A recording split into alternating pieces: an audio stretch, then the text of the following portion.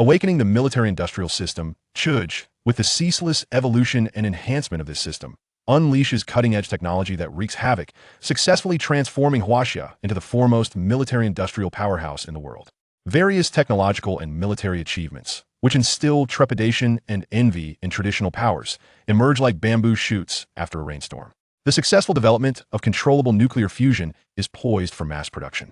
The development of the light Prism defense tower has also reached success and is ready for mass production. The artificial intelligence mecha has been successfully developed and is set for mass production. The Aerospace mothership has been successfully developed and is preparing for mass production.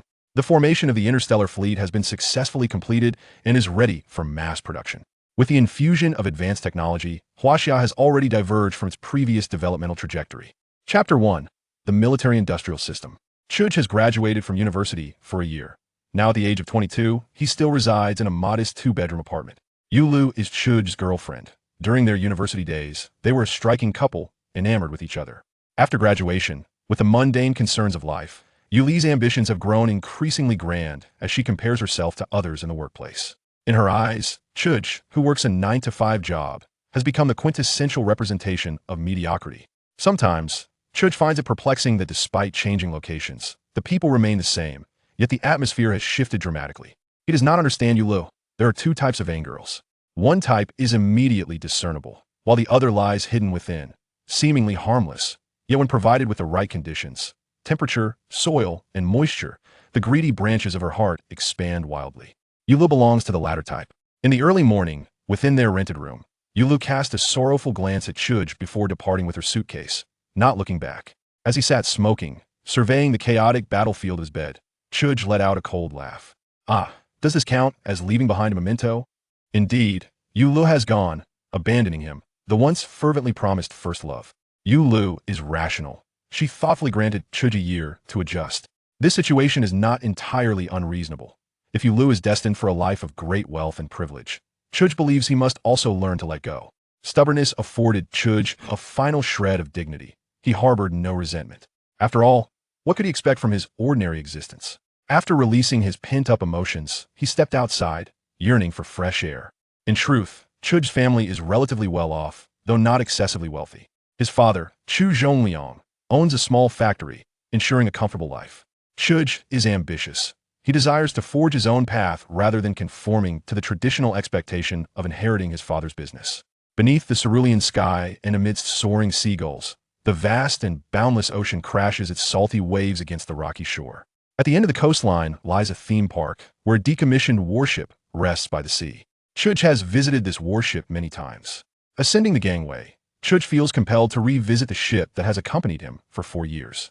This visit serves as a farewell. Given that it is a weekday, there are few visitors, allowing Chu Ge to navigate effortlessly to his favorite spot beneath the ship's cannon, where he pauses to admire its formidable presence. How magnificent you must have been in your prime, a hero now in decline.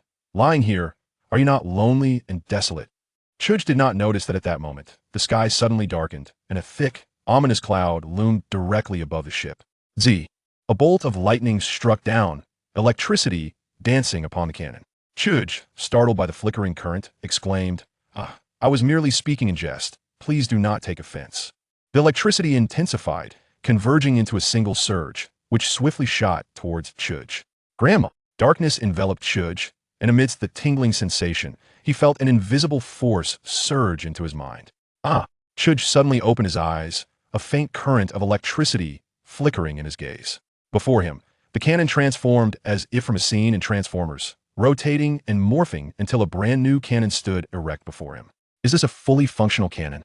Chu Ge recognized its significance. The decommissioned warship had been developed by Huaxia decades ago when the nation was impoverished and its navy was in dire straits due to inadequate equipment. This 130mm caliber dual-barrel cannon originally served as a coastal defense artillery piece, but through the diligent research of the previous generation of experts, it was ultimately mounted onto a warship. The cannon, now conjured by Chu Ge, was entirely transformed, featuring an automated ammunition supply system, a stealthy retractable turret, and a remarkably faster firing rate. Congratulations, host, on acquiring the entry-level military-industrial system. As a first-day reward, the upgrade scheme for the cannon before you has been issued. Activation of the military-industrial system upgrade requires specific military-industrial settings. Best of luck, host. Have I awakened a system as well?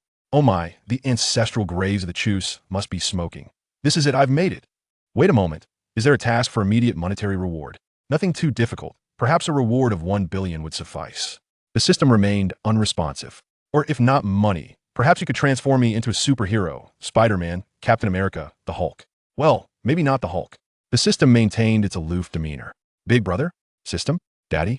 Chu Ge felt a whirlwind of confusion. The system had appeared abruptly and vanished just as decisively. Thankfully, it was better than nothing. I need to contemplate this thoroughly. Reluctantly glancing back at the cannon, Chu Ge turned to leave. Strolling along the beach, Chu Ge felt elated by the emergence of the system. The gloom that had clouded his heart dissipated entirely. First, I will set a modest goal, 1 billion, and then.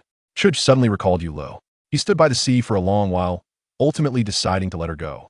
The premise for rekindling a broken relationship is that the values of both parties must align closely. A peaceful separation like that of Chu Ge and Yu Lo is often the most irretrievable of circumstances.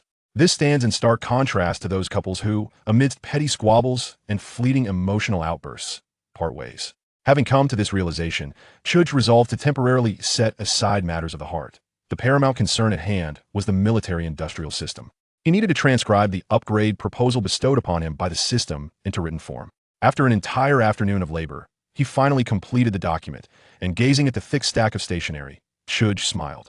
Perhaps the blueprints contained within would pave a grand path for him. With the letter finalized, Chu Ge began to contemplate how to ensure it reached its intended recipient. Eureka! The Yanqing Weapons Research Institute. They are engaged in this very field and are unlikely to be ignorant of its significance. A quick search confirmed that there indeed exists a mailing address. Chu Ge carefully placed the letter into an envelope and, after verifying the address, hurried off to the post office. At the entrance of the post office, Chu Ge let out a long sigh of relief and gazed up at the sky, exclaiming, "Heavenly Father, the rest is in your hands." A sleepless night ensued. The following day, Chu Ge awoke without having eaten, squeezed onto a bus, and rushed to work, determined to avoid reprimand from his superior for tardiness. Chu Ge worked as a real estate agent, a position devoid of technical complexity. Initially, he had merely sought a temporary occupation until a more suitable opportunity arose, but unexpectedly, fueled by his relentless determination, he achieved commendable results. In this line of work, high performance translates to lucrative rewards. No one would shun financial gain. Thus, Chu Ge continued in this role for over a year. However, good fortune was fleeting. Following the turn of the year, the government began regulating the real estate market, plunging it into a chilling downturn and severely impacting Chu Ge's performance. With the loss of his high salary and his girlfriend, reflecting on these matters caused Chu Ge to feel a pang of self-pity. The research institute is in the capital, Yanqing, over 1,000 kilometers away. It seems I shall not reach it today. What an ordeal! Chu Ge, what are you daydreaming about? Chu Ge looked up to find Su Hui standing before him, her brows furrowed. Meditating. Has the art of fabricating excuses become too burdensome? While it's true that everyone is facing hardships, one must learn to adapt. There are opportunities that you ought to seize. Do not maintain an air of moral superiority, for in this society, the path to success lies in securing bonuses and high salaries. Su Hui launched into a tirade. As the store manager, her earnings were tied to performance. It was imperative for her to maximize bonuses through the output of Chu Ge and his colleagues, necessitating various dubious means to procure properties or cherry-pick advantageous sales, often resorting to opaque contracts. Chu Ge never played along with her schemes. He understood the significance of a home to ordinary individuals, representing the culmination of generations of hard-earned savings. He was unwilling to compromise his integrity for a mere few thousand yuan. Yet, in today's society, where greed drives men to their demise and hunger leads birds to their downfall, it was understandable that Su Hui looked down upon him. By the end of this month, Chu Ge, if you continue in this manner, you may as well leave. Your lofty ideals do not suit our modest establishment. With that, Su Hui tossed her parting shot and sauntered away. Chu Ge shook his head in resignation. In Yanqing, at the Huaxia Weapons Research Institute, Wang Yun scrutinized the letter with a furrowed brow. Her substantial military uniform could not conceal her feminine curves. A striking female officer, she served as a clerk at the Military Research Institute. Yet this letter eluded her comprehension. Upgrade proposal for naval artillery systems. One would reasonably question how such a specialized document could be casually placed in an envelope for mailing. A passionate youth among the populace? Could it be a frivolous endeavor? After much hesitation, Wang Yun decided to burden her superiors with this matter.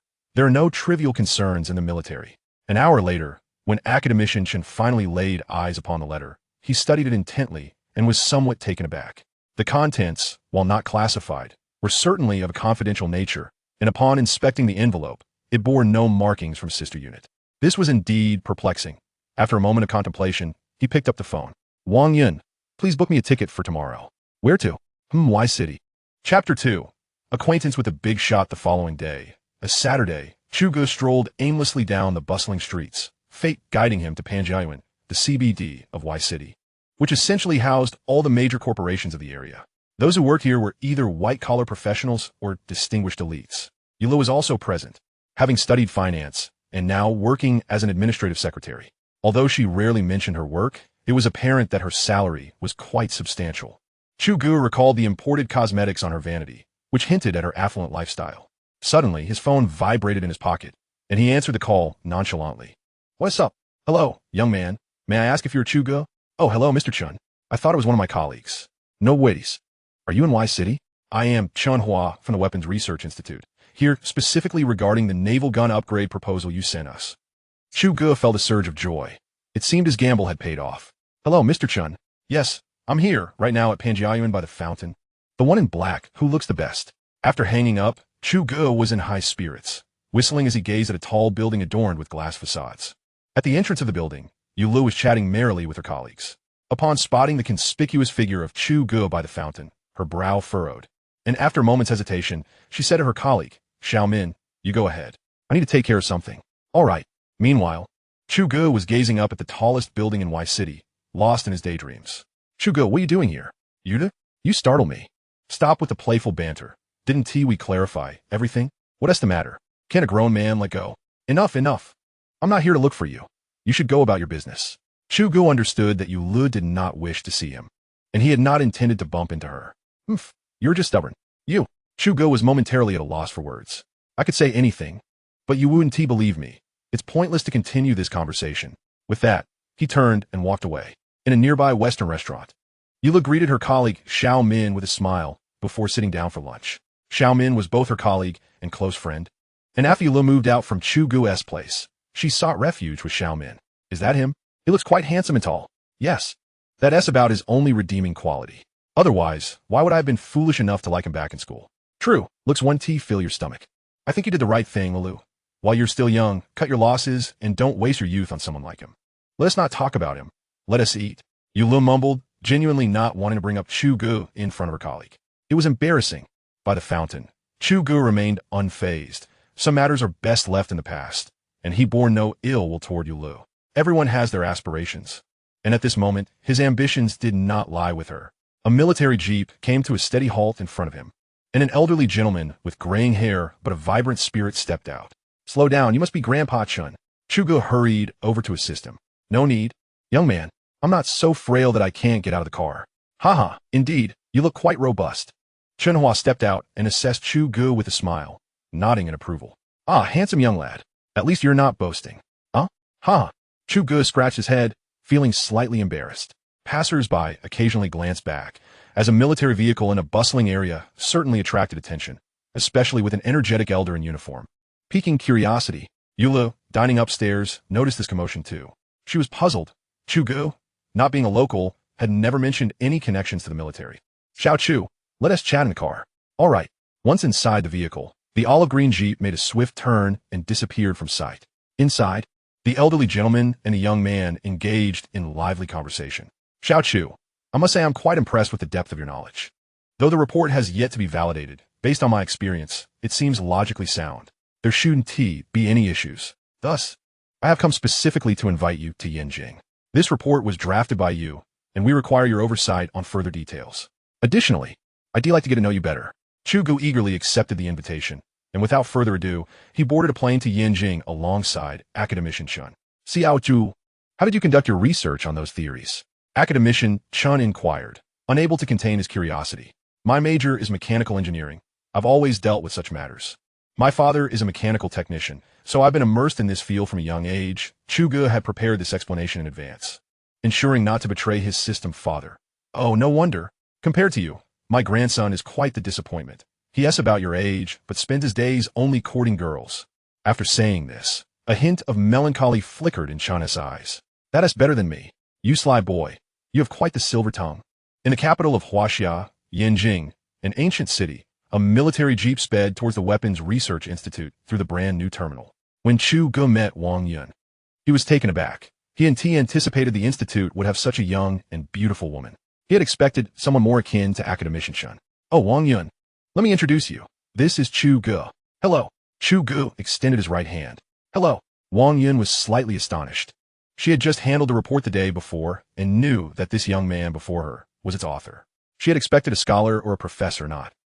After a brief respite, Chu Ge accompanied Academician Chen to the conference room. They were eager to validate certain elements. The conference room was spacious, already filled with a multitude of individuals. Upon entering, Chu Ge found a corner and seated himself, while Academician Chen smiled and made his way to the podium without hindrance. Meanwhile, Wang Yun distributed materials, revealing the very research report authored by Chu Ge. Before we begin, I must state that today's meeting is confidential. The materials in your hands are for circulation only. No photographs or removal from this room are permitted. Academician Chen's demeanor was serious. Now, this document pertains to the upgrade proposal for the naval gun system. All you are experts in related fields. Please review and share your thoughts. Half an hour later, a chorus of yes echoed, and everyone began to meticulously read the documents in hand. Many exchanged glances, astonishment evident on their faces. Chu Ge, feeling somewhat idle, surveyed the room, the contents of the report already etched in his mind. Wang Yun was pouring water for the scholars and experts, not forgetting to offer a glass to Chu Ge as well, her graceful figure flitting before him. After a while, a middle-aged man resembling a scholar raised his head, incredulously asking Academician Chun Lao, who authored this report. The mechanical foundation is quite solid, and there are some innovations as well. I believe the feasibility is very high. What do the rest of you think? Came a unified response from the crowd. Good. Academician Chun smiled and beckoned Chu Ge over, who hurriedly approached. Chu Ge, let everyone meet you. The research report they hold in their hands is your handiwork. Hello, uncles and grandfathers. Chu Ge greeted warmly. Is this a joke? Did you hire a ghostwriter? This kid looks no older than 20. Incredible, simply incredible. Huaxia truly has an abundance of talent. The room erupted into a lively chatter, resembling a bustling marketplace. Silence. Since everyone recognizes this report, I hereby announce the immediate establishment of a research group for the new naval gun system, with myself as the group leader and Chu Ge as the deputy leader. The members are as follows. Once Academician Chen made his decision, the attendees complied, readily agreeing. After the conclusion of the meeting, the attendees cast curious glances at Chu Ge, their expressions a blend of intrigue, skepticism, and, predominantly, admiration and encouragement. Once everyone had departed, an elderly gentleman approached Academician Chen. Old Chen, is this truly the decision you've made? Isn't it a bit premature? Old Huang, do you still doubt my judgment? This young man poses no issues. As for his background, I've already arranged for an investigation. That's reassuring. The Research Institute provided accommodations, and Academician Chen accorded Chu Ge the utmost privileges, even organizing a banquet in his honor that evening, causing a sensation throughout the institute as news of the arrival of an extraordinary talent spread. Is spring finally arriving for me? Not yet. We mustn't be reckless. We must first validate through experimentation to ensure stability.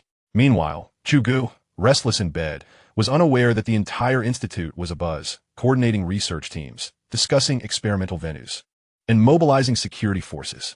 Chapter 3. Dilraba Dilmarat and the Nuclear Fusion Device. The following day, an urgent knocking at the door roused Chu Ge from his slumber. He leapt from his bed, not bothering to put on trousers before opening the door, only to be met by the sight of Wang Yun, leaving him feeling sheepish. Wang Yun blushed immediately, turning away. There's a bit of a problem at the testing facility that I'd like to consult you about. Academician Chen has asked you to come over. With that, she hurried away. Wait, are you shy? At the Weapons Research Institute's laboratory, Chen greeted Chu Ge from afar. Young Chu, I have splendid news.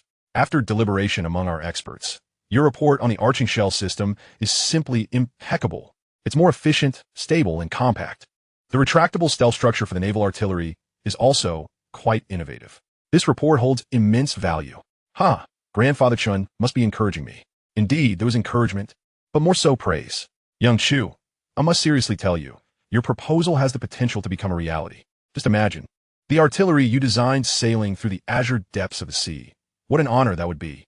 Chu Ge scratched his head, feeling a tad bashful. By the way, old Chun, I heard from Wang Yun that you wanted to discuss some difficulties. Oh, indeed. We need you to supplement the data on the retractable turret structures. Minutes later, The issues were effortlessly resolved, a simple task for Chu Ge. Since he was there, he stayed with everyone, helping wherever there was uncertainty, becoming a mobile asset. By the end of the day, Chu Ge felt his calves trembling from exhaustion. But his efforts bore fruit as he earned the complete trust of the experts and senior engineers. No one would question the origin of that report anymore. Especially not the esteemed academicians who regarded Chu Ge with increasing fondness, akin to a mother-in-law's growing affection for her son-in-law, privately competing among themselves. This young man is a rare talent. If he becomes someone's protege, with just a little guidance, he will undoubtedly surpass his predecessors. After a week of intensive operations, the plan was swiftly put into action with the main subsystems nearly ready. All that remained was assembly, followed by transportation to the testing ground for live-fire trials. 3 days later, Chu Ge accompanied Academician Chun to Ji City in the west, home to the largest weapons testing base in China, where new military technologies for land, sea, and air were birthed. Chu Ge could hardly contain his excitement at the prospect of being there. At the weapons testing base, the thrill was palpable. As the airplane took off, Chu Ge savored the rare experience of sitting in business class, stretching out comfortably. "Excuse me, could you please move?" A gentle voice sent shivers down his spine. A tall girl entered, her long, flowing hair and subtle fragrance captivating. Her delicate features were partially obscured by oversized sunglasses, leading Chu Ge to suspect she was a stunning beauty. "Hey, have we met? You seem so familiar," he said, genuinely puzzled. "Sorry, I don't think we know each other," she replied curtly.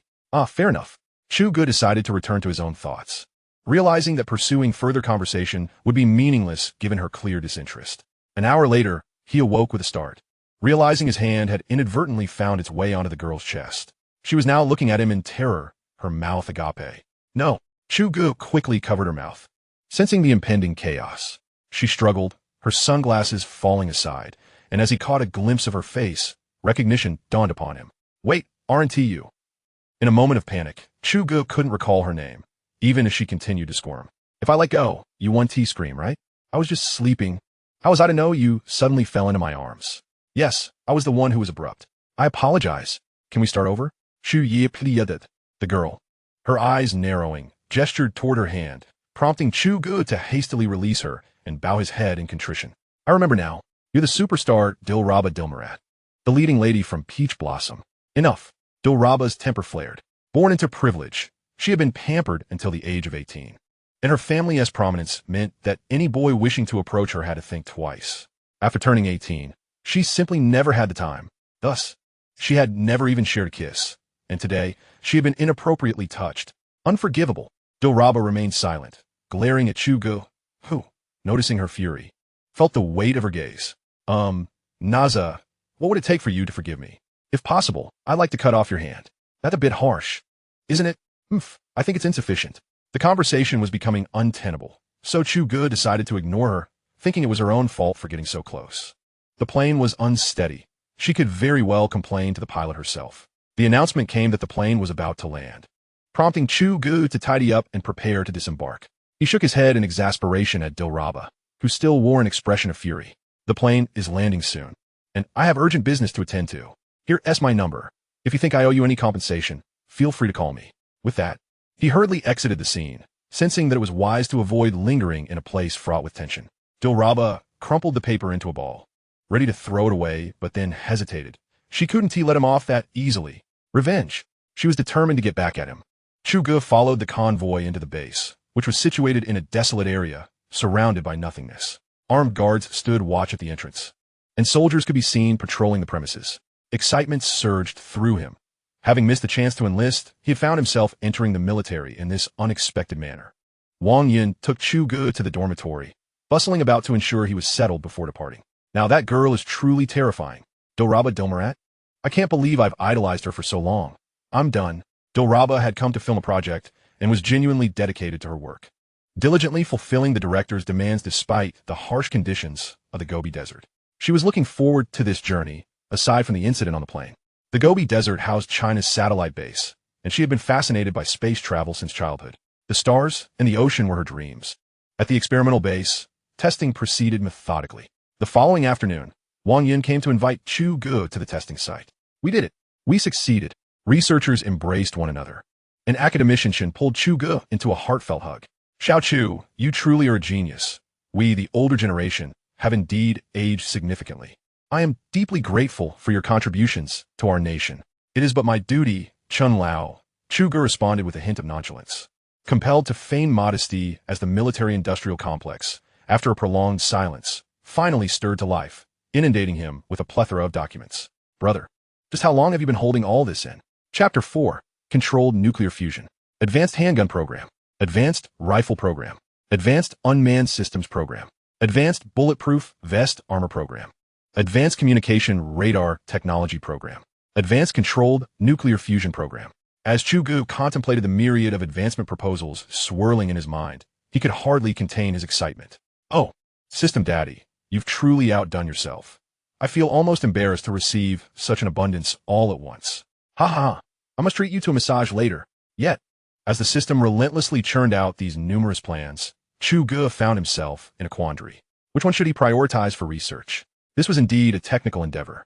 System Recommendation. Controlled Nuclear Fusion. The small-scale nuclear fission advancement plan for controlled nuclear fusion could be applied in various civilian sectors, such as engines and power generation, serving as a cornerstone of high-tech innovation. If we are to embark on this journey, let us aim for the most formidable, Chu Ge resolved, believing that the creation of firearms paled in comparison to the monumental impact of this endeavor. Wait a moment, who just spoke? System Daddy? Father? Have you finally decided to speak?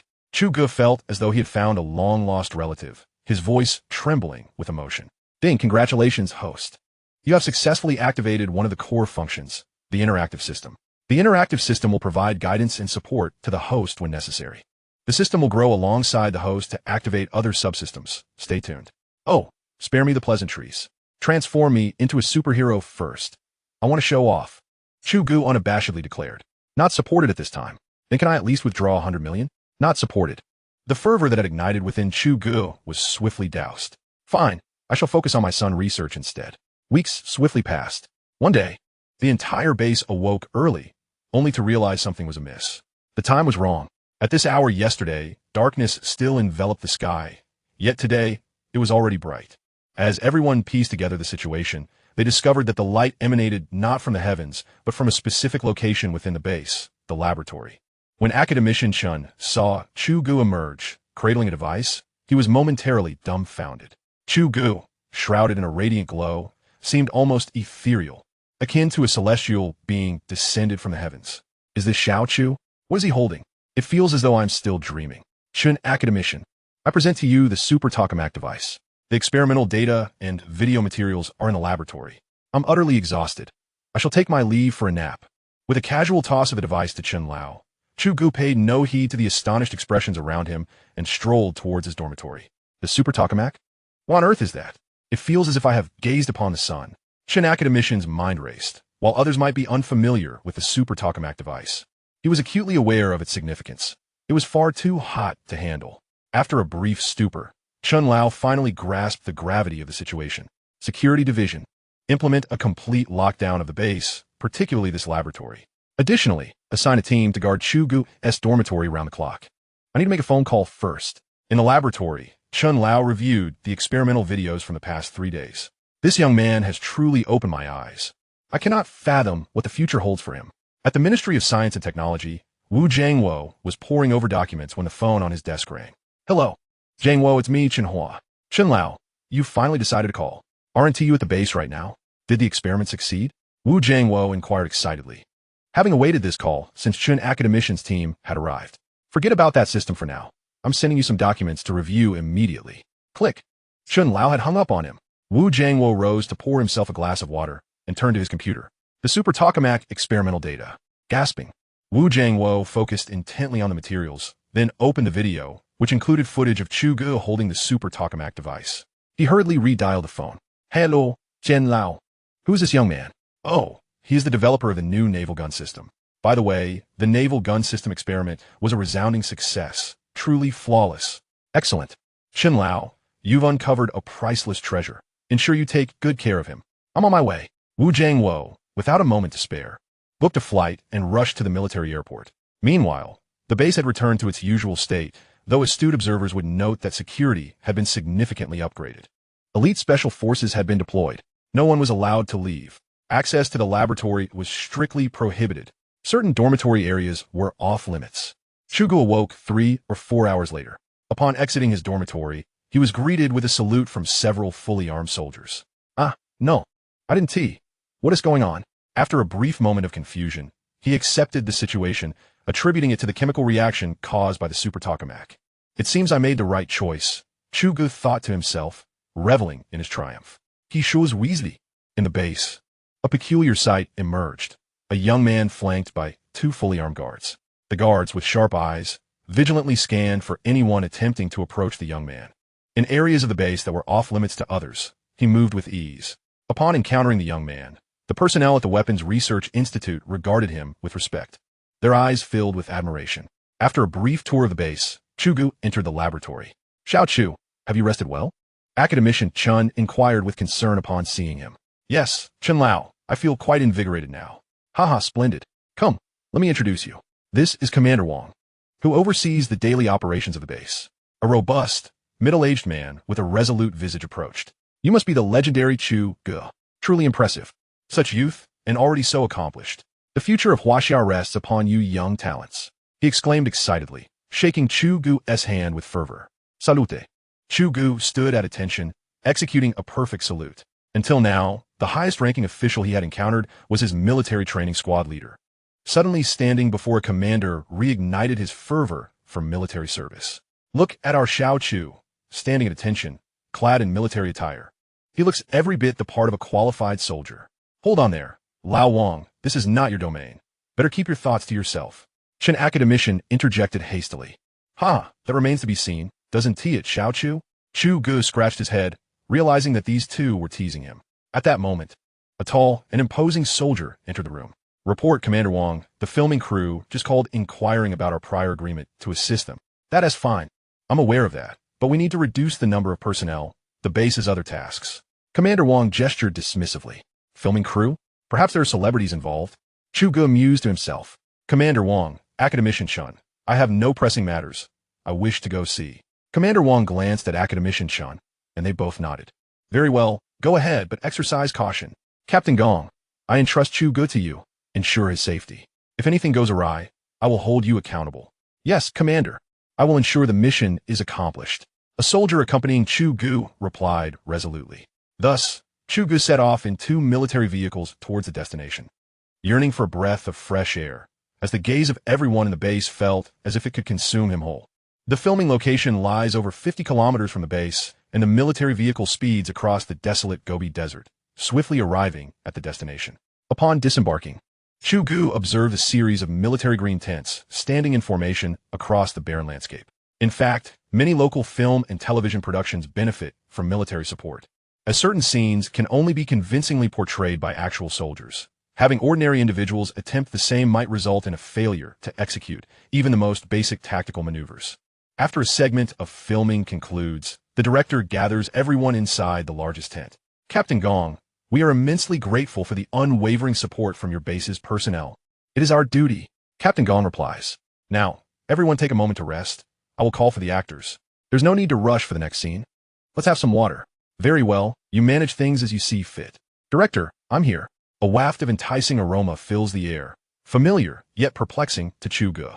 "Ah, Naza has arrived. Just in time for everyone to take a break. You young folks should get acquainted." Chu Ge turns to find Dilraba Dilmarat's gaze directed at him. "You? It's you, you rascal," Dilraba exclaims, her demeanor akin to that of an irate cat, baring her teeth. "Miss, please mind your language. If you continue to be disrespectful to the commander, I shall have no choice but to respond accordingly." Captain Gong interjects, positioning himself protectively in front of Chu Ge. "This, Commander?" Dilraba inquires, astonishment etched on her face. "How could it be? He looks so young." "Commander, my heavens, recalling the incident on the plane is utterly mortifying." Stunned into silence, her complexion fluctuates between pale and flushed. It's all right, Chu Ge reassures. "I am indeed acquainted with the illustrious Dilraba Dilmarat. There must be some misunderstanding, haha." Observing Dilraba's awkward expression, he steps in to diffuse the tension. "See, I told you. Come, everyone have a seat." Director G encourages them to settle down. The two engage in quiet conversation, punctuated by occasional laughter. Dilraba watches Chu Ge, her heart swirling with curiosity. Who is this person? Perhaps he possesses some hidden background? In truth, after that day, Dilraba reflected on the circumstances, largely dismissing the notion that Chu Ge was a rogue. It was merely that she had lost her balance due to turbulence while rising and inadvertently fell into him. As she observes him conversing amiably with Director G, Dilraba's emotions are a tumultuous mix. Chu Ge, seizing the moment, approaches her from behind. Ahem, superstar, let's reintroduce ourselves. I am Chu Ge, the one surrounded by chaos. Oomph. And now you recognize who I am? I recall someone on the plane who couldn't remember me for the life of him. That was merely a moment of excitement.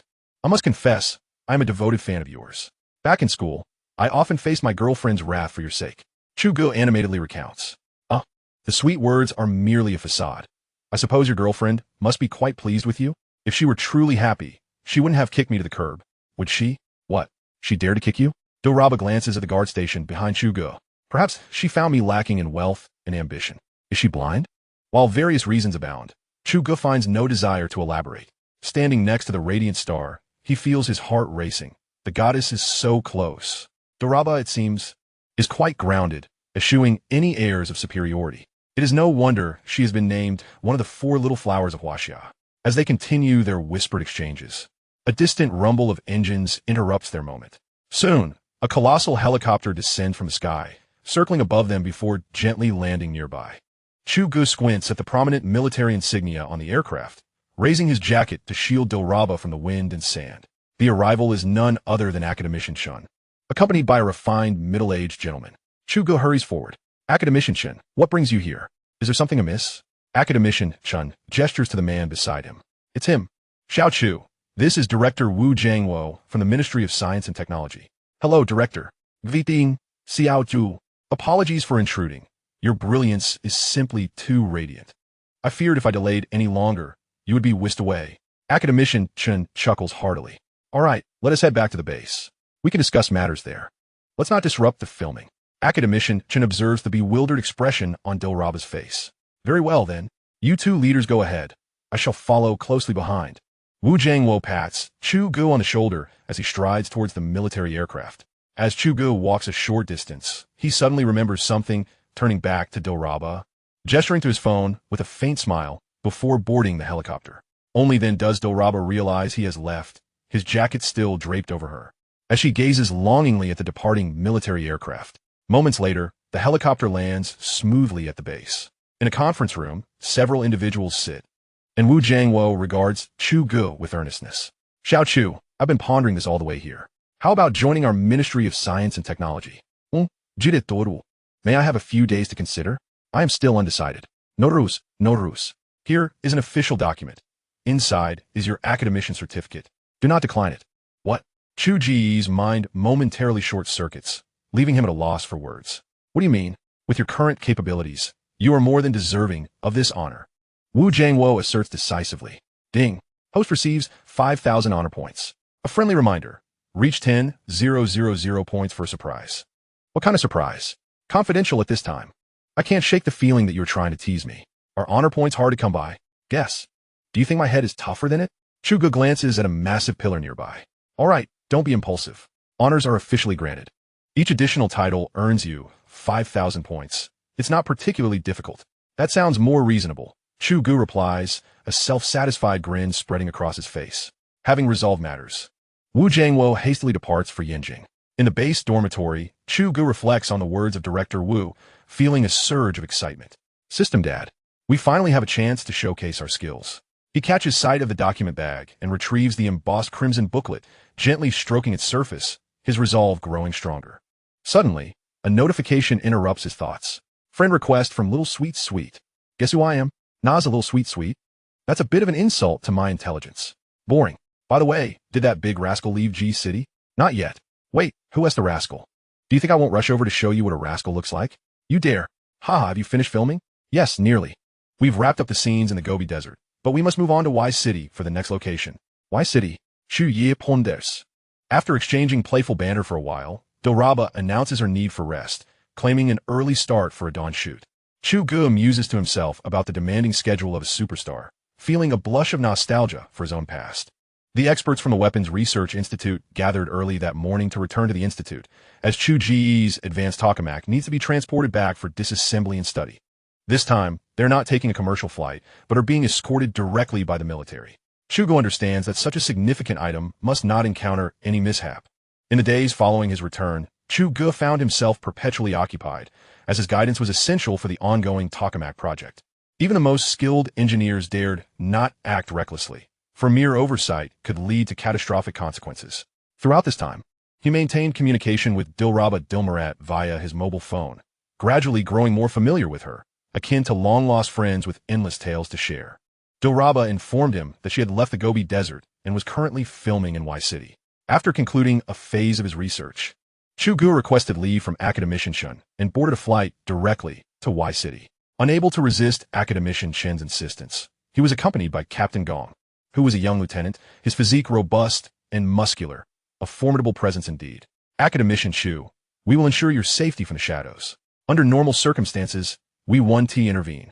You need not worry, Captain Gong assured, seemingly perceptive of Chu Ge's discomfort. I appreciate your concern, but I truly feel it is unnecessary. It is necessary. Some individuals are destined for greatness from birth. Your current stature commands our utmost respect.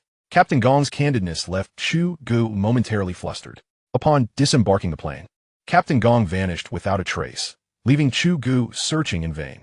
A dragon seen, but not caught, he mused inwardly. Starlet, I have arrived. Be prepared for a treat. You truly came? Just to see me? You're overthinking it. I'm merely in Y City for academic pursuits. And I thought I would tidy up some matters while visiting you. Chu Ge emphasized the word tidy with exaggerated clarity. I knew you lacked that sentiment. Well, considering the effort it took for you to travel, I shall graciously accompany you for a meal. Such is the favor of the goddess. Chapter 6. The Impact from Dilraba Dilmarat. Beside Dilraba, her manager, Sister Lee, observed her infatuated demeanor and pondered. Could it be that Dilraba has fallen in love? I must swiftly prepare for public relations. In the evening, at Y City's largest and most opulent Western restaurant, Chu Ge sat with a composed demeanor. He arrived early, for it was acceptable for him to wait on the girl, but allowing her to wait would be disastrous. This restaurant was familiar to Chu Ge. He had passed by it with Eula several times, but had never deemed it worth entering, as it exceeded the financial means of students like them. Gazing out at the twinkling neon lights, he shook his head. Past memories are too painful to recall. Inside the envelope Director Wu had given him, alongside his appointment letter, was a bank card containing a staggering 50 million. To Chu Ge, this sum was indeed substantial, yet he merely glanced at it, feeling little more than a ripple in his heart.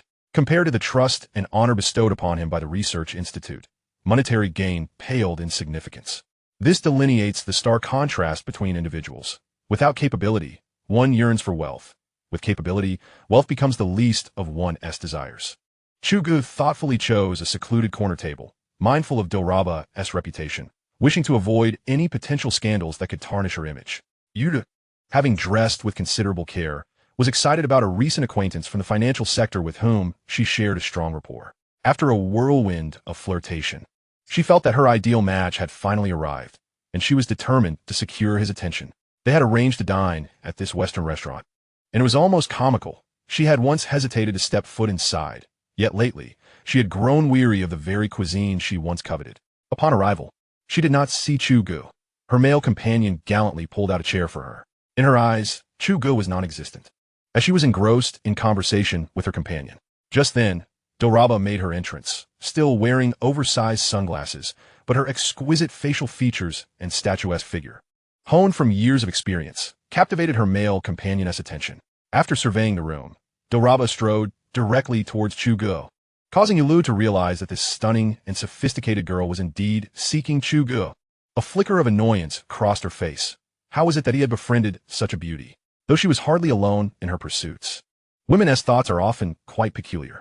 Throughout the meal, Yulu couldn't help but glance towards Chu Ge's table, where he and Dilraba appeared to be enjoying themselves immensely. By the way, you haven't revealed your identity yet. Why do they call you Commander? Dilraba inquired, her large eyes sparkling with curiosity. That is for now a secret. I shall disclose it when the time is right, he replied playfully. I'm not interested. Don't flatter yourself, she teased, but you certainly have your secrets. Chu Ge, distracted, let slip a comment regarding Dilraba's appearance, which she had dressed in a pristine white naval shirt, accentuating her delicate neck and defined collarbone. Dare you mention that matter again? She laughed, just as her phone rang obnoxiously. Dilraba stuck out her tongue at Chu Ge and skipped off to answer the call. Meanwhile, Yulu's male companion excused himself to the restroom, and unable to resist, she approached Chu Ge. It's been months. I see you have a new girlfriend? She ventured. What, are you everywhere I go? Chu Ge replied, sommevat irket. You'd actually enter a restaurant like this? I hope it's not the lady treating. I have no time for you. Chu Ge, do not presume to reach beyond your means. Just because you think you're handsome doesn't mean you can have anything you desire. What I wish to eat is none of your concern. It is, lest you find yourself regretting dental work later on. It's better to break a tooth than to be a freeloader like some people. Dilraba's timely arrival delivered a decisive blow. Yulu shot a glance at her, sneering, and prepared to leave. Don't rush off. Let us chat a little more. I have nothing to say to you. Then perhaps refrain from being petty in the future. Oh, and Chu Ge doesn't need to worry about his teeth. I think he is quite presentable. Dilraba tossed her hair back and removed her sunglasses, revealing her exquisitely sculpted features. Yulu glanced at her, momentarily dumbfounded, as if she had seen a ghost in broad daylight, her mouth agape in disbelief. You are the Dilraba Dilmarat? Indeed. How could you two possibly be together? Dilraba approached Chu Ge, leaned down, and gently kissed his forehead. What do you think? After a prolonged silence, Yulu turned and mechanically walked away, speechless. Chu Ge hurriedly gestured for Dilraba to sit down. Indeed, one of the 4 flower goddesses, her acting prowess was remarkable. He had felt like an audience member throughout this encounter. Lucky you. Is this your oblivious ex-girlfriend? Ha! Women's intuition is terrifying. So, does that count as a form of revenge for you? Dilraba blinked her large eyes. Well, it suffices. Your friendship is not in vain, Chu Ge replied sincerely, relishing the sight of Yulu's discomfort. Then it's settled. You're treating for this meal. Dilraba grinned mischievously and began to indulge herself. The dinner stretched on for quite some time, and when Chu Ge finally looked up, Yulu had already left, probably feeling displeased after witnessing his good fortune. Inside the car, Yulu remained silent. Zhang Yidong, driving, did not inquire further. In his worldview, there was no such thing as a simp, as he believed himself to be more than adequate. I just saw Dilraba Dilmarat, Yulu finally exclaimed, unable to contain her excitement. Who? Which one? Who else could it be? Is it her? He remembered the powerful aura she exuded. Had I known, I should have introduced myself. For me, beauty is abundant, but I know her family is quite formidable. Stealing a glance at Yulu, Zhang Yidong felt a pang of regret. At the Western restaurant, the two were well fed and satisfied. Are you in a hurry to return? Chu Ge inquired of Dilraba. Not particularly. I'm in no rush. The starlet neither confirmed nor denied her urgency. Then shall we catch a movie? Sure. Descending the stairs, Dilraba Dilmarat tossed the car keys to Chu Ge and eagerly took her place in the passenger seat. Chu Ge cast a quick glance and noticed a fiery red Panamera parked by the roadside. Although he possessed a driver's license acquired during his university days, he had always been without a vehicle. Skillfully shifting gears, he pressed the accelerator and deftly maneuvered the steering wheel, propelling the Panamera forward like a wild stallion. Its crimson tail lights fading into the horizon. Dilraba, donning a black mask, nestled behind Chu Ge, resembling a little chick trailing after its mother, mirroring her every step. Look at that girl. Doesn't she seem familiar? One bystander remarked. Which one? Another inquired. The one in the black mask. Ah, I remember now. She resembles Dilraba Dilmarat. Is that for real? Let's go check it out. While Chu Ge and his companion were engrossed in selecting a movie, they remained oblivious to a few suspicious onlookers inching closer. In the distance, several pairs of eyes fixated on those approaching Chu Ge. Captain, should we take action? One asked. Wait a moment. A voice replied. Dilraba. Ha, it's really you, oh my goddess. A man exclaimed, pointing at Yuming. The crowd began to stir. It was evident that any young person claiming ignorance of Dilraba was indeed out of touch with reality. Quickly, Dilraba sought refuge in Chu Ge's embrace, ignoring the commotion around them, and whispered in his ear, we must leave at once. The movie is no longer an option, while the crowd is still manageable. We should make our exit before it becomes difficult. Understood. Chu Ge shielded Dilraba as they made their way outside, but the crowd was relentless, snapping photos and even tugging at Chu Ge. At that moment, several burly men emerged from the shadows, forcefully creating space between Chu Ge and the throng of fans. Pushing the crowd back, the pressure on Chu Ge lessened significantly. Go ahead, we'll follow shortly, the captain instructed in a low voice. Thank you for your assistance. Please ensure they are unharmed. They are likely all fans, Chu Ge added. Understood. Who are you? Bodyguards, I presume? Be careful. I'm recording everything. One onlooker challenged. A few guards approached swiftly, seizing the phones with practiced ease, and sternly commanded, Delete all videos and images immediately, or you will bear the consequences. Imposing. Chu Ge and Dilraba swiftly slipped into the car, exchanging breathless laughter. In a luxurious villa, Sisterly was scrolling through Weibo. Dilraba Dilmarat caught on late-night date with mysterious man. Bodyguards engage in brawl. She gasped, nearly dropping her tablet. Damn my 6th sense, she lamented, shaking her head in resignation as she grabbed her phone from the sofa. Little ancestor, were you causing a ruckus? Just on my way back. All right, we'll talk when I return. Dilraba teased, sticking out her tongue at Chu Ge. Oh no, I'm going to get scolded by Sisterly. Woe is me. Chapter 7. A return to familiar grounds. Chu Ge seeks to purchase a villa. 2 minutes later, with a graceful flick of the tail, Chu Ge parked the car neatly at the villa's entrance. Safe and sound, he declared. I didn't expect your driving skills to be quite commendable. Esteemed sir, Dilraba teased. Ahem, please just call me by my name. That feels a bit awkward, he replied. By the way, taxis are hard to come by in this villa area. You take the car. Drive safely. Dilraba unconsciously began to consider Chu Ge's well-being. Isn't that a bit inappropriate? Chu Ge scratched his head, acknowledging the validity of her suggestion. Stop dithering. The villa belongs to my father, and there are several cars available. Even if you were to wreck it, he wouldn't notice. With a playful wink, Dilraba bounded into the villa, leaving no room for Chu Ge to hesitate.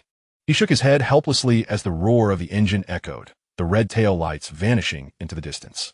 With the wind at his back, Chu Ge returned to his long-abandoned rental, tidying up before sprawling on the bed, drifting into dreams. Meanwhile, Dilraba and Sisterly were preoccupied with urgent matters, managing public relations, contacting support teams, and preparing for a press conference. When everything was ready, the team suddenly realized that the online posts had mysteriously vanished, leaving them wide-eyed in disbelief, feeling as though their efforts had been in vain. Did your acquaintance intervene? Sisterly quietly inquired, pulling Dilraba aside on the balcony. I'm not sure, perhaps. When we were discovered, it seemed there was some cleanup involved. Otherwise, we would still be stuck there. I didn't bring anyone today, she explained. Is he the one from the base? Yes, Dilraba admitted, her cheeks flushing, caught in a moment of vulnerability. Dilraba, it seems you may be developing feelings. Sisterly began to tease. No way. We simply get along well. It's not at that stage yet. Dilraba blushed profusely. All right, if it's nothing serious. That makes things easier. I'm exhausted. I need to wash up and sleep. Good night, she exclaimed, dashing upstairs as if escaping, fearing that further discussion would lead her to dig her own grave. Despite having never experienced romance, she found herself quite flustered by the notion. The following day dawned bright and beautiful. After waking naturally, Chu Ge busied himself cleaning the entire apartment, reflecting on the stories held within the small space. It was time for a change. Resolute, he grabbed a bag of bottles and jars and headed downstairs. At the real estate agency, Su Hui was experiencing a string of misfortunes. The sluggish property market had severely impacted her business, and the headquarters had reprimanded her repeatedly. She pondered how to preserve her livelihood. Rubbing her temples, she glanced up, only to see a familiar face entering the office.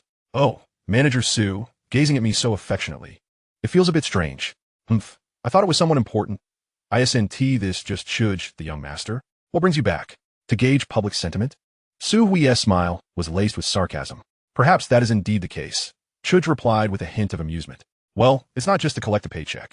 Let me tell you, Chu Ge, the company has a policy. 7 days of absence results in termination, with no pay. Can you count how many days you've been absent? Oh, I see. That does make sense, Chu Ge replied nonchalantly, as he hadn't come for the salary anyway. Not seeing you off? Just a little road for you. My esteemed senior, Su Hui retorted, not missing the chance to mock him on her way out.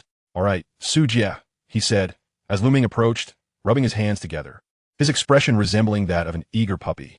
Come on, I'm not here for that small salary. I just wanted to inquire whether that villa in Huaxia has been sold. Chu Ge indeed had no intention of causing trouble. He recalled that villa district was the same as Dilraba's, with excellent environment and layout, teeming with the sounds of nature, and quietly nestled away from the bustling city. In Y City, which was particularly large, a decent villa could be had for around 5 million Chinese yuan, a sum Chu Ge could easily afford now. Our young master Chu Ge truly believes he is a distinguished gentleman, Su Hui remarked without lifting her gaze.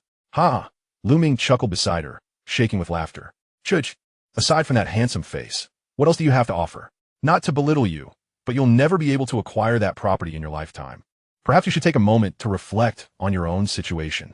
Exactly. Let us not embarrass ourselves here, young Master Chu Ge. Shall we? Chu Ge regarded the two with a bemused expression, opting to turn away and head to a neighboring agency. This was precisely the reaction he sought. The more they mocked him, the more satisfying his retaliation would be. Chu Ge, he is still not awake. He went next door. Maybe he took the wrong medicine today. One remarked. I think so. Huh. Just then, Chu Ge emerged from the side, accompanied by a group of people who greeted him with utmost respect, while several young individuals set off firecrackers in celebration. Let us go and see. Su Hui's expression shifted, sensing something was amiss. Mr. Chu Ge, thank you for considering us. I'll arrange for the contracts and keys to be delivered shortly. You can move in today. Please feel free to call me with any requests. Thank you for your assistance, he replied graciously. As Chu Ge walked, he spoke without casting a glance at Su Hui, swiftly disappearing in his Panamera. This car, is it his? Could he be so ostentatious as to rent one? Chu répondit.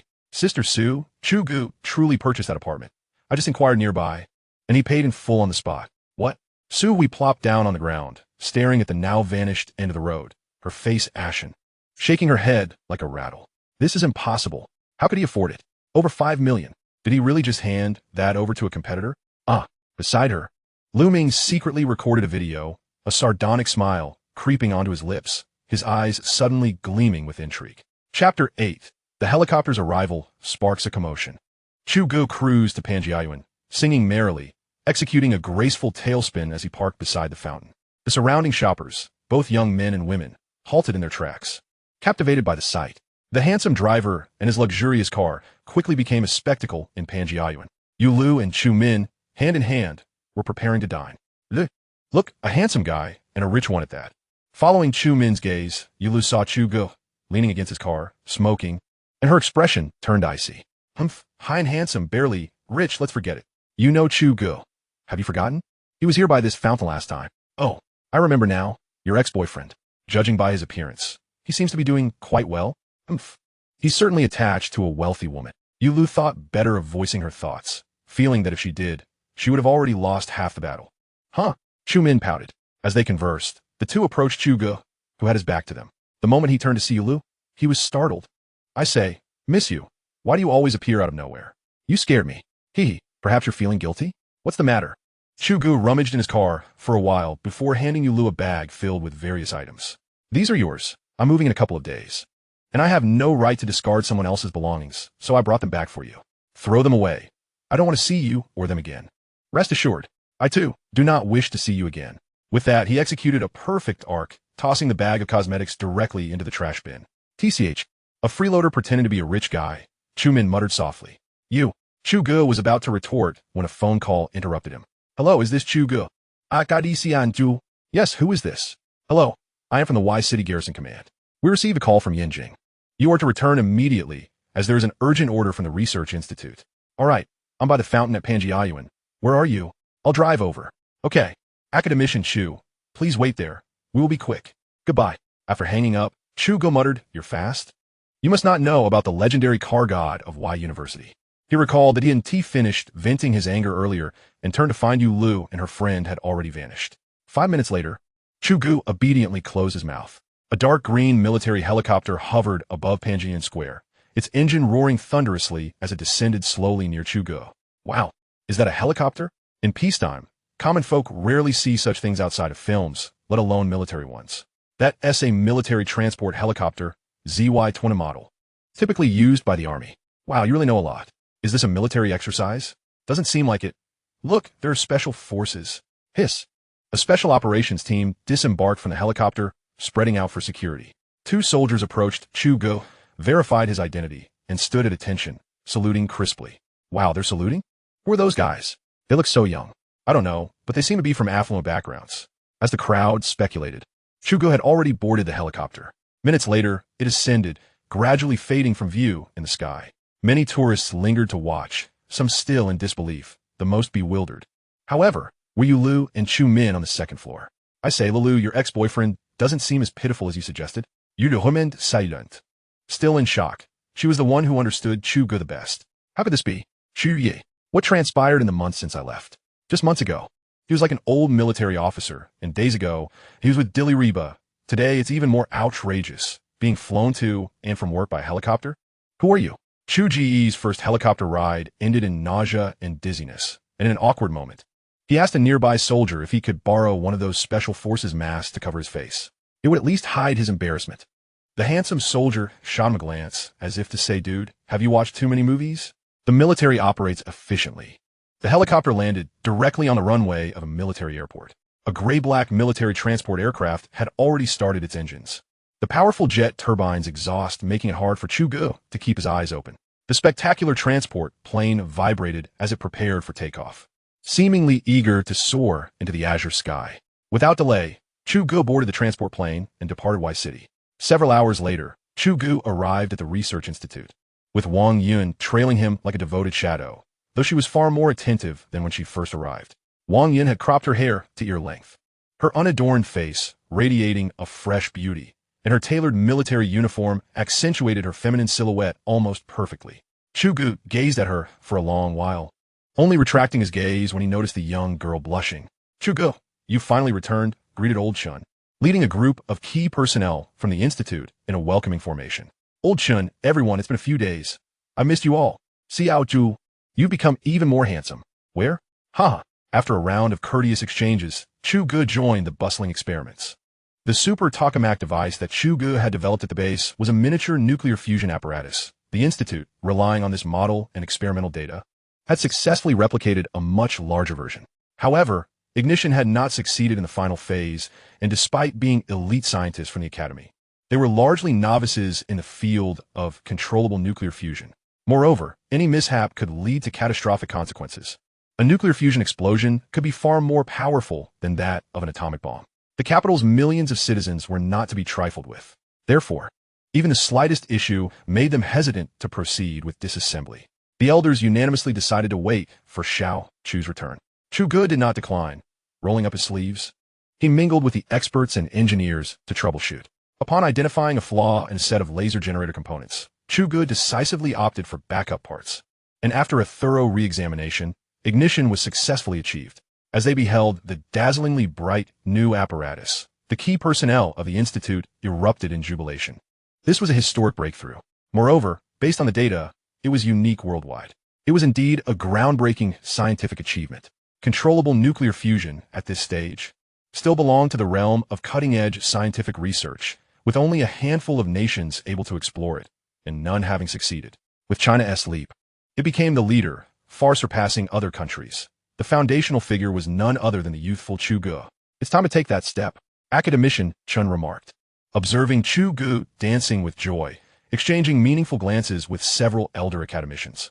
Are you referring to Xiao Chu's identity? Yes, we're getting old.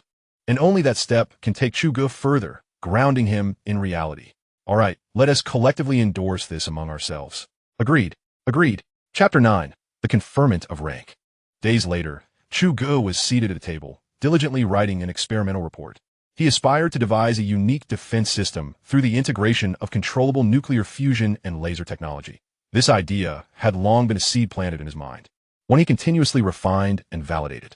Yet, he felt that something essential was still missing. It doesn't have to be so complicated. As long as the host's honor is satisfied, rewards will naturally follow. The system's voice interjected unexpectedly. It spoke with an air of simplicity, as if likening itself to a magical cat, claiming that whatever he desired could be provided.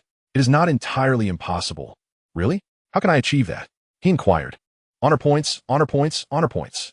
This was mere empty rhetoric. Did he think this was some easy endeavor? This was the illustrious land of Huaxia, after all. Xiao Chu, who are you talking to? Academician Chen entered, glancing around the empty room with a puzzled expression directed at Chu Ge.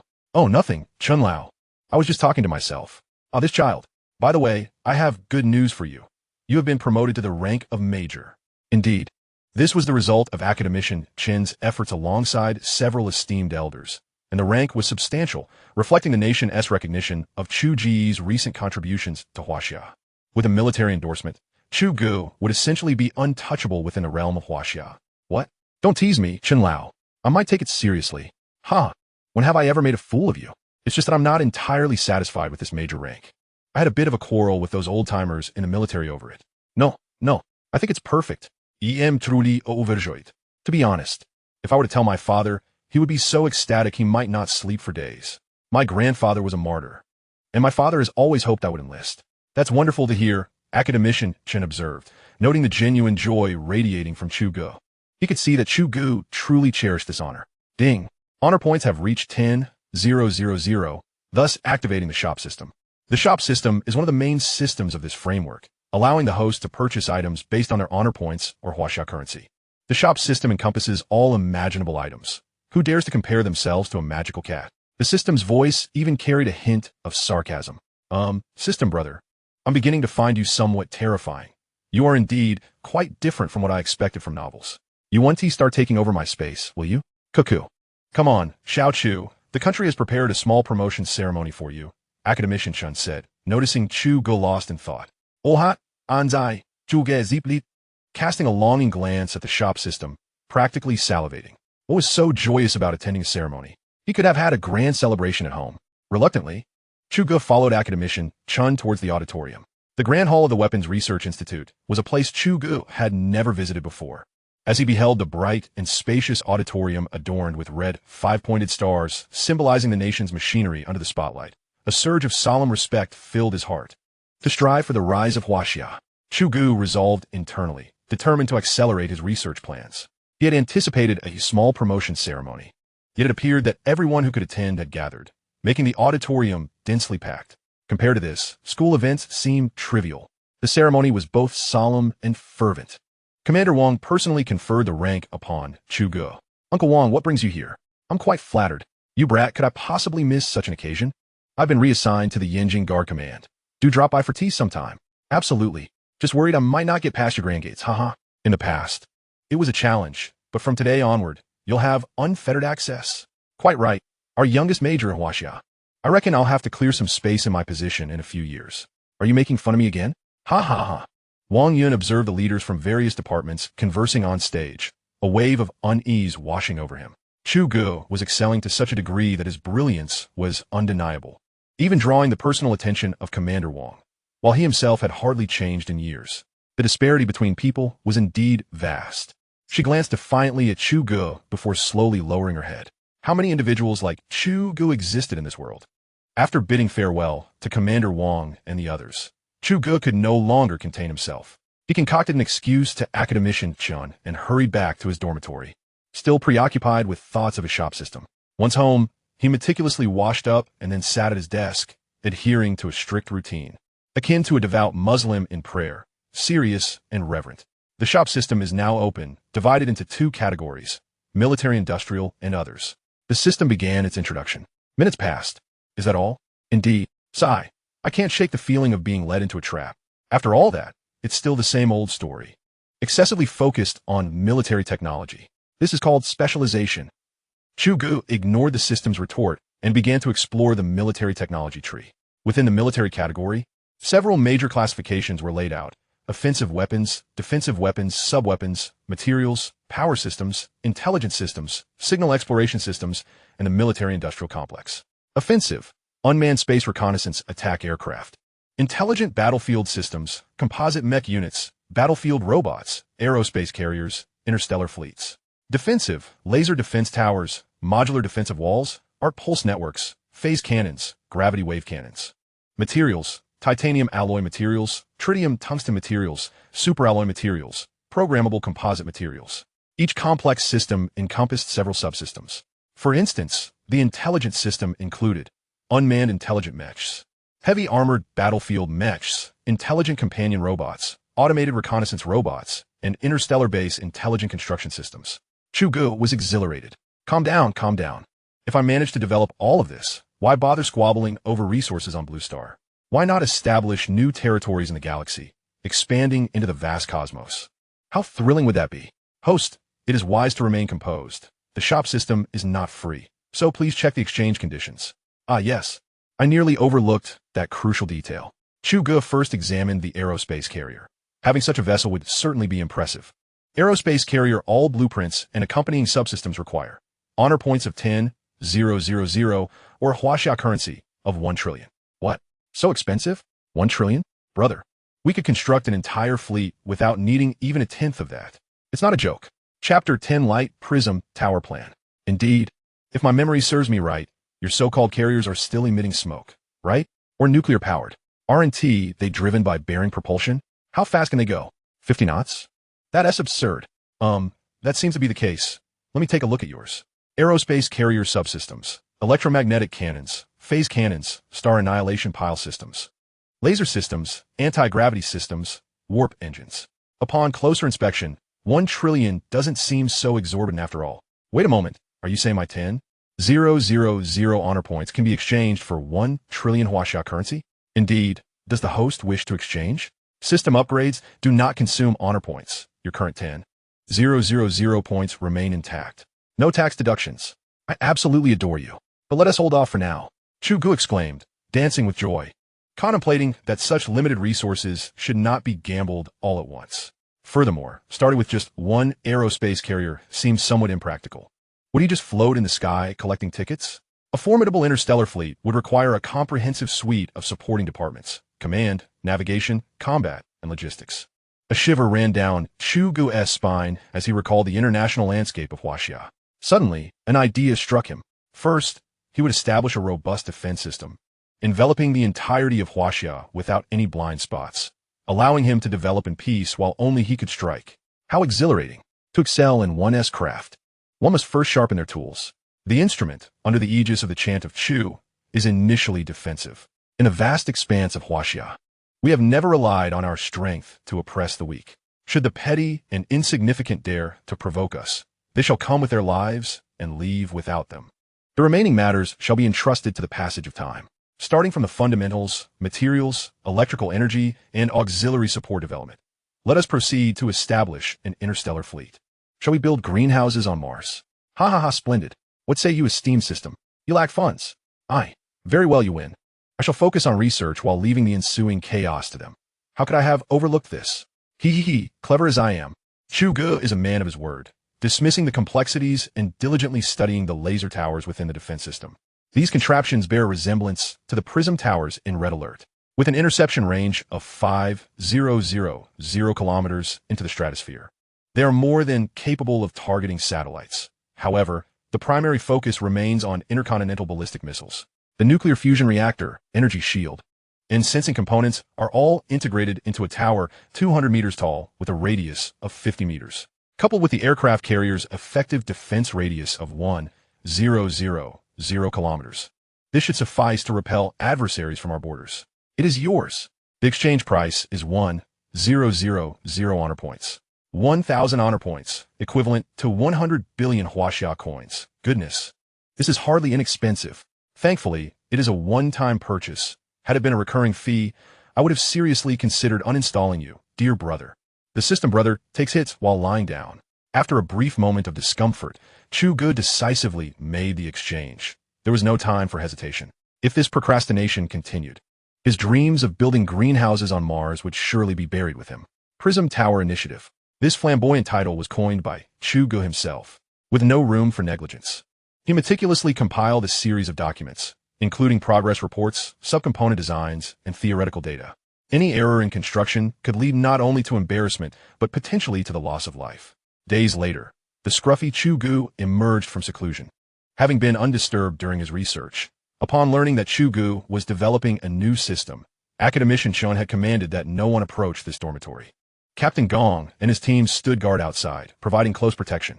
Wang Yin was also barred from entry, only permitted to deliver meals. A hefty dossier was handed to Academician, who glanced at the title Prism Tower Initiative before observing the haggard, bloodshot eyes of Chu Ge. Young Chu, have you penned a science fiction novel? Close enough. I'm off to catch up on sleep. You all conduct the research. I'm done. He was utterly exhausted. Although the system brother provided assistance, the complexity of his system surpassed his expectations. Searching through the technology tree had left his head throbbing. By the way, Academician Chu Ge, on his way out, turned back. The sensing system should be reserved for the final experiments. It can be applied in other fields. As for the Prism Tower, the existing radar detection technology is sufficient. We merely need to ensure compatibility and provide target indications. Regarding the energy section, utilizing controllable nuclear fusion technology poses no significant challenge. The most crucial part is the launch unit, which is the energy shield. This must be prioritized for feasibility analysis and tested separately. This approach will greatly enhance efficiency. Upon the successful experiment of the energy shield, arrangements for the surveying and construction teams will commence, ensuring a comprehensive layout devoid of blind spots. As this is your area of expertise, once the energy shield experiment succeeds, the military's missile defense system can be deactivated. In comparison to the Prism Tower, it is akin to a younger sibling, easily rendered inoperative by a wave of saturation attacks. The Prism Tower, on the other hand, will continuously drain their resources until they're left gasping for breath.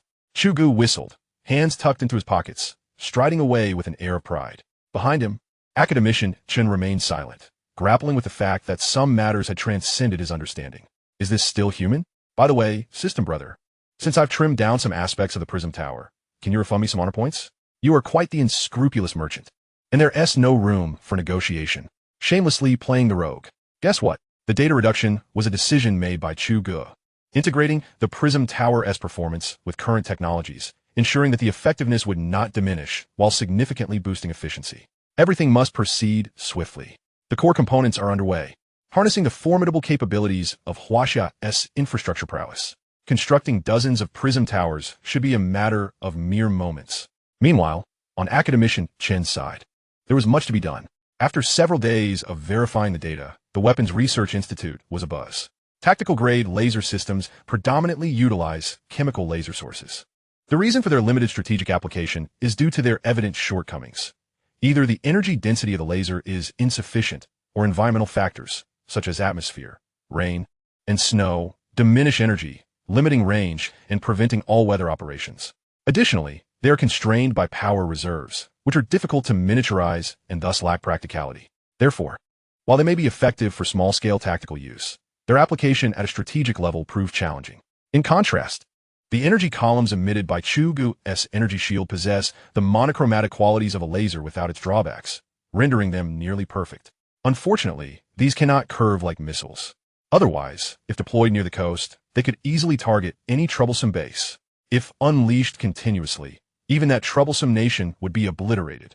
The Weapons Research Institute reached a conclusion, leading to a tri-party conference involving the defense, technology, and research departments. 3 days later, the meeting concluded. The project was greenlit, assigned the highest priority. Chapter 11. Stirring a Hornet's Nest. After a full day of sleep, Chu Ge was rejuvenated and commenced a grueling routine between the laboratory, office, and dormitory. His only form of entertainment was engaging in flirtatious banter with Dilraba Dilmarat. After a week of his near absence from the world, it was Dilraba who first reached out to him. Are you still alive? Indeed, I'm in the capital, admiring the parade of long legs. Today, Chu Ge finally ventured out of the Research Institute, intending to stroll through the commercial street to refresh his eyes. After days of excessive screen time, he felt as though every face bore inscriptions. Additionally, he aimed to purchase some fresh clothing. What about me? You're not in my league. Chu Ge's honesty was evident. Dilraba, by all external standards, epitomized beauty with her fair skin, stunning features, and long legs. I'll take that as a compliment. And you? What keeps you busy? What else could I be doing? Filming. Oh, what is the film about? Any kissing scenes? Any bed scenes? Get lost. Haha. Which city are you in? Magic City, that is my hometown. Coincidentally, this film is being shot here. I've likely been here for months. How wonderful. Close to home. Returning to your life as a pampered princess. Meals served, clothes brought to you. Not quite, I dislike it. It feels like being under constant surveillance. Oh, you. Living in luxury, but unaware of it. Like a full man who knows not the hunger of the starving. I'm just sneaking out to buy some clothes for a breath of fresh air. Is it that exhausting? Quit it, come be my bodyguard. It's all fun and games. Plus you'll have a beautiful woman fluttering around you every day. Ha ha, no thanks. I fear I might be a rabbit nibbling on the grass near my own burrow. I'm a tiger, and I feast on rabbits. I'm an elephant. I'll trample you. I'm a monkey. I'll scratch you to death. Their conversation meandered into playful banter, and before they knew it, an afternoon had slipped by. As the sun dipped low in the sky, Chu Ge returned to the Research Institute empty-handed and dejected. In the Weapons Research Institute, Chu Ge had attained a status of national treasure. Along the way, the younger staff greeted him with utmost respect. Ending Ju, Akari-san Ju. Our team has encountered a problem that remains unresolved. Could you spare some time to assist us? Of course, of course. The senior members were unyielding. Young Chu. Any new projects on the horizon? Have you joined our department? The benefits are substantial. Of course, of course. Chu Ge felt a twinge of apprehension. Although he had garnered considerable honor, he remained humble in the presence of these national elites. He was diligent in all respects, a quintessential, good-natured person. These elder gentlemen were constantly scheming against him, and thankfully, he was not inclined in that direction. Young Chu, come. Academician Chun waved from afar upon spotting Chu Ge. Ah, Academician Chun, do you need something? You're not planning to recruit me, are you? I'm nothing like those shameless old fools. As for enlisting, one ought to consider whether your steed is even capable of being ridden. Pay them no heed. Haha, your words amuse me. I am indeed quite manageable. The reason I sought you out is to inform you that the Prism Tower project has progressed significantly, and we're set to conduct tests on the energy shield in the coming days. Prepare accordingly. Very well, I stand ready at all times. When the machinery of the Huaxia state grants a green light for a specific mission, the efficiency can only be described as astonishing. In his mind, Chu Ge calculated that it had only taken a few days for the core device to reach completion. Days later, at a Western weapons testing facility, Chu Ge and Academician Chen arrived early at the experimental site. System matching, equipment installation, and all preparations were proceeding in an orderly fashion before the final experiment commenced. Xiao Chu, come here, let me introduce you to the head of the base, Chief Engineer Zhao Ander. Greetings, Chief Engineer Zhao. Hello, Xiao Chu. I have long heard of your esteemed name. Today, meeting you in person truly affirms your reputation as a heroic youth. Do come by my office for tea sometime. My doors are always open for you. Is it really necessary for tea to be so fashionable now? Chu Ge thought to himself. Come on, old Zhao. Our Xiao Chu is steadfast in his revolutionary spirit. Your sugary words are of no use. What utter nonsense. Sugary words? You are misusing terminology that belongs to your own kin. You nitpick, and thus, their quarrel resumed. A quarter of an hour later, the preparatory meeting for the Prism Tower core device interception experiment commenced in the base's conference room. Chief Engineer Zhao, please begin by outlining the details of the experiment. Academician Chen initiated the meeting. Very well, the experiment is divided into two parts.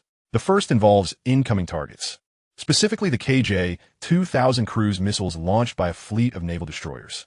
The destroyer fleet is estimated to be around 3,000 to 4,000 kilometers from the base, employing ultra-low altitude penetration tactics, autonomously planning their attack routes based on the terrain. The launch time and quantity of missiles remain unknown, simulating the stealth of a cruise missile attack. The second type comprises tactical missiles, mobilized by Huaxia's missile forces, the F-500 ground-to-ground tactical conventional missiles, with unknown launch times, positions, and quantities. All this data must be captured by our phased array radar. In summary, the experimental conditions are exceedingly rigorous, fully simulating combat scenarios. And the directive from above is clear: to maximize the response time and test the true capabilities of our Prism Tower. Regarding the reconnaissance radar, we have matched with the domestically produced latest SIS-1C phased array digital array radar. It can operate around the clock with a working frequency band in the S-band, an effective warning range of 4,000 kilometers, and the ability to simultaneously capture and process 400 land targets and 100 sea targets. Initially, the phase array radar will capture and track the target missiles, accurately determining their coordinates within a 1,000 kilometer range, while the Prism Tower simulates target destruction. To mitigate the risk of collateral damage, the interception node is set at 200 kilometers. That concludes the introduction. Excellent. Does anyone have any additional comments? None. No. Then Xiao Chu, shall we commence the experiment? Certainly. Academician Chun. Chu Ge, along with Academician Chun and several others, proceeded to the control hall. Inside, a massive integrated LCD screen displayed monitoring data and video feeds in real time. The phase array radar's range was currently 5,000 kilometers, which was still adequate. Yet, the detection distance was insufficient. The next step would be to equip the Prism Tower with a super telescope. Chu Ge gazed resolutely at the expansive radar monitoring video. Report. In the northeastern sea area, at coordinates 120 degrees 12 minutes 3 seconds east, 38 degrees 42 minutes 4 seconds north, 80 incoming missiles have been detected. 2 batches. Report. In the southeast, at coordinates 112 degrees 57 minutes 5 seconds east, 22 degrees 26 minutes 6 seconds north, 30 incoming missiles have been detected. 3 batches. They're certainly not following the usual patterns. Haha. Xiao Chu, what do you think? Are you confident? Absolutely. The number of missiles is still insufficient. It would be best to multiply that by several dozens. You have the funds. A missile attack of this magnitude would leave weaker nations helplessly watching.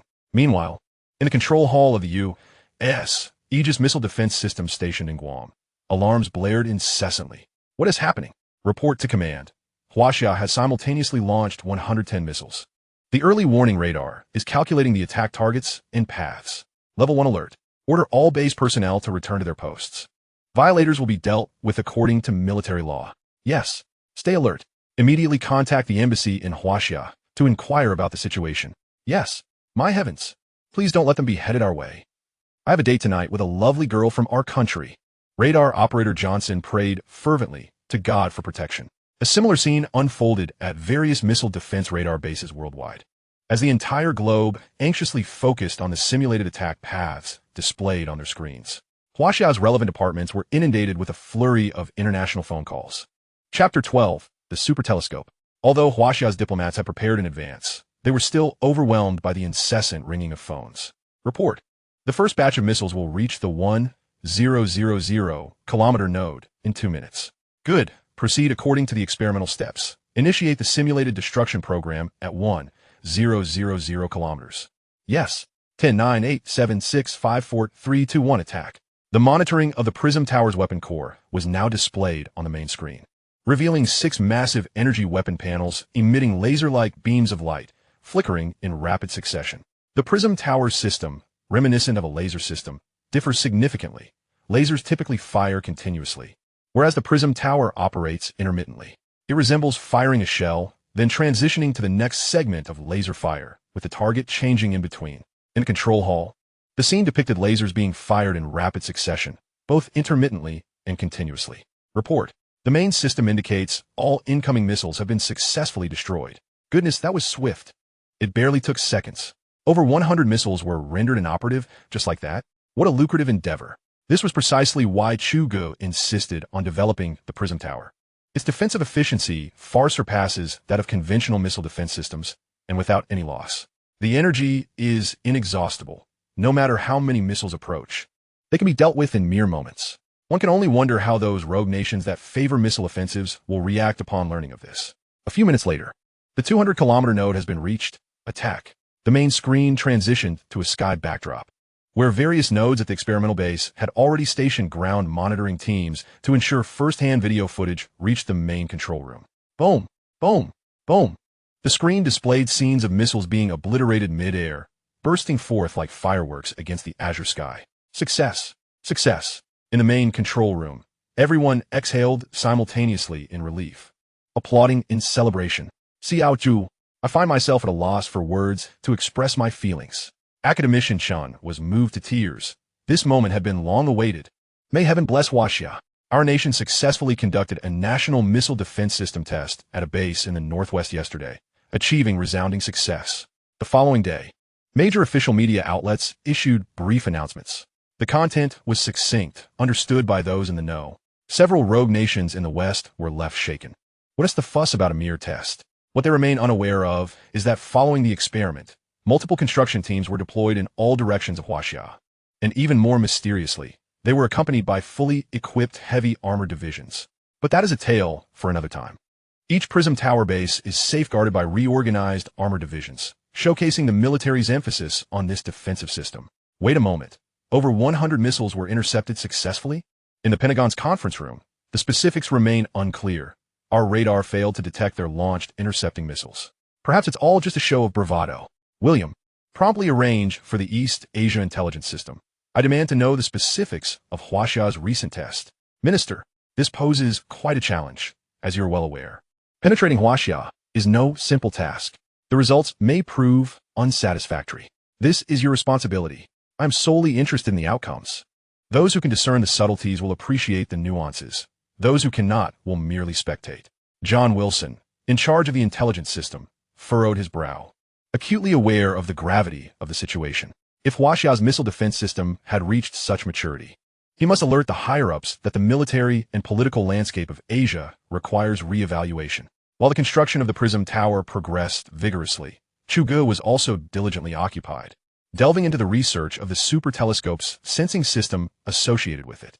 The sensing system, another core component of the Prism Tower, had not been initiated immediately, not due to a lack of importance, but rather because it was significantly more vast, intricate, and crucial than the weaponry department. Ordinary radar systems emit electromagnetic waves or ultrasound, relying on echoes to detect the position, altitude, and other information of objects.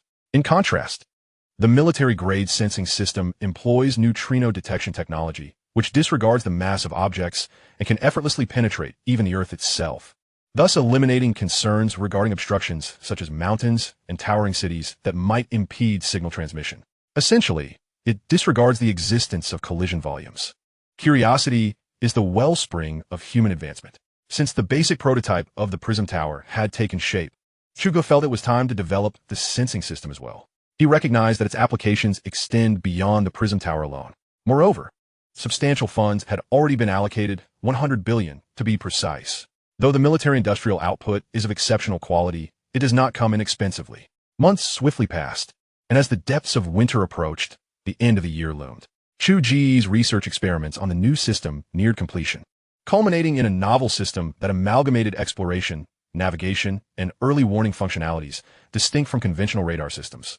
Chu Ge placed particular emphasis on its exploratory and navigational prospects, envisioning it as a technological foundation for future interstellar fleets.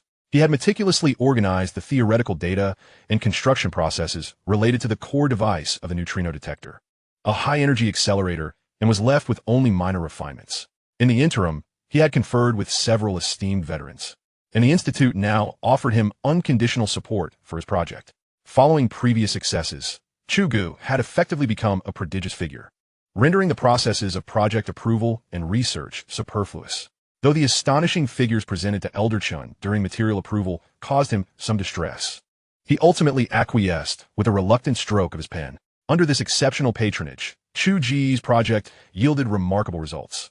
For instance, during the construction of the high-energy accelerator, the required materials were predominantly high-end and even restricted-grade consumables. However, once Chu Ge had signed off, there were virtually no limitations. He could procure whatever quantity he desired, much to the envy of other project departments within the Weapons Research Institute. Finally, with merely a week remaining before the Lunar New Year, Chu Ge completed the core sample of the sensing system's high-energy accelerator. The progress of the accompanying systems was also swift, as Chu Ge coordinated the telescope project with a division of labor, taking charge of the most critical components while collaborating with sister units on the subsidiary systems. The initial segment of Chu Ge's neutrino application revolved around the early warning system telescope plan for the Prism Tower. The telescope system's core, approximately the size of 10 standard football fields, was constructed underground, complemented by a main control hall, living quarters, and recreational areas, akin to an apocalyptic bunker. This facility would serve as the Prism Tower's super telescope, ensuring that no missile launched from anywhere in the world would evade its scrutiny. Its detection range would encompass the entirety of Blue Planet, subsequently operating in conjunction with the Prism Tower, thereby forming a seamless shield for Huaxia. Chu Ge glanced at the calendar. With construction of the bunker unfeasible before the new year, he decided to take a leave of absence to return home for the festivities. This past year had been exhausting, and he too required respite. Furthermore, a few days prior, he had received a call from his mother, conveying a straightforward message. He must return home for the new year. Before heading home, Chu Ge planned a visit to Magic City, as Dilraba had issued an ultimatum. Failure to visit would result in a severed friendship. After some contemplation, given that Magic City was only a 2-hour drive from home, he reluctantly agreed. Chapter 13. A Date in Magic City. On a bright, sunny day, Chu Ge and Wang Yun hurried to Yanqing International Airport. To his surprise, Wang Yun, who had been tagging along, was also from Magic City, and upon learning of Chu Ge's destination, insisted on accompanying him. In the distance, Captain Gong led his team, escorting Academician Chu, as this was his most pressing duty. Longlegs will arrive in Magic City in 2 hours, prepared to receive you. Who do you think you are? Walking on your own, while I, the esteemed lady, am beyond your station. Chu Ye Suklid, acknowledging her status as one of Huaxia's 4 little flower goddesses. 2 hours later, at Magic City International Airport, Chu Ge and Wang Yun exited the terminal side by side, where Wang Yun's father awaited to pick her up. The young lady insisted that Chu Ge join her in her father's car, justifying it as a courtesy. Chu Ye. Chu Ye. Following the voice, Chu Ge spotted Dilraba energetically waving her hands amidst a crowd, her celebrity disguise of mask, sunglasses, and scarf doing little to conceal her striking presence. Her unique aura allowed Chu Ge to recognize her immediately.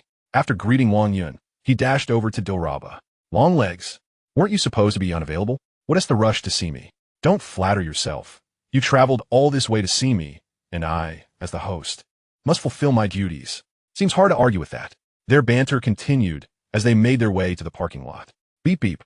A striking burgundy Porsche 911 caught their attention. Dilraba tossed the keys to Chu Ge. "Driver, start the engine." "At your command, madam. Please buckle your seatbelt." With that, he pressed the accelerator, and the Ferrari roared out of the parking lot. "Why is there a lovely lady beside you?" as you exited the airport. "Thinking too much." "She asked my colleague from Magic City. We merely shared a ride." "Really?" "Because I noticed the way she looked at you didn't seem so innocent." "Huh. Nonsense. I didn't notice a thing." Dilraba shot Chu Ge a bemused glance. "By the way, after lunch, accompany me to the 4S store." "What for?" "To buy a car." "There's no need. My family has plenty for you to choose from." "What is this? Am I your rumor boyfriend?"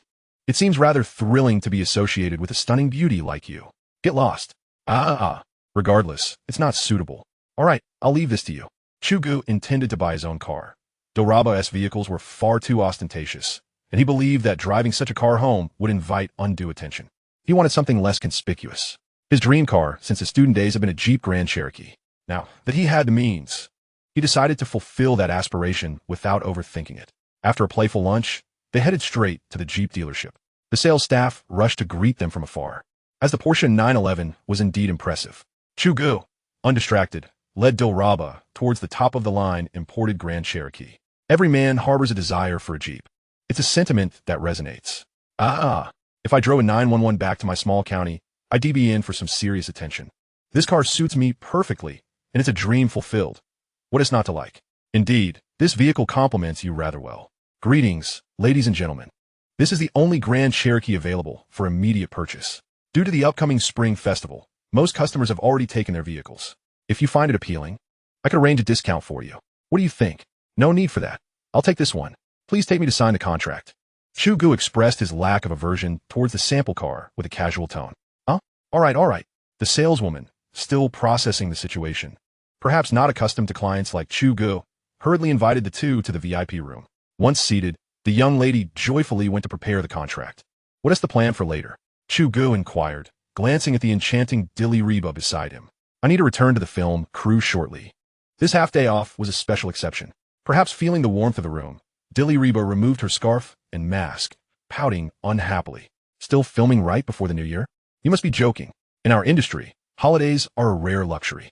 Chu Ge was about to extend a comforting hand to the poor girl when the saleswoman entered, causing his hand to awkwardly drop. "Sir, here is the contract. Please review it, and if everything is satisfactory, you can proceed with your signature and payment. We will cover the registration and insurance. Consider it a special offer for you. Does that sound agreeable?" "Absolutely." Without a second thought, Chu Ge produced a black card and handed it to the saleswoman. Indeed, it was a black card, the prestigious VIP card from the top 4 national banks of Huaxia, gifted to Chu Ge by Elder Chen before his departure from Yanjing. As Elder Chen had stated, he was at a loss on how to reward Chu Ge, so he authorized this card for him with an unlimited credit line, a privilege few possess nationwide. After a meaningful pat on Chu Ge's shoulder, the implication of Elder Chen's gesture was clear to Chu Ge. It was a recognition and trust from the state. The saleswoman, holding the unmarked, entirely black card, hesitated for a moment, seemingly in disbelief. "It's perfectly fine. Just proceed with your usual process." "This is a black card, a type of credit card," Dilraba interjected, having seen similar cards before, though her father's version appeared somewhat different. Chu Ge's card was distinctly black, lacking any visible information, making it seem almost counterfeit. However, Dilraba was certain of its authenticity. After successfully processing the transaction for 750,000 Huaxia coins without a hitch, the saleswoman exhaled a sigh of relief and returned the card to Chu Ge with a gentle smile. Seizing the opportunity while the saleswoman stepped out to retrieve the receipt, Dilraba began her inquiry. "I understand you may be associated with the military and cannot disclose much, but I can't help but be curious. Also, your black card seems quite different from my father's." "Well, I work at the Yanjing Weapon Research Institute. That's about all I can share, haha. As for this card, I might know even less than you do." "All right, that is sufficient," Dilraba teased, sticking out her tongue. Having grown up alongside her father, she was no stranger to the workings of the national machinery. Chapter 14, recognized on the way home. Salesman Xiao Li at the 4S dealership awaited the finance colleague to issue the invoice. "Manager Ma, you wouldn't believe it. That tall male customer just now used a credit card for the car purchase that I've never seen before. Today has truly been an eye-opener." Yes. It was an entirely black card, very sleek and unique. I thought he might be pulling my leg. I was so embarrassed. Not only was Xiao Li inexperienced, But Ma Fei, who had been in the industry for years, had also only heard of black cards but had never encountered one. Let us go pay a visit to that esteemed customer. Those who possess black cards are undoubtedly of high status. It's not merely about wealth, and befriending such a prominent figure can only be advantageous. Indeed, Xiaoli nodded in agreement. As Ma Fei and Xiaoli entered the VIP room, Chu Ge and Dilraba were engaged in lively conversation. Ma Fei politely handed over the invoice. Good day, sir. Here is your invoice, along with a complimentary year of free maintenance and car wash vouchers. Thank you for your support and patronage of our brand. You're welcome. Well, everything is settled. Shall we go? Chu Ge stood up, addressing Dilraba. Yes. It was then that Ma Fei noticed Dilraba rising alongside Chu Ge, his eyes widening in surprise as he followed the two out of the showroom. Xiaoli, don't you think that beautiful girl looks somewhat familiar? Huh. I didn't pay attention. I only caught a glimpse when I entered, and I've been busy with the paperwork since. She asked the immensely popular Dilraba. How could you not recognize her? What? Are you certain, Manager Ma? 90% sure. Ah. In an instant, Xiaoli dashed out to gather her friends, racing like the wind. At this age, it was uncommon not to be a fan. Be discreet. We don't want to annoy the customer. Got it. The girls collectively replied, rushing out without a backward glance. Outside, as Chu Ge and Dilraba were reluctantly parting ways, they were suddenly surrounded by a throng of fans, momentarily caught off guard. It's really her. It's really her. Naza. Naza. The girls instantly encircled Dilraba, ignoring Chu Ge entirely. Just moments ago, he had been standing tall and confident, but now he felt deflated in comparison. Hello, everyone, Dilraba began, slightly bewildered at first, but quickly realized she had been recognized. Observing the chattering group of girls, Chu Ge discreetly stepped aside, casually pulling out a pack of cigarettes. By the time he finished his second cigarette, the starstruck girls finally dispersed, satisfied after capturing enough photos and autographs. The salesgirl mentioned that if she had known I was coming, she might have arranged for the car to be gifted to you. All right. Your charm knows no bounds. Haha, I'm glad you understand. Why are you still standing there? Feeling neglected? Heartbroken? Oh, come on. It's a good thing you're not a guy. Or, I might have jumped into the river. Stop it. I really must be going now. If I linger any longer, the director will have my head. All right. I'll hit the highway directly. Then, farewell. Dilraba waved as she got in her car, the 911 roaring away in an instant. That girl drives rather fast. After filling up his tank nearby, Chu Ge set his navigation for the highway. The Grand Cherokee, known for its stability on the highway, proved to be a sound investment at its price point of over $700,000, especially with its all-wheel drive providing excellent traction, allowing this large vehicle to navigate high-speed turns with ease. With Chu Ge's current standing, he felt no hesitation in purchasing any vehicle. However, returning home was a different matter. His work remained classified, and, as long as the state kept it under wraps, maintaining a low profile was essential, a mindset befitting a defense technology worker. Chu Ge hailed from a small county beneath H City, a place modest in size yet remarkably clean. Its geographical location and transportation links were quite advantageous, fostering decent development. At least, Chu Ge had not suffered during his childhood. His father operated a small company specializing in mechanical parts processing, typically taking on private contracts left by factories. Not a grand enterprise, but comfortably sufficient. After exiting the highway, Chu Ge diverted to the supermarket, loading his vehicle with an abundance of New Year goods before departing. Having not returned home in 2 years, this visit would finally offer his family some explanation, though he regretted the absence of a girlfriend. After his father assisted in carrying the goods inside, he circled around the newly purchased Grand Cherokee, prompting Chu Ge to toss him the car keys. Dad, keep this car. Your old Santana can finally retire. No. That Santana is still quite sturdy. Though she spoke otherwise, joy subtly sparkled in her eyes. Chu Ge circled softly, shaking his head as he stepped into the home he had not visited for a long time. Brother, a graceful young girl, embodying the spirit of a student, rushed out to embrace him. She was Chu Ge's younger sister, Chu Xiao Wu, a high school senior with commendable grades, poised to become a university student next year. As Chu Ge caressed his sister's long hair, he led her into the inner room where their mother was busy preparing dinner.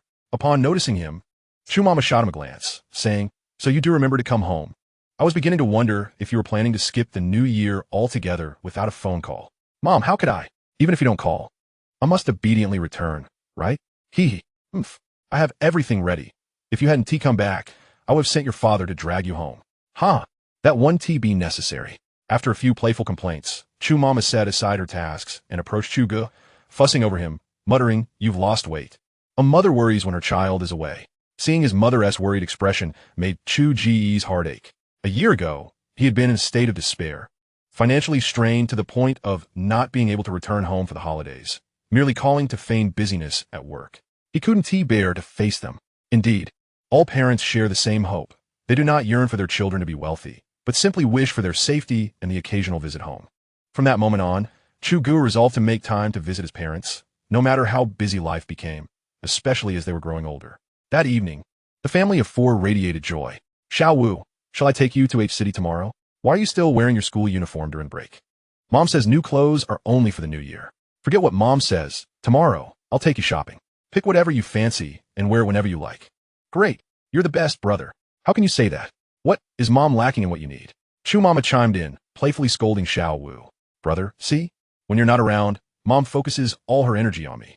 I can't hold the fort alone. If you don't come back soon, I might have to surrender. Laughter echoed around the room. Chapter 15, Mecha System, Forced Blind Date. The next day, Chu Ge spent the entire day with his sister in H City, buying her several outfits and treating her to KFC for lunch. Xiao Wu clung to her brother all day, her delight evident. They returned home just in time for dinner, where Xiao Wu enthusiastically tried on her new clothes, parading before their mother. Wow, all designer brands. Your brother certainly doesn't mind spending money on you. That's right, unlike certain someone who is miserly. Chu Mama wielded a rolling pin playfully, prompting Xiao Wu to dash into the inner room. Mom noticed how hard you've been working these past few years. Money doesn't grow on trees. Having failed to catch Xiao Wu, Chu Mama turned her attention to Chu Ge. I know, Mom. And by the way, the most important thing, aren't you getting a bit old to be single? Have you met any girls? No, I haven't had the time. Chu Ge avoided mentioning Yulu, knowing it would only lead to more lectures from his mother. Oh, your aunt mentioned it the other day. There's a wonderful girl she wants you to meet. You should give it a try. Mom, not again. I don't want to meet anyone. Whether you want to or not, you will. Your parents are getting older. While they can still move around, they want to see you settled down. Tomorrow. How dare you defy me? I'm calling your aunt right now to arrange it. Chu Ge resigned himself to silence, as his mother was the true head of the household.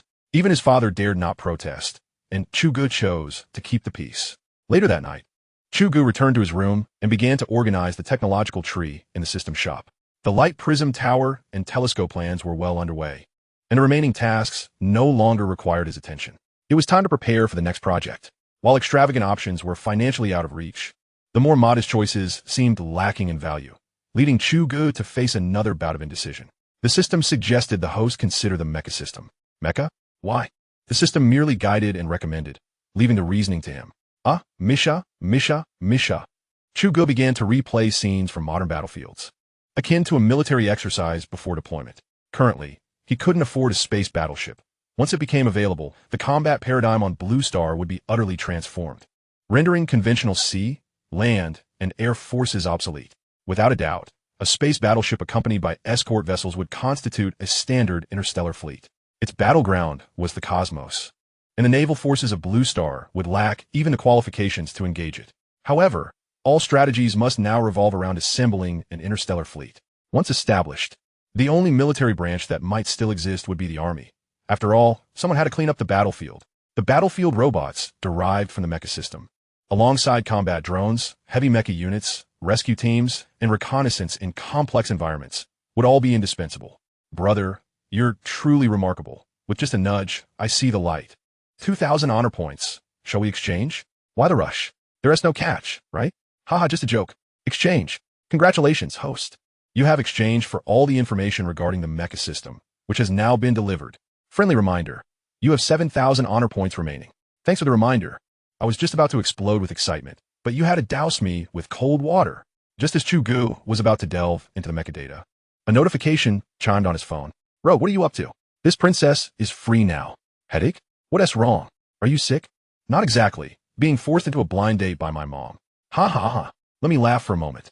Tomorrow, I'll be dragged into a blind date. TSK. Remember to take pictures. This gossip is too amusing. Why do I feel like you're reveling in my misfortune? Don't feel that way. It's the truth. End of friendship. You're getting brave, aren't you? Say that again. Dilraba sent a voice message, putting on a feigned authoritative tone. Sorry, princess. Good. Do you need this princess to come to your rescue? How would you do that? Parachute in, silly. That might be too much. I'm worried my mom won't handle it. 5 minutes later. Hey, I haven't agreed yet. Dilraba ignored him, leaving Chu Ge frustrated as he closed his phone. Would she really come? Probably not. She doesn't even know where I am, he thought, shaking his head and climbing into bed for a good night's sleep. Dilraba, meanwhile, smirked at the hurried text messages from Chu Ge, covering her mouth in amusement. Silly boy. She actually has the address. She had caught a glimpse of it when Chu Ge filled out the paperwork at the dealership, sitting cross-legged on her bed. Dilraba gazed out at the dazzling neon lights of the city, lost in thought, unaware of what was brewing in her mind. Early the next morning, Chu Ge was dragged out of bed by his mother, hastily ushered out of the house. As he walked along the empty streets in the early morning, he pondered, what was going on? His family's county was just a 30-minute drive from H City, and following the address provided by his aunt, Chu Ge drove over. Seated in the designated cafe, Chu Ge aimlessly scrolled through his phone. Ding. Startled, he thought it was a message from Dilraba, only to find it was a notification from his high school classmates group. Classmates, are you all back? Today is our annual reunion. Don't forget. The class monitor, Huang Yong, had sent the message to everyone. Chu Ge vaguely remembered this diligent monitor, always seen with a book in hand. Got it. Big monitor. Oh. ISNT that our department S flower, Yinbing, still as radiant as ever. Stop it. You're just flattering her from afar. We haven't even seen her yet. Haha, indeed. It seems as though the classmates in the group chat have been awakened by Yinbing, as they are particularly lively early in the morning. Looking at that avatar, Chu Ge felt a subtle stirring in his heart. It is worth mentioning that Chu Ge and Yinbing once shared a period of ambiguous feelings. During high school, he even engaged in the cliché of writing her a love letter. When winter thunders and summer snows, when mountains are unyielding and heaven and earth unite, who dares to sever ties with you? Now, reminiscing about it gives Chu Ge goosebumps. Their emotions were so pure back then, as holding hands while strolling down the street was akin to being in a relationship. They even held hands for a while. However, for reasons unknown, they gradually lost contact. Chu Ge is uncertain whether this can be considered his first love. It's all quite vague. As he continues to reminisce, a notification in the group catches his attention. Olga, you didn't come last year. Are you back in H City this year? Let us know. We miss you, brother. Wang Chong, his close friend from high school, sends a message. They had skipped classes together, played games all night, shared meals, and even shared a dorm. I'm back. See you tonight, brother. Without hesitation, Chu Ge decided he had to go. Chapter 16. The High School Reunion. Chu Ge, you rascal, finally back. Did you know that last year, you were the only one missing? Indeed, this year we are all here. Perhaps Chu Ge has become successful out there and has been too busy to remember his old classmates. Huh? Feng Zheng, who had never gotten along with Chu Ge during their student days, casually tossed out a remark. Don't speak nonsense. One must navigate the world. We've only just begun our careers. Wait and see. In 5 years, if even half of us gather again, it would be a success. Wang Chong immediately stood up for Chu Ge. Exactly. That's why we should cherish our old class monitor even more. Just then, as Chu Ge was about to send Wang Chong a private message, a girl sat down unceremoniously across from him. She wore glasses, her thin lips glossy with lip gloss. Her face clean, but not particularly striking, though her makeup was quite exquisite. Are you Chu Ge? Yes, and you are Zhang. It's me. Before Chu Ge could finish, the girl abruptly interrupted him. Furrowing his brows, he noted she seemed rather spirited. Where do you work? Yanjing. Yanjing. Have you bought a house there? Her eyes lit up. No. Do you have a car? Just a clunky one. Do you have any savings? None. Chu Ge instinctively began to resist her probing. Then what courage do you have to go on a blind date? Hey, For a moment, Chu Ge found himself at a loss for words to retort. All right then, we're not compatible. Let us not waste each other's time. I have things to attend to, so I'll leave first. With that, she turned and departed without looking back. Truly a straightforward person, unambiguous and decisive. What kind of person is this? Chu Ge was nearly thrown off balance. The fast-paced society has indeed birthed a considerable number of such individuals, restless and impatient. Olga, where are you? Wang Chong texted. I'm at the cafe in Yang Square. Are you meeting a girl? Hey, no, just wandering around. Wait for me. I'll come find you. 20 minutes later, Chu Ge spotted Wang Chong ambling towards him with a carefree swagger. They exchanged smiles and then embraced warmly. It's been 2 years. Our handsome guy from back then is still as charming. You haven't changed much either. Still as cool as ever. The two, having not seen each other for 2 years, seemed to have endless topics to discuss, chatting away in the cafe for the entire afternoon. They had lost count of how many cups of coffee they had ordered, to the point where the young waiter simply brought over a large bucket. His eyes filled with resentment. Let us go, it's about time. Our classmates should be arriving soon. All right, Olga, how did you get here? Still driving your dad's nearly 20-year-old Santana? No, it's my own. When Chu Ge emerged from the parking lot with his car, Wang Chong circled the Grand Cherokee several times before reluctantly settling into the passenger seat. A Grand Cherokee, nice. I remember this model is imported and hasn't been domestically produced yet. Yes, it seems so. Must be under $1 million, right? You've made quite a fortune in just 2 years. Not really. This car is only around 700,000, just a little wealth. I wonder how the system brother felt upon hearing that. After enduring a torturous traffic jam, Chu Ge and Wang Chong finally arrived at their destination, the Legay Ruijin Hotel. Chu Ge vaguely remembered that this hotel was quite famous in H City, and only realized in the car earlier that it was actually a property of Feng Zheng's family.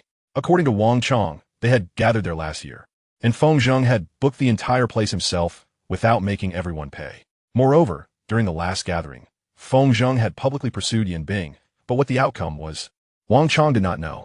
After mentioning this, Wang Chong cast a meaningful glance at Chu Ge. I remember back in school, you and Yin Bing had a fling, right?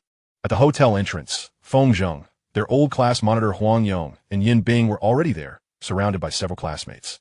After handing the car keys to the valet, Chu Ge and Wang Chong approached the group. Old monitor, Chu Ge, our handsome guy from H City number 3, still as handsome as ever. Haha, old monitor, you've changed. Your flattery isn't as sweet as before. Haha. Chu Ge and Wang Chong busily exchanged pleasantries with several classmates. From a distance, Feng Zheng, Yin Bing, and a few female classmates watched. It seems Chu Ge is doing quite well. I saw him drive here. Yes, indeed, still so handsome. A few girls in the class whispered among themselves. Is that even a car? Feng Zheng snorted disdainfully. Yin Bing remained silent, simply watching Chu Ge enter, her gaze betraying a hint of confusion and intensity, but it was only for a fleeting moment. This moment, however, was keenly captured by Feng Zheng. Observing Yin Bing's delicate profile, could not help but clench his fists. As Chu Ge approached, he merely nodded at Yin Bing, eliciting no significant reaction, and then entered with Wang Chong. As for Feng Zheng, he was completely ignored. Such people were now directly overlooked by Chu Ge. Better not provoke me. In the luxurious private room, everyone settled down. Feng Zheng took the host's seat, with Yin Bing and Huang Yong beside him, exuding an air of authority. Chu Ge and Wang Chong casually found a spot to sit together, resuming their old habit of whispering to one another, just like in school. Everyone's here. As per tradition, I'll treat for this meal. Feng Zheng raised his glass. Cheers, brother Feng, very generous. And after dinner, we have a private room booked for entertainment. Tonight, we won't return until we're all drunk. Anyone who doesn't come is disrespecting me. Feng Zheng said this while glancing at Chu Ge and the others. Chu Ge, come on, you didn't come last year. You were the campus heartthrob, right? Ha! Indeed. Several female classmates, eager to stir the pot, began to cheer. Resigned, Chu Ge stood up. All right, I'll drink this toast. Thanks to the old monitor for organizing this gathering, and also to Feng Zheng for his generosity. Thank you all for remembering me. Chu Ge, I'll drink this as a sign of respect. Chu Ge was just like that. If others honored him with a foot, he would return it with a yard. Good, refreshing. But wait, Chu Ge, don't rush to sit down. Feng Zheng said as he walked behind Yin Bing, wrapping an arm around her shoulder and leaning in close to her cheek, while addressing Chu Ge in a leisurely manner. Chu Ge, let me reintroduce Yin Bing, my fiancée. A hush fell over the classmates, who suddenly erupted with excitement. Oh, congratulations to you both. Chu Ge sat down in silence, his expression unchanged. For him, it required no expression at all. What does it have to do with me? He did it deliberately. Everyone knew about his past with Yin Bing. Beside him, Wang Chong whispered, Chapter 17, a surprise from Dilraba. Brother Wang, you know that was in the past when I was an innocent youth. I completely forgot about that incident since I didn't attend this gathering, Chu Ge replied. Wang Chong gave him a thumbs up in response. After Feng Zheng introduced his new identity, Yin Bing appeared somewhat awkward, forcing a smile at their old classmates. As for Chu Ge, it seemed he had lost all courage to smile.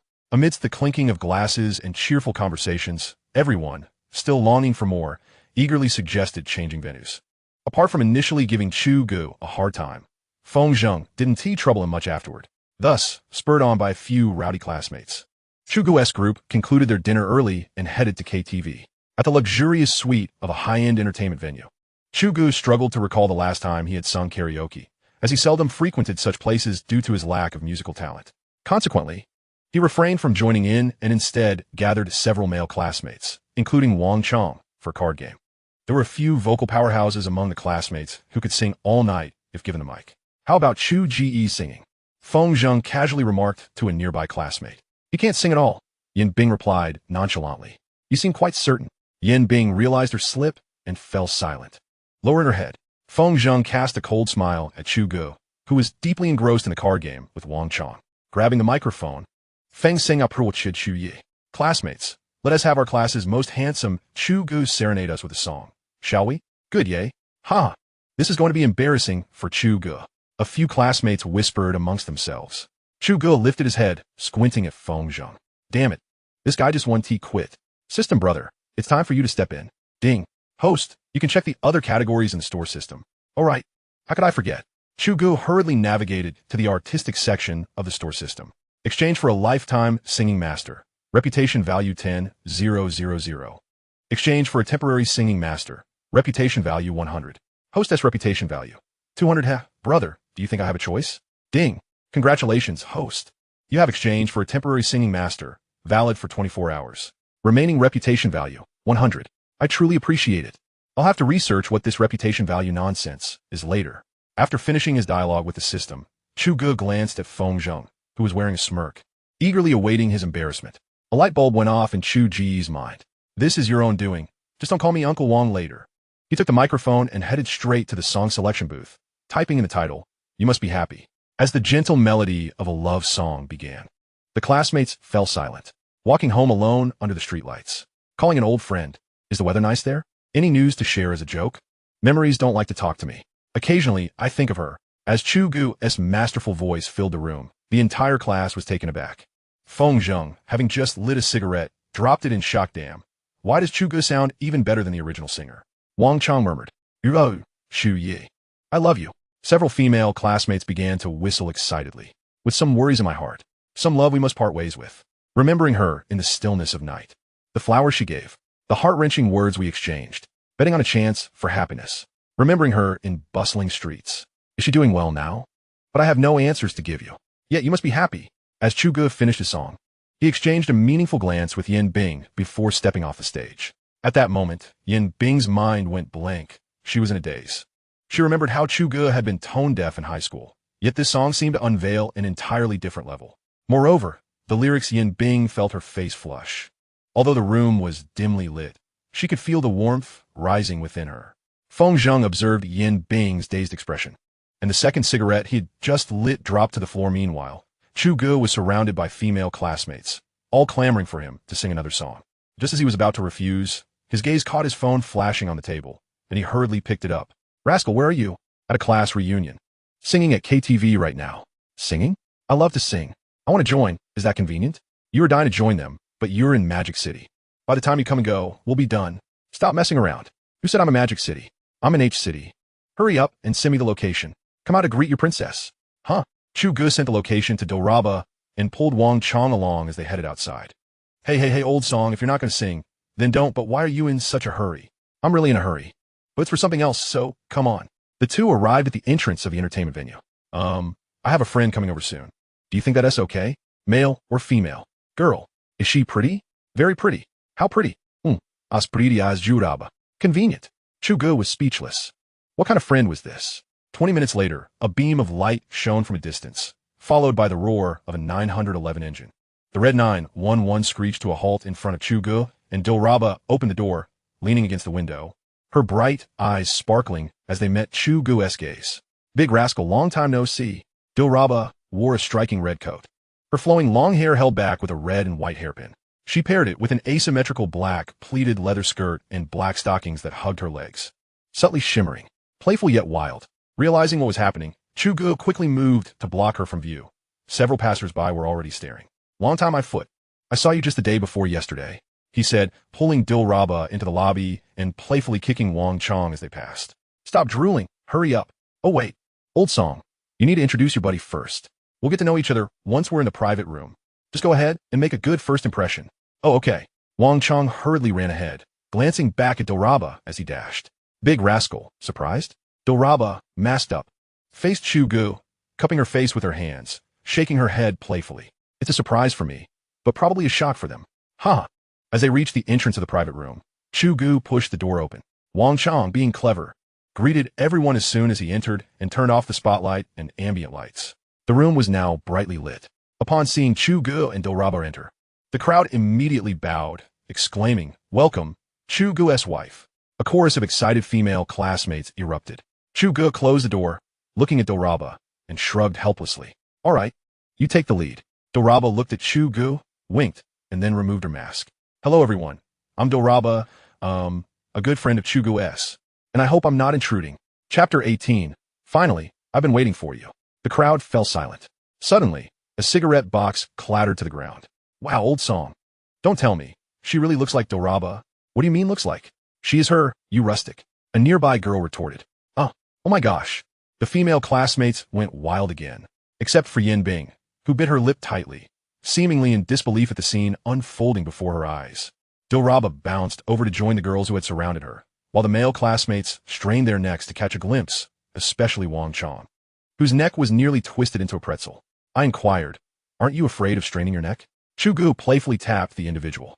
"Even if it meant breaking it, wouldn't it be worth it? I mean, a live star show, right?" "Precisely." I mentioned that there were rumors online about Dilraba having a romantic partner.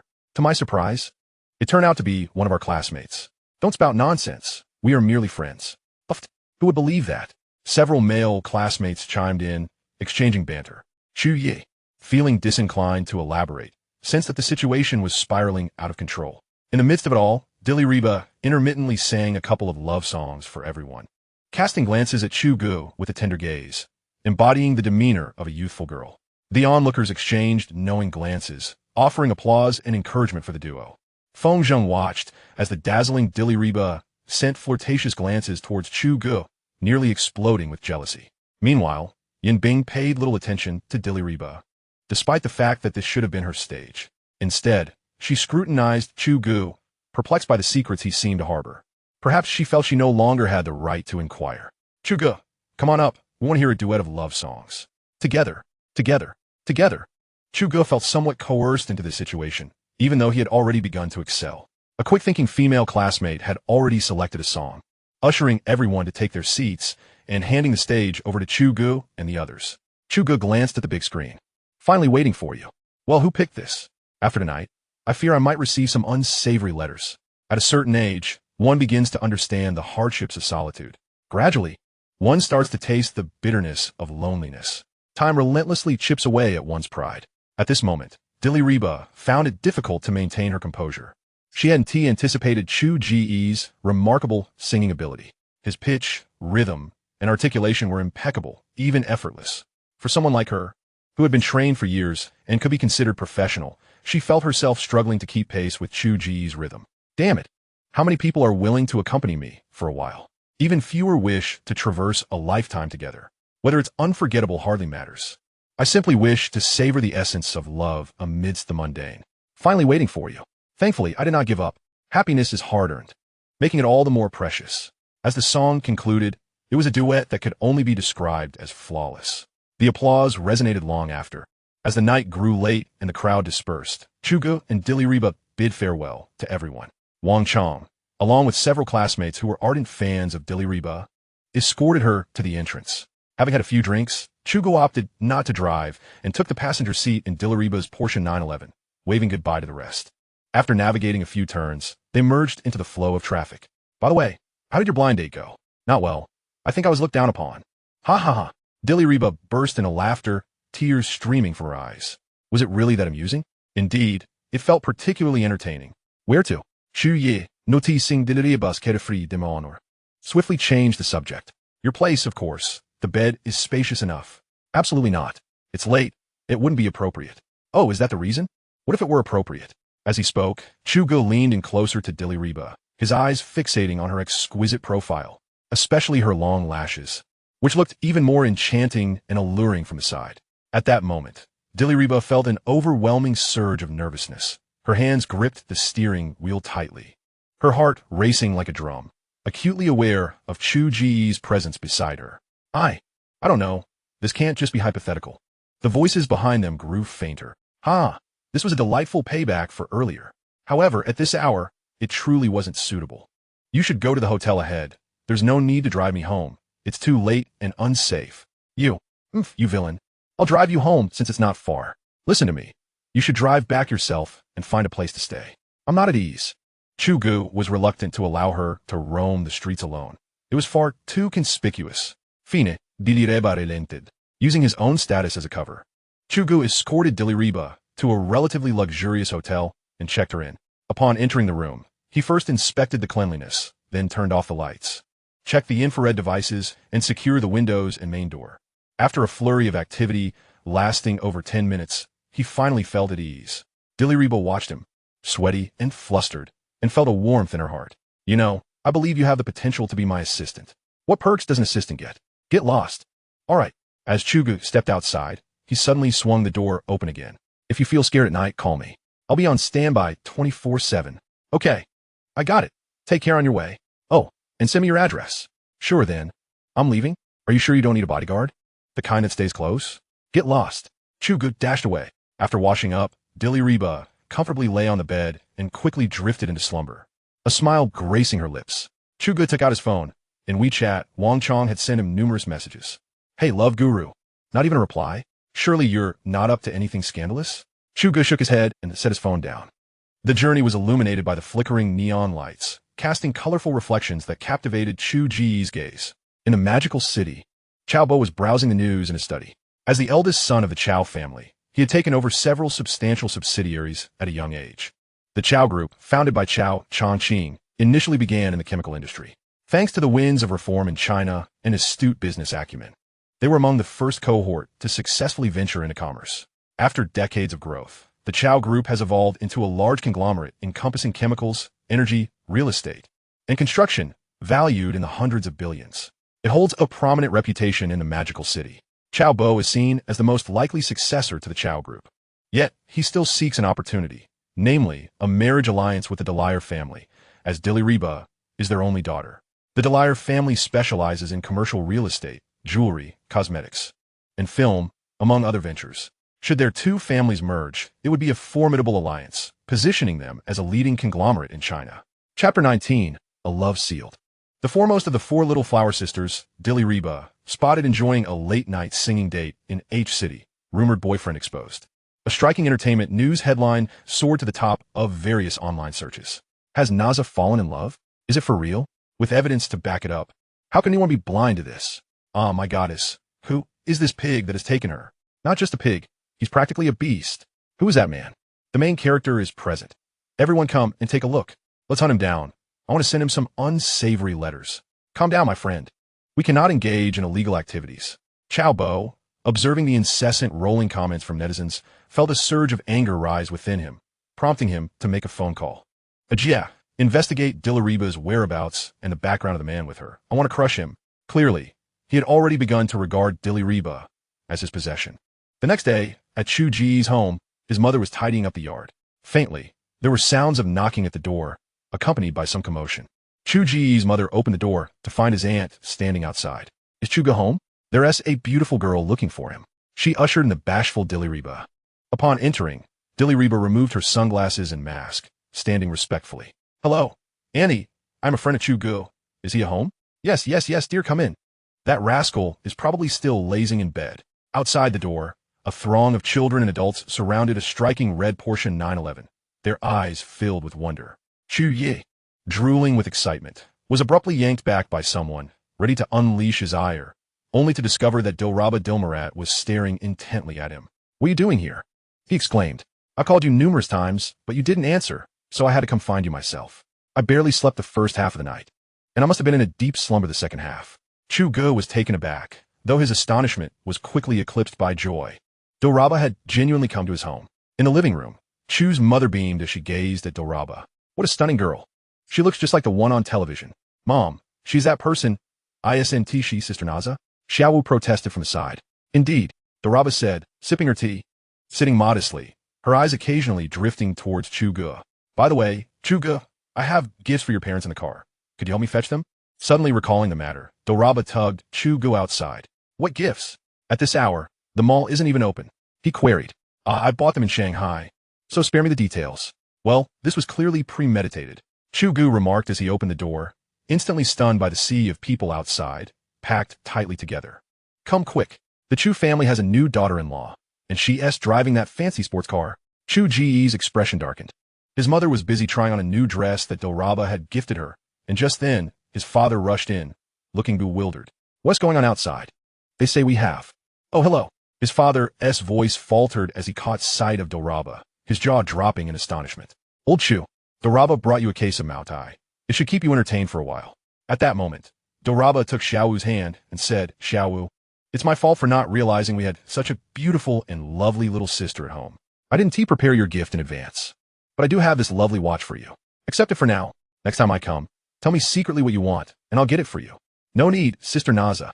You are my idol. I want a photo and your autograph. This will make my classmates envious. Xiaowu giggled. That is a must. You have to accept the watch. Xiaowu glanced at her brother, and, seeing Chu Ge nod, she finally accepted the gift. Chu Ge took a peek at the watch, a painrai, and realized it was worth an entire year's salary from his previous job. Thankfully, he could still afford it now.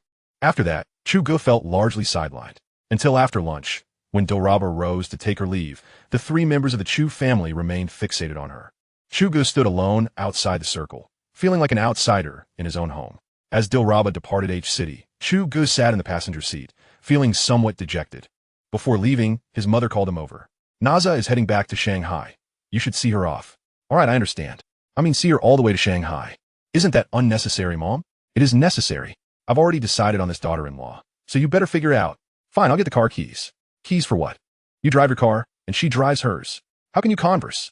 How can you cultivate feelings? A girl like Naza has already taken the initiative to come here. And yet I gave birth to such a dense blockhead like you. Whatever, just take the bus back after you see her off. Mom, don't you even ask if your son is worthy of her? That's your concern. If you're not worthy, just work hard and make something of yourself. If you can't manage that, then don't expect to come back after losing Naza.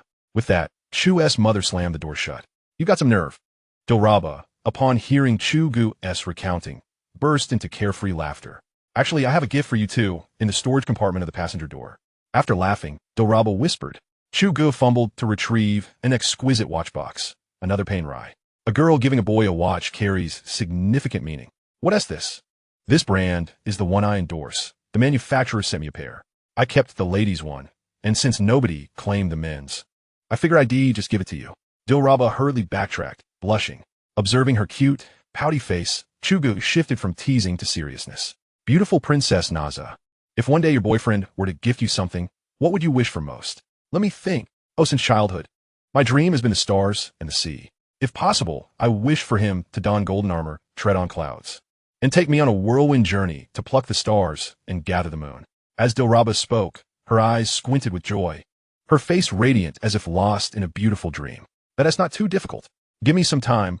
Wait for me, clad in golden armor, treading on clouds to marry you.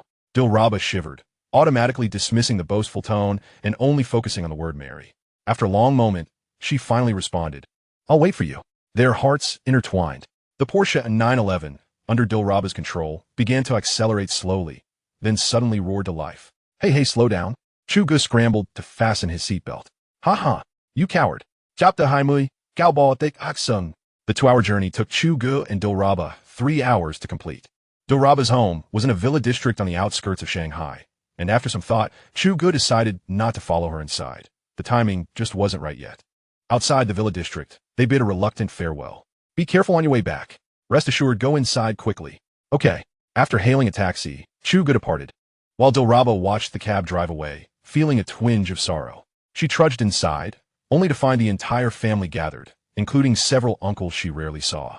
Chao Bo was among them, prompting Dilraba to frown. Naza is back. Then I can rest easy. All right, esteemed uncles, I have matters to attend to, so I won't linger. With that, he straightened his suit and strode out. The family elders stood up in unison. Take care, dear nephew, Diwali replied, then fixed his gaze on Dilraba. Naza, come here and explain this news. Dilraba approached to find a collection of photos from H City, detailed and vivid. Despite Chu Ge's request to keep things quiet, it seemed the news had leaked. Realizing the situation was already exposed, Dilraba decided to own up. It's mostly true. We have made a lifelong commitment. Outrageous. Her father D. Huel slammed the table in fury. Outside, Chao Bo caught wind of this and smirked, dialing a number. What's the status? Chao Ge, we are tailing that kid. Good. No matter what means you use, bring him to the usual place. With that, he hung up. You dare touch my woman? Then don't blame me for being ruthless. In the backseat of the taxi, Chu Ge was engaged in a debate with Wang Chong. Suddenly, the taxi screeched to a halt, causing Chu Ge to stumble forward and hit his head on the front seat. As he clutched his head, he was about to chastise the driver when he noticed a dozen burly men emerging from 3 black Audis. Looks like trouble is brewing. The leader, a bald man, approached and peered in. Driver, you can leave. Let the passengers out and scram. If you dare call the police, you won't survive in Shanghai, believe it? The driver, trembling, glanced back at Chu Ge. Listen to them, just go. The driver seemed to breathe a sigh of relief, shaking his head. As Chu Ge alighted from the vehicle and watched the taxi recede into the distance, he languidly extracted a cigarette from its box, lighting it slowly and inhaling deeply. Are you members of the D family? He inquired. You little rascal. Quite the grandstanding. Soon enough you'll be calling me grandfather. Is that so? I doubt it, he retorted. Just then, a business van screeched to a halt before them, and its doors swung open, releasing 4 individuals. Captain Gong has arrived. I thought as much, so you had backup. With just the likes of you? Chu Ge extinguished his cigarette, shook his head, and approached Captain Gong. Inquire who sent them. Captain Gong nodded, and several special forces operatives stepped forward, shielding Chu Ge behind them. The bald leader, noticing this, subtly signaled to his subordinates. At once, a few thugs lunged forward. Bang, bang, bang. In just a single exchange, they all lay sprawled on the ground, groaning in pain. It appeared Captain Gong and his team were not to be trifled with. Still a practiced hand. Brothers, arm yourselves. The remaining thugs brandished daggers, encircling them with menacing intent. Captain Gong gestured, and several Special Forces members swiftly drew their weapons. 4 TZ-10 military handguns pointed ominously at the bald gang, instilling fear in their hearts. The thugs, visibly unnerved, began to retreat, awaiting the first to flee. The bald leader, undeterred, muttered, "What are you afraid of? We don't even know if this is real. Even if it is, do they dare?" Crack! Before he could finish, he felt a sudden warmth in his leg and looked down to see blood gushing forth. This was enough to quell any resolve. The remaining thugs scrambled into their vehicle, disregarding the bald leader's fate, and sped away. Captain Gong stepped forward, aiming his pistol at the bald man. I will only ask once. Who sent you? Gao Bao, the young master of the Chow family. Please, don't kill me. I'm just a bodyguard. Captain Gong obtained the information he sought and returned to Chu Ge's side. Academician Chu, let us take you back to H City. The details will be sent to you shortly. Very well. Captain Gong assigned 1 team member to handle the aftermath and then departed with Chu Ge towards H City. Within the D family villa, D Lena was still throwing a tantrum, the family's sole cherished daughter, impossible to reason with yet untouchable. Ultimately, they had no choice but to relent for the time being. D Har, her father, found himself in a bit of a quandary. It seemed his beloved daughter harbored a disdain for the Chow family. However, both parties had previously agreed to a verbal engagement. Though not formally betrothed, words held weight, and the Chow family was not easily dismissed. This matter required careful deliberation. As for the Chu boy mentioned by Lena, they needed to send someone to investigate. Even if Lena was reluctant to marry Chow Bo, she would never settle for just anyone. Indeed, does he even qualify? The others echoed in agreement, and Dihar waved his hand, signaling the conclusion of the D family's grand inquiry. It was best described as thunderous yet little rain. Having navigated the business world for decades, Dihar was well aware of the implications. While the union with the Chow family offered certain advantages, it also posed significant risks and was not the best course of action, should the Chow family become overly ambitious. The prospect of his daughter marrying into them could lead to his own family's downfall. Presently, if the man Lena favored possessed merit and was genuinely devoted to her, there remained considerable room for maneuver. After the clan members departed, Dihar sat alone in the hall, contemplating how to resolve this matter. Sir, young Zhang has returned. The steward interjected. Sir, Zhang Bao, weren't you supposed to follow that Chu boy? Why are you back? There was a change while en route to H City. The Chow family made their move. Oh, and what happened next? They failed, and a member of the Chow family was also taken down. What? Provide the details. Yes. Zhang Bao recounted everything he had witnessed, leaving no detail unaddressed.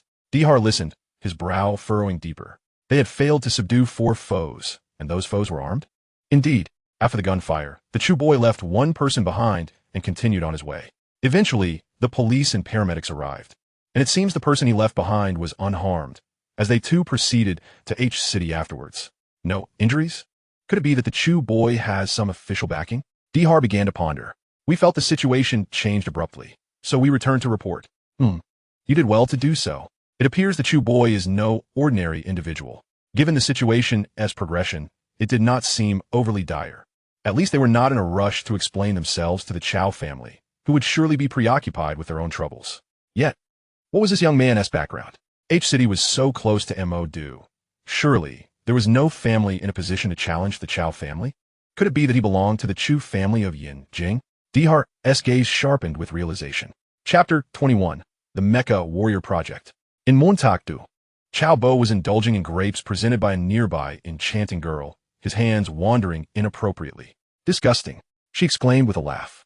Suddenly, the door to the room burst open as several disheveled subordinates barged in.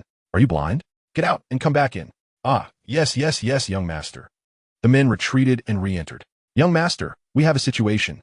Bald-headed Jia has been shot, and that Chu boy has slipped away. What? Chow Bo shoved the woman aside and sprang to his feet. His subordinates hurriedly recounted the events, embellishing the tale to the point where it seemed they were facing an AK-47 or a rocket launcher. Upon hearing this, Chow Bo's face darkened with hues of blue and purple. In this day and age, few dared to act so brazenly. Were they truly desperate? It didn't seem likely. Listening to his subordinates' reports, Chow Bo keenly sensed that Chu Ge's background was anything but ordinary. The thugs had clearly followed his lead. Although he was young, he bore no resemblance to a mere criminal. He seemed more akin to a scion of a prominent family. Damn it, I've stepped on a landmine. So that little vixen Lena, I see now why she was so eager to throw herself at me. She is clinging to a formidable ally.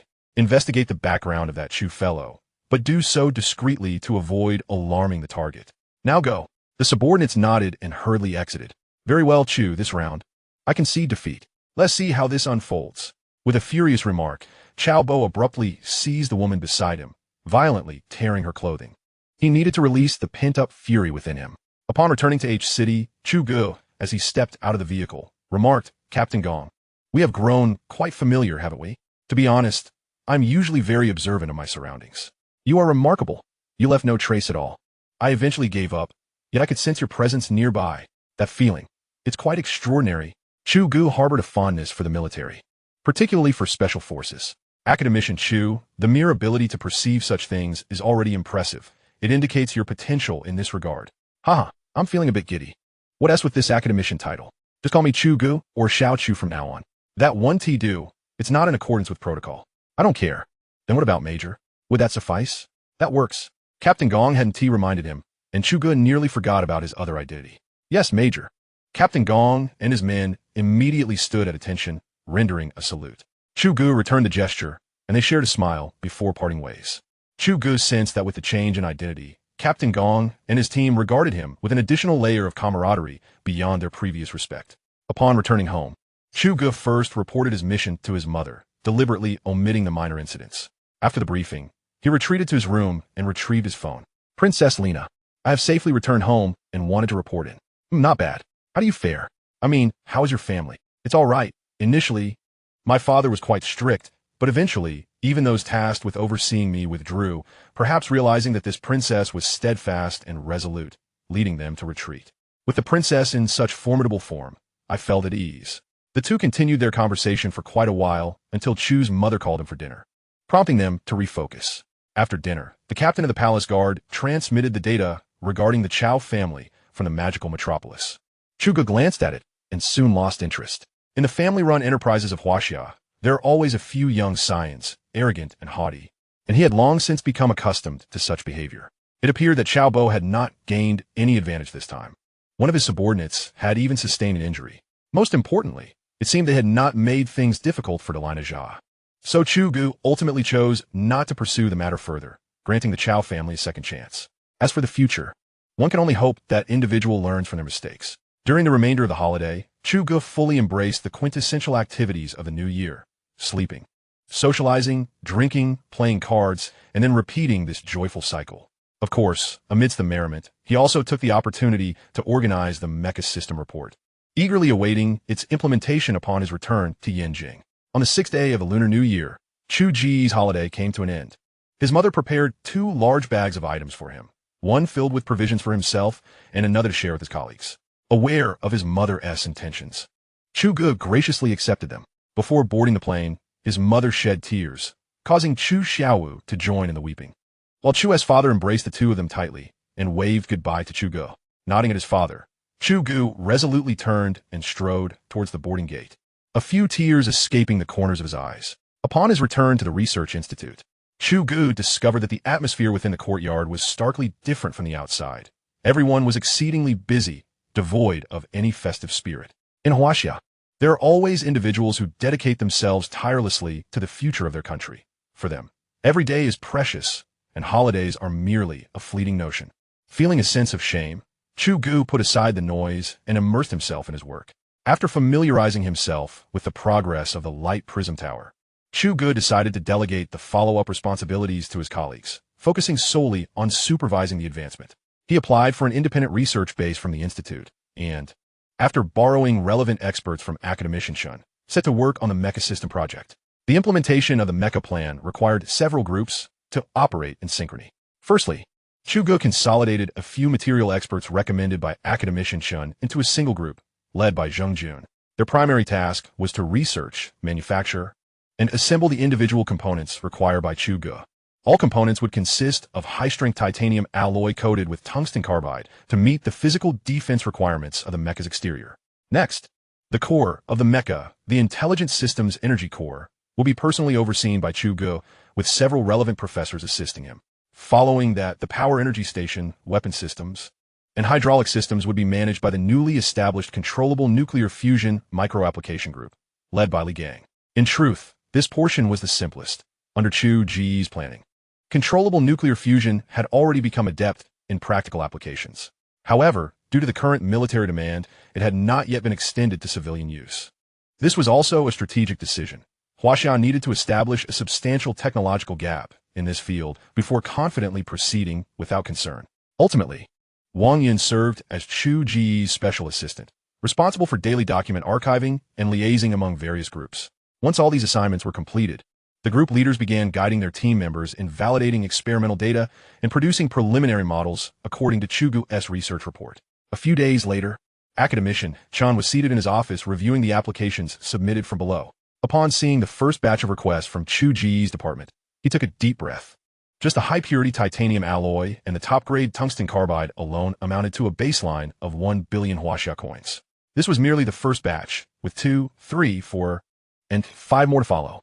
Other related groups were still compiling their requests. He felt a headache coming on. This simply would not do. He needed to find a way to secure additional resources. Director Wu, we require your support here at the Research Institute. Old Chun began to appeal. Come on, Old Chun, you know that at the start of the year, all the branches are demanding funding. I simply don't have that much to spare. Moreover, I was only prepared to allocate the maximum to your facility. The others have expressed their dissent. I don't care. Besides, our unit is safeguarding the military. Can't you engage in a little give and take with Minister Long? Old Chun was relentless. Don't even mention him. He just called me. The Light Prism Tower project is currently in the process of being constructed, with 10 bases for the Light Prism Towers being established simultaneously. It's estimated to require an investment of thousands of billions. And here I am, crying poor, while you still seek to siphon resources from my Ministry of Science and Technology. Well then, perhaps I should just pause Chu Ge's mecha project for the time being. Wait. Clarify. Whose project are you referring to? Chu Ge's, the Mecha Warrior project. You have no idea how costly it is, I tell you, just the first installment. How much is needed? The Institute has already submitted a report, and I'll ensure it receives the green light. Fine, you should have said so earlier. Haha, Old Chun, with his cunning nature, was pleased. Chapter 22, Soulblade. With Director Wu's endorsement, Old Chun began to sign off on Chu Ge's project with his eyes closed, unwilling to open them for fear of his blood pressure soaring. Over the past few days, Chu Ge had become somewhat obsessed with writing code, even jokingly lamenting the system. Hey, system brother, when will you be able to directly conjure a finished product for me? This way, I wouldn't have to struggle so much with research, drafting, and manufacturing. I can. Is that for real? You can't afford it. Forget I asked. The core energy nucleus of the intelligent system was not merely for energy operation. That was the role of the power source.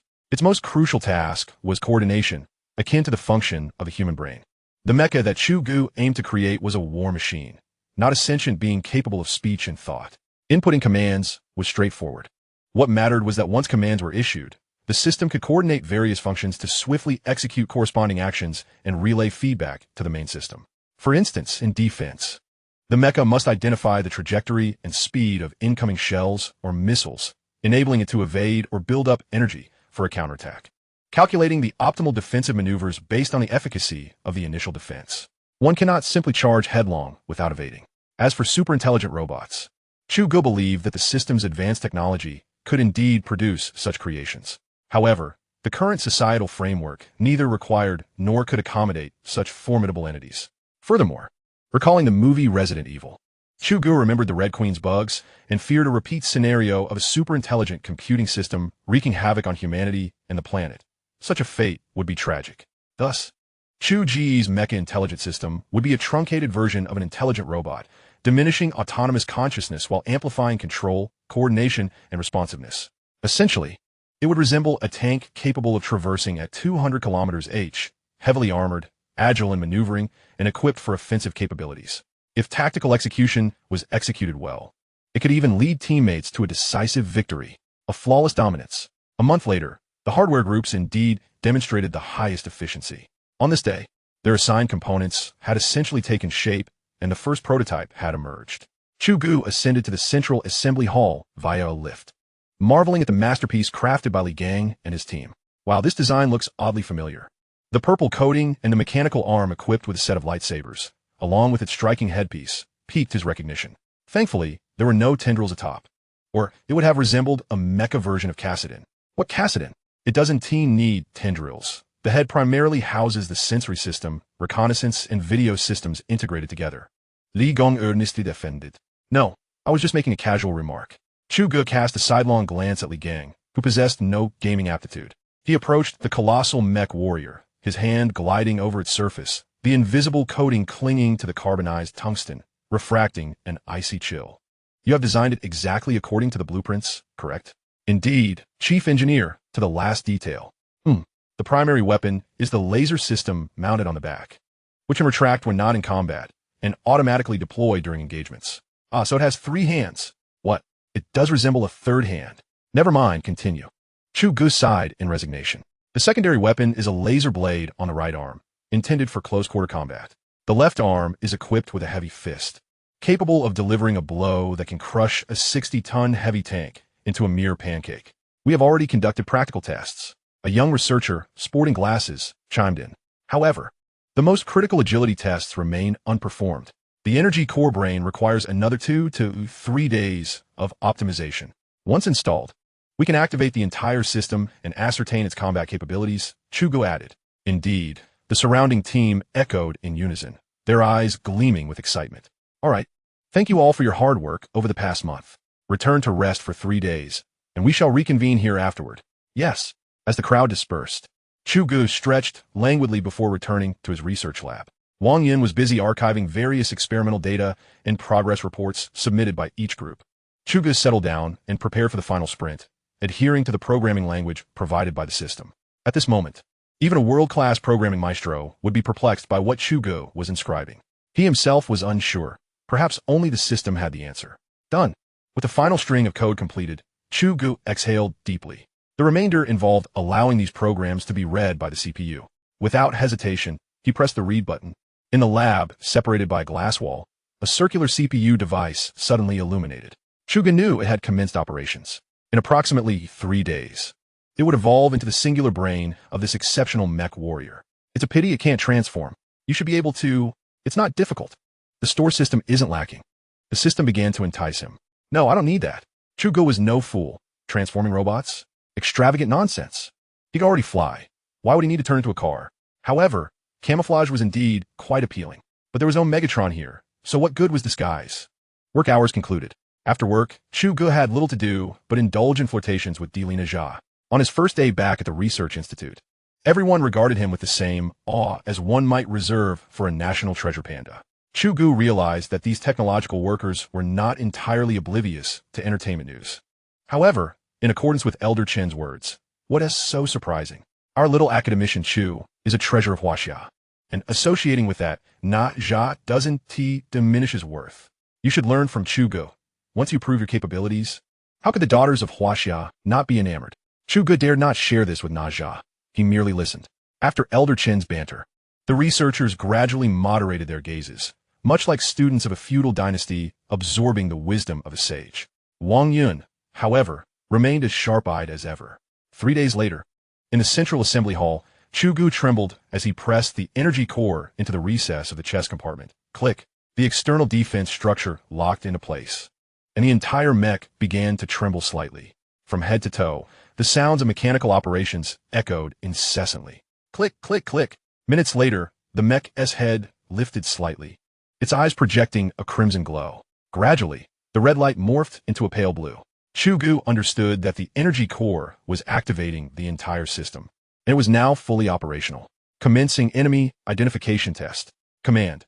Academician Chu Ge has been recognized as the supreme commander of this mech. Command. All personnel on site to conduct enemy identification tests. The mech's voice resonated mechanically. Moments later, scan complete. All personnel on site are researchers and doctors from the Huaxia Yinjing Weapon Research Institute. No enemies detected. End of report. Applause erupted among the crowd. This trivial test poses no issues. Wang Yun, contact the Western Weapon Experimental Base and prepare for performance testing. Yes, Academician Chu, as the creator of this mech. You should name it. Li Gong excitedly. Indeed. Chu Ge gazed at the mech, suffused with a purple aura. Let it be called Soulblade, the spirit of Huaxia, defending the borders and vanquishing foes, slaying demons and subduing the wicked. Chapter 23, The Opponent of Soulblade. April. As spring returns to the Earth, the construction of a sensor system's super telescope bunker has commenced. The site is located not far from a military base in Yinjing, a heavily guarded strategic area. This arrangement prevents the dispersion of protective forces, a practical consideration by the military. Moreover, it reflects the military's emphasis on the light Prism tower's capabilities. After completing the Soulblade mech warrior, Chu Ge turned his attention to the assembly of the neutrino detector. A year prior, he had successfully crafted the core high-energy accelerator's first prototype. The remaining tasks were straightforward. Chu Ge assumed the role of overseer, directing engineers to assemble according to the blueprints. However, precision in data was paramount. The military was anxious. The bunker had already begun construction, and the reserve dimensions for the detector were set in stone. If the dimensions were too large upon completion, it would be troublesome to dismantle and redo the work. As for the subsequent installation of the neutrino detector and its networking with the light Prism tower, Chu Ge decided to leave that to others. He felt overwhelmed. Elder Chun would have preferred him to split into 8 parts to directly assemble an interstellar fleet and cover the galaxy with a greenhouse. One day, while Chu Ge was diligently testing data, Elder Chun hurriedly approached, calling out his name from afar. Chu Ge, Academician Chu, mediocre. I say, Elder Chun, just call me Little Chu from now on. One might think you were addressing 3 people. Haha, Little Chu, it's rare to see someone complain about too much honor. You're the first. Haha, what's the matter, Elder Chun? The Northwest Experimental Base is ready. We can commence the experiment. Good. How do you plan to transport the Soulblade over? We'll fly it directly. No way. Such a precious asset. Still in the testing phase? You want to fly it directly? What if something goes wrong? What could possibly go wrong? The key is that it's over 50 meters tall and weighs over 1,000 tons. Even if you dismantle it for land transport, it requires a convoy. Air transport is even more extravagant. A convoy is just a convoy. I'd rather spend more money than risk any mishap with the Soulblade. All right then, you take the lead. Chu Ge considered. The next day, after a series of instructions, Chu Ge set off with Elder Chun and several accompanying vehicles. The grandeur of the convoy was nothing short of lavish. Ahead, over 20 military and police vehicles paved the way, followed by a convoy of a dozen transport trucks, and behind them, several military trucks forming an armed escort. Armed helicopters whirred overhead. Social vehicles along the route were cleared, and the streets were lined with curious onlookers, packed with citizens of Yinjing, all stopping to gaze and wonder. Is this a drill? It seems so. Look, the WZK-20 armed helicopters are out. It doesn't look like a drill. It feels more like the transport of some important equipment. Look at that heavy truck in the middle. Yes, I feel the same, but we can't see anything. Of course not. Have you ever seen a country parade its new equipment out in the open? The Soulblade, once dismantled, was concealed beneath camouflage tarps, rendering it invisible. Elder Chun, why do I feel like the Soulblade is your adopted son? Nonsense. Even a biological son wouldn't receive such treatment. This is a national investment of hundreds of billions. What son is worth that much? Well, even a golden sun wouldn't be worth so much. However, Little Chu, there is something I'm not sure if I should say. Academician Chen suddenly fixed his gaze upon Chu Ge, hesitatingly uttering, "You see, the funding for the creation of the soulblade. Wouldn't it be far more appealing to fabricate an additional set of light prism towers? It is indeed enticing. One serves a defensive purpose while the other is offensive, rendering them incomparable." Chu Ge asserted with unwavering conviction. "Perhaps I am simply growing old. My vision not as far-reaching as that of you younger folk." The distance from Yinjing to the Northwestern Weapons Testing Base spans nearly 2,000 kilometers. The convoy sped along, managing to arrive in less than 18 hours. Prior to departure, Elder Chun had issued a directive forbidding any stops along the way. All necessities must be attended to within the vehicle. This led everyone to empty their bladders in advance, as no one wished to address personal matters while en route. Consequently, upon reaching the base, the entire convoy of over 200 individuals rushed towards the restrooms, leaving the station personnel utterly dumbfounded. This soulblade was unloaded and assembled by Chu Ge's research team. Chu Ge, along with Academician Shun and others, proceeded directly to the command hall. "Xiao Zhu, will we be able to conduct tests today? It's quite unlikely. Time is too pressing, and the reassembly of the soulblade requires patience. Moreover, once assembled, it needs to undergo testing by Li Gang and his team, given that it is manually assembled and errors are inevitable. A thorough inspection is essential for reliability. Indeed, that is of utmost importance." Just then, an imposing figure clad in military uniform approached with purposeful strides. "Ah, you must be Chu Ge, the esteemed Academician." It was Wang Yi, the commander of the 115th Heavy Armored Division. "You certainly arrived faster than us." He chuckled. "After all, we're the Spearhead Division." "Come, Chu Ge." This is Major General Wang Yi, the commander of the 115th Heavy Armored Division. Academician Chen introduced with great formality. "And this is our youngest academician at the Weapons Research Institute, Chu Ge, holding the rank of Major." Chu Ge promptly rendered a military salute to Wang Yi. "Salute." Wang Yi returned the gesture, scrutinizing Chu Ge intently until the latter felt a flush of embarrassment. "Xiao Chu, you would look even more dashing in a military uniform. Care to try?" "I? What do you mean I?" Academician Chen interrupted, turning to glare at Wang Yi, who feigned innocence, glancing at the lights above. "Are those lights not particularly bright?" He jested, eliciting a shared smile between Chu Ge and Academician Chen. Wang Yi's purpose for leading this team was to serve as the hypothetical adversary, a role he was well accustomed to.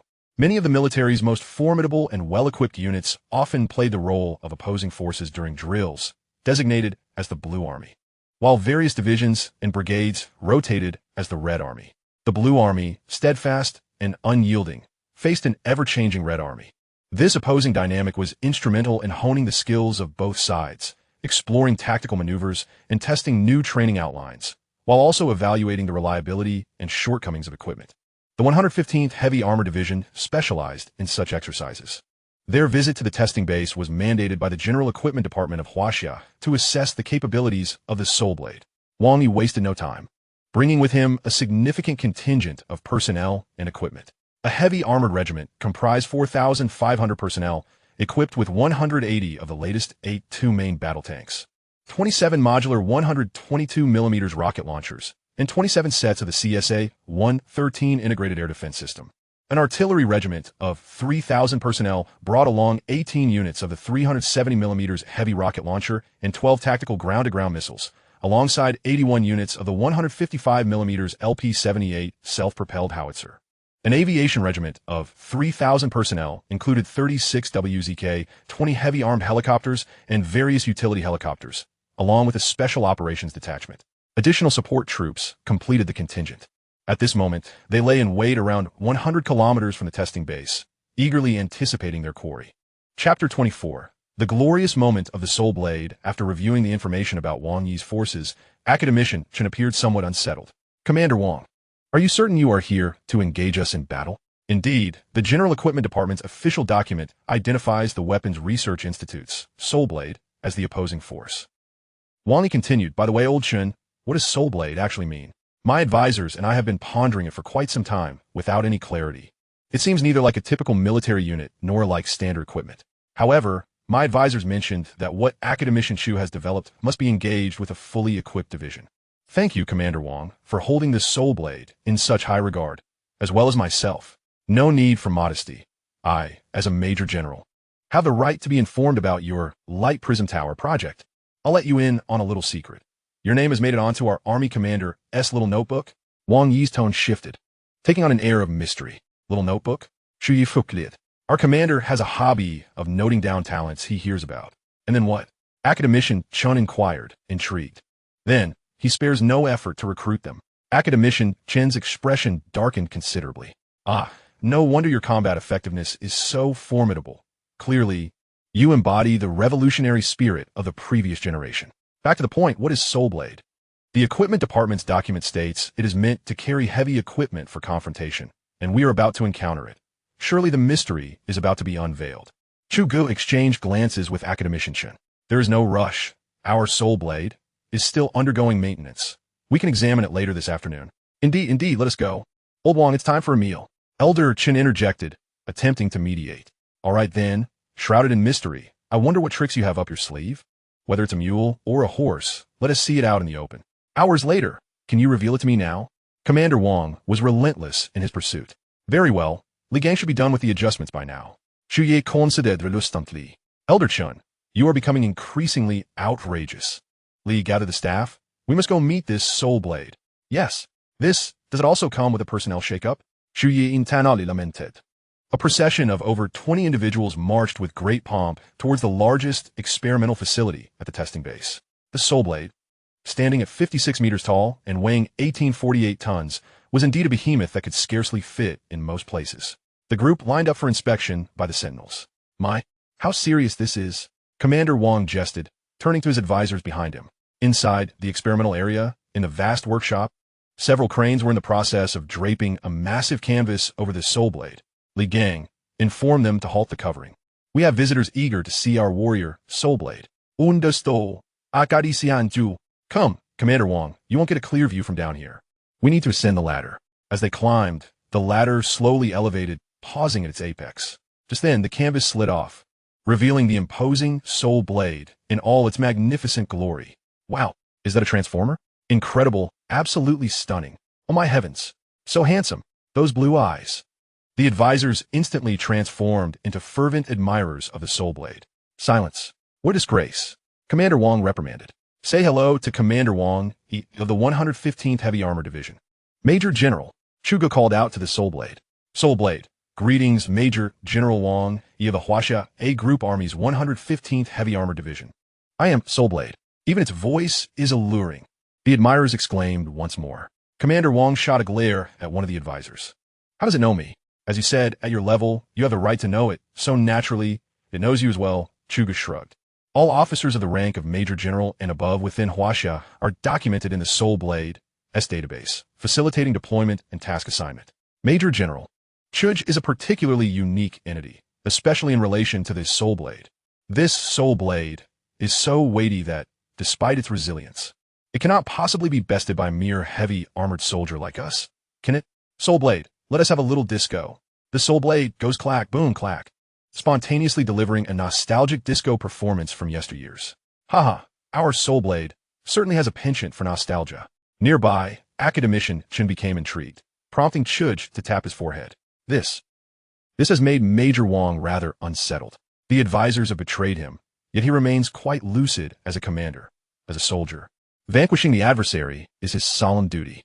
His earlier actions were merely a calculated probe to ascertain the most fundamental intelligence regarding this formidable being. Now it appears, with such agility, it may prove challenging to confront. Chu Ge, fully aware of Major Wang's cautious intentions, simply played along with his charade. The pressure has been placed upon you, while we remain comfortably positioned. When masters clash, every move is lethal. An order, Soulblade. Remember this Major Wang, post-midnight today. He and his heavy armor division shall be your imagined adversaries. Locate them and obliterate them. Chu Ge suddenly turned to the Soulblade and solemnly issued the command. Yes, the Soulblade faced Chu Ge and performed a standard military salute, resembling a valiant soldier. Major Wang's expression darkened. This was an unabashed provocation. Very well, we shall see. To the command tent, back to the camp. Yes, the advisors saluted in unison. Major Wang stormed off, not bothering to exchange pleasantries. Have we perhaps gone too far? Academician Chen remarked, observing the departing Major Wang before turning to Chu Ge. No worries. I believe Major Wang will take this competition even more seriously. Only then can our Soulblade truly showcase its brilliance and wreak havoc. After Chu Ge spoke, he turned to gaze at the towering mech warrior before him. The Soulblade. seemingly comprehending Chu's grandiloquent declarations, shifted its gaze towards him. Thus, the man and the mech locked eyes for an extended moment. Suddenly, a spark of inspiration ignited in Chu's mind. Academician, Chun, what do you think about having this soul blade? Engage in a little grab the grass and catch the rabbit maneuver after midnight. Is that too outrageous? Ha! You aim to infuriate Major Wong. I won't interfere. You may conduct your skirmishes as you wish. Hee. An order. Soulblade. After midnight today, activate the sensory system. Locate Major Wong's aviation regiment and annihilate them. Yes. This Soulblade once again rendered a standard salute. After issuing the command, Chu departed the experimental facility alongside Academician Chen. Chu whistled as he strolled around the base. Academician Chen, Chief Engineer Zhao, has quite a lot on his plate. Arranging accommodation for personnel arriving from Yanjing, upgrading the security level of the experimental base, and preparing for camouflage operations around the designated battlefield for this Soul Blade. Tomorrow, particularly vigilant against reconnaissance from space radar. In the northwest direction, 105 kilometers from the northwest experimental base, Major Wong was fuming in the command center. I tell you, if a single division cannot best a robot tomorrow, you may as well prepare for a rigorous return to base. Do not think my words harsh. If we lose, our commanding officer will berate me without mercy. Now, I shall not say more. Lee, do we have a targeted offensive plan from the staff? Report. Not at the moment. I see you all have turned traitorous. Report. That is not the case. It's just that everyone feels utterly lost. In that case, Commander, until we grasp the true capabilities of the Soul Blade, I recommend we remain inactive. Lee earnestly suggested at this juncture. Surrounding the camp, maintain vigilance against aerial reconnaissance. Anti-aircraft fire must be concentrated. Once a target is identified, we must unleash all our firepower in a single, decisive strike. Indeed, Lee's words hit the mark. You have all seen how remarkably agile that entity is.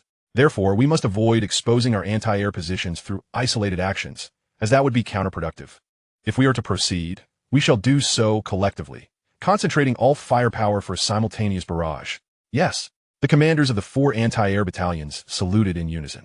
Additionally, request approval from higher-ups to deploy synthetic aperture radar from the training base to monitor all suspicious targets in the area. Yes, Major Wong's overarching strategy is to remain alert and await the appearance of the Soul Blade, then engage in a collective assault. Finally, at midnight, the aviation brigade will secretly dispatch several helicopters for cover, while the special operations team, under the cover of night, will infiltrate and conduct a reconnaissance probe. Just to gauge the situation, yes. The special operations team leader stood and saluted. After Major Wong laid out the specific operational deployment, the tactical plan against the Soul Blade was firmly established. The commanders of the subordinate units returned to rally their troops, marking the commencement of a war without gunpowder. April 10th, 00000. Inside the experimental facility, the Soul Blade, crimson optics transformed into a brilliant blue, awakening it. The factory doors had already swung open, revealing an expansive, open area. The base was eerily quiet in the dead of night. This Soul Blade stepped out of the facility, standing tall in the open space, then remained motionless. What is happening? Chu's companion, Li Gang, inquired anxiously. Sure, it's conducting reconnaissance. You just ensure the back-end data monitoring is in order. Yes, Li Gang whispered in reply. This Soul Blade's energy core, Huaxia Sentinel-2 synthetic aperture military reconnaissance radar, seen as center time 16:04:02, transit time 24:04:02.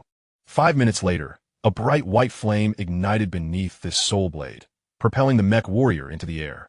In an instant, it shot into the clouds, with a luminous blue tail visible in the high altitude.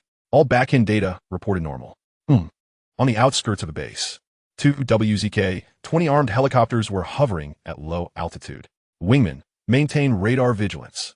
Roger that. But what on earth does the commander want us to do out here at this hour? Catch ghosts? No grumbling. We are here to provide cover. The special operations team is the main act. Understood. Just as the conversation concluded, a sudden blaring alarm resonated from the cockpit. What the hell? That SA collision warning radar. Wingman, do you copy? Report. My warning radar is also activated. Turn on the searchlight. Yes.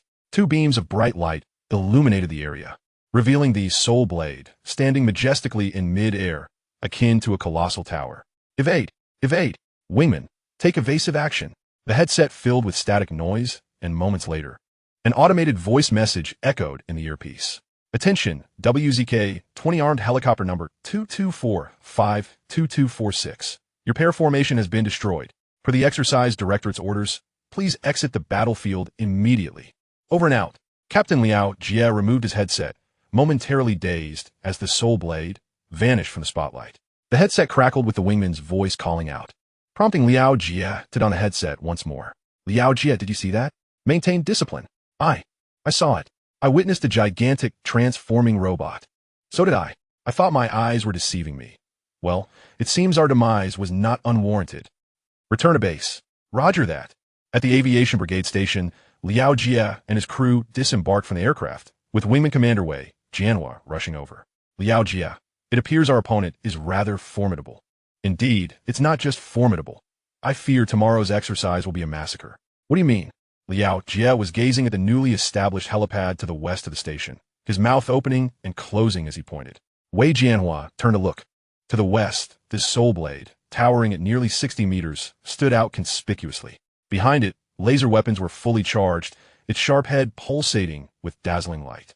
The piercing sound of alarms suddenly erupted, prompting the station guard battalion to spring into action. As they emerged and beheld the scene before them, they halted in their tracks, confronting one another in a tense standoff. Surrounding the camp, from massive searchlights converged their beams upon the entity known as Soulblade. At this moment, Soulblade sheathed its primary weapon and commenced its advance. With each colossal step, it approached the main entrance of the camp, causing the very earth to tremble beneath its mechanical feet. The searchlights diligently tracked its movements. Haha, Academician Chu, Soulblade, seems to be strutting down a catwalk, someone remarked, noting the resemblance. Meanwhile, at the experimental base, Chu Ge's support team continued to monitor the unfolding events from within the facility. As Soulblade reached directly in front of Liao Jie and his comrades, it pivoted towards them. Soulblade, greetings to all personnel of the 115th Armored Division Airborne Corps of the Huaxia A Group Army. It is a pleasure to meet you for the first time. You may refer to me as Soulblade. Holy cow, Liao Jie, this thing can talk? Another exclaimed. Silence. Soulblade. On the orders of Academician Chu Ge, I have come here tonight to meet my future comrades. Additionally, I regret to inform you that, according to the exercise regulations, you are all declared deceased. With that, Soulblade render da salute. After a moment of stunned silence, Liao Jie was the first to return the gesture, followed by nearly 3,000 soldiers who saluted in unison. Soulblade is mighty. Soulblade is mighty. Soulblade is mighty. The thunderous roar of the battalion reverberated across the land. At this moment, they no longer dwelled on their supposed demise. They embraced Soulblade as one of their own, under the rallying cries of the soldiers. Soulblade activated its boosters and ascended into the sky, gradually vanishing from sight. Within the command post, Commander Wang Yi slowly lowered his headset and gazed at the battalion leaders below. The Directorate has informed us that the Airborne Corps has been obliterated and withdrawn from the exercise. What? Chapter 26, The Crushing Victory 1. Command post of the 115th Heavy Armored Division. Amidst the chaos, the personnel were at a loss. Commander, what are our next steps? We haven't even begun, and we've already lost an airborne battalion. Indeed, echoed several staff members and battalion leaders. Wang Yi furrowed his brow. Calm down. We cannot afford to panic. This Chu fellow has some tricks up his sleeve. His display today resonated with me. What, the Air Defense Battalion? Are your reconnaissance radars operational? Report, Commander. Our radar has been active 24 hours, but I suspect Soulblade possesses stealth technology. A captain from the Air Defense Battalion stood to respond, quickly connecting the dots. Gasp. Such formidable combat strength, and one round has decimated an entire airborne battalion. Coupled with stealth technology, it leaves us all in shock. Wang Yi nodded in agreement. Pondering deeply. Order. The entire division is to contract its defensive perimeter to establish a depth of defense within a 20-kilometer radius of the command post.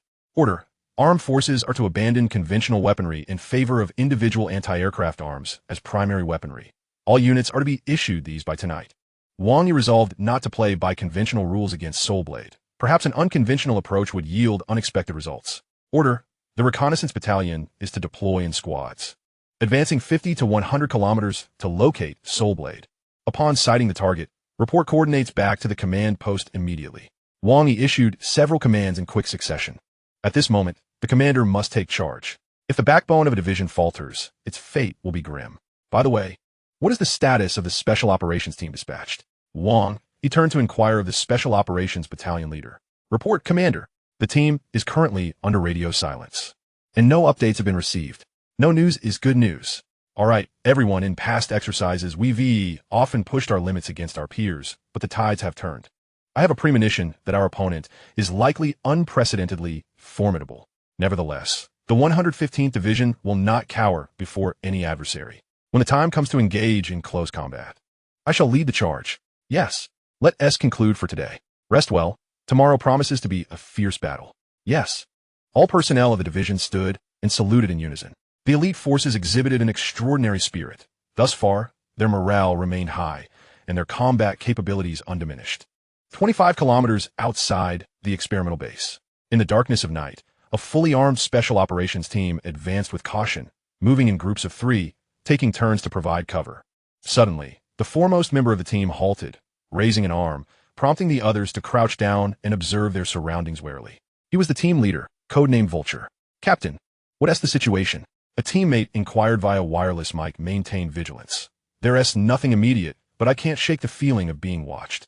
Vulture scrutinized a nearby thicket through a high-definition night vision device. "Captain, according to the map, our current position is 25 kilometers southwest of the experimental base." Another team member reported after consulting the electronic display on his forearm. "Understood. All team members, heed my orders. Let us rest here, maintain silence, and remain alert to our surroundings. It's currently 1 o'clock in the morning. We shall proceed as planned in 1 hour," Vulture commanded after adjusting his mic.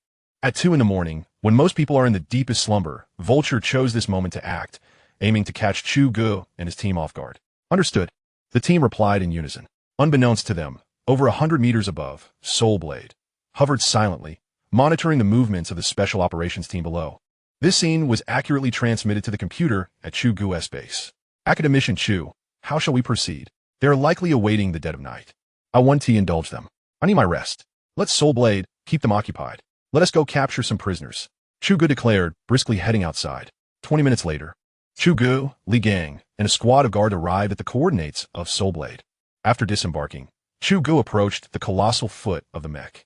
The 12 members of the special operations team were huddled together, encircled in a perfectly formed ring, evidence of the burns left by Soulblade, his laser weapon, with small flames still flickering in some areas. At that moment, a powerful spotlight from Soulblade illuminated the circle.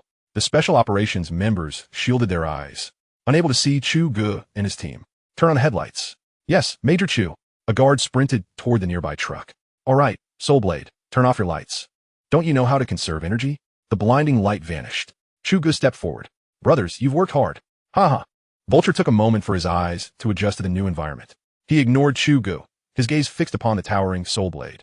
"Is this our opponent?" "Indeed, it's called Soulblade.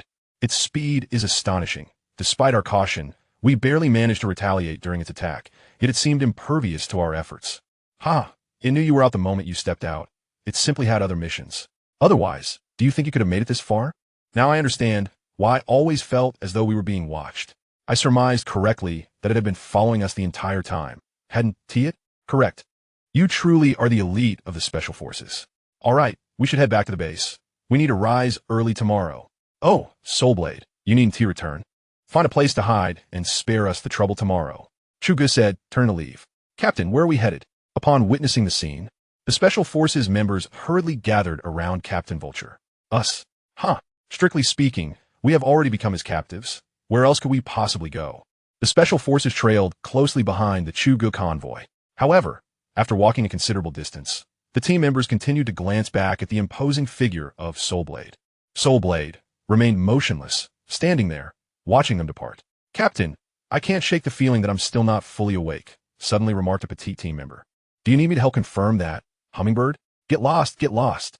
"Hummingbird, you are our squad's mechanical expert. Drones, unmanned tanks, unmanned tractors, those are all your toys. How's this big toy feel?" A burly man, standing nearly 19 meters tall beside Hummingbird, teased him. The muscular giant, who wielded a massive squad machine gun, served as the machine gunner and demolition expert of the special forces team. "All right, you two, there's no comparison here. You witnessed its agility just now. Our rocket launchers couldn't even graze it, and as for guns, they wouldn't even be sufficient to tickle it. Captain, what do you think about high explosives and grenades?" The burly man pressed on, unwilling to relent. "Grenades won't do. They're not powerful enough. As for high explosives, Who knows how thick its exterior armor is?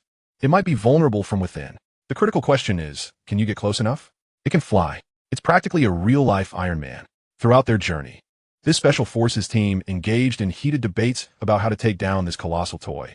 Hence, it is evident that Special Forces, particularly those involved in infiltration behind enemy lines, are seldom captured in real warfare. They are either elusive or perish in the endeavor. For them, the chances of survival if captured are exceedingly slim and, moreover, a source of great shame. This night would inevitably prove to be a sleepless one for the Special Forces team. Chapter 27. The Crushing Outcome 2. That night, the winds were calm. At dawn, Chu Ge, Li Gang, and a cadre of logistics and technical personnel arrived early at the experimental facility. This location served as the temporary command, communication, and logistics center for Soulblade at the weaponry experimental base, tasked with monitoring Soulblade, its status, data collection, and certain performance tests. How's the test program arranged? Chu Ge inquired. Report, Academician Chu. All program instructions have been entered. Soulblade will conduct performance testing in the order of evasion, hard blocking, long-range attack, and close combat. Came a reply. Good, proceed as planned. Yes. At the 115th Armor Division Command, Commander Wang arrived early to oversee the command center, eager to engage in a contest of strength with a mechanical warrior. Has a radar still not detected it? Report, Commander, negative. What about the reconnaissance battalion? No sighting. What in the world?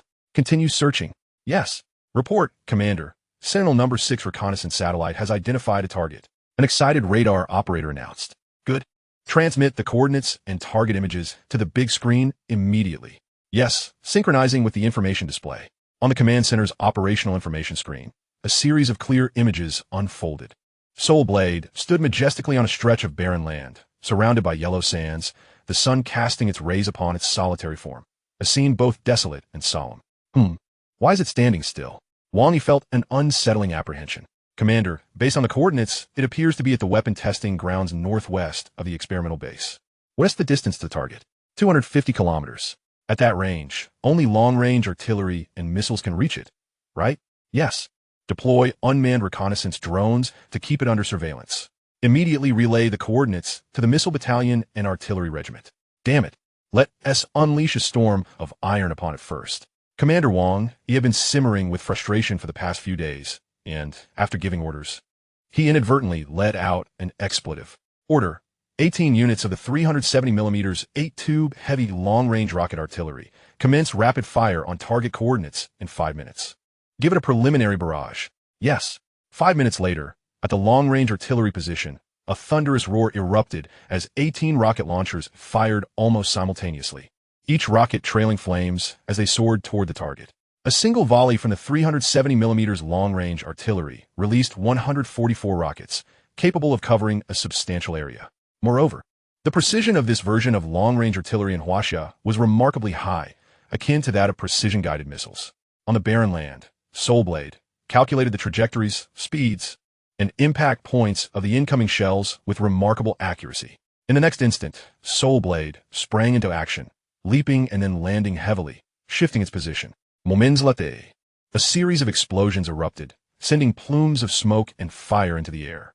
Although the heavy rockets lacked their warheads, they still possessed considerable destructive power. As the smoke cleared, Soulblade stood there, resembling a statue. Commander, the operations team estimates that it perfectly avoided the entire lethal radius of all the rockets. What? Exclaimed both the missile battalion commander and the artillery regiment commander simultaneously. Commander, allow me to join in. Let me unleash a substantial amount of ammunition. I refuse to believe it. The missile battalion commander was indignant. Wang remained silent, fixated on the information screen, deep in thought. Rewind to footage captured by the drone. Yes. After a considerable time, did you notice anything? Commander, are you suggesting it's playing with our timing? Precisely. The timing of the rocket launch. Its movement, the rocket's flight time, and the detonation time. If you connect the dots, the issue becomes apparent. The burly men appeared somewhat bewildered. In total, this spanned a mere 2 minutes, during which it accurately calculated the landing time of our rockets, even the impact points and the explosion radius. So, it was able to avoid them perfectly? The realization dawned on the burly men. In other words, during the rocket's flight, it precisely captured the trajectory to intercept. And for it, this isn't interception, it's evasion. It possesses a comprehensive detection and early warning radar system. Moreover, it's highly advanced. Its calculation speed is extraordinarily rapid. We may indeed have to treat it like Iron Man. Commander Van Konjudit. How on earth do we deal with this? Iron Man? Is this a sci-fi movie? Let's just call Robert Downey Jr. Huh? Who asked that? Enough. This is an exercise, and it's not over yet. Commander Van Snip. Alright, Chu Ge. I must admit, I underestimated your capabilities. Order. Artillery Regiment and Missile Battalion, withdraw from combat. The Armored Battalion will advance, positioning themselves within the range of the artillery and individual anti-aircraft rocket systems. Order. Report to the command center, requesting the Air Force to deploy. All fighter jets must be armed with composite-guided combat missiles. Order. Deploy all unmanned strike drones, carrying only composite-guided or television-guided missiles. Old Wong was genuinely furious, issuing commands in a single breath, without pausing for air. He had been holding in his frustration. Commander? Deploying the Air Force seems to exceed the scope of the exercise. Rest assured, the command center will approve it. Commander, why specifically request these types of guided missiles? From the images, I suspect that this mechanical warrior's stealth and propulsion technologies aren't conventional. Ordinary infrared and radar guidance may prove ineffective. Commander Van Planet. Indeed, experience proved invaluable. Report. The command center has approved the request for the Air Force to deploy. The communications officer announced. I told you so. Huh? How many aircraft have been dispatched? One squadron of JK-20. Wow, how generous. At a certain Air Force base in the west, 26 JK-20 aircraft, Huaxia's latest stealth fighters laden with munitions, taxied out onto the runway. 2 aircraft took off simultaneously from each runway, soon forming a formidable attack formation in the sky. 01. What else with such a grand display? The incident occurred abruptly. The squadron alarm rang out, and then all aircraft were urgently launched to form an aerial formation, without any operational orders being issued in between. 02. Unclear. There are operational briefings in the combat system. AWACS 045 is rendezvousing with us in the designated airspace. Received. AWACS 045 visual. At the experimental base Soulblade. The temporary control center was bustling with activity. Chu Ge was currently yawning. What is the situation with Commander Wong? Has he called off the operation after just one round? How miserly. Li Gang began to complain. It's not miserly.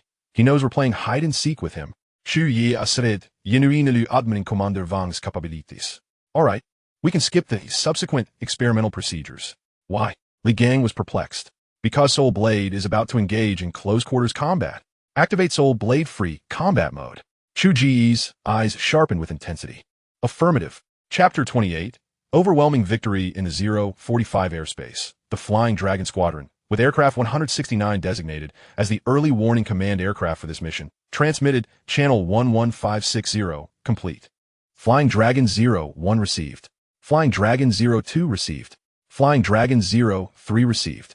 The coordinates of the target location have been disseminated to each aircraft's ICS-4 combat command system, with the mission being to reach the target airspace, lock onto the target, and destroy it. This aircraft would provide real-time updates on target coordinates and aerial intelligence. Best of luck to you all. Thank you, AWACS 169, for the short-range service. After reading the mission file transmitted by the AWACS, Aircraft 01 executed a roll to ascend to the attack altitude, with the other aircraft following suit. Squadron, we will reach the target airspace in 5 minutes. Received. Is this simple task really necessary for our entire squadron? The 02 wingman began to stir trouble again. 02, mind your words. Be careful not to get reprimanded by the boss when we return. At this altitude, ISNT, this a ground target?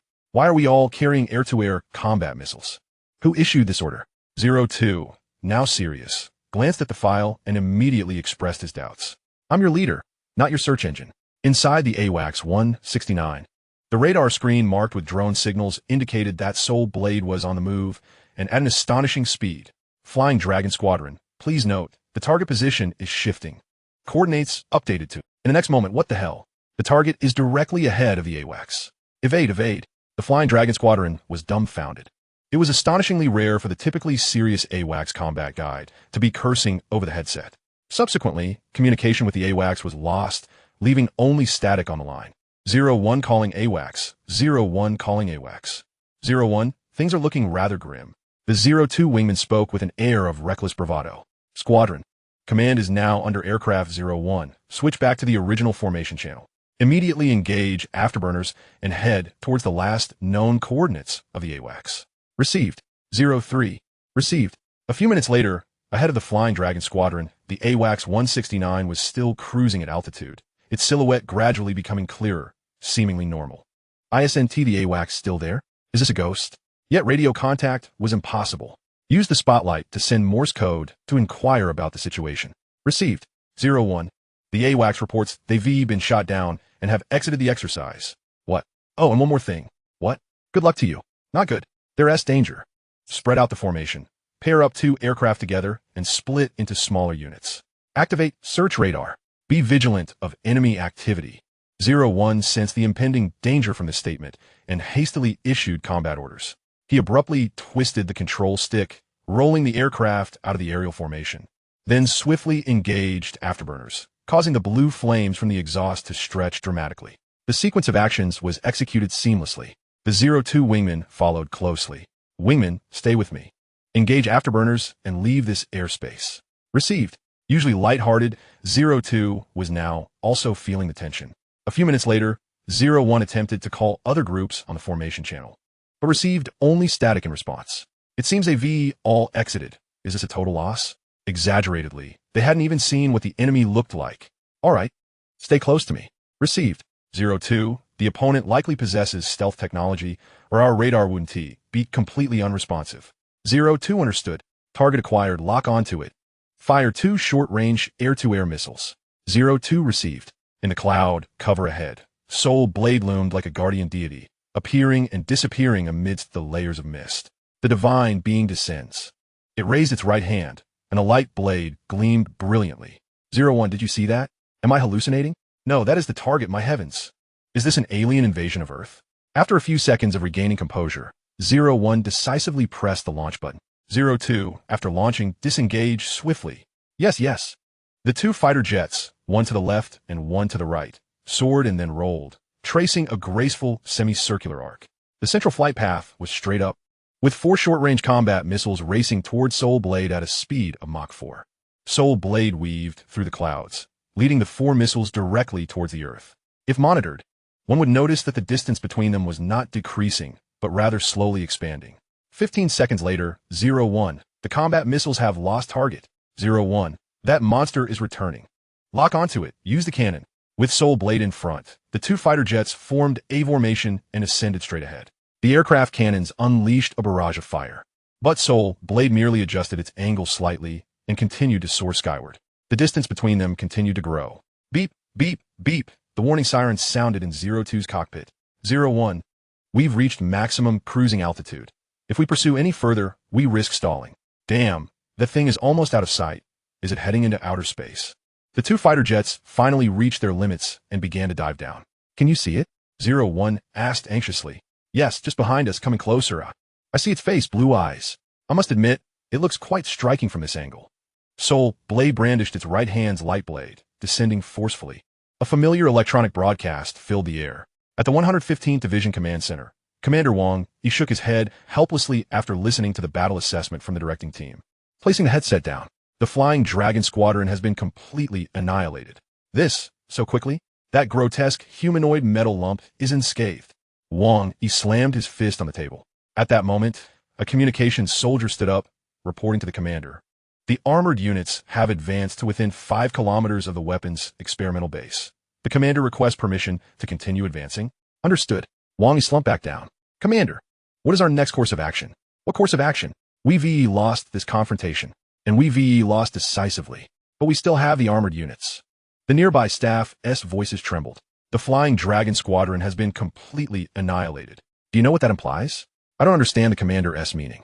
Your armored units are up against a squadron equipped with the most advanced radar and stealth technology, formidable JK-20 fighters. What are the odds of victory? Commander Wong, he turned to ask. Well, probably around 46 to 54. Enough of this. You have no chance of winning. But the Flying Dragon Squadron was wiped out. The disparity in strength is several magnitudes apart. Continuing would only result in humiliation. Let us go. Since we can't defeat the metal lump, we'll take out its lair. Commander Wong, he began to act recklessly. Chapter 29. Soulblade is scolded. Northwest Weapons Experimental Base. A military jeep, laden with dust from the road, sped towards the location. Chu Ge and Li Gang were diligently recording the combat data of Soulblade. Little Chu, Commander Wang has arrived. Academician Chun rushed in, panting heavily. That doesn't look too good on his face. What has happened? Not much. We just obliterated an aerial squadron, and the Air Force is not under his jurisdiction. Repli Li Gong. Where's Chu Ge? Come out. From afar, Commander Wang's robust military voice resonated. Guards, let Commander Wang in. Chu Ge responded calmly. As Commander Wang entered, he looked at Chu Ge, and after 2 minutes, his dark face broke into a broad smile. I say, little Chu, how about giving us such an impressive piece of machinery for our military? What piece of machinery? Do you think this is your family's broken tank? Li Gang muttered beside him. The Soulblade is now a treasure of the Research Institute. How dare you slander it? I was wrong. Just leave one of your magnificent Iron Men for us. That, I can't say, Commander Wang. You should consult your direct superior. We are only responsible for research. How and to whom it is utilized is up to the military's higher-ups. Chu Ge spoke the truth. In that case, all right. Commander Wang's eyes sparkled with scheming thoughts. Just in time. Since you're here, I won't need to summon you. There are several tests that require the cooperation of the armored troops. Chu Ge stated earnestly. No problem. The 115th Armored Division is willing to unconditionally cooperate with the base experiments. All right. First, send 10 of the latest tanks to the Northern Weapons testing range. Then prepare 2 tanks that are to be decommissioned and bring them over. No problem. Shall I go prepare now? Good, thank you. No need for pleasantries. We'll soon be like family. Commander Wang readily agreed and swiftly exited, leaving a group of bewildered individuals behind. Meanwhile, as Commander Wang stepped out, he pulled out a military phone and hurriedly dialed a number. At the Huaxia A Group Army Command, General Lung was scribbling something in a notebook when the phone rang. Hello, this is Lung Phone. Commander, it's me, Wang Yu. Wang Yu? Why are you calling instead of focusing on the exercises? How is the exercise going? I'll tell you, if you don't perform well, I'll have your head. You might as well do that now. Wang Yu retorted defiantly. He then briefly relayed the recent battle situation to the general. Commander, let us set aside your threats for now. We need to seize personnel and equipment quickly. We must act fast, or we might end up with nothing. Understood. You, kid, are quite excited despite facing defeat.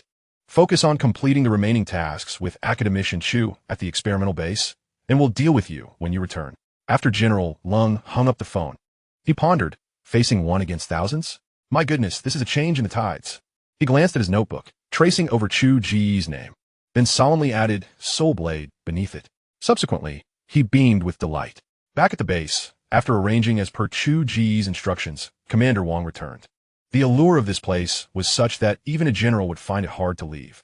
Chu Ge picked up the microphone, Soulblade. Proceed to the Northern Weapons testing ground. Moments later, the ground surveillance and aerial drones at the test site captured the imposing figure of Soulblade. Is this speed akin to teleportation? Commander Wang marveled beside him. Commander, have the tanks been moved over? We still need to wait a bit. Not everyone can fly around like your Iron Man. After several minutes, Chu Ge took up the microphone again and addressed Soulblade directly. What was at air combat just now? You faced only 26 aircraft, yet it took you over 10 minutes to settle it. I instructed you to decisively defeat the opponent. Yet you were dancing around, as if posing for a photo. Am I supposed to provide you with a maternal mech to seek affection? Chu Ge scolded for a full 10 minutes until Soulblade. His massive iron head was nearly bowed down to its chest. Reluctantly, he stopped, sensing he hadn't vented enough frustration. Commander Wang and Academician Chun, along with others, watched Chu Ge as if he were a monster, their mouths agape in astonishment. But, Academician Chu, do you think it can understand what you're saying? It can at least discern basic emotions. Otherwise, it would be too dull, wouldn't it? Chu Ge smiled, reflecting on how the artificial intelligence had been intentionally weakened during the construction of Soulblade. He had left a little leeway, otherwise. Facing a perpetually expressionless humanoid mech would be unbearably monotonous. Given its resemblance to a transformer, simple communication was essential, even if it couldn't engage in elaborate discourse. Just treat it as a straightforward being. It won't grasp anything too complicated, but it can understand the basics. Just avoid beating around the bush like some people. After saying this, Chu Ge cast a meaningful glance at Commander Wang. Hey, Academician Chu, I haven't offended you. I've just been beaten black and blue these past few days. Commander Wang quickly waved his hand. All right, Soulblade, we will now begin testing your armor strength. It's time for you to show what you can do. Please exert yourself. So, was our earlier interaction just playing house? Commander Wang felt a bit unsteady. Commander, those 10 tanks. Oh, Just follow Academician Chu Ge's direct order. They're numbered 410 through 419. Understood. Tanks. Follow my command. Fire armor-piercing shells at the armored warrior in front of you. Understood? Tank 410 acknowledges. Tank 411 acknowledges. Good. For the first test, prepare to fire a single 125mm armor-piercing round. Tank 410, ready. Fire. In the footage, 10-type 11A2 tanks lined up. With a loud bang, the muzzle of the number 410 main battle tank flashed with flame. Soulblade stood firm, smoke dissipating from its chest. Chu Ge checked the monitoring data. There was no change. For the second test, all tanks will fire a volley of 125mm armor-piercing shells, targeting the previous impact point. Free fire in 10 seconds. Boom, boom, boom. After a round of fire, Chu Ge closely monitored the screen data. As the smoke cleared, the data changed. Note: armor value decreased from 198. Please deploy spare armor. Chu Ge quickly grabbed the microphone. Soulblade, are you trying to get yourself melted down? I told you to focus. Did you fall asleep? Report. Apologies, Academician Chu. I thought I could withstand it. You thought. What good does that do? Do you have any idea how labor-intensive and costly it is to replace that segment of armor? Chapter 30. Armor Mechanism. Yes, it will not happen again. For the third test, all tanks prepare to fire another volley at the previous impact point. Yes. Boom, boom, boom. The 10 main battle tanks fired simultaneously, the resulting dust cloud enveloping the tank group. Chu Ge gazed at the surveillance footage, observing how the recently blasted armor was swiftly replaced, while the damaged armor was relocated elsewhere. What? It can do that? The armor can self-repair? Commander Wang's eyes widened in amazement. The armor we can currently produce with material technology isn't invincible. Once it reaches its fatigue threshold, it will be compromised. We VE designed Soulblade S armor as a dynamic mechanism. Theoretically, if the head armor is moved to the feet, it can be done in mere seconds, if not faster. Inside its body, there are spare armor plates, considered consumable parts. Thus, even in high-intensity warfare, it can withstand the impact. Li Gang elaborated on the armor mechanism of Soulblade to Commander Wang. A temporary measure, awaiting the acquisition of suitable invincible armor, would suffice. In conclusion, Chu Ge added. After the smoke cleared, he glanced at the monitoring data. The armor value of 98 remained unchanged. All right, this is the final armor test. Tank battalions. Commence free fire with a base ammunition load. Yes. The thunderous sound of cannon fire erupted through the earpieces.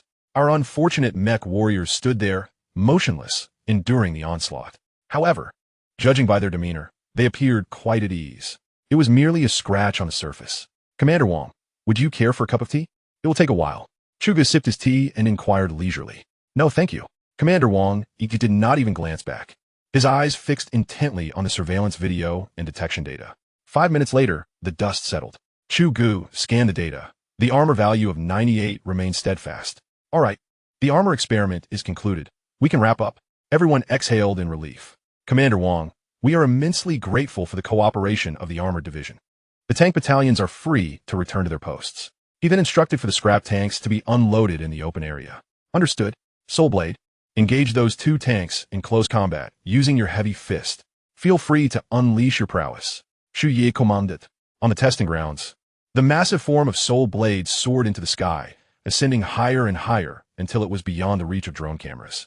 In the data center hall, onlookers exchanged bewildered glances, unable to comprehend the spectacle. When given the freedom to unleash, it has begun again in a flamboyant display. Chu Ge covered his eyes. In the next moment, Soulblade plummeted from the heavens, retracting its left fist, and with a resounding crash, it struck a tank with tremendous force. A cloud of dust, over 10 meters high, dissipated, revealing the absence of the tank, which had been forcefully driven deep into the ground by Soulblade's fist. A massive crater materialized on the screen. Are you performing a scene from Kung Fu? Enough, enough, just lift your fist and smash it down. Chu Ge shouted into the microphone.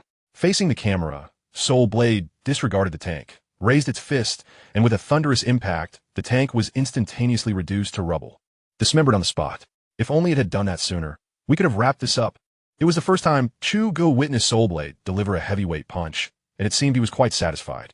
Is he training his son? Commander Wang quietly queried the nearby Academician.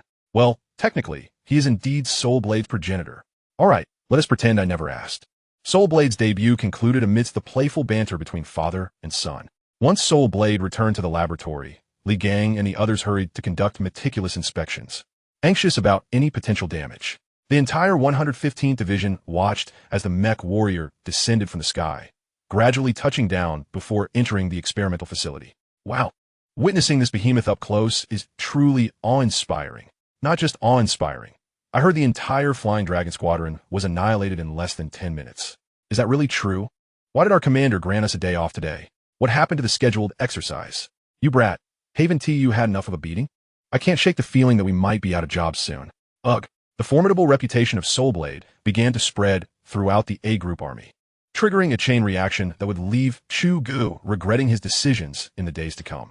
At the Huaxia weapon experimental base, Chu Ge and his team did not rush to leave. He needed to guide Li Gang and the others through the operational and testing procedures of Soulblade. It wouldn't do for Chu Ge to have to transport such a colossal entity every time he ventured out. Taking advantage of the available facilities, they would rigorously train with Soulblade over the next few days, ensuring that all data was meticulously organized. Once confirmed and complete, they would perform data backups. Huaxia would surely not stop at just one mech warrior, and this would serve as foundational experience. The procedures they were establishing now would become a blueprint for future mech warriors, enabling rapid combat readiness through imitation of successful designs. Chu Ge conveyed this to Li Gang, who, having graduated from Huaxia Tsinghua with a major in physics, was a truly exceptional talent, with a solid grounding in physics. He found it easy to grasp many technical systems that Chu Ge struggled with, much to Chu Ge's delight. Thus, after tasting the fruits of collaboration, Chu Ge resolved to nurture this gifted individual. After a busy morning, Chu Ge felt somewhat dazed and called everyone for lunch. A text notification pinged on his phone. It was from his prospective girlfriend, Dilraba. It was their first communication since she had arrived at the base a few days prior. Oh, so it's Engineer Chu now, is it? You wouldn't have reached out if I hadn't. The young lady playfully accused him. I apologize, my little princess. I've been swamped with experiments at the base. Too exhausted to do anything but sleep at night. I haven't even showered in days. Perhaps you should come and see for yourself? Huh, are you serious? I just had lunch, and now you want to turn my stomach? Huh, I'll probably head back to Yinjing after this busy period. All right then, I'll be going to Yinjing in a few days as well. Care to join? Dilraba sent a flurry of finger emojis. What does that mean? Am I so easily lured? Take it slow, will you? Scram. I meant to meet up, you big rogue. Now I'm starting to suspect if you were intentional on the plane. Oh, come on. Hasn't that old tale faded yet? Ha, by the way, are you heading to Yinjing for something special? How long will you stay? My new drama has finished filming. I'm going for promotions. Probably staying for 3 or 4 days. I almost forgot that our little princess is a big star. What is the name of the drama? I'll help promote it later. Hee. Important question. Is the male lead as handsome as me? Your glory is infinitely more charming than you. Tee. Goodbye. Could you repeat that? I apologize. Li Gang, while eating, watched Chu Ge grinning foolishly from the side. Wow, this restaurant was worth our visit today. Just look at Chief Engineer Chu, grinning like a fool. Haha, Brother Jiang, you're in trouble. I'll be sure to tell on you later. No, brother. Just tell me what you want. I'll swipe my card for anything under 1,000. Haha. Chapter 31. The arrival of the commanders at the Huaxia A-Group Army Command. After returning, Commander Wang rushed to report to the Army Commander. Commander, the general situation regarding Soulblade is as follows. Cold Wind examined the report presented by Commander Wang Yi. Wang Yi detailed everything he had witnessed at the experimental base, leaving no stone unturned. The Flying Dragon Squadron lasted less than 10 minutes?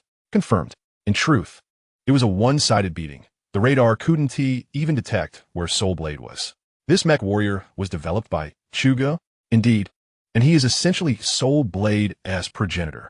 You wouldn't believe how harsh he was in training. I recall the Pyramid Project. Controllable nuclear fusion technology also originated from him. Cold Wind eagerly inquired. Yes. This individual is a true genius, but have you noticed? Every project he has worked on could be considered a national treasure, yet he has never produced individual weaponry, or perhaps he simply finds them beneath him. I hadn't considered that in detail. Wang Yi replied candidly. Prepare an aircraft for tomorrow. I must visit the base.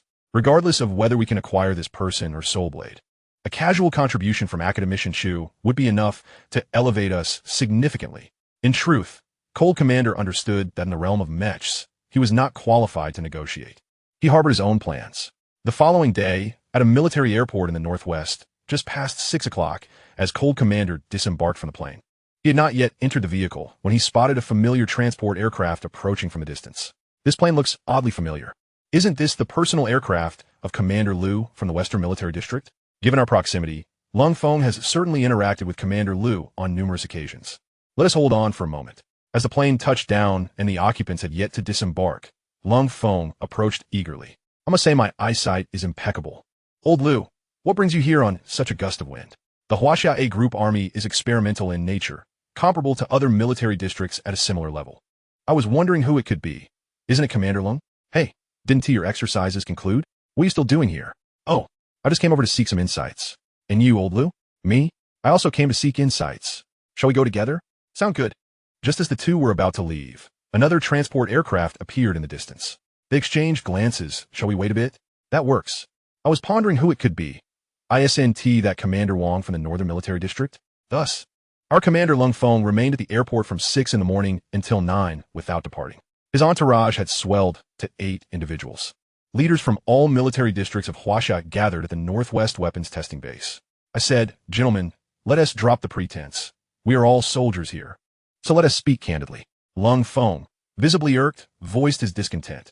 "Indeed, Commander Lung's troops are at least practice units, but what about you all?" A dark-skinned man chimed in alongside Commander Lung. "Hey, I say Meng Shichang, if we were to discuss the Army or even the Air Force, it would be understandable. But what business does a naval commander have here?" "Exactly." The crowd echoed in unison. "Why can't I be here? If we're talking about the first research achievements of Academician Chu, they are indeed from our Navy. As for that so-called ironclad robot, I want to compete with you for it. When it comes to Chu Ge, whoever dares to compete with me, I'll confront them. Haha. It's like a rabbit that bites when provoked." Many of these men were old friends and comrades who had fought side by side. Amidst their playful banter, they ultimately embraced warmly. With such stalwarts in Huaxia, the nation is secure.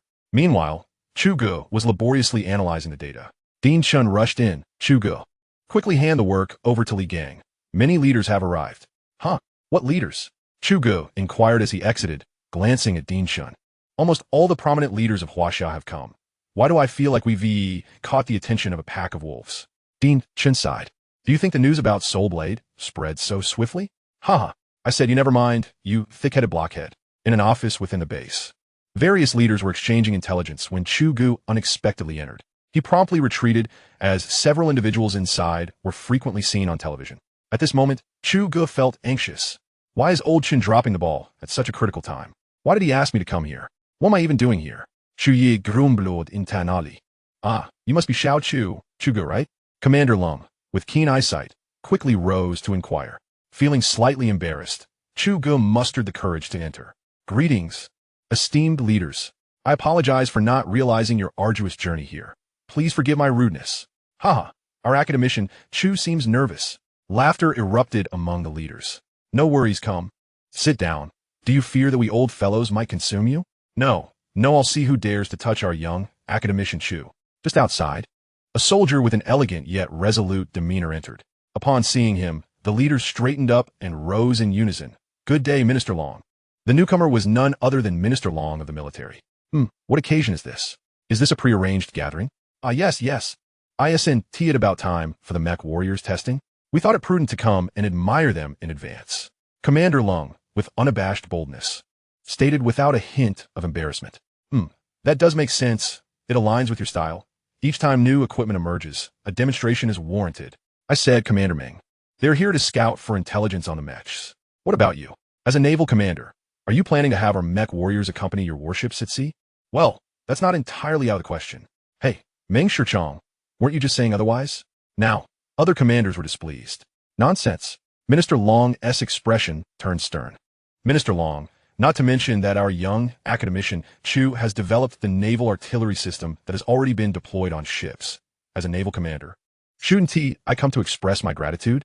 Seizing the moment, Commander Meng quickly added, "I suppose that's a valid reason." Minister Long, disinterested in the antics of these old soldiers, turned to Chu Ge. "Kindly," he said, "you must be Chu Ge, correct? Report to Minister Long, it is I." Chu Ge quickly stood at attention and saluted. Minister Long had been Chu Ge's idol during his student days. This veteran leader, who had once graced the battlefield, had been steering the development of the Huaxia military for nearly 2 decades, advancing technology, respecting the incubation and introduction of scientific talent, had propelled the Huaxia military's new equipment and technology to remarkable heights. The Navy and Air Force, once considered weak, had now surged to become among the world's top 3 forces.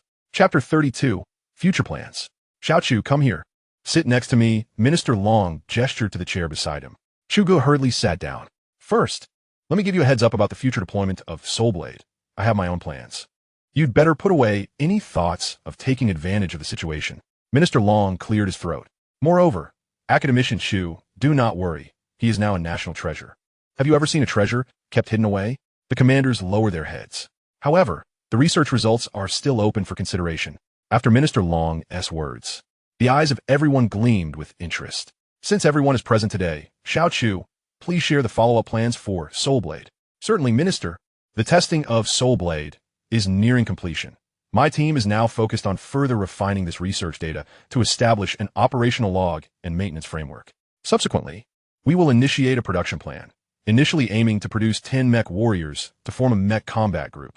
This group will require a well-established logistic support base, preferably in the West, as the environment here is more suitable for their daily maintenance.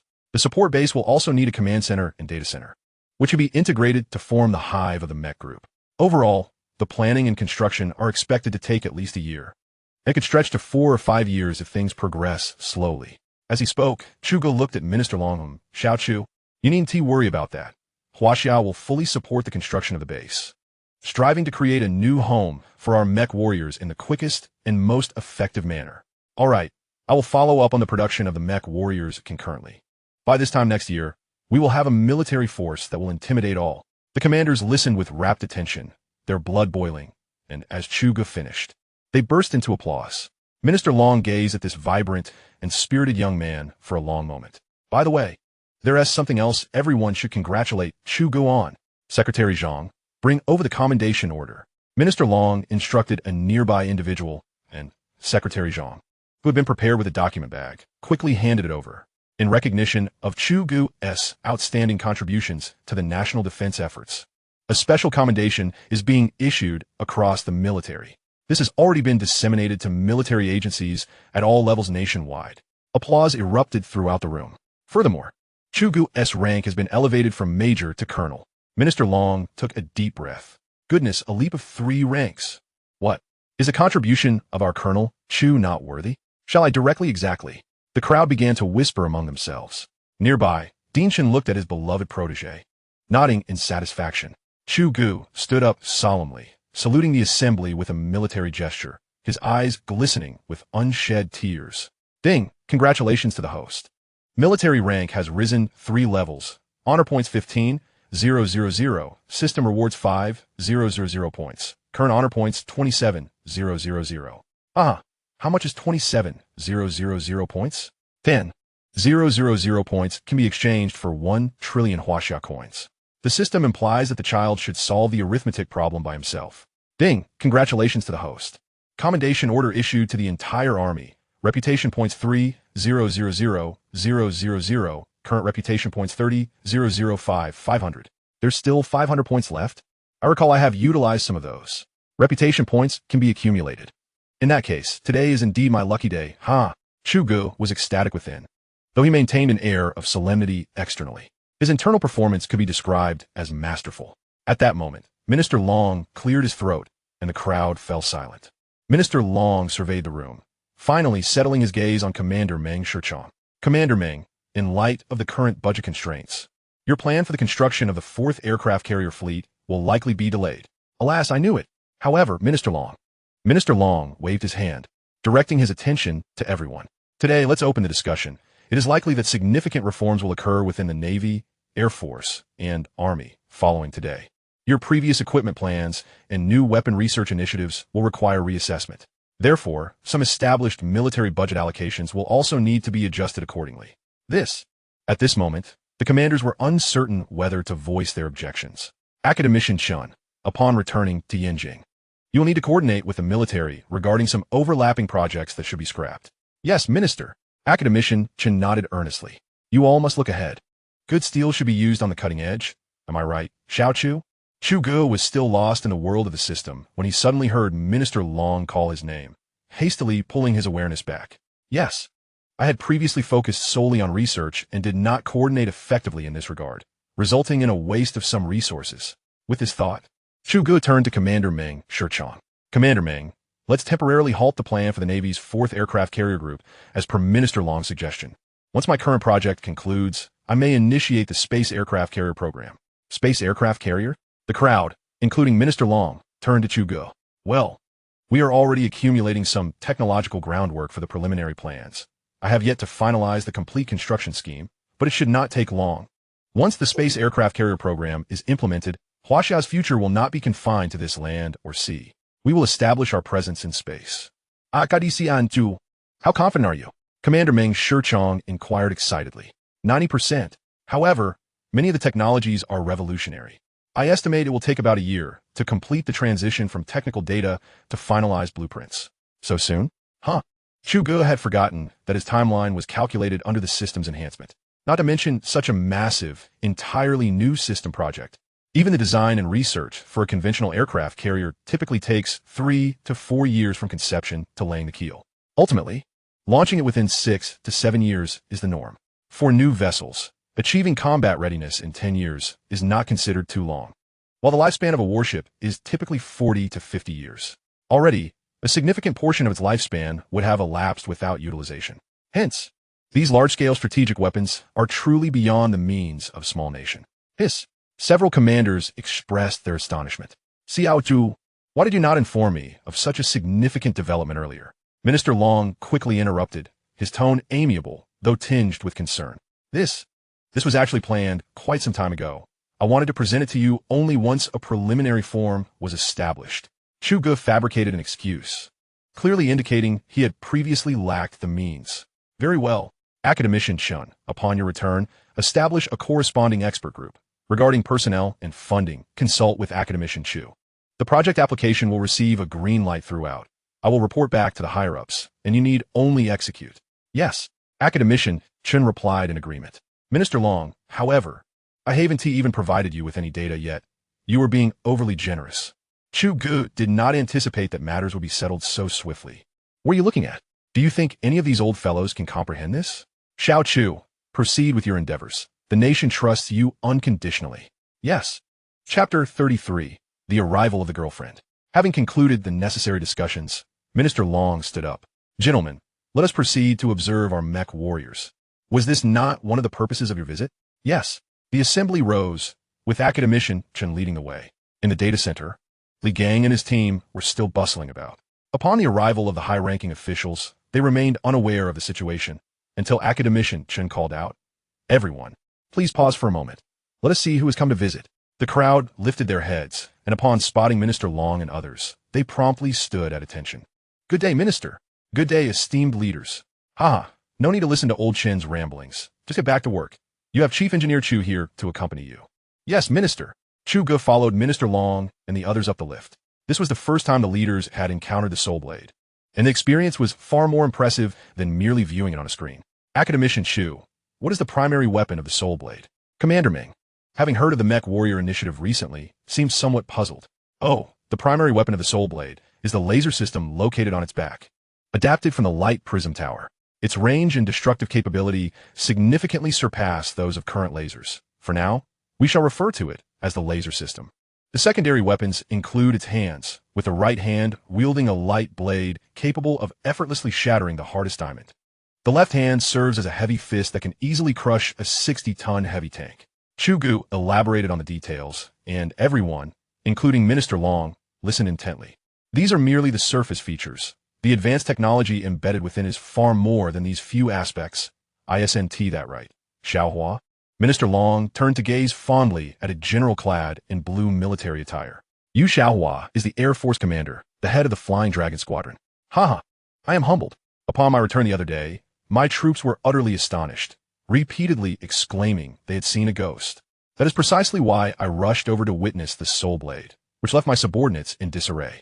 Ha ha ha! As the lift ascended to its peak, the soulblade appropriately raised its titanium alloy head. Soulblade, Minister Long and esteemed leaders, the Mech Warrior Soulblade reports for duty. It can even speak. Simple communication poses no issue. The Soulblade's eyes glowed with an eerie blue light, exuding an air of chilling intensity. its mechanically crafted visage, adorned with a thick chest armor protecting the energy core, emanated a metallic essence and immense power. The leader stood before the towering mech warrior, momentarily speechless, perhaps needing time to digest this novel behemoth. Minister Long and the others did not linger excessively. Although the visit was brief, it yielded substantial gains. Chu Ge, Academician, and several leaders from the base accompanied them to the airport. Xiao Chu, whenever you have time, do come by for a visit. My door is always open for you. Minister Long turned back to Chu Ge with a serious expression as he approached the vehicle. Yes. Chu Ge responded hurriedly, though Academician Chen beside him furrowed his brow. Why does that phrase sound so familiar? After spending another day at the weaponry experimental base, confirming that Li Gang and his team could independently resolve their issues, Chu Ge departed with Academician Chen back to Yinjing. In the arid expanse of the northwestern Gobi Desert, the environment was dry, with winds laden with fine sand, making it difficult for anyone to open their eyes. Such conditions render survival not only challenging for plants, but also quite uncomfortable for humans. As Chu Ge disembarked from the plane, returning to the realm of humanity, he felt his skin eagerly absorbing the moist air. Attempting to replenish the moisture he had lost during his days in the desert, he exaggeratedly inhaled deeply. Academician Chen. I might need to take a few days off in the next couple of days. My girlfriend is coming to Yinjing. Heh. All right then. Just inform the Institute when the time comes. You certainly deserve a break. Look at you, your eyes are all bloodshot. Academician Chen couldn't help but feel a pang of sympathy upon seeing Chu Ge's haggard appearance. Upon returning to the Research Institute, Chu Ge took a shower and then succumbed to sleep, which lasted until the next day. He woke up and glanced at his phone, noticing 2 messages from Dilraba Dilmarat. Big rascal. I'm coming to Yinjing tomorrow. Are you back? Don't go disappearing on me again. Just wait and see. Chu Ge noted the timestamps of the messages. They were sent last night. Well, he had been rather absent-minded at that hour. After some contemplation, he decided to return the call. The phone rang for about 10 seconds before it connected. I just got back yesterday, was utterly exhausted, washed up, and went straight to bed. I only just saw your messages. I knew it, you big pig. The noise on the other end was quite chaotic, yet her soft and adorable voice stood out clearly.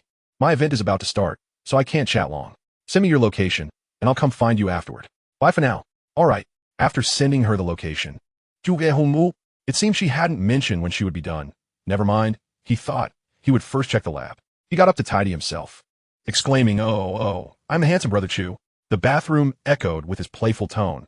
Luckily his classmates were not around. Restless, Chu Ge turned and headed to the laboratory. Upon seeing him, his colleagues responsible for the neutrino detector greeted him enthusiastically. Chu Ge's status at the Institute had significantly elevated, making him a figure of seniority. Wang Yin rushed over. Academician Chen Lao mentioned you might be taking a few days off, so we didn't want to disturb you. This girl was clearly worried that Chu Ge would be upset for their lack of visit. That was the plan, but I couldn't resist coming to check things out. Haha, Yinjing's environment is indeed superb. Look at you, Wang Yun, even more beautiful. Where? Wang Yun's face flushed a deep red, which was rather adorable. How is the telescope project progressing? When are we assembling? Chu Ge, oblivious to Wang Yun's bashfulness, inquired impatiently about the equipment. Reporting to Academician Chu, the adjustments are nearly complete. We should be heading over to install in the next couple of days. The bunker is pressing us, saying if we don't speed up, it will affect their construction. Don't mind them. Maintain your own pace, but be meticulous. Sometimes, haste leads to errors. Yes. With Academician Chu's endorsement, they felt emboldened. I'll join you. With that, Chu Ge began to verify data alongside them. As noon approached, a guard approached. Academician Chu, there's a girl at the entrance looking for you. She claims to be your girlfriend. Wearing a mask, the guard could not discern her features. Adhering to protocol, he didn't allow her to enter freely, but came to confirm. Oh, all right, I'll go with you. Chu Ge replied, hurrying alongside the guard towards the entrance. Your girlfriend? I recall Chu Ge's girlfriend is quite the celebrity. Dilraba Dilmarat, remember? She was exposed a while back, and I was astonished. By the way, she's stunning. And our Chu Ge is a genius. What a match. Exactly, it's truly enviable. Are you envious of his talent or his fortune with women? Does it need saying? Ha ha ha. Wang Yun shot a disapproving glance at her boisterous colleagues, stomped her foot, and hurried away. Chapter 34. Naza's first kiss. Dilraba was charmingly standing at the entrance of the Research Institute, and as Chu Ge arrived, she was peering inside, occasionally sticking her tongue out at the soldier. Chu Ge. Spotting him from afar, she began to wave excitedly. If you had called me before coming, you wouldn't have had to wait out here for so long. Chu Ge approached, grasping Naza's cold hand with concern. I was trying to surprise you. I didn't anticipate that I wouldn't even get through the door. Haha, this is a military research institute. Of course, it's under military regulation. Silly. The nearby soldier, witnessing their playful banter, nearly broke composure. Chu Ge led Dilraba inside, passing the soldier who saluted, and Chu Ge returned the gesture. Naza looked at him, her eyes filled with bashful tenderness. Why aren't you in uniform? I'm still getting used to it. You must look so handsome in uniform. What are you saying? I'm also quite handsome without it. Oh, how shameless. They chose to stroll by a small lake in front of the office building. Quickly take off your mask. I want to see if you become ugly. Chu Ge gazed at Naza's long eyelashes, feeling insatiable. Why do I feel like your eyes are sparkling? Dilraba, while speaking, removed her mask. Of course, they're sparkling if not glowing green. Chu Ge silently echoed this in his heart. Dilraba's exquisite face was now unveiled before him. Fair skin, a high-nosed bridge, and delicate soft lips. Such a breathtaking visage had graced countless nights in Chu Ge's dreams. The beauty in dreams was always hazy, nowhere near the perfection of reality. Chu Ge was entranced. Noticing his intense gaze, Dilraba shyly lowered her head, her heart racing. Why are you staring at me like that? Naza, there's something on your eyelash. Close your eyes, and I'll blow it away. Oh, confused, Dilraba obediently closed her eyes. In the next moment, Chu Ge leaned in, perfectly pressing his lips against hers. A potent male scent spread through the kiss. Ugh, ugh, ugh. Dilraba's small hands pushed against him, attempting to break free. But Chu Ge was relentless, forcefully prying open her lips. He finally captured his prey, tasting the cool sweetness. From a distance, Dilraba's hands slowly relinquished their resistance, gently wrapping around his shoulders. After a long moment, they gradually pulled apart. Chu Ge smacked his lips. So sweet. Did you eat candy? You naughty boy. What if someone sees us? You big rascal. Haha. No worries. Everyone at the institute is too busy to notice, except for me. Oof. Dilraba bit her lip, casting a sidelong glance at the domineering man before her. Wanting to laugh, but holding back. Wait a minute. I've seen you in several dramas, with many kissing scenes. Why was that so awkward just now? Chu Ge elongated the last two syllables. When filming movies and TV shows, most kissing scenes are fake. It's all about angles, you know? No wonder. But it still fell a bit off. Chu Ge looked at Dilraba, who was increasingly lowering her head. This was my first kiss. That's right. Chu Ge suddenly exclaimed. Oh, well, back in school, no one dared to pursue me, and if they did, my dad scared them off. Now that I'm working, I'm just so busy and never got the chance. The more she spoke, the quieter her voice became, and her cheeks flushed like apples. My Naza is shy. Chu Ge suddenly scooped her up and spun her around. The early spring water was crystal clear, and if one looked closely, they would see many little fish frolicking. In the distance, a pair of mandarin ducks nestled together, their tiny toes playfully splashing beneath the water. Dilraba's hand was held by Chu Ge as they entered the institute's cafeteria. It was bustling with people at lunchtime, creating a lively atmosphere. Let us have lunch in the cafeteria and see how our chef's skills are. Sounds good. Dilraba walked a long way to this point. Her cheeks still flushed, almost as if she wished to hide in Chu Ge's embrace. Chu Ge's colleagues, initially gathered in small clusters, engaged in light-hearted banter, fell silent upon the entrance of the two. What began as a few people quieting down quickly escalated into a collective hush that enveloped the entire restaurant. With the sound of a pin dropping could be heard. Suddenly, an audacious whistle pierced the stillness, igniting the restaurant into a cacophony of applause and cheers. As if the collective enthusiasm had coalesced into a grand symphony. Dilraba gazed at Chu Ge's face, her small hand tightly clasped around his larger one, and he understood her unspoken need. He squeezed her delicate hand gently before releasing it. In that fleeting moment, Dilraba seemed to gain newfound strength. No longer retreating, she smiled at the crowd and waved with grace, exuding a poised confidence. Indeed, her training was apparent, effortlessly navigating the shift from vulnerability to composure. Chu Ge leaned down, softly whispering into her ear. Dilraba offered no verbal response. Her right hand greeting those nearby, while her left found its way to Chu Ge's waist, giving it a playful twist.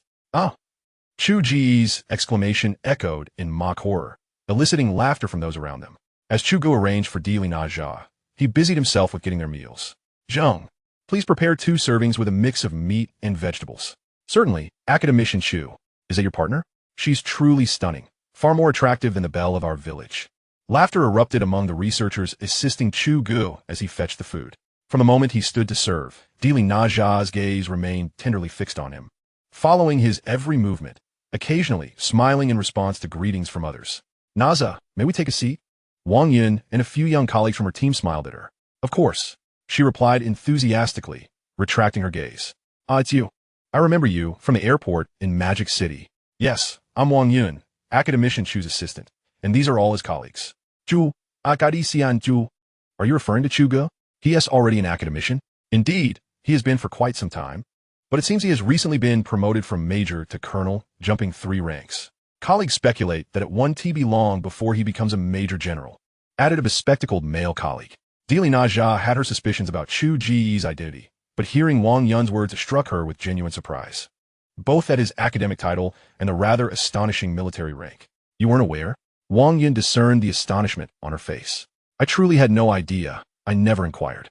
I assumed he was merely a researcher or a junior official," Dilraba admitted, taking a sip of water, still reeling from this shocking revelation.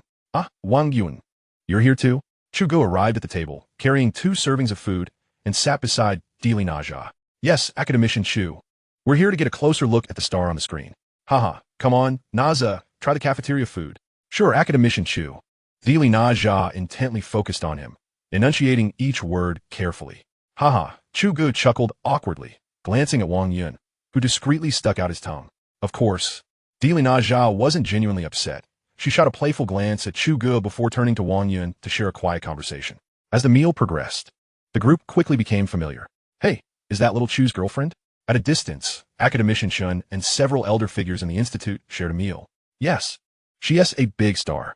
I asked my grandson, and it seems she has been crowned the foremost among the 4 little flowers of Huaxia. She is quite well regarded. Oh, she seems quite compatible with our little Chu." "Hey, Lao Jiang, I thought you would oppose this, considering little Chu is in our field while she thrives in the limelight.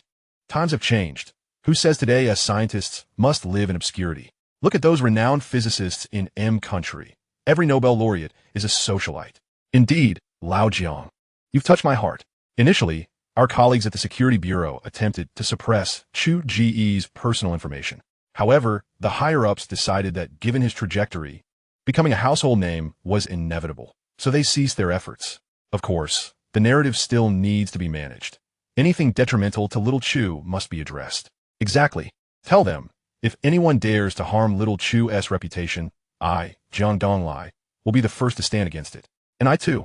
A chorus of protective professors rallied in support. Meanwhile, Chu Ge and Dilraba finished their meal and prepared to depart. Throughout their exit from the cafeteria, they greeted those around them until they reached the door. "Sister Dilraba is truly beautiful," remarked the youngest member of Wang Yun's table, a student-like boy, as he watched the couple disappear. "Sister? Soon it will be sister-in-law." "Huh, but I'm still her fan. Will it be awkward to call her sister-in-law? What is this?" "Xiao Wang, are you saying you're going to unfollow our academician, Chu, now that he has won over your goddess?" Several older researchers began teasing the young boy. No, not only will I not unfollow, but I'm even more of a fan now. Her choice in a boyfriend is also my idol. Double idols combined. Huh, you still think you're Ultraman combining forces. She is worth your admiration. Wang Yun chimed in leisurely. Huh, she truly meant it when she said she didn't know our academician Chu's identity. I could tell she wasn't lying. So, they must be in love, right?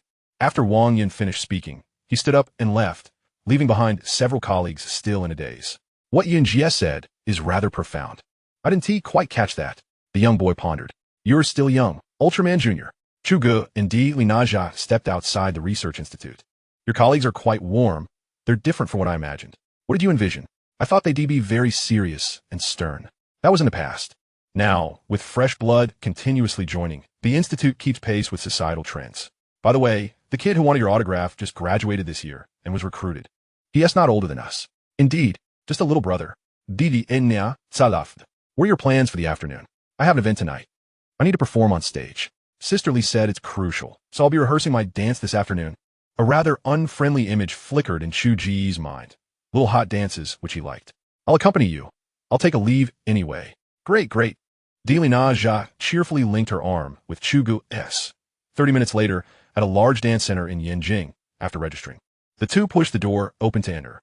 This dance center is known for its connection to many renowned dance instructors, and due to the sponsors' urgent demands, they had no choice but to invest heavily.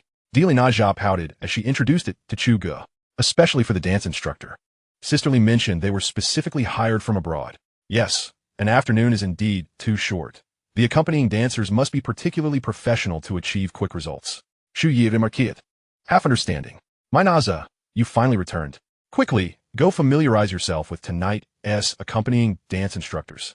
Manager Lee approached briskly, momentarily surprised to see Chu Ge before greeting him warmly. Chu Ge found a comfortable spot to sit, ready to enjoy the view. Naza, you go ahead and get acquainted with them. The dance instructor hasn't arrived yet, probably delayed by a late flight. I'll step out to welcome them. Okay. Sister Lee, you do your thing. Dilraba responded before dashing backstage to change into dance-appropriate attire and stepped onto the front stage. Canvas shoes, paired with snug shorts and an oversized t-shirt, framed Dilraba chestnut waves cascading down her back, casually tied up, crowned by a black baseball cap. Radiant and exuberant, Dilraba's appearance on stage was a captivating sight, and Chu Ge below watched with unrestrained delight. Time flew by. Moments later, Sister Lee returned, accompanied by a group of individuals led by an imposing figure, followed by men and women dragging hefty black suitcases. The newcomers all exuded an air of arrogance. Upon closer inspection, Chu Ge noticed the leader, a bespectacled man with a square face and squinty eyes. His yellowish complexion making it hard to discern whether he hailed from H country or our island, exuding an unsettling demeanor that irked Chu Ge. Sister Lee waved to Naza. Dilraba jogged over, casting a glance at Chu Ge, who promptly pouted, only to be met with a stern glare from Naza. Teacher Chui, this is our Naza. I entrust her to you today, Sister Lee said, pulling Dilraba closer to the bespectacled man. Hello, Teacher Chui, I am Dilraba. I appreciate your guidance, Dilraba said, bowing slightly with impeccable politeness. I have heard of you in our great H Republic. Miss Naza, you are indeed beautiful. Rest assured, I shall ensure you shine brightly tonight. The stage directors and dance instructors from our H Republic are unparalleled in the world. Compared to your China, we are leagues ahead. We are a developed nation. Chu Ge found it intolerable, listening to the translator relay the man's nauseating arrogance. He fished out a cigarette, rose, and strolled toward the door, teasing as he passed by. Yes, everything is exceptional in your land, but this person isn't much to write home about. Winking at Naza and the others, he dashed outside for a smoke. Dilraba stifled a laugh, her lips pressed together, devoid of color. The translator, unsure if they were Chinese or H country nationals, merely shot a glance at Chu Ge before resuming the translation of the bespectacled man's unfounded confidence. Chapter 36. Chu Ge's violent confrontation with the unsavory man. After finishing a cigarette, Chu Ge re-entered, and the boastful group finally commenced their serious work. The bespectacled man removed an oversized trench coat, revealing a gray turtleneck that enveloped his neck, and began with a warm-up. He then commenced instructing several already talented dance teachers. Chu Ge observed, acknowledging that despite his personal disdain for the man, he possessed some technical skill. Within mere minutes, the instructors had executed movements that were already commendable. The entertainment industry in H country, particularly regarding girl groups and variety shows, indeed held aspects worth emulating, Chu Ge mused. An hour later, the foundational choreography for the backup dancers had been established, and the bespectacled man called Naza over for individual instruction. Dilraba's stage presence was commendable, and she adapted swiftly, igniting Chu Ge's excitement from below. Especially during the high-knee movements, her long legs showcased a seductive elegance. As Chu Ge squinted at her lithe limbs, he suddenly noticed the bespectacled man's hand brushing against Naza's thigh, albeit discreetly. Dilraba momentarily paused, but continued dancing under the man's direction. Following the conclusion of a song, Dilraba took a brief rest before resuming her practice. Chu Ge, now vigilant, focused intently on the man's hands. Sure enough, as they approached another high-knee segment, the bespectacled man repeated his inappropriate behavior. Damn it, if Chu Ge could bear this, he would not be a man. He abruptly stood, leaping onto the stage in a few strides. With a swift kick, he sent the bespectacled man flying, akin to an adult striking a child. You bastard! The H country man's exclamations echoed as he soared through the air, landing heavily on the ground. Dilraba, already incensed, was about to admonish the bespectacled man when, in a split second, she witnessed a foot flying toward him, and then the bespectacled man was sent sprawling. Seeing Chu Ge as the assailant left her momentarily stunned. Yet a flicker of joy danced in her heart, leaving her at a loss for what to do. The most bewildered were Sister Lee and the assistants accompanying the bespectacled man. Ouch, you bastard! The bespectacled man's pained groans filled the air as his aides finally snapped to attention, rushing to assist him, clutching his waist and pointing at Chu Ge. He wore a twisted expression, vociferously cursing in his native tongue. Who are you? You violent man, assaulting an international friend. Do you realize the gravity of your actions? You are in serious trouble. We will report you. The nearby translator frantically relayed the tirade. Chu Ge stepped forward, raising his fist, poised to strike again. Say one more word, and what was that wretched hand of yours doing? Did you think no one was watching? Chu Ge glared fiercely, refraining from further violence. The bespectacled man, instinctively raising his hands to shield himself, initially believed Chu Ge would relent. After a moment's contemplation, he regained his bravado. I do not know what you're talking about. Physical contact is inevitable in dance instruction. You suspect me? Do you have any evidence? If not, prepare to face the consequences for this kick, you Chinese. It seemed this bespectacled man was seasoned. He understood that even if there were surveillance, the footage would likely be unclear. Hearing the man's final remark ignited Chu Ge's fury once more, and he readied himself to strike the fallen adversary. Sisterly, noticing Naza's distress, quickly pulled her aside, anxiously inquiring, "What is happening? How did such chaos erupt while I wasn't watching?" Sisterly, no, it's not Chu Ge's fault. That man was inappropriate. Dilraba hurriedly explained the situation to Sisterly. How could such a thing occur? This teacher Chui, the person who recommended him, spoke highly of his reputation, particularly in H country. A good reputation is relative, isn't it? In their circles, they're likely accustomed to such behavior. Chu Ye scoffed. Xiao Chu, you too. You acted impulsively. The moment this happened, you should have come to me. I would not let Naza suffer such indignities. Once you resort to violence, even if justified, it transforms into an unreasonable act, complicating negotiations. If they choose to report this, it could lead to unnecessary trouble, Sisterly admonished, her concern evident, knowing Naza had feelings for this boy. Therefore, as her manager, protecting Chu Ge was tantamount to safeguarding her artist's interests. Chu Ge remained silent. What if they do report it? Dilraba asked anxiously, not anticipating the situation escalating to this extent. While the three conversed, the boastful translator approached. Our teacher Chui has stated he has done nothing wrong. Here are a few suggestions for your consideration. First, we can refrain from reporting this incident, but this violent man must sincerely apologize. If you wish for us to continue our collaboration, the contract fee will need to increase by 300,000 Chinese yuan. This would be fair to all parties involved. And the second option? Chu Ge inquired with a smile. Alternatively, we can report this to the authorities, leaving it to them to handle. We will demand economic compensation from the assailant. As for our collaboration, we will, of course, adhere to the contract. The translator then turned to Chu Ge. Brother, you were too impulsive. To my knowledge, our country imposes severe penalties for unprovoked assaults.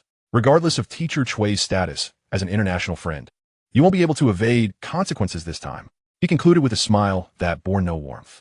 Damn it. So you're a Chinese national, a truly competent sycophant. Fine, just wait. Do not fret. Do not be hasty, my loyal companion. I have devised a third plan. Ensure that that lecherous individual from H country is expelled from our land, and let him not dream of taking away a single cent. We shall promptly report his vile conduct to the pertinent authorities in our nation, urging all female artists to remain vigilant against his unscrupulous behavior.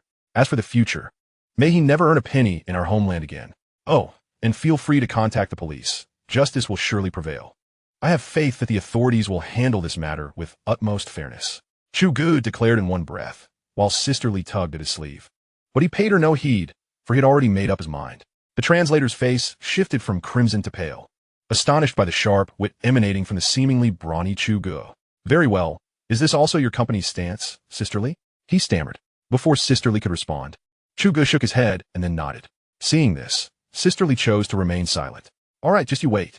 The translator exclaimed before racing towards the group from H country, likely concocting a scheme against Chu Ge. After a while, he returned, scuttling like a sycophant. Our director Chui has already contacted the police. Just wait and see. I am eager to witness how far you can flaunt your bravado. He hastily retreated, fearful that Chu Ge might unleash his wrath upon him. Chu Ge, what shall we do? They have called the police. Dilraba grosspeed Chu Ye's hunt. Her eyes filled with concern. Do not panic, Naza. I still possess some connections in Yinjing. If necessary, I can leverage my reputation, and I doubt it will pose a significant issue. What troubles me more is your performance tonight. If it falters and offends the sponsors, then your future. Sister Li's words trailed off in a sigh. Naza, your performance shall proceed as scheduled. As for the choreography, I will handle it. Chu Ye replied languidly, casting a gentle gaze at Dilraba. Chapter 37. Transformation into a dance master. You? Sisterly exclaimed, her expression one of disbelief. Dilraba, however, seemed unfazed. Perhaps she had already been astonished by Chu Ge during their previous gathering. Reflecting on it now, she found it hard to believe that with Chu Ge's singing abilities, he had been deemed utterly tone-deaf, yet he outperformed a multitude of professional singers. System, exchange the dance master skill immediately. A day's duration will suffice. Do not attempt to deceive me with a lifetime offer. I do not deserve it, nor do I desire it. I am impoverished, thank you. System, never mind. I shall maintain my composure. Congratulations, host, for successfully acquiring the dance master skill, valid for 24 hours. Remaining reputation points, 3,300. Wait, I recall that the last time I exchanged for the singing master skill, it only cost 100 points. Why this time is it 200? I previously had a balance of 500, so do not attempt to swindle me. Raising prices is unacceptable. Who says singing and dancing are of equal value? Renowned singers are plentiful, but can you name any famous dancers? Chu Ge was momentarily at a loss for words. Very well, you are the boss. Your word is law. You cunning merchant, with the mastery in hand, I shall indulge in some ostentation. Though this time, the pretense might prove somewhat taxing. Chu Ge argued with the system for 5 minutes, while Sister Li and Dilraba observed him in silence. Naza maintained her adorably puzzled demeanor, while Sister Li's expression grew increasingly grim. Ahem, Sister Li, do you not believe me? Fine, I understand. It is a matter of loyalty. Chu Ge commenced his performance. Rifling through the music library in his mind, selecting a rapid tempo piece, We Belong Together, and handed it to the live music instructor before striding onto the stage. As the music commenced, Chu Ge brought his hands to his chest before executing a series of movements. These initial gestures left Sister Li utterly astonished. His grace surpassed that of many women, and his motions flowed like water, offering a visual delight. The onlookers from each country initially stood by, anticipating a farce. They were aware that Dilraba had urgently engaged their services, thus assuming that Sister Li and her team would hesitate to breach their agreement, which had led to their initial negotiations. However, Chu Ge's flawless dance ultimately shattered their arrogance, particularly the bespectacled man, who in each country held a dismissive view of everyone but himself, especially considering the entertainment industry that had historically sought inspiration from each country. He scrutinized each of Chu Ge's movements, expressions, and rhythmic beats, only to realize, with a sense of helplessness, that there was not a single flaw, something he himself could not achieve.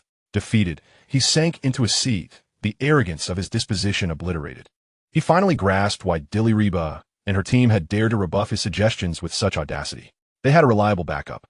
The 3-minute and 21-second piece concluded swiftly, and Chu Ge exhaled deeply, approaching Sister Li and Naza. Wow, Chu Ge, I had no idea you could dance so well.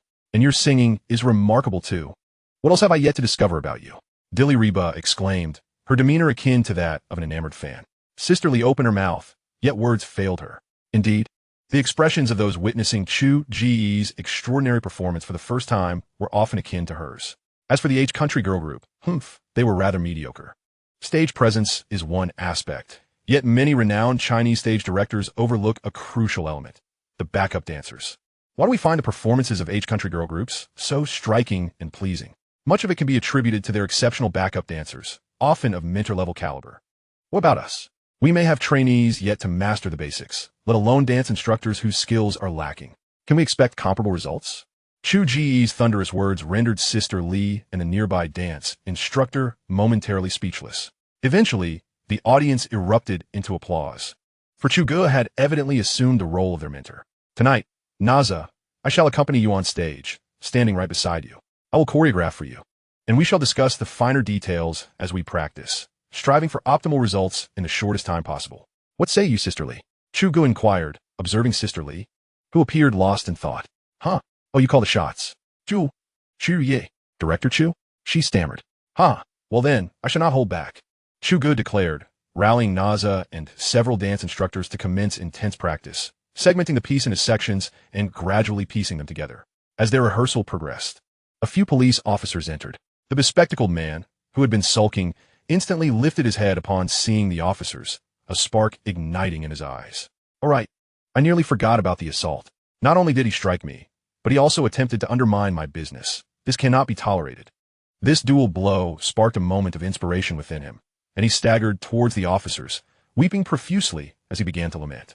I am an international friend, here to promote the spirit of internationalism in our nation. I have made significant contributions to the cultural exchange between our countries, and for this, you must provide me with an explanation, severely punishing the assailant and ensuring that Dilraba fulfills her contract. The officers, witnessing this so-called international friend in such a state, recognized that he must have been wronged. Indeed, it was rare for Chinese citizens to initiate violence against foreigners. On the contrary, the police often received reports of Chinese individuals being bullied by foreigners. Today's incident was unusual and adhering to the principle that no report is insignificant. The officers began to question the remaining witnesses. Soon, they arrived at Chu Ge. So, you were the assailant? Indeed. How forthright of you. No need to conceal anything. You should inquire why I struck him. Ask him if he exhibited lewd behavior towards Dilraba. But never mind, it's futile to ask. His character lacks the courage to admit it. Everything was laid bare. Upon inquiring about Dilraba Dilmarat, the police officer appeared momentarily taken aback. Yet he refrained from voicing any objections and continued with his duties. The young man claimed he had witnessed a certain individual from H country behaving in a lewd manner towards you. What do you have to say about that? Indeed. Furthermore, officer, I wish to lodge a complaint regarding his indecent conduct. If I report this, will you take action against him? Dilraba Dilmarat inquired, her large eyes blinking innocently. Well, if the allegations are substantiated, we will take appropriate measures, the officer replied. Then, let us apprehend him. The officer was left speechless, bewildered by the absurdity of the situation. Ultimately, it became a matter of conflicting narratives. In accordance with procedure, there was no choice but to escort everyone back to the police station. Officer, we truly cannot leave. We have a performance tonight. Could you possibly make an exception? Sister Lee, sensing the officer's stern demeanor, began to panic. No exceptions. Regardless of whether you're international guests or not, you must return to provide a statement. Sister Lee attempted to protest, but was pulled back by Chu Ge. Sister Lee, allow me to handle this, Chu Ge said, reaching into his pocket and producing an identification card, which he handed to the lead officer. Chapter 38, The Brawl Incident. The officer, perplexed, accepted the identification card from Chu Ge. Upon seeing the conspicuous five-pointed star on the red certificate, the officer's demeanor shifted. He quickly opened it to reveal Chu Ge's military officer card. Chu Ge, 22 years old. Hometown, H City. Affiliation, Yanjing Weapon Research Institute. Position, Academician. Rank, Colonel. A 22-year-old Academician? A Colonel? The officer examined the military card for an extended period, unable to ascertain its authenticity. You doubt it?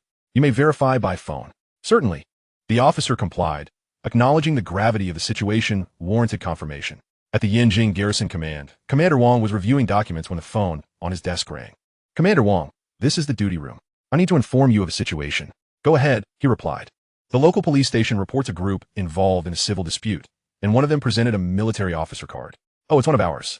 Just have the patrol go and retrieve them, then. The name on the military card is Chu Ge. Colonel Chu. What?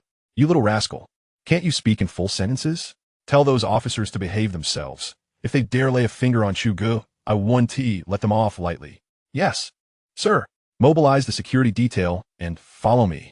At the garrison's entrance, an SUV led the way, followed closely by two trucks speeding along. At the dance center, the lead officer felt increasingly uneasy after hanging up the phone. The tone of that soldier was rather unfriendly. What was happening? The relationship between the police and the station troops had always been cordial. Was something amiss? Or was this young man truly an esteemed academician? A colonel? The officer shook his head in disbelief.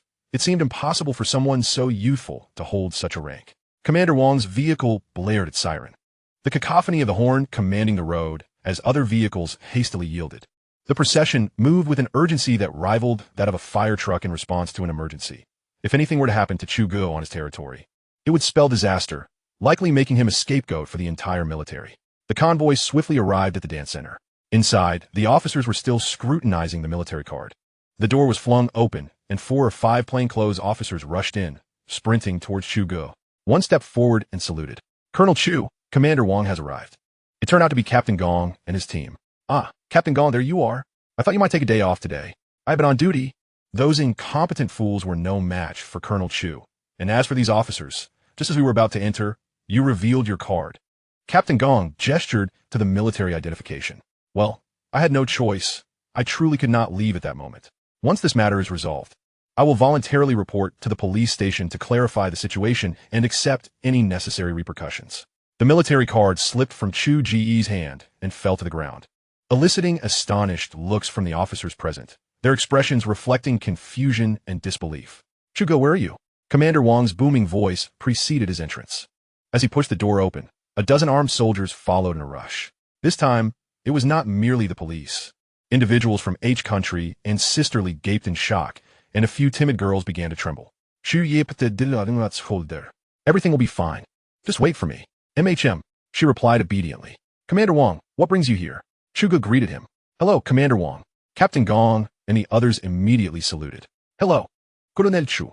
The soldiers who entered also saluted. All right, you all stand down. I need to speak with Little Chu. Commander Wang waved his hand. Little Chu, are you all right? Let me see. If they laid a hand on you, do not hesitate to tell me. Captain Gong, why aren't you ensuring Colonel Chu's safety? Do you have any idea how I rushed over here? My heart was in my throat. Thankfully, I received the call. If any of those old-timers had found out, they would have scolded me to no end. Do you believe that? Commander Wang's heartfelt concerns left Chu Ge momentarily dumbfounded. At that moment, he truly felt the warmth of official support. Having a nation backing him felt exhilarating. It's all right, Commander Wang. I was merely accompanying Dilraba for dance rehearsal. Unexpectedly, I encountered that H country individual behaving inappropriately, and I dealt with him accordingly. Good, as long as you're fine. I'll handle it, so don't worry. Commander Wang approached the officers, picking up the military card that lay on the ground. This is my military card, he declared, pulling out his own. Would you like to verify it? Perhaps through a call to the Ministry of Defense? Or, no need, Commander Wang, we have met before. Several officers replied hastily. Very well, I have grasped the situation. Chu Ge, you are not at liberty to question this matter. Therefore, it will be escalated to the military. As for that individual from H country's lewd behavior towards Dilraba Dilmarat, this is a serious issue. You must conduct your inquiries thoroughly. Yes, we will take those individuals back to the station immediately. MHM, Dilraba Dilmarat, you are indeed Chu Ge's girlfriend, correct? Quite commendable. Commander Wang acknowledged Dilraba with a nod. Oh, hello, Commander Wang. Little Chu, are you rehearsing a program? Commander Wang surveyed the room before addressing Chu Ge. Indeed, Dilraba has a performance tonight, so we are rehearsing here. All right then, carry on with your business. If you need anything, just call me, you know my number. You still have that tendency to worry too much. Chu Ge, feeling somewhat embarrassed by Commander Wang's admonishment, scratched his head awkwardly. After Commander Wang finished speaking, he departed with the soldiers, leaving Captain Gong and his team to handle the aftermath. Once Commander Wang had left, the officers respectfully turned to Chu Ge to apologize. Colonel Chu, we were quite short-sighted today and may have offended you. It's all right. You each have your duties. If I didn't have pressing matters, I would willingly accompany you back to assist in the investigation. Chu Ge replied candidly. He did not feel he possessed any special privileges. In Huaxia, one was expected to abide by the law, even with his current distinguished status.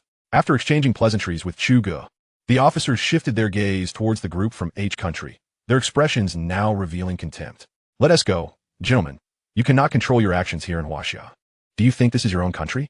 If you were not properly raised at home, do not blame us for our strict laws here. Take them away. The lead officer stated sternly. You are protecting each other. I will lodge a complaint with our great H Republic Embassy. I will expose everything to the world and let them see how Huaxia treats international friends. Hurry up and leave. You talk too much. Oh dear, the police. Perceiving the sycophantic nature of this translator, delivered a swift kick, mindful that striking a foreigner would not bode well. However, to unleash a kick upon such an ungrateful wretch, I must confess, was simply irresistible.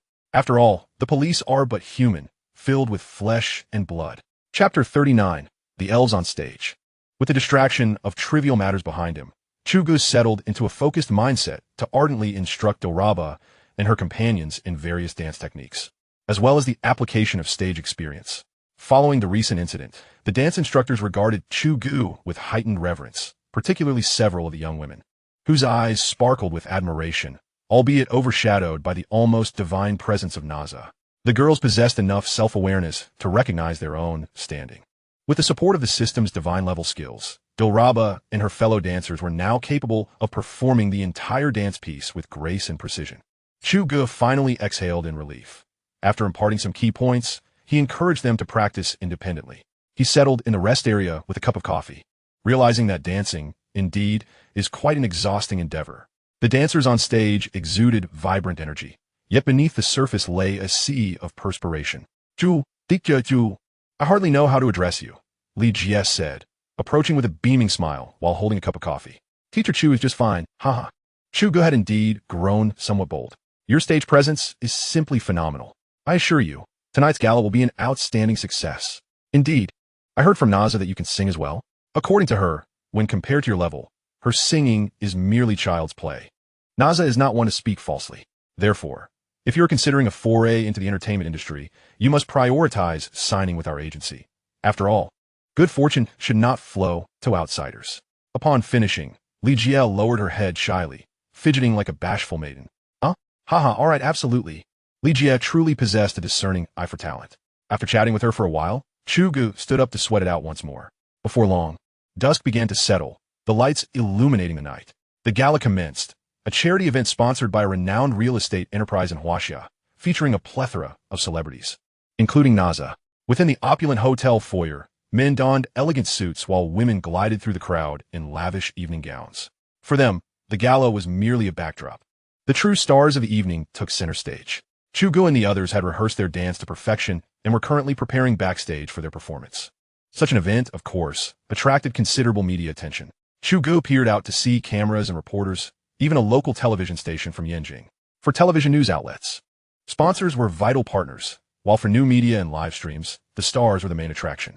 Fans craved to see their idols shine above the rest. In a certain live streaming room, the host was introducing tonight's guests, and netizens began to engage fervently in discussion. Dilraba, Dilraba, my goddess.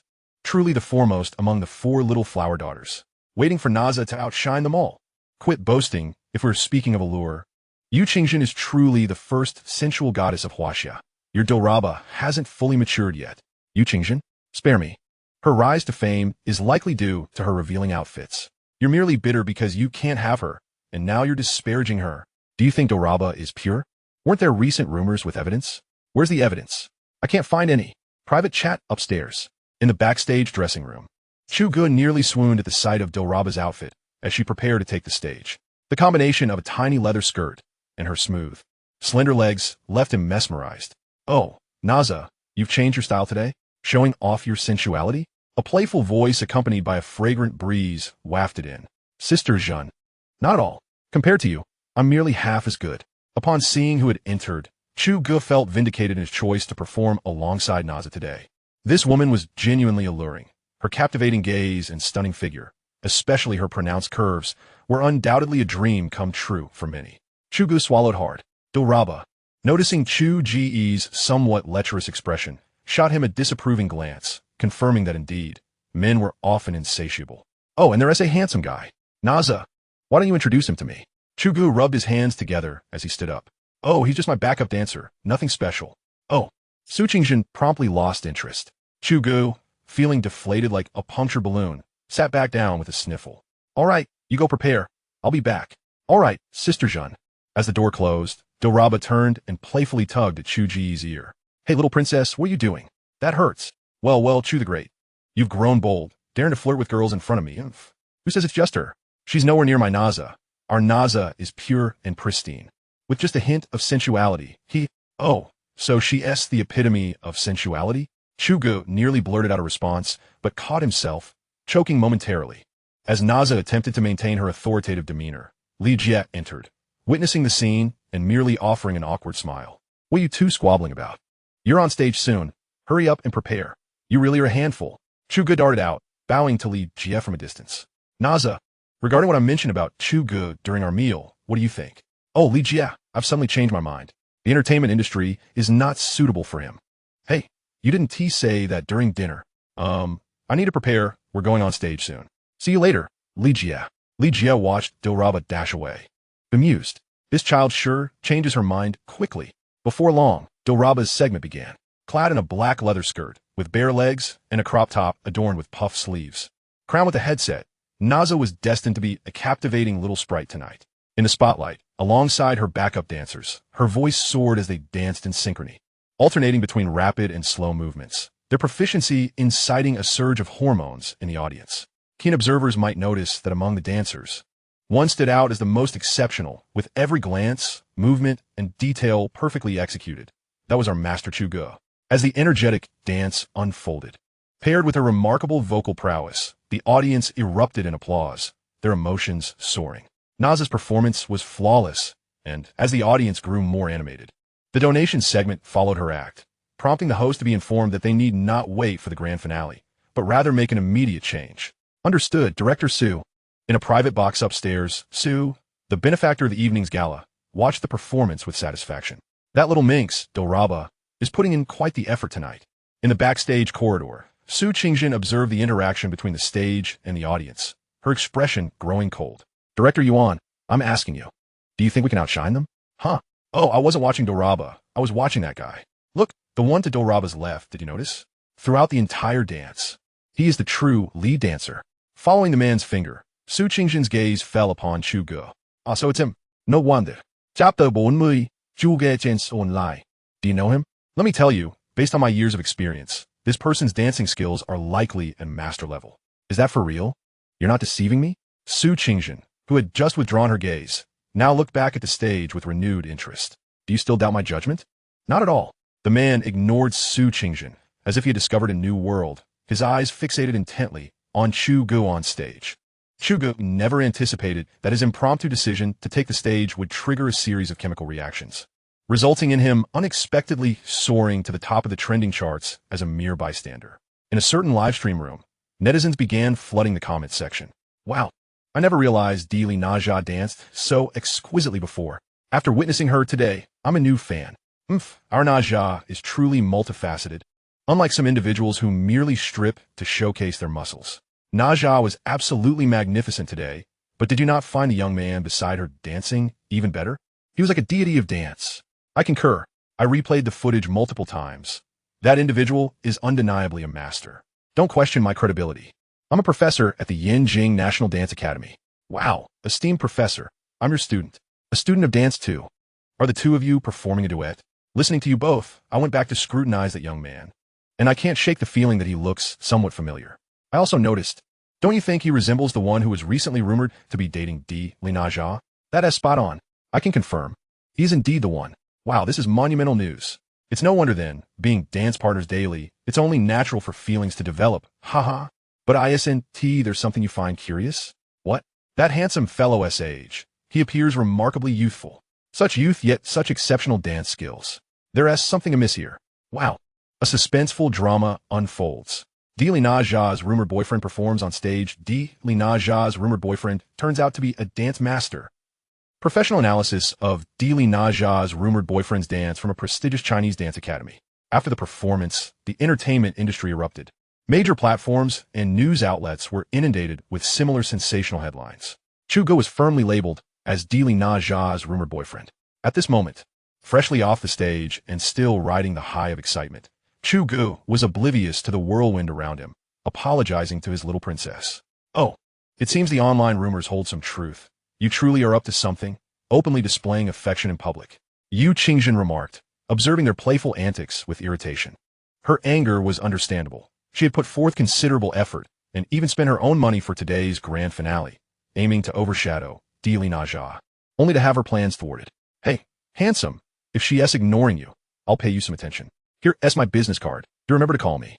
After handing Chu Ge a card, she floated away. Chu Ge was momentarily taken aback. What is this? This is precisely what you desired. If she had been a bit more reserved, perhaps I could have stolen a glance or two, but now she repels me, making it apparent that she is leagues away from you. Haha. With that, he casually tossed the card into the trash, which wasn't a lie. Some beauties are indeed better admired from a distance. If it came to genuine interaction, Chu Ge would retreat faster than anyone. It was a jest, as he realized his taste had been elevated several notches by Dili Naja. Ordinary charms no longer held his interest. Noticing this, Naja secretly delighted while maintaining an impassive facade. By the way, what did she mean by online rumors? What else could it mean? It means you two have been exposed again. Li Jia arrived fashionably late. Here, take a look for yourself. She handed Naja a tablet. The two leaned in together, scanning the trending news, and the top 3 headlines prominently featured them. After reading, they exchanged puzzled glances. The rhythm fell off. In the past, they had made headlines, but it was mostly text with minimal images, or if images existed, they were quickly suppressed. The result was that the public lost interest in such entertainment news that lacked substance, often dismissing it as trivial. Na Zha understood that it was the influence behind Chu Ge that tended to smooth over these stories. Yet this time, even after so long, discussions online showed no signs of waning. Netizens loved to dig up past news, and they unearthed everything, old and new. Chu Ge had thus flamboyantly revealed himself as a mere bystander. Na Zha, it seems our agency needs to address this. We can't let public opinion spiral out of control, Li Jie remarked, looking at Na Zha with exasperation. Well, we don't need to explain much. We can merely state that we are in a normal relationship, and as for Chu Ge's identity, we shall not disclose anything. Na Zha made her decision, casting a glance toward Chu Ge to seek his agreement, and upon seeing him silent, they settled on that approach. Chu Ge found nothing amiss with Na Zha's proposal. Regarding his identity, he would not disclose it voluntarily, as it involved national secrets, which would be determined by the state. He vaguely sensed that there might be some official stance here, essentially a tacit acknowledgement, which explained why there had been no official intervention so far. With that in mind, he felt no need to be overly concerned. After a simple late-night meal, Chu Ge and Na Zha returned to their respective homes. Given the current sensitive moment, it was best to remain low-key. They resorted to messaging each other on their phones for solace. However, they did not anticipate that the scandal would escalate once more in a different manner. The following day, major news websites dropped another bombshell. Famous dance instructor from H country accused of molesting Na Zha under the guise of teaching. Mysterious rumored boyfriend intervenes. H country dance instructor files complaint with Chinese police. Exclusive interview with the dance teacher who witnessed the heroic act of Na Zha's rumored boyfriend. Among these, an official short message indirectly corroborated the truth of the matter. It detailed that a foreign individual in China had been detained for inappropriate conduct towards a renowned Chinese actress while pretending to teach dance. The relevant video and witness accounts had formed a complete chain of evidence. The individual had been summoned by the police, and relevant departments had formally intervened, dismissing his unreasonable demands and issuing a stern warning to foreign personnel to adhere to Chinese laws during their stay, with any legal violations facing strict consequences. The news sent shockwaves through both domestic and international discourse. Chapter 41. Aftermath of the incident. Is this for real? Wow, this news hits hard. Our dance deity has such a fierce side? Still questioning its authenticity? The authorities have issued a statement. Can't you comprehend? You're the one lacking comprehension. It's the person above you. Apologies, I mistakenly directed my ire at the wrong individual. I don't care. How come my Na Zha goddess have a boyfriend? Brother above, it's been confirmed. Even the neighbors have issued statements. You should shift your allegiance to Yu Qingjin, haha. Li Jie indeed released a statement. The content was straightforward, confirming that Na Zha was in a relationship, having recently established this connection. As for her boyfriend's identity, there was nothing to disclose at present. My goddess, how can you have a boyfriend? I'm still growing up. Wait for me 10 years. Wow. Is the person above still in elementary school? 666. Little one, I suggest you expedite your growth. Otherwise, by the time you mature, those kids will be seasoned veterans already. Later, when Chu Ge encountered Elder Chun, he conveyed that the current stance was indeed one of official tacit approval. The higher-ups indicated that, at the appropriate moment, Chu Ge's identity could be revealed, but it was not yet the right time. Chu Ge instantly grasped Elder Chen's implication. That opportune moment likely rested in his hands. However, Chu Ge deemed this the most appropriate course of action. He currently needed to channel all his energy into the forthcoming military-industrial upgrade plan. Once the dust settled and the truth emerged, it would naturally become the moment for Chu Ge to reveal himself to the world. He remained unhurried, fully aware that this day might arrive sooner than anticipated. Yet it was the system's brother who grew anxious, suddenly delivering a mocking remark. Exposing your identity means the host will acquire 1 billion reputation points. Reputation points can accumulate, and the annual interest compounded may be quite a challenge to calculate. You could do the math yourself. Chu Ge found himself in a state of confusion. He had forgotten all about reputation points, recalling only days prior how he had foregone a meal out of anger for a mere 100 points. Now, with over 1 billion points, plus interest, how many lifetime level masters could that represent? Chu Ge's blood pressure spiked, and he felt overwhelmed.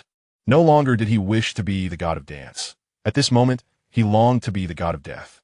For now, perhaps most people were unaware of this god of dance, but some certainly recognized him, such as the young master of the Chao family in Magic City, Chao Bo. Upon hearing that Dilraba had openly acknowledged having a boyfriend, he was furious, while other cities might be oblivious. The prominent young men of Magic City were somewhat aware of Chao Bo's pursuit of Dilraba. How could he, the omnipotent figure in Magic City, have been bested by an obscure upstart? Moreover, after his last setback in Magic City, Cao Bo had conducted an extensive investigation into Chu Ge, almost tracing back to his 18th-generation ancestors.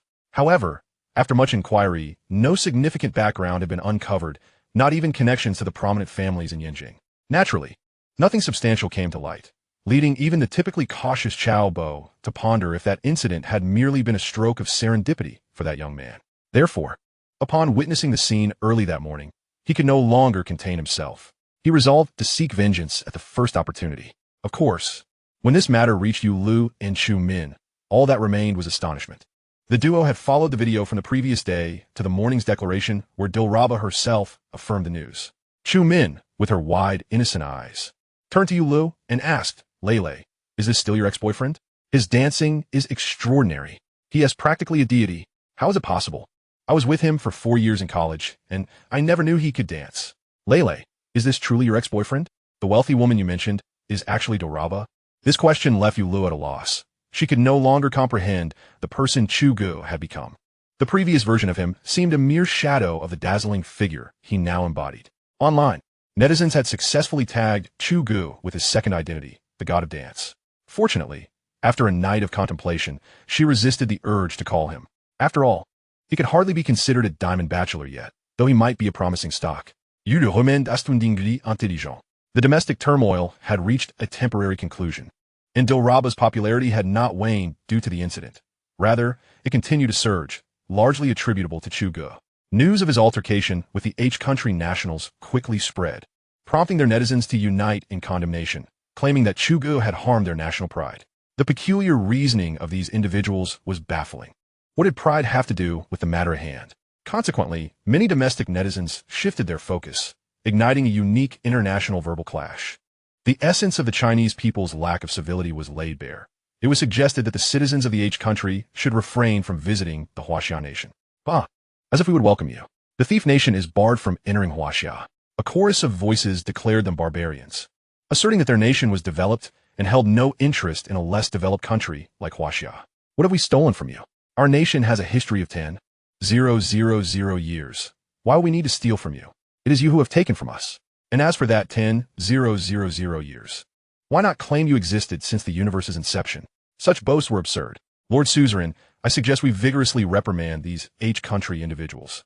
Our nation stands with Huaxia this time. The sentiment echoed. Indeed, the scandals of the H-country's entertainment industry are common knowledge. Attempting such antics in other countries now, how does it feel to hit a brick wall? Let us track down that man who assaulted the other. He must not be allowed into our nation, or I shall make him pay dearly. Make him pay dearly? Have you consulted the opinion of 1 billion Huaxia citizens? One spit from each of us could drown him. Agreed. Chu Ge observed the fervor of the online commentators. Shaking his head, in the past, he would have surely joined in the fray. Yet now, he found himself remarkably composed. In the face of absolute strength, resorting to foul language was the most feeble of displays.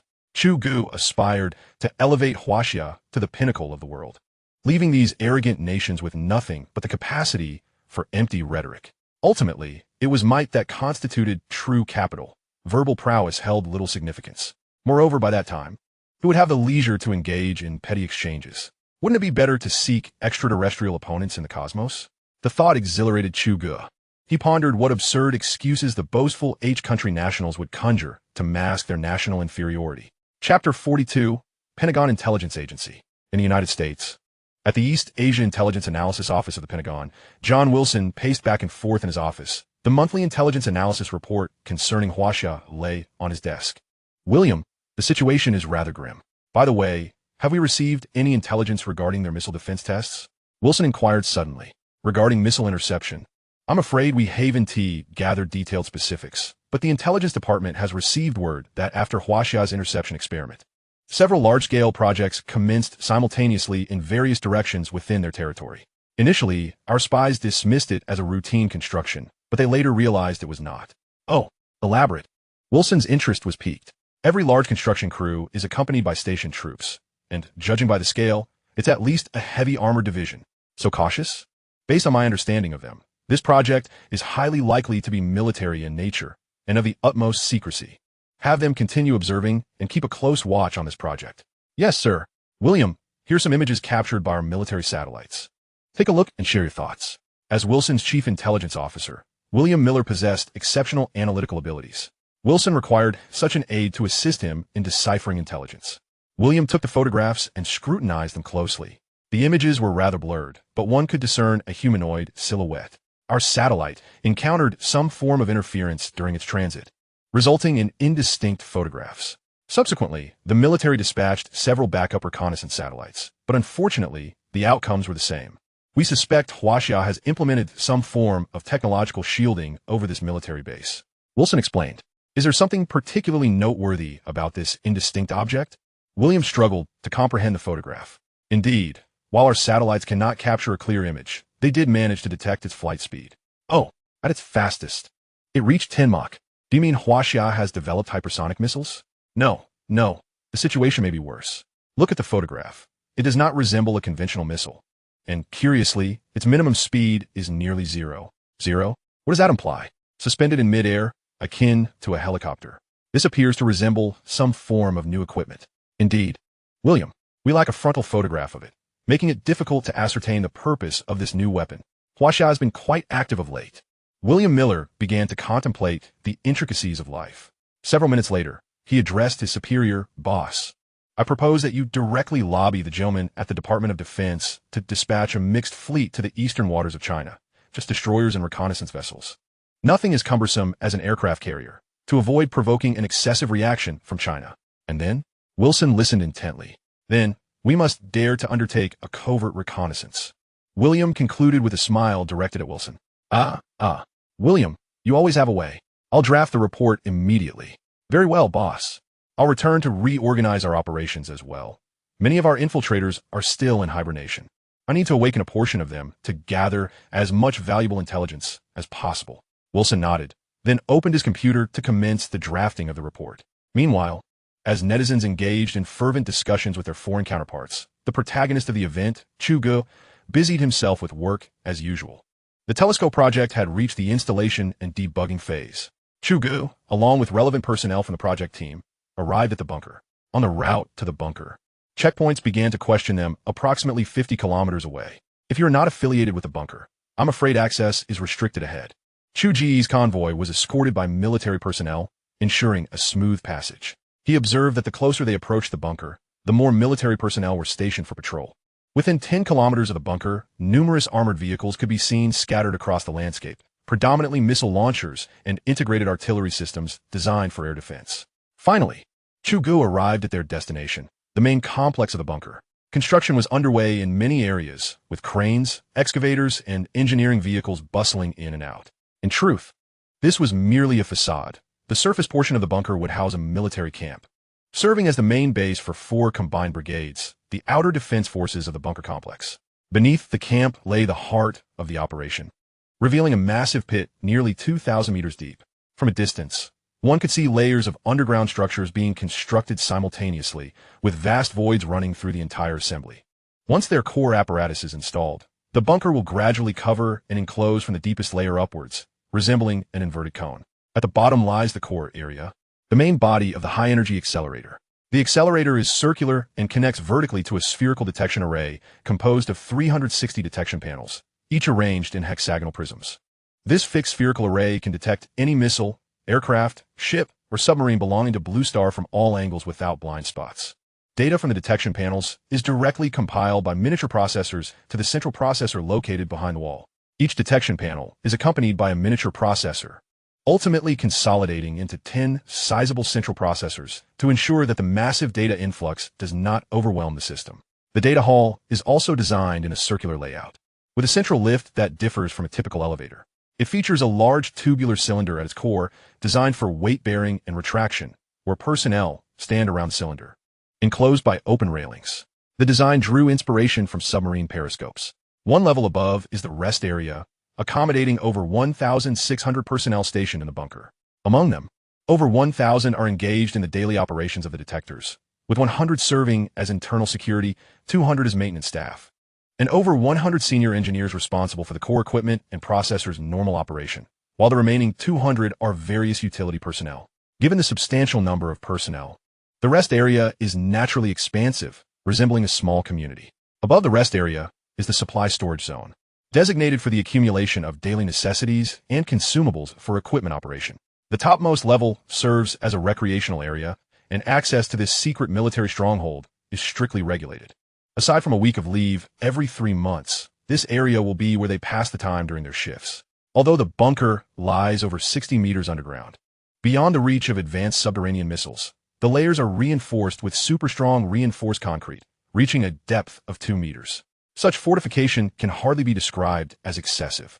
Chu Ge gazed at the bunker's detailed plans, feeling a sense of admiration for the designers. One could say they possess a fear of firepower, while you seem to harbor a fear of being harmed. Chapter 43. The Bunker. At the uppermost level of the bunker, a massive crane was slowly lowering the accelerator into the depths. This segment was under the supervision of more specialized engineering personnel. After observing for a while, Chu Ge began to wander aimlessly. Along his path, soldiers saluted him, and he pondered, have I become so well known overnight?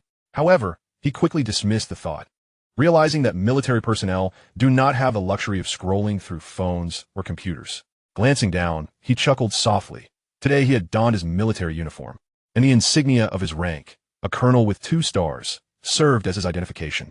Shaking his head, he continued forward. In the distance, a group of individuals resembling officers were gathered, smoking. Did I just see Colonel Chu? Who? Chu Ge, the famous colonel?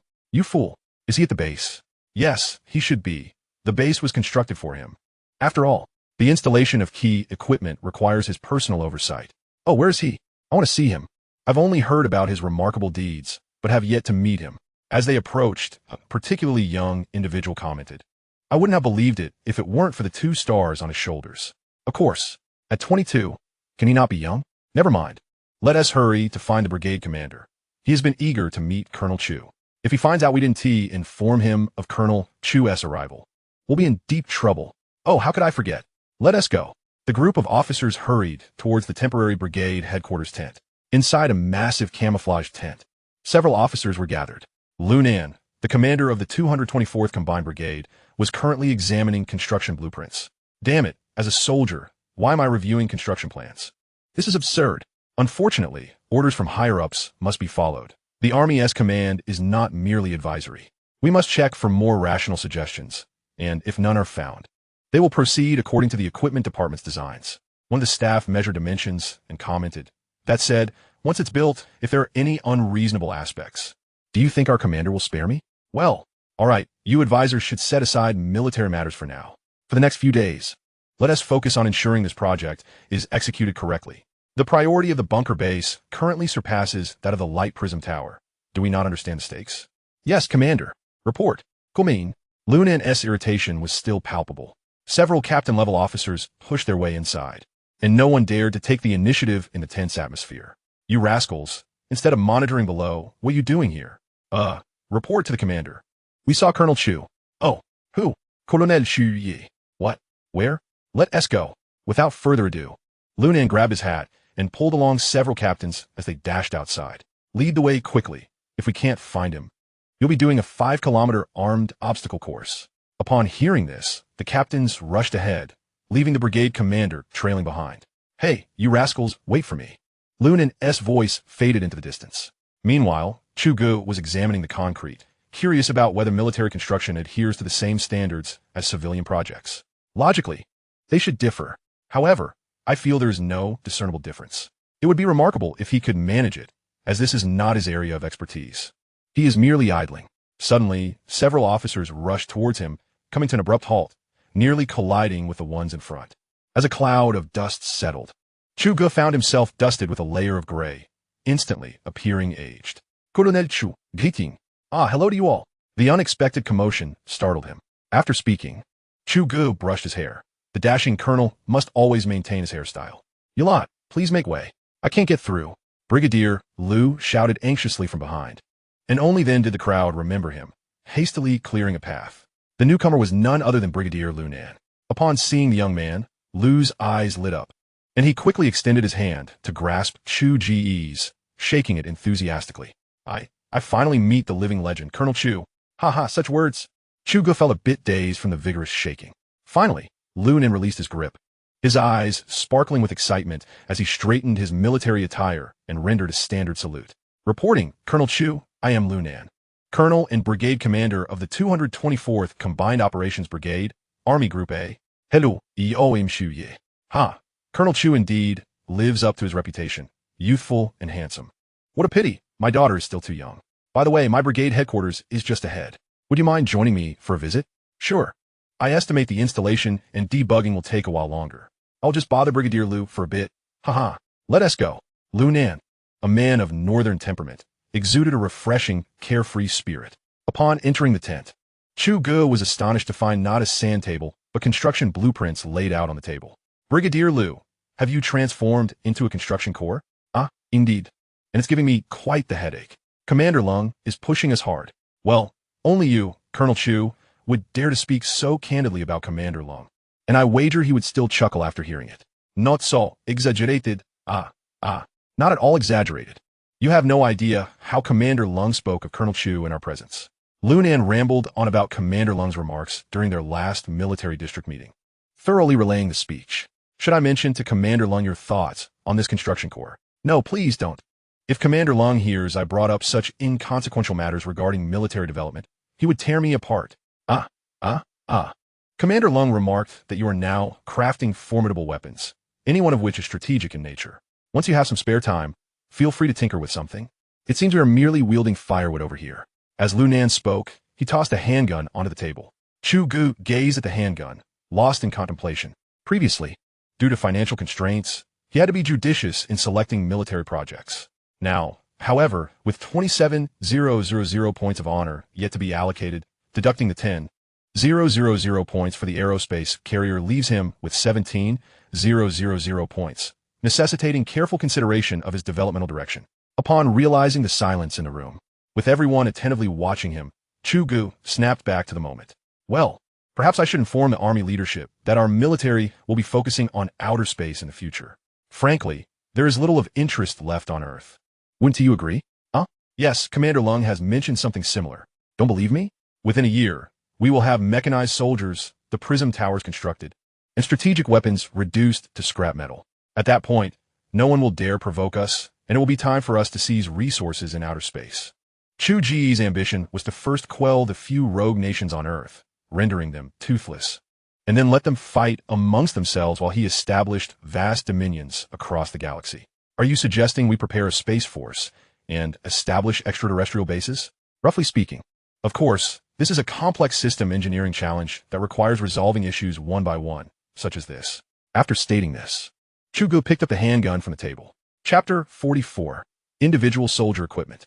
In the Space Force, such a weapon would undoubtedly be inadequate. Chu Ge weighed the handgun in his hand. It was surprisingly heavy, and he almost dropped it during his first assessment. Its power was insufficient, its magazine capacity lacking, its range inadequate, and its accuracy rather poor. In a theater of space warfare, this was nothing but industrial waste. He belittled the modern weapon to mere insignificance. I'll modify it for you. It's only a matter of time. Splendid. We eagerly await your expertise, Academician Chu. Lunan was refreshingly straightforward. We shall await the good news from Academician Chu, then. By the way, shouldn't he be off to debug the equipment? Please ensure your safety. No need to see you off, farewell. With a furrowed brow and a frown, Chu Ge stepped outside. This man is refreshingly direct. On a brighter note, the installation of the accelerator and accompanying detection spheres proceeded smoothly. The remaining task involved the arrival of relevant equipment for the data center. Taking advantage of the daylight, Chu Ge decided to leave early in the afternoon, as debugging would not be feasible today. He entrusted the remaining tasks to the Research Institute personnel. Since he had made bold proclamations, Chu Ge was determined to fulfill his promises. After an early evening wash-up, he sat at his desk, engaging in dialogue with the system. Dear system, my affection for you remains steadfast. My love for armaments outweighs any fondness for beauty. Just look at my little princess, whom I have not even acknowledged. The system, perhaps ill-equipped to handle the complexities of human emotions, remained silent for a while. Shall we begin work? Why so reticent today? Congratulations, host. You have successfully exchanged for the complete research plan of the aerospace carrier. Relevant materials have been distributed, and you have 17,000 points of honor remaining. Wait, I didn't request that first. I was planning to research something smaller, like firearms. System exchange, no returns. How did I discover you are more financially constrained than I? I am truly astounded. Fine. I'll put the aerospace carrier on hold for now and focus on smaller projects. You mentioned the blueprints weren't ready yet, and now they've appeared. Is this not absurd? Do you not fear being taken to the non-human research center for dissection? Better safe than sorry. After all, I am still just a single arm, and I must tread cautiously to avoid missteps. Please recommend several individual soldier equipment options. Thank you. System recommendations: electromagnetic pulse rifle, electromagnetic kinetic sniper rifle, laser handgun, laser grenade, exoskeleton individual assistance equipment, multifunctional helmet system. Skip the jargon and give me the prices directly. 1 for 200 bundled for 1,000. Let us bundle it decisively. By the way, system, are you holding a market fair? I've never heard of bundled deals before. In the past, you could only bundle if you could afford it. Do you have the funds? Fine. It's true I couldn't afford it before. Are you insinuating I am poor? Ding. Congratulations, host. You have successfully exchanged for the electromagnetic pulse rifle, electromagnetic kinetic sniper rifle, laser handgun, laser grenade, exoskeleton individual assistance equipment, multifunctional helmet system, and 7 individual protection armor plans. Documents have been distributed, and you have 16,000 points of honor remaining. The system ignored him, focusing on tallying the accounts. Chu Ge perused the research pathways for each type of individual soldier equipment, finding them remarkably simpler compared to the Prism towers and mechs. Particularly, several of the initial submodules were already under research at the Weapons Research Institute. They merely required integration. For instance, the electromagnetic pulse rifle included several submodules, such as high-energy batteries, pulse oscillators, caseless ammunition, and high-speed alloy rifle barrels. Chu Ge checked and found that the caseless ammunition and high-energy batteries were already in development, needing only to adjust the caliber and energy output mode. He merely needed to finalize the remaining 2 modules for the birth of a new, cutting-edge rifle. However, compared to current firearms, this weapon was not merely superior. It was a quantum leap forward. Firstly, the bullet exit velocity reached an astounding 8,000 meters per second, resulting in a power increase that was exponential. This velocity, upon impact with a human body, was akin to being struck by a high-velocity projectile. Secondly, the magazine capacity was significantly enhanced as the traditional gunpowder propulsion system was abolished, and the size of the entire cartridge was reduced by 2/3, effectively augmenting the ammunition capacity to a staggering 100 rounds per magazine. Thirdly, the rate of fire was elevated, boasting 4 distinct firing modes: single shot, fully automatic, semi-automatic, and a 4-round pulse mode, with the fully automatic mode achieving 900 rounds per minute and the pulse mode an alarming 2,000 rounds per minute. Lastly, the effective range of this electromagnetic rifle extended to 2,000 meters, with a practical range of 1,500 meters, nearly rivaling that of modern sniper rifles. Chu Ge gazed with delight at the data of the new rifle, feeling as though it was a windfall. He promptly decided to practice with this electromagnetic pulse rifle. As the clock struck 2 and Chu Ge stretched and beheld a complete rifle improvement plan presented before him in all its glory.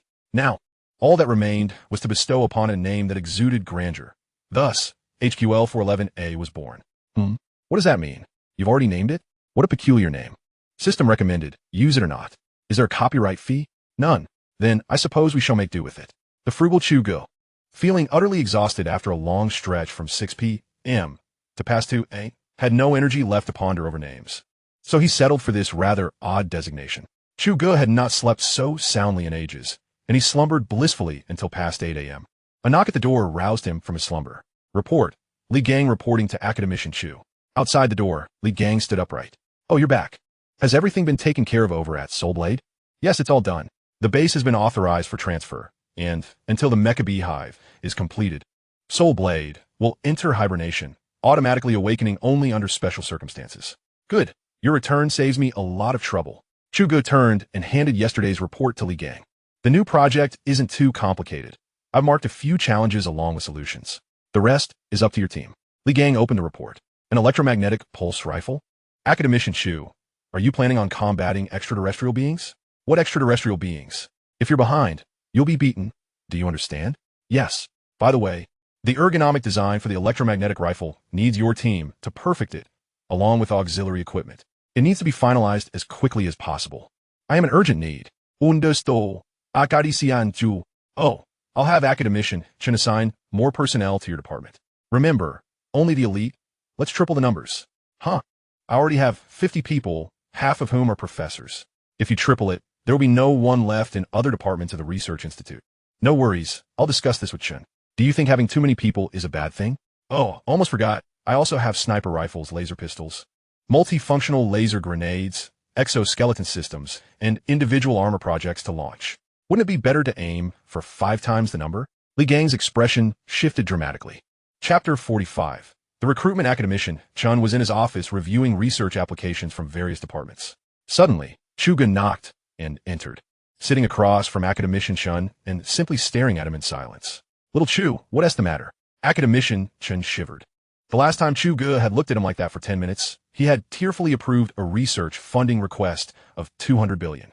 They were short on personnel, and Chen had to help resolve this. Chu Ge cut straight to the chase. It's simple. Within the Weapons Research Institute, Little Chu, you can choose anyone you like. Academician Chen sighed in relief. As long as there was no financial burden, it was manageable. However, there's no one left to choose from. Everyone who could has already been taken, and we still need 200 people. All must be elite, selected from across the nation. The pen in Academician Chen's hand clattered onto the desk. Indeed, every time Chu Ge came, he raised Chen's blood pressure. Chu Ge, from now on, just call me when you need something. I can't handle that look of yours. Wait, why do you suddenly need so many researchers? Is the project about to commence? Academician Chen's eyes brightened suddenly. Is it really that urgent? But I can't say it's not. It's all part of the future Space Force plan. Chu Ge then laid out the recent research plans in detail. This is a complete set of individual combat gear? Yes, but the operational environment is set in space. The helmet system will be equipped with quantum communication, a facial shield, and an ecological monitoring system, while the protective armor will focus on anti-gravity and electromagnetic and radiation protection. Such an immense plan, I'll need to report to the Ministry of Science and even the military. Academician Chen looked at Chu Ge, taking a moment before responding. All right, regarding funding. Stop right there. If my blood pressure rises any further, it might explode. Just prepare a report, and I will submit it. Academician Chen quickly waved his hand. He was genuinely afraid of Chu Ge. Inform Minister Wu that this is a directed development for the military's individual system. The military has to contribute something, right?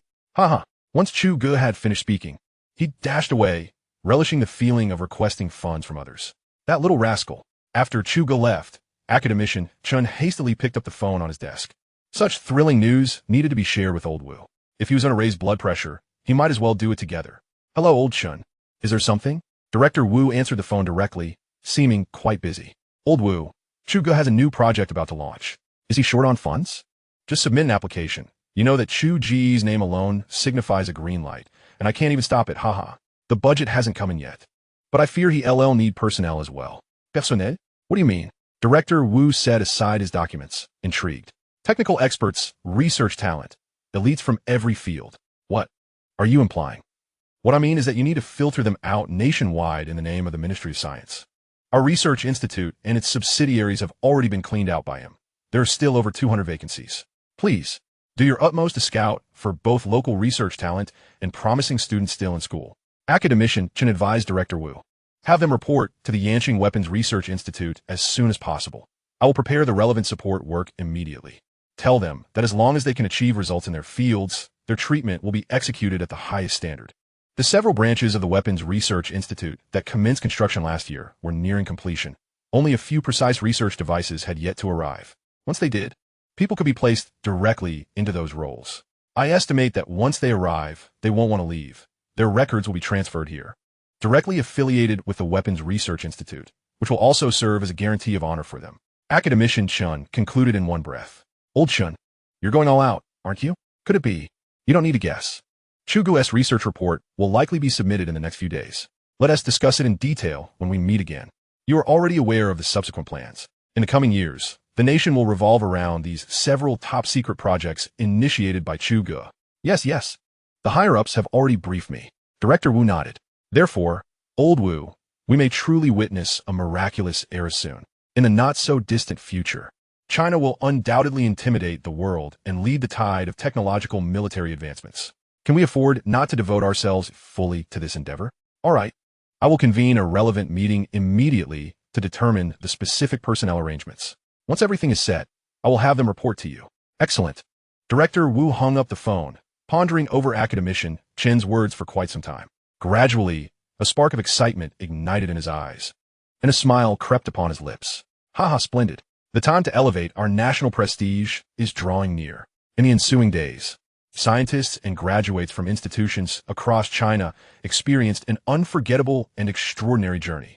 In a certain electronic research institute in Province N, old Liu asked, "Have you reviewed the official document from the Ministry of Science and Technology today?" "Yes, I have. It states that experts in relevant fields must report to the Yinjing Institute of Weaponry within 3 days, with all procedures simplified." Liu continued, "You are one of our institute's top talents, specifically designated for this opportunity. The nation's finest research institute has extended an olive branch. Your days of prominence are not far off." Zhao, with a hint of jest, replied, "You are merely flattering me. The notice also includes senior engineers. Did you not notice? You think you can escape this?" "Huh. What do you think the state means by this large-scale mobilization?" Liu questioned. "I have heard that not just our institute, but nearly all affiliated units have received similar notifications. Is that true? If so, it must indicate a significant project is underway. Sure, we should not speculate. We will know once we arrive." In H City, at a renowned engineering university, Yin Tianhao, a graduate student in astrophysics, was known for his imaginative thinking, which set him apart from others since childhood. His unwavering dedication and passion had brought him to this point. Although a few reputable multinational companies had extended offers to him, he hesitated to accept. He wished to explore further. While a corporate position would yield lucrative material rewards, it would also mean bidding farewell to the laboratory. Thus, he found himself in a quandary. Today, his advisor called him urgently, prompting him to rush to the office. "Professor, you called for me?" "Ah, Yin, just in time. How have you been? Have you found any appealing opportunities?" "Not yet, Professor. You know me. I wish to continue my research. However, I have applied to a few research institutes and have been politely declined, citing my lack of experience." Yin expressed his agitation evident. "Do not fret. There's a research institute you might consider." "Which one?" "The Yinjing Institute of Weaponry." "The Weaponry Institute? But, Professor, that does not align with my field." The Ministry of Science and Technology sent a special notice to the institute, indicating an urgent need for top talents from various disciplines, with the best remuneration and cutting-edge research facilities. Hence, I recommended you to them. And the outcome? They expressed interest after reviewing some of your research reports. And the Weaponry Institute also conducts research related to space, with a dedicated academician leading the team. If you are willing, you must report to the Yinjing Institute of Weaponry within 3 days. Is this for real? Professor. Yin beamed with joy like a child. Would you like to see the official document? Are you unfamiliar with the ministry's official seal? Hurry and pack your things. Time is of the essence. If necessary, take a flight immediately. Punctuality is crucial for your first day. Depart at once. I believe in you. Yes, Professor. With that, the two embraced tightly, patting each other's backs. A mixture of reluctance and heartfelt wishes for one another as future. Chapter 46. The Eye of Hell. Chu Ge rose early today. As the primary equipment for the telescope plan had been nearly installed and debugged, he intended to check on it, as today marked its inaugural trial run. Upon stepping outside, he encountered Academician Chun approaching, accompanied by 2 young individuals. "Ah, Xiao Chu, just the person I was hoping to see. I have 2 new graduate students with me, one of whom is a top talent in astrophysics. They cannot assist with the current projects, so would you mind having them shadow you for now?" "Astrophysics? Very well."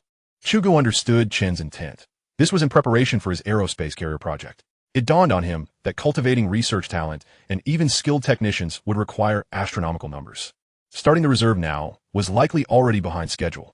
However, Chu Ge was unhurried. Beginning with theoretical research was not unduly late, especially with his systems enhancements. It was akin to someone still figuring out how to upgrade a landline phone to a mobile while he was already operating 5G remote control. The gap was far beyond mere magnitudes. The 2 young men observed Chu Ge from a distance, their eyes filled with astonishment. "Yin, I heard from some early colleagues that our Weaponry Institute has a remarkable academician, not only a genius, but also incredibly young. Do you think that could be him?" "How would I know? I can't read faces." Yin Tianhao had also heard of this individual. In the Research Institute, one might not know the directors of every branch. But if one was unfamiliar with Academician Chu Ge, they had no business staying there. "Aren't you studying astrophysics? You can see stars from billions of years ago. How is identifying a person difficult?" "Yen Xiano, Xing Yun, Komo." As they spoke, Chen Academician called them over, prompting a quick jog. "Let me introduce you. This is Academician Chu Ge from our Weaponry Institute, only 22 years old." "Hello, Academician." The 2 exclaimed excitedly. "Oh, Xiao Chu, this is Yin Tianhao. a graduate student in astrophysics. And this is Zheng Jun, a top student in quantum physics. Quite the contrast, one exploring planets and the cosmos, while the other delves into the microscopic world of atoms and molecules. Two extremes, ha! Chu Ge jested as he appraised the two young men. All right, you two will be following me. My work ahead won't be easy, so prepare yourselves. If your resolve is weak and you cannot withstand hardship, it would be wise not to accompany me. Chu Ge adopted a serious demeanor, laying the groundwork for future endeavors. We will heed Academician's guidance. Yin Tianhao and Zheng Jun replied earnestly. Great, let us proceed to a particular location. Yes. After bidding farewell to Chun Academician, the three boarded a nearby military jeep, with several leading vehicles starting up in succession, heading towards their destination. Chu Ge rested in the passenger seat, while the two behind quietly engaged in conversation. I wonder, is the Weaponry Institute always this impressive? We even have police escorting us. I'm not sure. Perhaps it's just our Academician Chu's special treatment. I had never heard of this before. This feels quite extraordinary. I really want to open that sunroof and poke my head out. Maybe some big shot will snap a photo and post it online, and I'll become famous. Whether you'll be famous is uncertain, but a reprimand upon your return is guaranteed. Oh, look, there's a guard saluting us. Wow, is that a missile launch vehicle in the distance? Xing Yun exclaimed, brimming with curiosity. Although Yin Tianhao did not react as dramatically, it was indeed his first encounter with field combat troops, leaving him speechless in awe. Chu Ge, however, remained indifferent, merely smirking as he turned away to rest his eyes. After several minutes, the jeep came to a halt with a screech. Academician Chu, we have arrived, the driver announced, glancing at the sleeping Chu Ge, hesitating before speaking. Thank you. You two get out. All right. Once they exited the vehicle, Chu Ge led the way, with the other two flanking him. Along the route, the soldiers they passed saluted Chu Ge with admiration. Wow, I just saw a major salute to our Academician Chu. My goodness, that is at least a colonel-esque rank. Xing Yun the mocked. In contrast to Zheng Jun's observations, Yin focused on the construction site. Strange. This military camp under construction looks more like a fortress, doesn't it? Huh. Oh, I had previously visited my uncle's military base, so I'm somewhat familiar with the general layout of a barracks. Here, it is evident that the defenses have been significantly reinforced. Just look at how tall and thick the outer protective wall is, and the surrounding area is dotted with towering structures, likely watchtowers or fire points. Moreover, I even caught a glimpse of a semi-permanent air defense base earlier. Chu Ge, listening intently ahead, couldn't help but glance back at the young man named Yin Tianhao. Just as he was about to say something, Academician Chu, what a pleasure to see you again. Lieutenant Colonel Lu then approached from a distance, a broad smile adorning his face. Hello, Colonel Lu. Academician Chu, it has been quite a while. I have missed you greatly. Shall we sit together? Oh no, I still have work to attend to, so I won't impose today. Chu Ge instinctively resisted. Oh, I see. A hint of disappointment flickered across Colonel Lu's face. However, I've taken to heart what you mentioned the other day. In a few days, samples should be ready for you to review as a representative of the military. Huh? Ha ha ha, splendid. Colonel Lu, who had appeared somewhat dejected moments ago, instantly regained his vitality. Shall I head over now? Of course. Colonel Lu promptly turned on his heel and walked away without looking back. Well, as direct as ever, Chu Ge felt an inexplicable pang in his heart. The trio soon arrived at the bunker base, where the massive deep pit remained, though scaffolding now adorned its walls, indicating a significant acceleration in construction progress. Wow, is this the Kola super deep borehole? Xing Yun exclaimed. What borehole? Yin Tianhao looked utterly bewildered. Oh, it's a gigantic pit drilled by the former Alliance nations near the Kola Peninsula. It was initially intended to penetrate the Earth, but after reaching over 12,000 meters, unforeseen circumstances halted the project. The pit still exists, and people refer to it as the gateway to hell, the Kola super deep borehole, Zheng Jun elaborated. You seem to know quite a bit, but the mysterious tales surrounding that Kola pit, talk of hellish sounds and gateways, are mere fabrications concocted by people later on. If we have to associate it with hell, we could reluctantly call it the Eye of Hell. Ha ha. After Chu Ge's remark, he stepped onto the nearby temporary construction elevator. Zheng Jun and Yin Tianhao, puzzled by his cryptic words, followed suit. Chapter 47. Activate the telescope detection array. The construction elevator descended, and a sense of oppressive heaviness began to envelop the three. As they descended, the lighting grew dimmer, with occasional bright sparks of electric welding flaring up beside them. Despite the presence of several large ventilation fans, the acrid odor still caused the trio to grimace. Thankfully, numerous construction personnel occupied each level. Otherwise, Chu Ge felt as though he were in a tomb raiding film, especially with the earthy scent occasionally wafting through his nostrils. After a considerable time, the elevator came to a resounding halt, and the three stepped out into a data hall bustling with people recording various observations. Surrounding the walls were numerous LCD screens, densely displaying lines of programming language. Above a row of displays, every couple of meters, there was a massive comprehensive screen, the largest of which showcased a series of digits that were decrementing. Time until system activation, 020, 03.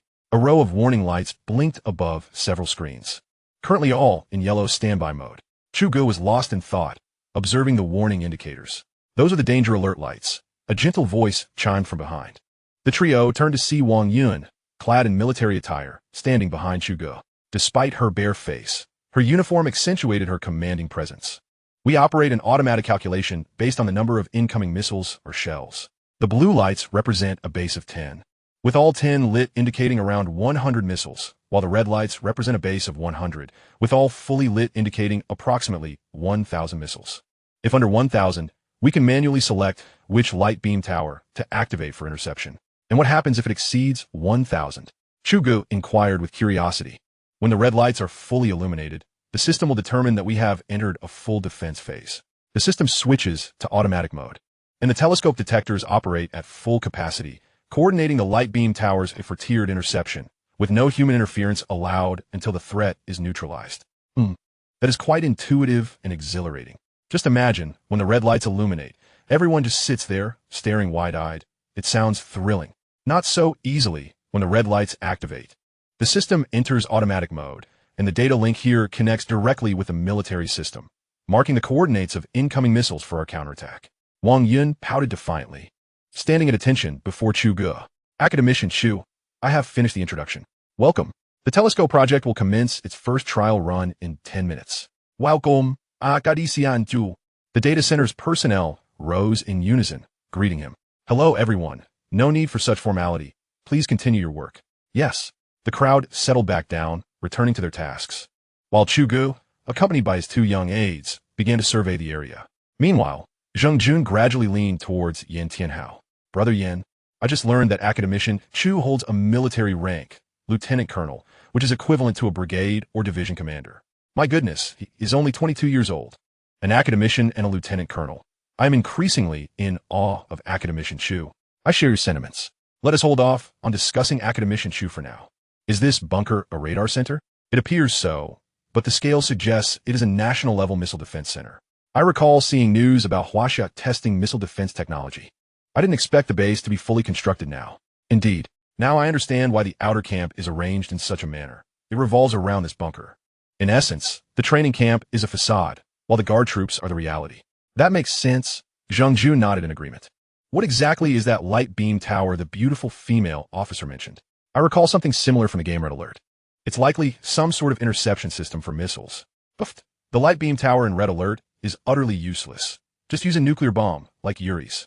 Zheng Jun's interest was piqued. Chu Ge listened to the murmurs of the two behind him and shook his head. They were likely here for comic relief. However, the age gap wasn't too significant, and there were still plenty of topics to discuss. For instance, their current conversation about the Red Alert game. He, too, had once wished to share gaming experiences and strategies. But now, would they think him insane for bringing it up? It was indeed difficult to maintain composure in this pretense. Chu Ge glanced at the time on the large screen. 3 minutes remained.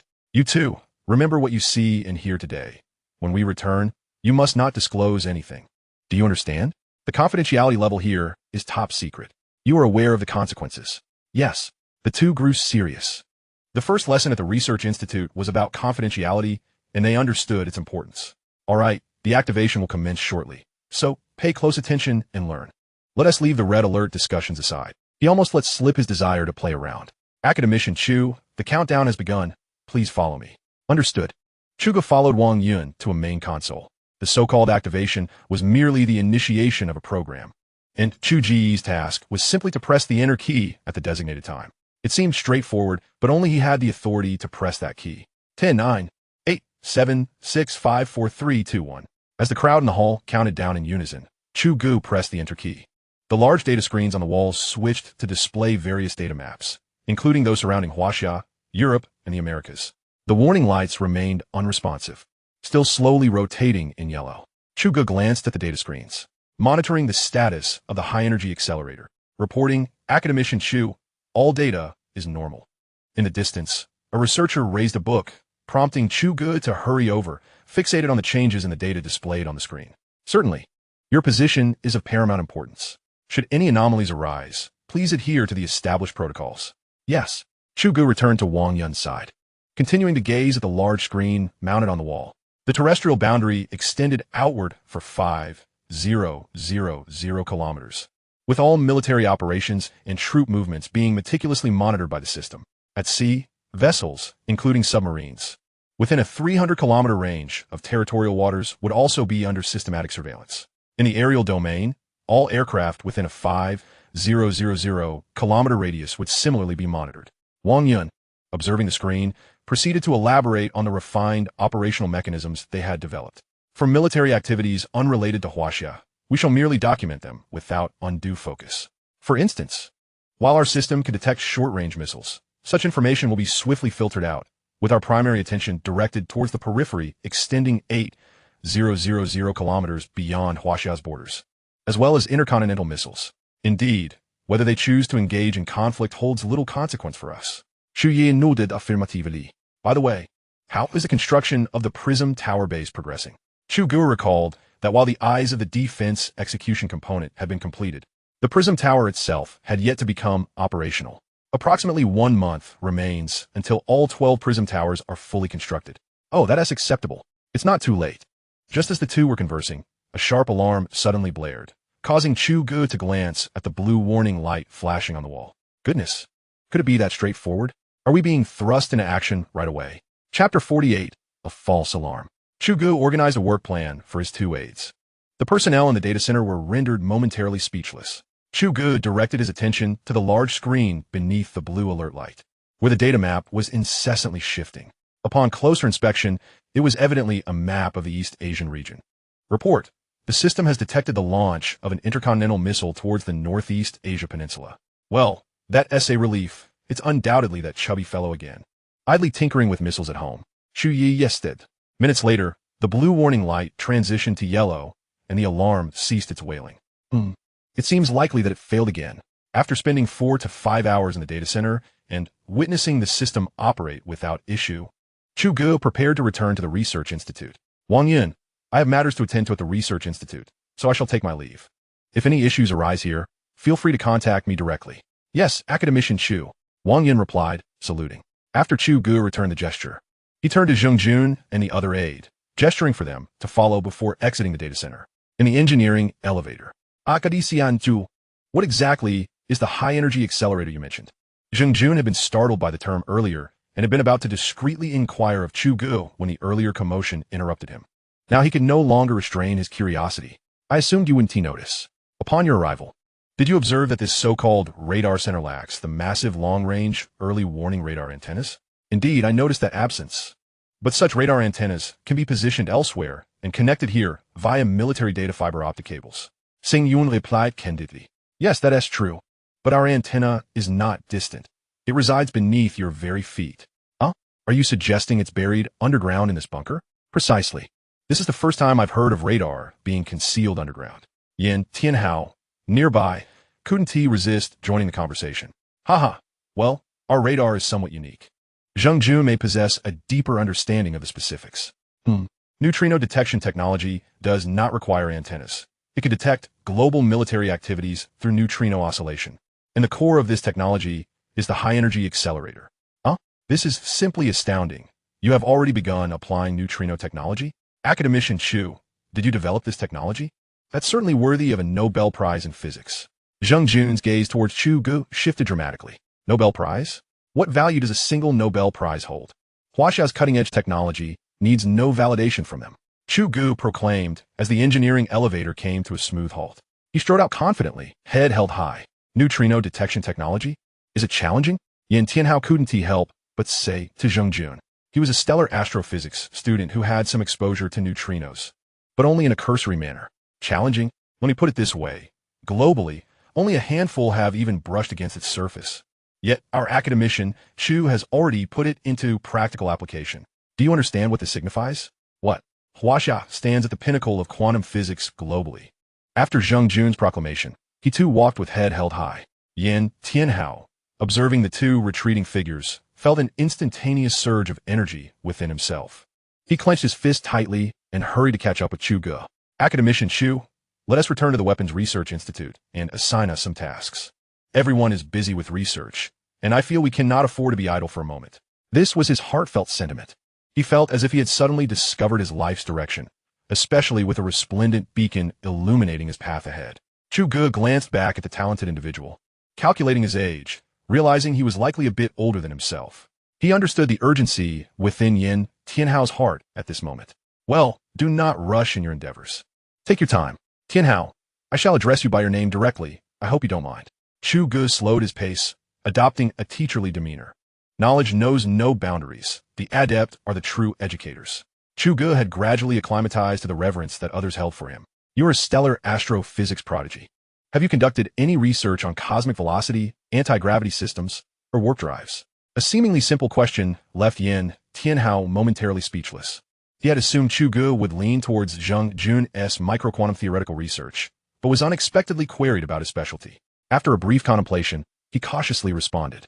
The first cosmic velocity is 79 kilometers s, while the second cosmic velocity, also known as escape velocity, is 112 kilometers s. To put it simply, this is the velocity required to escape Earth's gravitational pull and orbit within the solar system. The third cosmic velocity is 167 kilometers s, which can be understood as the velocity needed to escape the sun's gravitational influence and intergalactic orbit. Chu Ge nodded in acknowledgement, then gestured for both to enter the vehicle. Once inside, he instructed the driver to return to the Research Institute before turning his attention back to Yin Tianhao. Continue. As for anti-gravity, it can be described simply as the utilization of two electromagnetic fields that counterbalance each other, creating a potential difference. This effect is applied to an object, effectively nullifying its gravitational sensation, thus achieving a state of levitation.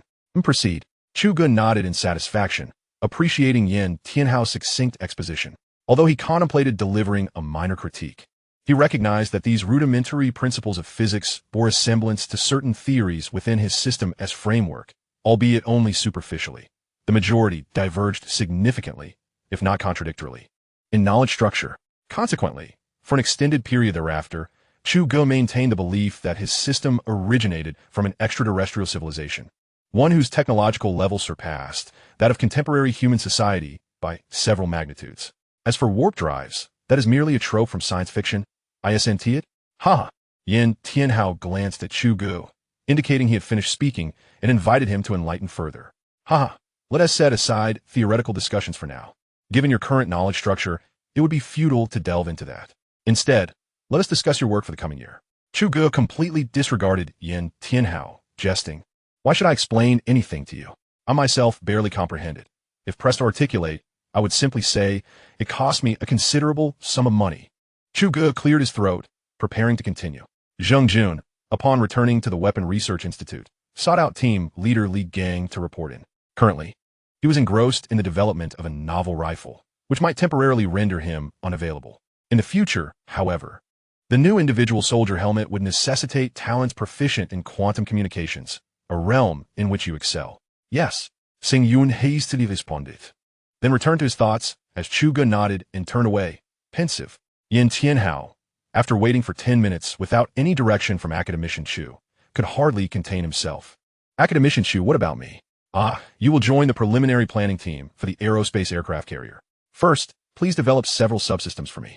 I will provide the detailed blueprint later. The Aerospace aircraft carrier? Yin Tianhao stammered, momentarily doubting whether he had misheard due to a phantom ringing in his ears.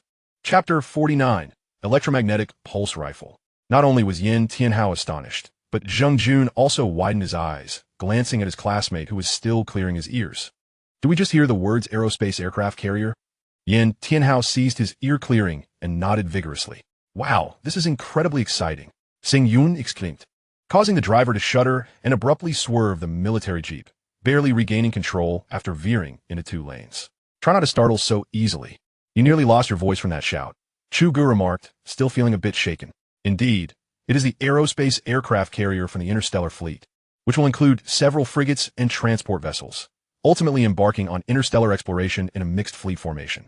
Chu Ge had already reached a conclusion regarding the matter, and, having finished, ignored the two as he returned to his nap. But, I want to join the Aerospace aircraft carrier project too, Zheng Jun lamented internally. Yin Tianhao, observing Zheng Jun's constipated expression, felt a surge of triumph within. 20 minutes later, Chu Ge and his entourage returned to the research institute. You two, follow me. I'll introduce you to the lab personnel. Understood. Academician Zhu.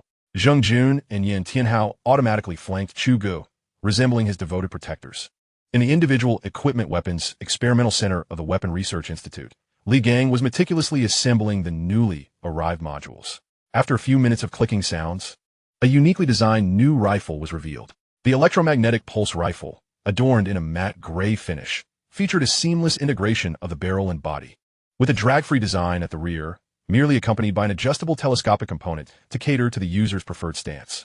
The front of the stock eliminated the ejection port, adopting a fully enclosed structure, which was slightly thicker at the front, likely due to the incorporation of a high-energy battery and an oscillator. Above was a composite rail system, yet to be fitted with a sighting component.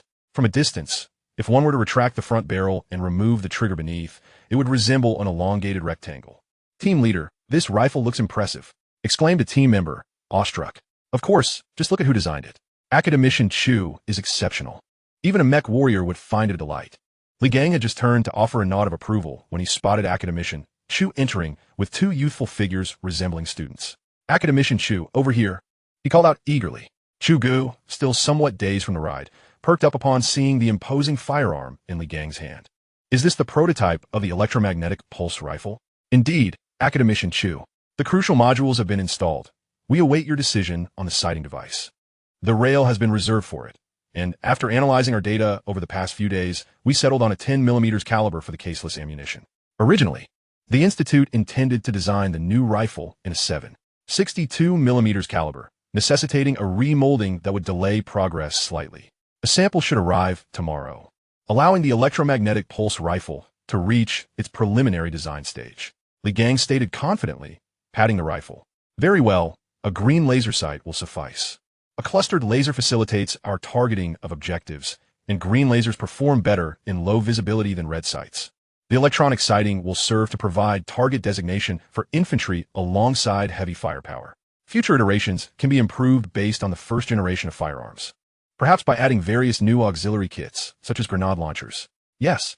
Also, please contact Wang Yun later and inform her to send a few individuals from the 224th Brigade tomorrow to verify the rifle's performance. If the military finds no issues, it can be archived and reported to the Ordnance Factory for prototype production. Chu Ge succinctly outlined Li Gang's next steps, devoid of any superfluous detail, as if it were a pre-written script. Though fundamentally similar, the authorship belonged to the military-industrial complex. Zheng Jun, come here. This is Li Gang, the head of the Individual Soldier System Research Group. You will be following him from now on. Chu Ge called out to Zheng Jun, who was still engrossed in his communion with the electromagnetic pulse rifle. Oh, yes, Academician Chu. Sing Yun replied, reporting the gap. Report, Team Leader Li. I am Zheng Jun, a graduate student specializing in quantum physics from Yenjing University. I look forward to your guidance. Junior, come, since we are alumni, there is no need for formality. I actually have a project that I need your assistance on. Chu Ge observed the two quickly bonding, engaging in a spirited discussion, feeling a sense of satisfaction. The academic atmosphere at the Weapon Research Institute had always been commendable, and he hoped they would spark not just a romantic connection, but rather a fervor for collaborative work. Deciding against interrupting their enthusiasm, Chu Ge patted Yin Tianhao's shoulder, and they exited side by side. Academician Zhu, that new rifle is also your masterpiece. Just a small demonstration, huh? Academician Chu, there's a rather cliché question I'm unsure whether to ask. Yin Tianhao hesitated. Go ahead. Is it true that your incredible talents are known to your mother? She probably does not know, but she is aware of my girlfriend, haha. Yin Tianhao instantly regretted his previous words. Well, let us just forget about that.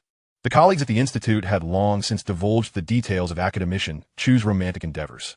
Having a girlfriend is one thing. If it were me, I doubt my mother would care much about the specifics. Tianhao, let us set aside the accolades for now. I merely wish to convey that one should always look ahead. Whether you believe it or not, I was once far behind you. As a researcher of astrophysics, you ought to understand the evolutionary process of stars, from obscurity to brilliance, and then to dimness. In the final stages of dimness, there are a few outcomes. One collapses to a certain extent, achieving self-redemption as a supernova or the genesis of another star. Another continues to collapse until it becomes a neutron star or a black hole, a manifestation of true darkness. The principle is analogous to humanity. Wherever you stand, exert your utmost energy. After shining brightly, remember your origins. Only then can you possibly embark on another cycle of life. Otherwise, what awaits may be an endless abyss. After speaking, Chu Ge cast a profound glance at Yin Tianhao. Whether one is a prodigy or an ordinary individual, certain opportunities require a touch of intuition. Report to me tomorrow morning. With that, Chu Ge departed, leaving Yin Tianhao in a state of confusion. He observed Chu Ge's silhouette stretching long in the setting sun. Chapter 50. Testing the rifle on the battlefield. The electromagnetic pulse rifle reveals its menacing form. The next day, at around 5 in the morning, Chu Ge was roused by a series of knocks on the door.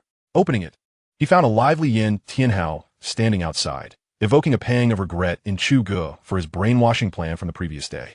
After giving him a nudge, Chu Ge returned to his slumber, utterly exhausted from staying up until 2 in the morning the previous night. The work on Li Gang's side has essentially concluded. Next, he intends to have Li Gang produce the helmet system. Despite its modest appearance, it may seem somewhat underwhelming. Yesterday, Chu Ge spent the entire day reviewing the remaining tasks for the individual soldier system project. This helmet system is the most intricate, as it must integrate a head protective shield, a life support system, a communication system, and even a night vision system. Among these components, aside from the relatively straightforward night vision system, the others necessitate entirely new blueprints. Otherwise, it would leave Li Gang and his team utterly in the dark. Consequently, upon returning from the laboratory, Chu Ge commenced fervently drafting designs, to the point where Yin Tianhao had to call him for dinner, but he did not budge. Being in the midst of such creative fervor, it was quite disheartening to be interrupted. After dozing for another 2 hours, hunger compelled Chu Ge to rise. After freshening up, he exited his dormitory only to find Yin Tianhao waiting for him outside. Good morning, Academician Chu. You too. My apologies for earlier. I stayed up late last night and was relying on these few hours this morning to recuperate. No worries at all. I was unaware you had worked so late yesterday. Yin Tianhao chuckled. As the two conversed, they made their way to the cafeteria of the Research Institute. After queuing and receiving their meals, Chu Ge began to devour his breakfast with such vigor that it felt akin to a grand banquet. Just as he was still immersed in his meal, he heard Li Gang bellowing for him. Academician Chu, the personnel from the 224th Brigade have arrived and insist on meeting you. Understood. Please attend to them. I will be there shortly. Got it. Chu Ge hastily finished his remaining food and, accompanied by Yin Tianhao, hurried to Li Gang's laboratory. From a distance, he could already hear the booming voice of Brigade Commander Lu. I merely requested you to send someone over to try out the firearm, yet you came personally? Of course. Ever since you mentioned it yesterday, I've been itching to come, and upon receiving word today, I wasted no time in arriving. Where's the gun? Brigade Commander Lu, accustomed to this exchange, didn't linger on formalities. Haha, the gun isn't going anywhere. Li Gang, has the shell-less ammunition from the Research Institute arrived? Report, Academician Chu. It arrived early this morning. Good, then we can test the firearm. However, our laboratory lacks a shooting range, as the individual soldier system lab has only just been established. Chu Ge frowned, and upon hearing this, Brigade Commander Lu responded, a shooting range is manageable, although my situation is complex and may not be suitable. The 223rd Brigade has a designated one at the bunker base. Then let's go. Li Gang, take the electromagnetic pulse rifle and head to the shooting range. Yes. 10 minutes later, Brigade Commander Lu eagerly awaited a large metallic box, the kind that required 2 people to lift. Chu Ge caught a glimpse of it and noticed it was secured with a password. Can I not take a peek? Brigade Commander Lu felt as though his prize catch was slipping away. Haha. Can't even wait an hour? Let us go, my dear Brigade Commander. With that, Chu Ge, along with Li Gang and a few others, boarded several military jeeps, while Brigade Commander Lu shook his head in resignation and instructed his soldiers to follow closely behind. Thus, the convoy set off towards the shooting range in grand fashion. At the outskirts of the bunker base, Brigade Commander Gu Jianhua of the 223rd Combined Arms Training Brigade had been waiting there for some time. Chu Ge's name had long been renowned in military circles. However, as his brigade had just deployed to this location, there were numerous tasks that required his attention, preventing him from visiting Chu Ge immediately. Fortunately, He received a call from Brigade Commander Liu earlier, informing him that Chu Ge was bringing a new weapon to the shooting range for testing. Excited, Brigade Commander Gu praised Brigade Commander Liu over the phone and arrived early to await Chu Ge's arrival. Minutes later, a convoy appeared in the distance, kicking up clouds of yellow dust, and finally, Chu Ge's party arrived. Good day, Academician Chu. I am Gu Jianhua, Brigade Commander of the 223rd Digital Combined Arms Brigade. He saluted. Hello, Brigade Commander Gu. Eom Chu Ge. After returning the salute, Chu Ge observed Brigade Commander Gu. Although he was not particularly tall, he possessed a robust physique, and his deep-set eyes bore the distinctive resolve of a soldier. His powerful hands grasped Chu Ge's firmly, shaking it vigorously. Is this how soldiers greet one another? Chu Ge musid intanali.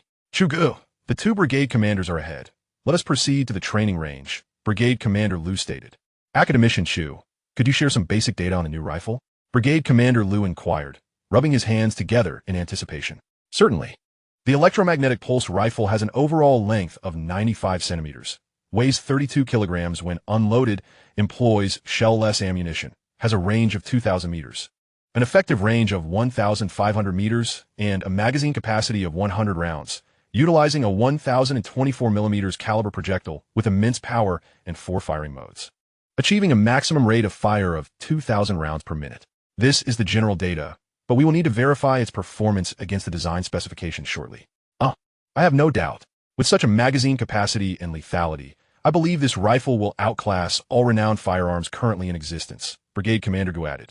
At that moment, with a decisive click, Li Gang opened the password-protected case, revealing the HQL 411A first-generation electromagnetic pulse rifle to the assembled crowd. After a prolonged moment of reverent examination, Brigade Commander Liu, bending slightly, began to scan the rifle with a scrutinizing gaze before finally reaching out to touch it. His calloused hands glided from the muzzle to the stock, as if delicately caressing an infant. What is this small display? Brigade Commander Gu inquired, not wanting to miss out on the details. Oh, that displays the energy battery level and the remaining rounds in the magazine, Li Gang explained.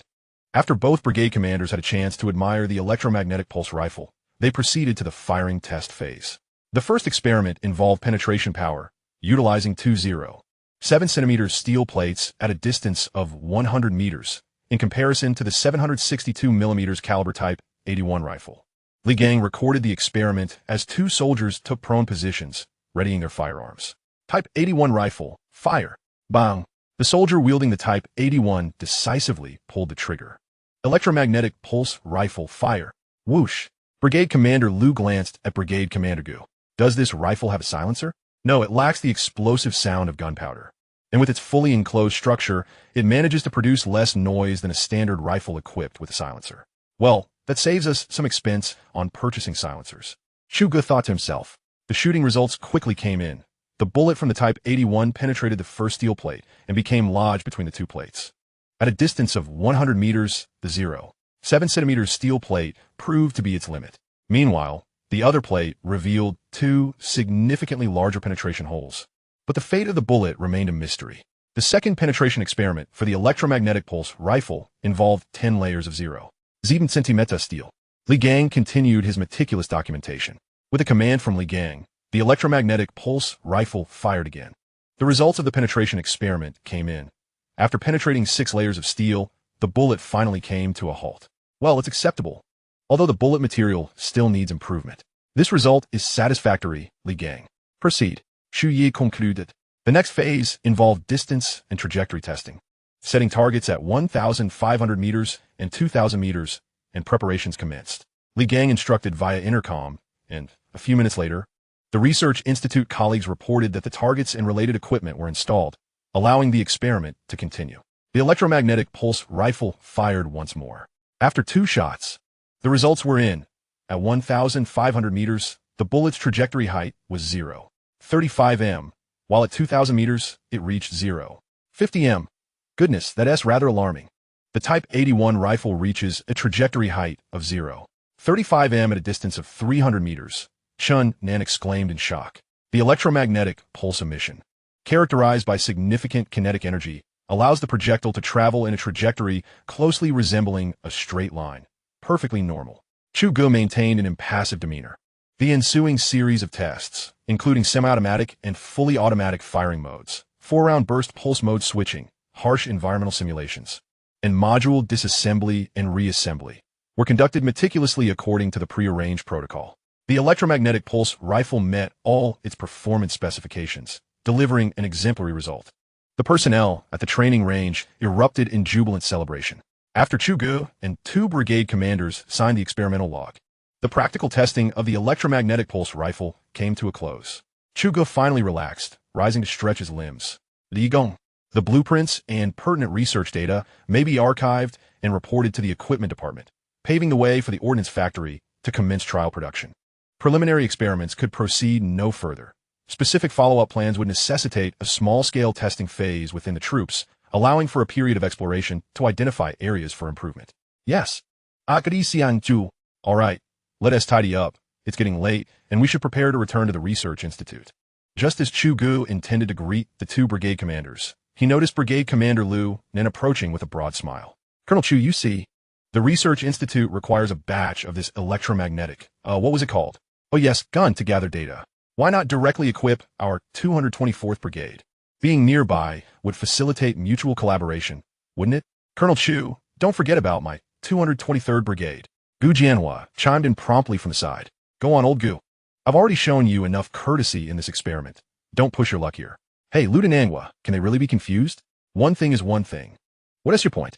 Are you claiming the 224th Brigade is the only one deserving? Chu Gu's expression darkened. These 2 men, both in their 40s, still harbored such fiery tempers, their banter escalating absurdly. If I may interject, Chu Ge began, attempting to mediate.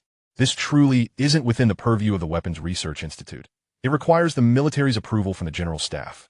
Instead of squandering time here with me, why not seek out Cold General or other senior leaders?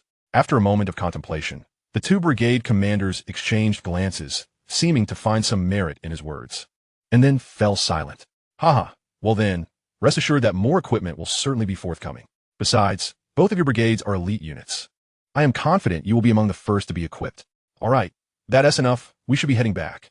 I appreciate both brigade commanders for enduring a day of dust and wind with us. After bidding farewell to the 2 brigade commanders with a handshake, Chu Ge beckoned to Yin Tianhao, and the group hastily boarded their vehicles, which then sped towards the research institute.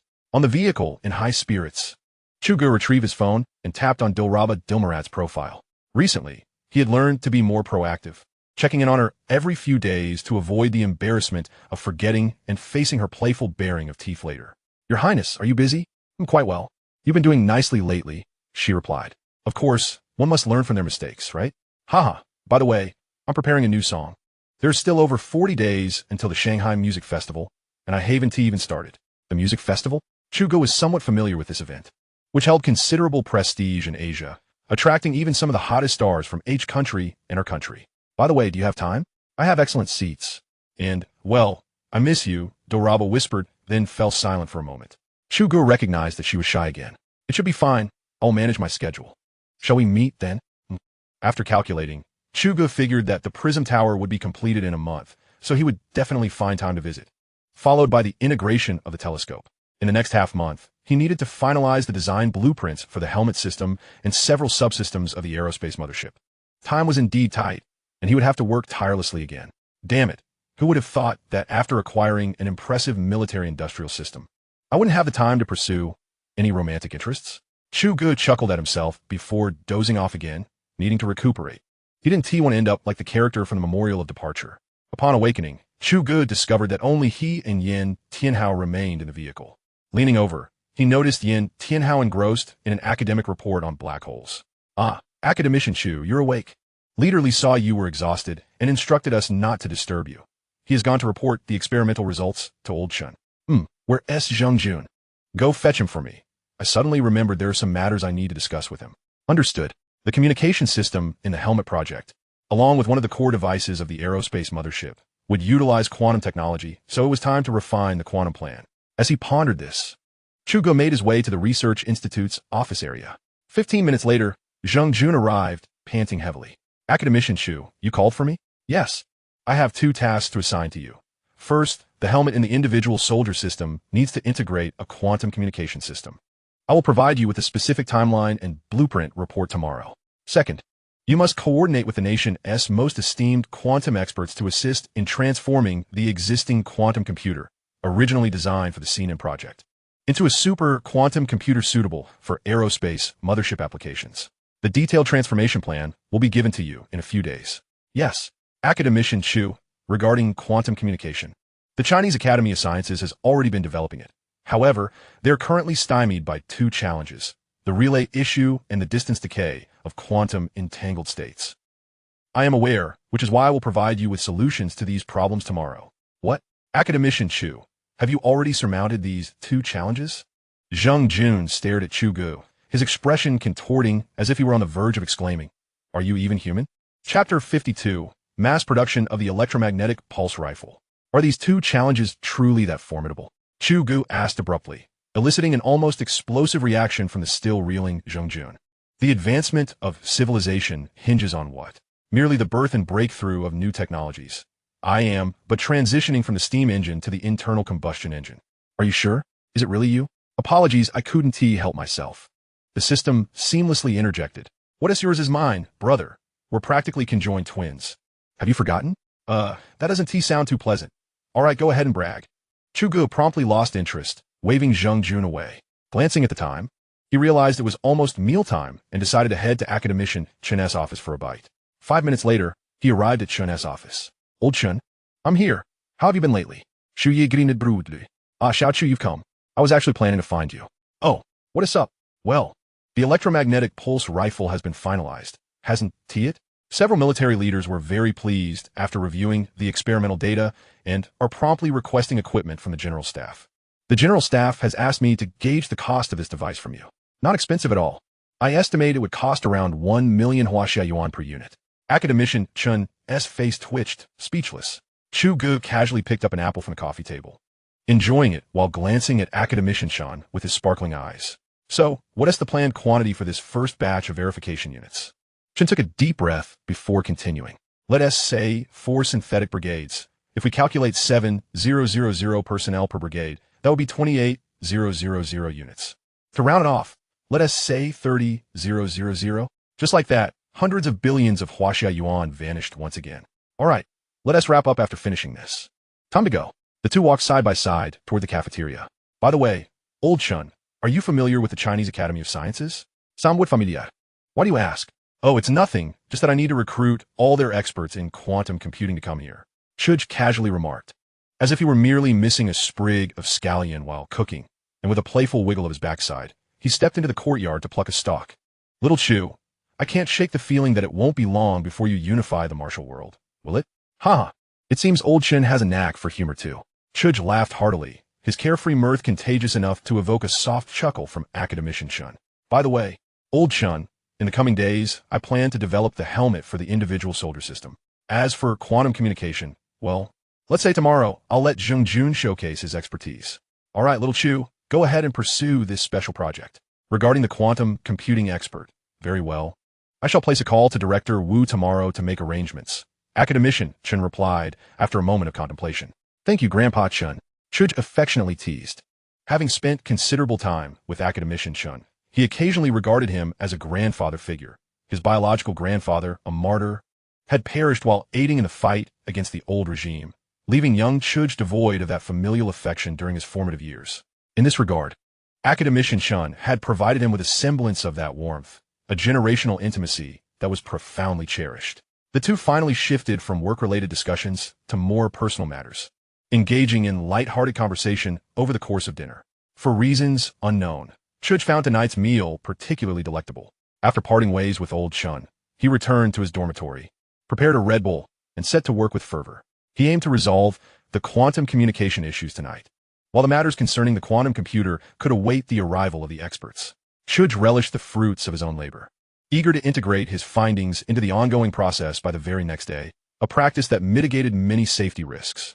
After all, any leak from the system, no matter how minuscule, would weigh heavily on his conscience. Thus, after finishing his 4th can of Red Bull, he finally accomplished his work objectives for the evening. The clock ticked past 2 a.m., and the energy from the Red Bull could no longer stave off his heavy eyelids. Chu Ge slumped over his desk, succumbing to slumber. The following day, he dutifully delivered several solutions to the challenges of quantum communication into Zheng Jun's hands. Zheng, however, refrained from his usual exaggerated gestures, hastily darting off to the laboratory. For him, there was no time for astonishment. The issues that had long perplexed quantum research experts were on the verge of resolution. A tantalizing prospect for someone in his field. Moreover, quantum communication was pivotal to Chu Ge's space endeavors. The harsh conditions of outer space, intense electromagnetic radiation, cosmic rays, solar winds, exacted stringent demands on communication systems. The salient features of quantum communication, particularly its high security and robust anti-interference capabilities, were exactly what Chu Ge required. High security meant it would be impervious to interception, making it exceedingly suitable for extensive military applications. Chu Ge intended to first proliferate this technology within the Chinese military. Although the current security protocols were already exceptionally stringent, he preferred to remain undisturbed during this critical developmental phase, ensuring necessary precautions were firmly in place. Naturally, once the fleet was established, communication between ships in space would also necessitate this technology. After finishing breakfast, Chu Ge jogged a few laps around the artificial lake. After a month of intense exertion, he felt utterly drained. Once the helmet system was complete, he planned to make a brief visit to the Prism Tower base for a bit of self-care. Chu Ge was resolute. After a few laps, he felt considerably rejuvenated and promptly made his way to Li Gang's laboratory. The remaining subsystems of the multifunctional helmet included a protective shield, life support system, and night vision system. The night vision system posed no significant challenges. Current technology could easily accommodate it. It merely required integration of the provided modules into the helmet, allowing for deployment as needed, essentially a matter of craftsmanship, which was relatively straightforward. The life support system had two key components: essential oxygen supply and monitoring of vital signs. The latter was straightforward, simply requiring data link integration to ensure real-time transmission of personnel's vital signs to the mothership's monitoring department, facilitated by quantum communication. The former, however, demanded substantial modification. The current astronaut oxygen systems were overly cumbersome, largely due to their design to mitigate space radiation, but still excessively complicated, necessitating significant volumetric compression. Furthermore, there was the issue of duration. Comparing it to the systems provided, the existing astronaut setup was utterly inadequate. Chu Ge considered these challenges trivial. Thus, when he casually outlined the upcoming tasks to Li Gang, the latter was taken aback. You call these technical upgrades trivial? Each one of them is worthy of national-level recognition. Are you even human? Are you an alien? Enough with the nonsense. As a technology worker, I can't abide by such absurdity, he mused, deeply ashamed of his own capabilities. All of his astonishment, doubts, and discontent ultimately crystallized into a single, powerful affirmation. Yes, in Chapter 53, Helium-3, the final subsystem, the protective shield, left Chu Ge feeling overwhelmed, as the materials required were not available on Earth. Strictly speaking, they could not be supplied in large quantities. The foundational material for the protective shield was high-strength polymer organic glass, with edges seamlessly integrated into the helmet, incorporating a set of circuits and sensors. Ultimately, through data processing, it would display information on a glass screen, akin to a modern car's heads-up display, showing environmental data such as temperature, humidity, atmospheric composition, and radiation levels. These aspects were manageable. The crux lay in the core functionality of the protective shield, while researching its triggering mechanism and material composition. Chu Ge had not paid sufficient attention to the latter. The triggering mechanism was straightforward. Conventional bullets and electromagnetic assaults could be countered by the shield as high strength, and the shield would activate when faced with attacks of excessive intensity. Upon meticulously analyzing its composition, Chu Ge was taken aback. The internal components of the shield were a mixture of two gases. Upon activation, they would instantaneously release high-intensity electrical currents, which, once reaching a certain threshold, would shatter the atomic structure of the mixed gases. The resultant electron interactions would form a super-dense gas wall, boasting an extraordinarily high density capable of withstanding any form of attack, rendering it temporarily invulnerable. Naturally, such a brazen defensive mechanism could only be utilized once, as the energy supply would suffice for a single activation. Following the data equations provided by the system, Chu Ge traced the components down to their source, only to discover that the two gases in question were helium-3 and helium-4. A nagging sense of disquiet crept over him. Finally, when Chu Ge reported to Professor Chen that he required 1 ton each of helium-3 and helium-4, he realized the gravity of the situation. Helium-3? 1 ton? Little Chu, I could go to great lengths to procure funds or personnel for you. even if it meant halting all other projects at the Institute. However, the total verified reserves of helium-3 on Earth amount to only 500 kilograms. Where do you expect me to obtain 1 ton? A single kilogram would be a struggle. Wait, hold on. I recall helium-3 sounding quite familiar, but I can't quite place it, he pondered. Their SA location with extremely abundant reserves, practically overflowing with it. Where? The Chang'e lunar mission. Chu Ge was incensed and immediately sought to confront the system for a refund. Hey, wake up. What's the deal with helium-3? We don't have that material here. ISNT this consumer fraud? The system defaults to helium-3 being extremely abundant. What? Is your home on the moon? Chu Ge felt a chill run down his spine. What is the moon? You will only learn about the origins of this system upon reaching the final upgrade. So please continue your efforts. Hold on. Let us put the upgrade on hold for now. Your protective shield, utilizing 1 energy cell per activation, which costs money. Hidden here, is it really that complicated? Why not something simpler like a light shield, particle shield, or physical shield?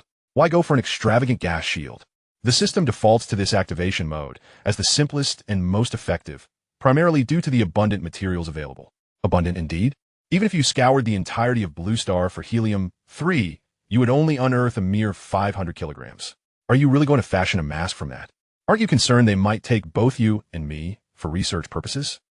Oh, and one thing I cannot comprehend. Wouldn't an ordinary ballistic mask suffice? Why complicate matters with shields for salvation? Is it merely to prolong one's life? 1. The application of the ultra-dense gas shield extends beyond mere life-saving. It can also serve as a massive defensive barrier for warships or even fleets in interstellar formations. The costs align with the effectiveness, necessitating the mobilization of immense electric currents to sustain it, thereby enabling it to withstand a single lethal strike from an enemy's ultimate strategic weapon. 2. The system defaults to the notion that the life of the shield's wielder is exceedingly valuable and should not be easily sacrificed. If your planetary race is vast and life can be freely relinquished, individual soldiers need not be equipped, and the system will remain uninvolved. 3. No refunds. Chu Ge listened patiently, astonished. It felt as though this system had never spoken so extensively since its inception. A rare occurrence indeed. He then recalled the system's condescension, which seemed to belittle human rights. What does it mean that your previous owner's life is exceedingly precious? Here on Blue Star, regardless of other nations' indifference, the lives of those from Huaxia must hold the same value. The more Chu Ge pondered, the angrier he became, until he could no longer contain himself. He began. Do you have a mother?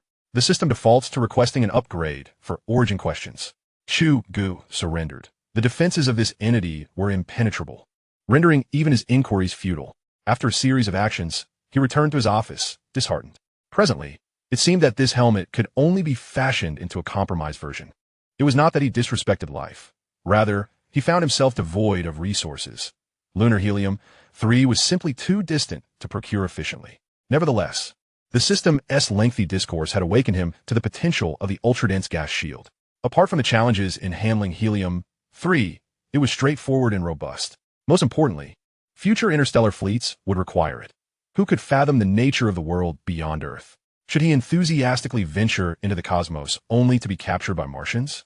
That would be utterly disheartening. Chu Ge began to outline the compromised shield until the moon hung high in the sky. After completing the final programming task, he lit a cigarette and stepped to the window, gazing at the luminous moon. Helium-3, if memory serves, is a remarkably clean fuel and the ideal power source for nuclear fusion, a super energy source. Now he stood at a crossroads, facing 2 paths: to construct a transport spacecraft for travel between Earth and the moon, solely for the purpose of excavation, or to establish a lunar base, likely necessitating the construction of a greenhouse right at home. Chu Ge's indecision resurfaced. After considerable contemplation, he inclined toward the latter option. Human society was exceedingly complex. Huaxia would undoubtedly emerge as a formidable force in the near future. In his mind, he had conducted a thorough simulation.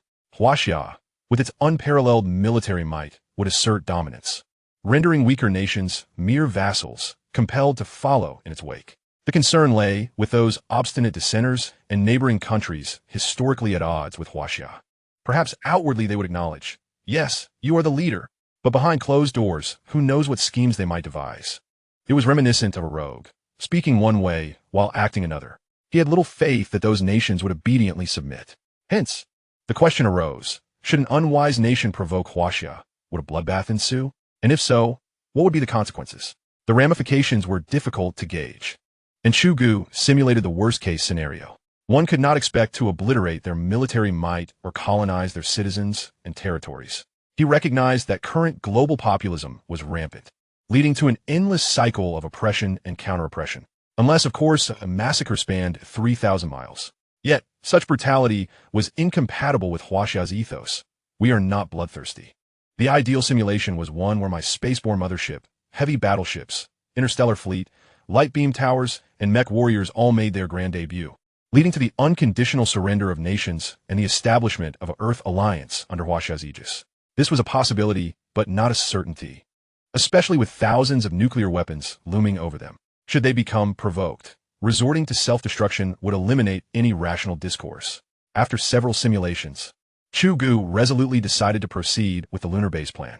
This would require high-level leadership to make a decisive choice, and he felt it necessary to propose it at the appropriate time. Chapter 54, A Heart-to-Heart with the Military-Industrial System. In the subsequent week, Chu Ge fully immersed himself in the daily grind and toil of a firefighter. Wherever there was a need among the various research and experimental teams, there he was, which was why they had initially been consolidated within the Weapons Research Institute. Had they been scattered across distant locations, he would have likely summoned Soulblade and soared away. Gradually, the Weapons Research Institute began to witness some peculiar occurrences. Greeting, Academician Chu. Greeting. Hello, Academician Chu. Wait, weren't you just with the Quantum Research Group? Weren't you with the Individual Weapon Research Group? Hiss. How many of you are there, Academician Chu? After spinning around like a top over the past days, the various teams began to operate in an orderly fashion, particularly Li Gang's Individual Equipment Group, which made rapid advancements in the development of the helmet subsystems. Chu Ge finally found a moment to relax. He glanced at the calendar. The Light Beam Tower project should be nearing completion, and it was time to visit the site. After arranging his current tasks, Chu Ge headed directly to Academician Chen's office. Old Chun, I plan to visit the Light Beam Tower base tomorrow. Everything is normal at the bunker. The construction of the Light Beam Tower base should be completed, and according to the plan, it can be integrated into the grid tomorrow. Little Chu, you have quite the keen sense. All 12 Light Beam Towers were completed yesterday, and the military has been urging you to visit soon. You seem a bit weary. Thank you, Old Chun. I'm perfectly fine in great health, and I can set off tomorrow. It's also a chance to clear my head a bit, don't you think? Chu Ge said, pointing to his head. You. Which Light Beam Tower base are you planning to visit? I'll have the military make arrangements in advance. Q City, perhaps. It has the ocean and our Huaxia naval base. I'd like to take advantage of this rare opportunity for a little personal gain. No problem. I'll have Commander Wang arrange a military aircraft for you. You can head directly to the military airport tomorrow. Isn't that a bit extravagant? I could fly commercial. After all, I'll have Captain Gong and others with me, so there is no issue. That might not work. Your safety is concerned. The higher-ups have discussed this. Your future responsibilities are considerable, and many projects will require your leadership, so you must not encounter any mishaps. Within the Weapons Research Institute, and even in Yanjing, it's manageable as we have ample security forces, both overt and covert. However, once you step outside, all routes must remain under military protection. Local police and armed forces can only secure the perimeter. You must be surrounded by our most trusted and reliable elite special forces. I get a bit of a giant panda vibe from that. Quite so. No, there's still nearly 2,000 giant pandas. You Chu Ge are but one. This one? Grandpa Chun, you've been a bit cheeky lately. Chu Ge lingered in Academician Chen's office for quite a while, consuming an indeterminate number of apples. The two of them conversed extensively, covering family matters, future directions, and the development of Huaxia. The affairs of family and nation have been intertwined since time immemorial. One must have a home to have a country, and one must have a country to have a home. After bidding farewell to Chu Ge, Academician Chen's gaze remained fixed on his retreating figure.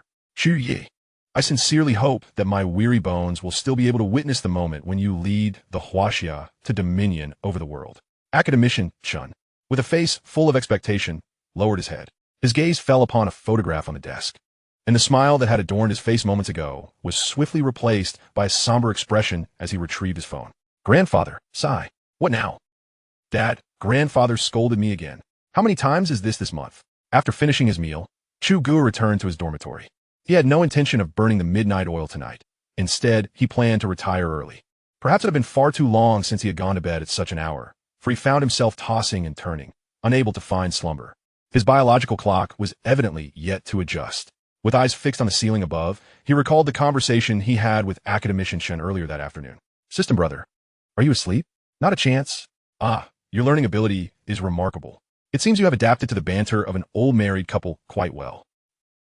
Thinking back to my discussion with old Chun regarding personal safety, I suddenly find myself curious. Do you have any information among your myriad functions regarding internal cultivation techniques or superhuman advancements? Let us have a chat, but refrain from cramming more information in my head. It feels like it's about to explode. None. But didn't you boast about being more impressive than a robotic cat? The robotic cat lacks the capabilities you mentioned. I have seen it. Is that so? You truly are impressive. But do you possess any remarkable formulas for concocting elixirs? Like 1 for cleansing the marrow, or 2 for forging the essence? No need for the immortal-grade formulas. The environment isn't conducive here. None. Sigh, as expected. Your industrial-age mentality is completely out of sync with those cultivation systems. I mean, I am the host, and I require some means of self-defense. If I were to meet my demise, wouldn't you too? I cannot perish. However, the ultra-dense energy shield can provide protection. You are quite amusing. Does that mean I must don a helmet whenever I venture outside? Winter is manageable, but in summer, it's quite the performance art. Oh, by the way, couldn't that system be installed elsewhere? There's no need to embed it within the helmet. A flash of understanding crossed Chu Ge's mind. However, it seems impractical. If it truly comes to that, your gadget can only confer invincibility for a brief moment. Likely even less than 5 seconds. 2 attacks, with just a slight interval, would undoubtedly spell doom. There's an upgraded version.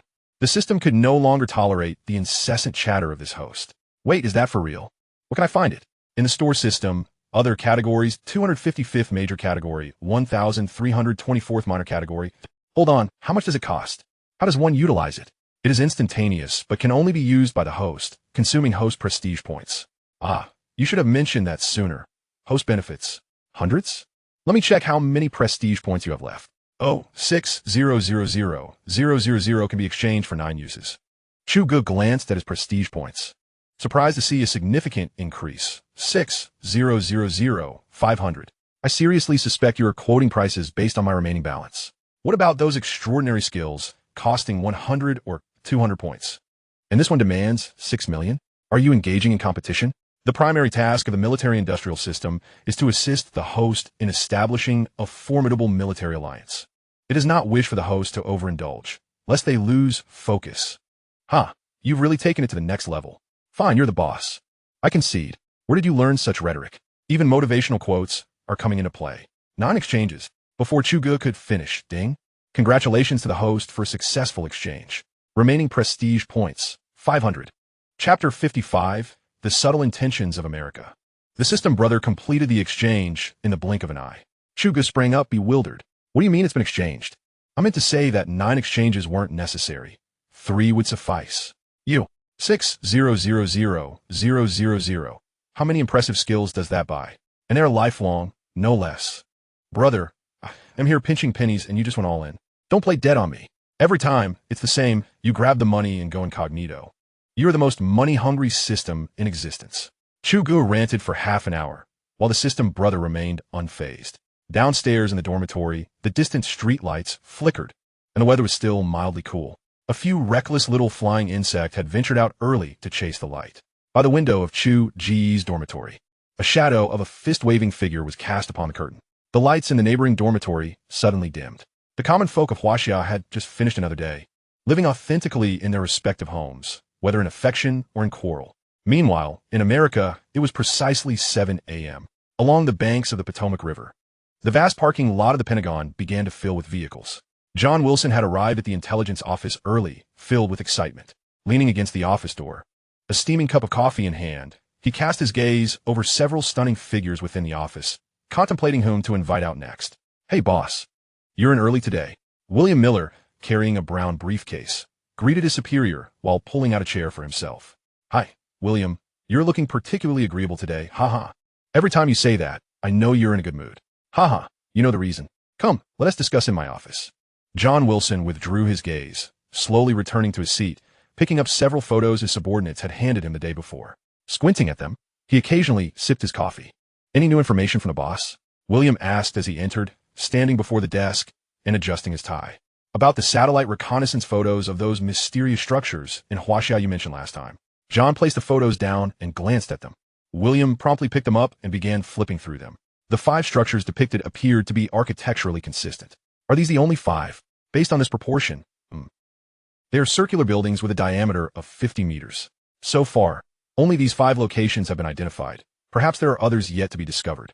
Let us see what we can deduce from these photos.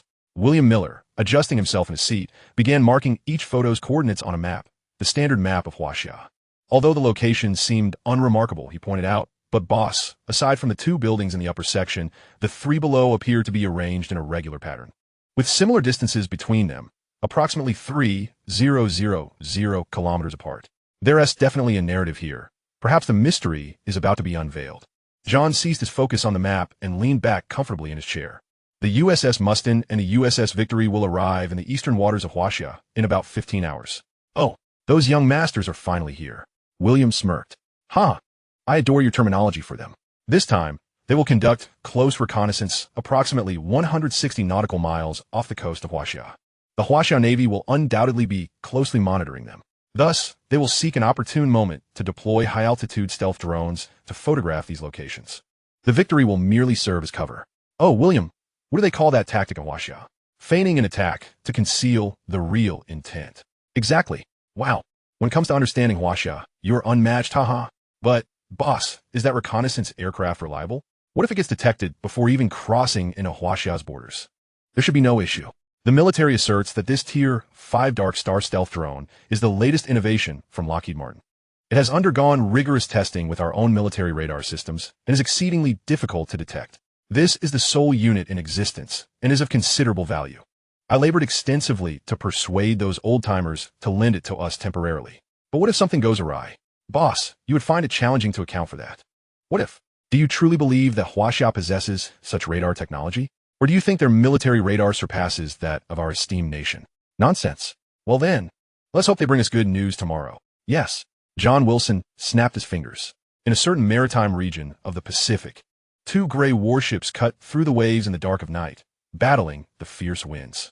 Captain George Wells of the masting destroyer stood on the bridge, peering through binoculars at the expanse before him. Brown, what ghastly weather we have today. We are truly unfortunate to be out here on a night like this, pushing onward. Captain, what does the shadow operation mean from Washington? While we have conducted reconnaissance missions in the past, we have never crossed their threshold. Why are you asking me? Who should I ask? At this time, I should be comfortably basking in sunlight at home. Yet here I am, summoned for this assignment. George set down his binoculars and picked up a coffee cup from the table. I'm merely a bit concerned. Although we have had minor skirmishes with the Huaxia Navy in the past, we have never escalated matters to such a point. This time, however, we are dispatching reconnaissance planes deep into their airspace. If something unforeseen occurs, heavens, we would be right at their doorstep. We would be the first to suffer. Brown, this is not something for you and me to fret over. If it comes to that, there may be others more anxious than us. Wouldn't you agree? The captain is wise. At that moment, radar operator David was struggling to stay awake when suddenly, a piercing alarm blared through his headset. David jolted upright, listening intently. Soon, he stood up abruptly, reporting to the captain, northwest 310 nautical miles. The surface search radar has detected 2 warships, but the phased array IFF interrogator is unresponsive. That location could only belong to either our country or Huaxia's Navy, and our country's vessels would have long since returned home to rest. Brown, our old friends have come out to greet us ahead of schedule. Oh my God, are they not even sleeping? Chapter 56. The contest. Meanwhile, a similar scene was unfolding aboard the destroyer Shining. After the radar operator reported surface targets, Captain Sukai picked up the ship's phone beside him. Yinshan, this is Shining. Received. Shining, please proceed. There are 2 unidentified vessels in the southeastern maritime area, presumed to be foreign ships heading towards our eastern waters. Keep a close watch. Keep a close watch. Understood, Yinshan. The 2 immaculate white warships surged forward, racing towards the target area. A contest without gunfire had officially commenced. At 6 a.m. the following morning, Chu Ge finished his morning routine and headed directly to the cafeteria of the Research Institute. On his way, Zheng Jun and Yin Tianhao greeted him hurriedly. Academician Zhu. Good morning. Good morning. By the way, Tianhao, after breakfast, join me on a trip. Xing Yun. You will stay at the Military Research Institute to tackle the challenges of quantum communication. Understood. They replied in unison. Oh, and Zheng Jun. The experts in quantum computing should be arriving soon. Please coordinate with them. If there are any issues with quantum communication, feel free to consult with them. Of course. Where are you two heading? Zheng Jun inquired curiously, rubbing his hands together as he approached Chu Ge. To the Prism Tower base. Today marks the official integration of the Prism Tower project. Huh? The Prism Tower base? I want to go too. Why do good things always happen to Yin Tianhao? While I am left behind, watching Chu Ge and Yin Tianhao walk away, Zheng Jun stood there, feeling a surge of regret. 20 minutes later, a convoy of 7 or 8 military jeeps exited the Research Institute in succession. Outside the gates, 4 service vehicles and 4 motorcycles from the Beijing Traffic Police had long been waiting. After merging with the convoy, the motorcycles led the way while the service vehicles followed behind. The motorcycles blared their sirens, and all military vehicles activated their hazard lights as the procession made its way toward the Beijing military airport. On board the masting destroyer, Captain George Wells returned to the bridge after finishing breakfast. "Captain has returned to the command room," announced the watch officer, a sentry wearing a white naval cap. Standing at attention. "Brown, what is the situation?" "Captain, all is normal. The fleet has finally exited the thunderstorm zone and is heading northwest."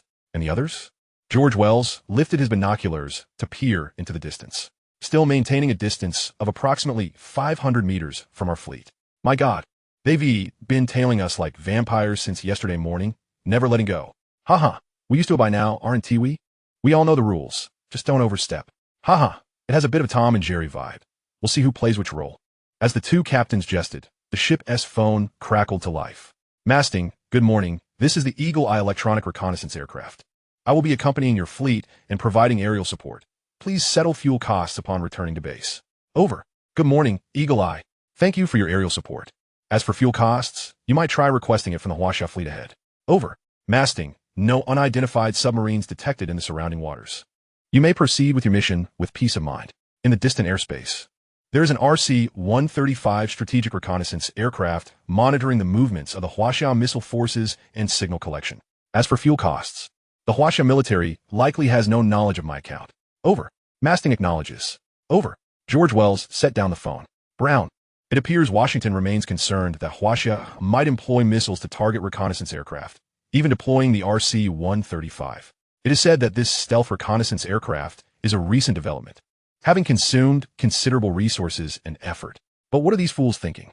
What use is a single 135? Brown, it's all about psychological warfare." Sukai, binoculars in hand, focused on the 2 American warships ahead. "Old Lay, what do you think these Americans are up to this time?" Old Lay, the ship's navigator, had served for over 20 years and intended to retire this year. However, his resignation request had remained stuck in his paperwork, yet to be submitted to the base. Old Lay planned to hand it in after this mission. "Captain Sue, I believe they're up to their usual antics, merely coming around to annoy us." "Perhaps." Before Sukai could finish, a voice interrupted. "Captain, the 357 radar team has detected 2 batches of aerial vehicles, one approximately 80 nautical miles northeast of the fleet, presumed to be American EP-3 electronic reconnaissance aircraft, and another batch 260 nautical miles directly north, identified as a large reconnaissance aircraft, type unknown." "A large reconnaissance aircraft? The EP-3 is here too? This is getting interesting. Immediately report the situation in the relevant maritime area to the base." "Understood." "Old Lay, it seems this time things are not as simple as they appear." Sukai finished speaking, picking up the binoculars on the table to continue monitoring the 2 warships. The sea surface was fraught with tension. Chu Ge and his team had also arrived in Q City, where military vehicles had been waiting for some time. After disembarking from the plane, Chu Ge and Yin Tianhao transferred directly to the base's jeep, heading toward the Prism Tower Q City base. The Prism Tower base is adjacent to the northern fleet of Q City's Navy. During the reconnaissance of 12 base locations, military forces were strategically clustered together for construction, forming a base group. Given the capabilities of the Prism Tower, it could significantly alleviate the defensive pressure surrounding the base, allowing for a more concentrated use of guard forces and saving considerable additional costs for the base. As the vehicle approached the base, the imposing silhouette of the Prism Tower came into view before Chu Ge's eyes. Under the sun's radiant glow, the energy shield of the tower refracted dazzling light. "Captivating Shu Yi Antirili. Tianhao, do you see that magnificent tower? That is the Prism Tower." Yin Tianhao, who had been engrossed in the documents in his hands, quickly lifted his head upon hearing Chu Academician mention the tower. After a moment, he exclaimed, "Academician Chu, this Prism Tower is truly formidable. Coupled with the vibrant red flags and military insignia adorning its body, it exudes an even greater sense of majesty. However, Might it not be too conspicuous? Sooner or later, it will be exposed to the eyes of outsiders. Conspicuous? Not at all. The aerial threats pose no danger to it. On the ground? That's a joke. This is a military base, and moreover, it belongs to the Northern Fleet of the Navy. Just how formidable must one be to infiltrate here? On the ground, there are no concerns, but I worry about the skies. After all, this is also one of our strategic weapons, Yin Tianhao mused, having some vague knowledge about the exploits of the Prism Tower, but lacking in specifics. His interests primarily lay in aerospace matters, such as rockets, while he was woefully uninformed about the Navy and Army. After passing through several layers of guard posts and inspections by the duty personnel, the convoy finally arrived at the base. Outside the vehicle, Commander Meng anxiously glanced inside. Chapter 57, The Contest 2. Commander Meng, greetings. Chu Ge saluted the commander, with whom he had previously met. Haha, little Chu, greetings. It's been over a few months since we last met, and finally, there are no old geezers trying to snatch you away from me. Oh, haha, you enjoy cracking jokes too. By the way, little Chu, this is Commander Wan Jianhua of the Northern Navy Base. Chu Ge had already noticed the Major General beside him, but had not yet had the chance to greet him. Commander Wan, I salute you. Chu Ge, Colonel Chu, that name is thunderous. Today, I finally get to meet you. Ha! If it weren't for the imminent operation of the Prism Tower, I fear someone of my rank might never have the chance to see you. Isn't that right, Commander Meng? You. Commander Meng pointed at Wan Jianhua, completing the introductions, and the two commanders led Chu Ge toward the conference room. Commander Meng, little Chu, before we head to the Prism Tower, there's a situation I need to report, Wan Jianhua stated. Just now, our fleet in the eastern offshore reported to the base command that they have discovered a fleet from the United States advancing towards us at full speed. The specific situation is still unclear, but in addition to this small contingent, there are abnormal activities in the air, with 2 reconnaissance aircraft currently operating in this maritime area. We suspect their destination is right here. Commander Wan spoke with a serious demeanor before looking toward Commander Meng. Quite perceptive. How are you responding? Our offshore naval vessels are closely monitoring, and we have also dispatched 2 additional destroyers to patrol the anticipated route. Additionally, our aerial formation, consisting of 1 KJ-2000 early warning aircraft, 2 KH-500 electronic reconnaissance aircraft, and 10 JP-16 fighter jets, has already taken off, forming a mixed aerial task force. Currently en route to the relevant maritime area. 10 fighter jets? Haha, Commander Wan, you truly hold them in high regard. Them? I couldn't care less about them. My focus is on our Prism Tower and Academician Chu. Commander Wan could not help but utter a curse, then turned his gaze gently toward Chu Ge. What are your thoughts, little Chu? Commander Meng turned to look at Chu Ge. We will undoubtedly be a focal point for them here at the naval base. Moreover, with so many Prism Tower bases under construction in our guard units, it is entirely normal for them to have detected us through satellite reconnaissance. There is a high likelihood they wish to ascertain what we are building. Since the satellites in the sky cannot capture sufficiently useful information, they will surely resort to other means. As for the specifics, we shall take it step by step. I estimate the probability of them unveiling something today is quite high. After Chu Ge finished speaking, he glanced at Commander Meng. Did you hear that, Commander Wan? Our Colonel Chu possesses potential as a strategist. Don't you think I should fly over to the weapons testing base to recruit someone? Haha, but they want to have time now. Let us go. It's time to unveil the secrets. The 3 exited the conference room, where Yin Tianhao and several base officers awaited at the entrance. The group boarded a jeep and headed towards the Prism Tower base. After passing through a checkpoint, the convoy officially entered the Prism Tower base. Little Chu, did you notice that this Prism Tower base is still within the naval base? However, even naval personnel cannot enter directly. It requires approval from higher authorities, reflecting the nation's emphasis on this strategic weapon. Indeed, the base's officers have attempted to find you several times. You see, not being allowed to enter and observe in their own base has left them quite frustrated. These spirited young men often come to the isolation zone to take a look.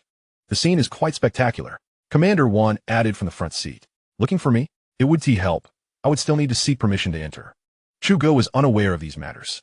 Commander Wan, you see, I am of no use here. You know I'm only involved in research and development, not in decision-making. After passing through 2 more layers of security checks within the Prism Tower base, they finally arrived at the base of the tower. What should have been a 5-minute journey inexplicably took 15 minutes, highlighting the strictness of the inspections. Furthermore, Chu Ge observed that the sentinels did not recognize faces, only identification. As everyone disembarked, when the Prism Tower stood before Chu Ge in its architectural glory, he felt a profound sense of its formidable presence. The Prism Tower's main structure is composed of high-strength steel, with a base of 10 meters made from reinforced concrete. Above the 10-meter mark, a ventilated hollow design is employed primarily to reduce wind load. The connection section comprises 36 vertical columns and diagonal braces arranged in a crisscross pattern, evenly spaced and circularly aligned. At the very top lies the primary offensive component of the Prism Tower, the energy shield. 5 meters below the energy shield, a massive red flag and military insignia are displayed, with the golden edges of the red pentagram sparkling in the high altitude. Everyone gazed upward, momentarily rendered speechless. Colonel Chu, what were you thinking when you designed this? Commander Meng blurted out. I thought nothing but this, that the territory of Huaxia will never again be ravaged by the fires of war, and that the people of Huaxia will forever live in peace, free from conflict. Upon hearing this, everyone turned their gaze toward Chu Ge, who remained transfixed, staring at the red pentagram. In the East China Sea, approximately 160 nautical miles from Q City, aboard the USS Milestone, a voice crackled over the radio. This is E-2C Flamingo, arriving from the Our Country base in Guam. 6 aerial combat aircraft are providing cover behind you. Caution! Radar indicates a large aerial formation from Huaxia consisting of 1 early warning aircraft, 2 reconnaissance aircraft, and 10 fighter jets is rapidly approaching a maritime area. Stay alert. Over. USS Milestone acknowledges. Over. 10 jets? Brown, have the Huaxians gone mad? The more agitated the response, the more significant the necessity of this reconnaissance mission. Huaxing must know something. Otherwise, they wouldn't have us acting so recklessly. Well, I hope you are right. That indicates they must have some backup. Captain, that's a certainty. Otherwise, they wouldn't have deployed fighter jets from the Our Country base for support. Very well, helmsman, maintain course and continue at full speed. George was resolute. This distance had always been the mutually accepted closest range. Once the American warship reached approximately 160 nautical miles from Huaxia, it would navigate along the outer side of the route, while Huaxia's warships would remain on the inner side. After a period of friendly navigation, both would turn away from each other. George Wells quickly grabbed his binoculars, intent on keeping a close watch on the movements of the Huaxia warships. As expected, as they advanced, the Huaxia warships began to close the distance between them. 500 meters, 400 meters, 300 meters, 200 meters, 100 meters, 50 meters. The process was gradual. Yet to George, it felt as though time was racing. His heartbeat quickened. At this distance, he could see clearly without binoculars. Just as George was about to step to the side deck to greet an old friend, the personnel responsible for lookout rushed in to report to the captain, stating that the Chinese reinforcement vessel, which had been cruising ahead of our ship, suddenly came to a halt and hoisted the Z flag. What? Damn it, Brown. Slow down immediately. Chapter 58, The Contest 3. As the USS Martin destroyer scrambled to decelerate, Captain Chu Ge of the Shining warship was calmly assigning combat tasks. Yinshan, now is your chance. Take advantage of its deceleration to accelerate to its starboard side, constricting its navigational space. I want to see if those Americans dare to proceed further. Yinshan acknowledges. The crew responded. Captain, you truly are cunning. You've positioned our approaching sister ship directly across its path. Are we preparing to sandwich them? Old Lei beside him was flushed with excitement. Chu Ge did not respond to Old Lei. After a moment of contemplation, he picked up the onboard telephone. Ishue, keep a watch on that reconnaissance vessel. Its escort has been confined, and I wonder how it can still maneuver. Ishue acknowledges. Chu Ge finally breathed a sigh of relief. Old Lei, if we speak of cunning, then Shui Rui is the real trickster. I instructed him to block the American's path, and what does he do? He hoists the Z flag instead. Haha, you two are the cleverest in the entire base.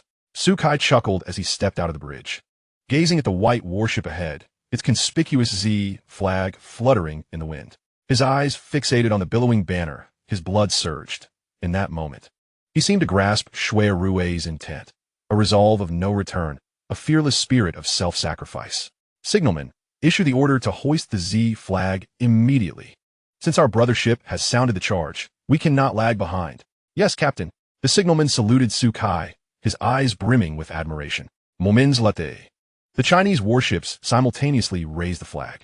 At this moment, aboard the USS Martin destroyer, the report came in, Captain, the Victory electronic reconnaissance vessel has also halted, and their path is obstructed by our Chinese warships. Captain, a Chinese warship has maneuvered to our starboard while we decelerate, continuously closing the distance between our vessels. Captain, air radar indicates a formation of 4 aircraft rapidly approaching our fleet, with an additional group of 8 aircraft cruising behind them.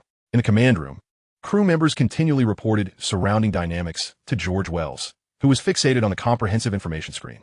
The large screen was divided into 3 sections. The central display showed monitoring videos of nearby Chinese warships, while the adjacent screens presented radar imagery of surrounding waters and aerial surveillance, with electronic targets represented as circles, several red dots moving swiftly.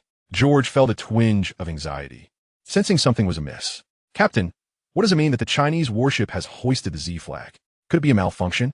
Brown inquired anxiously from the side. George Wells did not answer. He glanced around and raised his binoculars to survey the distant victory. "Brown, do you think 4 warships could all malfunction simultaneously? What should we do? Perhaps this is an opportunity.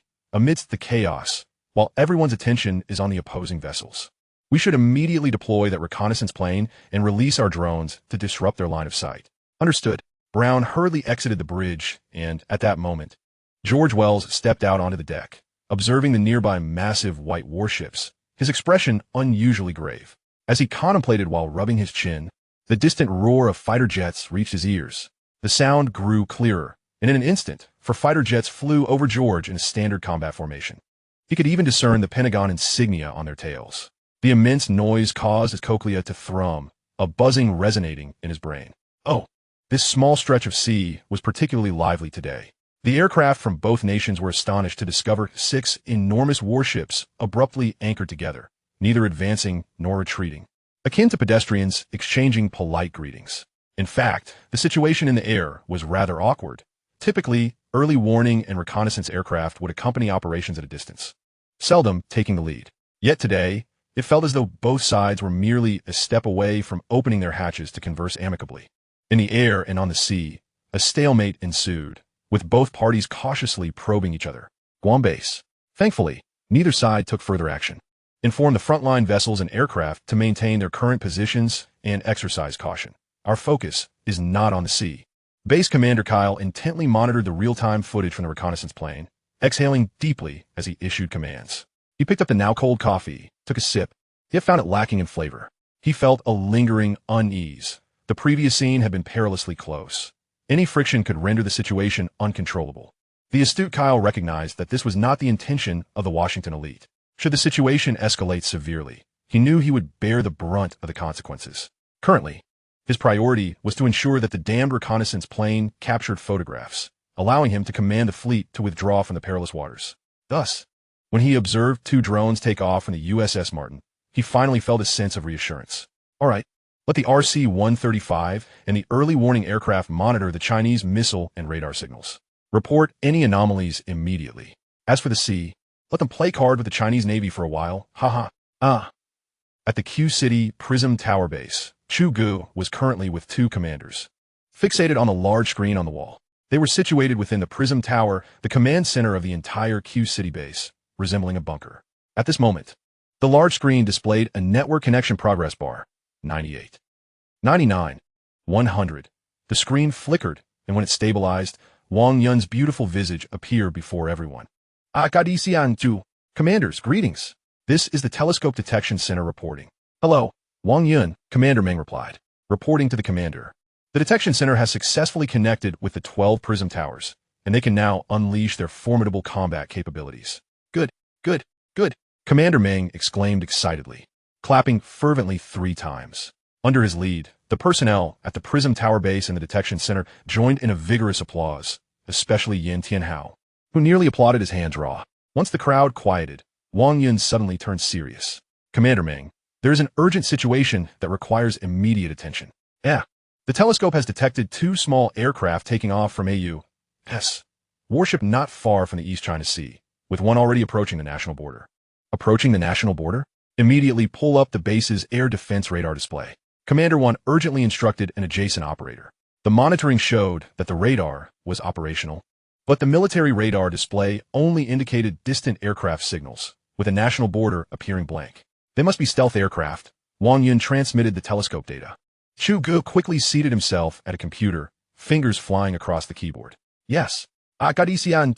The 2 coordinated seamlessly, rapidly inputting command lines. As the so-called stealth aircraft were not undetectable. Rather, the current radar was scanning for small targets, deeming them safe before the system automatically masked them. After undergoing a specialized treatment with invisible coatings, stealth aircraft may register on radar as diminutive as a sparrow. Although current meter-wave radar can detect faint signals from stealth fighter jets, such radars are notoriously susceptible to interference and exhibit abysmal accuracy. Even upon detection, effective interception proves exceedingly challenging. As Chu Ge operated the computer, he elucidated this to those gathered nearby. The aircraft that intruded, judging by its size, appeared to be a drone. I don't recall the Americans possessing unmanned stealth reconnaissance aircraft, he pondered aloud. Could it be a new development of theirs? Commander 1 interjected hastily. It's a possibility, Chu Ge replied, pressing the return key before standing up. The group turned their attention to a wall-mounted screen that had switched to a live feed from a telescope. It's about to enter the borders of Huaxia. Commander Meng, should we? Commander 1 urged anxiously. Commander Meng merely smiled and gestured for silence, gazing intently at the screen, as though awaiting the aircraft's incursion into sovereign airspace. Within a small chamber aboard the USS Marston, a makeshift control platform for the stealth drone had been established.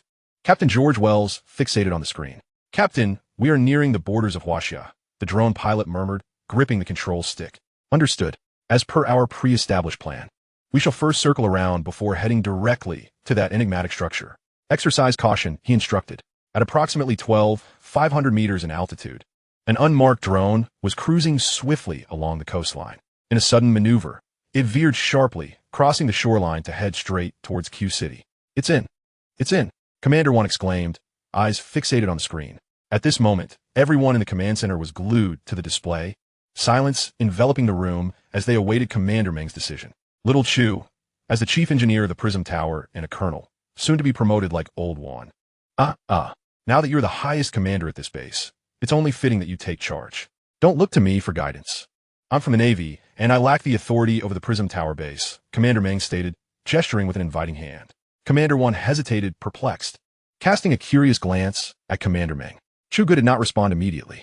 He glanced at Commander Meng, confirming that he was not jesting, then looked back at the drone's trajectory on the screen, deep in thought.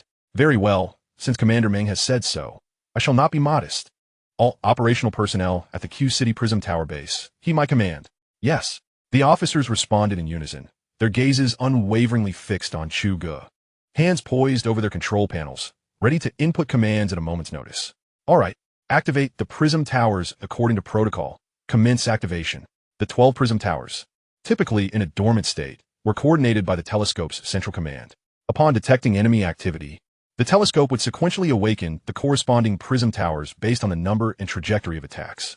Report. Controlled nuclear fusion energy input is normal. Report. Energy shield functioning optimally. Report. Signal input and tracking are normal. Excellent. Wang Yun. Immediately calculate the most suitable attack zones for the Q City Prism Towers, simulating the drone's crash trajectory to minimize collateral damage and ensure the safety of civilians below. Yes, Colonel Chu, Wang Yun replied, casting a meaningful glance at Chu Ge before saluting formally and disappearing from the screen, presumably to operate the computer. Commander 1, positioned behind Chu Ge, turned to Meng Shichong, who smiled and shook his head, placing a finger to his lips in a gesture of silence. Commander 1, sensing an unspoken understanding, smiled subtly and returned his focus to the screen. Moments later, Colonel Chu, the computer simulation data has been transmitted. Wang Yun reappeared on the screen. Good. Authorize the Q City Prism Tower base to engage in unrestricted attack. Authorization granted for the Q City Prism Tower base to engage in unrestricted attack.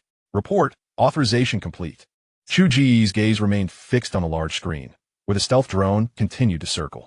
He was not in haste. He awaited confirmation. Given Q City's dense population, the supercomputer determined that only the areas surrounding the base were safe for engagement, marking a red zone.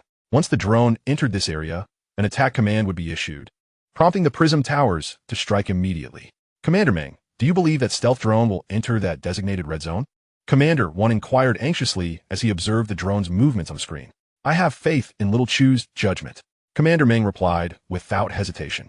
Minutes later, the previously wandering stealth drone abruptly altered its course toward the base, maintaining its trajectory unerringly. Tension permeated the room as everyone fixated on the drone's movements on the screen, the only sound being the faint hum of machinery. To claim that Chu Ge was not anxious would be untruthful. His heart raced as he concentrated on the aircraft. As it drew nearer, his hand gradually moved upward to rest on the bright red launch button. At last, the drone plunged into the pre-designated red zone, prompting Chu Ge to decisively press the launch button. In an instant, the illuminated target on the screen vanished, and for a brief moment, the room was enveloped in an eerie silence, with no one fully grasping the gravity of the moment. The Prism towers, lacking the thunderous roar of cannons or missiles, exuded an additional layer of mystery, striking with an invisible hand that sent shivers down spines. Moments later, distant explosions echoed around the base. Chu Ge rose, sweat beading on his brow, exhaling deeply, a breath he had been holding. Commander Meng looked at Chu Ge with a piercing gaze. Patting his shoulder and speaking in a resonant tone, Colonel Chu, indeed, heroes emerge from youth. Your composure and decisiveness are commendable. It would be a pity not to lead troops. Shall I speak to the higher-ups about your transfer to the Navy? I cannot make that decision. Perhaps you should consult Academician from our research institute first. Chu Ge laughed. The room erupted in joyous laughter. All right, little Chu, old one. Let us go and assess the results of our Prism Tower's debut. Commander Meng ceased his jesting, though his words resonated with sincerity. Meanwhile, in distant Yinjing, Academician was reviewing materials when he suddenly sneezed, adjusting his slightly askew glasses and murmuring, "Did little Chu leave the research institute today? Why do I feel so uneasy? Alas, age is catching up. My memory is failing me terribly."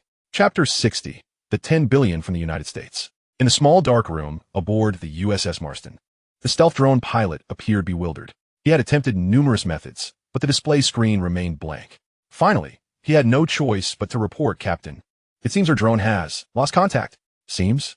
Are you jesting with me? Retrieve the footage from the minute before we lost contact. I want to see it frame by frame, and then explain what happened." Captain George Wells was furious, his frustration palpable as he had not traveled great distances merely to play the role of a courier. Minutes later, the drone pilot shook his head, his expression one of dismay. Captain George Wells slumped into his chair, feeling deflated and experiencing a level of frustration he had never encountered despite years of bravado. "I always sensed something was off. Could we have fallen into a trap laid by Huaxia from the very beginning? And today's maritime situation is unlike anything Huaxia has exhibited before." The Americans continued their usual conspiratorial narratives, as the stealth reconnaissance drone remained lost while the naval fleet remained poised for confrontation. George forced himself to regain composure. He needed to urgently report this unexpected development to the base commander. Kyle brewed himself another cup of coffee, leisurely crossing his legs as his gaze flickered towards the surveillance footage on the screen. "Report. Captain of the USS Martin requests a call." "Oh, thank heavens the matter is resolved. George has finally accomplished something commendable this time." Kyle answered the phone, one hand cradling his coffee while the other held the receiver, exuding an air of calm composure. Gradually, the smile faded from his face as he stared blankly for a moment. Then, with a sudden tremor, the coffee cup slipped from his grasp, crashing onto the gleaming marble floor with a resounding thud. Coffee splattered, sliding across the smooth surface for quite a distance. The personnel in the command room were startled by the noise, glancing up in unison. "All right, George. Communicate with the fleet from Huaxia and inform them that you are withdrawing from that maritime area. Leave the rest to those fellows in Washington." "Yes, right now. Evacuate immediately," Kyle shouted, abruptly hanging up the phone, his breath coming in heavy gasps. On the azure sea, the scene unfolded. Aboard the USS Shining, Captain Su Kai hung up the phone, a look of confusion etched on his face. "Captain, what did the Americans say? Should we ram them?" Old Lay beside him exclaimed with excitement. "Ram them? They're in reverse. Do you want to start a world war or something?" To be honest, Su Kai felt a twinge of disappointment. Damn it, after all this, is that it? The sailors at sea remained oblivious, unaware that the Prism Tower had completed its task. And with the main characters eliminated, the show could no longer continue. The Americans were swift to arrive and even quicker to depart, within mere minutes. Both warships and aircraft had vanished without a trace. After reporting the situation to the base command, Su Kai trailed behind the USS Martin at a safe distance, only turning back towards the Q City Naval Base once he confirmed its return journey. This contest, apart from involving the United States and Huaxia, also had an audience: the naval self-defense forces of our country, whose aircraft circled the airspace nearby, continuously relaying live footage of the standoff back to their command. Like spectators at a boxing match, our country cheered enthusiastically as the two nations faced off. Thus, following the amicable withdrawal of both parties, Commander Hiroichi Hirota of the self-defense forces was left utterly flabbergasted. How could this be? It was no wonder he felt disappointed upon receiving the news. He urgently convened his staff for repeated military simulations, busier than either of the involved nations. However, he did not anticipate such a swift resolution. And with a frustrated smack of his hand on the table, he pondered Huaxia. At the Q City Naval Base, amidst a lush pine forest, lay the area marked in red on the computer screen. Chu Ge, along with Commander Meng and others, stood atop a small hillside. Base guards had arrived early, erecting a perimeter around the scene. Within the yellow caution tape, the remnants of a sizable gray-black drone smoldered as base firefighters worked diligently to extinguish the flames. Commander Meng, this stealth drone seems to be a new type developed by the Americans. Should we notify the military experts to come over and dismantle it piece by piece? Base Commander 1 inquired, brimming with excitement. Dismantle it? I have no interest in scrap metal, do I, little Chu? Commander Meng replied, turning to look at Chu Ge, pride swelling within him. While it may seem trivial, the stealth materials could be compared with our own. And the electronic control and flight control systems are also worth studying. Drones will undoubtedly become a significant military asset, both on Earth and in outer space.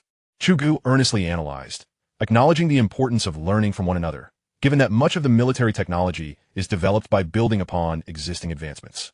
But will the Americans come to claim this wreckage? Chu Ge was still somewhat naive regarding international negotiations. They probably lack the audacity for that.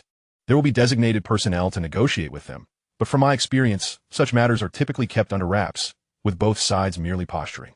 To put it another way, if they do want it, they need to present a valid reason. He chuckled. Indeed, Chu Ge responded, half comprehending. Meanwhile, in the United States, it was nearly 2 a.m., and in an old-fashioned hotel, a dark red carpet was strewn with unseemly garments, adult toys, and medicine packaging. The head of the East Asia Intelligence Division, Boss John Wilson, was soundly asleep. Next to him lay a heavily made-up subordinate, energetically scrolling through TikTok videos. Buzzing, the phone screen lit up on the table. The woman glanced at the phone and then at the slumbering John, pursed her lips, and turned back to continue watching videos, occasionally giggling quietly. James, the director of the Pentagon's Strategic Intelligence Office, hung up the phone. That damn John, who knows where he's off to now, while he sleeps like a baby. Damn it. After investing $100 billion in this new stealth reconnaissance drone, it's declared a total loss just like that. How am I supposed to explain this to those idiots in the military? Oh, that cursed John Wilson. Tomorrow I swear I'll have his skin. Chu Ge chose not to leave Q City immediately. After spending over a year confined to the Weapons Research Institute, he yearned to experience military life, especially in the company of the dashing Navy. This also suited the intentions of Navy Commander Meng Shichong perfectly. Little Chu, come, let me introduce you to the naval officers. They've just returned from the open sea, and I hear they displayed the Z flag during their standoff with the American fleet.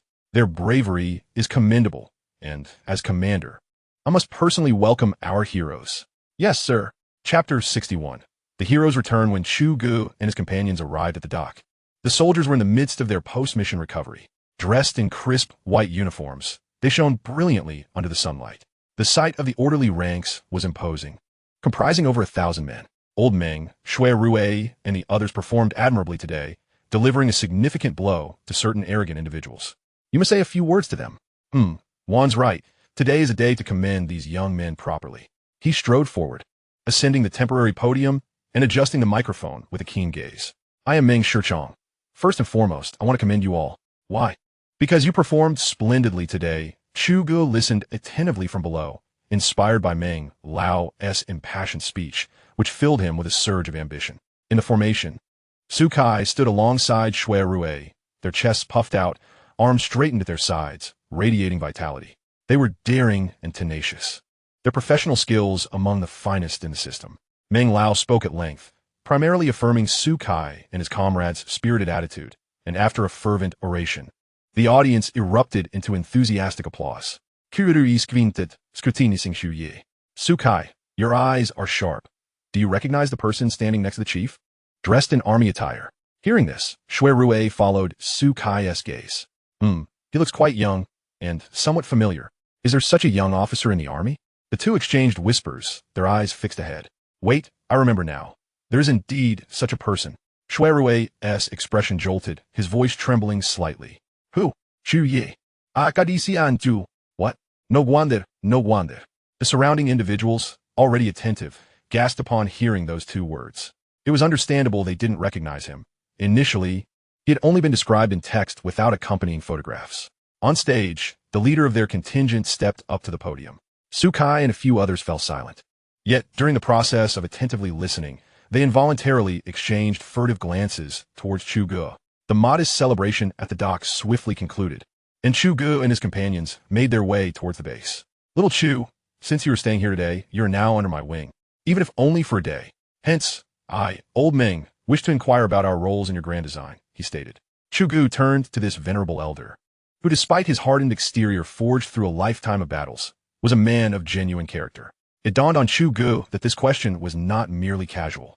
The elder was genuinely perplexed. The recent rapid advancements and cutting-edge technologies had indeed challenged the elder's perceptions. He was not averse to change, yet felt he was struggling to keep pace with Chu Ge's vision. I believe we should broaden our scope. It could encompass every nook and cranny of the blue star's oceans, or even a vast cosmos beyond, Chu Ge declared with conviction. Thus, our primary focus will no longer be this planet, but the myriad unknown realms of outer space. The resonance of Chu Ge's words prompted the two listeners to furrow their brows in contemplation, then exchange glances of mutual resolve, nodding affirmatively. This was not merely Chu Ge's blueprint. It was also a reflection of their own aspirations. From a distance, Sukai, Shui Rue, and a few others stealthily trailed behind Chu Ge, hesitating to approach, quietly following along. Old Su, have you heard? Heard what? When we were in a standoff with the foreigners in the open sea, do you recall that destroyer launching 2 drones? Yes, I remember. After they were deployed, they circled around and then flew off into the distance. Subsequently, our radar only detected one of them, while the other inexplicably vanished. I thought it was merely an oversight and gave them a thorough reprimand. Sukai recounted, reminiscing as he spoke to Shui Rue. You and your temper, still as explosive as ever. Have you considered how they could possibly make such a blunder? Get distracted? At a time like that, they wouldn't even take a bathroom break. Sukai reflected, realizing that the tense atmosphere had clouded his judgment, leading him to react impulsively. I just heard Airmao say that the drone was some sort of stealth reconnaissance vehicle, which is why our radar couldn't detect it like the JK-20. Indeed, and even more formidable. As Shui Rue pointed towards the towering Prism tower, he continued, that stealth drone was heading straight for it. After vanishing from our sight, it flew directly to our base. And then, Sukai asked nervously, Haha, isn't it time for you to show some appreciation? Shui Rue mimicked the action of smoking, his expression comical. There are plenty of dormitories. I'll save one for you. Ah, that's exactly what I wanted to hear. Just as that stealth drone approached the base, it was obliterated in midair by a blast. The personnel at the base are still cleaning up the debris. Many have gone over to see the spectacle. What are we waiting for? Let's go take a look. Sukai exclaimed, ready to bolt. Wait a moment. It's no use going over there. The area is cordoned off, and from a distance, you won't glean anything. Shui Hui Shote. Managing to halt the already moving Sukai. Why didn't you mention earlier that it was shot down in midair? Are you implying it was by that legendary Prism tower? What else could it be? Some claim to have seen it unleash a beam of white light. And then the drone was gone. It felt like a blink of an eye. I'm not sure if it was just an illusion or what. But it certainly sounded eerie, like something out of sci-fi film, while Shui Rue continued to indulge in his fantastical musings. Sukai gazed intently at the Prism tower, his mind swirling with thoughts. After all, he had overseen its development and construction, leading him to ponder the extraordinary talent of its creator. Oh, by the way, there's a small celebration tonight. You might attend. All right, stop standing there like a fool. The others have already moved on. Let us head back to your dormitory. And you can't backtrack on what you just said. What did I just say? Sukai, Juska. Don't try to weasel out of this. Chapter 62. Chu Ge's aerospace aircraft carrier unbeknownst to them. Time had slipped by, and it was now 6 p.m. Chu Ge and his companions had been engaged in discussions for hours, ranging from naval equipment to future strategies, aerospace aircraft carriers, heavy cruisers, interstellar fleets, and lunar bases. Chu Ge succinctly outlined some pivotal points to the two esteemed elders, particularly emphasizing the lunar base. His enthusiasm for the helium-3 found there was palpable. It was an essential element for the ultra-dense energy shield. Chu Ge dared not take chances. Once the aerospace aircraft carrier was completed, establishing a base on the moon would be of utmost importance. Only then could he, or rather would he, venture forth into further exploration. It was not merely the anticipated influx of personnel, military forces, and top-tier experts that weighed heavily on him, but also the astronomical investment of resources and finances that could not be risked lightly. As Chu Ge concluded his discourse, his stomach audibly protested, leading to an awkward moment. Old Meng erupted in laughter, and then took the blushing Chu Ge to the base cafeteria.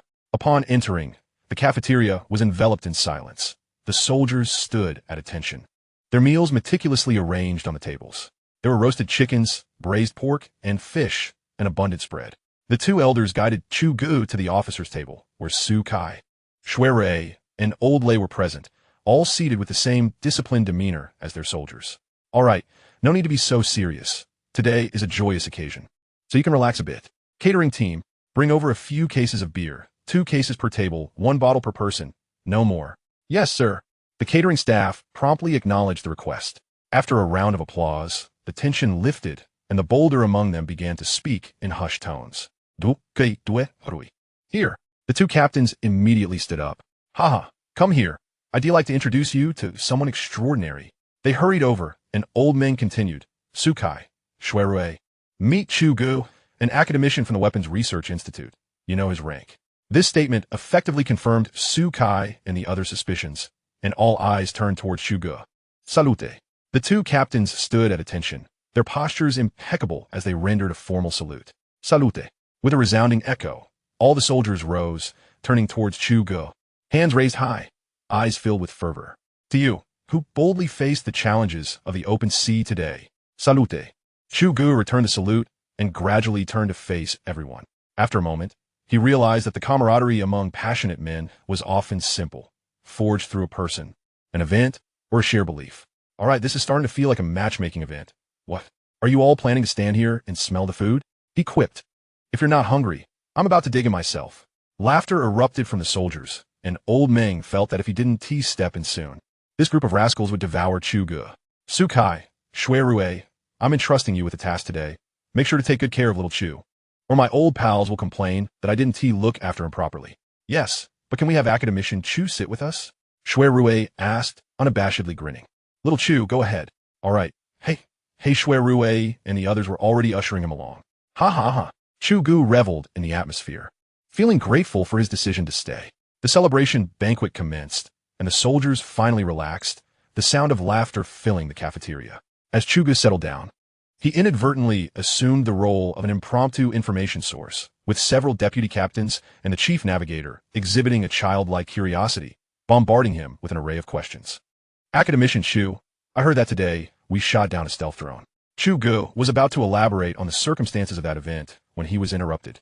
Academician Chu, I also heard that our naval artillery was designed by you. Chu Ge acknowledged, but before he could continue, another voice chimed in. Academician Chu, why didn't Soulblade accompany you? I absolutely adore mechs. I wish I could get a hug. Another query followed. Academician Chu, I heard you have a girlfriend. A particularly famous actress? You too. The conversation spiraled out of control. All right, if you keep this up, Academician Chu will be starving by the end of the night. I might just let you all go hungry for a few days. Intervened. And Chu Ge cast a grateful glance his way. As the meal progressed, Sukai could no longer contain himself. Academician Chu, I heard you were planning to construct a space carrier? Chu Ge surveyed the group and decided this was an opportunity to provide a thorough response. Indeed, the comprehensive construction blueprint has yet to be finalized, but should be ready by the end of the year, with actual work commencing next year. However, several smaller subsystems are already under preliminary development. What will the space carrier look like?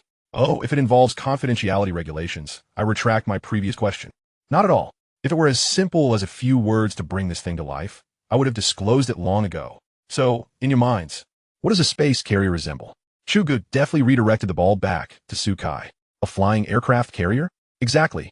Sukai's enthusiasm was echoed by Shui Rui's nod of agreement.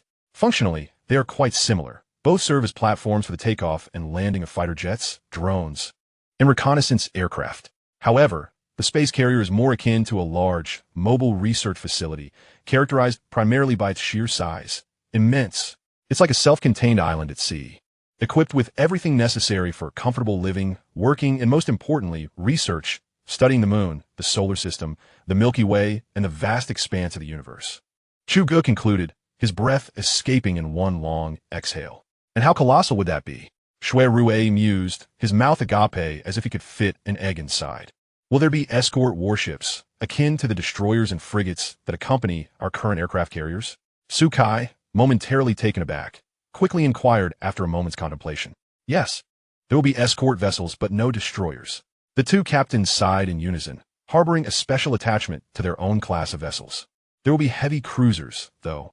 I wonder if you 2 are interested? Cruisers? Will they be the same size as the current ones?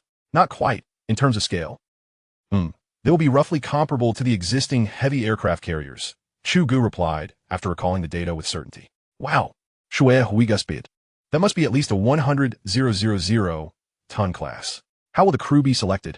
Upon hearing this, Chu Ge turned to the crowd, aware that this was the question they truly yearned to ask. He understood the gravity of the moment.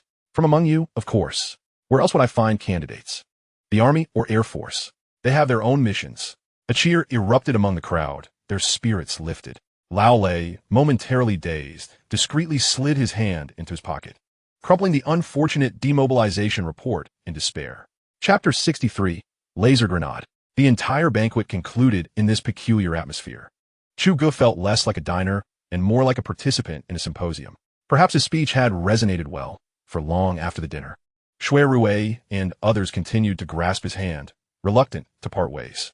Had it not been for Old Meng's timely intervention, Chu Ge feared he would have been dragged into a dormitory for relentless questioning. His room, though modest, was well appointed, meticulously cleaned, devoid of dust, clearly designated for hosting guests. As he reclined on the bed, the pristine white sheets felt soft against his skin, imbued with the warmth of sunlight. With time on his hands, he began to explore the remaining individual equipment: the electromagnetic kinetic sniper rifle, laser grenades, laser pistols, and exoskeleton soldier assistance gear. Upon perusing the core components of the electromagnetic kinetic sniper rifle, he noted several parts shared similarities with the electromagnetic pulse rifle, including the high-energy battery and pulse oscillator, with identical component codes: HQL-1C1 for the high-energy battery and HQL-2N1 for the pulse oscillator. This indicated that these infantry systems belonged to a cohesive series. Regarding the codes, he had previously attempted to glean insight from the system, but it had been unhelpful, stating that such codes were simply how the database was structured. This left Chu Ge pondering for quite some time, even questioning if the system had suffered from amnesia. Returning to the electromagnetic kinetic sniper rifle, he discovered two entirely new core components requiring fresh blueprints: an energy reservoir coded as HQL3 V1 and an electromagnetic rail. Notably, the electromagnetic kinetic sniper rifle lacked a traditional barrel. It operated via rail launch. The electromagnetic rail bore no specific code, which piqued his curiosity, leading him to contemplate for an additional 20 minutes. Ultimately, he concluded that there were two possibilities. Either these subsystems were widely applicable, warranting coding for preservation, or the system was disorganized in its data. Chu Ge leaned toward the first hypothesis. Much like current ammunition, such as the 7.62mm caliber, which serves as a standard round usable across various firearms, differentiated only by subsequent identifiers, he perceived a parallel in the modularity of these systems. He then moved on, neglecting the electromagnetic kinetic sniper rifle in favor of a laser pistol. This appeared rather straightforward. The system's data revealed a mere single page of information, contrasting starkly with the multiple pages of others. Without a second thought, he skimmed past it, deeming a compact, close-quarters weapon unnecessary at present. He presumed his colleagues could assemble it with ease during their breaks. Chu Ge felt an inkling of his potential as an industrialist, deftly capitalizing on labor. Next, he reviewed the exoskeleton soldier assistance gear, which proved more complicated primarily due to material constraints. He anticipated needing to enlist Academician for another round of recruitment. However, he set this aside for the time being, as there was no rush. He could wait for Academician to assist in the development. Suddenly, he recalled the laser grenade, which seemed quite formidable. He turned over and called out, "System, are you awake? Could you provide some elucidation? My head is spinning." "I'm Busa," the system curtly replied. "You sleep all day. How can you be too busy? Did you not get enough rest in your previous life?" Not responding, Chu Ge refrained from further inquiries, sensing the system was in a foul mood and deciding it best not to provoke it. Half an hour later, after thoroughly examining the laser grenade's specifications, he was genuinely astonished. This device bore no resemblance to contemporary grenades. Modern grenades function by pulling a pin, causing a spring to eject the firing mechanism, which either detonates on delay or upon impact, as with rifle grenades, using shrapnel or embedded projectiles to inflict damage on surrounding targets. Chu Ge recalled their effective range to be around 10 to 20 meters, which was moderately effective. Moreover, grenades had kill zones, allowing for the possibility of survival under fortunate circumstances. The laser grenade is not as one might expect. It is not activated by a pull ring or a lever when thrown, but rather by a button. The specifications of the laser grenade indicate a weight of 0.81 kilograms and a length of 116 centimeters, with a design reminiscent of an apple, featuring a rounded structure. It boasts a throwing range of approximately 50 meters and a laser radius of 30 meters. Not only does it have the capacity to inflict significant harm on enemies over a wide area, but can also serve to cover a retreat. One particularly endearing trait of the laser grenade is that it does not harm friendly forces. It merely requires a backup sensor integrated into any individual soldier subsystem. The mode of enemy engagement, in the eyes of Chu Ge, appears rather impressive. Unlike traditional shrapnel-based weapons, the laser grenade hovers for a brief moment, around 5 seconds, above its target before emitting laser beams in a 360-degree arc, with a laser radius of 30 meters. This formidable beam can effortlessly penetrate standard wall structures within that time frame, enabling lethal strikes against soft targets from behind cover. Such a grenade, when deployed, could incapacitate a large number of adversaries within its range, leaving little room for evasion. A miscalculation could result in being riddled with laser fire. However, this characteristic also imposes certain restrictions on its deployment, as the potential for collateral damage is high unless one can ascertain that the throwing area is entirely occupied by foes. In contemporary terms, it could easily be classified as a weapon of mass destruction, likely to be placed on a blacklist. It draws parallels to the former white phosphorus munitions, impressive in capability, yet the aftermath inflicted substantial physical and psychological trauma on both sides, ultimately leading to its abandonment by all nations. As for the retreat function, it necessitates switching the button to a secondary mode prior to throwing. In this mode, the laser grenade hovers for an extended duration of 20 seconds above the target area before releasing laser beams in a vertical slicing manner, with an increased laser range of 50 meters. This effectively creates a laser net while withdrawing, reminiscent of a scene from a movie that Chu Ge momentarily struggles to recall. He deems it a remarkable invention. If the initial two characteristics did not pique his interest greatly, the ability to distinguish between friend and foe, akin to an identification system, compelled him to prioritize its development. After all, the days of mutually assured destruction through hand grenades would be over. One could simply charge into enemy ranks while cradling such a device. The mere thought is exhilarating. It is an essential tool for both domestic life and covert operations. Chu Ge contemplates that while it may seem of little use on Blue Star, in the vastness of space, possessing such a stylish grenade could be invaluable in unforeseen circumstances. Chapter 64. Continuing the recruitment. Time swiftly passed to noon as Chu Ge turned over in bed. System, your laser grenade is rather unattractive, isn't it? However, its combat potential is moderately acceptable, although the system provided no visual representation of the blueprint. Chu Ge had scrutinized it closely and concluded that the physical object would likely be far from aesthetically pleasing. With its round, lumpy appearance and an uneven surface, it resembled a warty toad. How could it possibly be appealing? In our world, there's a saying I find quite true. Beauty is a form of power. Additionally, all that glitters is not gold. Chu Ge was momentarily at a loss for words, ultimately surrendering to fatigue and drifting into a deep slumber. A night of silence passed, and at 6 a.m., the sunrise over the coastal city was breathtaking, particularly as it first emerged, casting a crimson glow upon the tranquil sea, exuding a unique charm. Tian Hao, as a stellar astrophysics prodigy, enlightened me. Why is the sunrise and sunset bathed in such vibrant red hues? Oh, during morning and evening, the sun's rays strike at an angle, and the atmosphere is thicker, causing other colors to scatter away, leaving only red and orange, which is why we witness the brilliant sunrise. Indeed, Yin Tian Hao is a living encyclopedia, albeit limited to astrophysics. Today, Chu Ge had risen early, jogging along the coastal embankment. Once fatigued, he stopped on the steps to breathe deeply, savoring the salty scent of the sea mingled with an aroma reminiscent of certain seaweeds. While he could not precisely identify it, he found the scent agreeable, even delightful. After taking one last glance at the sea, the sunrise, and a flock of chattering seagulls, Chu Ge felt rejuvenated and ready for action. Tian Hao, let's head back to Yinjing. With the convenience of a private jet, Chu Ge arrived at the research institute just as everyone was finishing breakfast. Eager to continue their journey, they had skipped breakfast in Q City, which earned him a mild reproach from Old Meng. Chu Ge and Yin Tian Hao decided to chance their luck at the cafeteria. Thus, the rare sight of Wang Yun stuffing a bun into her mouth led to an unexpected encounter with them. Ahem, Academician, chew your back. Upon speaking, Wang Yun quickly turned her head, forcing down the bun, her eyes misty from the earlier mishap. Take your time. It's nothing to be embarrassed about. Has the transfer at the telescope base been completed? Yes, Academician Chu, everything has been handed over to the military professionals, so I can report back to you today. Good. In that case, in 1 hour, Have Li Gang, Zheng Jun, and a few others come to my office. Understood. Upon returning, Chu Ge knew he should first report to Academician Chun. Of course, he couldn't leave empty-handed. He needed to consider what was lacking. Monpoe.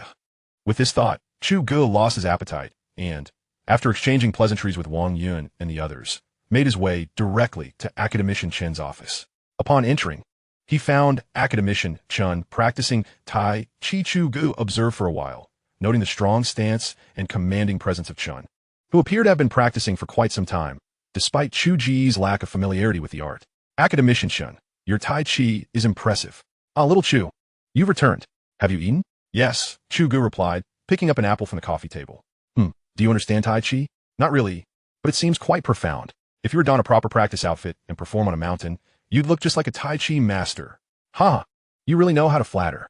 As if I have that kind of time. Haven't you seen me practicing in the office just to stretch my muscles? The dedication of these elder researchers truly inspires Chu Ge. Is everything at the Light Prism Tower base settled? Yes, Wang Yun has completed the handover. And there are no issues at the Light Prism Tower base. It has officially commenced its mission. Excellent. Academician Chen exclaimed excitedly. After a prolonged silence, Chu Ge focused intently on his apple, engaged in thought. Little Chu, do you have anything else to attend to? You should hurry and check on Li Gang and the others. Noticing the rapidly emptying fruit bowl, Chen spoke leisurely. Indeed, we require the foremost experts in material science. A modest number of around 100 should suffice. Cough. Chen nearly choked on his tea, nearly sending it back the way it came. Since when did you start coming here without making demands? At this rate, I might develop a conditioned response. You enter my office, and my blood pressure rises. That's called a stress response, Well, in the future, when you're not making requests, do drop by more often, and that way, we can avoid such stress responses, right? Academician Chun began to shift his tone within a minute of chiding Chu Ge. All right then, Chu Ge finished the last apple with a satisfied smile. Which areas do you need materials experts in? Metals, non-metals, polymers, electronic materials, aerospace materials, nuclear materials, construction materials, energy materials, biological materials, etc. I'm not quite sure how to categorize them, but those are the general fields. Chu Ge, chattering animatedly, presented a plethora of ideas. Academician Chun pondered for a moment and concluded, it seems you are quite ignorant. This encompasses the entirety of contemporary materials science without omitting a single aspect. With such numerous classifications, 100 individuals is hardly excessive, as these must all be the creme de la creme. It appears that Old Wu will need to facilitate this, as many are situated within enterprises and will require time to coordinate. Oh, Chen Lao, you may have misunderstood me.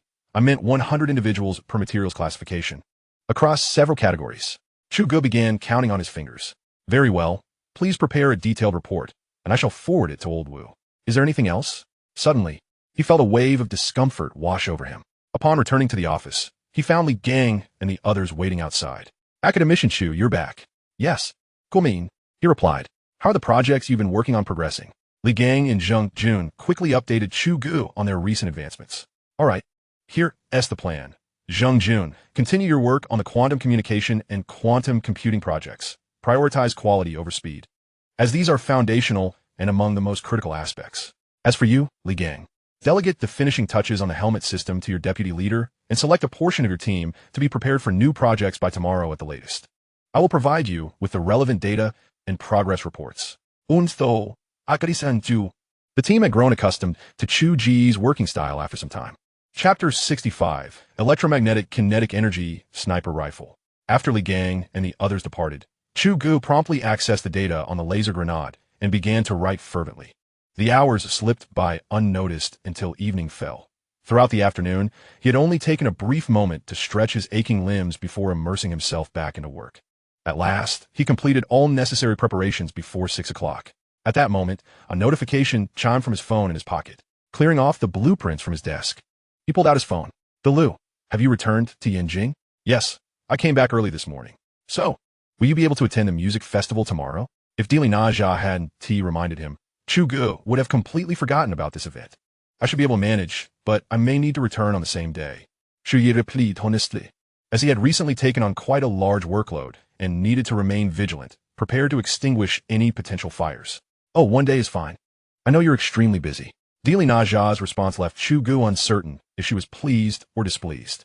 They continued their conversation until Yin Tianhao and others arrived, calling Chu Ge to dinner, at which point they reluctantly said their goodbyes.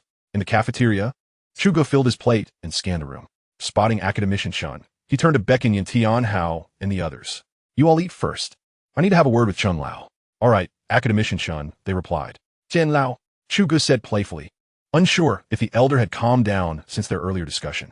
Academician Chun looked up, saw Chu Ge, gestured to a seat, and then glanced at Chu Ge's modest meal. Sit down, Xiao Chu. Why are you eating so little? Is the cafeteria food not to your liking? Huh? No. It's just that I had too many apples this afternoon, he stammered. Haha, I see. Have you thought of new materials classifications again? It seemed the earlier conversation in Chun Lao's office still lingered in the air. No, I will let you know when I have more thoughts. I wanted to request a day off tomorrow to visit Magic City. I should be back by evening. I'll gather Li Gang and the others in the morning to break down the work, so it shouldn't cause any delays. Chu Ge spoke courteously, aware that everyone was extremely busy, and asking for time off at such a moment seemed inappropriate. Magic City? To see your girlfriend? Yes. She has a music festival to attend, and I plan to show my support. Oh, I see. Very well. I'll have Captain Gong and the others accompany you. I will arrange personnel through the military. The usual protocol applies. Military airport access. No objections, or your leave will be denied. Academician Chun left no room for Chu Ge to protest, and he had no choice but to comply with Chun Lao's arrangements for his trip to Magic City. Chu Ge suddenly felt that he might not have the opportunity to board a commercial flight again. The two continued their discussion for a while, during which Chu Ge briefly introduced the laser grenade project to Chun Lao and highlighted the potential role this type of grenade could play in the future. Chun Lao, however, was astonished by Chu Ge's efficiency, having integrated a brand new weapon project in just one afternoon.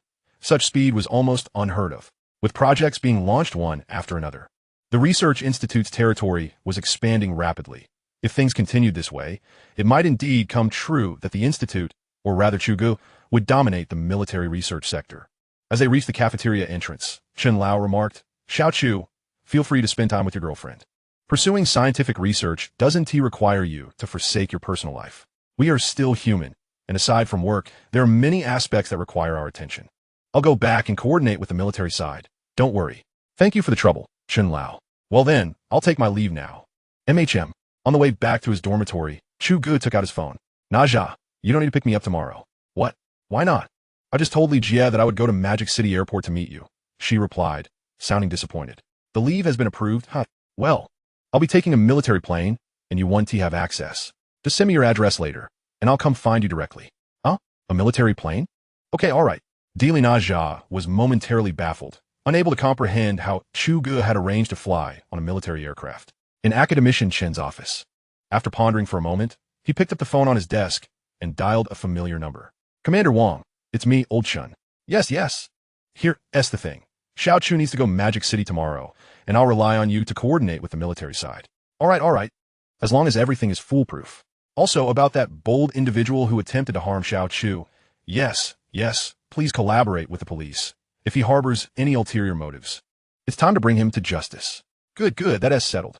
Academician Chen hung up the phone and pondered for a moment before hurriedly retrieving a phone directory. Donning his glasses and locating a number, he dialed once more. Meanwhile, Chu Ge was not idle upon returning. He tidied himself up and, after some grooming, emerged to realize he was not unattractive after all. Who was that previous person he had thought himself to be? Chu Ge had already forgotten that he was, in fact, a quintessential handsome man. After sprucing himself up, he turned on the desk lamp and delved into the specific data on the electromagnetic kinetic energy sniper rifle. Electromagnetic kinetic energy sniper rifle. Length, 115 cm. Weight, 81 kilograms. Rate of fire, 1 round per minute. Ammunition capacity, dependent on high-energy battery charge. Effective shooting range, 10,000 meters. Lethal range against living targets, 12,000 meters. Regarding the latter 12,000 meters, the system provided a detailed explanation, beyond 10,000 meters. The electromagnetic energy orb launched by the rifle disperses, yet the shockwave still possesses considerable lethality, albeit with diminished destructive capacity against hard targets. Wow, system brother, strictly speaking, this electromagnetic kinetic energy sniper rifle is no longer a gun. It resembles a flat trajectory cannon. Chu Ge exclaimed excitedly, addressing the system. Generally speaking, note, this electromagnetic kinetic energy sniper rifle is rated A-class within the military-industrial system. There's a rating? I hadn't noticed. Are you blind? Chu Ge called up the data and began to browse from start to finish. 10 minutes later, he exclaimed, "What is this?" There is no rating as you mentioned. Attack-type weapon, page 120, category 1278. All right. What is the rating for the laser grenade? A class. And a laser pistol? B class. What about the light prism tower? S class. And the aerospace carrier? SS class. What are the heavy cruiser? SS class. What is the highest rating? SSS class. What is that? The system defaults to this question. Please upgrade the host. MMD. Chu Ge had intended to take advantage of the system's relatively good mood today to subtly gather information, saving himself the trouble of searching. Especially since the last piece seemed to unveil a new frontier. Unfortunately, his efforts fell short, demonstrating that habitual thinking is a trait unique to humanity. Chapter 66, Journey to the City of Demons. The following day, after handing over the relevant information about the laser grenades to Li Gang, Chu Ge boarded a jeep heading to the military airport. Due to the handover with Li Gang, they were delayed somewhat. And Chu Ge's convoy found itself caught in the morning rush hour of Yanjing, with traffic flowing like a river, congested and cumbersome. Chu Ge's convoy was particularly conspicuous in the sea of vehicles. Curious and astonished glances from surrounding drivers were cast upon them, with some bold individuals hastily pulling out their phones to snap clandestine photographs. The windows of the military jeep were bulletproof and specially treated, so Chu Ge knew that nothing could be seen from the outside. Captain Gong's sharp gaze continuously scanned the surroundings, a professional habit ingrained in them. Fortunately, the traffic police were diligently directing the flow ahead, and with everyone actively yielding, the convoy navigated through the gridlock and swiftly entered the expressway, arriving at the military airport without significant delay. Once aboard the YJ-20, which had already taxied onto the runway, the aircraft suddenly surged forward, lifting off into the sky in a steep ascent. In less than 2 hours, the aircraft landed steadily in the City of Demons, and Chu Ge disembarked. Taking a deep breath, after returning to the Research Institute post-New Year, he either remained within its confines or occasionally visited other military-industrial units or bases, seldom re-entering the clamor of societal life. Now, seated in the vehicle and gazing at the towering skyscrapers and sprawling CBDs along the roadside, he felt a sense of disorientation. He had once been among these people, and yet he had performed dismally. Now, it seemed as if this reality was a distant memory. Following the location sent by Dilraba Dilmarat, the convoy soon reached their destination. Upon entering the City of Demons, Chu Ge and his team switched to civilian vehicles. Captain Gong and the others also changed out of their military uniforms into their regular attire. After the convoy halted, Captain Gong came over, opened Chu Ge's car door, and took a seat inside. Academician Chu, here, as the positioning device. I've tucked it into your clothing. Chu Ge looked at Captain Gong, who was dressed in a suit. Captain Gong, you are becoming increasingly professional. You could even forego makeup for a movie shoot, haha. The transition to civilian life was vastly different from military life. Take the attire, for instance. If they were still in uniform, it would undoubtedly attract unnecessary attention. Oh, by the way, Academician Chu, the venue for the concert has been preemptively secured by the military and local SWAT teams, so you need not worry about safety. While installing the positioning device, Captain Gong briefly explained the arrangements to Chu Ge. Well, it's just you all being jumpy. If I were on the street, I doubt anyone would recognize me. Chu Ge remarked as he opened the car door. Just as he stepped out, the doors of 5 black sedans swung open almost simultaneously, and Chu Ge watched as over 20 elite soldiers disembarked, feeling quite impressed. Perhaps it was the departure from a military environment that made it feel so striking. When traveling to Q City, there had been quite a few guards, but the atmosphere here felt markedly different compared to the previous environment. Fortunately, the address provided by Dilraba seemed to be her private residence, located in an upscale suburban villa area with few pedestrians during the day, thus avoiding unwanted attention. Of course, aside from Dilraba and her manager, Sister Li, the two were momentarily stunned upon witnessing the spectacle, likely believing that it was not Chu Ge arriving, but rather a celebrity from the entertainment industry, as this display seemed typical of high-profile figures.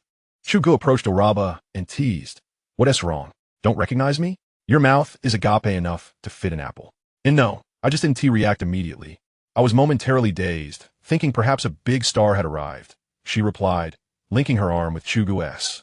Chu Ge nodded at Captain Gong and entered with Sister Li and the others. Upon entering the villa, Chu Ge took a cursory glance around. It was simple yet elegant, featuring a Nordic design. The main hall was dominated by white, light gray, and natural wood tones, creating a welcoming atmosphere. The furniture was not ostentatiously luxurious or extravagant. adhering to a path of simplicity and practicality, including the decorative paintings in the corridor, which were sketched with minimal strokes that Chu Ge found to possess a unique charm. After a brief tour, the only standout piece in the living room was a piano placed in a side room, a Steinway, its glossy black finish exuding a sense of grandeur. Chu Ge vaguely remembered it being quite impressive. Dilraba urged him to sit down, and after sisterly brought in a platter of fruit, she discreetly left the room. Chu Ge and Dilraba, having been apart for a time, exchanged feelings of longing. By the way, I almost forgot. I prepared some clothes for you. Let me go get them, try them on, and see if they fit. If not, we should still have time to make a change. Isn't that a bit unnecessary? Chu Ge hesitated, realizing that the upcoming red carpet event required appropriate attire, and wearing something casual would be somewhat disrespectful, not only to the hosts but also to Dilraba. Thus, he acquiesced to her whims. After trying on the clothes, he found them satisfactory. They fit well, and he regarded it as a tailored look. Turning to Dilraba, he noticed her fiddling with Captain Gong's positioning device. What's this? Why do you have all this random stuff? Oh, it's nothing, just an electronic device. By the way, Dilraba, what are you wearing tonight? Chu Ge asked, unsure how to explain, quickly pivoting the topic. You'll find out tonight. She kept it mysterious, and Chu Ge didn't press further. After all, girls often enjoyed such intrigue. They chatted for a while before seeking sisterly to prepare lunch, opting to handle it themselves since they had all the necessary ingredients, avoiding the hassle of going out. In the meantime, Chu Ge stepped out to find Captain Gong, discovering that only 4 or 5 soldiers remained. The rest had likely dispersed, as congregating would have drawn too much attention, reminiscent of the saying, "No silver here." Captain Gong, come have lunch with me. I'll have them prepare more. Academician. No need. We have our own arrangements. It's a matter of discipline, so you needn't concern yourself with us. Chu Ge understood that he could not impose on them. After lunch, the entire afternoon was spent with Chu Ge and Dilraba either immersed in affectionate exchanges or Chu Ge attentively listening to her rehearse a song she would perform that evening. He listened to it several times, finding it quite refreshing, especially when paired with Dilraba's crystalline voice. It was rather pleasant. Time slips away. 3 years gone in the blink of an eye. Everything in my heart shines bright. The countdown now has but a few days left. The scraps of paper at my feet, too hurried to collect. It feels as if I am about to break free from the cocoon of pressure, and after leaving school, everyone is burning the midnight oil again. Morning dark circles, slight drowsiness in class. Day after day, I simply wish to seize the fleeting years and bid a proper farewell. Regrets and gratitude cannot return to yesterday. I wish only to cherish this moment. The light years we traverse together. After June, the light years become a memory. Chapter 67. The Mantid's Arm Against the Chariot. As the sun began to set, Chu Ge donned the evening gown Dilraba had prepared for him, quietly awaiting her in the living room.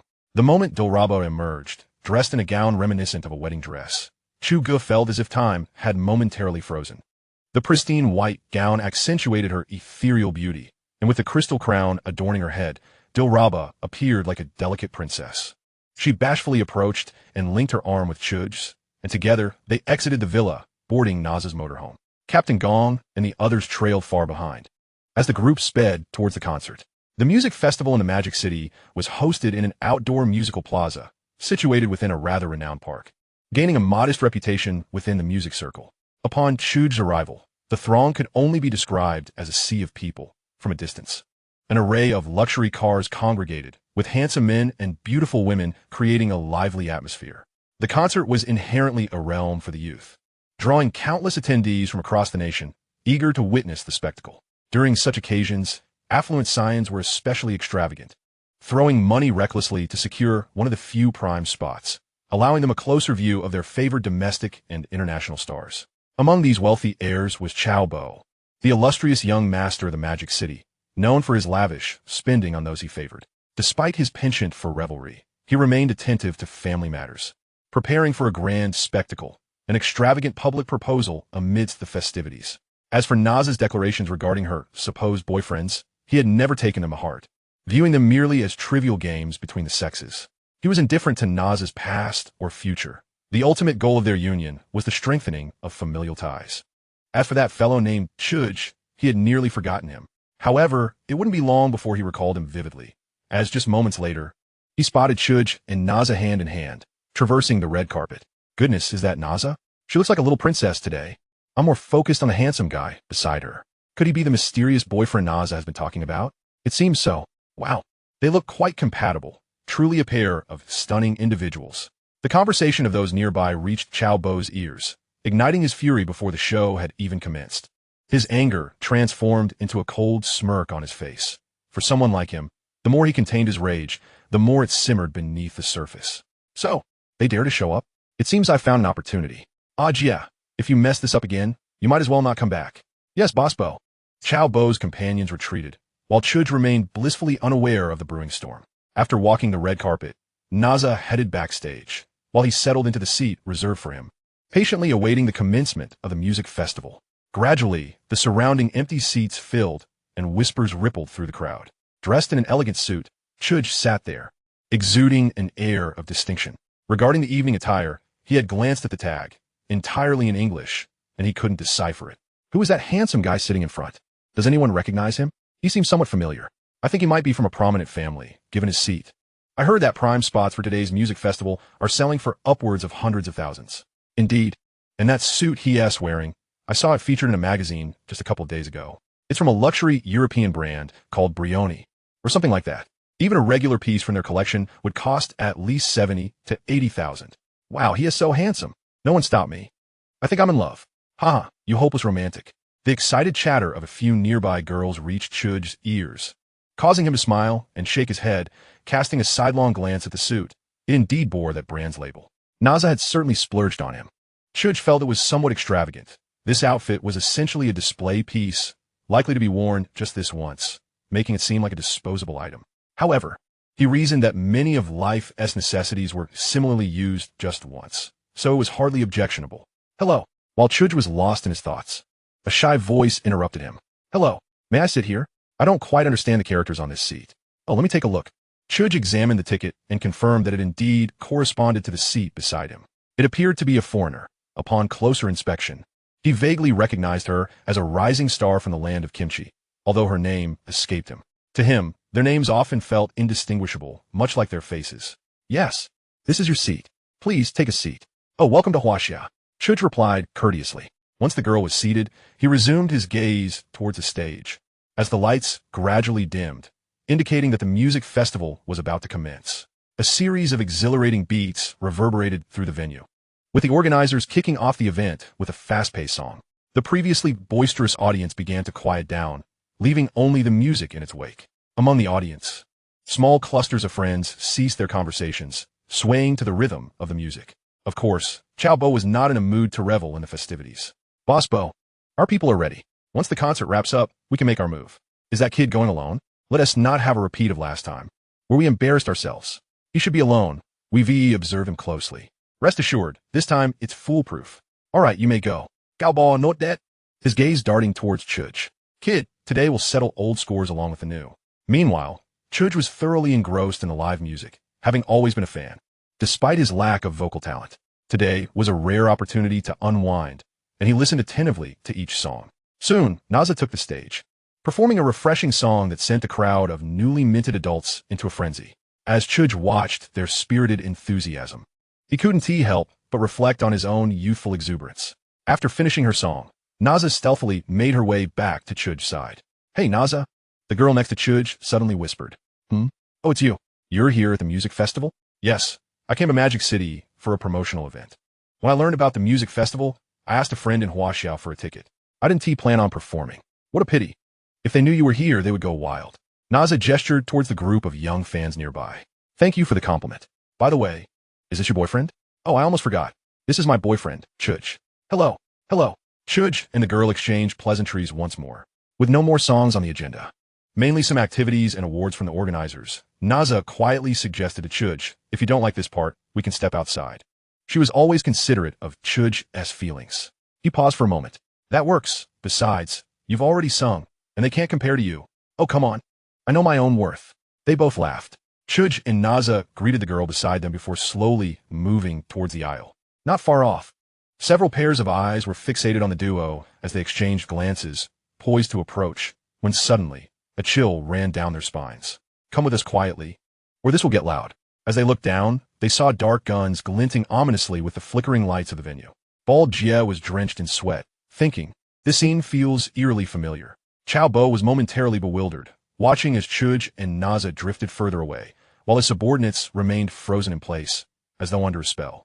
All dressed in black, Cao Bo mistakenly believed that Captain Gong and his men were hired thugs from Jie. Just as he attempted to rise from his seat, he felt a sudden weight pressing him back down, as a pair of strong hands forced him back into his chair. Cao Bo, the current general manager of the Chao Group in the bustling metropolis, is indeed the grandson of Chao Chongqing and the son of Chao Ruoyang. Residing in the luxurious garden of Lidu in the Yuqing district of the city, he has 2 brothers and several cousins, all holding executive positions within the Chao Group. However, Cao Bo found himself at a loss for words, utterly astonished by the depth of information the stranger possessed about him. After a brief moment of bewilderment, he regained some composure and looked up at the unfamiliar giant before him, inquiring, "Who are you? Are you with that kid? How bold of you to threaten me in this city. Don't you dare inquire about my affairs. You need not ask. We have already conducted a thorough investigation into your life, including all subsidiaries of the Chao family and their associated industries, as well as your connections in the metropolis. Do you require me to lay it all out for you?" Cao Bo felt his legs tremble. "Is there any further discussion? Come with us." "Where to? I refuse. Let me see what you can do to me."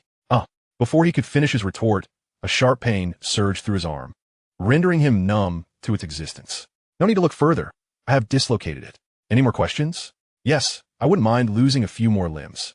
Fear gripped Cao Bo as he met the cold, ferocious gaze of the man, realizing that if he continued to resist, he might indeed be mercilessly dismantled. As Cao Bo and the bald-headed Jie converged, he discerned that they were 2 factions. Jie and his companions appeared deflated, lacking their previous arrogance. A chill ran through Cao Bo. The 2 groups marched together towards the outskirts of the music festival, while the nearby youth remained blissfully unaware, their enthusiasm unabated. Upon reaching the outer plaza, a few delinquent youths leaning against their vehicles noticed Cao Bo and rushed over, bowing and scraping in submission. Before he could signal them, a group of soldiers charged in, halting him in his tracks. "Bro, hey, who the thugs began to curse. But upon seeing the military uniforms, their words died in their throats. "You've arrived just in time. I have a situation to report. These individuals intend to kidnap me." And Cao Bo clearly had not grasped the gravity of the situation. "Captain." The soldiers saluted those behind Cao Bo, leaving him even more bewildered by the unfolding events. "Cao Bo, I neglected to introduce myself earlier. I am Chu Ge, the captain of the Special Operations Unit of the Shanghai Garrison." Captain, but I still don't comprehend." "You will understand soon enough." "Cao Bo, stay behind. The rest of you, get in the vehicle and return to headquarters for processing." "Understood." After issuing the command, Captain Xiao anxiously glanced towards the park's exit. Dr. Chu had yet to emerge, and he was eager to meet his idol. He could hardly believe that, at nearly 40, he felt such nervous anticipation. A crowd of onlookers gradually gathered, intrigued by the presence of special police and military personnel, whispering amongst themselves about the unfolding events. What has happened? It's understandable for the police to maintain order at a crowded music festival, but why are the military involved? Who knows? Look over there. There are many soldiers. And those are real weapons. Aren't they? What an eye-opener. Could it be that there are many foreign guests at the music festival? But that wouldn't necessitate military intervention, would it? It seems there are soldiers all down the street, and they don't look like ordinary troops. They resemble the special forces we see on television, armed to the teeth. Should I take a photo? Do you think they would apprehend me? Are you out of your mind? The police are here. This scene played out in various groups, but just as the spectators were becoming engrossed, they were urged away by the police. Reluctantly, they turned back, glancing over their shoulders. Meanwhile, Cao Bo's eyes darted around as he contemplated whom to call. Chu Ge cast a glance at him, his expression revealing not only disdain but a hint of murderous intent, causing Cao Bo to shudder involuntarily. He began to piece together the reality of his predicament. Unbeknownst to these events, Chu Ge and Naza leisurely strolled through the park after exiting the music festival. They meandered past numerous stalls selling small crafts, with Dilraba admiring various trinkets, and at one point, they indulged in several skewers from a nearby street vendor, thoroughly enjoying themselves. After nearly an hour, they finally reached the park entrance. "Dr. Chu." Suddenly, a voice called out, startling Chu Ge. Turning around, he saw Captain Gong dressed in civilian attire. "Oh, Captain Gong, what time is it? Should we be heading back to Yinjing?" "There is still some time. I have comrades from Shanghai who wish to meet you. And there is someone you might know. Would you like to go see?" "Sure, someone I know. But I don't have any acquaintances in Shanghai, do I?" Chu Ge glanced quizzically at Dilraba, who shook her head vigorously. At that moment, a soldier rushed over. "Colonel Chu, greetings. I am Chu Ge, captain of the Special Operations Unit of the Shanghai Garrison. Hello. Chu Ge returned the salute and stepped forward to shake Xiao Jie's hand. I apologize for the trouble. I truly feel embarrassed about this. Not at all. Such trouble is likely to be sought after by many. Haha. By the way, that Xiao Bo is up ahead. Do you want to meet him? Gao Bo? Who is that? As they walked, Chu Ge inquired of Captain Gong, unfamiliar with the name, while Dilraba recognized it, but was perplexed as to why he was present. She pondered for a moment before shaking her head and hurrying to catch up. Sometimes, it is best not to take oneself too seriously. Perhaps in someone else's eyes, you are of little significance. Colonel Chu, this is Xiao Bo, Captain Xiao pointed out. Unfamiliar. Chu Ge stared at Xiao Bo for half a minute, confirming he did not recognize him before stating, all right then, and turning to leave. Understood, now I know. Absently. Huh? What do you know? What was it, you kid? You don't recognize me, but Dilraba does. I came to see the concert today. So let me go. Chu Ge ignored him, turning away with Naza. Naza, I must return to Yinjing. I need to catch a military flight tonight. Things have been busy at the Institute. Oh, okay, then I'll see you off. Sister Li is around. No need. You can't enter the military airport. Captain Gong and his team will handle it. All right, I almost forgot. Dilraba gazed at Chu Ge, her eyes misty, saying nothing more. Their eyes met, and he gently kissed her forehead. In the distance, Captain Gong and his men kept a vigilant watch over the crowd. This small space momentarily belonged only to them. After a long pause, Chu Ge finally spoke. Go call Sister Li pick you up? I'll wait here. Okay. As the music ceased and the crowd dispersed, Chu Ge felt a pang of sadness as he watched Naza walk away, unsure when they would meet again. Captain Gong, let us go. Back to Yinjing. Yes. Dr. Chu. Before long, a convoy of military jeeps appeared from side road. Chu Ge boarded one, and Captain Gong and his team opened the doors for him. The convoy gradually disappeared amidst the chatter of the surrounding populace. Xiao Jie watched the convoy vanish from sight and saluted from a distance. For them, Chu Ge was a legendary figure. Come on, young Master Qiao. It's time for you to take your leave. Qiao Bo, now paralyzed by fear, found the situation increasingly chilling. Suddenly, he recalled hearing Xiao Jie address someone as Colonel Chu. Was he also affiliated with the military? Indeed, you have finally come to your senses, albeit rather late. To dare to provoke Major Chu is an audacious feat unmatched throughout history. I presume you'll find no further opportunities in this lifetime. Yet it is imperative you grasp certain truths. Some individuals are not to be trifled with. Upon hearing these words, Qiao Bo's mouth twitched violently, and he collapsed onto the ground, his face ashen. This time, it wasn't just a chilling sensation in his heart, but a profound coldness enveloping his entire being. Captain Xiao cast a disdainful glance at him and signaled to his subordinates, who proceeded to escort the young Master Qiao into the vehicle.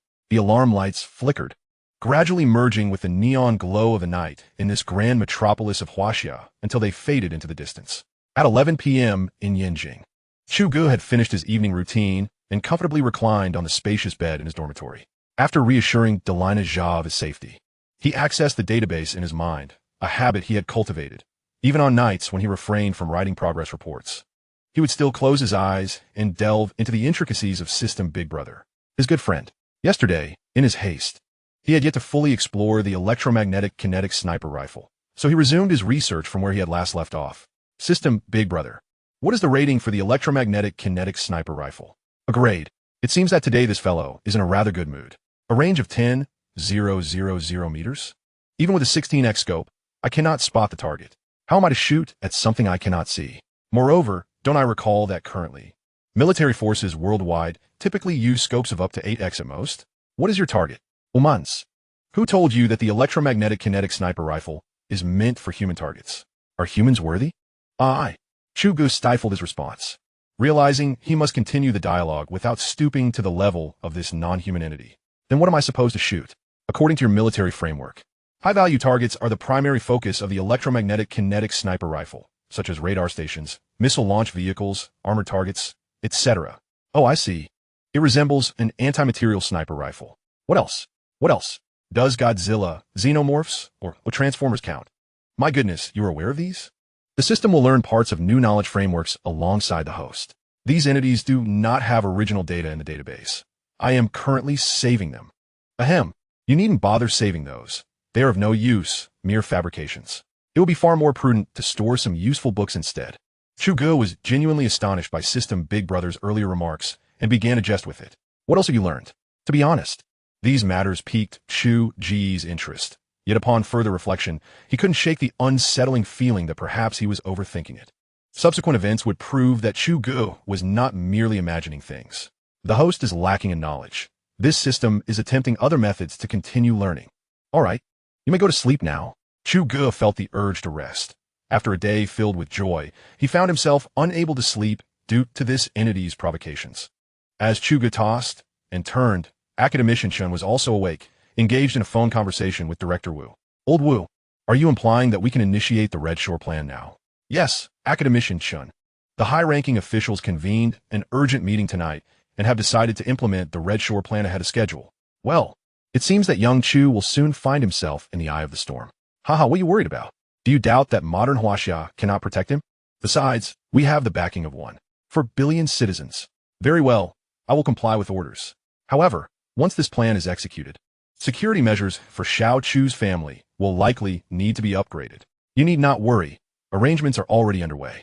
After hanging up, Academician Chun rose and strolled to the window, removing his glasses to rub his temples before putting them back on.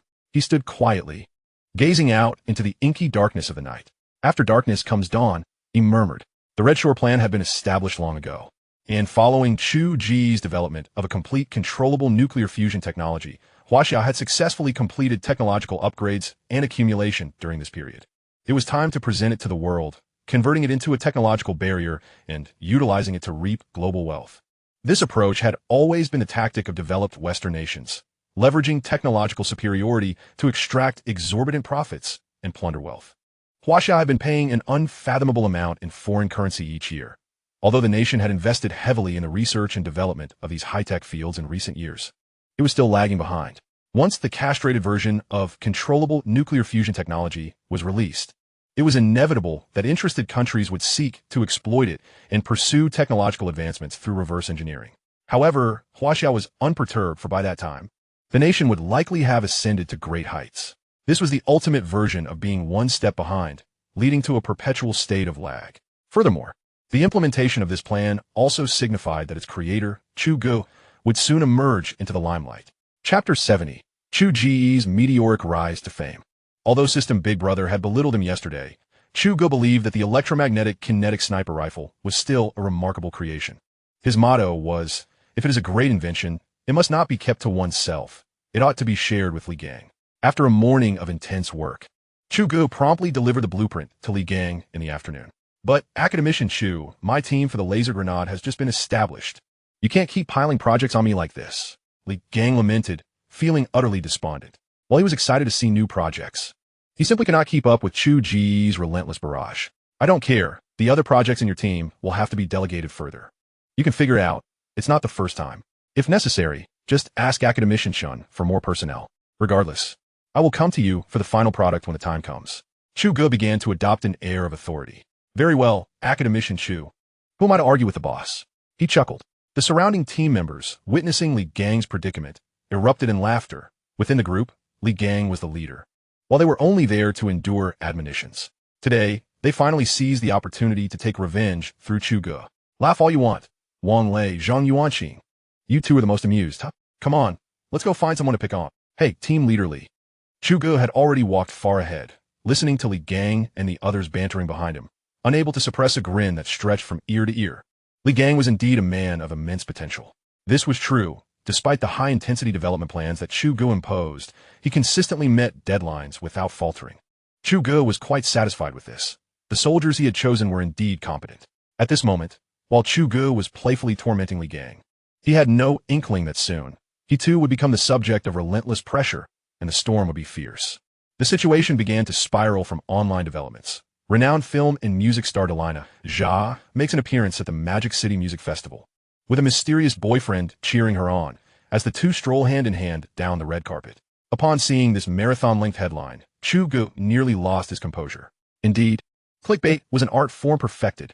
Beneath the headline, the article meticulously detailed every moment from when he and Jia arrived at the festival to their discreet departure, accompanied by an array of clear photographs. Particularly notable were the images of Chu Ge captured from various angles, which even outnumbered those featuring Dilraba Jia. This was clearly the work of professional paparazzi. Chu Ge muttered under his breath, suddenly sensing something amiss. A stone stirred 1,000 ripples by afternoon. This sensational headline had gone viral across the internet. At the scene, there was no doubt that this report was devoid of embellishments. Wow, envy the one upstairs. By the way, in contrast to Dilraba, her mysterious boyfriend's identity remains a puzzle. Indeed, as previously pointed out, during the recent exposure, this handsome fellow had been doxxed. But the outcome was inconclusive. Not a single clear photograph had emerged until now. This time, they've finally captured him. Hats off to the seasoned photographers. The enigma surrounding the identity of this captivating young gentleman remains shrouded, yet I find myself utterly enchanted by him. The individuals upstairs boldly suggested that one should promptly glance into the mirror and inquire of the reflection within, whether confidence could rival that of Dilraba. Ha! How audacious! However, it seems the conversation has strayed from the crux of the matter, which is the identity of this mysterious boyfriend. If that were all there was to it, the current Chu Ge would hardly concern himself. After all, trends on the internet are fleeting, and he has graced the trending list before, yet he remains simply Chu Ge, without any semblance of arrogance. Nevertheless, the subsequent antics from the Weapons Research Institute left Chu Ge utterly bewildered. Goodness, it felt as though chaos had erupted in his own backyard. Chu Ge could hardly contain his agitation. The youngest academician of our institute, Chu Ge, it appears our protagonist, may indeed be a singular individual, unlike the paparazzi snapshots. The photographs from the Research Institute predominantly feature Chu Ge in his working environment, candidly captured from various angles, and notably, in greater detail and quantity than those circulating online. What on earth is this? Are they so intent on ensuring that the online community understands that this is indeed one person? The symmetry in their presentation is almost poetic. Without further ado, Chu Ge dashed towards Academician Chen's office. Chen Lao, this is bad. This is terrible. I must inform you. Our research institute has become a target for paparazzi, and my photos are flooding the internet. Academician Chen, accompanied by a colleague, remained engrossed in their computer discussions, seemingly unperturbed by Chu Ge's frantic state. Ah, Xiao Jiang, the photographs your publicity department has produced are quite professional. I dare say they rival those of any esteemed studio. Chen Lao zestet? Haha, you're teasing us, old Chen. Our institute's photographers are merely amateur, yet they suffice for our needs. Primarily, it's because Academician Chu is quite the handsome fellow. Isn't that right, Chen Lao? Well, it's not too shabby. Chen Lao zetpunde, so mewat betdum. After catching his breath, Chu Ge finally gleaned the underlying truth from their conversation. Those who had exposed him were these two. Just as he contemplated calling security, he suddenly recalled he was in Academician Chen's office. What kind of person is Academician Chen? A figure of immense respect and a venerable elder. The leader of the entire research institute. Moreover, Chen Lao regards Chu Ge with an almost paternal affection. It is inconceivable that he would expose him without cause. Chu Ge gradually regained his composure. All right, Xiao Jiang, let us conclude this for today. Please ensure you manage the direction of things on your end, and contact me if necessary. Understood, Chen Lao. The colleague of the surname, Jiang, nodded at Chu Ge with a smile before gently closing the door behind him. Xiao Zhu, would you care for an apple? There's a plate on the table. Initially, Chu Ge intended to decline, but upon meeting Academician Chen's warm gaze, he obediently picked up an apple and took a bite. I knew you would come. Look, I prepared a full plate of apples for you. Chen Lao about that.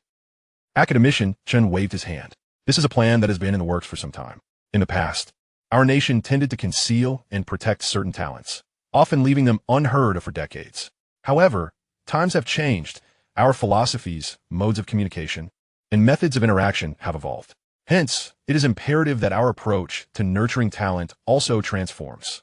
Consider this. While we can nurture our own children, what of foreign talents wishing to contribute their skills and expertise to Huaxia? Should we expect them to abandon their families? If we refuse to accept them, our opportunities will dwindle. Shared products, logistics, technology, talent can no longer be deemed the exclusive property of a single nation. Do you understand? After a lengthy exposition, Academician Chen paused, taking a sip of tea before inquiring. Chapter 71, The Butterfly Effect. Chu Ge, though somewhat perplexed, engaged in an extended dialogue with Academician Chen regarding the Redshore project. Chen Lao had no intention of withholding information from Chu Ge. The applications for controllable nuclear fusion technology are vast, whether for military or civilian use. Thus, should Huaxia decide to share this technology, the resultant funding and influence would be unprecedented. As for Chu Ge's vision of the stars and the sea, he had not quantified the necessary financial backing. He was aware that the blueprint for a space aircraft carrier required 10 honor points, equating to 1 trillion Huaxia coins. The construction costs were unfathomable. This was merely one vessel, and there were also heavy cruisers for which Chu Ge currently lacked the honor points to unlock. The system's pricing remained at a rigid 10,000 honor points, non-negotiable. 1 trillion Huaxia coins. And that was only for the technology, mere concepts on paper. In the system's words, while the space aircraft carrier may be grand, it fundamentally serves as a platform, whereas the heavy cruiser represents the zenith of armament. Its complexity far surpassing that of the aircraft carrier, despite its smaller size. Chu Ge had merely rolled his eyes at this, thinking, after all, you are the seller, and the terms are yours to dictate. As for auxiliary vessels, core engines, computers, building materials, weaponry, and even individual armaments like laser towers and mecha warriors, he had not even begun to calculate their cumulative costs, which would undoubtedly amount to an astronomical figure. The introduction of the Redshore project has, in essence, perfectly resolved numerous issues. Most significantly, it will continuously replenish Huaxia's resources, thus facilitating Chu Ge's ambitions for the stars and the sea, allowing him to pursue his goals without hesitation. Consequently, Chu Ge finally comprehended the sagacity and resolve of the leaders. They truly deserve their status as the stewards of Huaxia, leaving him somewhat humbled. Chen-Lao, I understand. What do you need me to do? I am ready to face any challenge. It's not as dramatic as all that.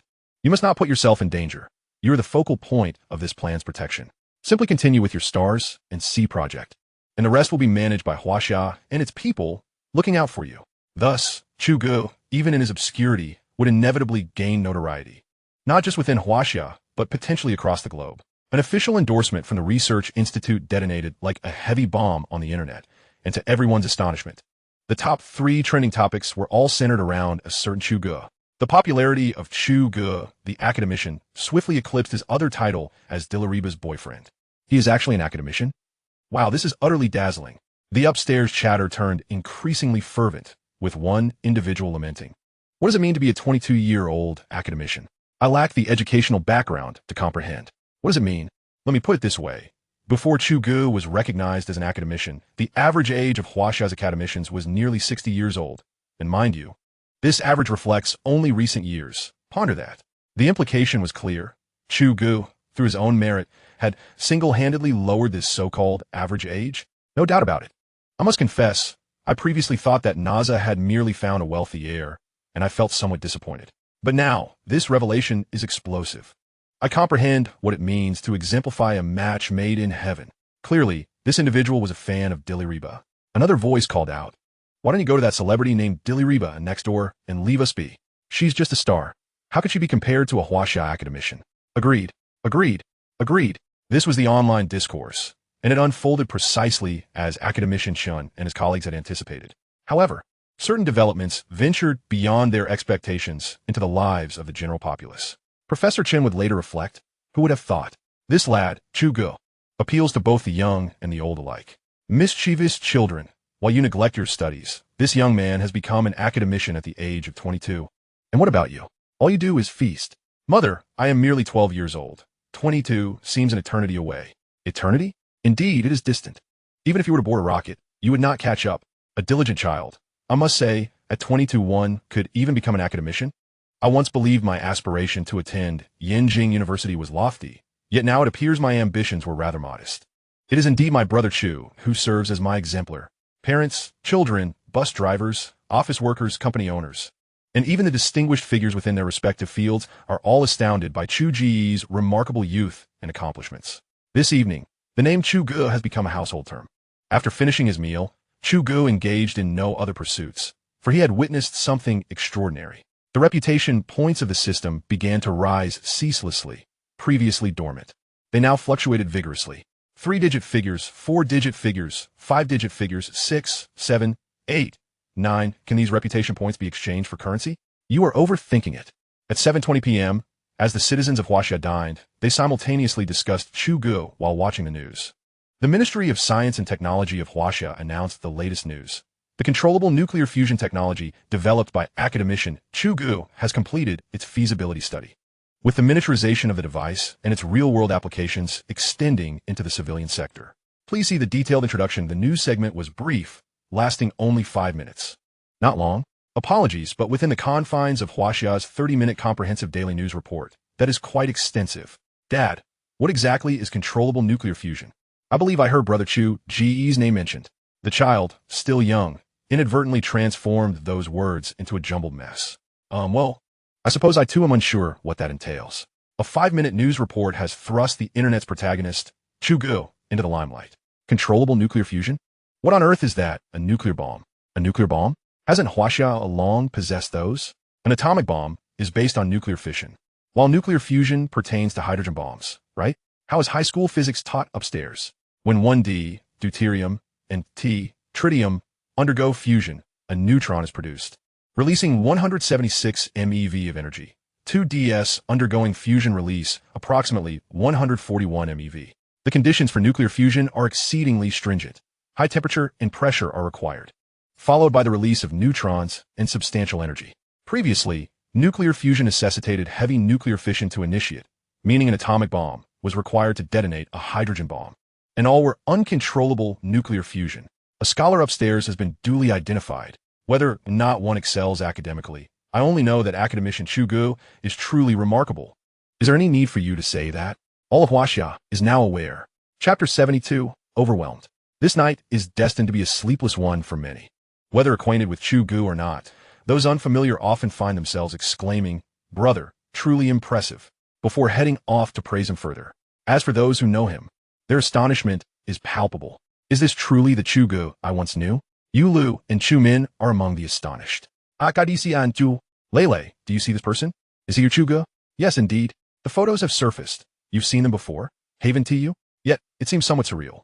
Reflecting on it now, it certainly is unusual. Do you recall that helicopter in Panjiayuan Square? That elderly gentleman? I do. Perhaps, even then, he was already gaining notoriety.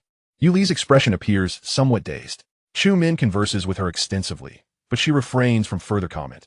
What she contemplates remains a mystery, perhaps even to Yu Lu herself. In a villa within the Lidu Garden of Magic City, Chao Chongqing sat in silence after watching the news. His family members gathered in the hall, awaiting the words of this patriarch.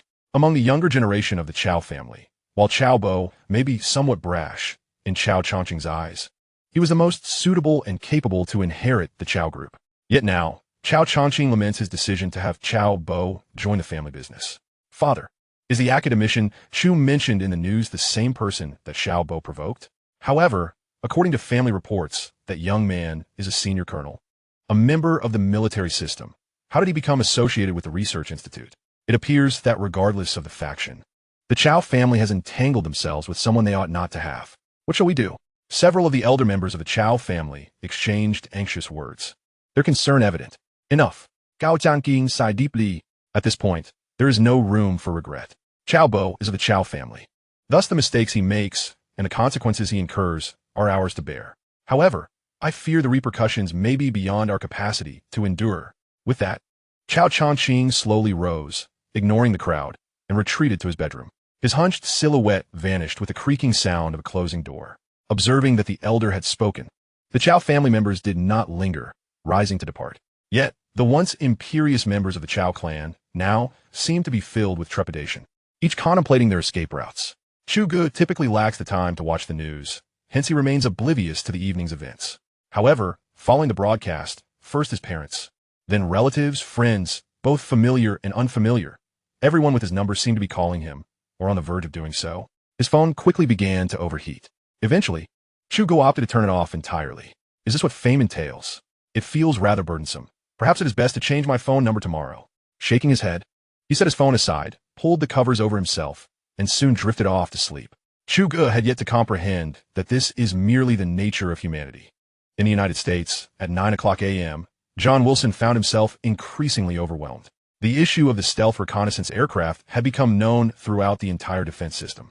He was summoned by the Intelligence Bureau's director and reprimanded for an entire day, and subsequently called before the highest commander to present the investigation report regarding the matter. In short, this incident has brought him considerable embarrassment. Had it not been for his previous accomplishments, he felt he might have lost his position. The embarrassment did not rest solely on John. The U.S. government also found itself humiliated on a global scale. The Huaxia authorities adopted a firm stance. Option 1. The stealth drone may be retrieved, but a serious statement must be issued along with an apology. Option 2. One may act as if nothing occurred, in which case the drone shall remain with Huaxia. These are the only two options provided, and no other suggestions will be entertained. Of course, this was a private negotiation among the senior leadership, not something made public to the world. U.S. military and political leaders convened in closed-door meetings for several days before reluctantly accepting the first option. After all, though the drone had crashed, it represented a significant financial loss, and there was an underlying belief that Huaxia could not replicate their technology in such a brief time. Thus, to avoid prolonged complications, they swiftly finalized the first plan and continued discussions with Huaxia's military regarding logistics. The Americans remained as self-assured as ever. In truth, the Huaxia military had not intended to proceed in such a manner. Chu Ge and the relevant experts held a meeting to determine that the aircraft would hold little significance in Chu Ge's future plans before arriving at the aforementioned options. The innovation of equipment often necessitates corresponding changes in the theoretical framework of your campaign tactics. Throughout the annals of military history, the advent of new weaponry has frequently disrupted established combat paradigms. Despite the apparent consensus and amicable handshake between China and the United States, John Wilson was acutely aware that his superiors would not allow the matter to rest so easily. The cause of the incident, the direct reason for the reconnaissance drone's crash, remained undetermined. John recognized that this was also his sole opportunity to redeem himself. If the cause remained elusive, his departure would be far from graceful. How is the investigation progressing, Miller? Oh, John, we're beginning to see some leads. Through meticulous scrutiny by the technicians, they have first ruled out missile attacks. And look at this photograph. It is the last image captured by the drone. Though it is somewhat blurred, it still differs from the previous one. Just give me the results directly. I am not in the mood for a lengthy explanation. We have eliminated missile attacks, sonic and electronic interference, and based on the imaging data, we suspect it was a laser-type weapon system that ultimately caused the reconnaissance aircraft to crash, William Miller concluded, taking a deep breath. Of course, we still need to confirm the final conclusion based on the wreckage of the aircraft, he added. Very well, I trust your judgment. The Chinese military has agreed to return the wreckage, and once it arrives, I will request authorization for you to conduct the investigation first. Understood. However, boss, are we really receiving this back from China so readily? Although the United States has suffered a loss of face this time, I believe they lack the confidence to decipher the secrets of that aircraft in the short term, hence this gesture of goodwill. After all, tearing each other apart benefits no one. Indeed, you make a valid point, but, John, did you catch today's news? Major news agencies around the world are broadcasting a report from the Chinese government. What? In the midst of my current turmoil, I have had no time to watch those puppet shows. They have developed controllable nuclear fusion technology and have already put it into practical use. What? Can you repeat that? William Miller stammered as he reiterated his earlier statement, gazing at the stunned boss. After a long pause, he asked, Boss, is there a problem with this? William, I have a feeling that China is now an unstoppable force. Soon, they may very well grow into a giant. One that even we will have to look up to. That seems a bit exaggerated, boss. Such claims have been made for years. And have we not remained firmly in our position as the world's foremost power? Moreover, I do not genuinely believe they have developed that so-called controllable nuclear fusion technology. You know how adept they are at propaganda. No, William. You still do not understand them. If such news is disseminated as an official report, it signifies that this technology not only likely exists, but has been in existence for quite some time. The brief 5-minute news segment from the Chinese government detonated like a series of cruise missiles, creating brilliant fireworks across the corners of the globe. Heads of state, top physicists, energy magnates, and relevant scientists were all busily making phone calls. They needed to verify the reliability of this information or contact Chinese authorities to expedite access to controllable nuclear fusion technology and seek collaboration. In the ensuing months, the Redshore project began to gain momentum, with foreign investments gradually flowing in, providing China with a steady stream of funding for the ambitious Stellar Sea plan for the coming years. The renowned Chu Ge did not cease his endeavors. He had been coordinating the arrival of materials experts on a continuous basis, whether it was for the exoskeletal materials in individual soldier systems, structural materials for aerospace carriers, or engine materials for nuclear fusion drives. New material technologies were imperative. Xiaochu, come here. Let me introduce you to a luminary in the materials industry. Academician Chen arrived early at Chu Ge's office, accompanied by a middle-aged man in his 40s.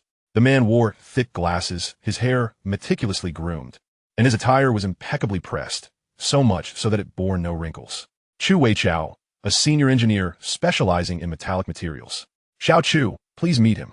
I have put in considerable effort to arrange this. Oh, Engineer Chu, this is our institute's youngest academician, Chu Ge. Chu Ge, Academician Chu. I have heard your name so often these past few days that it has become a refrain. Engineer Chu exclaimed as he hurriedly shook Chu Ge's hands. Then turned to Academician Chun. Haha, Engineer Chu, please do not heed Chun Lao's excessive praise. Just call me Xiao Chu from now on. Ha, did you see that? Angelique? In the end, Chu Ge is still a young man in his 20s. He is blushing. All right, I have brought you the person you need. The rest is up to you two to discuss. The office, workshop, and laboratory are all prepared. Once Engineer Chu is finished here, he can go take a look. Very well, Academician Chun, rest assured. After Chun Lao departed, Chu Ge promptly invited Engineer Chu to sit. Engineer Chu, to be frank, with an expert like you on board, I can finally breathe a sigh of relief.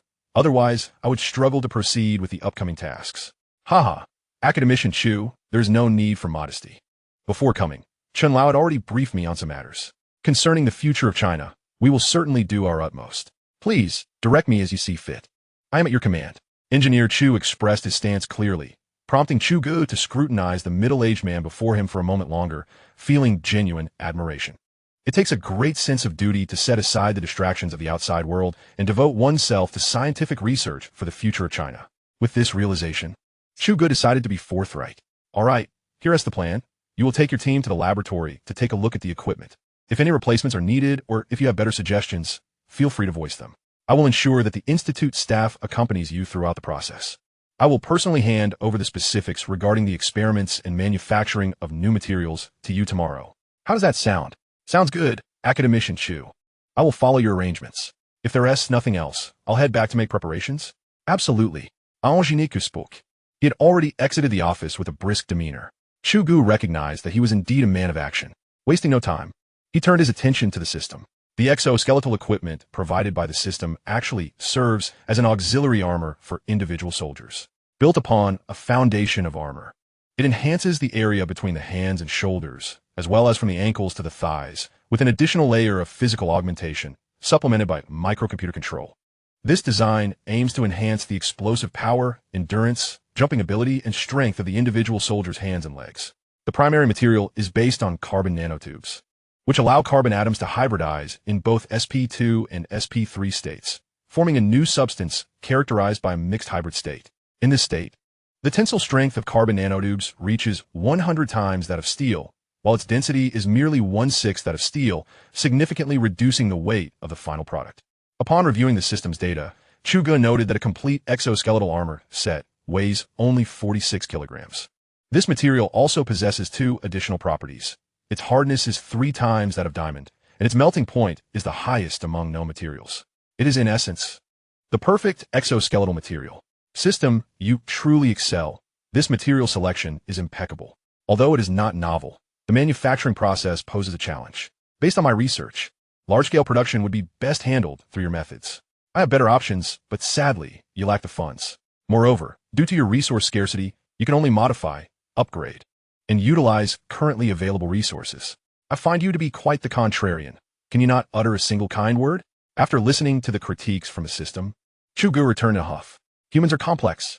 He began to document the composition of materials and the manufacturing processes. As for the system's jibes, he decided to disregard them. They were on entirely different wavelengths and lacked a common linguistic framework. Before he realized it, the night had deepened. The faint oily film in his instant noodle container had begun to solidify. Although spring had arrived, the temperatures remained low in the early mornings and late evenings. As Chu Ge diligently scribbled away, he occasionally furrowed his brow in concentration. He had not anticipated that a single material could entail such a multitude of equations and procedural steps, rendering the task even more intricate than drafting blueprints. Fortunately, just before dawn, he managed to finalize all the documentation. Gazing at the substantial stack of papers before him, a smile of satisfaction crept onto Chu Ge's face. Another task successfully completed. Resolving his personal matters with haste, he lay down in bed and shamelessly sought a heart-to-heart with his good friend.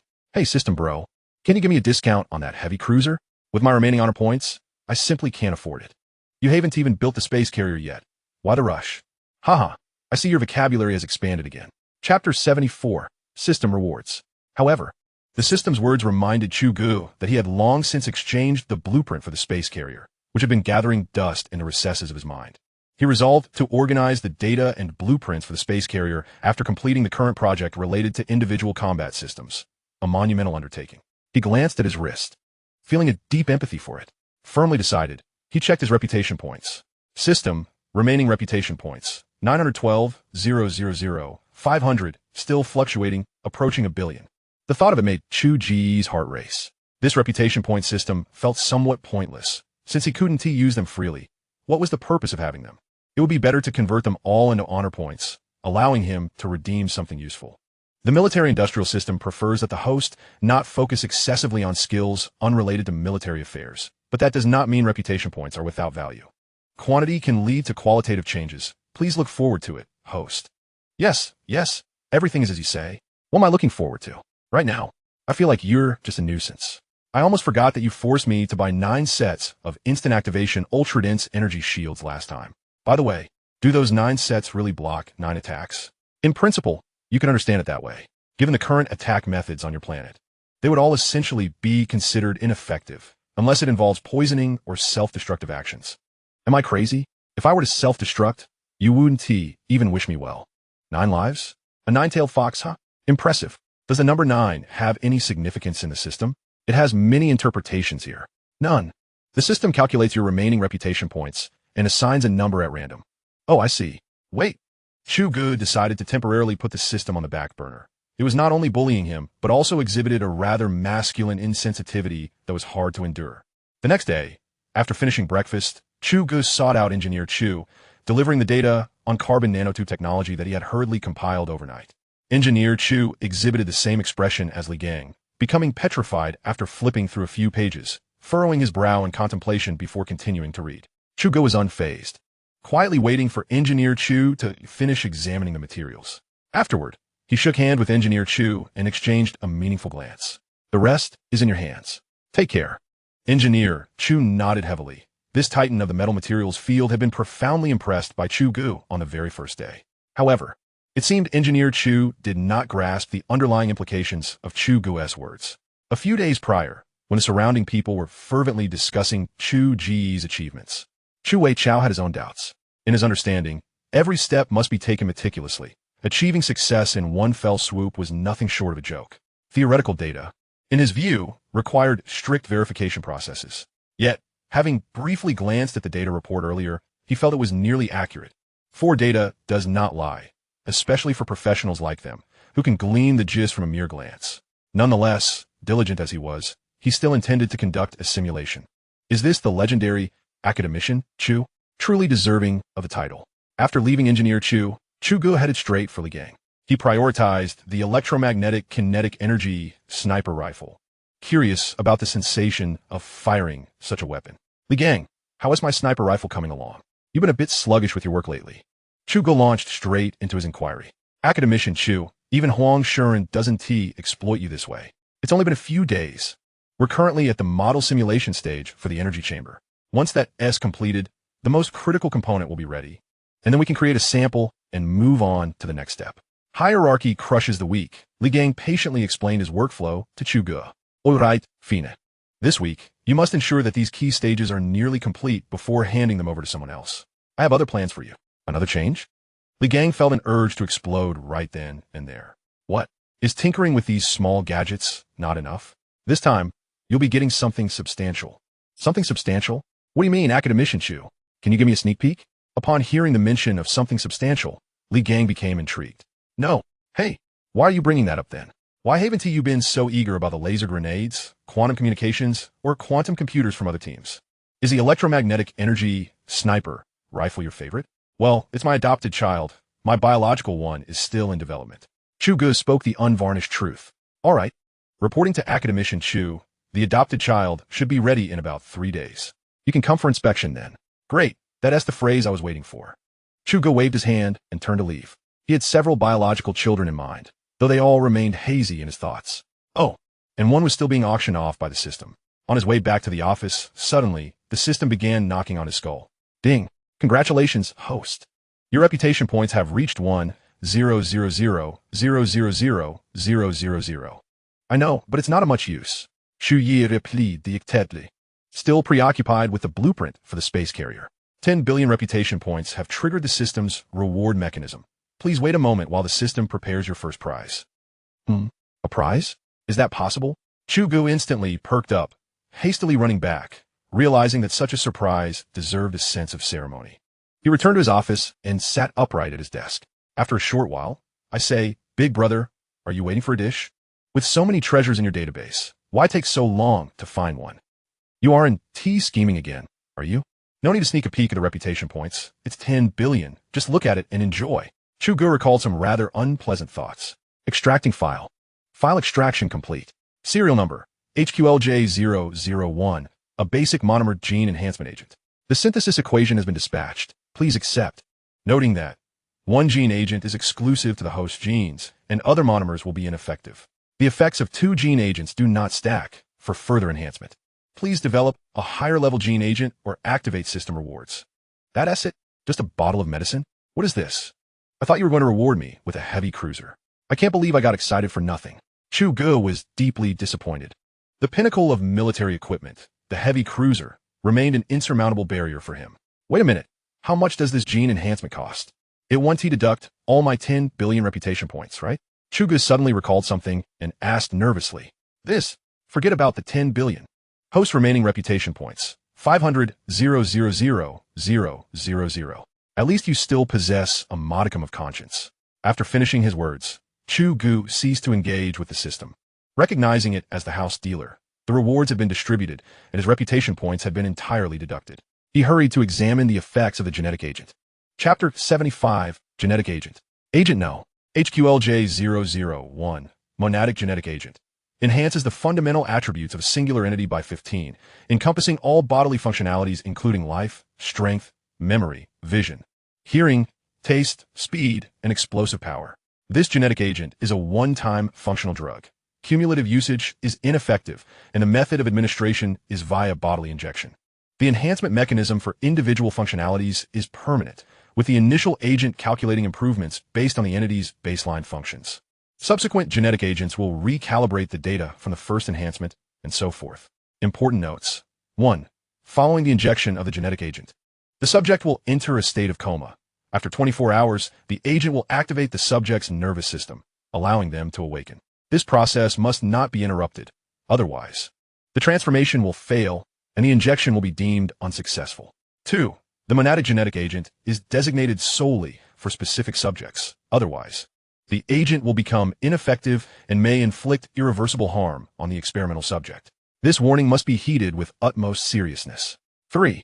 The ultimate purpose of the genetic agent provided by the system is to reshape the host's bodily functions and correct the direction of genetic mutations to achieve adaptability to certain specific environments.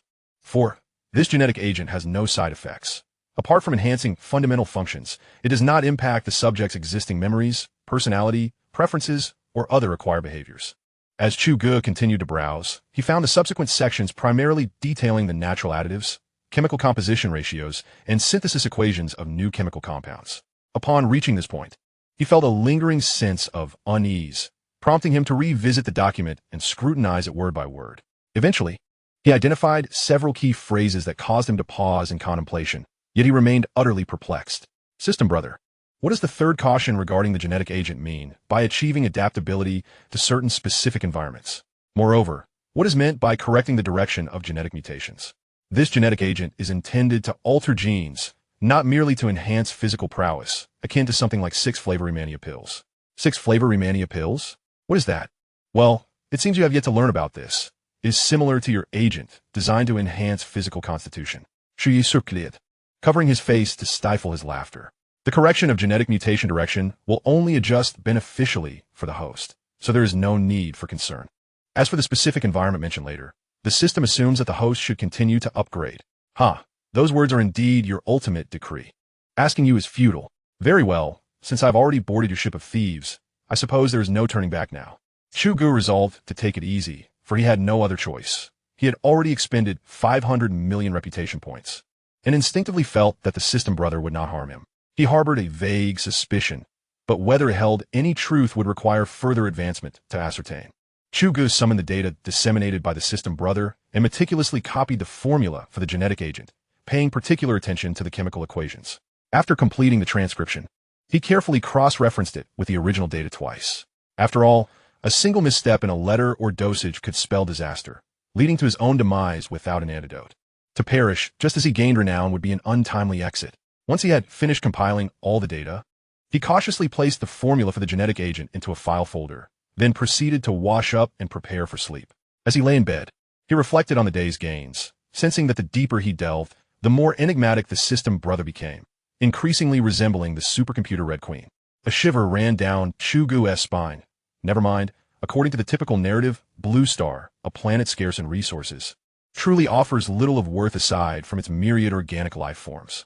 Regarding the production of the genetic agent and the 24 hours of immobility post-administration, he pondered for quite some time before deciding to seek assistance from Academician.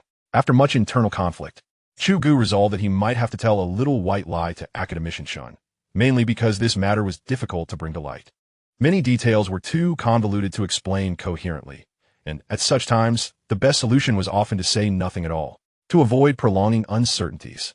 Chu Ge set off to Academician Chen's office early the next morning. "Old Chen, I have arrived." "Oh, Xiao Chu, you have not visited in several days. Is there something troubling you?" "Not at all. It's just that Li Gang and the others are progressing steadily with their research, and I estimate that within a week, several key subsystems of the individual combat system will yield results." "That's good to hear. Have you devised your next plan?" "Indeed, I have. We will initiate the Sky Carrier project in phases, focusing on the nuclear fusion engine, armor system, energy system, hangar, communication command station, and so forth, all entering preliminary preparations as planned. While watering the plants, Academician Chen halted abruptly, turning to face Chu Ge. "Xiao Zhu, I have been eagerly awaiting your announcement to launch the Sky Carrier project. It gives this old man something to look forward to." Chu Ge observed Chen's enthusiasm. Noting how the elderly scholar's hands trembled around the watering can, the soil in the pot already saturated as water began to overflow. "Rest assured, Grandpa Chen, your plants." Oh, how forgetful of me." Academician Chen hurriedly set the watering can aside and grabbed a cloth to wipe away the spilled water. "Before we proceed, however, I would like to experiment with some data on cooling agents, which may require several new chemical compounds. I would appreciate it if you could reach out to the relevant biochemical research institutions for assistance." "Absolutely no problem. Your project, Xiao Chu, is now the express route for the entire system. Everyone will be more than willing to assist." "Thank you, Academician Chen." To maintain confidentiality, the new chemical compounds may need to be synthesized separately, and then we will conduct the final experiments here. "Understood." Academician Chen agreed without hesitation. As the weight in Chu Ge's heart lifted, he still felt a twinge of guilt. Upon exiting Academician Chen's office, Chu Ge did not head straight back. Instead, he unusually wandered along a main thoroughfare of the Research Institute, meandering without a clear destination.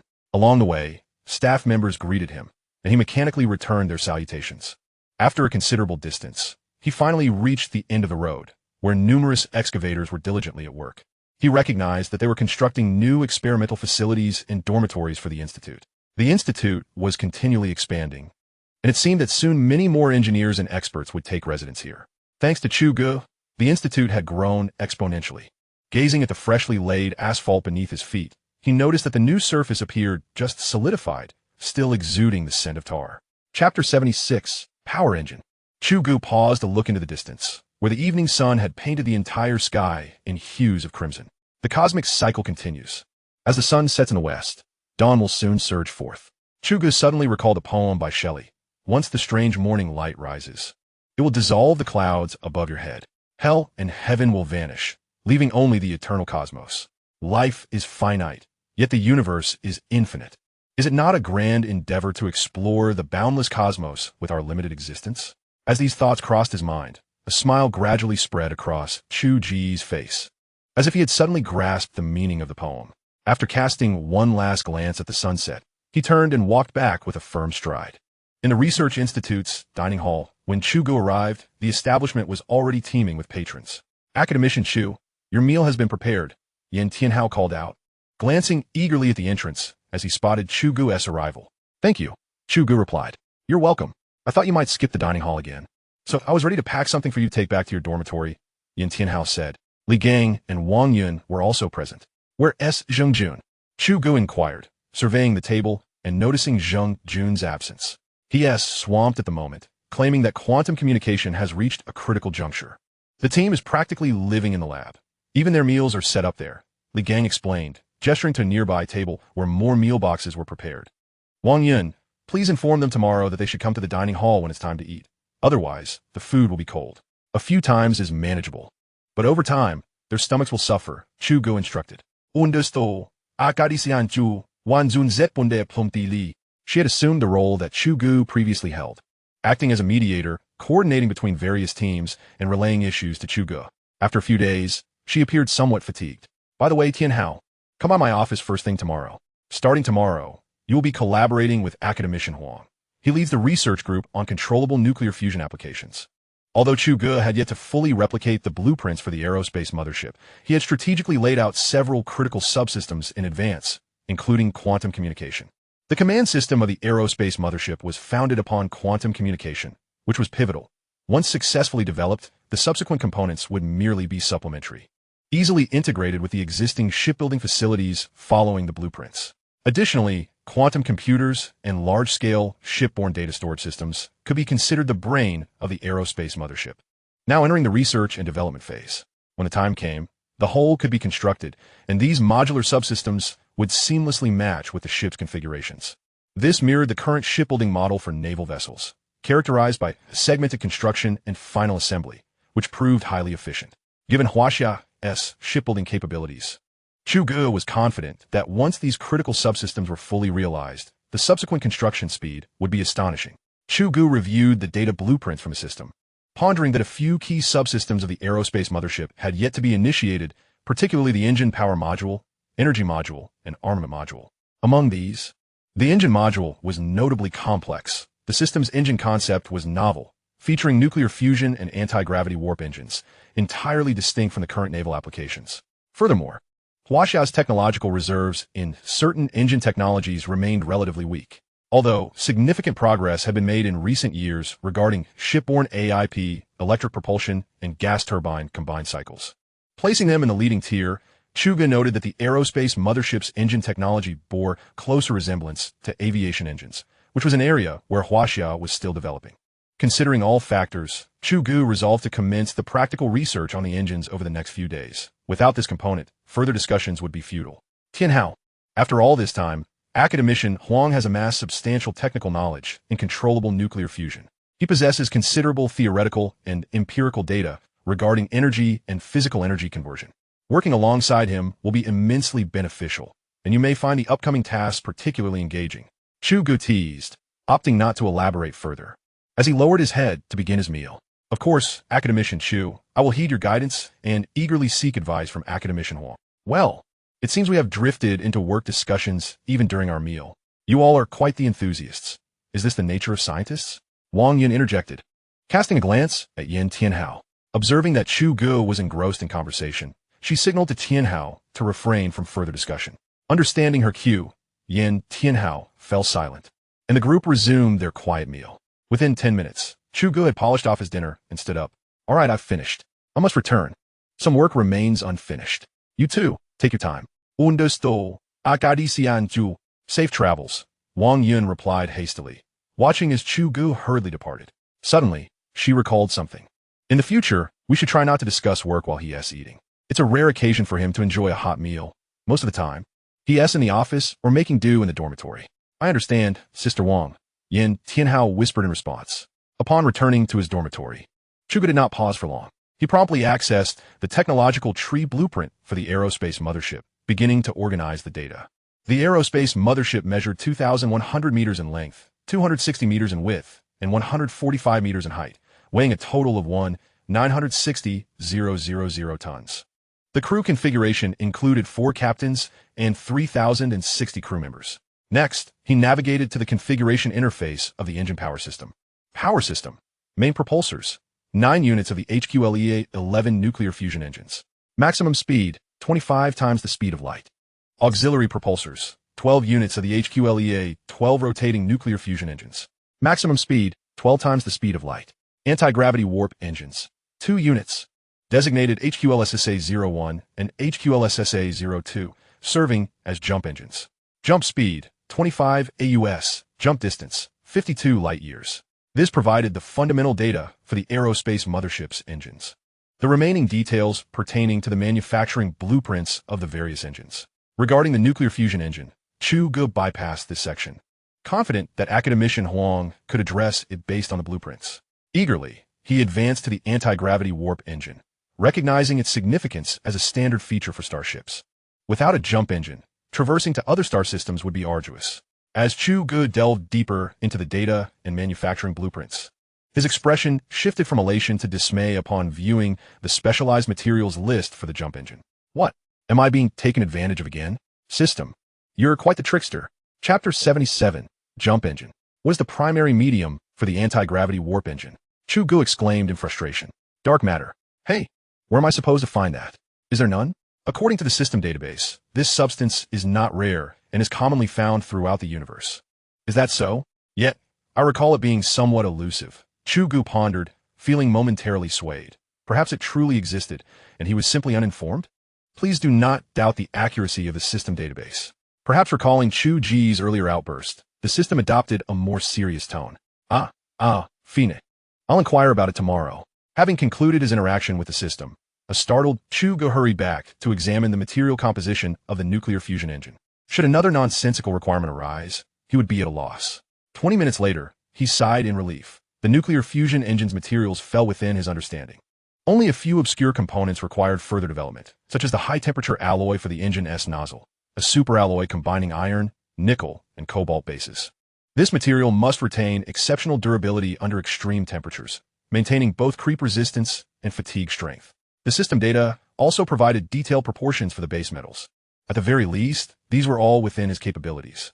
After meticulously verifying the material composition of all the propulsion systems and ensuring that nothing was overlooked, Chu Ge decided to retire for the night.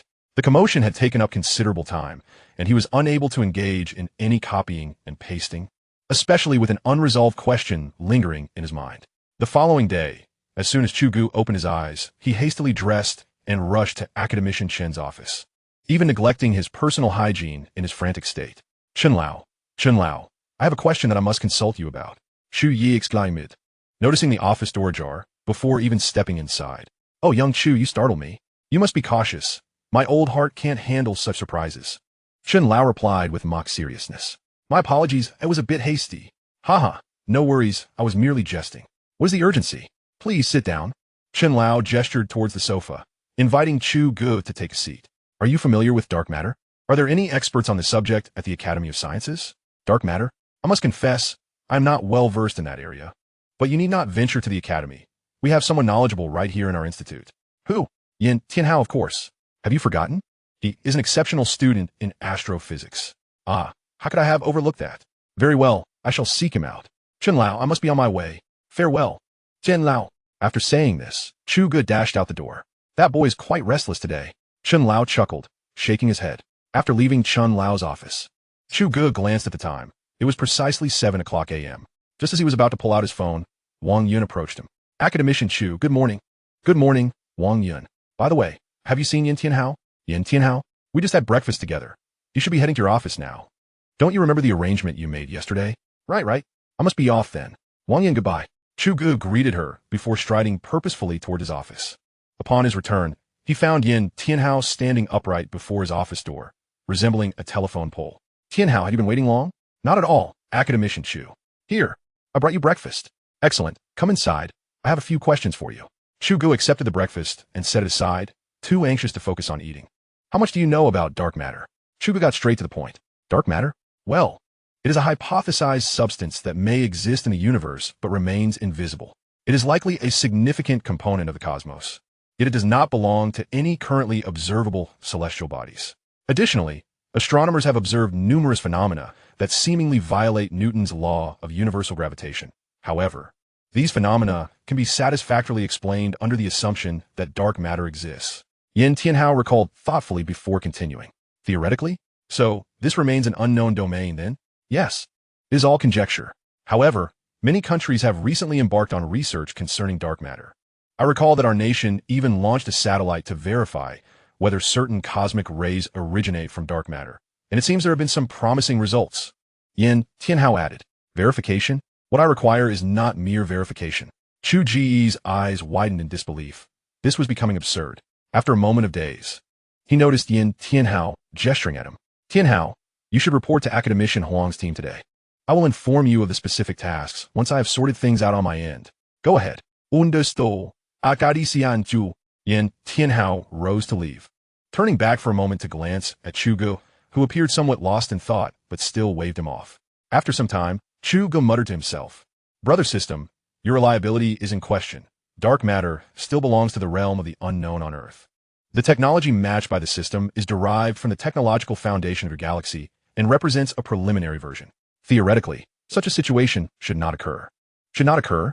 This isn't the first time for you. I suspect your circuits are scrambled. Oh, in your terms, it would be data disarray. Enough with the banter. Promptly provide me with the pricing for dark matter.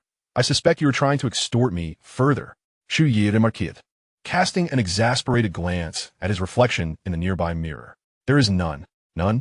Upon hearing the system's concise response, Chu Ge took half a minute to process the information. Thus, it is stated that such a situation theoretically should not occur. There must be a flaw somewhere. Your CPU seems to be malfunctioning. I believe you need a thorough formatting or a virus scan. Truly none? I am unfazed by high costs. Truly none. Half an hour later, Chu Ge was fatigued. He had assumed that the system was attempting to raise the price and was prepared for significant expenditure. However, after prolonged negotiations, they had locked eyes for 10 minutes, and the system remained adamant that there was nothing. It appeared there truly was none. It would be foolish not to seize an opportunity. Chu Ge concluded that the system was evidently more astute than he. After this tumultuous ordeal, he resigned himself to this harsh reality. However, he could not comprehend why the military-industrial system was not merely an ordinary computer program. Logically, data loss should not occur.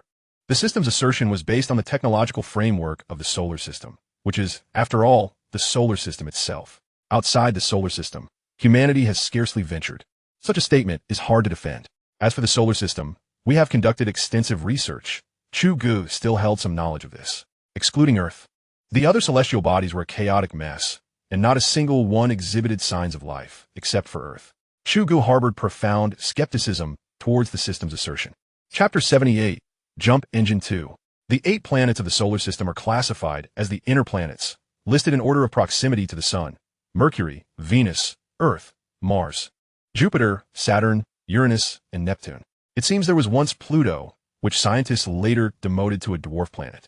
Taking Pluto as an example, its average distance from the Sun is 39,956 astronomical units, with sunlight taking approximately 56 hours to travel from the Sun to Pluto.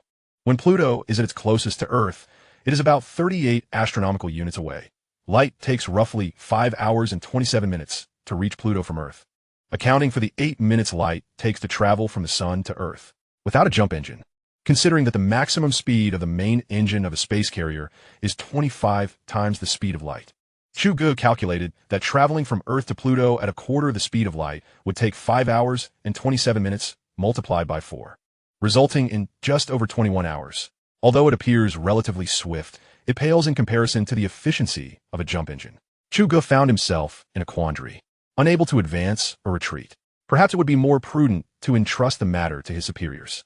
Resolute in his decision, Chu Ge quickly rose and headed back to Academician Chen's office. Chenlao, I have returned. Chu Ge plopped down onto the sofa, grabbing an apple from the fruit platter on the table and munching away. Ah, young Chu, please take your time. I assure you, my apples have done you no wrong. Chenlao Chu Ge, observing Chu Ge voda so appetit. Chenlao, there seems to be a complication with the space carrier. Achieving my desired state for the engine is proving quite difficult. Chu Ge paused, contemplating how best to articulate his current predicament. Please elaborate. Upon hearing about the space carrier, Chenlao's expression grew serious. The primary issue lies with the jump engine. It requires a crucial medium, dark matter, which we seemingly cannot resolve in the short term. Ah, no wonder you arrived so early to inquire about dark matter. And then, without the jump engine, our space carrier's maximum speed would only be around a quarter of the speed of light. This is a far cry from my original projections. A quarter of the speed of light? That's swift? Chuj was taken aback by Academician Chen's response, feeling somewhat perplexed. Haha, Lil Chu, one cannot expect to gain weight instantaneously. We must adopt a relative perspective when addressing certain issues, or perhaps reconsider them from alternative viewpoints. It appears you have made the right choice in visiting me today. However, The reality had indeed not aligned with his original intentions. Chu Ge even began to cast blame upon himself. Now, I wish to share some data with you. Do you know the speed of the fastest human-made spacecraft to date? I do not, Chu Ge admitted, having not closely followed this particular data. 73,000 meters per second. A probe launched by the United States in deep space. This is the maximum speed it can achieve once it escapes planetary gravity. That does not seem particularly fast. He remarked, well, you are aware of the speed of light, I presume? I am.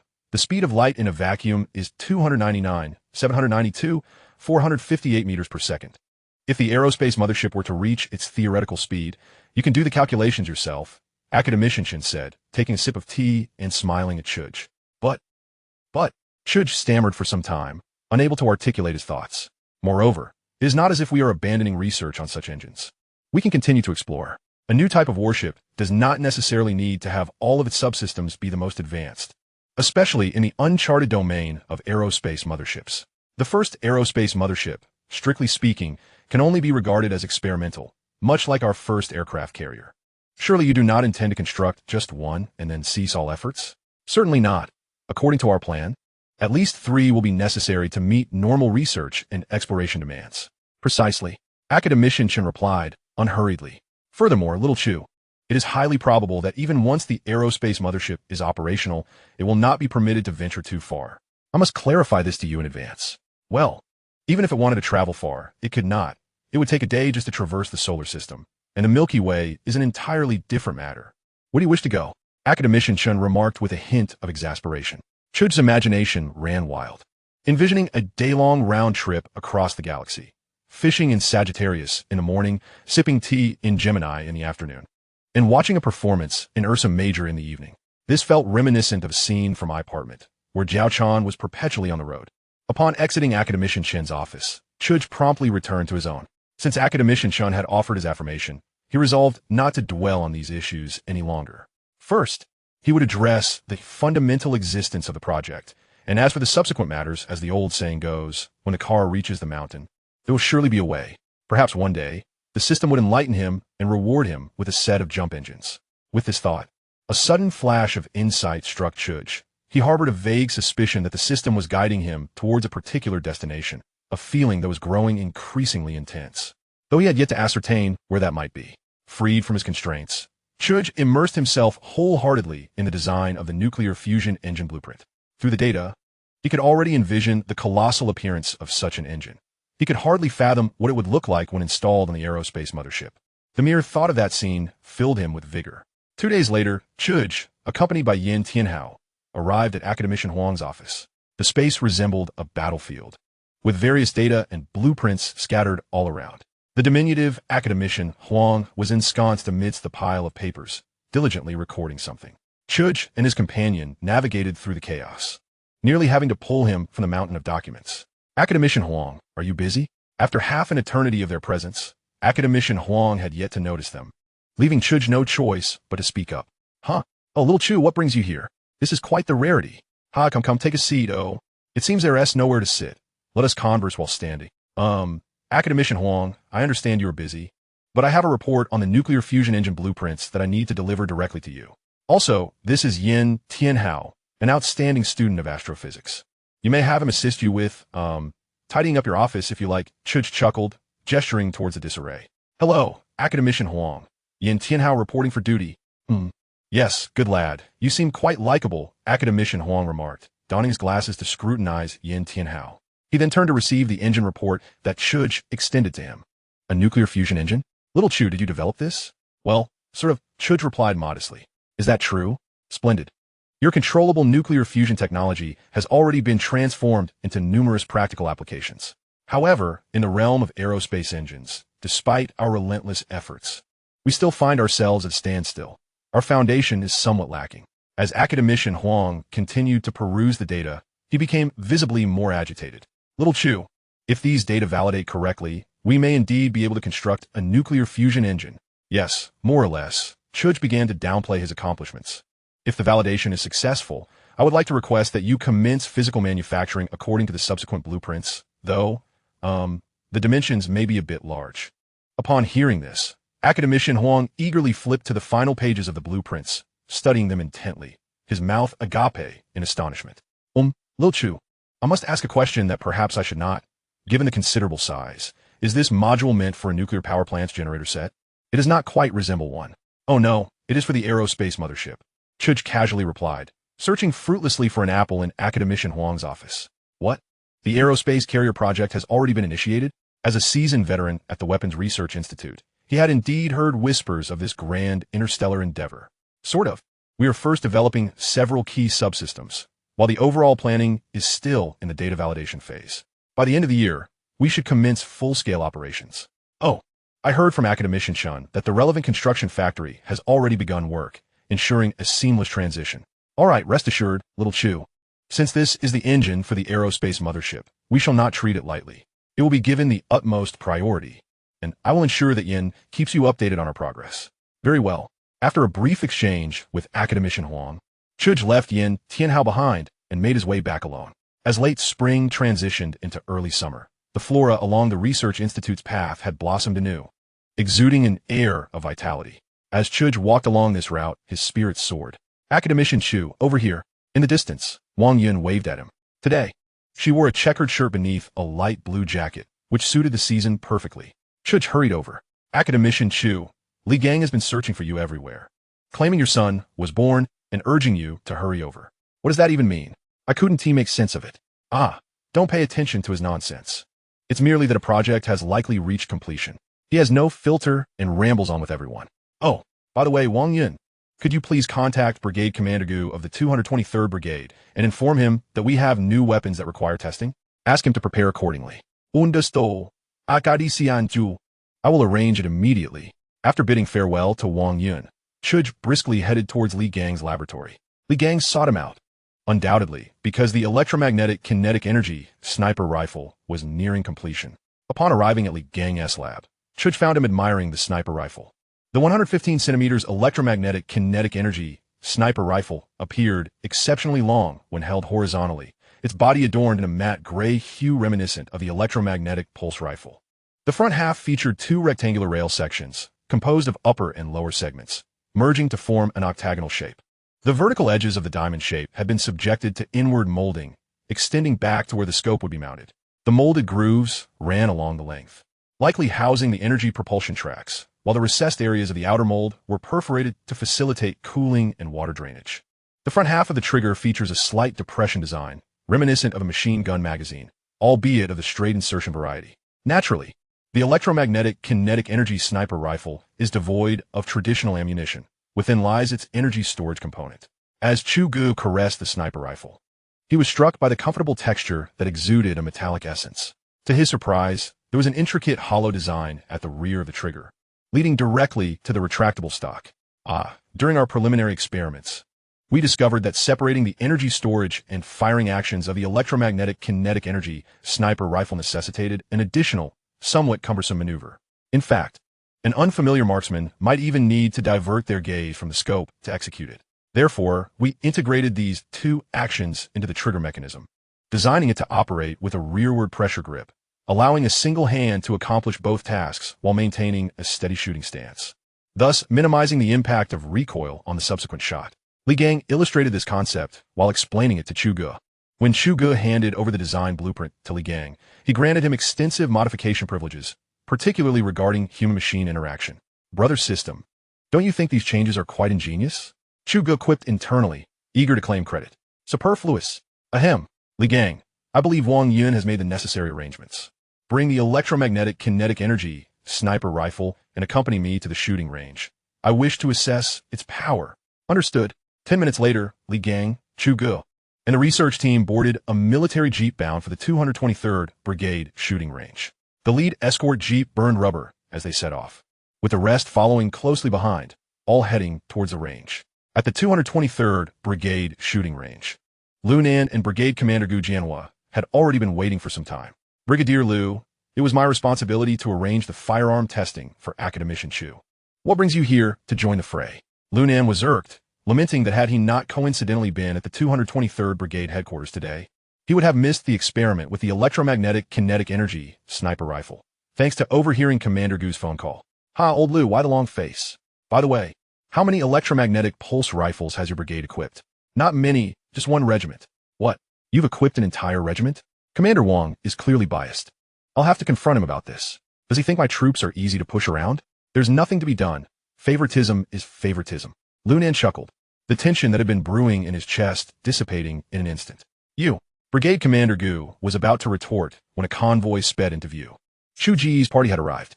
I'll settle this with you later, Gu shot back, hastening towards Chu Ge, who had become quite the coveted figure in their eyes. Brigade Commander Gu, greetings. Oh, Brigadier Liu, you're here as well. After disembarking, Chu Ge promptly greeted both brigade commanders. Haha, Academician Chu is here for the firearm testing. I had to come. Well then, I have a new sniper rifle. Come and witness its power. With both of you present, I could use your counsel. Certainly, Academician Chu. The group made their way towards the shooting range, and when Li Gang unveiled the electromagnetic kinetic energy sniper rifle, both brigade commanders' eyes widened in astonishment. This rifle looks incredibly formidable. Is it the barrel? Why is it square? And so thick? Indeed, quite peculiar, isn't it? The muzzle is also unusual. Not circular, but vertically rectangular. Chu Ge observed as Brigadier Liu grasped the rail slots with both hands, squinting down the rifle's barrel. They truly are two formidable warriors. He mused silently. Chapter 80. On the positioning of the electromagnetic kinetic energy sniper rifle 2. Academician Chu, what kind of rifle is this? Brigadier Liu finally finished aiming and turned back, excitedly inquiring. I'll provide a detailed introduction to the rifle shortly, but first, I must trouble Brigade Commander Gu to place a decommissioned armored target at the foot of that mountain over there, Chu Ge said, gesturing towards the shooting range's end. No problem, Brigade Commander Gu replied, moving aside to beckon a nearby guard and whispering instructions. The gang, what magnification does this scope have? Chu Ge suddenly asked, glancing at the elongated sight. Oh, it's 16x.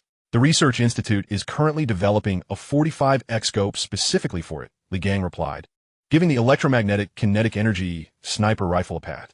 45x? What a joke. At 45x, you might see the target but not hit it. It's not just the scope, but the rifle and the marksman that matter. Brigadier Liu, overhearing, appeared skeptical. Not necessarily, Brigadier Liu, if memory serves. The longest confirmed sniper distance in the world is around 4,750 meters, right? Chu Ge remarked, observing the incredulity on Brigadier Liu's face as he spoke slowly. In theory, yes. But in practice, hitting a moving target at such a distance tests a sniper's steadiness and experience to an extreme, rendering it impractical. Therefore, the military currently favors scopes with 4-10x magnification.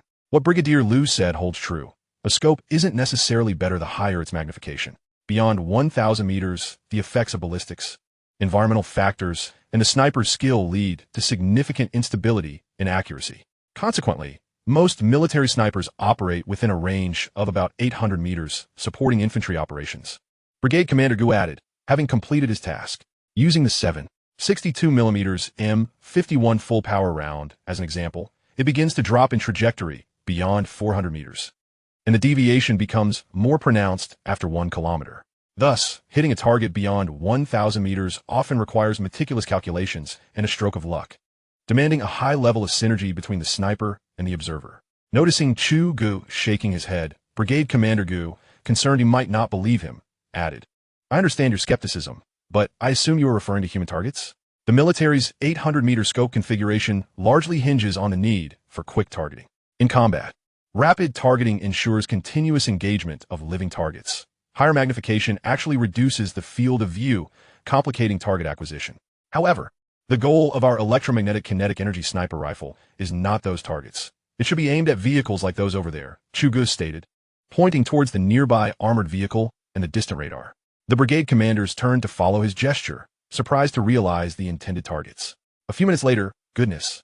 Academician Chu, is this an anti-material sniper rifle? If that's the case, it certainly resembles one, at least in size. More or less. Whether it qualifies as anti-material will only be determined after we conduct actual firing tests. Chu Ge decided to keep them in suspense for the moment. Knowing that both brigade commanders were rather obstinate, words held less persuasion than action. Glancing up, he noticed a truck unloading in the distance, seemingly an old tank. Brigade Commander Gu, how far is it from here to there? About 1,500 meters. Perfect. We'll conduct the test here. No need to move further. Li Gong. Brigade Commander Gu, please find a soldier to prepare and ensure safety. Yes, Academician Chu. All right. Chu Ge picked up the electromagnetic kinetic energy sniper rifle, feeling along the front of the barrel until he suddenly pulled, causing a pair of supports to pop out from underneath the rifle's bipod. Having meticulously organized the blueprint, he was intimately familiar with the gun's structure, prompting Brigadier Liu to rush over and take a closer look. Academician Chu, this design is quite ingenious. Had he not done this, I would have never realized the hidden intricacies within. With a chuckle, he remarked that it was merely aesthetically pleasing. Fundamentally, it was not a gun barrel, but rather two elongated rectangular steel beams joined together, providing ample storage space. As for a gun barrel, how could one possibly store it? It would remain exposed. After speaking, Chu Ge raised the gun and gently pulled the upper half of the trigger, then gazed at the firearm. Similar to an electromagnetic pulse rifle, the side of the sniper rifle bore a small display screen. One half showcased the high-energy battery's charge, while the other half featured an array of charging indicators. A multitude of indicators illuminated sequentially, accompanied by a beeping sound that gradually increased in pitch. As the beeping abruptly ceased, the final indicator lit up. This sound could be silenced during close combat, yet it served as an aid for snipers to ascertain the moment they could fire from a distance. Ah, Commander Liu replied, acknowledging the demonstration. I must say, dear system, your design is indeed superfluous. Chu Ge felt he had finally gained a point. All right, Academician Chu, we are ready. This is Wang Xuedong, our brigade's distinguished marksman. The sniper from the 223 Brigade's Special Operations Team. Wang Xuedong saluted Chu Ge. Wang was of modest stature, with a dark complexion and muscular build that evoked envy in Chu Ge. Beneath his thick brows were piercing eyes that immediately conveyed his prowess as a genuine elite marksman. Hello, Chu Ge said, handing the electromagnetic kinetic sniper rifle to him. I have already adjusted the gun for you. Simply pull the trigger located below. When aiming, there is no need to consider wind speed or humidity, and at this distance, ballistic trajectory is irrelevant. Do you understand? Yes. Good, proceed. Wang Xuedong grasped the sniper rifle, curiously scrutinizing it from top to bottom. After receiving a nod from Chu Ge, he cautiously touched the gun's body before swiftly raising it to the scope. Wang Xuedong, Chu Colonel is present. Mind your manners and quickly assume a prone shooting position. What are you trying to show off for? You're embarrassing me. Commander Gu bellowed from the side. Yes. Wang Xuedong appeared quite intimidated by Commander Gu and hurriedly went to the prepared shooting position. Haha, Commander Gu. I genuinely believe he looked rather impressive just now. This was Chu Ge's inner thought. If not for the protocol, he would have loved to take a shot himself. The rifle should possess a certain recoil, unlike the electromagnetic pulse rifle, but it shouldn't be significant. Once you're ready, fire. After inspecting the status of the electromagnetic kinetic sniper rifle, Li Gang addressed Wang Xuedong, who was already aimed. Just as Li Gang finished speaking, a flash of white light streaked past. Boom! A tremendous sound echoed from a distance, leaving everyone momentarily stunned. The noise was quite unnerving. How is it, Wang Xuedong? Chu Ge disregarded everything else and inquired about the sniper's experience. No issues. The recoil is even less than that of the 88 sniper rifle. This is exhilarating. Wang Xuedong exclaimed, standing up and gazing into the distance with excitement. Commander Gu rubbed his forehead. Chapter 81. On the positioning of the electromagnetic kinetic sniper rifle. Haha. Let's go have a look at that tank. Chu Ge said, striding towards the nearby jeep. A few minutes later, they disembarked, only to find no trace of the tank. Instead, a long trench lay before them, flanked by scattered parts. Chu Ge and the others followed the trench to the foot of the mountain, where the remnants of the tank were embedded deep within the earth, several meters deep. The surrounding soil, mingled with grass roots, still emitted wisps of white smoke. As if struck by lightning, the air bore no scent of gunpowder. Instead, it was reminiscent of a steel mill. Wang Xuedong ventured closer to the wreckage, touching the tank's remains, then recoiling sharply. Wow, it's still hot. How can one even tell it was a tank? It's just a massive hunk of metal. Remelted. What if this were to strike a person? Commander Liu murmured, gazing at the heap of debris. People? Whether we can find any remains is debatable. It does save us from having to clean the battlefield later. That was perhaps a bit inappropriate. Please don't take offense. This is a humanitarian annihilation, Commander Gu interjected, ignoring Commander Liu's comments. The firepower is adequate, but the short distance here prevents us from verifying its limits. Li Gang, please inform Academician Chun about today's events and assemble a specialized acceptance team.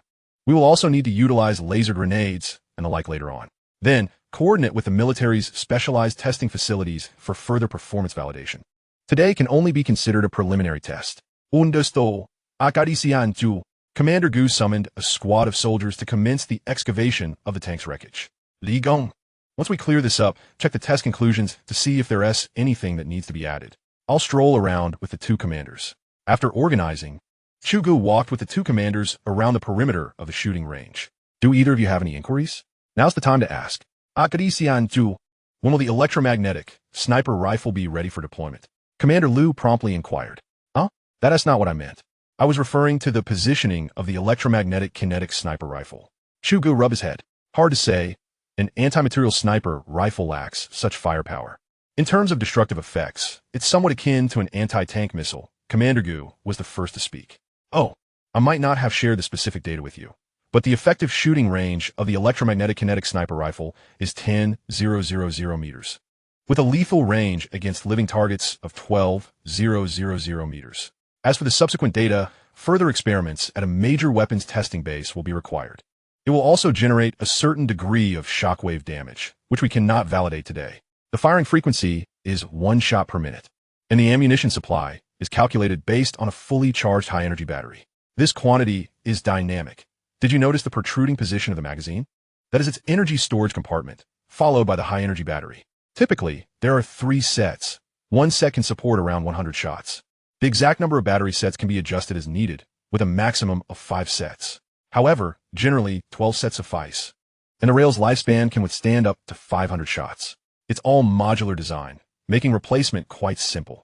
Our current materials can only achieve this level. Regarding the magnification of the scope, let the Research Institute develop it further. I feel this rifle cannot be measured by standard metrics. We need to integrate it into the troops to ascertain its suitability through your usage. Let us refrain from delving into specifics for now. Chu Ge finished speaking in one breath, then eagerly looked at the two commanders, hoping they, being seasoned firearms users, could provide some rational suggestions. I believe we can define it as a formidable fire support weapon. It can perform a multitude of tasks, from precision elimination of anti-tank missiles to targeting specific objectives with anti-material sniper capabilities. It could even fulfill some functions of a mortar, aside from its direct lethality. The shockwave you mentioned could be utilized against waves of assault infantry. Commander Liu reflected thoughtfully before speaking earnestly. Most importantly, I place significant value on its sustainability. With comparable firepower, the ammunition base for this weapon is terrifyingly minimal, which is of paramount importance on the battlefield. Take the Javelin as an example. Its missile weighs 118 kilograms, and a soldier can carry at most 4 rounds. By the way, Academician Chu, how much does this electromagnetic sniper rifle weigh? Commander Gu suddenly recalled something and quickly asked. Oh, I forgot to mention. The total weight of the electromagnetic kinetic sniper rifle is 81 kilograms, configured with 3 high-energy batteries. You see, this advantage is not negligible. Indeed, there is no basis for comparison. However, Old Gu makes a valid point, Commander Liu remarked, offering a compliment while subtly disparaging. Certainly, the feedback from the military will be entrusted to the two of you, while the report from the Research Institute will be submitted by us. No problem. The finalization should pose no issues. However, I am concerned that the cost of this firearm may be exorbitant.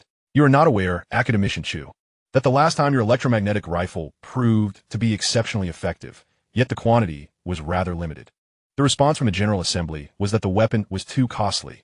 If it were to be outfitted for all personnel, nothing else would need to be replaced. Consequently, several commanders from my brigade have been incessantly quarreling with me over this firearm, which has become quite bothersome. Liu Nan is quite blunt and has made a complete sale to the General Assembly. All right, Liu Danan, you have managed to benefit while pretending to be modest. The only brigade in the entire army equipped with such rifles is your 224th Brigade. Aye.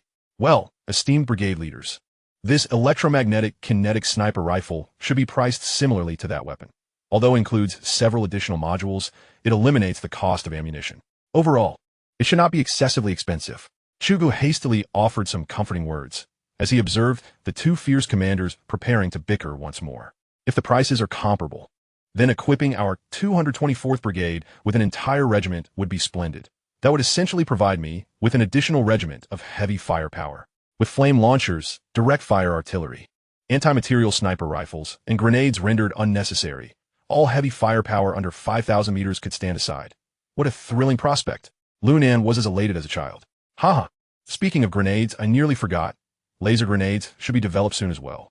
However, those cannot be tested here and must be conducted by professionals in specialized locations, which could be perilous. You two should keep an eye on that. I assure you it will be exhilarating. Chu Ge was unperturbed at the prospect of stoking Lu Brigade leader's enthusiasm further. Really? I say, Academician Chu, you are indeed a veritable treasure trove. I must make a trip to our commander now. With that, Lunan hurried off towards a nearby jeep, vanishing in a flash, leaving Chu Ge and Gu Jianhua in a state of bewilderment. This rascal has gone off without a shred of shame. Alas, they say that a child who cries will receive milk, and this adage is undeniably true. Gu Jianhua shook his head. He could never muster such audacity as Lunan, though he occasionally envied it. Academician Chu, now that we are here, would you care to visit the telescope base? What for? I would like to, but anyone wishing to enter now must obtain permission from above. I am no exception. Chu Ge glanced regretfully toward the telescope base. Huh? Well, it seems we're in the same boat. I was hoping to bask in your glow as well. Gu Jianhua, having said that, also turned his gaze toward the telescope base. He had visited once, yet despite its proximity, he had not returned since. Hearing about the foreign stealth drones engagements at the Guanglingta base in Q City only heightened his interest. It seems unlikely that he would have the opportunity to enter again anytime soon. Chapter 82, The Pathfinder's Operation. In the United States, Andrews Air Force Base. AC-130 Hercules transport plane gently descended, rolling off the runway as its massive rear cargo doors slowly lowered. John Wilson, William Miller, and a host of technicians awaited eagerly. This transport aircraft had journeyed from the distant Orient, carrying the remains of the stealth drone that had been shot down in Q City. After numerous twists and turns, it had finally been returned to this base. John Wilson and his colleagues stepped forward, ascending the plane's tail ramp. The stealth drone had been thoroughly disassembled, its components secured within specialized wooden crates.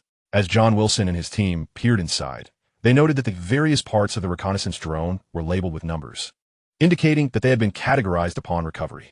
William, first unload these crates. Andrews Base has prepared an empty warehouse for you. Transport all the wreckage there, and I want you to ascertain the cause of the crash as swiftly as possible. Understood, boss. All right, William, do a good job. I will await your good news in my office.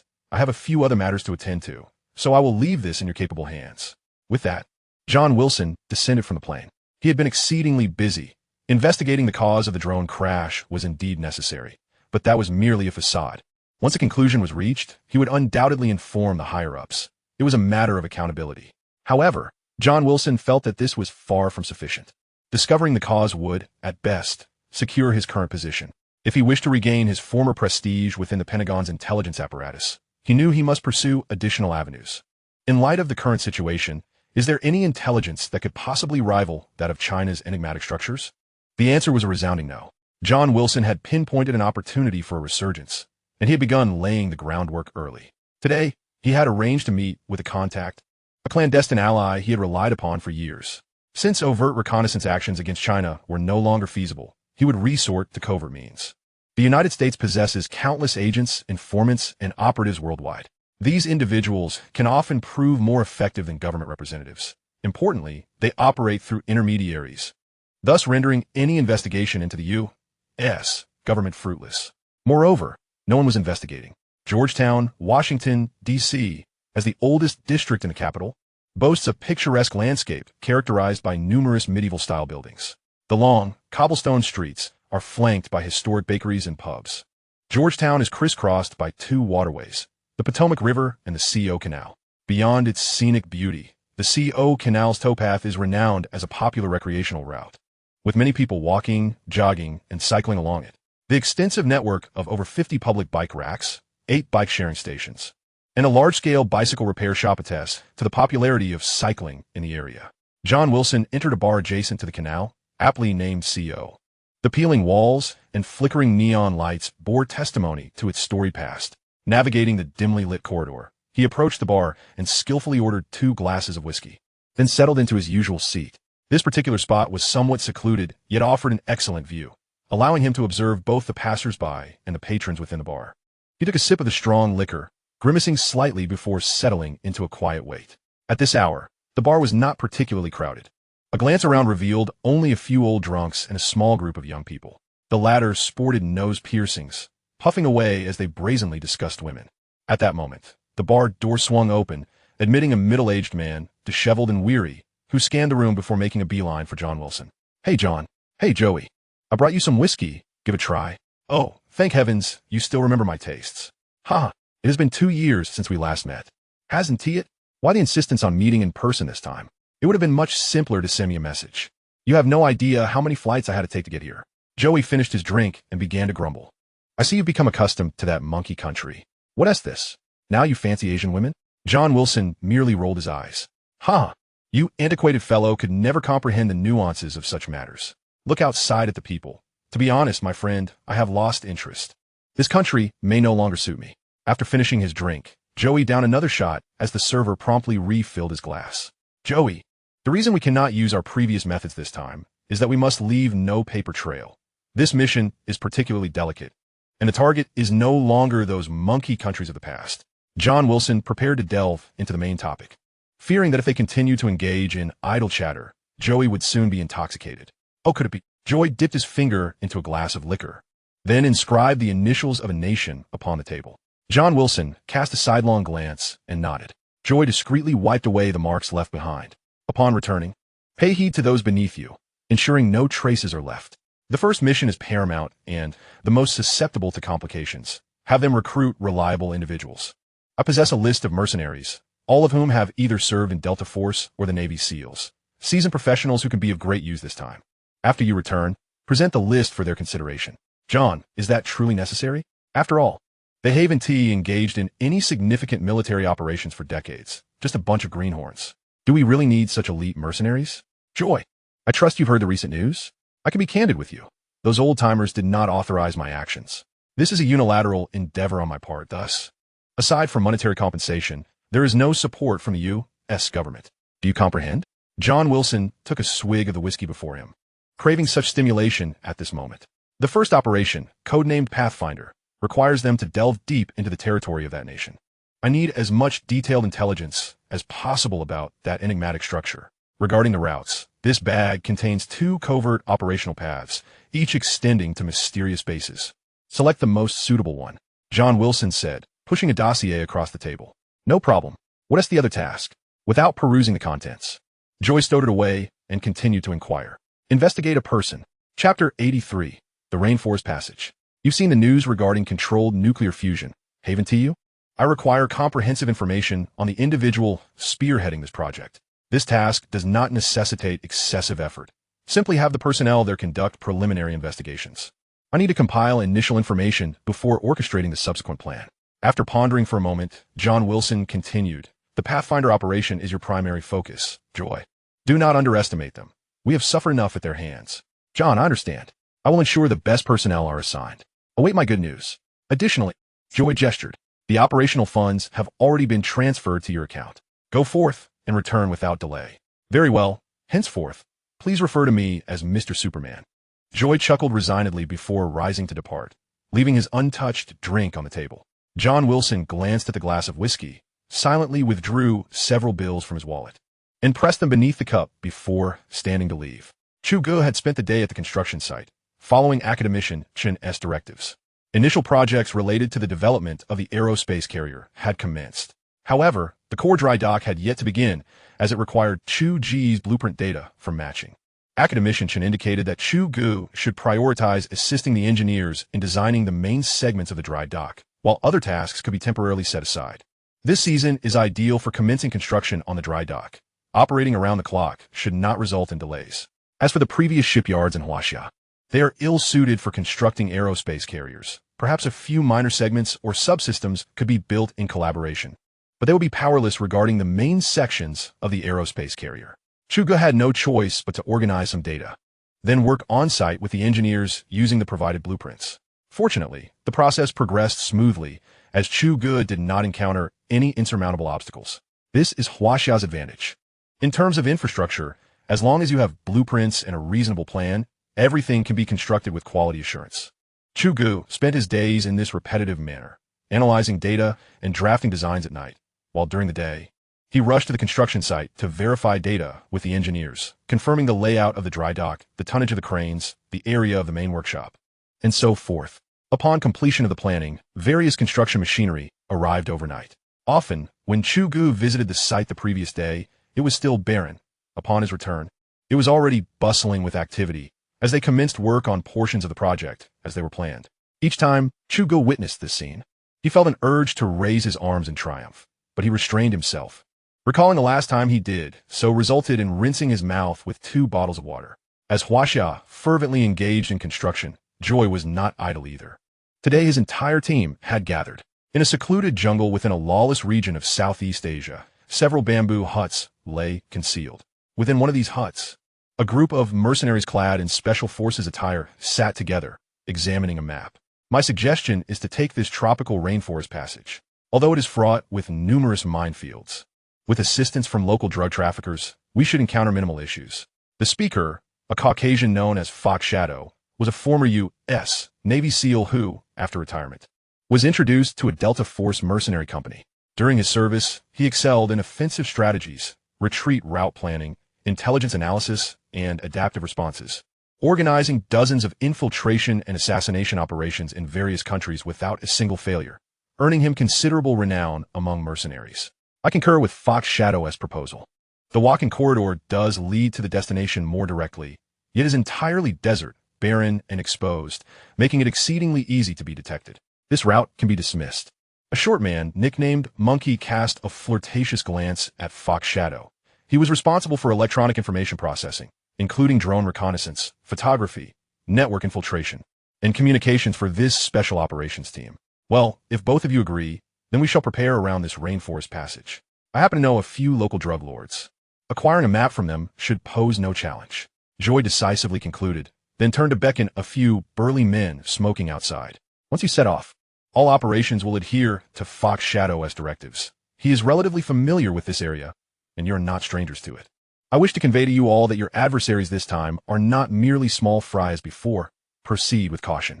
Upon entering Huaxia, do not act independently. There will be someone to assist you on the other side. As for your remuneration, I have already transferred it to your accounts in advance. I shall await your triumphant return here. Please check your equipment. I shall be back shortly. After Joy finished speaking, he picked up a black box from the table and exited. Huaxia, what does he mean by do not act independently? Are we merely to sneak in and sneak out? How dull. A robust man hefted his 48 Malawian Kwacha's Mod 0 machine gun, snapping a magazine into the feed of the weapon with ease before removing it again. The 1,000mm long machine gun appeared effortless in his hands. This burly giant, known as Black Bear, weighed 260 pounds and stood 185 centimeters tall, resembling a wall before Monkey. He was the Team S machine gunner and demolitions expert, having previously served in Delta Force, specializing in heavy fire support, demolition, and mine laying. Huaxia is unlike any nations we have operated in before. They possess a formidable state apparatus. If you do not wish for us to be pursued by thousands of special forces, it is best to remain compliant. Huaxia aligned himself more with Joy's perspective regarding this operation. Although he had not engaged with the Huaxia military, he had heard reports from fellow operatives about their encounters. That nation is not particularly friendly towards mercenaries like them. Monkey, go outside and drag down those 2 fellows from the tree. I feel they should be the ones called monkeys. We are not within Huaxia's borders, so there is no need for caution. Understood, boss. Monkey dashed outside, and after a raucous commotion, led 2 individuals into the hut. Both were clad in camouflage gear. The shorter man carried in 20 Malawian Kwacha's SSR sniper support rifle, while the taller man wielded an M24 sniper rifle. Upon entering, they tossed aside their camouflage attire and jumped up and down in excitement. The combination of these 2 firearms is the standard configuration for American special operations, typically operated by a duo, 1 primary sniper and 1 supporting observer. Hey, Huaxia. My apologies. It's a professional habit of mine to feel uneasy in such, spacious surroundings. Acknowledging your preferences, I called you down merely to inform you that we have decided to take the jungle route. We shall set off shortly, but first, ensure your stomachs are full. Once we enter, there will be no opportunity for you to enjoy hot meals. Understood. You know those matters do not concern us.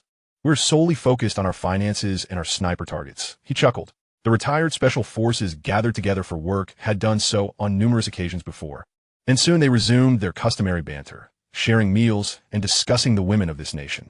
Chapter 84, Proceeding as Planned. Huaxia and his companions were still joking in the bamboo hut when the sound of a vehicle approached from outside.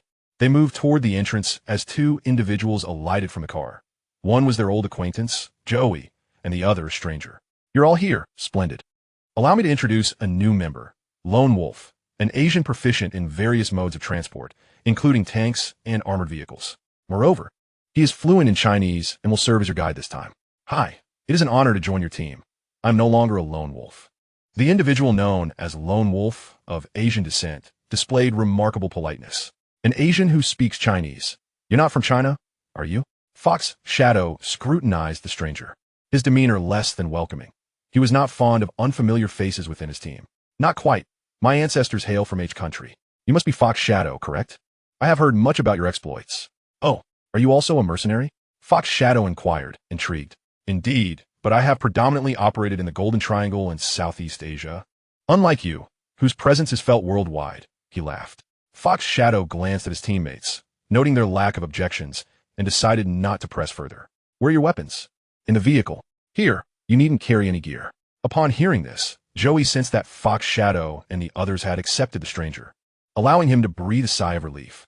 All right, everyone, I've already briefed Lone Wolf on the operation plan during our journey here. He will be responsible for your extraction and, if necessary, provide cover and translation. If there are no issues, we can depart. Fox Shadow, here's the map of the minefield. Be cautious. If circumstances change, you know what to do. Rest assured, boss. All right, brothers, check your gear. We depart in 10 minutes. After saying this, Fox Shadow picked up several magazines from the table and secured them in his weapon belt, weighing them thoughtfully before grabbing nearby ammunition to begin loading the empty magazines. The rhythmic click, click resonated in the air. Boss, you seem particularly cautious about this operation. Black Bear remarked, casting a glance at Fox Shadow's actions, looking somewhat puzzled. In China, we have an old saying, caution ensures a long voyage. Better safe than sorry, replied the Asian known as Fox Wolf, rifling through the night vision goggles on the table and feeling the weight of the olive green M24 sniper rifle. The group fell silent, each attending to their own equipment. Soon, the entire room buzzed with activity as various firearms, grenades, and explosives were spread out on the table for redistribution. 10 minutes later, Fox Shadow and his team of 6 exited the bamboo hut and climbed into a military jeep. The vehicle was spacious, providing ample room. This vehicle could navigate the area without hindrance. Fox Wolf knew the way, but from here, the journey through the jungle would rely on their own legs. Now that we are here, you can rest and contact the people over there. Joey indicated a marked location on the map while speaking to Fox Shadow in the passenger seat. Fox Shadow nodded and extended his hand. The two shook firmly, and Joey slapped the side of the vehicle, which roared to life and jolted forward into the distance. Joey lingered a moment, contemplating silently. If all went well, news should arrive within 3 days. Chu Ge did not return to the construction site today. The main framework of the dock had been erected, and most of the intricate issues requiring discussion with the engineers had been resolved. The remaining details merely required him to produce data blueprints, leaving the rest to them for refinement. He was relieved not to have to endure the grueling labor again, as his appetite had significantly declined of late. At this moment, he was seated in his office, continuing the data organization for the aerospace carrier when the phone on his desk rang. Bowing his head, he fumbled to answer it. Little Chu, are you at the Research Institute? If so, please come to my office, spoke Academician Chen kindly over the line. All right, Chen Laosher, I will be there shortly. Chu Ge hung up, saved his work, and hurried to Academician Chen's office. Downstairs, the patrolling guards saluted as he passed. After returning the gesture, he noticed a considerable increase in the number of guards surrounding him compared to before. Chu Ge's office had been relocated to a new, central position within the Research Institute, originally intended for the storage of classified documents, a place that had always been heavily guarded. Now, it was essentially his exclusive domain. In recent days, he had not encountered anyone. Previously, Yin Tianhao and others occasionally brought him supplies or meals, but they seemed to have vanished, possibly turned away by the guards. Academician Shun had explained to Chu Ge that the aerospace carrier project was vast, involving an overwhelming amount of data and sensitive documents over an extended timeline. Therefore, aside from those specifically tasked with safeguarding these materials and the guards, it was best for others to refrain from visiting him. Consequently, Chu Ge found himself in a solitary position. He chose to cooperate and even moved his dormitory closer, effectively reducing his commute from 3 points to 2, which was ideal. Upon reaching Academician Chen's office, he found the elder engrossed in study. Chu Ge knocked lightly before entering. Chen Laosher, I'm here. What did you need to discuss? Oh, little Chu, please sit down. A few days ago, you requested that I have the Biological Research Institute develop some new items for you. They have begun arriving today. Take a look and see if there are any issues. Academician Chan said, gesturing toward a metallic box on the adjacent table. Chu Ge approached and opened one of the boxes, revealing a delicate transparent vial containing a small amount of white powdered substance. The vial was surrounded by soft padding, indicating the meticulous care of the Biological Research Institute staff. These are the components of the genetic serum. Everything seems fine. I will experiment with it later. Chen Lao, sure. Could you arrange for someone to help deliver these to my office? There's a basic laboratory beneath my office, Chu Ge replied, carefully lifting the vial and sniffing it. Detecting nodor. Very well, little Chu. Is this substance dangerous for experimentation? You should seek professional assistance if necessary, Academician Chen inquired, observing Chu Ge's cautious demeanor. Oh. No, these substances are not hazardous. Rest assured, Chu Ge quickly reassured him. What he referred to as an experiment was merely combining the components according to the ratios provided by the system, though it did feel somewhat mysterious. Academician Chen, seeing Chu Ge's confidence, felt reassured as well. They conversed for a while longer before Chu Ge took his leave. He needed to return promptly to prepare the genetic serum, eager for the prospect of launching it that very day, which genuinely excited him. Chapter 85. Administering the serum. As Chu Ge stepped into his office, several guards followed closely behind, bringing in the boxes. Without hesitation, Chu Ge swiftly opened all the boxes, gathering the vials and jars together to carefully identify their component categories. Once organized, he began mixing the ingredients according to the ratios given by the system. The process was straightforward, and before long, a vial of pale blue serum materialized before him. Chu Ge gazed intently at the azure liquid within the test tube, witnessing the powders swiftly dissolve into the concoction, rendering it utterly clear of any impurities. System brother, I recall you mentioning that after injecting this substance, one must sleep for 24 hours, correct? It cannot be interrupted? What would happen if it were? It would be akin to those dramas on television where one becomes possessed, would it? What does it mean to be possessed? If interrupted, it's of no consequence. Simply start over. First, activate the reward mechanism. Upon hearing this, Chu Ge shook his head in disbelief. Huh? You call it a reward? I've never heard of rewards that come with penalties. I spent half a day pondering this, and you're trying to bamboozle me. Disregarding the system brother, Chu Ge set the potion aside and rummaged through a box until he finally unearthed a syringe. This syringe was metallic, unlike the commonplace plastic ones found in stores. As he scrutinized the needle, a chill ran down his spine, and he felt an overwhelming sense of unease. Is this truly intended for a human injection? It resembles the syringes used for pigs back in my hometown. Those veterinary syringes are also metallic. Chu Ge chuckled at the absurdity of it all, contemplating a phone call to request a finer needle. Ultimately, his rationality quelled his impulsive desire. After all, it was merely a bit thicker, wasn't it? He gestured again towards the needle, but the more he did so, the more his resolve wavered. Glancing at the time, he decided to head to the cafeteria. Eating was of paramount importance. As Chu Ge shuffled through his meal, thoughts of the needle still occupied his mind. Academician Chu Ge, we seem unable to access your new office. Each time we attempt to visit, the guards prevent our entry. No matter how we plead, they remain steadfast. Yan Tianhao remarked while eating, with Zheng Jun nodding in agreement. Indeed, I only just learned of this. It was arranged by old Chun. You needn't bring me meals anymore. I'll strive to eat in the cafeteria and catch up with you all. If there are urgent matters, please call my office. He then turned to Zheng Jun. How was the quantum project progressing? Chu Ge, still preoccupied with thoughts of a needle, finally noticed Zheng Jun's presence. Feeling it had been ages since he last saw this bright student. Quantum communication is essentially problem-free now. Your solution acted like a master key, resolving all issues effortlessly.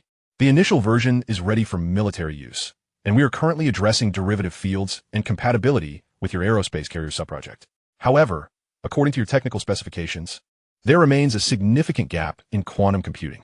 We have established a cooperative team to replicate some of the quantum communication experiences onto the quantum computer, which should yield results. Zheng Jun succinctly summarized the progress and current challenges of the two projects. Chu Ge nodded in satisfaction. Well done. It's good to see adaptability. Xing Yun, you made considerable progress. You all must learn from him. I will be quite occupied with matters on my end, and you will need to resolve the issues within your respective teams unless there are insurmountable technical hurdles. Yes, Academician Chu Ge, he replied. Chu Ge finished speaking and prepared to clear his plate quickly, intending to return and give himself the injection. By the way, Academician Chu Ge, I'm nearly ready with the individual weapon system. What about the larger items you mentioned?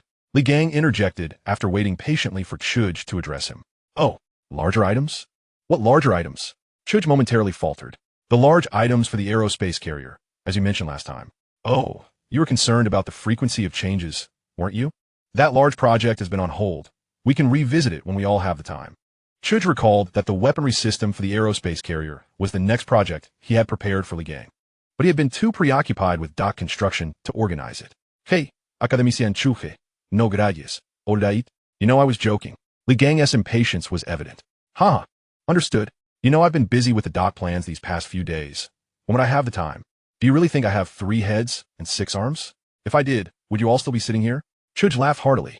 Li Gong, I may still be pressed for time over the next few days. Focus on completing your current projects. I won't leave you idle. Li Gang readily agreed. And after finishing his meal, Chu Ge bid farewell to them and departed, feeling invigorated, or rather, emboldened. Strolling back to his office at a leisurely pace, the guard saluted him. Just as Chu Ge was about to ascend the stairs, he suddenly turned back. Captain Gong, what brings you here? Indeed, Captain Gong was among the guards. A fact Chu Ge had initially overlooked. Academician Chu Ge, with an increased number of guards, our secret service can also rotate. It's rather suffocating to be hiding in the shadows all the time, isn't it? Ha! Ha! Captain Gong, it's rare to see you smile like this. After all this time, I almost thought you were a robot. Academician Chu Ge, you're teasing me again. Please, go ahead and attend to your work. You can trust that our people are nearby for safety. Speaking of which, I suddenly remembered something, Captain Gong. Starting now, no one is permitted to disturb me for the next 24 hours.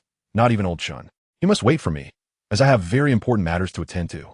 Can you ensure this task is completed? Chu Ge seldom spoke to those around him in such a manner. Today, he had no choice.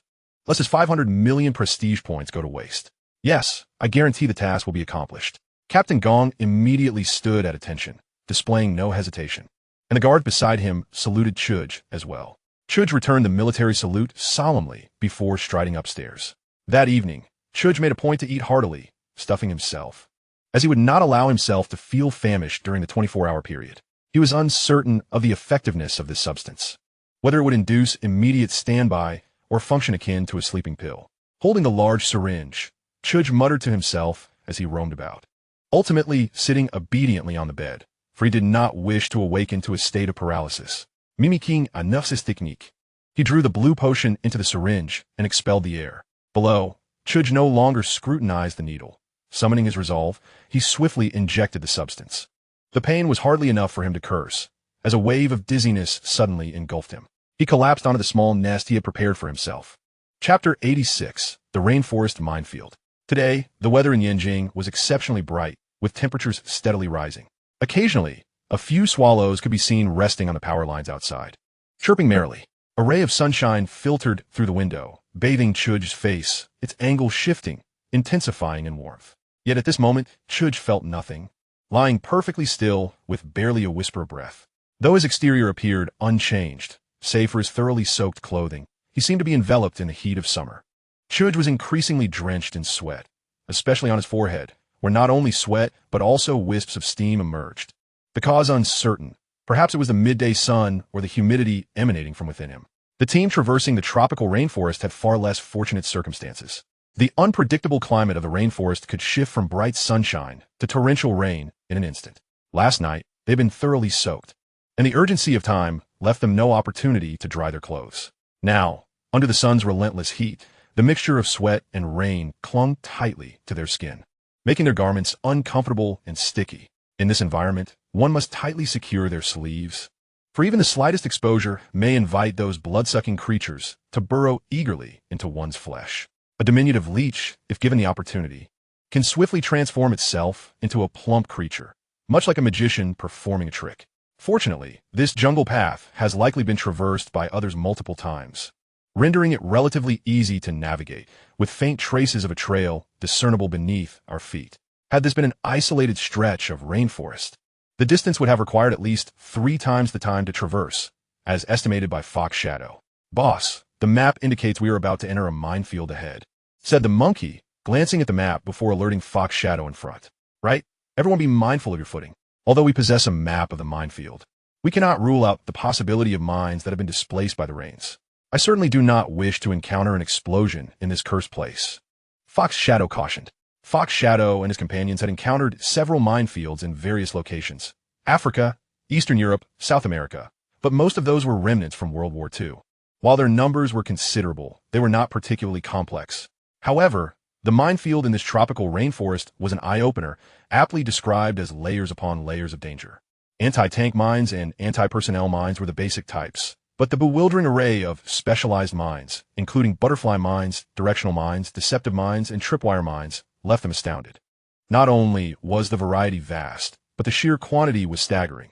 Fox Shadow suspected that a significant portion had not been manually placed, but rather dispersed from aircraft, as they lay exposed rather than buried. As they progressed, they discovered that many mines near the perimeter of the minefield had already been detonated, with skeletal remains scattered about, whether human or animal, remaining a mystery. Black Bear, as per usual, you lead the way. Stay alert. Our lives depend on your vigilance, Fox Shadow instructed, gesturing for Black Bear to move ahead. Despite his rugged appearance, Black Bear was arguably the most meticulous member of the team in such tasks. Black Bear moved with a variable pace, and the others followed his lead, maintaining a steady but cautious speed. After more than 30 minutes, the time had reached around 2 or 3 in the afternoon, marking the most stifling moment of the day in the tropical rainforest. The mercenaries needed to pause occasionally to replenish their electrolytes. Marching in such an environment tested human endurance, and gradually, the distance between them began to widen. Suddenly, Black Bear halted, raising his right hand, prompting the others to stop and remain vigilant, fingers instinctively curling around triggers. Black Bear, is there a situation? Fox Shadow inquired, observing the surroundings from a short distance behind. Captain, I fear your earlier words may soon come to fruition, Black Bear replied, gesturing forward. What do you mean? Fox Shadow inquired, drawing closer. The heavy rain yesterday has washed away a section of the path, altering the mine distribution in this area. Look, Black Bear pointed ahead, revealing several anti-personnel mines exposed and precariously balanced atop rocks, with clear indications of being eroded by floodwaters. What should we do? Is there time to clear the mines? Fox Shadow asked, peering at the situation. Alone, I cannot clear this density in a timely manner. However, we are still some distance from the border, so we might consider detonation, Black Bear concluded, studying the map and nodding affirmatively at Fox Shadow. I believe that it's feasible. Quickly clear a passage. I will inform the others, Fox Shadow instructed, turning to head back. Black Bear removed his backpack, retrieving a bundle of fuses, and after assessing the situation, he moved cautiously to the exposed mines to begin his meticulous setup. After several minutes, Black Bear retreated to a safe distance along the fuse, glancing back at Fox Shadow and signaling. Upon receiving the signal, he yanked the fuse, igniting it with a hissing sound that rapidly traveled forward, instinctively covering his ears. He dropped to the ground. In an instant, a cacophony of explosions erupted, followed by a series of detonations. After several blasts, the team finally lifted their heads, greeted by swirling white smoke and the acrid scent of gunpowder. The anti-personnel mines had detonated a small cluster of surrounding mines, leading to the consecutive explosions. The debris from the detonated mines fell around Black Bear and the others for some time. Once the rain of debris ceased, Fox Shadow and his team navigated toward the explosion site, where a deep crater had formed. The power of a single anti-personnel mine was relatively limited, especially compared to that of an anti-tank mine. If multiple mines had detonated simultaneously, the outcome would have been drastically different. After examining the area for any issues, Black Bear nodded at Fox Shadow. All right, let us press on. After we navigate this minefield, we will take a moment to regroup. Everyone, hold on a little longer, Fox Shadow encouraged, and the group nodded in agreement, continuing their journey. They cautiously crossed the area recently detonated, aware that some unexploded mines still lay haphazardly about, likely due to the passage of time. Chapter 87. Chu Ge awakens as time slowly crept to 6 o'clock p.m. Chu Ge's fingers twitched slightly, and he gradually opened his eyes. Where am I? Am I not awake yet? Chu Ge found himself amidst ruins, surrounded by desolation, with nearby dilapidated buildings overtaken by vegetation. He attempted to discern the inscriptions on the structures, but the letters remained blurry and indistinct. Just as he was about to rub his eyes for clarity, the sky above suddenly burst open, revealing a vast void that expanded rapidly. A vortex began to form within the gaping hole, spinning faster and faster. The air around Chu Ge seemed to be siphoned away, and gradually, everything around him began to gravitate toward the ever-enlarging void. Instinctively, he wanted to flee, yet despite exerting all his strength, his legs remained unyielding. Chu Ge felt himself slowly lifting off the ground, drawn toward the swirling abyss. Is this a black hole? How could a black hole appear here? Chu Ge had no time to ponder further. He realized he was accelerating, the rushing air forcing him to squint his eyes. Through the narrow gaps, he beheld the inky darkness of the void's center, encircled by flickering arcs of electricity.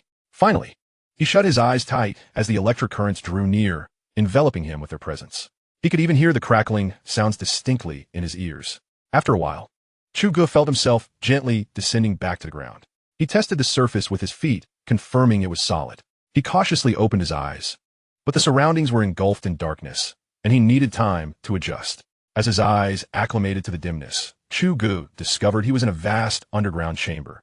Though the boundaries of the hall remained obscured, the air was thick and murky. He took a breath, relieved to find no unusual odor. Suddenly, a crackling noise erupted behind him, prompting him to whirl around. Sparks cascaded from above, and as he beheld the scene, he began to retreat slowly. Is this an interstellar spaceship? A colossal wreckage loomed before Chu Ge, emanating a powerful blue light from its center.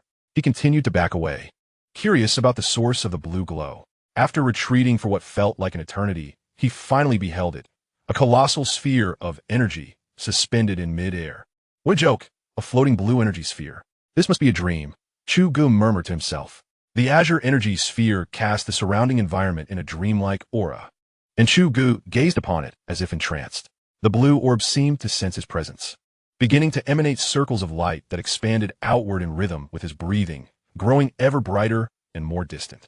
Chu Ge's breath quickened, and astonishingly, the rhythm of the light pulsated in tandem with him, sending waves of blue energy cascading outward until, at a great distance, they converged and intensified, illuminating the entire hall from afar.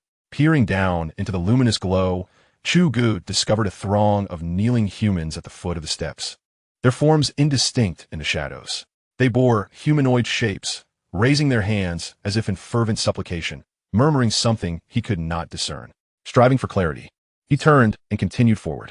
It seemed effective. Their features sharpened in his vision, and their voices grew louder. The kneeling figures donned identical garments, their hands still raised skyward. Yet the fervor of their voices appeared to escalate. He could now faintly perceive their humanity, but their origins eluded him. Were they of Asian descent? Caucasian? Black? None seemed quite right, leaving Chu Ge bewildered. Just as he contemplated advancing further, his foot unexpectedly slipped upon something, sending him tumbling backward. In a hurried reaction, he cast a glance at the assembly before shutting his eyes. This fall was most inopportune. In an instant, he opened his eyes to find himself enveloped in darkness once more. Not again, Chu Ge thought, on the verge of cursing aloud when, through the haze, he glimpsed a light akin to a lamp, accompanied by the distant sound of a clock chiming. He propped himself up, bewilderedly surveying his surroundings. The familiar sensation gradually crystallized. It was his dormitory. Rising unsteadily, he groped toward the wall, and with a click, the light illuminated the entire room, albeit harshly, making him squint. After a few moments, he cautiously opened his eyes. I'm fully revived, Chu Ge exclaimed, surveying his surroundings once more. Indeed, it was his dormitory, and he leaped with joy. Hey, system brother, are you awake? Let out if you've got it, came the retort. Chu Ge felt a wave of relief wash over him. What time is it? Why ask me? Haha, just verifying you're still the same pedant. By the way, I think I had a dream just now. Did you dream? No. How could you assume this system would indulge in such trivialities? I'm not really, just curious. Chu Ge wished to engage in more banter with his system companion, for absence truly makes the heart grow fonder. However, a sudden sour scent wafted into his nostrils, prompting him to look down. Oh no, this has gone bad. Without a second thought, he dashed into the bathroom, regardless of the cold water, turning on the shower to scrub himself clean. La la la, iluba shuaring. On his leg, a scab that had formed began to wash away, merging with the water and disappearing down the drain. After 5 minutes of scrubbing, he emerged, not due to his speed, but because his stomach began to rumble ominously. It dawned on him that he hadn't eaten in over 24 hours, so he hastily rinsed off. Dressed, he descended the stairs, where the guard stood at attention. Hey, Captain Gong, you're still here. Indeed, Academician Chu. Have you eaten today? If you had delayed any longer, we would have had to come and fetch you. I went up around noon and vaguely heard you sleeping, so I came back down. Oh, really? I must have been napping. A wave of embarrassment washed over him. It was more than a nap. It had been a full day and night of slumber. By the way, did anyone come looking for me? No. All right. I'll head to eat now. Yes, Academician Chu. Chu Ge scurried away, feeling as though the narrative had diverged from his expectations. Along the way, he tested his body, taking a deep breath and noticing an increase in lung capacity, though he felt otherwise unchanged. Was this genetic modification merely a lonely endeavor? He shook his head. As he entered the dining hall of the research institute, the kitchen staff was busy cleaning. Master Lu, is there any food left? I've arrived late, Chu Ge said, scratching his head sheepishly. Lu Master set aside his cloth, initially prepared to reprimand him. However, upon recognizing Chu Ge, his expression softened, albeit he maintained a stern demeanor. Academician Chu, you haven't eaten all day, have you? Today, I'll play the Elder card. This isn't how one should eat. It can ruin your health. If your health declines, how can you contribute to the nation? This is the last time, mind you. Sit tight, I'll be right back. After a brief scolding, Lu Master flashed a warm smile before heading to the kitchen. Chu Ge understood Lu Master's good intentions, nodding appreciatively as he chose a seat. Waiting for Lu Master while reflecting on his earlier dream. Many elements remained hazy, yet certain details were vividly clear. He hadn't watched any similar sci-fi films recently. How could he have dreamt such a peculiar vision? He bypassed the earlier scenes and focused on recalling additional aspects. How strange, he thought. He could even vividly remember the proportions of the wreckage of the spacecraft, judging by the massive engine remnants on the ground. This dream vessel exceeded the dimensions of the aerospace carrier he intended to build by a significant margin. As for those people, for now, he would refer to them as humans. They bore an uncanny resemblance to humanity, with blue eyes and fair skin, traits typical of Western genes. Yet their facial structure exuded a more Asian-like quality. Most crucially, Chu Ge's eyes widened as he recalled the final scene in his dream. Although he hadn't distinctly seen any individual features, he vividly remembered their striking characteristics. Their hair appeared to be uniformly white, but not the kind associated with age. It seemed more like a trait or a genetic inheritance. Where are these people from? Was there a human race like this on Earth?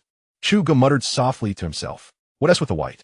Well, Academician Chu, I must say your skin seems considerably fairer than before, Master Lu interjected, balancing two plates laden with large buns as he carefully set them down. Haha, white? That is simply because I seldom see sunlight, spending all my time indoors. Upon saying this, a thought struck him. Wait, that kind of whiteness is different from yours. Yours is a healthy kind. Academician Chu, I've returned your dishes to the pot. It's a meat and a vegetable dish. Hope it's enough? Master Lu placed the food down and observed Chu Ge, who seemed lost in thought. Oh, it's sufficient, Master Lu. I appreciate your effort. Have you eaten? Care to join me? I've had my fill. I still need to tidy up over there. You enjoy your meal, and if you need more, just let me know. All right. As Chu Ge took a hearty bite of bun, Master Lu nodded in satisfaction before departing. The lack of sunlight might not be due to genetic factors, but rather the consequence of prolonged isolation from the sun. Chu Ge resumed his thoughts, but after much deliberation, he found no further details to ponder. Deciding to set aside his musings, he focused intently on satiating his hunger. When Chu Ge returned to his dormitory, it was already past 9 in the evening. After exiting the cafeteria, he astonishingly ran a few laps around the research institute. It seemed that the genetic serum had some efficacy. At least, running was not as laborious as it had been before. Having run for quite some time, he surprisingly felt no fatigue. Chu Ge sat at his desk, turned on the lamp, and was just about to commence his work when suddenly, darkness enveloped him, and a wave of dizziness washed over him. He steadied himself against the table and vigorously shook his head. After a moment, the dizziness dissipated, replaced by a wave of drowsiness. Could it be? After sleeping for 24 hours, he felt sleepy again? System, my dear brother. The side effects of this genetic serum seem quite pronounced, don't they? There are no side effects. It is merely that the host genetic makeup is overly simplistic, and the serum's composition is somewhat unbalanced, leading to complications during the modification process. Speak in terms I can comprehend. The host still has residual genetic serum in his body and requires rest. Well, that suffices. Chu Ge obediently went to freshen up and then quietly laid down on the bed. Since he could not work, he picked up his phone and began chatting with his little princess, Dilraba. However, after just a few exchanges, the wave of drowsiness returned, and the phone gradually slipped from his grasp. In no time, soft snoring could be heard. The phone screen continued to flicker, with messages arriving one after another, followed by an incoming call, yet none of this stirred the slumbering Chu Ge. The tropical rainforest in the early morning was already bustling with life. The sounds of various insects rising and falling in a symphony. In the densely wooded areas, beneath the immense shadows of the treetops, some large animals lingered, seemingly reveling in the gentle caress of the newly risen sun. In the distance, a flock of birds appeared startled, chattering as they took flight, while timid creatures perked up their ears, cautiously scanning their surroundings. At the slightest sound, these skittish beings vanished without a trace. It was Fox Shadow and the others who had emerged. Monkey, by the timeline, we should be nearing the borders of Huaxia, correct? Fox Shadow halted, wiping the sweat from his brow. Indeed, boss, we are approximately a kilometer away from our rendezvous point with the Huaxia personnel. All right, monkey. You will be responsible for contacting them. The rest of you, stay vigilant. From now on, I want your eyes wide open and your ears perked. The moment something feels amiss, sound the alarm. The group responded affirmatively, picking up their weapons and scanning their surroundings. Monkey moved aside, retrieving his satellite phone from his backpack and dialing a number. A few minutes later, boss, I've made contact. The individuals are already there. Good. As we approach, Black Bear and Monkey, you two come with me. Lone Wolf, flank us from the side. Big guy, little guy, take up the rear and secure a good position. Caution is paramount. Fox Shadow quickly outlined the plan. It was not that he distrusted Joy's arrangements. Rather, it was a habit cultivated over many years to prepare for the worst.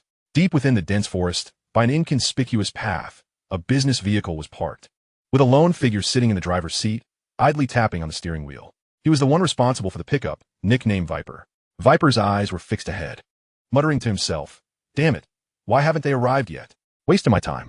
Just as he finished speaking, a sudden chill coursed through his temples as a handgun pressed against his head. Viper? Yes, are you Joy's people? Fox Shadow lowered his weapon, not signaling his companions, but instead remaining alert to his surroundings. Rest assured, it's just me. Viper opened the car door and stepped out. Chapter 89. Deep into the border. Viper patted his backside, produced a pack of cigarettes, expertly lit one, and offered it to Fox Shadow. Brother, care for smoke? Fox Shadow frowned slightly, observing his surroundings carefully. After confirming there was no immediate threat, he whistled softly. In the distance, Black Bear and the others emerged, brandishing various firearms, crouched in tactical formation as they swiftly approached. Captain, the big guy and little guy are on lookout from a distance. Everything seems fine, right? Yes, it appears quite secure. Lone Wolf, inquire whether this person has a place in the vehicle to stash our gear. We cannot simply stride in unencumbered. Lone Wolf nodded, walking over to Viper. Brother, would you like a smoke? Our boss asks if there's a place in your vehicle to hide our weapons. We need to change our attire and switch back once we reach our destination.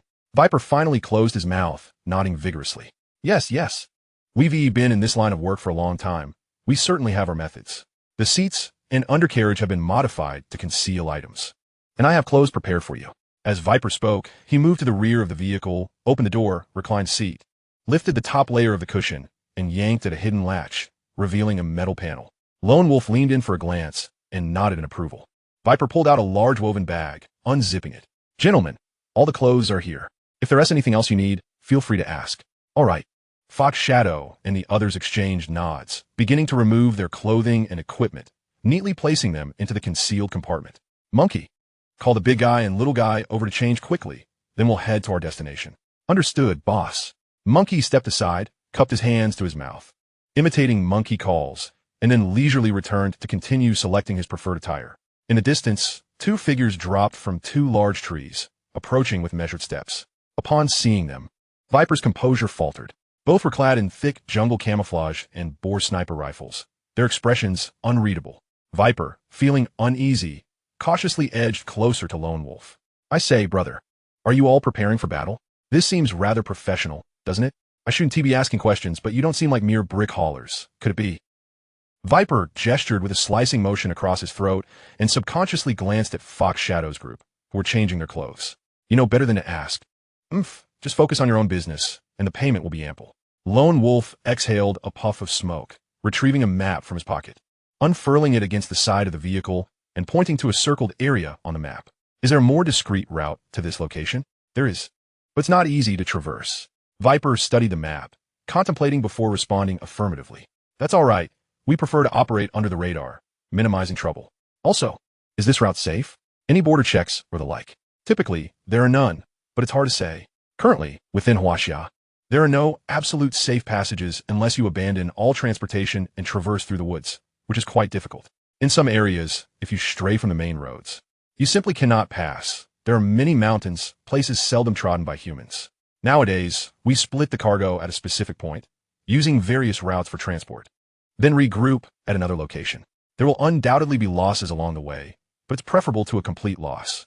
Viper was not a novice, yet he did his utmost to inform Lone Wolf about the border conditions in Huaxia. He had witnessed his fair share of armed smugglers and drug traffickers.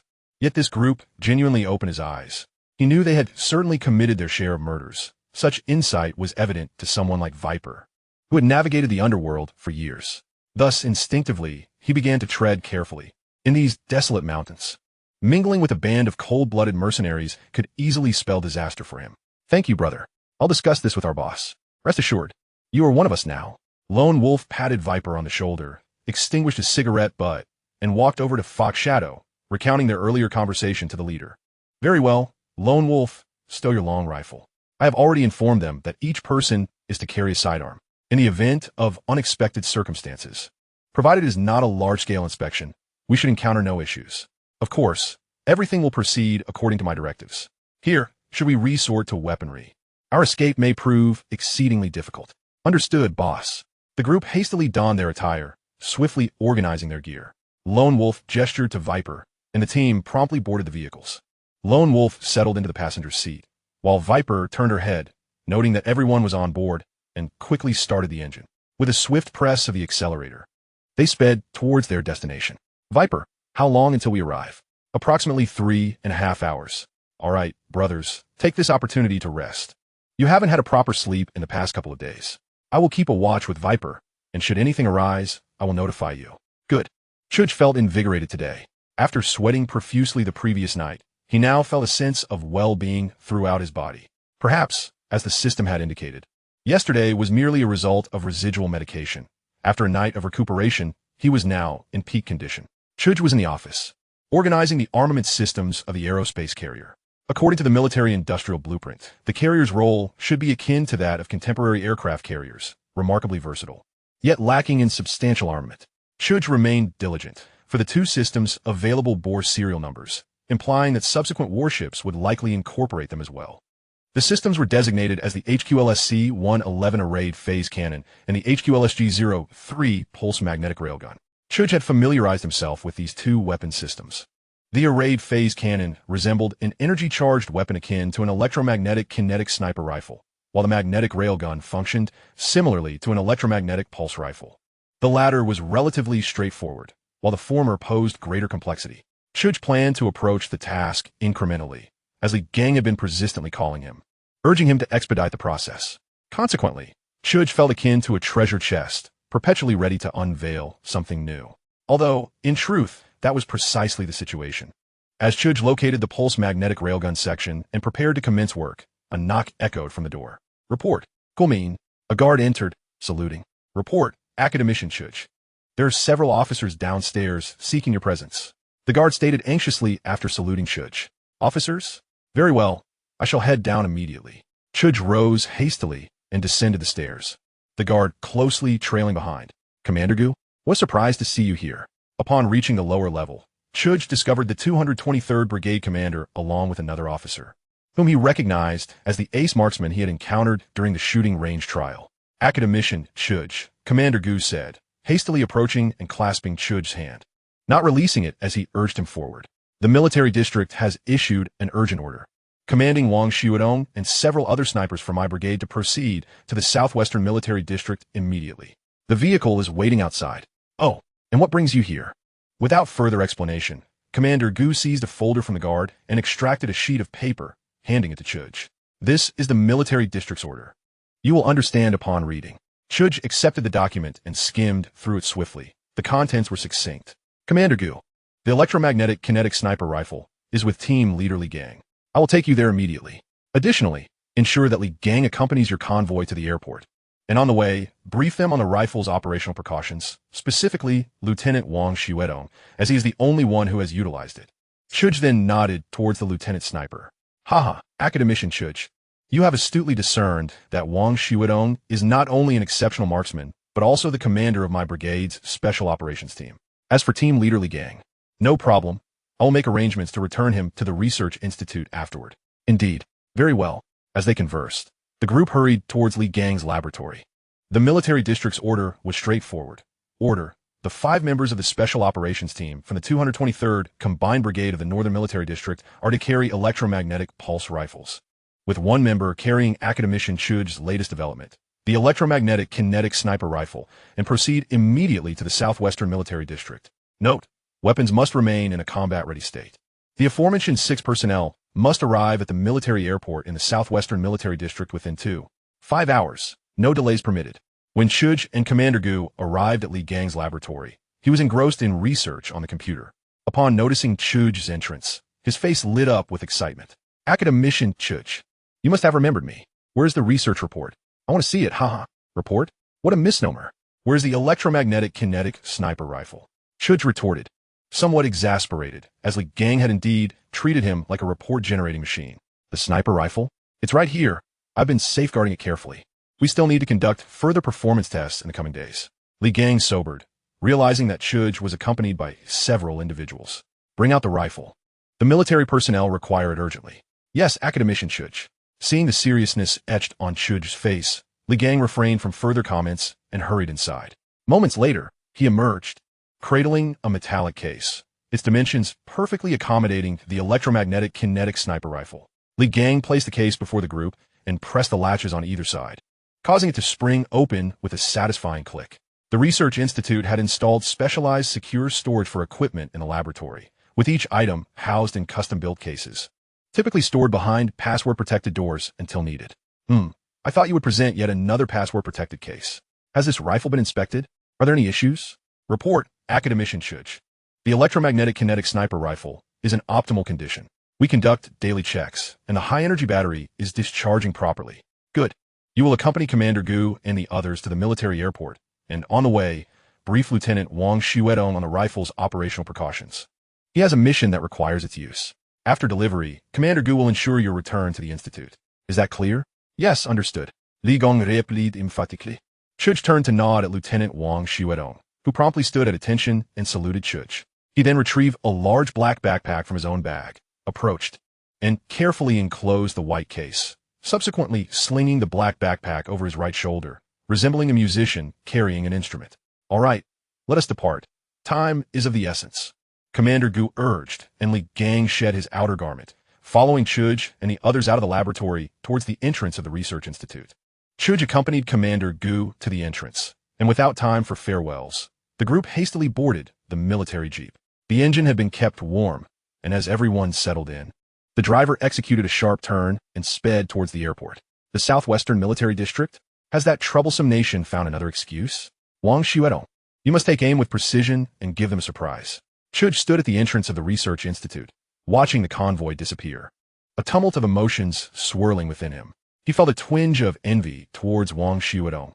Regrettably, as a scribe, he could only remain in the rear and offer earnest prayers during such moments.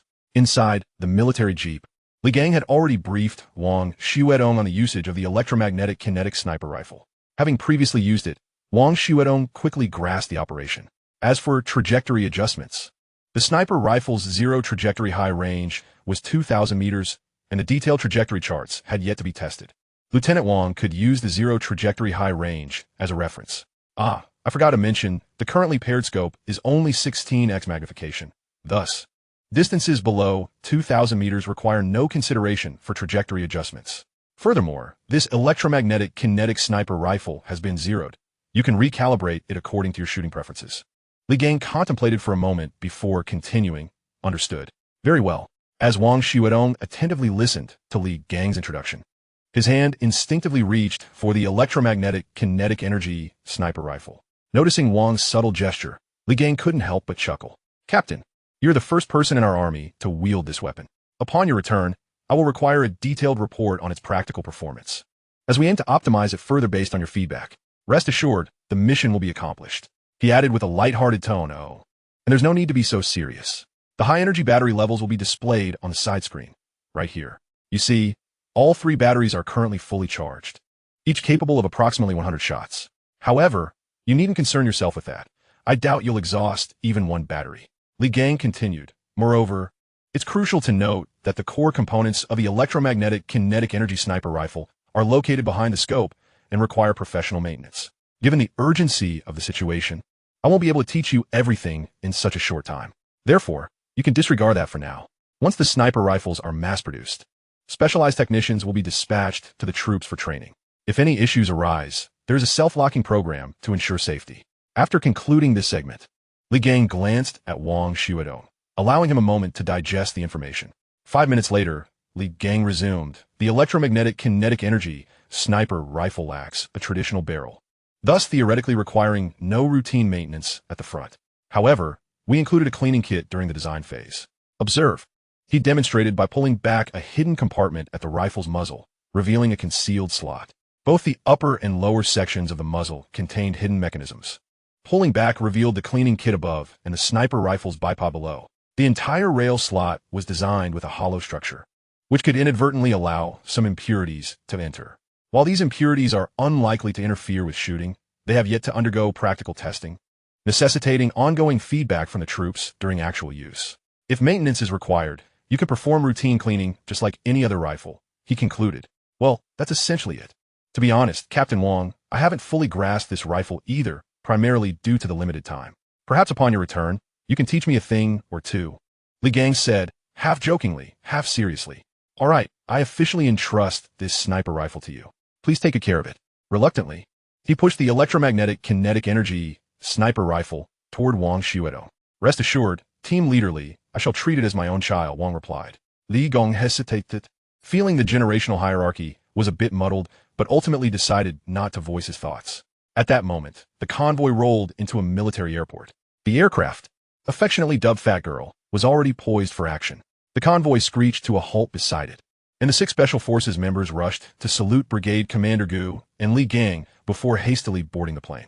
Fat Girl smoothly glided to the runway without pausing, executing an accelerated takeoff, swiftly ascending into the clouds, the roar of its powerful engines gradually fading away. Brigade Commander Gu took one last glance at the now invisible Fat Girl before turning to Li Gang. Let us go. Our mission is complete. The rest is in their hands. Li Gang nodded, refraining from asking any further questions. Even as a senior expert in a military research institution, he understood the decorum surrounding military matters. He cast one last look at the sky before rejoining Brigade Commander Gu in the vehicle. Soon, Fat Girl reached its cruising altitude, allowing Wang Xuedong and his companions to unstrap their backpacks and place their gear in front of them, surveying their surroundings. Apart from the 6 of them, 5 other Special Forces members clad in black bulletproof vests had arrived slightly earlier. Brothers, are you SWAT or armed police? Wang Xuedong boldly inquired of a nearby team member in black uniform. Armed police, Special Forces, came a reply. Hey, the armed police are involved too? What is the nature of this operation? Do you have any insider information? The Special Forces member glanced at him but remained silent, focusing on cleaning his weapon.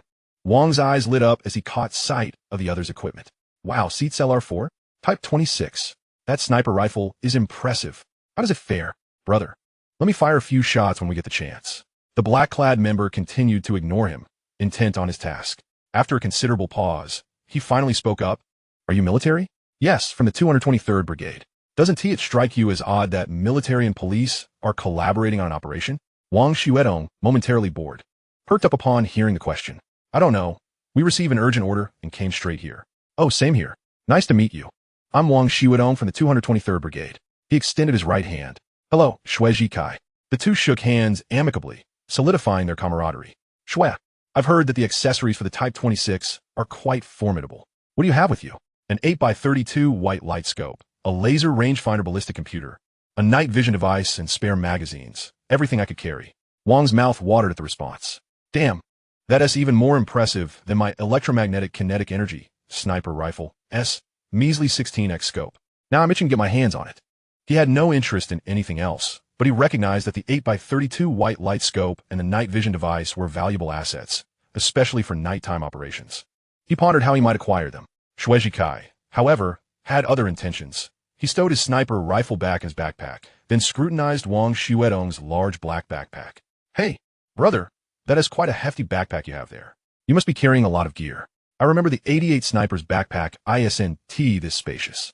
What's wrong? Do you look down on the 88 Sniper? Do you know why the Type 26 is being issued to Special Police and Armed Police Forces first? It's because of its slow rear-pull bolt action. It takes ages to cycle. In a real battlefield, the enemy would have fled by then. So what if it's rear pull? The M24 uses the same mechanism. Besides, why are you getting all worked up? I never said anything bad about the 88 Sniper. I used it for years. Chu Ge, equally stubborn, shot Wang Xuedong a glare. See, that's the look. Enough. Let's not waste words on each other. You can take your Type 26 and move along. Wang Xuedong initially intended to flaunt his formidable weapon, but, dissuaded by Chu's glare, opted to hold back. After all, He had used the 88 sniper for many years. Despite its flaws, he felt a sense of loyalty to the old companion. The group fell into a contemplative silence, each lost in thought about the upcoming operation. What kind of urgent mission awaited them? This question loomed large in their minds. On a winding road, a gray business vehicle cruised at a leisurely pace. Viper peeked out at the sky. The weather had shifted from bright sunshine to ominous clouds, heralding an impending downpour. After nearly 10 kilometers, the rain finally began to fall. Large droplets hammering against the car windows and roof, creating a chaotic symphony of sound. The members of the Fox Shadow team jolted awake, instinctively reaching for their weapons before halting their motions upon assessing the situation outside. Lone Wolf, how long until we arrive? Less than an hour. Lone Wolf replied after checking in with Viper, who was focused on driving. Boss, this wretched weather isn't conducive for action. Launching drones for aerial photography will be challenging. Monkey remarked, glancing at the pouring rain with concern. Once we reach the location, there are still several kilometers of mountain roads to navigate. Perhaps the rain will cease by then. Just as the Fox Shadow team neared their destination, Wang Xuedong's aircraft also touched down at the military airport of the Southwest Military Region. Wang Xuedong, Shui Kai, and others swiftly rose to their feet, meticulously arranging their equipment as the rear hatch of the aircraft gradually descended. In the torrential downpour, a major general was awaiting them on the runway. Chapter 92, A Confrontation on a Narrow Path. Upon spotting Wang Xuedong and his team, the major general hurried towards them. Are you comrades from Yinjing? I am Liao Jianwei, the commanding officer of the 1st Border Defense Division of the Southwest Military Region. Greetings, Commander. I am Wang Xuedong, the captain of the Special Operations Brigade of the 223rd Combined Brigade. Hello, Commander. I am Chu Ge, the captain of the Special Operations Brigade of the Yinjing Armed Police. Wang Xuedong and his companions stood at attention, saluting Commander Liao. Good. We've been waiting for your arrival. Let us converse as we walk. The 2 brigade captains will accompany me in one helicopter, while the remaining troops will take another. Understood. At the military airport, 2 transport helicopters had already taken off, and the group swiftly ran over, boarding the helicopters in an orderly fashion. The massive rotors of the olive-green helicopters whirred rapidly, generating a cloud of mist beneath them as powerful gusts dispersed the rainwater, akin to a colossal electric fan blowing downwards, enveloping the entire helicopter in a shroud of fog and rain. After a brief pause, the transport helicopter ascended, flying swiftly at low altitude. Wang Xuedong and his team sat upright in the cabin, awaiting Commander Liao to deliver their orders. The situation is as follows. This morning at 8 a.m., during a routine inspection by the Border Defense Department via the Skynet, an illegal immigrant was detected. After extensive investigation, we have determined that this individual is a notorious mercenary from Southeast Asia, known by the moniker Lone Wolf. He has orchestrated several infamous assassination missions and is currently wanted by multiple nations as well as Interpol, classified as a red-level fugitive. The Lone Wolf is inherently ruthless and bloodthirsty. Unlike other assassins who typically target a single individual, he indiscriminately slaughters anyone in his path, regardless of age or gender. This year alone, he has already claimed dozens of lives. Commander Liao paused, retrieving several wanted posters from his bag and handing them to Wang Xuedong. This is his wanted poster. Currently, the issue is that our technical department has calculated that the vehicle carrying the Lone Wolf is severely overloaded. Through repeated video playback, we suspect he may have accomplices, and it is not out of the question that the vehicle is equipped with heavy weaponry. Moreover, there is an intriguing point. The reason he is called the Lone Wolf is that he typically prefers to operate alone, rarely associating with others. So, why does he suddenly have so many accomplices this time? Commander Liao remarked, furrowing his brow as he looked at Wang Xuedong and Chu Ge. It is highly likely that this time his target is particularly troublesome, and given his capabilities, he may struggle to handle alone. After pondering for a moment, Chu Ge spoke up. Indeed, our assessment aligns with yours. Therefore, we should promptly coordinate with our foreign counterparts to investigate his recent activities and contacts. But we have yet to receive any valuable information. Where's the Lone Wolf currently located? Wang Xuedong inquired anxiously. We traced his movements via camera on this route, but we lost sight of his vehicle at the next intersection. They likely veered onto another road, so we do not currently know his whereabouts. Commander Liao unfolded a map, pointing to a red circle in a particular area. You find it peculiar, don't you? This region is dense with deep mountains and forests, scarcely inhabited, let alone any valuable targets. Why would they mobilize such forces? Is it for a group tour? As Wang Xuedong examined the map, he casually remarked, Haha, Captain Wang. You've hit the nail on the head. Commander Liao chuckled lightly, but did not elaborate further, nodding towards the two brigade captains. It is no wonder that several military leaders from Yanjing specifically requested you two to lead this operation. You not only possess outstanding capabilities, but also have your own insights. Commander Liao refrained from discussing the operation any further, choosing instead to commend Wang Xuedong and Chu Ge, leaving them slightly bemused as they exchanged glances, feeling somewhat awkward. Enough of that. You will understand the specifics once we reach our destination. For now, I expect the helicopter will still be flying for a while. Captain Wang, since we have the time, why don't you show me the new weapon developed by Academician Chu Ge? Commander Liao's gaze shifted towards the black backpack beside Wang Xuedong, which he held onto as if fearing it would escape his grasp. Commander, you sound like our brigade leader, eyes lighting up at the sight of treasure. Like a hungry wolf spotting a lamb, Wang Xuedong retorted, momentarily at a loss for words upon seeing the glimmer in Commander Liao's eyes. Don't even mention your brigade leader. Just thinking about him frustrates me. He prioritizes all the good stuff for his unit. Our border defense forces are the frontline military strength of Huaxia, and we don't even have a single new weapon. For this reason, our commander even visited the general staff, and guess what they said? What did they say? Wang Xuedong's interest was piqued, while Chu Ge remained perplexed, unable to grasp the conversation. They said that the new rifles are expensive and cannot be replaced all at once. There's a process to it. As for who gets equipped first, they have their considerations, and the border defense forces cannot be given special treatment, or else the other brother units would be thrown into chaos. Oh, and regarding the new sniper rifle you possess, that S even more exaggerated. They said their S, just one? I can't possibly believe that. Are they trying to fool children? Commander Liao exclaimed with evident frustration, clearly irked by the situation. Chu Ge, now understanding, realized that not only were there new rifles but also new sniper rifles. He turned to Wang Xuedong, quickly forming a united front. I say, Wang Xuedong, you've done well. You played it cool while on the fat girl. Were you afraid I'd snatch your new gun? Hurry up. Perhaps I wouldn't even want it, especially not compared to my 26 style. At this, Wang Xuedong could take no more. The electromagnetic kinetic sniper rifle was his prized possession, and he would not tolerate such remarks. He swiftly retrieved the rifle case, carefully placing it on the cabin floor. Commander Liao discreetly gave a thumbs up to Chu Ge, who shared a knowing smile. The old tactic of prodding had worked. Through their brief interaction, he had discerned Wang Xuedong's temperament well enough, praise him for his capabilities. But when it came to his weapons, that was off limits. Whether it was the 88 sniper or the new style sniper rifle, provoking him had indeed proven effective. Wang Xuedong, oblivious to this exchange, focused intently on opening his case. With a decisive click, the white case sprang open, revealing the electromagnetic kinetic sniper rifle before everyone. Chu Ge cast a casual glance, but the next moment, his mouth dropped open as he shoved Wang Xuedong aside. Before Wang Xuedong could voice his anger, he was promptly pushed back by Commander Liao. Captain Wang, step aside. You're blocking my view. Chapter 93, Waiting for the Rabbit. With no choice, Wang Xuedong retreated to a corner. The helicopter cabin was not as spacious as the fat girl, and with three large men squeezed together, it felt rather intimate. Is this a sniper rifle? Commander Liao gazed at the electromagnetic kinetic sniper rifle, somewhat incredulous. Doesn't it seem a bit too futuristic to be a real weapon? Chu Ge added. Indeed, that is precisely the sensation it evokes. This is the electromagnetic kinetic sniper rifle. Wang Xuedong expressed his frustration from behind, and at that moment, the plane jolted, beginning its descent, indicating their arrival at the destination.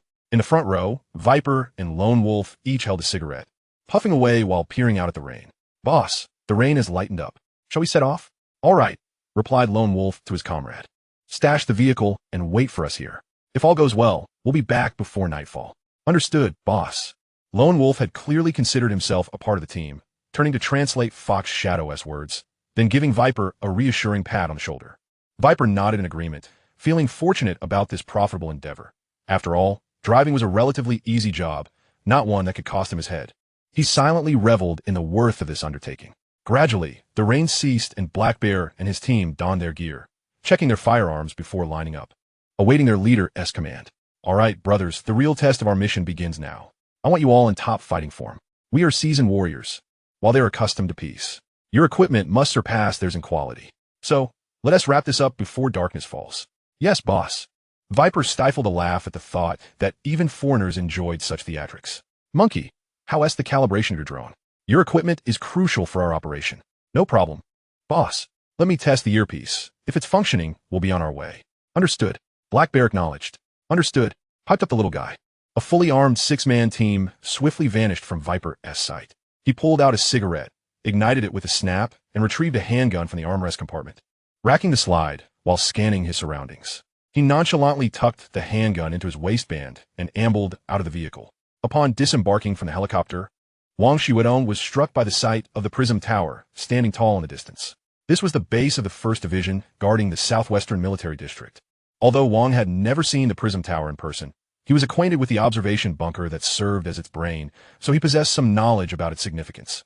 Seeing the actual tower ignited a surge of excitement within him.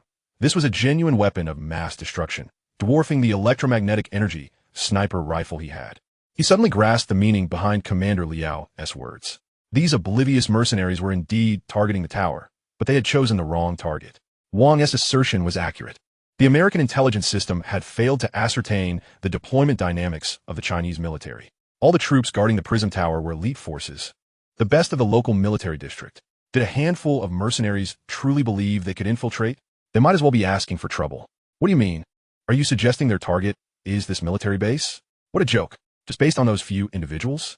To be precise, not the military base, but rather the tower. Wang clarified, gesturing towards the Prism Tower. It was only then that Chu Ge noticed the towering structure. However, lacking knowledge of military affairs, he struggled to comprehend Wang's implication and chose to redirect his focus to the electromagnetic energy sniper rifle.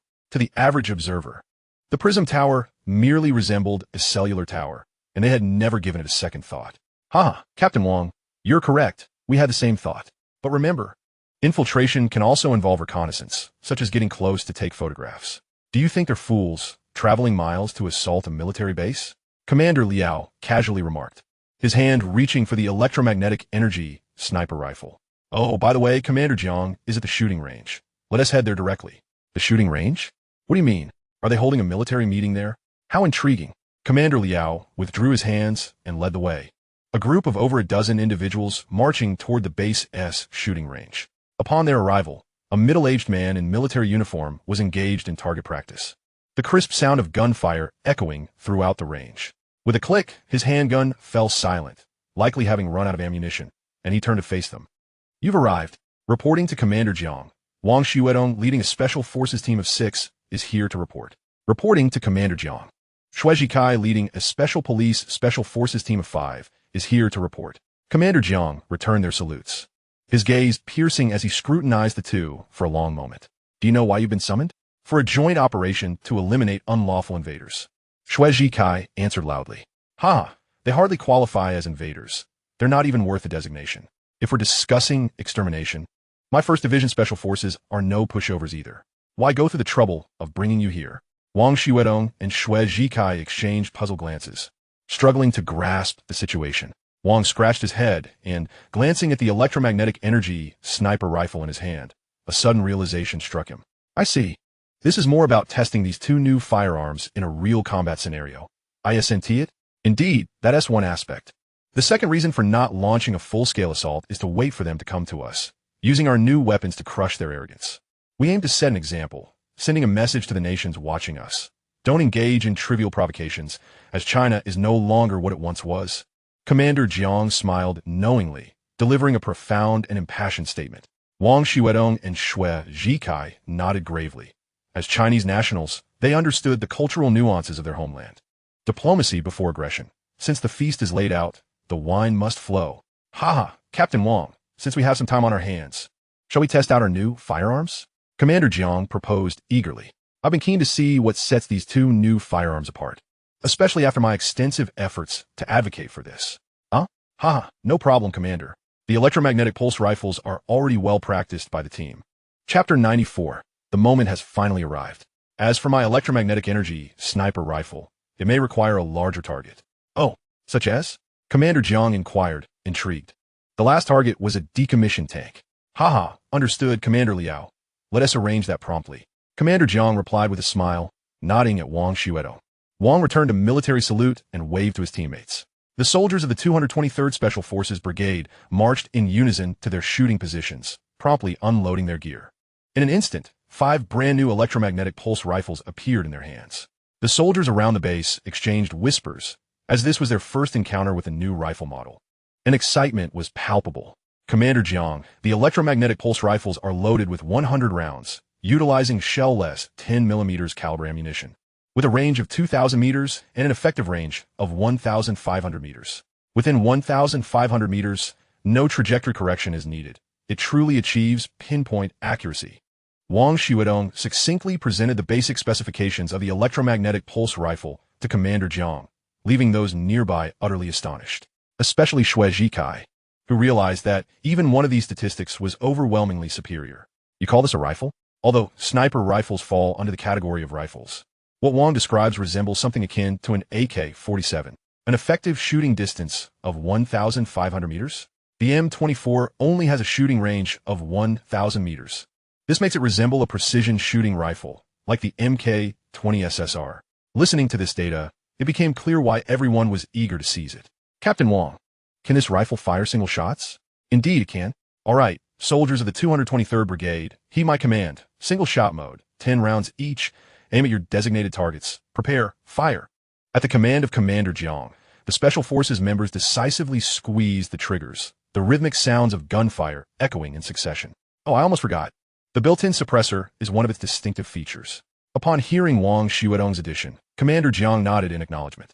The 10 rounds were swiftly expended, and the Special Forces members rose, securing their weapons and standing at attention, seemingly awaiting the next order. Soon, the voice of the radio reported the results. Nearly all 50 rounds scored a perfect 10. This outcome was anticipated by Wang Xuedong, yet genuinely astounded Chu Ge. To him, these figures seemed almost surreal. The range of the weapon was one thing, but hitting the target consistently was an entirely different matter. This served to further solidify his resolve to report back. In truth, Commander Jiang shared this sentiment. At that moment, Colonel Liao hurried over, indicating that preparations were nearly complete. How'd it go? He inquired upon noticing the task had already been accomplished. Not too shabby. Next time, you can accompany me to the General Assembly. Commander Jiang quipped unexpectedly, nearly causing Wang Xuedong to stifle a laugh. Captain Wang, it's your turn now. What distance should I inform them to set? About 3,200 meters. But today, I only brought a 16x scope. I'll need to borrow Captain Xue as 32x, haha. 3,200 meters? The shooting range doesn't even extend that far. Just make do. I'll have him place the tank at the foot of the hill. As for the sniper scope, Captain Xue can lend you his. Understood. Chu Ge had no choice but to comply, obediently disassembling his equipment. Shortly after, Wang Xuedong gleefully received the 8-32X white light scope, then pointed to Chu Ge's night vision device. This requires a 2-segment Picatinny rail. Do you have one? Chu Ge began to speak, but fell silent upon realizing the electromagnetic kinetic sniper rifle indeed had one. He cautiously disassembled the components, only for Wang Xuedong to snatch it up and begin installing it on his electromagnetic kinetic sniper rifle. Wang Xuedong felt a surge of satisfaction. Finally fully equipped, far easier than scavenging for gear in a video game. Once he swiftly completed the installation and tested the rifle, he nodded at Commander Jiang, who observed that the range preparations were nearly finished. Wang Xuedong lay prone, gazing through the scope, holding his breath as the eyes of those around him were fixed upon the electromagnetic kinetic sniper rifle. The rifle emitted a buzzing sound, and as it abruptly ceased, Wang Xuedong decisively pulled the trigger. The electromagnetic kinetic sniper rifle unleashed a beam of white light, followed by a thunderous explosion in the distance.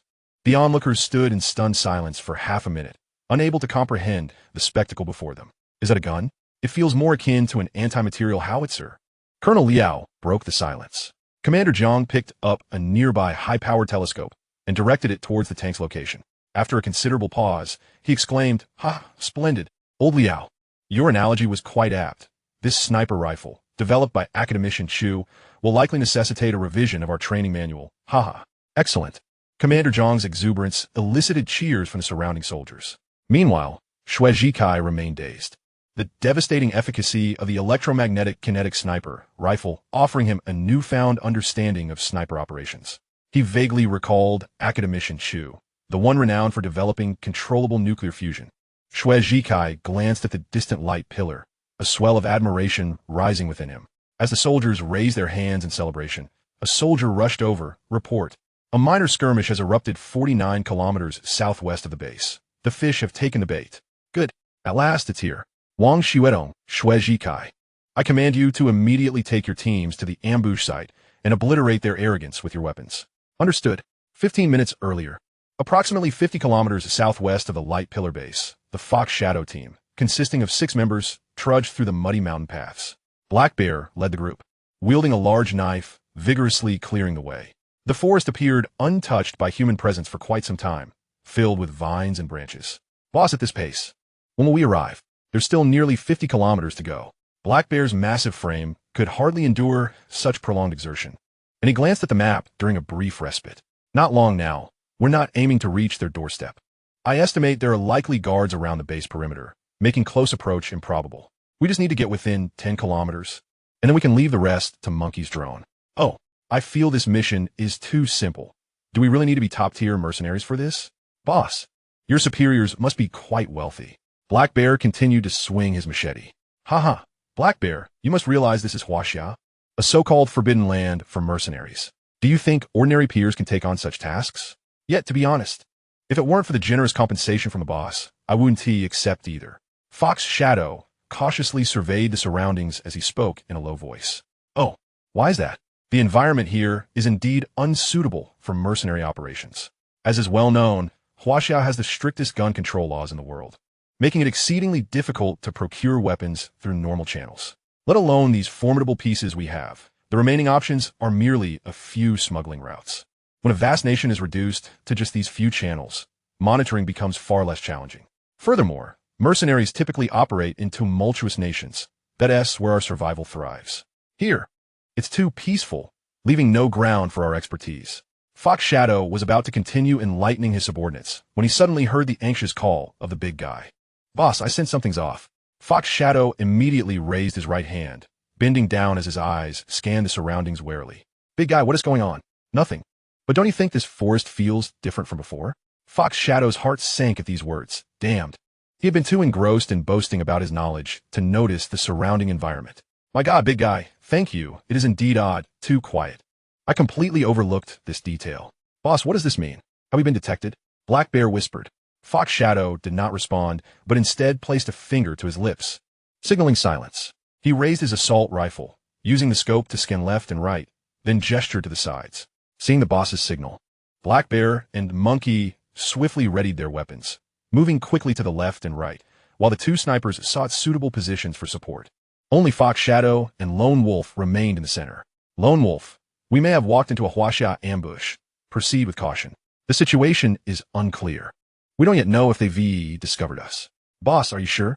How do they know we were coming? Not entirely certain. It's just a hunch. I haven't felt this way in a long time. Damn.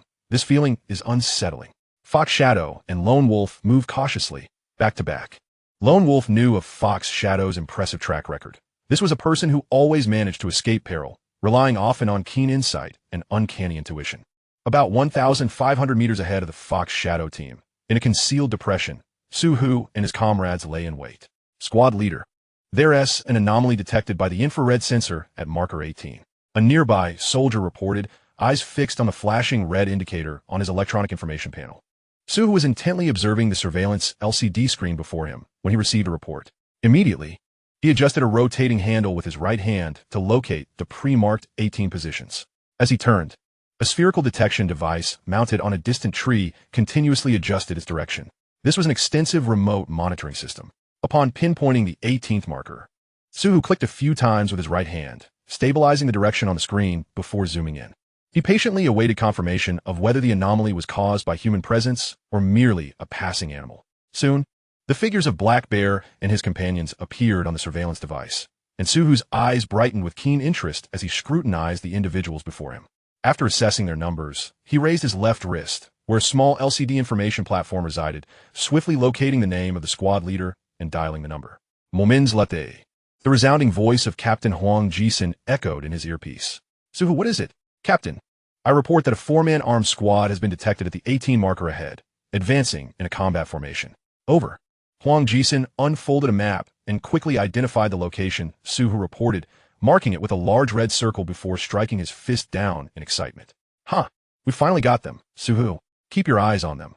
I will arrange for another squad to encircle them. Let us catch them in a trap. Understood. I will ensure the mission is accomplished.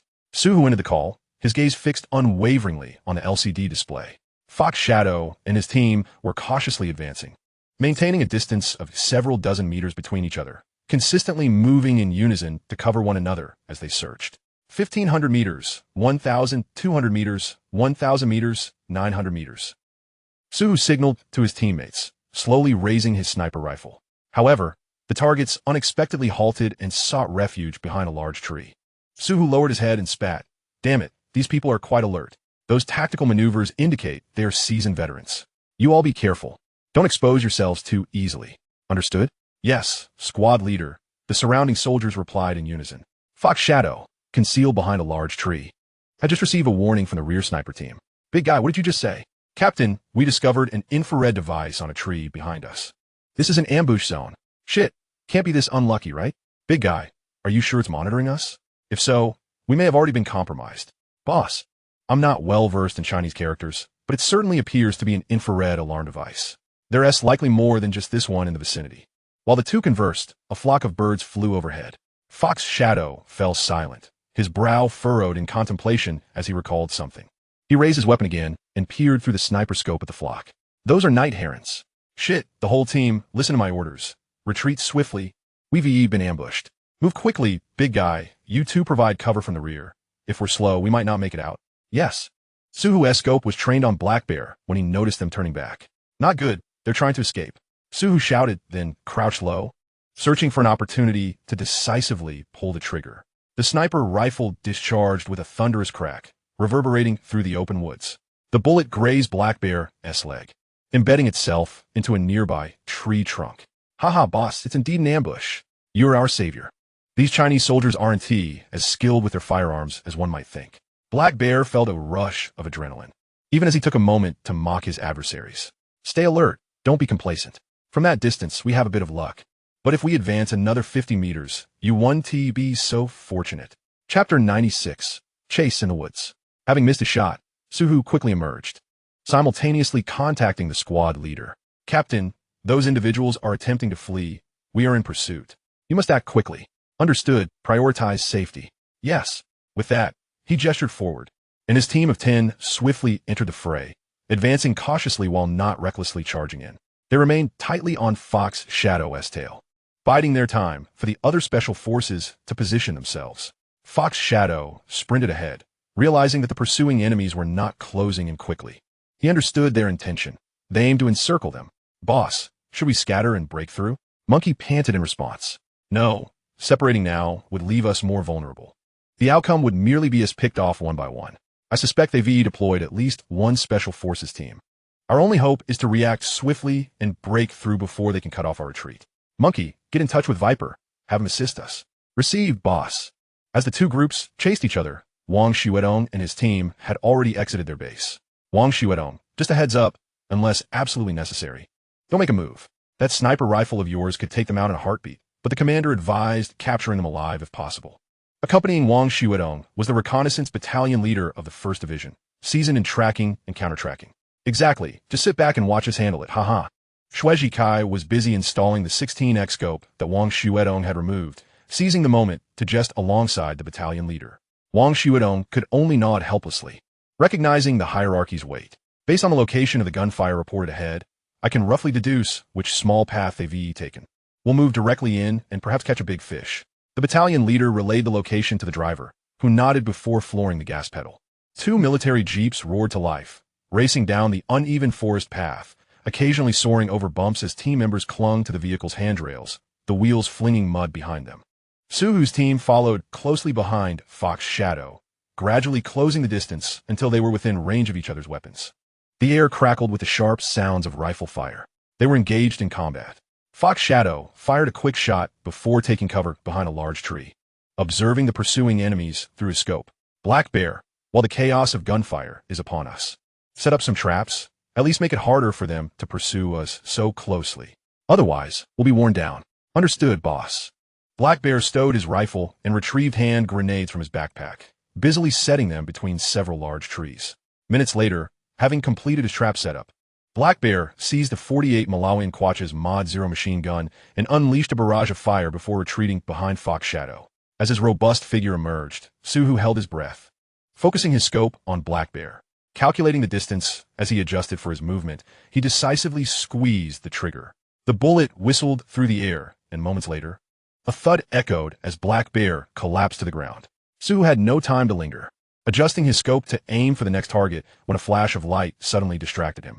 Instinctively, he leapt aside, his previous position immediately met with a bullet that thudded into the earth. Suhu was momentarily stunned. Be careful, they have a sniper providing cover.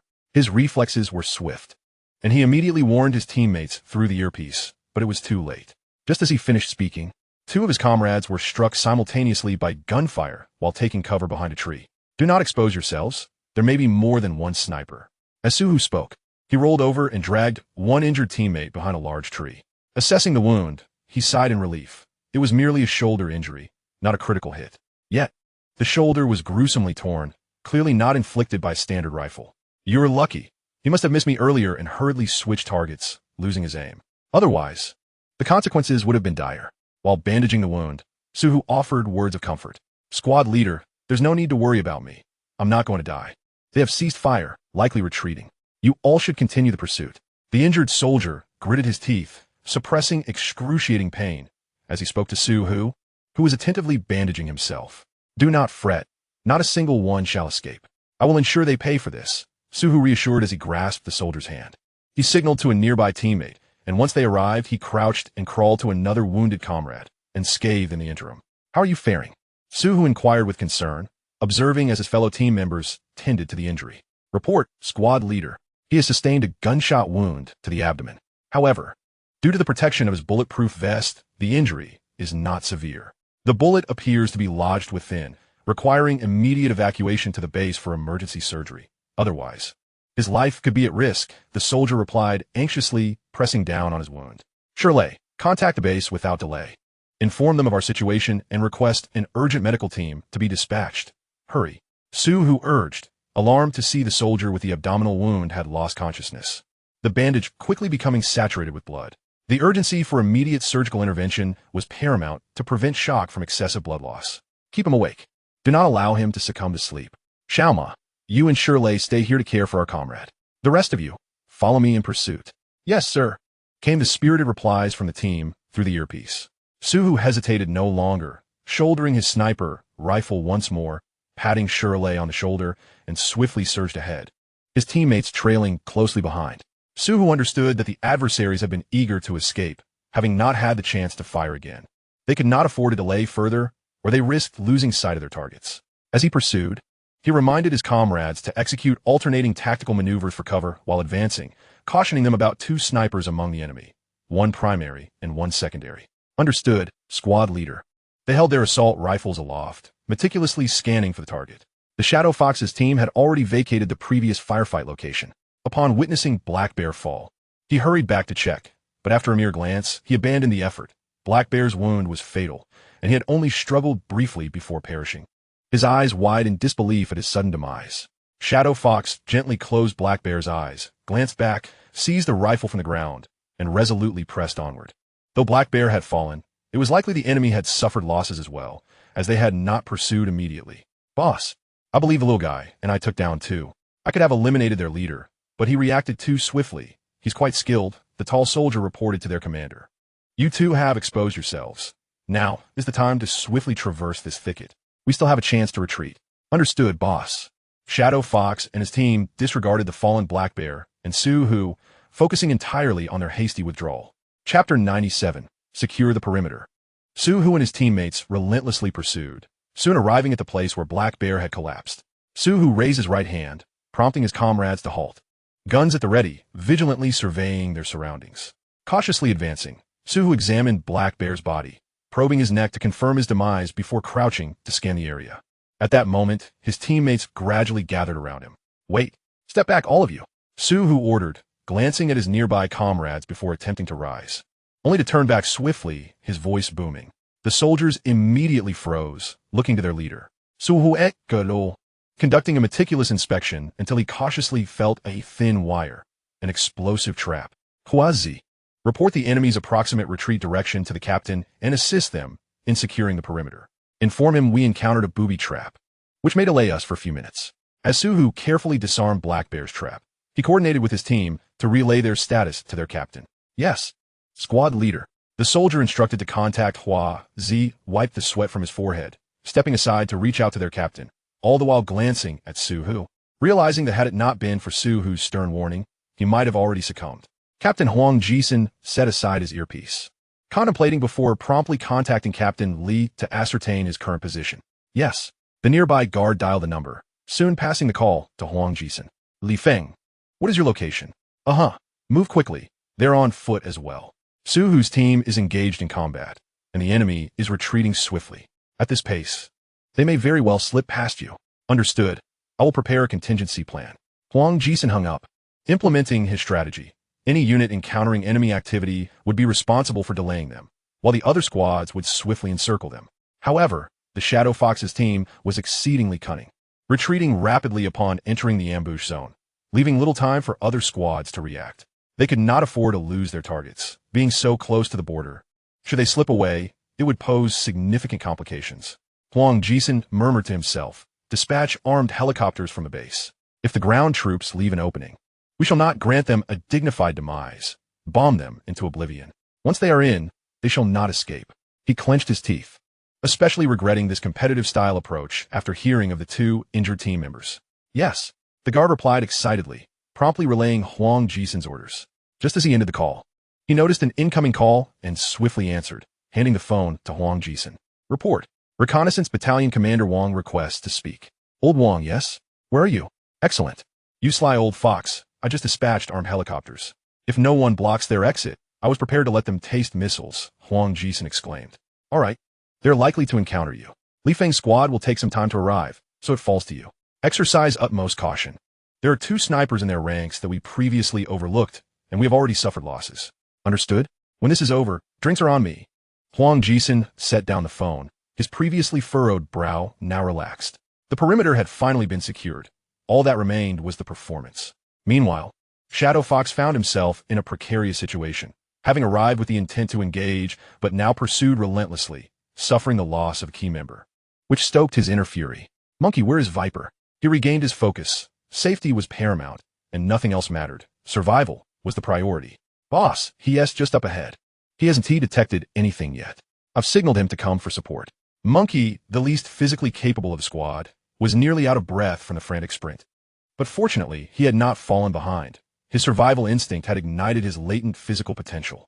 The death of Black Bear had triggered a primal fear within him, a dread of mortality that propelled him forward. But now, as he allowed himself to relax, that adrenaline dissipated, and he could run no longer, his pace faltering. Shadow Fox sprinted ahead for over 100 meters before finally spotting Viper, cautiously approaching with his pistol drawn. Boss, have you encountered ghosts? Was that gunfire from you? I thought you were inside dealing with wolves. As the Viper observed the panting Fox Shadow struggling to keep pace, he found himself somewhat perplexed. The lone wolf instructed him to fetch the monkey, who had been left behind, urging him to act swiftly without divulging further details. Fox Shadow chose to disregard Viper's words, unwilling to reveal the truth. After all, they were not mere mercenaries, and the mere mention of a squad of special forces pursuing them with firearms might incite panic, causing them to flee in their vehicle. The lone wolf nodded and relayed Fox Shadow's message to Viper. All right. You all take a sip of water. There's some in the vehicle. And don't we need to change clothes? I'll head over first and ensure I bring you out, Viper declared before hastily retreating to the rear. Big guy, take the little guy and scout ahead for the surrounding situation. You're more vigilant. Check if the Huaxia soldiers have blocked the road. Understood, boss. The big guy and the little guy, armed with sniper rifles, sprinted ahead and veered off the main path into the woods, watching their figures vanish. Fox Shadow felt a slight release of tension. Lone Wolf, it seems we still have a glimmer of hope. Boss, drink some water. The monkey is coming. I'll go assist him. After taking a sip, Fox Shadow turned to see the monkey, who was visibly exhausted, being helped along by Viper and others. They exerted considerable effort to hoist the monkey into the vehicle. Once everyone caught their breath, they piled into the car, and Viper revved the engine, propelling the vehicle forward with a surge. The lone wolf decided to pick up the big guy and the little guy ahead, while inquiring with Viper about any alternate routes nearby. The original path was undoubtedly impassable, so they needed to select an unfamiliar road that would lead them closest to the border. Once at the border, they would be out of reach. Yes, there's a fork ahead, We can change direction there, Viper responded. After traveling a short distance, the big guy and the little guy emerged from the woods, prompting Viper to slam the brakes as they boarded the business vehicle. Before the car had fully stopped, it surged ahead once more, the rear wheels spinning and kicking up a cloud of dust. Chapter 98, a dual-wielding assault. Wang Xuedong, Chu Ge, and Captain Wang, along with a few others, were stationed behind a dirt slope, quietly awaiting the unfolding events at the three-way intersection. Captain Wang, are you certain they will take this route? It's been ages, and not a single shadow has appeared. Wang Xuedong grumbled while clutching his electromagnetic sniper rifle, feeling somewhat detached from the situation. They will come. This little path only forks here unless they abandon their vehicle, Captain Wang replied, peering through his binoculars. Time ticked by slowly. Viper drove at breakneck speed, occasionally glancing at the rearview mirror. His patience waned as he finally spoke. I say, brothers, are we missing someone? That big fellow. I've counted and recounted. Focus on driving. Mind your own business, the lone wolf retorted, irritated. His attention was fixed firmly on the road ahead, gripping his weapon tightly. At the intersection, Captain Wang's hand trembled as he held the binoculars, leaning forward slightly. Here they come, a gray business vehicle. It's the same one we spotted earlier with the sky eye. Wang Xuedong crouched beside Chu Ge, extending his rifle and preparing to engage. Well, you were right after all. What is the plan? Wait until they get closer. Then take out the driver, Captain Wang whispered. No need to get close. Let Chu Ge handle it from this distance. The electromagnetic pulse rifle will take him out easily. Right, I almost forgot we have the electromagnetic pulse rifle. I was thinking of waiting until they were 500 meters out. Can we take him down in one shot? Captain Wang turned to Wang Xuedong, his expression serious. Absolutely. That's how we train, Wang Xuedong replied, donning his earpiece. Chu Ge, do you see that gray business vehicle ahead? Aim for the driver and take him out. Yes, Captain. Huh, old Shui. Captain Wang, it seems our 223 Brigade will have the last laugh. Get ready for the show. Inside the business vehicle, Viper felt exasperated. These men had become increasingly brazen after their escapade. He was a significant figure in the area, and today's embarrassment was considerable. Yet, for the sake of the money, he chose not to dwell on it. Viper slowed the vehicle, reached into his pocket, and pulled out a cigarette, placing it between his lips. He grasped the top of the steering wheel with one hand and fished out a lighter with the other, lowering his head to ignite the cigarette. In the next instant, the lighter exploded with a loud bang, and as Viper's eyes remained fixed on the road, he barely had time to curse when a perfectly round hole appeared in the windshield. His hand throbbed with pain as he glanced down to see half of his palm had vanished, blood gushing from the wound. Viper attempted to scream, but only managed a last, sorrowful note, collapsing sideways without even seeing the bullet hole in his chest. His left hand, still gripping the steering wheel, jerked violently, sending the vehicle veering uncontrollably to the left. Not good. We're ambushed. The lone wolf in the passenger seat reacted first, reaching out to wrestle the steering wheel back, but it was too late. The vehicle hurtled toward a nearby tree. With no other option, the lone wolf yanked the handbrake with his left hand while shielding his face with his right. With a resounding crash, the business vehicle came to a halt, fortunately at a relatively low speed. Otherwise, Wang Xuedong and his team would not have had to intervene. Fox Shadow and the others would have met their end in a car accident. Fox Shadow shook his head, the impact leaving him slightly dazed. He squinted his eyes, finally coming to his senses, and grabbed the rifle beside him, throwing open the car door and crouching down. Are you all right? Fine, boss. Where did that cold shot come from? Did you notice anything, Lone Wolf? Fox Shadow asked, his tension easing upon seeing his teammates were unharmed. The bullets came from the front of the vehicle, but there was no sound. Could it have been silenced? Fox Shadow nodded, then gestured discreetly to the big guy, who acknowledged and tapped his nearby comrade. The duo swiftly darted toward the adjacent woods in search of a suitable sniping location. Monkey, deploy your drone to scout the area and plot a retreat route for us. Fox Shadow commanded, remaining composed despite the chaos. The monkey nodded, unstrapping his large backpack and leaning against the vehicle as he began to operate his drone.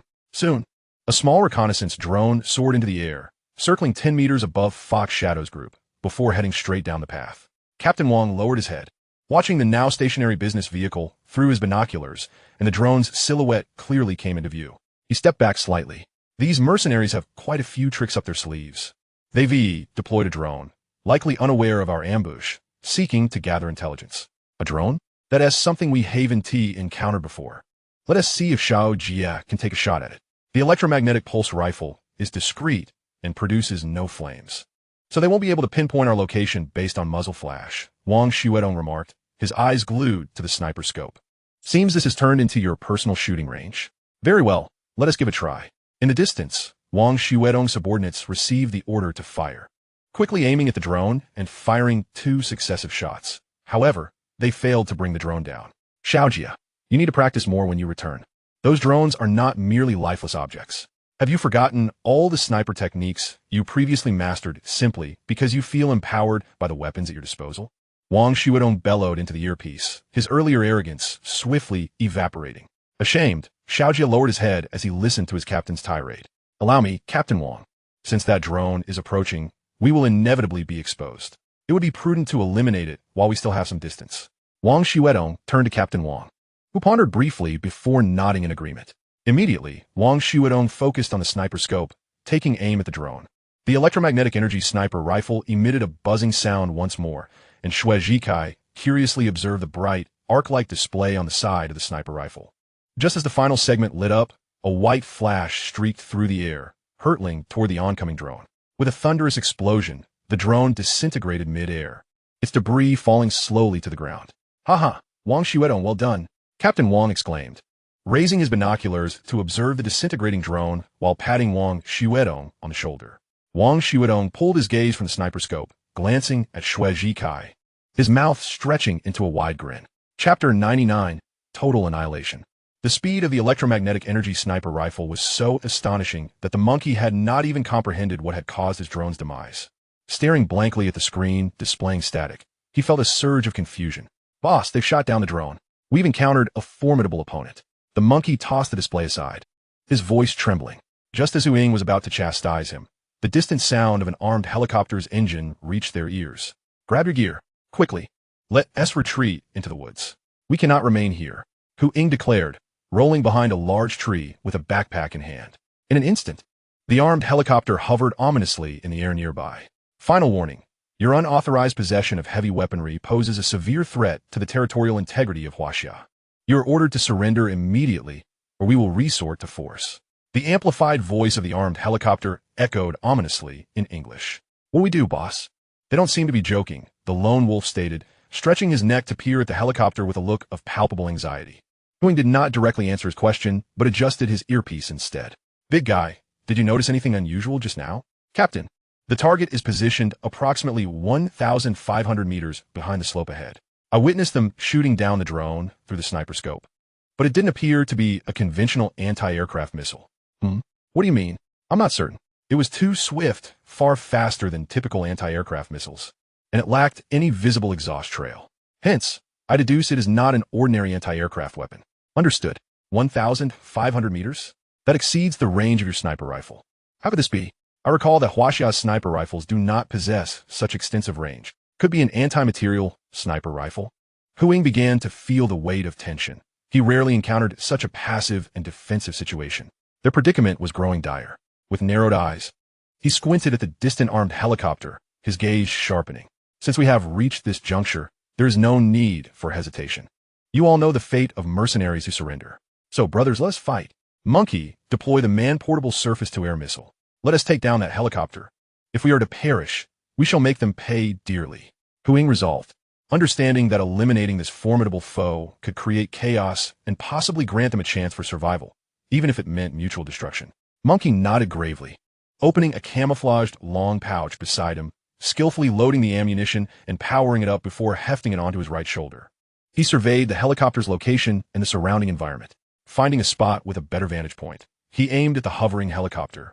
Inside the cockpit of the WZ-10, a lock-on alarm blared abruptly. Damn it, choosing to drink a toast instead of facing the consequences. 02, lock onto his signal and let him have it.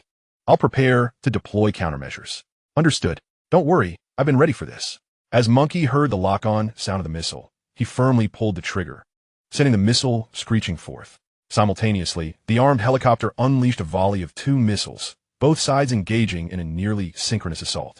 Wang Xuedong clearly observed through the sniper scope as the armed helicopter launched its missiles, swiftly veering to the side while releasing a multitude of flares. The flares, seemingly composed of magnesium or some other incendiary material, erupted into brilliant white flames, creating a stunning spectacle in the air. The surface-to-air missile grazed along the edges of the flames, allowing the armed helicopter to narrowly evade disaster. Old Wang, instruct them to recall the helicopter. It's an overkill for these minor players. They shouldn't engage unless absolutely necessary, as the consequences could be catastrophic. Wang Xuedong, filled with trepidation, understood that the surface-to-air missile was no mere toy. If the pilot had not evaded, the outcome could have been dire. All right, I'll contact them immediately. Also, confirm if we are authorized to engage freely. I can no longer concern myself with capturing them alive. These desperate rogues are beyond the reach of civility. Wang Xuedong observed the communications officer, Captain Wang, and added, we need to prepare the electromagnetic energy sniper rifle for recharging. Meanwhile, as the smoke cleared, Huing looked at the gravely injured monkey with a face marked by sorrow. The armed helicopter's missiles had accurately pinpointed Monkey's position. After 2 thunderous explosions, even Hu Ying and the lone wolf, who were positioned at a considerable distance, felt the impact, the shockwave tossing them to the ground. It took a while for them to regain their footing and stagger over to Monkey. Monkey seemed to cling to life just long enough to see his boss, extending a finger and murmuring something as bubbles of blood escaped his lips. Huing leaned in closer. Boss, hurry, we need to leave. We really shouldn't have come this time. Monkey could not finish his sentence before he succumbed. Huing gently closed his eyes. Monkey, you go ahead.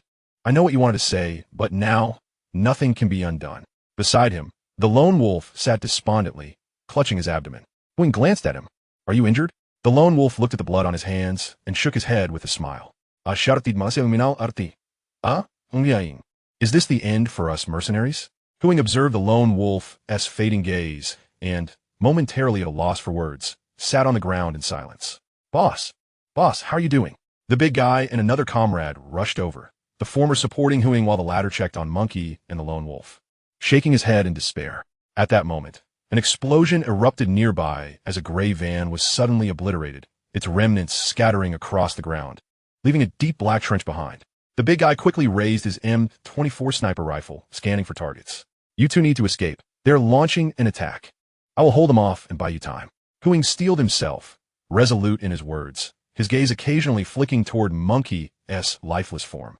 Boss, we must leave together. We will carve a path through the bloodshed. Big guy, we have underestimated Huaxia's military might.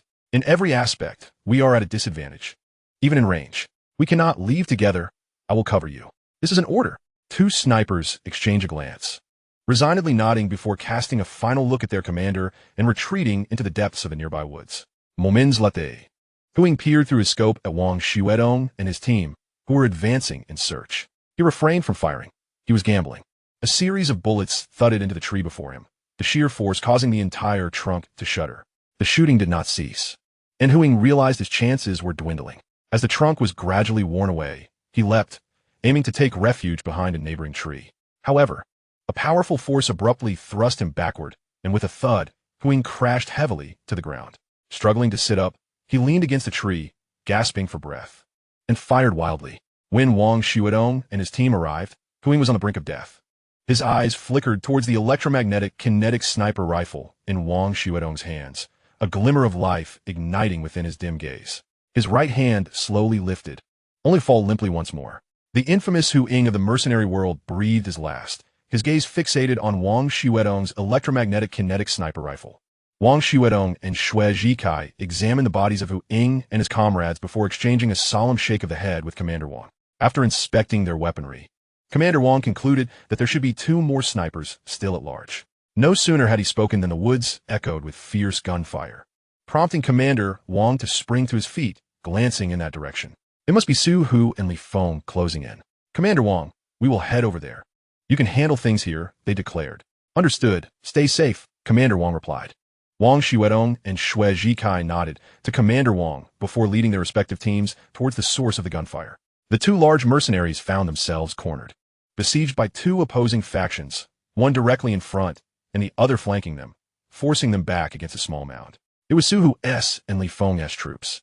It seems the soldiers of Huaxia are intent on exterminating us, one of the larger men remarked, firing a shot before swiftly retreating as their previous position was instantly engulfed in suppressive fire, bullets sending up plumes of dirt. The smaller man unleashed a volley of shots, then changed magazines, glancing around. I'll cover you.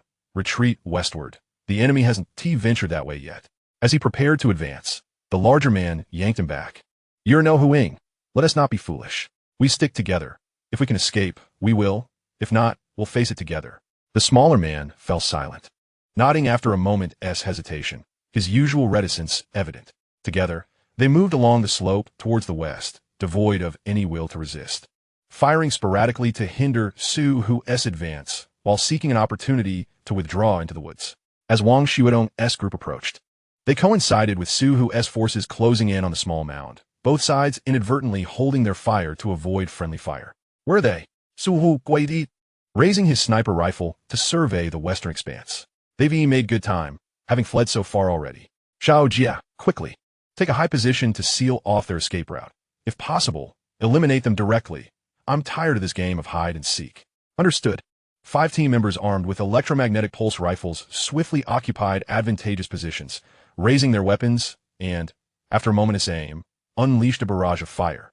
The characteristic sound of the electromagnetic pulse rifles ringing out in a chorus. Through the scope, Chu Ge observed the fleeing duo and considered a shot, but ultimately deemed the distance too great. Meanwhile, a comrade of Wang Xuedong opened fire, and a hail of bullets struck the 2 men, causing them to collapse. Their fates uncertain, whether hit or simply impeded by the barrage. Chu Ge chuckled, gesturing for his special forces to charge forth, the scene resembling hungry tigers pouncing on their prey. Yes, just like that. Keep them suppressed while we clean up the mess. Wang Xuedong set aside his sniper rifle, speaking nonchalantly. Chu Ge, no longer pressing forward, loudly foamed and the others to claim the glory, hastening to Wang Xuedong, his gaze fixed on the electromagnetic kinetic sniper rifle in his hands. Brother, your comrades' rifles have truly opened my eyes, but yours is something else entirely. I noticed earlier, it doesn't even have a barrel. What kind of gun is this? Huh. Chu Ge, you have no idea. This sniper rifle has been quite the revelation for me today. I took out that vehicle with a single shot. Just then, Commander Wang hurried over, still catching his breath. I say, oh, and they also launched a drone earlier, which I destroyed with 1 shot. Can you believe it? More devastating than a missile. Commander Wang, brimming with excitement, engaged in a display that should have been Wang Xuedong's to boast about. Wang Xuedong, finding no opportunity to interject, felt a pang of frustration as he turned his gaze elsewhere. As they conversed, Wang Xuedong's team ceased firing. Captain, we've got them, a team member reported, reviving Wang Xuedong's spirits as he led his team towards the direction the larger mercenary had fled. Commander Wang and Chu Ge followed closely behind. The firepower of the 5 electromagnetic pulse rifles was formidable, leaving no tree unscathed around the larger mercenary. Many stout trunks were severed, the ground littered with debris. Wang Xuedong pressed forward, discovering a tall mercenary riddled with bullets, his body resembling a honeycomb, while an M24 sniper rifle lay not far from him. Another smaller mercenary groaned, bleeding from several wounds but still clinging to life. Commander Wang, summon the medical team. It appears there's still one alive here. Commander Jiang wanted a captive. Perhaps we can save him yet. Commander Wang nodded vigorously and rushed off to call for medical assistance. All right, regroup. Yes. Minutes later, after exchanging pleasantries with Chu Ge, Wang Xuedong and Chu Ge led their teams back to base, leaving the cleanup to the special forces of the base.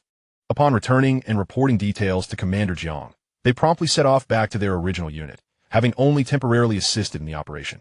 In the cabin of the transport aircraft, Chu Ge inquired, Captain Wang, where will you head once we land? Wang Xuedong, resting with his eyes closed, replied, I'm off to the Weapons Research Institute to return this sniper rifle. As it happens, during our helicopter ride, Colonel Liao mentioned that this rifle is a recent development by Academician Chu Ge. There's only one in the entire country, and it's exceedingly precious. Our brigade commander emphasized before departure that while we may not return, the rifle must come back. You comprehend the weight of that statement, don't you? Indeed, it warrants such gravity. Haha, off you go. Let me rest for a bit. Chu Ge cast a deep glance at the black backpack beside Wang Xuedong before turning away to close his eyes, while Wang Xuedong and his team valiantly engaged the enemy. Chu Ge was fervently immersed in his work at the Research Institute. Initially, when the blueprints for the aerospace aircraft were unveiled, he gave them a cursory glance. The weapon systems did not capture his attention, for he prioritized the engine systems, command control systems, and energy systems, relegating weaponry to a secondary consideration. After all, the culmination of weapon systems lay in the subsequent heavy cruisers. However, today, as Chu Ge scrutinized the weapon systems in the blueprints, he found himself astonished, not by their variety, but by the sheer number of gun emplacements. Faced with this complexity, he began to delve into the data on the electromagnetic railgun. The first topic concerns the comprehensive layout of the electromagnetic railgun aboard the vessel, featuring 4 triple-barreled 500mm pulse railguns, arranged in pairs at both the front and rear. Additionally, 2 dual-barreled 420mm electromagnetic cannons are situated within the belly of the Aerospace carrier, while 4 dual-barreled 320mm electromagnetic cannons are positioned on the sides, with 2 on each side. The secondary armament consists of 12 205mm electromagnetic rapid-fire cannons. In Chapter 101, Phase Cannon, Chu Ge counted and realized that there were a total of 21 main and secondary guns, predominantly multi-barreled, providing a sense of formidable firepower. However, according to the system's explanation, this configuration merely served as a numerical placeholder, inadequate even for self-defense. Chu Ge began to fantasize about the armaments of a heavy cruiser, questioning whether such a vessel could ascend to the heavens. System brother, is there a concept of firepower phobia in your realm? He inquired. What do you mean? Came the response. I mean, I perceive the armament of the Aerospace carrier to be decent, aside from the absence of missiles. Missile? The military-industrial system does not equip missiles. What does that imply? Does the heavy cruiser lack them as well? Indeed, there is no mention of missiles in the database. It is an invention from your planet. So, you're still entrenched in the era of colossal cannon ships? Chu Ge mused, perplexed. After all this, if their military capability was inferior to that of Earth, it would indeed be awkward. No, based on your missile data, do you believe their speed would be effective against anyone?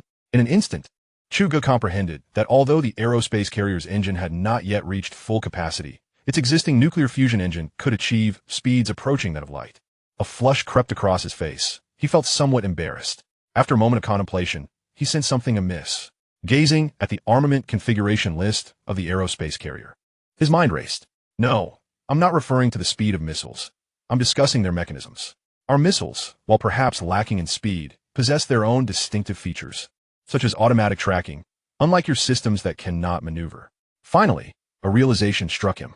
There exists a weapon system in my database akin to what you described, the nuclear fusion torpedo. However, it is not a tracking weapon, but rather a finishing tool, incapacitating the opponent's propulsion and armor systems before the nuclear fusion torpedo can be effective. A torpedo, you say? It seems you perceive space as akin to the ocean.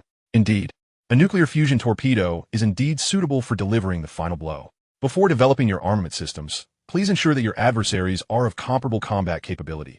Otherwise, the armaments from your planet hold no reference value. Chu Ge was momentarily speechless, feeling the sting of what could only be perceived as a sophisticated form of disdain. Nonetheless, it was a poignant truth. He had long held a misconception, unconsciously attempting to pit his weapon systems against those of Earth, oblivious to the reality that such comparisons held no merit. The combat environments, mechanisms, and even parameter units differed vastly between the two.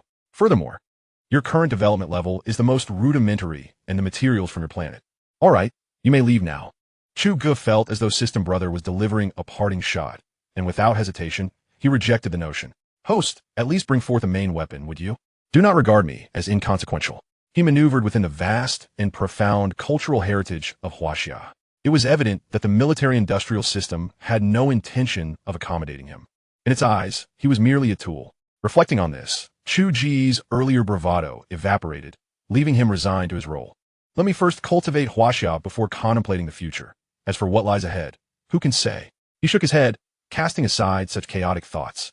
After reviewing the section on electromagnetic railguns, Chu Ge turned his attention to the strategic weaponry, the arrayed phase cannon. After a brief examination, he found himself yearning for more. System Brother, upon closer inspection, doesn't this phase cannon resemble a mere armor-piercing bow? Its purpose appears to be to breach the opponent's defenses, thereby facilitating attacks from other primary weapons. If the opponent is a heavy cruiser, their armor systems will be exceptionally robust. For instance, even if the 500mm railgun of the Aerospace carrier expends all its ammunition, it would still remain largely unscathed. The role of the phase cannon is to incapacitate the armor and propulsion systems of the enemy's primary vessel, rendering destruction merely a matter of time. Moreover, against smaller vessels, the phase cannon's power is sufficient to obliterate the target, which is why it is classified as a strategic weapon, rated at SS level. Additionally, your interpretation is not without merit. It is rare for you to display such insight. Well, thank you for that. It is indeed rare for you to be so verbose. Having acquired the answers he sought, Chu Ge chose to disregard System Brother and continued his exploration of the arrayed phase cannon. This weapon system was in essence an energy-based armament, albeit with a notably complex structure. As Chu Ge flipped through the pages, he noted that even the foundational technical data spanned dozens of pages, clearly rendering it far more intricate than the pulse railgun.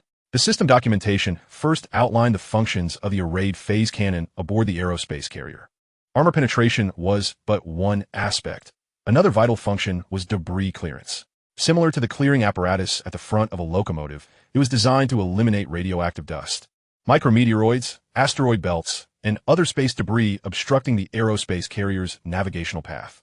The phase cannon's high-energy output could shatter, vaporize, or ionize the impacted space materials, thereby mitigating hazards to navigational safety.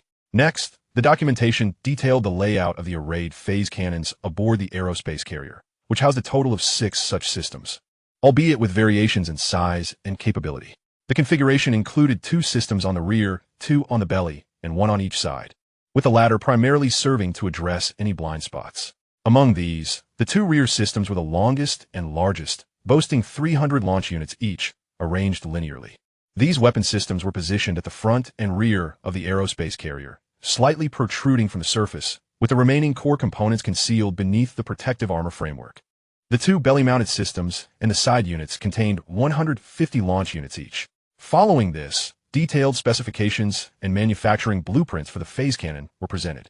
Chu Ge skimmed through them, noting that the system comprised several individual subsystems. The first was its generation mechanism, specifically the plasma generator, followed by the intricate energy transfer components.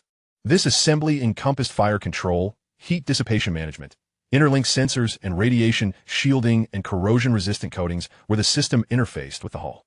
The second subsystem was the energy rectification mechanism, programmed as an SPS-level plasma rectifier regulator, primarily responsible for modulating the output power of the arrayed phase cannon. Each launch unit corresponded to an independent plasma distribution conduit, regulated by instructions from the central control unit. Excess fluid would return through a diversion channel at the end of the conduit to the original plasma collection chamber. The third component was the launch mechanism, wherein the rectified plasma was channeled into the pre-launch chamber via supply conduits, each launch unit having its dedicated supply line. The plasma would ignite within the launch chamber, awaiting the final fire control command, before being propelled through a launch crystal. The process from the launch chamber to the launch unit was controlled by a 2-tier program, mainly regulating speed and direction. The system documentation merely introduced the operational mechanism of a single launch unit, prompting Chu Ge to reflect on the largest system containing 300 such launch units, with a total of 1,200 across the entire vessel. He felt a fleeting pang of sympathy for the future engineers tasked with constructing such a complex system. In Chapter 102, Launch Units, Chu Ge pondered the earlier questions, recognizing their familiarity. After a moment's contemplation, he recalled a critical concept. The confinement and guiding of high-temperature plasma was akin to the role of a controlled nuclear fusion core device, the tokamak. Here we find ourselves encountering once more, though this setting presents a slight divergence from that apparatus. Here, it embodies more of an inner ring mechanism aimed at directing flow, whereas the tokamak apparatus primarily serves to confine plasma streams. The underlying principles remain analogous, as both employ extraordinarily potent magnetic fields to control plasma flow. However, the distinction lies in one being magnetic confinement and the other magnetic flow guidance. After a brief moment of contemplation, Chu Ge assumed this was the conclusion. Yet upon further examination, he discovered several additional pages. With a sense of confusion, he continued to peruse, only to find that a few pages of data had been dedicated to elucidating the earlier point regarding the launching unit's firing issues. As he swiftly skimmed through, enlightenment struck him. Indeed, the protagonist always makes a grand entrance.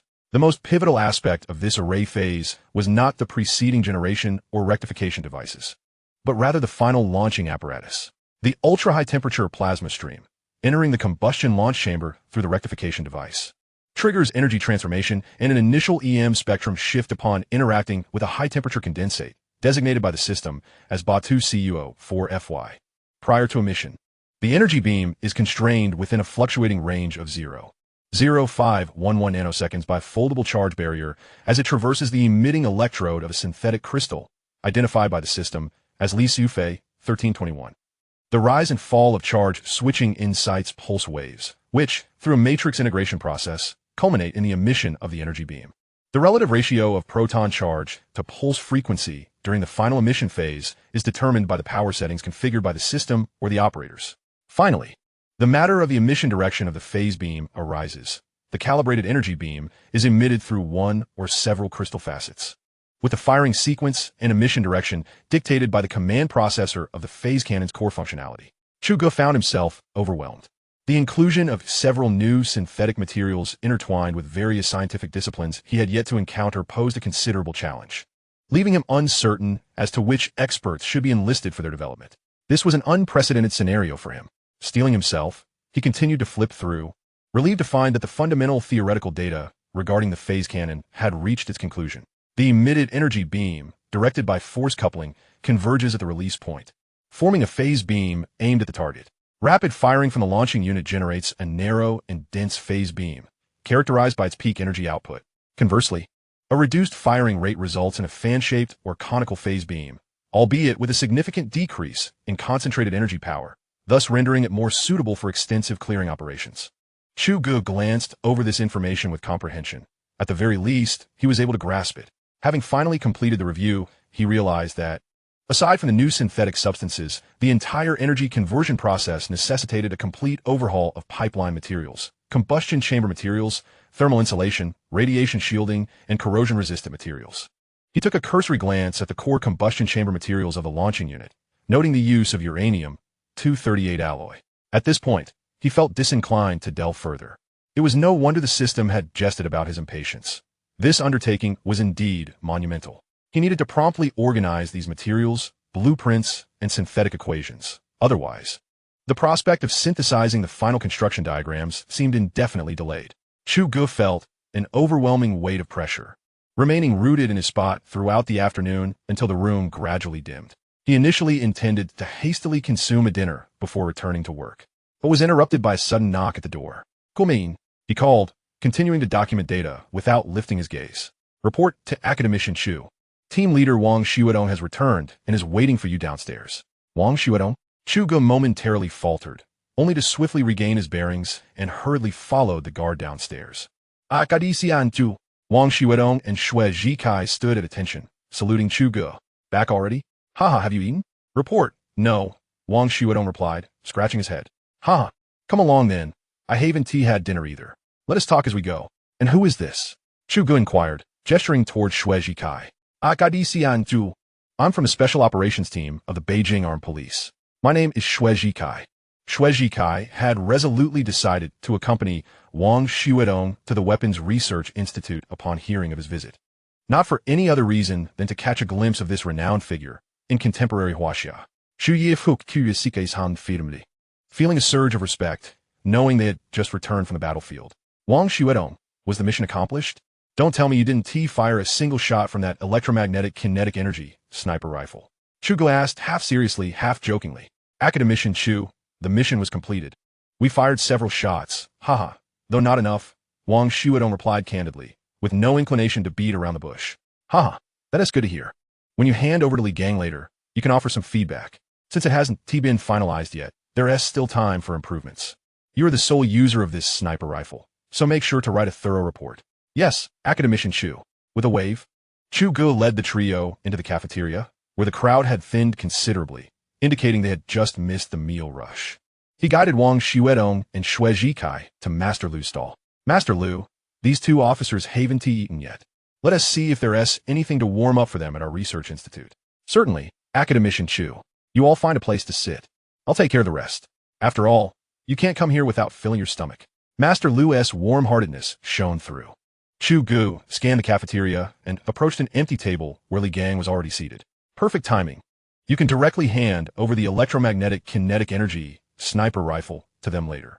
"Understood, Academician Chu," Wang Xuedong replied while awkwardly taking a seat, realizing there was a beautiful female officer across from him. Wang Yun was also present. "Academician Chu, you still remember to eat? I thought you were going to skip it again. Just earlier, I was discussing with Team Leader Li about whether to bring you something back." Yes, I can attest to that," Li Gang interjected quickly. Wang Yun was pleased to see Chu Ge take the initiative to dine in the cafeteria. Old Chun had previously instructed her to pay special attention to Chu Ge's daily life, especially his diet, ensuring that he did not neglect his health due to work commitments. "Understood, leader. Was this arranged by Old Chun?" "I'm still young. I can handle this level of work intensity. If not, I might as well retire early, ha. The table erupted into laughter. Wang Xuedong, I forgot to ask, why did only the two of you come? What about your team members? Also, were any of our personnel injured during this operation? The latter question was what truly concerned Chu Ge. Chapter 103. The Spaceborne Aircraft Carrier Program officially commences. Oh, they escorted us to the entrance of the Research Institute. Or rather, it was to escort it. Then they returned to base, Wang Xuedong explained, patting the electromagnetic kinetic energy sniper rifle in his backpack. As for the operation, we had 2 personnel injured. Fortunately, none are in critical condition. However, one warrior may sustain a permanent disability. When Chu Ge and Li Gang heard this news, their hearts sank. Casualties were something they had wished to avoid. What were the injuries? Chu Ge pressed for details. As an academician in a military-industrial unit, it was his duty to serve the military and, essentially, to serve those brave soldiers on the front lines. Those individuals were likely formidable mercenaries in the international arena. I heard from Commander Liao that some were either retired from the U.S. Navy SEALs or the Delta Force. This is merely a secondary issue. The primary concern lies in our negligence. We failed to observe the 2 snipers on the opposing side who lay concealed in the woods, and during the exchange of fire, they caught us off guard. One of our team members was struck in the shoulder, and he may lose the use of one arm. The other member, thanks to his bulletproof vest, narrowly escaped with his life, although that vest was pierced, resulting in significant blood loss. Fortunately, the incident occurred not far from the base. Otherwise, Wang Xuedong refrained from continuing, as Chu Ge had already grasped part of the combat details and patted him on the shoulder. The group fell silent, their spirits evidently heavy. At that moment, Master Lu wheeled in a cart. Dinner is served, for dishes and a soup. Academician Chu, is that sufficient? If not, just let me know. No need to be polite. As he spoke, several plates were arranged before Chu Ge and his companions, followed by the staple food. Chu Ge glanced at the portions. Master Lu, where on earth did you find such large plates? This is more than enough. Those 2 can fill their stomachs, and the 3 of us will be satisfied. The plates presented by Master Lu were akin to large, deep bowls, brimming with 4 dishes, 2 meat and 2 vegetable, alongside a rather exquisite winter melon and shrimp soup. Li Gang cast several glances at it, and quietly went to serve himself a bowl of rice. Haha, some of these dishes were pre-prepared. I may not have mastered anything else at the Research Institute, but my cooking speed has certainly improved. Everyone is so focused on their work that they often lose track of time, frequently encountering comrades who come looking for food after mealtime, like Academician Chu here. The group was lightened by Master Lu's joviality, the earlier gloom dissipating considerably. After exchanging a few more words, Master Lu returned to his duties. Chu Ge began to invite everyone to eat, and Wang Xuedong and Chu Ge wasted no time. They were famished, having barely eaten all day, just a few bites of compressed biscuits and chocolate. Now, with such a sumptuous spread before them, they disregarded the astonished gaze of the beautiful officer nearby and dove into their meal. Li Gang, hurry up and eat. What are you doing standing there with a bowl of rice? Chu Ge glanced at the fidgeting Li Gang, unable to contain himself any longer. Akari-san Chu. If you don't speak up, how could I dare? Haha, Master Lu is biased. He saves all the good food for you. And the delicious food won't silence you. After eating my share, I'll have to give you extra work. No problem. Li Gang was munching away, and his demeanor hardly resembled that of someone who had just eaten. Chu Ge stifled a laugh. Wang Yun, do you want some? Before Chu Ge could finish, he noticed Wang Yun repeatedly giving him meaningful glances, then glanced at the table. Oh, just moments ago, the 4 dishes were brimming, and now half of them were gone after a few exchanges. One should not speak while eating, nor sleep while talking. Chu Ge obediently closed his mouth and began to eat earnestly. He certainly did not want to come to the cafeteria only to return for instant noodles. Far too unprofitable. Wang Yun checked her watch. From the time Master Lu served until the moment these several big men put down their chopsticks, it had only been about 10 minutes. Chu Ge hadn't eaten much. He was primarily engaged in mental labor, so his appetite was naturally modest. Not to mention Wang Xuedong and Chu Ge. Li Gang's work involved transitioning designs from blueprints to tangible models, a task demanding both mental and physical effort. Thus, his appetite exceeded that of Chu Ge. Li Gang. Earlier, I didn't finish explaining why I wanted to bring Wang Xuedong and the others along and inquire about their combat details. Now you understand, right? Chu Ge took a moment to gather his thoughts before resuming the previous topic. Li Gang, seemingly momentarily distracted, likely had his wits consumed by digestion. As for the individual soldier equipment, exoskeletons, and the materials for protective armor, we should have a clearer understanding by now. Remember to verify this tomorrow. I'll give you a month's time. I want the complete set of individual soldier systems ready. The laser pistol can wait. But I expect to see all 6 other finished products in a month. Understood. You can rest assured, Academician Chu. Chu Ge did not intend to make things difficult for anyone. He regretted not having developed this set of individual soldier equipment sooner, as perhaps the 2 soldiers would not have been injured otherwise. The military-industrial systems armor should withstand bullets from earthly sniper rifles without issue. Chu Ge felt a pang of regret as he returned to his dormitory, his mood subdued after parting ways with the others. Wang Xuedong and Chu Ge followed Li Gang to hand over the electromagnetic kinetic energy sniper rifles, while Wang Yun accompanied Chu Ge downstairs, though the 2 remained silent throughout. Upon reaching downstairs, Chu Ge waved goodbye to Wang Yun and ascended, leaving her and the nearby guards standing like wooden statues. Back in his dormitory, Chu Ge tidied his thoughts and resumed his work. He calculated that it would take about 2 days to finalize the data on the weapon systems of the aerospace carrier until the final blueprints were formed. He spent half the night organizing the simpler sections regarding the electromagnetic railgun, and for the array phase cannon, he decided to consult with Academician Shen first. The next day, Chu Ge appeared early in Academician Shen's office, circling the room once. "Xiao Chu, what brings you to my office so early? Lost your wallet?" Academician Shen asked with a smile, sipping his tea. "Wallet? You mentioning that reminds me. I forgot where I placed the black card you gave me last time. I'll have to look for it later." Academician Shen nearly choked on his tea. "Xiao Chu, you must take good care of that card.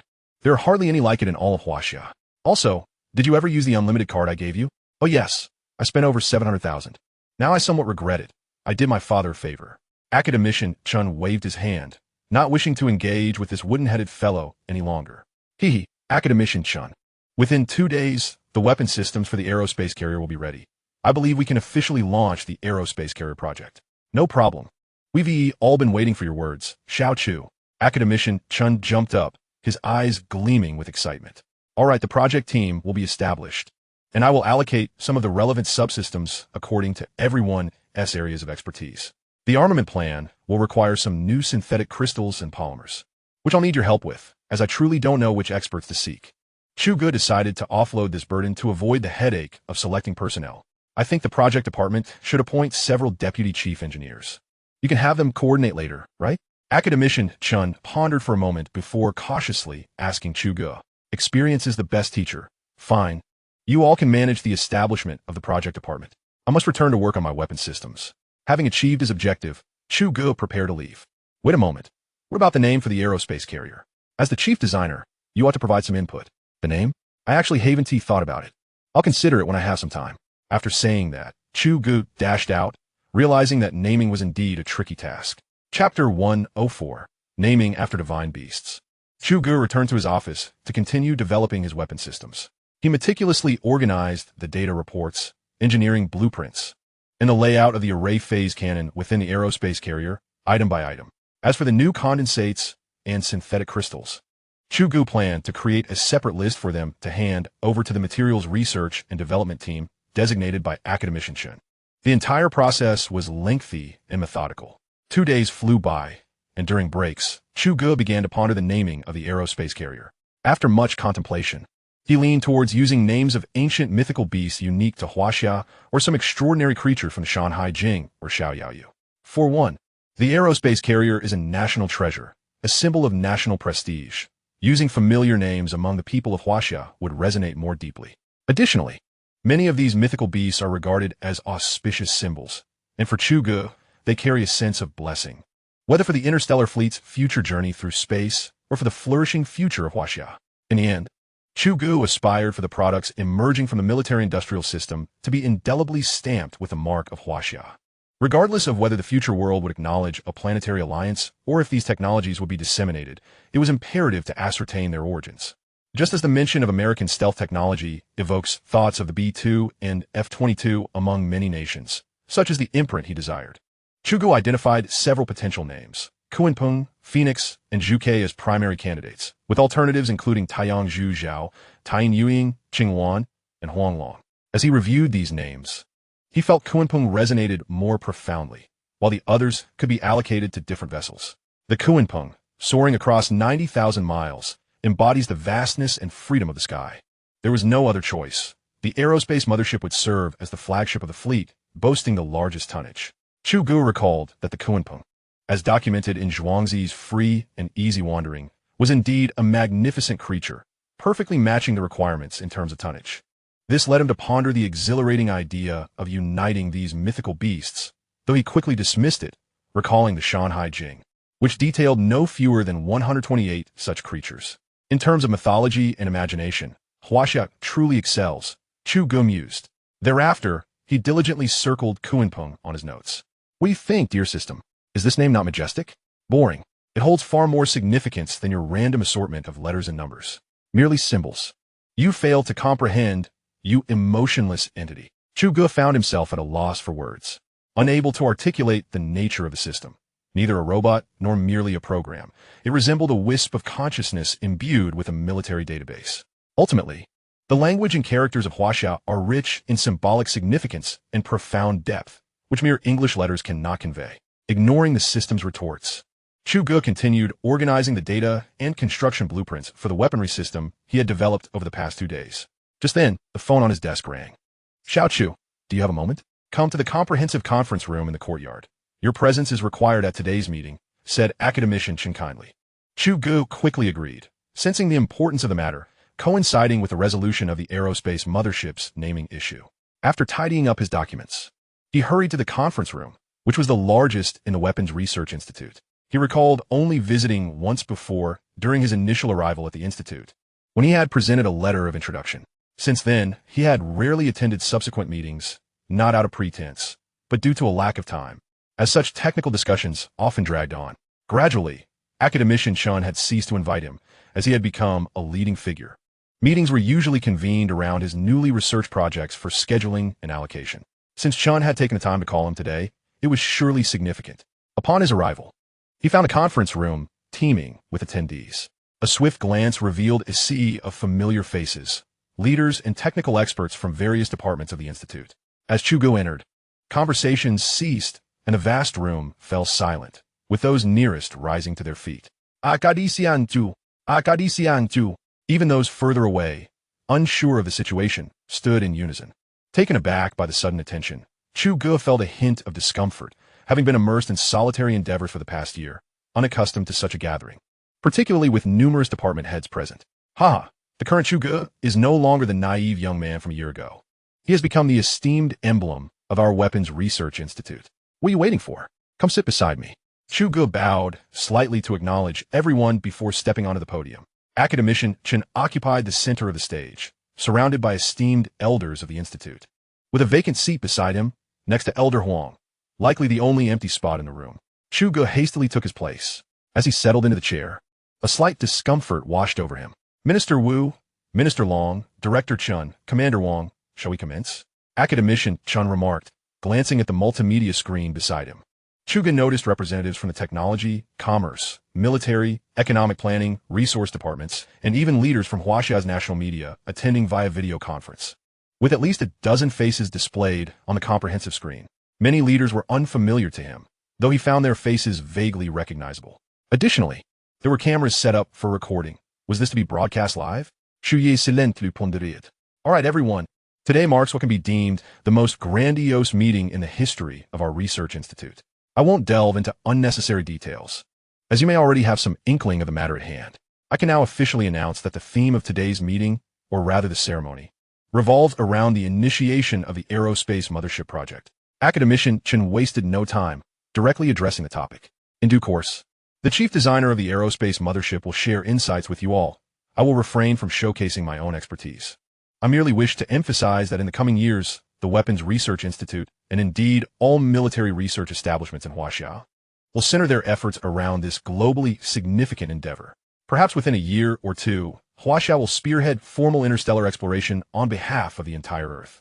Of course, this exploration will not merely involve launching a satellite or collecting soil samples for study. Rather, it shall manifest in the form of an interstellar fleet, cruising and exploring. It is not an exaggeration to assert that we may establish space bases on suitable celestial bodies or satellites. Academician Chen paused, surveying the leaders and then sweeping his gaze over the researchers below, who collectively held their breath in anticipation of his next words. Some of you may have noted my earlier phrase globally significant. Indeed, Our research has concluded that the Aerospace mothership project will not be conducted in secrecy, and the establishment of the entire interstellar fleet will be publicly announced in real time. We aim to boldly conquer the stars and the oceans. Moreover, we wish to clarify to other nations that the mission and purpose of the interstellar fleet do not pertain to the people or objects of Earth, unless, of course, you infringe upon Huaxia's territory or core interests. The audience erupted into applause, their enthusiasm fully ignited. Today's meeting would not involve specific arrangements. It was simply a formal announcement. I feel it necessary to commemorate this historic moment, urging all colleagues present to devote their utmost energy to this monumental project. Together, let us weave a new tapestry of splendid landscapes belonging to Huaxia. The entire assembly rose, a wave of fervent applause echoing throughout the hall, resonating long and loud. Academician Chun stood, prompting Chu Ge and the others to rise as well. After a considerable pause, Academician Chun gestured for everyone to be seated again. The subsequent announcement is one I believe requires the military's Minister Long to deliver. He is far more qualified than I am. Wouldn't you agree, Minister Long? Chun cast a knowing glance at the large screen before motioning for Minister Long to take the floor. Very well, Minister Long began, adjusting the microphone before him. Originally, as a representative of the military, I should not be here to overshadow the groundbreaking announcement regarding the Aerospace mothership's official launch. However, since Academician Chun has broached the topic, I believe it is appropriate to announce that these two developments are indeed interrelated. Tomorrow, Huaxia will officially announce the establishment of its sixth branch of the military, the Celestial Army Interstellar Task Force. We shall refer to it simply as the Celestial Army. Unlike other military branches and the rocket strategic forces, the command center of the Celestial Army will be situated aboard an astral mothership, falling under the jurisdiction of Huaxia's highest military command. The Celestial Army will not execute missions within the confines of Earth or its atmosphere. Rather, its operational domain will extend into outer space. The initial phase of its mission will involve cruising and exploring the entirety of the solar system. As the astral mothership progresses from conception to active service, we will conduct a preliminary selection of 100 active personnel from across the armed forces to join the Celestial Army, including commanders of various ranks, pilots, ground operatives, starship weapon operators, navigators, communications personnel, maintenance staff, and logistics experts, among others. Naturally, ambitious youth in Huaxia who wish to join the Celestial Army are encouraged to enlist at their local recruitment agencies, which the military warmly welcomes. However, I must issue a word of caution. The selection process will be exceedingly rigorous, and the phrase 1 in 1,000 is by no means an exaggeration in this context. Minister Long's tone grew solemn as he spoke. As for experts with specialized skills, you may also apply at the Yanjing Weapons Research Institute, as the interstellar fleet will require engineering and technical talents like yours during its explorations.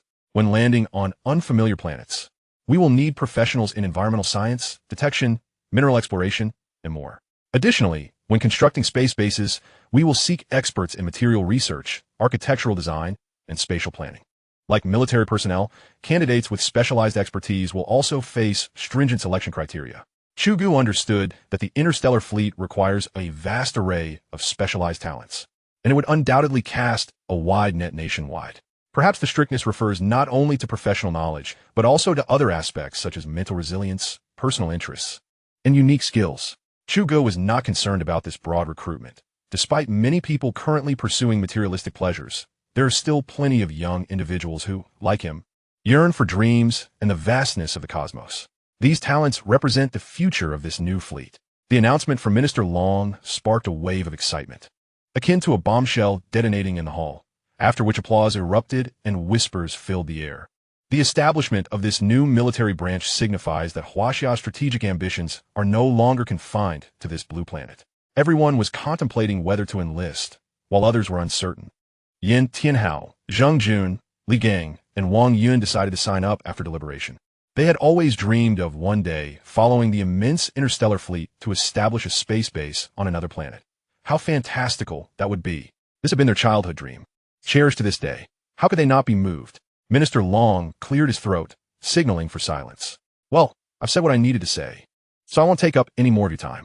I will now hand the microphone over to Academician Chun. Academician Chun reassured everyone that a specialized assessment and selection team had been established at the Institute, and anyone interested could apply, regardless of position. Finally, let us invite the chief designer of the astral mothership, Academician Chu Ge, to deliver the final address, shall we? Academician Chun wasted no time in transferring control of the proceedings to Chu Ge. Taking the microphone, Chu Ge adjusted its height and surveyed the audience, which erupted into even more enthusiastic applause. This moment was one that had to be seized. Minister Long had briefly outlined some plans for the Interstellar fleet, so I will now share with you the current progress regarding the astral mothership at the Research Institute. I noticed that many of you were quite excited upon hearing that scientific personnel could accompany the fleet into outer space. Minister Long was correct. At least in the first phase of planning, our primary objective is exploration. I have told Academician Chen more than once that the astral mothership represents not merely a command center, but a platform for scientific research. Exploring the unknowns of the cosmos is the true essence of its existence. So were these unknowns? Do not overly indulge in thoughts of extraterrestrials. It could be elements, minerals, or even life forms that we do not possess on Earth. Regarding extraterrestrials, Chu Ge felt a twinge of uncertainty. How could the military-industrial complex explain that? Best to avoid that topic. As for our progress, construction of the astral mothership will officially commence by the end of this year, with all supporting docks currently being constructed in an orderly fashion. Each subsystem of the astral mothership will be gradually distributed to your respective departments. Unlike Academician Chun, who might urge you to invest all your energy, I will simply state that even if you wish to be lazy, you will find no time for it. The system is vast and complex. You will continuously encounter new progress reports that require experimentation, data verification, and testing. Therefore, I suggest those of you with families or partners take this opportunity to secure some time off. Look at me.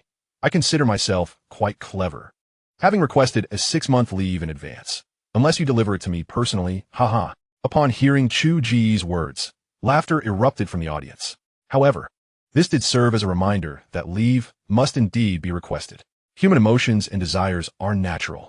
Researchers are not detached from worldly concerns. They do not possess the same stature as Academician Chu, who could have things delivered to him, though a keyboard might be a different story.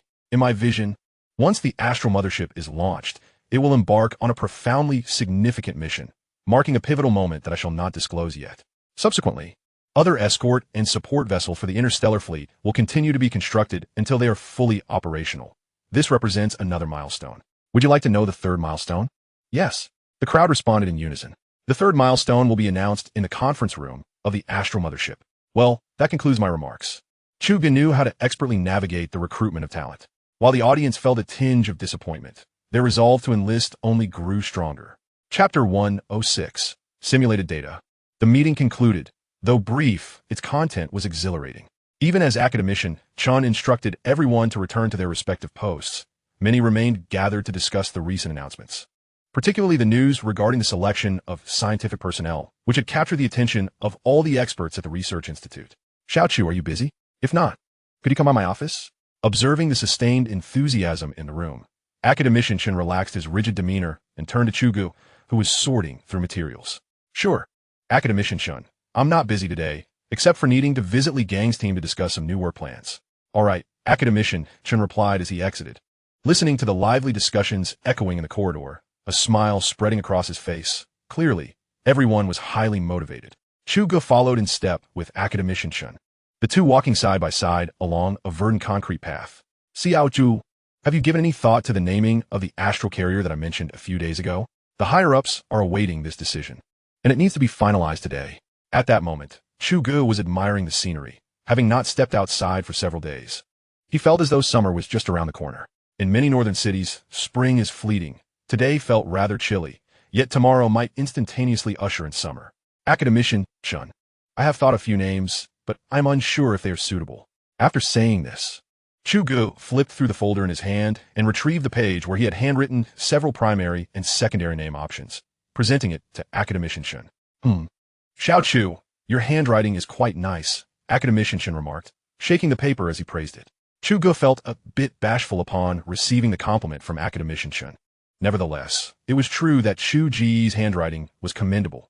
Even during his school days, he had frequently received praise from Yulu for it. In all matters, there exists a duality of length and brevity. While celebrating joyous moments, one ought not to neglect to critique Chu Ge's English, which is rather subpar and undoubtedly awkward, reflecting a distinctly Huaxia style of writing. Despite Chu Ge's dedicated practice, there has been little improvement, and after a period of time, he ceased to be preoccupied with it. He mused that it would be far more beneficial to delve into the art of Huaxia calligraphy instead.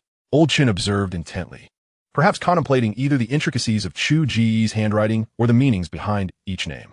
Chu Ge took the opportunity to elucidate a few of his points to the elder. Upon hearing this, Academician Chen nodded appreciatively. Little Chu, you truly possess a profound understanding of Huaxia's national circumstances. Haha, I find your reasoning to be quite compelling. Personally, I wholeheartedly agree. However, the final decision rests with the higher-ups, and I shall submit it shortly. The senior leaders place considerable importance on your opinions. Otherwise, I wouldn't be urging you so insistently, he remarked, casting a meaningful glance at Chu Ge. Chu Ge remained unfazed, focused solely on diligently fulfilling the tasks assigned by his superiors. The rest, he felt, was left to fate. At that moment, he was engrossed in studying apples, as if the ultimate naming of the Aerospace battleship no longer concerned him. Old Chun, I've just realized that you have quite a variety of apples, he commented, munching while examining the fruits on the platter. Chun did not respond, merely smiling and shaking his head, for these apples had been specially procured for him. After lingering in Academician Chen's office for quite some time, Chu Ge departed, discreetly taking 2 apples with him. Shortly after his exit, Chen promptly submitted Chu Ge's suggestion regarding the Aerospace battleship's name.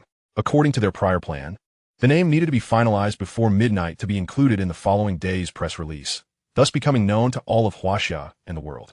After submitting, Chen gazed out at the sky, hoping that the name would be adopted, for he sensed within it Chu Ge's fervent desire to soar into the heavens. Chu Ge then made his way to the experimental base of Li Gang's research group, which had expanded to over 100 members. With a larger team, the scale of operations had naturally grown. The experimental base boasted 3 stories. The ground floor housed the workshop, which felt akin to an aircraft assembly line, characterized by its spaciousness and impressive ceiling height, reminiscent only of aircraft assembly facilities in Chu Ge's memory.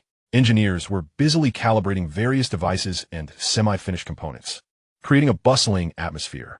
The second floor comprised the office area, data computation center, and a temporary security storage room. Chu Ge had not ventured to the 3rd floor, which was likely reserved for temporary accommodations. When he found Li Gang, he was engrossed in simulating the critical values of explosive shockwaves for individual armor and the penetrating capabilities of armor-piercing munitions. Li Gang wore an excited smile, brimming with enthusiasm. What have you been taking? Chu Ge's sudden remark startled the elated Li Gang. Academician Chu, your timing is impeccable. Come and see our simulated data. I believe this individual armor could also be utilized on tanks. It's superior to the current composite armor data. Moreover, it's remarkably lightweight. Simply perfect. Li Gang continued, his enthusiasm palpable. Have you simulated the data for armor-piercing projectiles and shrapnel rounds? Chu Ge inquired seriously, taking the mouse to access various data files. We haven't done that. We merely conducted general explosive damage assessments and data for large-caliber firearms. What you mentioned is unlikely to be applicable, right?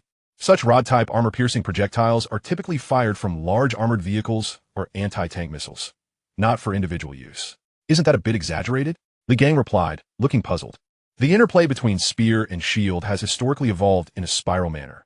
When one possesses a sharp spear, the shield naturally strengthens. Similarly, with a new shield at hand, it is only logical to employ the sharpest spear to test it. Wouldn't you agree? Furthermore, you yourself mentioned that this armor technology could be applied to other fields, such as tank armor. What about the simulation data? Even if it were merely archived for future military needs, it would serve a purpose. Why not take advantage of that? Chu Ge smiled as he shared his thoughts with Li Gang, noting a recurring issue among departments where individuals focus solely on their own domains, disregarding broader implications. This often leads to significant wastage, resulting in redundant data generation and squandered resources. Of course, he bore no ill will towards Li Gang, recognizing that the burden of responsibilities likely left little time for additional tasks. Patting Li Gang on the shoulder, he resumed his examination of the data reports. When it comes to our individual armor system, the most critical factor is the metal's ductility. What do you mean? Li Gang asked, confused. Regardless of whether it is a pointed armor-piercing round or a blunt projectile, the torque generated upon impact with the target armor at a given angle differs, resulting in a destructive form known as shattering penetration, specifically targeting our high-strength armor. Chapter 107, Breaking News. Such projectiles, upon striking the surface of armor, will deform, causing numerous fragments, while the high-strength armor will also shatter, leading to secondary damage. All this data must be collected and inputted into the central processor for simulation. Thus, we can arrive at a theoretical framework that constitutes valid simulated data. Chu Ge turned to look at Li Gang seriously, imparting his insights with gravitas. Li Gong nodded earnestly, his gaze towards Chu Ge growing fervent. The intensity of that stare sent a shiver down Chu Ge's spine, prompting him to subtly shift aside. Academician Chu, how did you acquire such practical military theories? Oh, I developed an interest in military matters during my school years, often perusing theoretical reports and classic battle cases from World War II. One report discussed certain tank armor cases, particularly concerning the German Tiger tank during the latter part of the war. I'm not familiar. Isn't it the Tiger Eye? Li Gang pondered, tilting his head. These are not the same. But never mind, that's not important. In the latter stages of World War II, Germany lacked sufficient molybdenum, a metal crucial for enhancing armor toughness, which refers to ductility. This scarcity significantly compromised the quality of the Tiger's armor. This quality pertains to the comprehensive index of armor. In the case of the Tiger, while its strength was adequate, its toughness was insufficient, resulting in a propensity to fracture upon impact, with poor resistance to non-penetrative damage, causing considerable secondary injuries. Often, despite the Tiger seemingly dominating with a damage ratio of 25 to 150, the statistics regarding tank crew casualties were disproportionately skewed. What do you mean? The tank was fine, but the crew suffered injuries. How awkward. Thus, do you grasp my point? When simulating data, one must be meticulous, accounting for every conceivable scenario. Ultimately, the more extreme the conditions, the better we can ascertain the threshold of new equipment. Chu Ge refrained from mentioning that this equipment could indeed be formidable under certain circumstances. I understand, Academician Chu. Li Gong replied, deeply inspired, nodding solemnly. I almost forgot. I'm here to assign you a new task. Didn't you express a desire for a significant project? It's arrived. As Chu Ge spoke, he presented Li Gang with the relevant data concerning the electromagnetic railgun from the Aerospace battleship's armament system. Li Gang took it, setting aside the electronic U-disc containing data and construction blueprints to first peruse the physical plan report. The report on the electromagnetic railgun system for the Aerospace battleship. Li Gang read aloud, each word igniting his excitement. Academician Chu, is this the weapon system for the Aerospace battleship? One of the weapon systems. Its principle is somewhat akin to that of an electromagnetic pulse rifle. It should be relatively straightforward for you to assemble. Coordinate well with your subordinates. Both the individual combat system and the railgun must be executed flawlessly according to the progress schedule. When it comes to the timeline, Chu Ge is at his most serious, embodying the essence of Huang Shuren. Yes, I assure you the mission will be accomplished. Li Gong replied earnestly, saluting. Chu Ge reciprocated the gesture with a solemn bow, patting Li Gang's shoulders before turning to depart. After dinner, Chu Ge returned to his dormitory. This evening, instead of delving into a specific subsystem, he opted to peruse the existing database of the Aerospace carrier, clearing his mind. He was also contemplating where to begin his next steps. Accidentally, Chu Ge noticed his prestige value nearing 1 billion, which piqued his interest. System Master, I recall you mentioning that upon reaching 1 billion, a reward mechanism would be triggered. This 1T accumulate, will it? No, it is fixed. It triggers once every billion. The System Master confirmed, surprisingly not inflating his demands. Chu Ge felt an inexplicable warmth. He was quite eager. Would it be another genetic reagent? The rewards are set within a specific range and are random. You are rather convoluted in your explanations. Could you perhaps divulge this range so I might prepare myself mentally? The host's mid to long-term plan involves space exploration, landing on unfamiliar planets, and constructing space bases. Thus, the system rewards will randomly fall within this scope, contributing to the host's objectives. Chu Ge found the response somewhat odd. After pondering, he suspected the System Master had been studying a foreign language, which affected his speech. As Chu Ge washed up, he silently conversed with the System Master, occasionally chuckling, which might have led any bystander to think him slightly unhinged. The dialogue continued until he was in bed. Are the rewards categorized by size? They are not. Can you speak plainly? Chu Ge was beginning to lose patience. The Aerospace carrier is rated SS, the heavy cruiser SS, and the frigate S. The system rewards will, in principle, not include vessels of the Aerospace carrier or heavy cruiser caliber, though lower-tier items may appear as rewards. What is the minimum threshold? For instance, if I get something utterly useless, the 1 billion prestige triggers a deduction mechanism. Do you think this system operates as a garbage dump? The comparison remains constant from a macro perspective. I suggest you refer to the exchange of 1,000 prestige for a certain lifetime achievement as a benchmark. Your comparison is indeed quite enlightening. To summarize, it's akin to a scoring mechanism in competitions, discarding the highest and lowest scores to derive an average. The system master did not respond further. Seemingly in a foul mood this time, Chu Ge pouted and turned over to sleep. That night, he experienced an unparalleled sense of tranquility in his slumber. May 20th, a day filled with affection. At a prestigious high school on Yinjing West Road in H City, Chu Xiaowu was having breakfast with her friend Ma Xiaoyao. Ma Xiaoyao was both a playmate and classmate of Xiaowu. They hailed from the same county and had been together throughout middle and high school, excelling academically. Chu Xiaowu had been inexplicably transferred to this key city high school earlier in the year. Ma Xiaoyao followed suit, as her father was a leading entrepreneur in their county. And given her excellent academic performance, it posed no significant challenge for him to facilitate the transfer. Thus, these two strikingly beautiful, tall sisters, one serene and the other lively, could once again joyfully explore the world hand in hand. As Ma Xiaoyao exchanged jokes with Chu Xiaowu, she glanced at the morning news. Belonging to that slightly unconventional type of girl, while other girls preferred soap operas, she was drawn to news and political information, possibly influenced by her father. An important news bulletin interrupted. Following a high-level decision in Huaxia, the highest military command confirmed that Huaxia's first aerospace carrier, the Kunpeng, was officially approved yesterday afternoon. With Academician Chu Ge acting as the chief designer, it is reported that this type of aerospace carrier will utilize a nuclear fusion engine as its primary power source, achieving speeds that will revolutionize all existing spacecraft, fighter jets, and rockets. Furthermore, insiders disclosed that the Kunpeng will serve as the flagship of an interstellar fleet, with construction commencing by the end of this year, and related auxiliary vessels will gradually enter the construction plan.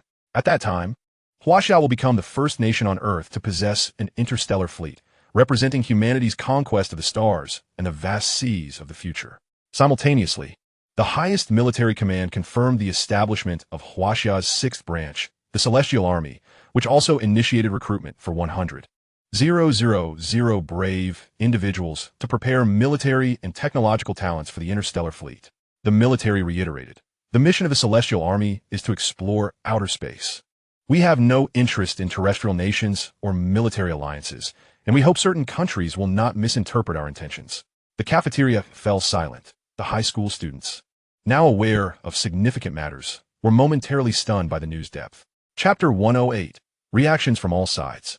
Ma Xiaoyao fixated on the television screen, recognizing the footage of yesterday's meeting featuring Chu Ge and Professor Chen.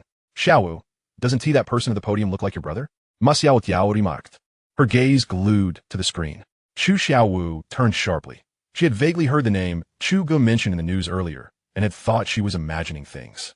Her elder brother, who had left home at the beginning of the year and had not returned since, occasionally messaged to inquire about their parents' health and her studies. But he had ultimately distanced himself. He did, however, transfer significant sums of money to her from time to time, amounts that were somewhat staggering. Xiaowu was very understanding and never squandered the money, saving it secretly. She knew that her brother, Chu Ge, was now an academician at the Research Institute, burdened with numerous projects that required his attention, so she worked diligently in her studies, determined not to disappoint him. Additionally, she aspired to become a pillar of the nation, shouldering some of his responsibilities. Indeed, that is my brother, she exclaimed. What does the aerospace carrier entail? Chu Xiaowu's face was full of questions. She was the kind of gentle girl who typically paid no mind to such robust military equipment. It's akin to an aircraft carrier, I suppose. I don't quite understand it either. In any case, it seems to be military hardware. However, one thing is certain. This colossal aircraft is responsible for cosmic exploration. Oh, it appears the main distinction from an aircraft carrier is that it can fly. Ma Xiaoyao, with an expression of utmost seriousness, observed Chu Ge on the television. Her eyes filled with admiration. Could this truly be the neighbor boy she once knew? An aircraft carrier? No, this was a spaceship of extraordinary caliber, an interstellar fleet. Aliens. She heard on the news that the fleet was already recruiting personnel. She too wanted to seek out aliens. Several male classmates at the same table evidently possessed a greater understanding of the matter, although their insights leaned heavily toward wishful thinking. Xiao, did you just say that the chief designer is your brother? You share the same surname. So you're siblings? A boy inquired with a unique focus. Yes, he is my biological brother, Academician Chu Ge from the Yinjing Weapons Research Institute. Ma Xiaoyao interjected eagerly. I know who Chu Ge is. He is my idol. Oh my goodness. I can't believe I'm eating at the same table as the sister of my idol. I must go boast about this, the boy exclaimed before hastily departing, leaving the table in stunned silence. Such reactions were not confined to the school. across major media outlets. Discussions on the Kunpeng Aerospace carrier erupted online, with a certain forum thread skyrocketing to the top of trending topics. Guys, did you catch the morning news today? I did. You're talking about the Kunpeng, right? The news left us, a few fellows in the dormitory, utterly astounded. Even now, we find it hard to believe. The selection for the entire military has commenced, and my brother mentioned that experts from various fields are also being recruited. As a civil engineering professional, he's contemplating whether to apply as well. Are you still in doubt? Indeed. Do you think the Chinese authorities are simply idling away, playing tricks on you? In my opinion, the delay in the announcement signifies that all relevant technologies have been successfully developed, and the construction of the interstellar fleet is progressing steadily. By the time the hull reaches the assembly phase, it would be impossible to conceal it. Thus, they chose to reveal it in advance. This has thrilled us military enthusiasts. Everyone is now speculating about the technical specifications of the Kunpeng, the aerospace aircraft carrier. The theories abound, with all sorts of starfighter concepts emerging. I am particularly curious about the comments on YouTube. Are they filled with disbelief? But who cares? We haven't celebrated enough ourselves. This is an interstellar fleet, a massive mobilization accompanied by numerous troops and scientists. Just imagine the exhilarating spectacle if we were to land on another planet. What a thrilling and fascinating scene. Could it be that extraterrestrial beings have been discovered, prompting the nation to hastily establish an interstellar fleet to safeguard Blue Planet? It feels like a science fiction film coming to life. Unlikely, though. Have you not seen the chief designer of the Kunpeng? Academician Chu Ge, a genius behind controllable nuclear fusion, with him at the helm. It seems more like a natural progression. The person above is absolutely correct. My admiration for Academician Chu Ge has only intensified. I must express a somewhat cliched sentiment. To be born a Chinese and to die a Chinese soul, I have no regrets for being part of this great nation. And in the next life, I shall be a Chinese once more. The subsequent remarks from this netizen ignited the enthusiasm of many others, prompting a flurry of agreement. Across the vast land of China, a new wave of technological fervor has officially commenced. Numerous tech and research companies are disseminating related videos and documents, urging their scientific personnel to respond to the national call, to strive diligently, and to prepare for the imminent rise of China. Chu Ge is currently organizing the energy systems for the aerospace aircraft carrier, which has become his primary focus in recent times. His phone vibrated incessantly on the desk. Those who recognize this phone number are predominantly close acquaintances of Chu Ge. Upon glancing at it, he saw it was Dilraba Dilmarat. Academician. Is it convenient for you to talk? She inquired urgently. Certainly. What could be inconvenient? My office and dormitory have successfully merged.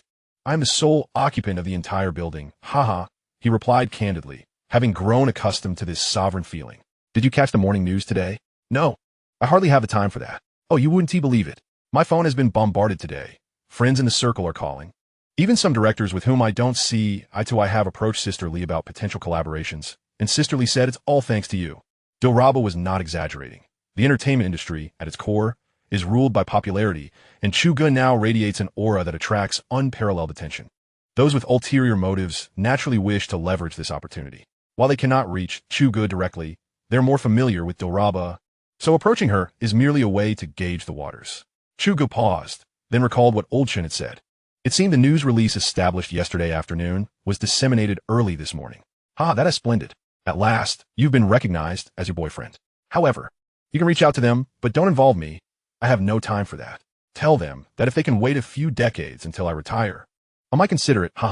Chu Ge, being astute, understood the implications behind Dilraba's words. Sure thing. Do you think I'm unaware of their little schemes? They can seek me out, but if they want to use me to connect with you, not a chance. Especially those who are all charm and flirtation with me. When they approach you, they be throwing themselves at you. I'm not foolish. Oh, you should have said so earlier. Upon hearing Dilraba's teasing, Chu Ge felt a mischievous urge to tease her back. You? Oh, look at you, Chu Ge. Your wings have grown strong. Just wait. Just kidding.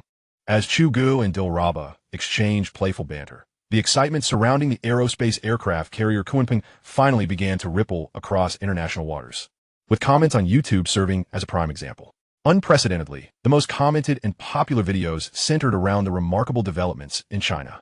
Chapter 109. The United States is getting anxious. Chinese netizens, still reveling in the news, naturally had no time to engage in frivolities on YouTube. The video was edited and uploaded by a foreign user, compiling clips from early news reports along with translations of some textual information into English before it was posted on YouTube. Once released, The video's views and comments skyrocketed, quickly surpassing 1 million views. Following this initial template, similar videos in various languages began to proliferate on YouTube, like mushrooms after rain. By noon in China, the top 3 trending videos were all about the Kunpeng. Is this a promotional video? Or something akin to a concept car showcased at an auto show? Inquired a comment from a U.S. user. According to the video's translation, this is an official announcement from the state, marking a formal project with a clearly stated construction timeline. This is no trivial matter. If nothing materializes by the deadline, won't they be ridiculed? Remarked a German user. Exactly. I concur with the German user's analysis. Consider how once something is confirmed by the Chinese government, it often leaves little room for miscommunication. Their efficiency is indeed somewhat intimidating, commented a Canadian user. Yet this is all happening too swiftly, isn't it? Given the current pace of technological advancement, I believe humanity needs at least a few more decades, if not longer, to navigate through the stars freely. Moreover, hasn't team military aerospace technology traditionally been dominated by the Americans? How has China managed to surpass them? Pondered a U.S. netizen. Still, the old adage holds true. China releasing this news likely indicates they have overcome all technological hurdles. I even suspect they might be in the midst of construction. To put it more dramatically, they may have already developed certain systems, merely delaying the announcement in accordance with their traditions. This is unprecedented and diverges from many other countries, such as India, which often boasts but takes a decade or two to deliver an actual product. Haha, commented a Russian user. How dare you speak of our country? Are you not guilty of the same? How long have you delayed a single worship order? You don't even keep track. We are the future dominators. One day, you will find yourselves begging us. China, the U.S., Germany, none can compare, exclaimed a Russian user, provoking a response from a netizen from India. Users from various countries began to launch into heated exchanges, eventually returning to the original topic. Fake news confirmed. The D.H. Republic is a developed nation, while China remains a developing country. How could a nation reliant on stealing technology from others possess such advanced military capabilities? I would never believe it. Quipped a netizen from the D.H. Republic. Every day, you boast about being a developed nation, and I am truly astounded. Have you ever seen a developed nation's netizens continually patting themselves on the back? Only you, a nation riddled with insecurities. Speaking of stealing, I believe you're the true thieves, retorted a netizen from India. However, there's a point that cannot be overlooked. The claims in this video are absolutely implausible. They do not possess the technical prowess for such achievements. By the way, has the overlord of the suzerain state spoken? Shouldn't the nation users humbly accept that? How dare they question it? Haha, commented a netizen from India. Born as a son of the Huaxia, to die as a Huaxia spirit. I have no regrets in my life for being part of Huaxia, and in my next life, I shall again be a Huaxia person. This sentiment resonates from a member of the Huaxia diaspora in Washington, USA. On platforms like YouTube, harmony prevails, irrespective of the news hotspots. Individuals invariably find their amusement and engage in spirited debates. Some netizens who have crossed the wall from Huaxia are merely clandestine observers, particularly in matters of military significance, where astute individuals refrain from offering explanations. One can never awaken a person who feigns sleep. The incisive remarks and grandiloquent expressions of netizens stem from their isolation from the truth. A single video cannot encapsulate the entire reality. In this age, it takes mere moments for skilled individuals to fabricate a video, and the average netizen is often incapable of discerning the authenticity of such content. However, the U.S. government did not remain so nonchalant. When the news broke, it was approximately 6:00 p.m. in the U.S., a time when officials of various ranks at the Pentagon had already returned home to enjoy their private lives. Remarkably, a flurry of vehicles soon began to arrive in the parking lot, reminiscent of a morning rush, with an ever-increasing number of hurriedly summoned personnel. Among them were John Wilson and William Miller. The previous operation, codenamed Paver, had ended in disarray, leaving John Wilson infuriated. He and Joey had spent 2 hours discussing the failure of this mission at their frequent meeting spot, the CO bar. John could not fathom why his meticulously concealed plan had culminated in utter disaster, a blow from which he struggled to recover. In the ensuing days, this elder statesman of the U.S. seemed to have lost the courage to continue fighting, with alcohol, bar hopping, and womanizing becoming the mainstays of his existence. Nevertheless, John Wilson was not entirely devoid of gains. Joey had handed him a USB drive before departing, containing recordings and some video footage of the entire Paver team's demise. Initially, John intended to glean insights into the team's movements and the deployment of perimeter security forces around the Prism Tower base. Instead, he inadvertently witnessed the harrowing pursuit of the entire team. When Joey transferred the drive to John, his demeanor was notably grave. "John, Huaxia has always been exceedingly difficult to infiltrate, notoriously labeled as a no-go zone for mercenaries, particularly in military matters. Now, it appears to be an impenetrable fortress. I no longer intend to engage in operations related to Huaxia. Please seek someone more adept. My losses this time are too substantial, alas." John Wilson refrained from elaborating, recognizing Joey's capabilities and refraining from assigning blame. He surmised that regardless of who was dispatched to oversee the operation, the outcome would likely be no different. Having previously underestimated the situation, he contemplated executing a back-to-back reconnaissance before Huaxia could respond, unaware of the profound significance they placed upon these structures, with unprecedented military vigilance leading to the swift annihilation of mercenaries. Turning, he handed the USB drive to Miller, instructing him to have the technical department analyze it, while he opted to divert his attention to alleviate the mounting tension that had begun to overwhelm him. However, fate had other plans. Just a few days later, John was stunned by a phone call from William Miller, summoning all key military and political figures back to their posts. Immediately, without delay, John sensed that something significant was afoot. The last time such a summons occurred was during the 9/11 terrorist attacks. Upon arriving at his office, John Wilson brewed himself a cup of coffee, sipping it while awaiting his old friend, William Miller. As the coffee neared its end, Miller arrived. "Good evening, Miller. What prompted this urgent gathering?" "Boss, you may not be aware." "Aware of what?" "This morning at 6 o'clock a.m. Beijing time, just an hour ago, Huaxia's official news channel aired a report that has set the world ablaze. Here, watch the video." William produced his phone, fiddled with it for a moment, and handed it to John. As John accepted the phone, sipping his coffee while glancing at the video, his expression gradually shifted, the coffee forgotten. After a prolonged silence, "Boss? John. My apologies, William. I momentarily lost my focus. Regarding this video, do you believe it to be authentic?" "I cannot ascertain its veracity, but the analysis report on that group of mercenaries has been released. Based on the video and audio, it appears that Huaxia's individual weapon systems have significantly surpassed our previous assessments." William handed John a research report. John set his phone down and examined the document intently. William did not wait for him to finish, continuing his explanation. "The rifle's range is now comparable to that of our sniper rifles. What is even more alarming is its ammunition capacity and accuracy. Review the last segment of the analysis. 5 groups sustained fire for several minutes. Do you grasp the implications? This indicates a minimum ammunition capacity of 50 to 100 rounds, and the impact points are remarkably consistent, signifying high precision. This is not the most astonishing aspect. Look at the segment where the reconnaissance drone was shot down and their transport was destroyed. Technicians analyzed the footage frame by frame, first ruling out individual rocket launchers or anti-tank missiles. These types of weapons can be tracked by modern video technology, yet our received footage reveals nothing, no traces at all. It was as if they were phantoms, indicating that their weaponry operates at speeds surpassing the capabilities of our cameras to capture. The most advanced cameras can achieve speeds of 700 trillion frames per second, but those are specialized devices used by the defense sector to detect ultra-short light propagation, wave transmission, nuclear fusion, and photon transmission. They have yet to extend to the level of pinhole cameras. William Miller expressed his frustration. "So, does this imply they lost without just cause? Has Huaxia's individual weaponry undergone a generational leap?" John Wilson inquired, a hint of reluctance in his voice. "At the very least, it is undeniably formidable. We lack specific data, so I cannot draw a definitive conclusion.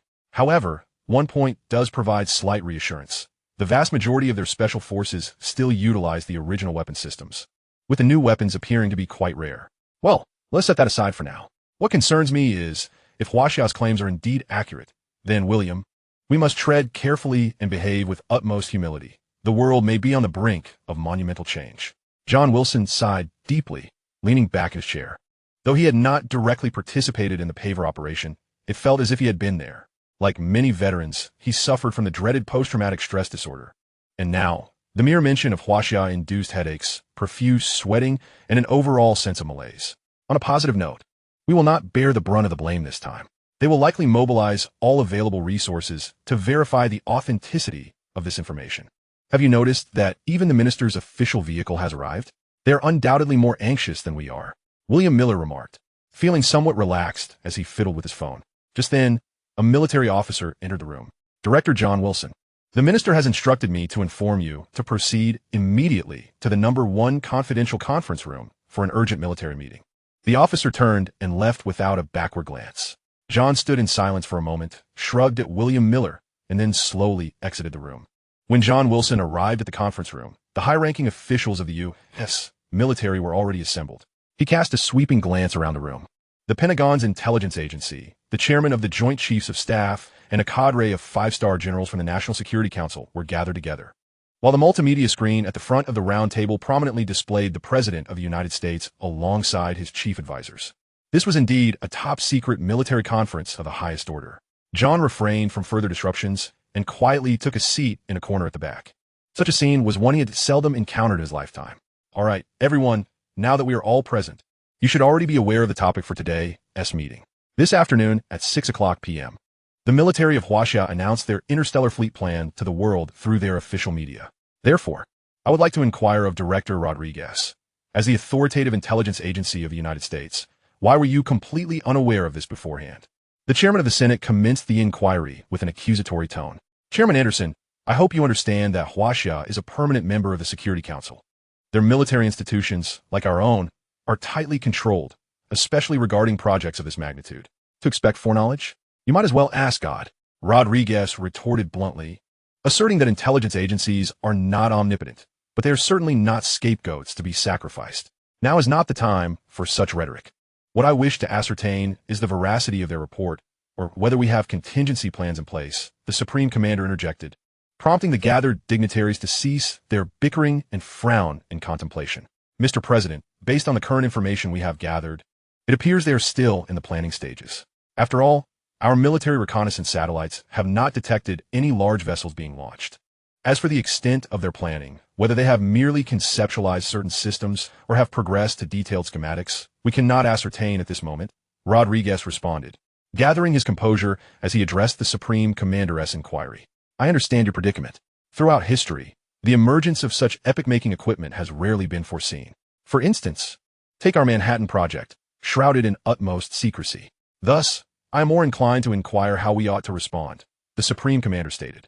I believe we can exploit their military opacity. They have made their announcements, so we could certainly extract some specifics regarding the fleet scale, mission nature, and even core battleship data. Of course, we need not confront them directly about this. It is time for our allies to step forward. Anderson, a seasoned U.S. military strategist, deftly suggested, illuminating a path for the assembly. Following his line of reasoning, it was clear that Huaxia would not heed their requests. Such sensitive data would not be easily divulged by any nation, let alone Huaxia. This outcome was precisely what he desired, as it would temporarily assuage the concerns of his allies. He aimed to prevent them from being paralyzed by fear at the mere mention of the interstellar fleet, thus averting the potential collapse of the Western military coalition, a scenario the U.S. wished to avoid. With their allies pacified, there would be ample time to verify the credibility of this matter, and if necessary, any criticisms could be raised by the allies themselves, leaving the U.S. merely to express concern throughout. Subsequently, the dignitaries engaged in discussions regarding the strategy, offering various constructive suggestions. As the night deepened, the president made the final decision, and all attending officials unanimously raised their hands in agreement, broadly endorsing Chairman Anderson's comprehensive approach. The United States had effectively set the Western Bloc's tone regarding Huaxia's recent announcement. They hoped Huaxia's military would refrain from intimidation and that they would not maintain excessively opaque policies on certain projects, asserting that outer space belongs to all humanity, not just Huaxia. Chapter 111, Energy Systems. The military conference regarding Huaxia's aerospace mothership, Kunpeng, concluded in the stillness of the night. The expansive parking lots along the Potomac River suddenly buzzed with activity as luxury vehicles queued to exit, their lights piercing the surrounding darkness. However, CIA Director Rodriguez did not join this bustling scene. He was instead continuing the previous discourse with John Wilson in his office. John, you have been responsible for intelligence gathering on Huaxia for about 10 years now, correct? Rodriguez asked, lighting a cigarette and turning to gaze out the window at the busy parking lot. Yes, Director, it has been 12 years, John replied. Regarding my proposal today, what is your perspective as someone who has studied Huaxia for so long?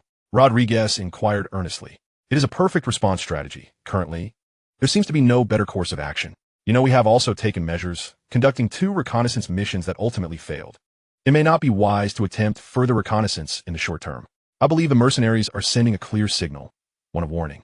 If they continue with such impunity, I fear. John trailed off, casting an uneasy glance at Rodriguez, who pondered for a moment, rubbing his chin before nodding gravely. John, I want to hear your honest opinion.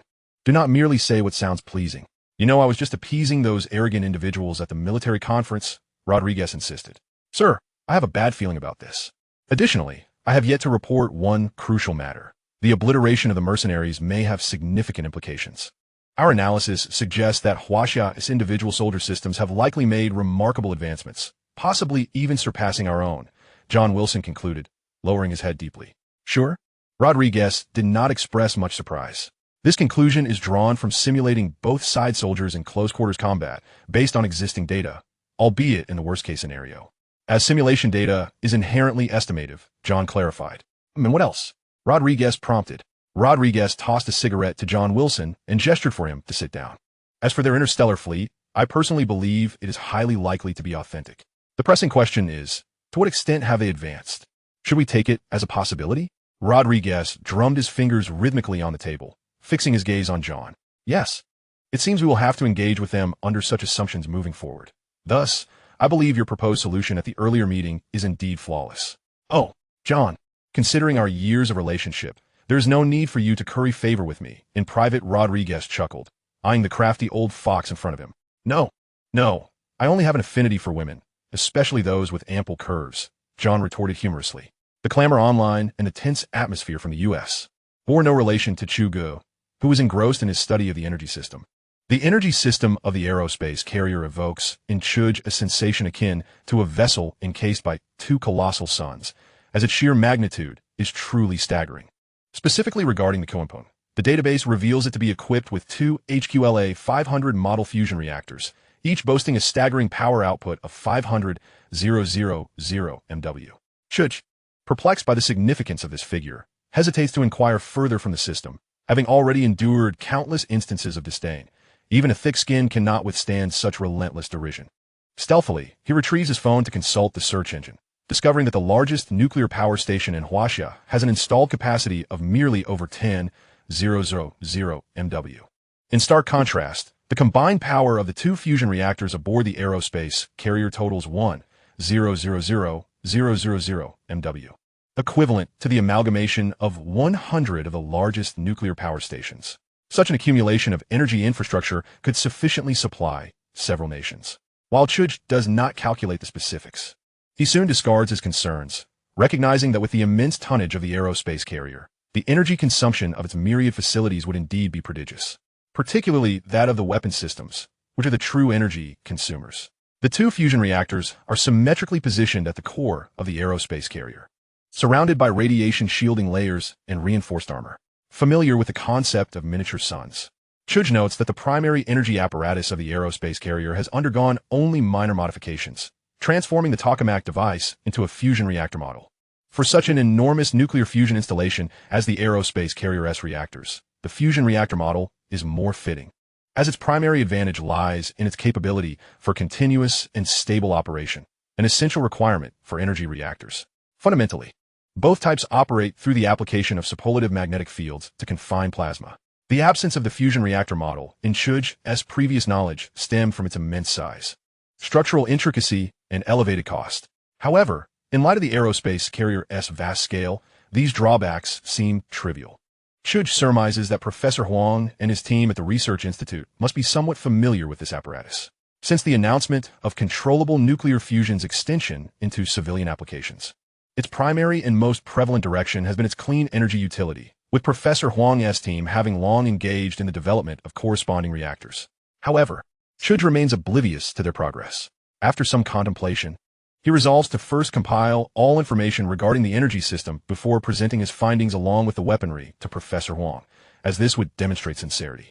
According to the data provided by the system, aside from the aforementioned energy output segment, the secondary most significant aspect of the aerospace carrier's energy system is its energy management system, EMS. The EMS serves as the energy control module, centered around a specialized energy management computer, equipped with a secondary level of automatic sensing communication signal devices and measurement and control units as fundamental tools, complemented by 10 massive energy storage units. This system facilitates the interaction of information with the central quantum computer, allowing for efficient and rapid resolution of emergency situations within the energy system. For instance, when confronted with a substantial meteor shower, should the aerospace carrier require an extended duration to activate its energy-intensive array phase cannons, it can temporarily disable non-essential energy units to prioritize the sustained output of energy to the array system. For Chu Ge, the energy system is comparatively untroublesome relative to the preceding subsystems. This lack of trouble refers solely to the quantity of new materials and substances that require development. The true challenge lies in the extensive network of the entire energy system, sprawling throughout the Kuanping. As he gazes upon the intricate wiring diagrams, a chill runs down his spine, anticipating a marathon-like struggle ahead. In terms of actual construction difficulty, the sheer size of the 2 fusion reactors alone would keep engineers occupied for an extended period. Chu Ge feels a pang of sympathy for them once more. Just as Chu Ge is engrossed in delineating the energy pipeline diagrams, he is suddenly interrupted by a series of knocks on his head. Congratulations, host.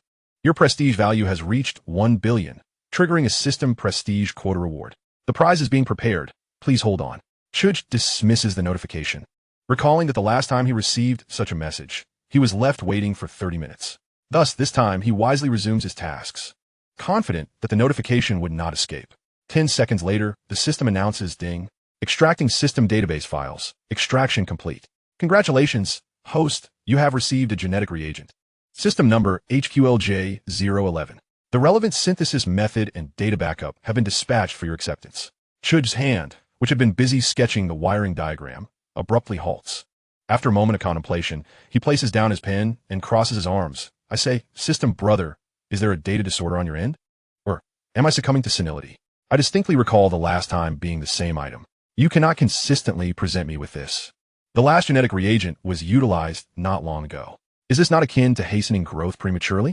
Chu Ge begins to voice his grievances.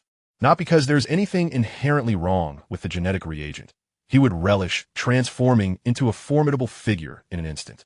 The crux of the matter lies in the fact that this genetic reagent does not wield such significant power. For something with a cumulative mechanism, it is only natural for him to assume that a higher frequency of short-term use would entail greater risks. As he continues to contemplate, he is abruptly interrupted by the system, which retorts, the previous number was HQLJ001. A different number signifies it is not the same item. Did you even glance at it before attempting to bargain with me? At least take a look. Chu Ge senses the unmistakable aroma of a shrewd merchant. Having made such a declaration, he realizes there is no room for renegotiation. A glance at his prestige value reveals that he has indeed lost another 500 million, though fortunately, he had recently increased his presence. The prestige number continues to soar, and Chu Ge observes the fluctuating digits with keen interest, noting that this time they seem to surge even more vigorously than before. This is, of course, to be expected, as through 2 international outputs, he has garnered attention not merely from the citizens of Huaxia, but also from abroad. Chu Ge, as an esteemed academician, has successfully attracted a following, including notable physicists and Nobel laureates among them. Well then, the die is cast. What more can I say? Might it be possible to have a multiple-choice question next time? At least afford me the chance to participate. Such notifications inevitably raise suspicions of behind-the-scenes maneuvering. The system brother remains silent, likely too preoccupied to engage in dialogue. Absorbed in its own affairs, Chu Ge perceives that the system has been particularly busy of late. What it could be occupied with remains a mystery, surely not engrossed in watching Doryman. He plans to seize an opportunity to extract information from it when it seems amenable. As a military-industrial system of a clearly superior level to human civilization should not be so obsessively cautious in surveilling Earth. Resolute, Chu Ge turns his gaze toward the new genetic reagent, hopeful for surprises. Indeed, there is a surprise, albeit not for him. It is intended for the entire personnel of the future interstellar fleet. In essence, this genetic reagent constitutes a collective gene modification plan. Upon realizing this, Chu Ge cannot help but exclaim, System brother, you truly excel in business. You offer us a singular upgrade, yet you separate me from the others, providing preferential treatment? Indeed, you have guessed correctly. The host genetic reagent is specially prepared from the military-industrial system's exclusive database, offering comprehensive enhancements delivered in stages. With each stage's data and focus differing slightly, the system explains. Conversely, the collective genetic reagent primarily facilitates adaptation to space environments or inhospitable conditions. yielding minimal enhancement to one's fundamental attributes, lacking any gradation. Once the evolution is complete, that is the end, merely a singular opportunity. Not all genes are suitable for modification. Extensive screening is required. However, the screening process itself is quite safe. Even if evolution fails, there are no lasting repercussions, only the loss of the ability to survive in harsh space environments, rendering the individual no different from before on your planet. Chu Ge ceased to question the system, but listened attentively, realizing he might have been too demanding previously. In truth, he had hoped for a reward from the system, such as a cruiser or an engineering ship, which would expedite the construction of his interstellar fleet. As for his own genetic modifications, he deemed them less urgent. If necessary, he could always don a powered suit, which was rather straightforward. However, the implications of his current thoughts would only become clear to him after a subsequent planetary landing, where he would understand that every step taken by the system was imbued with profound significance, preparing him for future upheavals, though that is a tale for another time. Chu Ge refrained from further chatter, recognizing the value of what was at stake. This would ensure that the crew accompanying him on space explorations would not face physical ailments. Relying solely on the frail human form would likely prove inadequate for enduring the prolonged onslaught of harsh space conditions. Interstellar exploration is a time-consuming endeavor. One could hardly return home for replacements immediately upon departure. Such a scenario would render all efforts futile. Humans, nurtured on Blue Star, are accustomed to the protective embrace of the atmosphere and ozone layer, akin to infants under the guardianship of adults. It is difficult to fathom the terrifying complexity of radiation and electromagnetic environments in space. Thus, faced with pressing matters, Chu Ge glanced at the two documents before him. Feeling a sense of despair, after a moment's contemplation, he resolved to first finalize the data on the genetic reagents. This task was relatively straightforward, given the limited amount of information. Subsequently, once the data was compiled, it would necessitate the synthesis of new compounds, followed by component manufacturing, clinical trials, and population screening, particularly the latter stages, which would require considerable time for completion. One must not underestimate these steps. Despite the exceptional circumstances, they cannot be overlooked, as the genetic reagents are not disposable products. Chu Ge speculated that once introduced to the market, they would command a handsome price.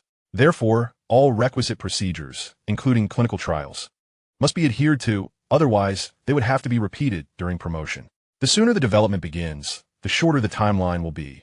Otherwise, it would undoubtedly demand substantial energy from everyone involved. Resolute, Chu Ge decided to secure the energy system data of the Arc-class mothership and place the blueprints in the adjacent secret security vault before turning his attention to duplicating his genetic reagent plan. Chapter 113, The Dark Web Organization.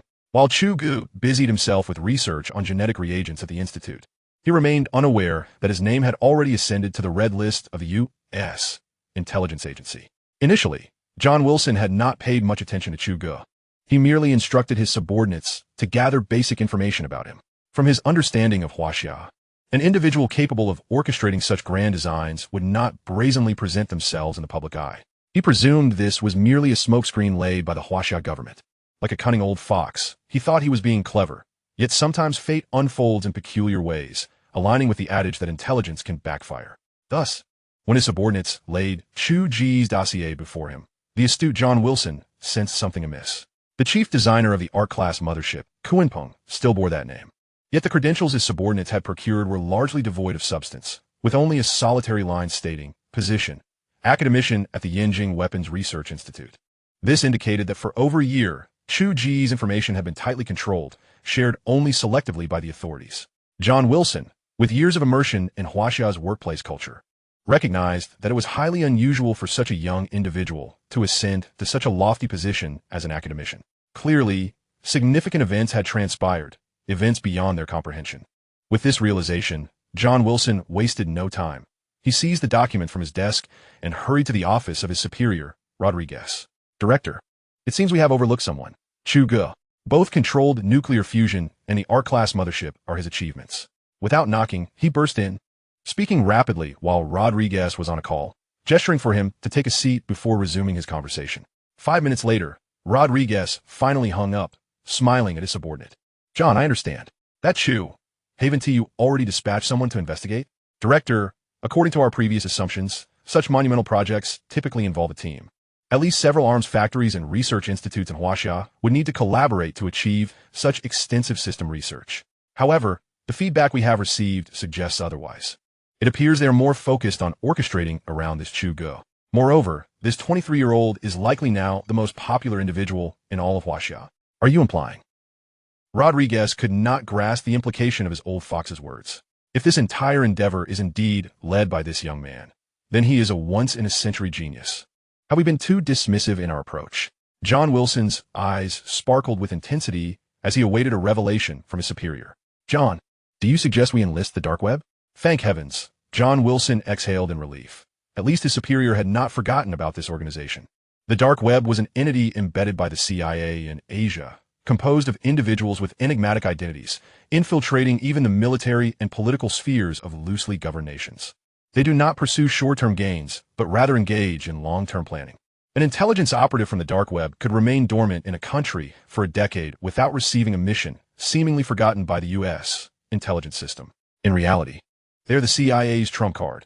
Who knows what positions a resourceful individual could attain over 10 years, especially in countries like H-nation and island nations under U.S. control. Such individuals thrive, gradually rooting themselves within the extensive bureaucratic systems of both nations, inching closer to the centers of power. The so-called pro-U.S.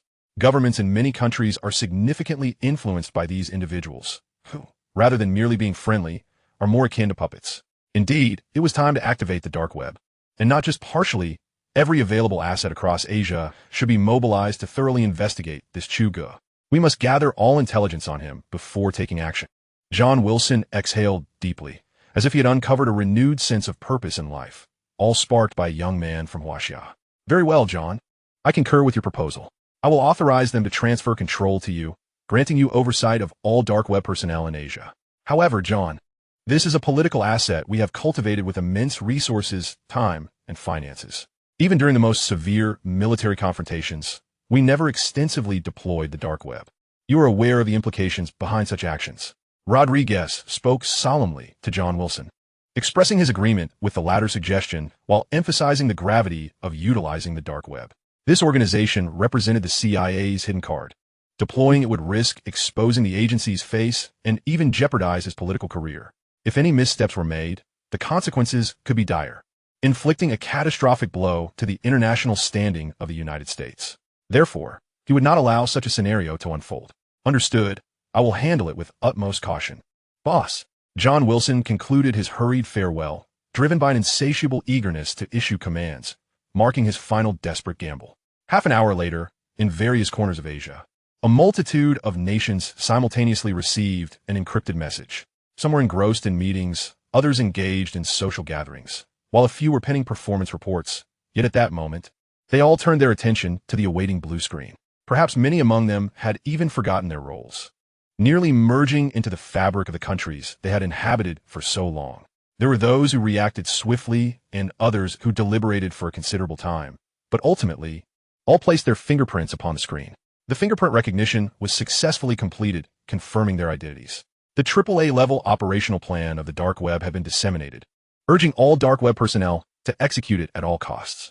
This message bore the highest level of confidentiality. The torch of Lady Liberty would ultimately usher in illumination. The final phrase served as a dual-purpose cipher, and as they lingered in a daze, the blue screen returned to normal, as if nothing had transpired. An invisible net had begun to weave itself. At that moment, their target, Academician Chu, was furrowing his brow. By the end of the day, the gene agent posed no issues, merely consisting of a few synthetic formulae. However, how to explain this to Elder Chun became a conundrum for him. No wonder it is often said that one lie requires a multitude of others to conceal it. Resolute in his decision, Chu Ge rose and descended the stairs. He opted for honesty with Academician Chun, intending to conceal only the existence of the system's overseer. Everything else, he would shoulder himself. After all, one cannot have too many skills. It was merely a gene reagent, and with the Interstellar fleet now mobilized, he felt an overwhelming sense of ease. In Chapter 114, concerning the hull of the space mother ship, Academician Chun's office was the setting. Chu Ge sat on the sofa, struggling to articulate his thoughts. Little Chu, you've been sitting there for ages. Is there something troubling you? Just speak up. Your grandpa Chun has trained you to be impervious to difficulties this past year. Academician Chun assumed that Chu Ge was distressed due to funding or personnel issues and sought to provide encouragement. No, Elder Chen.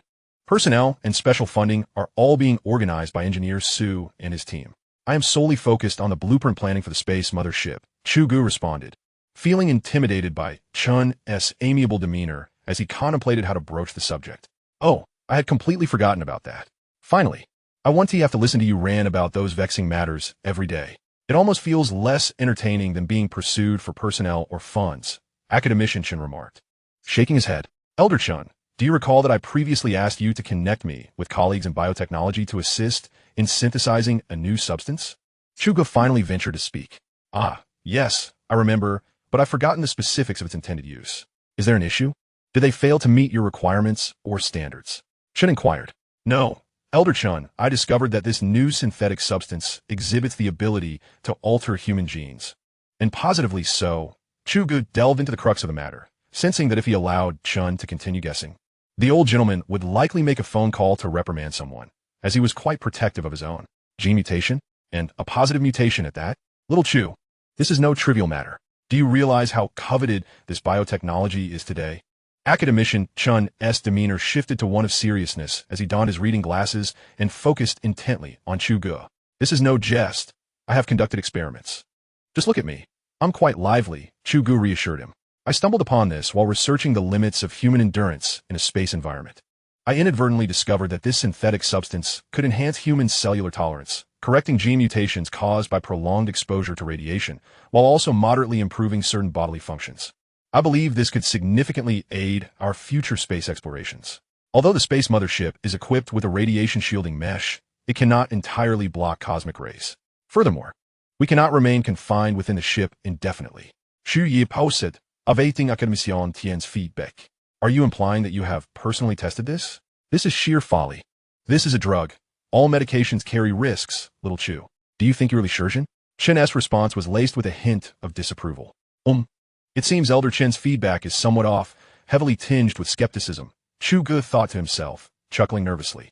No, I possess a basic understanding. There are no issues.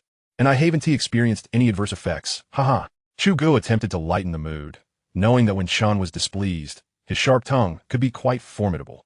This cannot continue. It is an order. If you wish to conduct experiments, we have plenty of experts for that. Hand it over to them. Later, provide me with the report on that synthetic substance, and I will forward it to the experts in the biotechnology department of the project. Huh? There is such an expert group?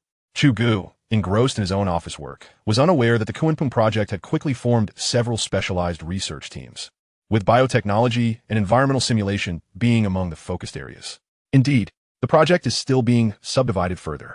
Do you think such a grand endeavor could be accomplished solely by you and the Military Research Institute? To be blunt, the entire nation of Huaxia has been mobilized, and all the latest and most advanced application technologies will be applied to our space mothership.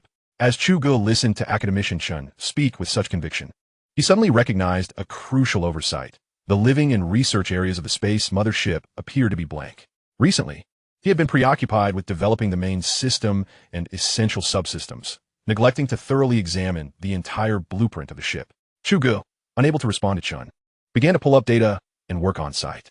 Indeed, the nearly 20-story-high sections designated for personnel, engineering staff, research experts, security personnel, and other human activities were entirely unplanned. The system had only marked the spatial layout data, employing shadows in lieu of actual designs, necessitating the expertise of professionals for proper planning. System Overseer. This blueprint is rather rudimentary, don't you think? Is the living area merely a blank slate? What else should it be? Should I outline the location of the restrooms for you? This military system is not a concierge service, nor can it cater to every detail. The retort left Chu Ge momentarily speechless. The system had become quite articulate. Little Chu, are you all right? Chu Ge, momentarily dazed, blinked at Academician Chen. Finally regaining his composure, he cleared his throat, not due to embarrassment from Elder Chen, but because of the system's unexpected verbal jab. Elder Chen, your earlier remarks reminded me of something. I neglected to design the living area and scientific experiment zones for the space mothership. I've been too focused on developing the main system and completely overlooked this aspect. That is simple. Just extract the living area and those functional zones from your blueprint. Specialists will handle the design, and I assure you, it will be impressive. Chen concluded with a mysterious smile, and Chu Ge recognized that he was not deceiving him. Huaxia had made remarkable strides in the fields of architectural design and technology. Increasingly, Renowned buildings worldwide were crafted by the hands of Huaxia's elite designers, combining style, innovation, and practicality. Thus, designing a complex and fully functional area for the space mothership should pose little challenge. Very well, I will send you the data later. As long as their designs adhere to the blueprint specifications, the assembly of modules will proceed from the bottom up, and synchronization with the living area will not be difficult. While browsing the blueprint of the entire ship, Chu Ge had caught a glimpse. The hull of the space mothership was structured as a core cylindrical framework, with intermodule and inter-area connections featuring numerous openings rather than being entirely sealed. The primary core cylinder is supported by additional ribs and partitions, tailored to accommodate its functional areas. Each core cylinder and the exterior armor of the Aerospace mothership is interspersed with rib supports, further enveloped by an armor system. This design is reminiscent of the watertight compartment configurations found in modern vessels, albeit with a dynamic rather than a static nature. This alleviates many burdens, allowing me to focus solely on perfecting the main system, thought Chu Ge, feeling a sense of relief. Little Chu, do not shoulder all the pressure alone. Your task is to maintain the primary direction. Leave the finer details to them. This is not merely a matter of stacking blocks, advised Chen Lao. Chen Lao. Speaking of which, I almost forgot the main agenda for today. Here is the report on the new synthetic chemical equations. Kindly forward it to the relevant departments for them to assemble a team for verification. I anticipate this will require considerable time, especially for clinical trials. Very well, Chen Lao. If there is nothing further, I shall take my leave and visit you again when time permits, Chu Ge remarked as he stepped outside. Chen Lao chuckled and shook his head, turning his gaze to the genetic reagent report on his desk. A document brimming with immense potential, capable of altering the trajectory of human genetic mutations, was carelessly left by Chu Ge. Such a casual approach to something so groundbreaking would surely invoke disdain from any CEO of a high-tech biotechnology firm, viewing it as a squandering of resources. Chapter 115, Experiments on the Moon Palace. The layout of the phased array cannon progress report. Energy system pipeline engineering blueprints, and the framework diagrams of the hull's functional areas is a meticulous endeavor. As Chu Ge pursued efficiency, he remained attentive to every intricate detail. Thus July arrived. As Beijing entered summer, the office was not overly warm. Chu Ge, donning a short-sleeved shirt, was perspiring as the computer's CPU cooling fan whirred softly, emitting a faint noise. Though the office was equipped with air conditioning, Chu Ge preferred the natural breeze from the open window, finding it more conducive to concentration than the dryness and stuffiness of artificial cooling. Upon completing the final set of structural diagrams, Chu Ge exhaled deeply. He had never realized that drawing plans could also enhance lung capacity. After years of practice, his capacity could qualify for a Guinness World Record. As he organized the data for the functional area, he muttered to himself, completely disregarding the contributions of the main system.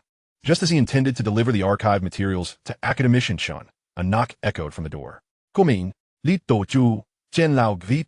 I was just about to visit you, and here you are perfectly timed. Chu Ge's sentence trailed off as a group of unfamiliar faces entered. Little Chu, this is Dean Li from the Institute of Biology, Director Wang from the Aerospace Department, and behind them are their formidable subordinates. Particularly, Lin Feng here is about to embark on a mission to the Moon Palace. Gviting, Academician Ju. Lin Feng strode forward, extending his right hand. Chu Ge grasped Lin Feng's hand, recognizing the true heroes among the astronauts of Huaxia. After exchanging handshakes with the leaders, they were seated as per Academician Chen's arrangement. Academician Chu, we have come specifically to express our gratitude. Apologies for the intrusion, though our gratitude serves as a mere pretext. Everyone is eager to meet you.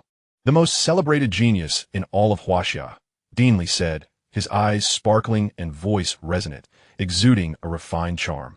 Not at all, not at all. I was nearly suffocating and was just contemplating an opportunity to step outside for some fresh air, Chu Ge replied with a smile. Although he often neglected such matters, he occasionally felt a twinge of loneliness during his rare moments of leisure. For an entire month, he had been sequestered in isolation, rarely encountering anyone from the research institute, except for Li Gang and a few deputy chief engineers from the Kunpeng, who had visited him a few times to discuss technical issues. The remainder of his time was devoted to drafting plans. Thankfully, he was nearing the completion of his work, had he continued for another month. Chu Ge feared his mind would be cluttered solely with convoluted pipelines and circuit diagrams, akin to a human printing machine. No simple task indeed. Haha, little Chu, your burdens have grown heavier. I hardly saw you this past month. Is the project in a critical phase? Academician Chun inquired with concern. Yes. but it's nearly at an end. Fortunately, it involves some complex diagrams that require intense concentration to complete in one go, or else errors may arise. Chu Ge responded, scrutinizing the Aerospace colleagues, puzzled by the true purpose of their visit. Ha! Academician Chu, look at me. Everyone is so excited to see you that they have forgotten to express their thanks. The gene reagents transferred to the Biological Research Institute have commenced quantitative production. Dean Li stated as he produced some documents from his briefcase and handed them to Chu Ge. So soon? I had expected it to take several months or even a year. Chu Ge remarked, astonished. Normally, that would be the case. It could take years. But given the new synthetic materials you provided, we expedited the process. The new drug was synthesized swiftly, and after several batches of animal testing, it has officially transitioned to secondary clinical trials, yielding excellent results, aligning perfectly with your report, Dean Li elaborated, his expertise igniting a lively discussion about the experimental processes of the gene reagents. Considering the remarkable properties of the drug, we immediately thought of the astronauts who will soon be rotating. You are aware that our astronauts endure considerable hardships. The environment of space subjects them to a state of weightlessness. Our long-term research indicates that calcium loss in their bodies can reach up to 40 after a year in space. Female astronauts experience even greater challenges due to menstruation. Beyond that, other bodily functions deteriorate, particularly the muscular system, which gradually weakens due to the lack of regular gravitational support. Chu Ge was somewhat familiar with these challenges. Though he had not delved into such detail, it was evident that humans could not remain in outer space indefinitely. Short stints were feasible, but they required specialized training both before and after missions. According to the system database, Chu Ge's gene reagent was primarily designed to adapt to the conditions of outer space, particularly concerning harsh electromagnetic environments and cosmic radiation. However, the effects of weightlessness on human physiology had not been explicitly addressed, leaving him uncertain of its implications. Dean Li, is this gene reagent effective? I stumbled upon its excellent properties in enhancing cellular tolerance, and it does induce certain genetic mutations. But I have not tested it in a weightless environment, Chu Ge replied candidly, having not considered the implications of weightlessness, as the Aerospace mothership Kunpeng and future space stations will be equipped with artificial gravity devices, effectively simulating 23 of Earth's gravitational pull. Thus, the adverse effects of weightlessness were not a concern. It is indeed effective. According to our experiments, it significantly reduces calcium loss, and the essential nutrients, oxygen, amino acids, and other elements required for cellular activity decrease proportionately. You might say our cells become lazier, yet this does not hinder their normal functions or research activities. It is nothing short of a miracle, Dean Li exclaimed, fully aware of the implications of such genetic alterations. In the future, we could feasibly remain in space for extended periods without worrying about physiological issues, paving the way for the establishment of space bases without the risk of astronaut burnout due to insufficient personnel. The space station cannot support long-term habitation, not only due to the physical limitations of the human body, but also for psychological reasons. The confined space makes it arduous to endure a year in such a solitary and monotonous environment. Haha, Director Li's words ring true. In the future, our space station, the space base, and the Kunpeng spacecraft will accommodate thousands of individuals working together, with living quarters resembling urban communities, replete with all manner of facilities and abundant spiritual nourishment. Academician Chun interjected, and Lin Feng, upon hearing this, felt invigorated. A space base? This had been his dream since childhood, although it has now come to fruition. Chen's mention clearly referred to a different echelon of achievement. Chapter 116, Lunar Base Project. Academician Chun, are you implying that the nation plans to establish a space base or a new space station in the future? As an astronaut and commander of the astronaut team, this space station is Lin Feng's true home. Any impending demolition would evoke, well, Lin Feng's expression at this moment conveyed surprise, anticipation, and excitement. That might be a question for Academician Chu Ge. After Chen finished speaking, he glanced at the innocent-looking Chu Ge, prompting everyone to turn their attention to him. Awaiting his response, well, I can only say it's in the planning stages. The timeline will at least be post the Kunpeng's operational commencement. Only then will we have the time and capacity to construct a space base. The functions of the space station may eventually be supplanted by aerospace carriers, with future development primarily focused on space bases. My vision is to establish the first space base on the moon. Chu Ge, feeling somewhat helpless, could only divulge this much. He had not yet escalated the lunar base plan to higher authorities, and revealing it now seemed somewhat premature. Young Chu, You may not realize that those before you possess voting rights, and your lunar base plan will indeed require their input. Besides, do you truly believe there is anything that could obstruct your lunar base plan? Academician Chun, ever astute, recognized Chu Ge's apprehensions and candidly addressed them. Haha, Chun, why didn't you mention this sooner? I've been ruminating on my words for quite some time, but the timeline you mentioned is essentially accurate. It is still not the right moment. Resources and time are both insufficient. In truth, Chu Ge hesitated to admit, and it was implausible for him to disclose that the fundamental issue lay in his lack of funds to acquire the technology for the space base. While it likely wouldn't be as exorbitant as the aerospace carrier, Chu Ge needed to economize, prioritizing the construction of the interstellar fleet. As for China, it faced a similar dilemma. The nation required funds in numerous areas, and the annual budget allocated to the military has consistently been relatively modest compared to some Western nations. This year, due to Chu Ge's several projects, funding may have seen a substantial increase, yet the proportion must remain within a safe range to avoid complications.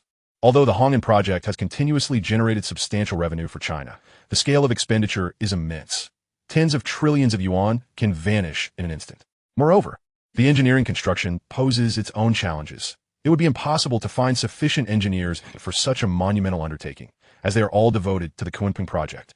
Academician Chen nodded as he listened to Chu Ge's concerns, reflecting on how the Manhattan Project had coordinated all available elite experts and engineers from the West and their own country to accomplish that monumental task. Relying solely on our own capabilities does indeed present a significant challenge.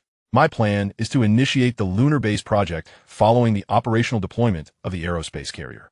This is because the moon contains elements essential for the interstellar fleet, and helium-3 itself is a highly efficient energy source. With our current technology, transporting cargo ships between the moon and Earth is merely a matter of minutes. Thus, we would essentially unlock the wealth of the moon. As Chu Ge spoke, his gaze turned to the window, his expression reminiscent of a rain of banknotes descending from the heavens, prompting laughter from Lin Feng and others. This plan had been simmering in Chu Ge's mind for quite some time. While it was novel to Lin Feng and his companions, imbued with a sense of futurism, they understood that Academician Chu was not jesting. The present circumstances simply did not allow for such ventures, or he would have already been on the moon constructing greenhouses. Chu Ge had even calculated approximate landing sites and locations for the base. Young Chu, it's time for you to draft a report on your lunar base plan. Early applications might yield unexpected assistance. Academician Chen gave Chu Ge a knowing glance. Huh? What do you mean, Academician Chen? Huh? That is something Director Wang should clarify for you. ISNT it, Director Wang? At this moment, Chen appeared akin to a matchmaker, connecting Chu Ge with opportunities. Academician Chen, you possess such insightful vision. You are referring to the satellites scheduled for launch, correct? Chen nodded with a smile, while Chu Ge, Lin Feng, and the others remained puzzled. Academician Chu, the nation will soon launch several research satellites, one of which will be a lunar exploration satellite. Its primary purpose is to acquire three-dimensional imagery of the lunar surface, analyze the distribution characteristics of lunar surface materials, and gauge the thickness of the lunar regolith. Chu Ge was taken aback, his mouth forming a na shape. Could it be that the nation has anticipated my predictions? Haha, there is no need for surprise. This is entirely unrelated to your base plan. It is a preordained mission by the Aerospace Agency, in accordance with the Lunar Palace Initiative. Preparations for a manned lunar landing are set for this year or next. The current satellite launch is merely preparatory groundwork for subsequent landings. Academician Chen's words illuminated the room, revealing the reason behind the urgency for Chu Ge to submit his proposal. It perfectly aligned with his plans. Establishing a base necessitates at least a preliminary understanding of the moon's resource distribution and the selection of a specific landing site. All right, I will draft the report shortly. This plan has been largely formulated in my mind. It merely requires documentation. Chu Ge promptly replied, fully aware that Academician Chen's actions held deeper significance. Should the state approve Chu Ge's lunar base plan, it was highly likely that the manned lunar landing initiative would be cancelled, as there would be no need to waste resources on it, allowing a pivot towards preparations for the base. Evidently, Academician Chen believed that the lunar base project would encounter no obstacles. After discussing the lunar base project, Chu Ge briefly introduced the engineering progress of the Kunping, detailing some of its remarkably sci-fi performance metrics, which left Lin Feng and the others profoundly shaken. Upon learning that the aerospace carrier would initially undertake research missions, Lin Feng could no longer contain himself. Haha, visiting Academician Chu truly opened my eyes to what constitutes a national treasure. I will encourage those young folks to sign up. The aerospace carrier will be the foundation for their scientific experiments. Lin Feng exclaimed enthusiastically. Welcome. The aerospace carrier was indeed designed with you in mind. Haha. No need to sign up. However, regarding that gene reagent, further experimentation is necessary. I recommend conducting a dedicated biological study on this gene reagent. During the 3 months aboard the space station. No, the future astronauts will continue this for at least 12 years. There's no need to rush the results. After all, the aerospace carrier will not be launching anytime soon. Utilize this period to complete the clinical trials of the gene reagent on the lunar base. I am keen to observe the specific data on its effects on human physiology in space. Chapter 117. The Panda-class national treasure, Chu Ge. After Chu Ge finished speaking, he nodded at Lin Feng, acknowledging that while he held no doubts regarding the gene reagent from the system, the data collection was essential, a habit Chu Ge had cultivated, fostering the promotion of the gene reagent in the future. Certainly, Academician Chu. Lin Feng nodded in agreement. After a brief stay in Chu Ge's office, Chun Lao and the others prepared to take their leave. It was then that Chu Ge remembered to hand over the relevant materials concerning the functional zones of the aerospace mothership to Academician Chun, entrusting the rest to a more specialized team for refinement. Once Chun and his team departed, Chu Ge began drafting the feasibility report for the lunar base project. The first consideration was the site selection, which would require data from the reconnaissance satellites before any concrete studies could be conducted. However, Chu Ge had a general idea in mind. The base would be established on the far side of the moon, commonly referred to as the dark side. Some may mistakenly believe that the dark side of the moon is perpetually shrouded in darkness, devoid of sunlight. This notion is misleading. The moon rotates on its axis, completing a cycle every 3 days, with approximately 59 of its surface visible from Earth. Consequently, the side of the moon that remains hidden from our view creates an illusion of perpetual darkness.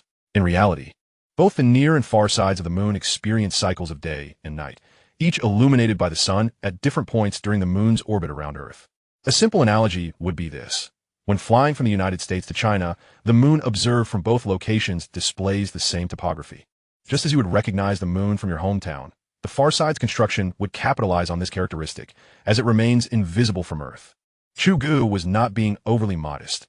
If construction were to commence on the near side, even the later extensive mining activities for helium-3 would be clearly visible through telescopes, evoking a sense of being spied upon. Moreover, the people of Blue Planet are far from sharing a communal understanding. Humanity's notorious flaw, jealousy, could lead certain nations to cast aspersions on China at that time, perhaps igniting unfounded controversies, leading to endless disputes. At present, China could hardly afford such distractions. Weighing all considerations, Chu Ge firmly believed that establishing the base on the moon's far side was the most prudent choice. Discreetly amassing wealth is a skill that China has mastered. If you possess the capability, feel free to mine as well. I won't obstruct you. Of course, all of this still hinges on the data from reconnaissance satellites and subsequent expert evaluations, so Chu Ge was in no rush to finalize the decision. He then provided a succinct introduction to the functions and benefits of the lunar base, particularly emphasizing helium-3, an element not only vital for clean energy, but also indispensable for the large defensive energy shields of future interstellar fleets. Transitioning from the base's functions to the logistical aspects and the economic benefits it would generate. This comprehensive report flowed smoothly from Chu Ge's pen as if he had a systematic backup before him. Thus, a meticulously drafted report on the lunar base was officially completed. After noting the date, Chu Ge glanced at the clock and realized it was already deep into the night. Organizing the materials, he suddenly remembered that he had forgotten to have dinner, and his stomach promptly protested. In a hurry, he prepared a bowl of noodles, eating while reviewing and checking the report. On a summer night, although the hour was late, the cicadas outside continued their tireless chorus, much like Chu Ge himself. The following day, when Chu Ge presented the overnight feasibility report for the lunar base to Academician Chun, the latter was genuinely astonished. Xiao Chu, your efficiency is astonishing. I suspect a computer system has been installed in your brain. Huh? Haha, it had all been conceptualized beforehand. I merely transcribed my thoughts into words, Chu Ge thought nervously, hoping Academician Chun wouldn't speculate further, as he would then have no secrets left. Academician Chun, donning his glasses, meticulously perused the report, and a smile gradually spread across his face. Indeed, producing such a high-quality feasibility report in such a short time. Xiao Chu, you are truly a born scientist. Chu Ge mumbled, preoccupied with an apple, leaving little room for conversation. After several minutes, Chun Lao completed the report, delightfully setting it aside before turning to Chu Ge, who was still munching on his apple. Xiao Chu, the Aerospace mothership dock is expected to be completed by the end of November. How is the progress on the blueprint for the Kuanping? In recent days, the military and even high-ranking officials had contacted Academician, inquiring about Chu Ge's progress. Certain matters require tangible advancements to instill confidence. The engineers are ready, and once the dock is finished, we can immediately lay the keel. As for the blueprints, I have them all prepared, nearly filling the secure storage in my office, Chu Ge replied confidently. The major systems of the Aerospace mothership have basically taken shape, apart from a few that heavily rely on terrestrial technology, such as the armor system, hyperspace detection radar, and quantum computer. Haha, splendid. I can now reassure them. The leaders were wary of disrupting your research work, which is why they called me. I've practically become your liaison, Academician lamented with a glance at Chu Ge. Haha, Academician, please be more understanding. You know I'm not adept at interacting with high-ranking officials. I excel in developing new systems, but other matters intimidate me. Chu Ge admitted, despite being bolstered by the military-industrial complex, he remained a mere 23-year-old, naturally respectful and somewhat nervous in the presence of China's leaders. If you were to stay in close proximity every day, others might even think you had developed Parkinson's, Chen joked. What else could it be? You think you could enjoy such tranquility otherwise? Not to mention the leaders, even those of my rank would queue up just to meet you. Had it not been for their consideration, issuing a command to ensure your access, the gates of the Research Institute would have been trampled long ago, Chen added, taking a sip of tea and shaking his head with a smile. Command? What command?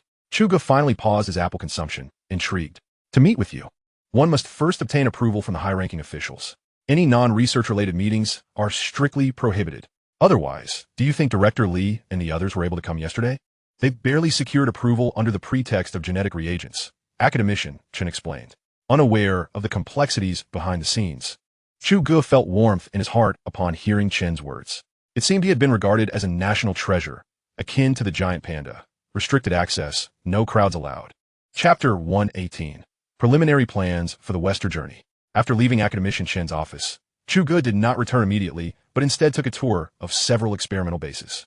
Throughout his visit, he observed that all systems were progressing smoothly, particularly Academician Huang's nuclear fusion engine, which would soon be ready for ignition tests, a pace that nearly left Chu Ge in disbelief. Consequently, Chu Ge offered abundant praise, especially upon seeing the cluttered office filled with blueprints and the disheveled Yin Tianhao behind the stacks of papers, emphasizing the tireless efforts of the mentor and disciple. Afterward, Academician Huang sincerely thanked Chu Ge for the precise progress report before tearfully accepting the next task, the core of the energy system, the nuclear fusion reactor. With a beaming smile, Chu Ge stepped out of Academician Huang's chaotic office and made his way towards Li Gang's experimental base. By the time he arrived at Li Gang's location, it was nearly noon. Before he could even enter the door, he was whisked away by Li Gang and others. Heading towards the cafeteria of the Research Institute. Academician Chu, don't think you can just pop in and leave. Let us have lunch together. The colleagues at the base have missed seeing you. At that moment, Li Gang looked at Chu Ge as if he had found a long-lost child abducted years ago. Haha, I've been engrossed in tackling technical challenges lately, so it's quite normal that you haven't seen me. I haven't visited the cafeteria in ages. Academician Chen even specially approved for Wang Yun to take on the role of a delivery person. For the past month, whenever Chu Ge encountered troublesome areas, he had forgotten all about dining in the cafeteria. Academician Chen had no choice but to grant Wang Yun permission to bring him heated meals. The consequence of this was that Chu Ge had hardly dined at the Research Institute's cafeteria for the past month. Along the way, colleagues at the Institute greeted Chu Ge with the astonishment one might reserve for spotting a giant panda. Li Gang, how's the progress on your electromagnetic railgun? After picking up his meal, Chu Ge sat at the dining table and began inquiring about the progress of Li Gang's group. We're nearly there. This month, we need to visit the weapon experimental base in the northwest. The complete individual soldier system and the electromagnetic railgun need to be taken there for field tests. Li Gang sat up straight, speaking with the seriousness of a work report. Let us eat while we chat. Right? By the end of this month, there's a joint exercise happening there. Academician Chu, would you like to observe? Li Gang whispered to Chu Ge after taking a mouthful of food, making it sound rather mysterious. Who is participating in the exercise? The Russian Bear and a few Central Asian countries. It was scheduled earlier, according to the calendar. This year it's south taking place on our Huaxia territory. Oh, I'll see. If I wrap up my work in time, I might as well go out for a bit. Plus, the mech base over there has mech warriors that I need to check on as well. Chu Ge silently calculated that the blueprint for the main system should be nearly complete this month, leaving him with ample time. Besides, he had been thinking about the soulblade for quite some time. Li Gang, have you gathered any updates on the soulblade? How is its recent status? Yes, everything is fine. It's just that the new base isn't been completed yet, so it hasn't been awakened. However, there are professionals checking on it daily, and it's remained in standby mode, having never been reactivated. Its siblings have increased by 5 now, all waiting for the hive to activate before they move in together. Li Gang pondered for a moment and relayed the recent status of the soulblade to Chu Ge as thoroughly as possible. 5, including the soulblade, that makes 6. We're still too short of the 8 great Vajras, haha. Li Gang and the others chuckled in response. However, its 5 siblings have installed energy cores, so they currently are on the same level as the soulblade. Chu Ge smiled, thinking to himself that of course they weren't on the same level. Even with energy cores installed, they still wouldn't be. After all, the soulblade was handcrafted by Chu Ge himself, into which he had implanted a human-machine intelligence system. Although it wasn't the full code program provided by military-grade systems, it was sufficient to ensure that the soulblade was no longer a mere cold, metallic shell. As for the subsequent mech warriors, they did not possess this human-machine intelligence system due to the prohibitive costs. The military planned to complete this batch of 10 mech warriors and then cease production. According to the previously discussed plan, no new mech warriors would be constructed. Instead, they would shift to creating a stripped-down version of a mechs. The new version of the mechs would resemble battlefield companion mech soldiers, reduced in size while maintaining armor performance. The control mechanism, reaction mechanism, and intelligence system would all be simplified. The advantage of this would be a substantial reduction in costs, allowing for large-scale production. Mech soldiers could even replace human soldiers in organized formations, serving as reconnaissance units or vanguard forces, thereby drastically reducing unnecessary sacrifices. Alright, everyone's progress seems satisfactory. Once the dock is completed, we can commence construction immediately. Once you finish up with the electromagnetic railgun, hand over the report on the array phase cannon's progress. I initially intended to assign it to another team, fearing you might be overwhelmed. Chu Ge casually mentioned, waiting for Li Gang to respond. Don't. We're more than capable. The railgun is already in its final stages, just awaiting practical testing. What is this phase cannon? It sounds quite formidable. As expected, Li Gang set aside his meal, his eyes fixed intently on Chu Ge, a strategic weapon for the Aerospace mothership. It's a complex system that differs somewhat from previous weapon systems. Then it must be entrusted to us, Academician Chu. My experimental team is now robust and ready. Strategic weapons must originate from my group, right, brothers? Yes. The other group leaders who accompanied Li Gang chimed in enthusiastically. Chu Ge smiled and nodded in reluctant agreement. All right, I'll hand over the data and other materials to you later. As per our usual agreement, ensure quality and timeliness in your delivery. I'll hold you accountable if there are issues. Absolutely. Li Gang accepted with enthusiasm. In truth, Chu Ge had always intended to assign a task to them. In Li Gang's words, his experimental base was now strong and capable. If not assigned to them, then to whom? Everyone finished their meals contentedly. And after exchanging farewells with Li Gang, Chu Ge returned to his office. Having nearly completed his current tasks, he accessed the data repository for the Aerospace mothership. The armor system and quantum master computer system required breakthroughs from the expert group before progressing. Thus, they didn't require much of Chu Ge's attention. The remaining focus was on the hyperspace detection technology. Chu Ge pulled up the relevant reports and began to skim through them. He was unsure when he had developed the habit of doing this, but he felt it necessary to acquire a rough understanding of all subsystems, including the whole blueprint. Before diving into hands-on work, continuous learning allowed him to broadly ascertain the core components or the more challenging aspects of the system. He could then organize his team to tackle these focal points, and he felt quite efficient in this approach. The hyperspace detection technology was a modified version of particle detection technology, fundamentally relying on the core system of the telescope setup. Upon seeing this, Chu Ge felt a weight lift off his shoulders. Chapter 119. The radar of the Aerospace mothership. The detection and navigation radar of the Aerospace mothership is a unique piece of equipment, primarily designed to establish navigational pathways by preemptively detecting obstacles along these paths. It inputs the nature of the obstacles, which is processed by the central computer and then relayed back. If an obstacle is too large, it will notify the captain via the comprehensive display screen, prompting a change in course and automatically generating a new path for the captain's selection. If there is no choice but to clear an obstacle using the array phase cannon, it will notify the weapon officer to activate the array phase cannon. However, Aside from the telescope system within the bunker, the Aerospace mothership integrates additional auxiliary radars in all 4 directions. Chu Ge speculated that this might be somewhat akin to modern shipborne phased array radar systems. Countries with advanced phased array radar technologies, such as Huaxia, the United States, and several European nations, have integrated up to 4 bands of comprehensive radar technologies. The S and L bands are generally used for aerial and maritime search and long-range early warning radar. They have an extensive detection range, but are slightly less precise. The X and C bands primarily serve as short-range fire control radar bands for targeting missiles, providing higher precision but shorter detection ranges. Neutrino detection spheres have a far-reaching detection capacity, but they come with a downside. While they perform adequately on Earth, interference may be greater in the cosmic environment. Hence, they are supplemented by the aforementioned short-range radar bands. In general circumstances, the auxiliary radar remains dormant, only to be activated by the main control system in extreme environments, thereby ensuring the navigational safety of the aerospace carrier. As for the fire control radar, it is independently integrated, separate from the navigation detection radar, specifically tailored for the electromagnetic pulse railgun. Upon a brief glance, Chu Ge noted that it represents the pinnacle of modern fire control radar, boasting significantly enhanced precision and detection range. He recalled the endearing Commander Meng of the Navy. This grand gift would likely compel him to treat Chu Ge to a meal once more. The final radar system on the aerospace carrier is the communication radar, primarily associated with quantum communication, operating on a different channel from detection and fire control radars. Consequently, Chu Ge chose not to expend time on this aspect. He developed a general understanding, feeling that the complexity was manageable. In comparison to the preceding systems, this one appeared considerably simpler. In truth, it was far from uncomplicated. Chu Ge had forgotten the immense effort and time he had dedicated to developing the neutrino detection sphere, with the final telescope system taking several months to become operational. It was merely unexpected that the aerospace carrier would also utilize such technology. However, it isn't particularly surprising, as military equipment often shares numerous common technologies. The only distinction arises from differing operational environments and combat objectives, which leads to the same equipment being categorized into versions A and B to cater to the diverse needs of various military branches.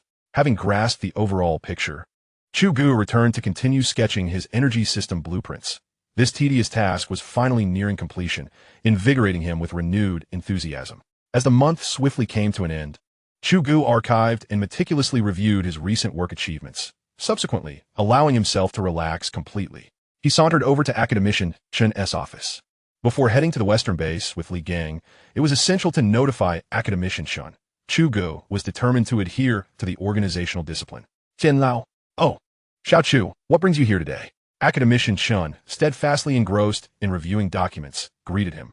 Isn't your team heading to the western base at the end of the month? The individual systems have all been developed, and a professional environment is required for thorough testing and evaluation, including the electromagnetic pulse railgun. I thought I might accompany them to observe. Chu Ge spoke with palpable excitement.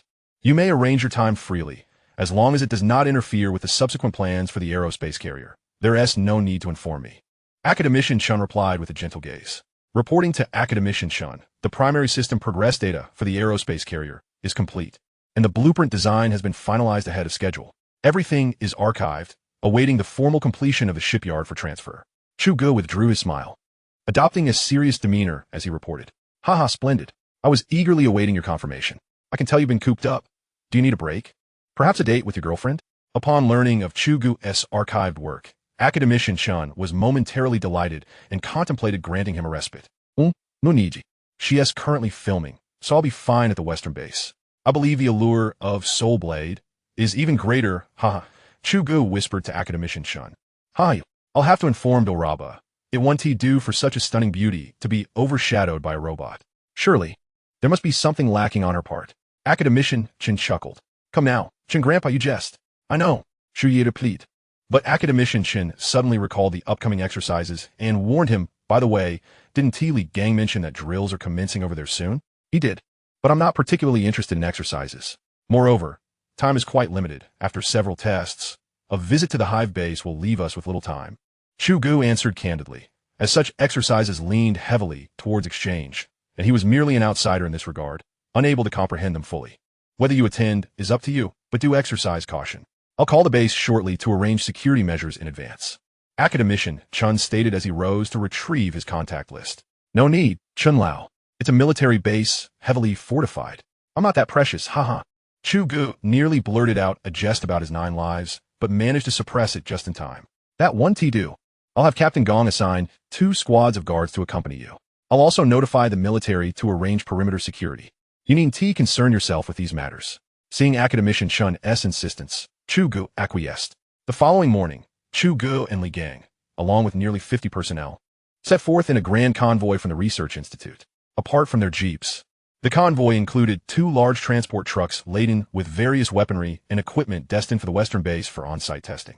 This impressive procession turned heads as they sped towards the military airport. At the military airport, due to the multitude of personnel and equipment, 2 large transport aircraft were stationed on the tarmac. Chu Ge joined Li Gang and the others aboard one of the military transport planes while the remainder busied themselves with the loading of their weaponry. Approximately half an hour later, the aircraft jolted, and Chu Ge glanced out the window, watching as the scenery receded in the distance. The plane had taken off. After a brief ascent, the aircraft stabilized into a smooth flight. Moments later, just as Chu Ge intended to adjust his position for a brief nap, Li Gang suddenly exclaimed, "Academician Chu, look, fighter jets." Upon hearing this, Chu Ge hurriedly peered outside, where he observed 2 fighter jets flanking each side, escorting the transport plane like bodyguards. The formation of 5 aircraft flew in an arrowhead formation, with a large transport aircraft at the center. Chu Ge couldn't spot the other transport plane, but it likely received the same honor. Academician Chu, do you think those fighter jets are here to protect the equipment or a particular individual? Li Gong chuklet. Do you think I care? Chapter 120. A courtesy from the skies. Li Gang obediently fell silent, while the surrounding colleagues stifled their laughter, cautious not to offend their formidable team leader. In the azure sky, the transport aircraft flew steadily. About an hour later, a series of beeps resonated from the cockpit, and the co-pilot donned their headset. Report, the escorting fighter jet formation request communication. The pilot nodded and took the headset. Transport aircraft 11142. This is the escort fighter formation from Longhang Squadron. We are nearing the limits of our escort range. The remainder of the journey will be taken over by the Western Base S aircraft. Farewell and safe travels. Thank you for your escort and hard work. Safe travels to you as well. The pilot acknowledged the fighter jets outside with a salute. The dark gray fighter jet on the left waggled its wings before performing a barrel roll and diving down, while the pilot turned to the right, only to find the fighter formation had vanished from view. 5 minutes later, 8 gray-white aircraft rushed in. 01. 2 transport aircraft ahead identified as our relay escort for Cargo 1, requesting to enter escort formation. Understood. Executing according to the established plan. 02 received. What has Cargo 011? Why do we need to escort it? It's not some secret weapon, is it? Something akin to soulblade. 02. You got lectured by the commander last time for your chatter. Have you not learned your lesson? Maintain discipline. Received. Being reprimanded by Academician Chu's mech is a badge of honor. This scolding is worth it. 02. Next time, could you refrain from discussing this on the public channel? The chatter was abruptly interrupted by the booming voice of the Air Force Base commander, causing Dai Lin to hastily pull the headset away from his ear and stick out his tongue before switching the communication to formation mode. Perhaps it was the commanding officer's earlier remark that had effectively silenced the 02 unit. For the following half hour, saw him rendered mute. 02. Please inform the comrades aboard the transport aircraft to follow our fighters in their approach in 30 minutes. The pilot of 02's accompanying aircraft was Dai Lin, a pilot of the JJ-10C fighter jet from the Western Military Region's Flying Dragon Squadron. His strengths lay in his exceptional skills, having earned the title of a Golden Helmet Ace pilot. However, he was notorious for his incessant chatter, a reputation that had led him into countless predicaments. After relaying the operational procedures to the transport aircraft's pilot, his curiosity got the better of him once again. 11142. What treasure does the first cargo hold? Could it be some new weaponry? Brother, you dare to ask.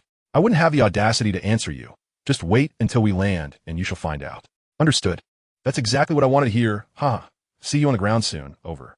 The transport pilot removed his headset, shaking his head, and turned to the mechanics behind him to vent his frustrations. They say fighter pilots are bold. Today has certainly proven that, hasn't it? Indeed. But this isn't exactly a secret. Everyone in the military system knows that Academician Chu is traveling this time. True enough. All right, everyone, prepare yourselves. We will be descending shortly. More than 20 minutes later, a jolt from the transport aircraft woke Chu Ge, along with Li Gang and the others. who had been catching up on sleep during the journey. Chu Ge gazed out the window. The aircraft was descending, and as the ground scenery became increasingly distinct, he realized they had reached their destination. It had been nearly half a year since they last visited this place after delivering the soulblade. Chu Ge felt an inexplicable excitement, and the transport aircraft landed smoothly on the runway. After taxiing for a while, it came to a halt, and a green light illuminated at the front of the cabin, followed by the pilot's resonant voice over the intercom. Academician Chu, we have successfully arrived at our destination. Please exercise caution when disembarking. Thank you very much. No, it is our duty. The crew is honored to serve you. Chu Ge smiled joyfully. For this was the very reason he cherished being a soldier. Everyone was warm-hearted, embodying the spirit of the valiant Huaxia military. Upon disembarking, Chu Ge was greeted by Chief Engineer Chun, Commander Wang, and several guards who had been waiting for them. Academician Chu, it has been over a few months since we last met. I didn't expect to see you here again. Commander Wang, the head of the 115th Heavy Armor Division of Army Group A and the adversary during the last exercise involving the soulblade, extended his hand. Commander Wang, it is a pleasure to see you again. What brings you to the experimental base? Surely you haven't stayed here since your last visit? Chu Ge inquired, shaking Wang's rough hands with curiosity. You hit the nail on the head. After the last exercise, my troops arrived here and have yet to leave. Initially, we were opponents of the soulblade, and now we serve as the security unit for the soulblade mecha group.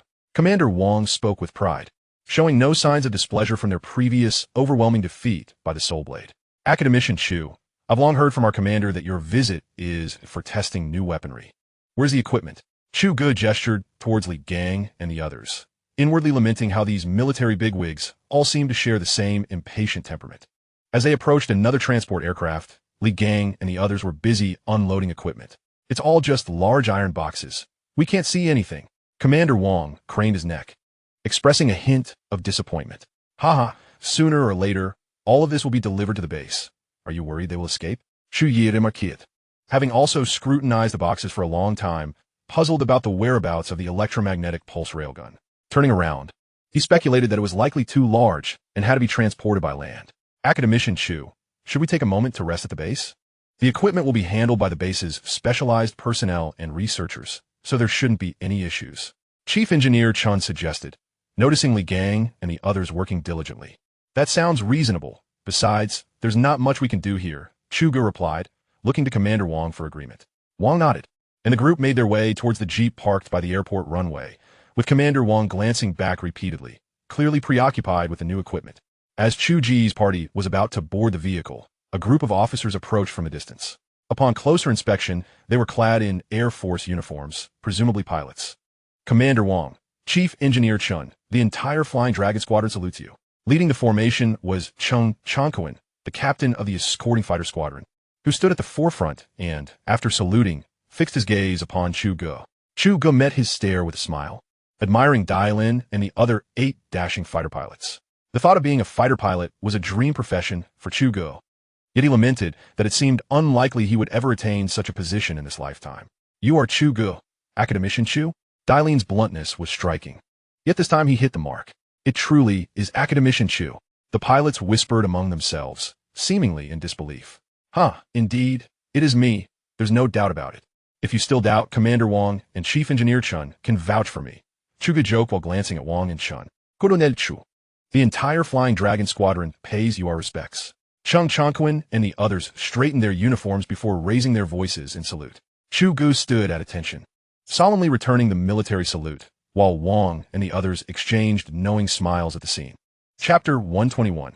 A return to the experimental base. Chu Ge and his companions intended to return to the base first, but seeing Dilin and the others so enthusiastic, they decided to engage in conversation at the airport. Academician Chu, they say you are now a legendary figure, while the Army and Navy's equipment arrives one after another. Why is there nothing for our Air Force?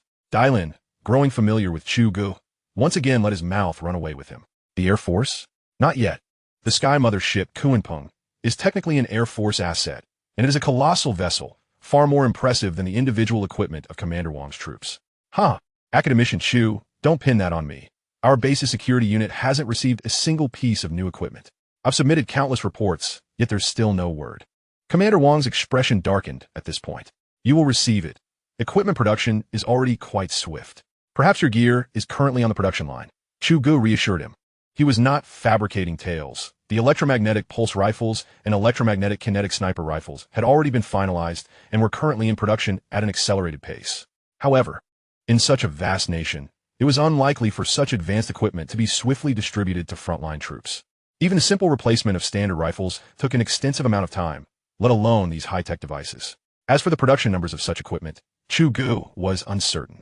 Those decisions lay with the higher-ups, beyond his purview. Nevertheless, he mused that elite forces like Commander Wang's would undoubtedly be equipped adequately. Wait a moment. Are we getting off track? We were just discussing our Air Force, Dylan interjected suddenly, while Chung Chonkwin behind him tugged at his sleeve, offering an apologetic smile to Chu Ge. Well, didn't I mention that the Sky Mothership isn't impressive enough for you? Huh?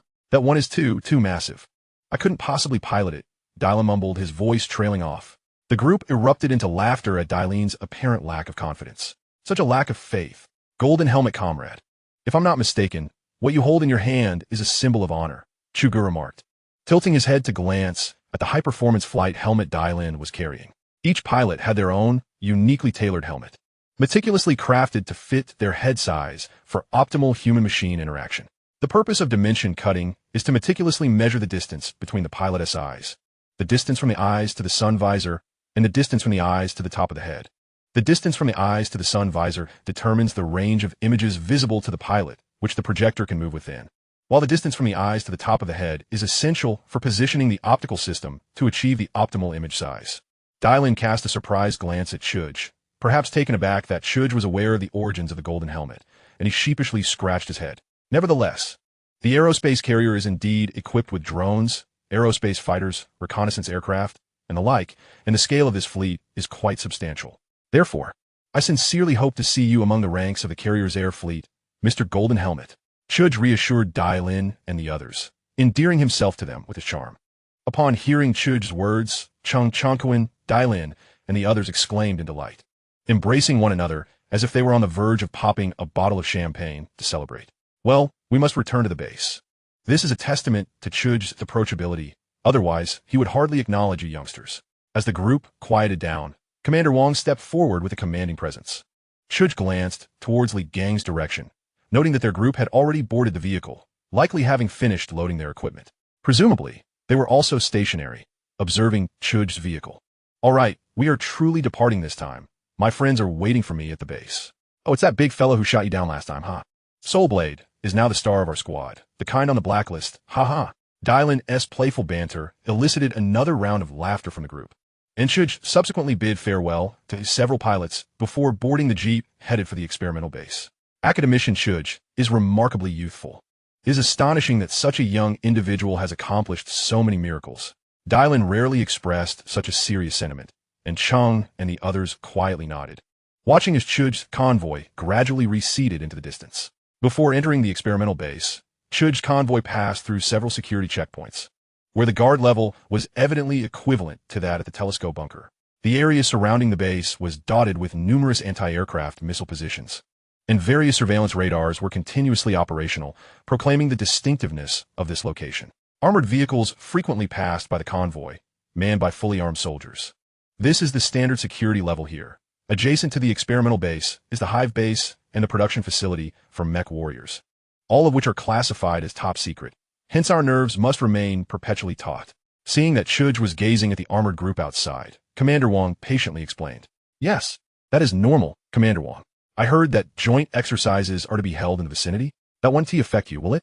Chu Ge suddenly recalled the exercises and inquired. The exercises are taking place some distance away, and the airspace around here is restricted, so there will be no impact. Oh, I see. As Chu Ge spoke, the convoy had already entered the large courtyard of the experimental base.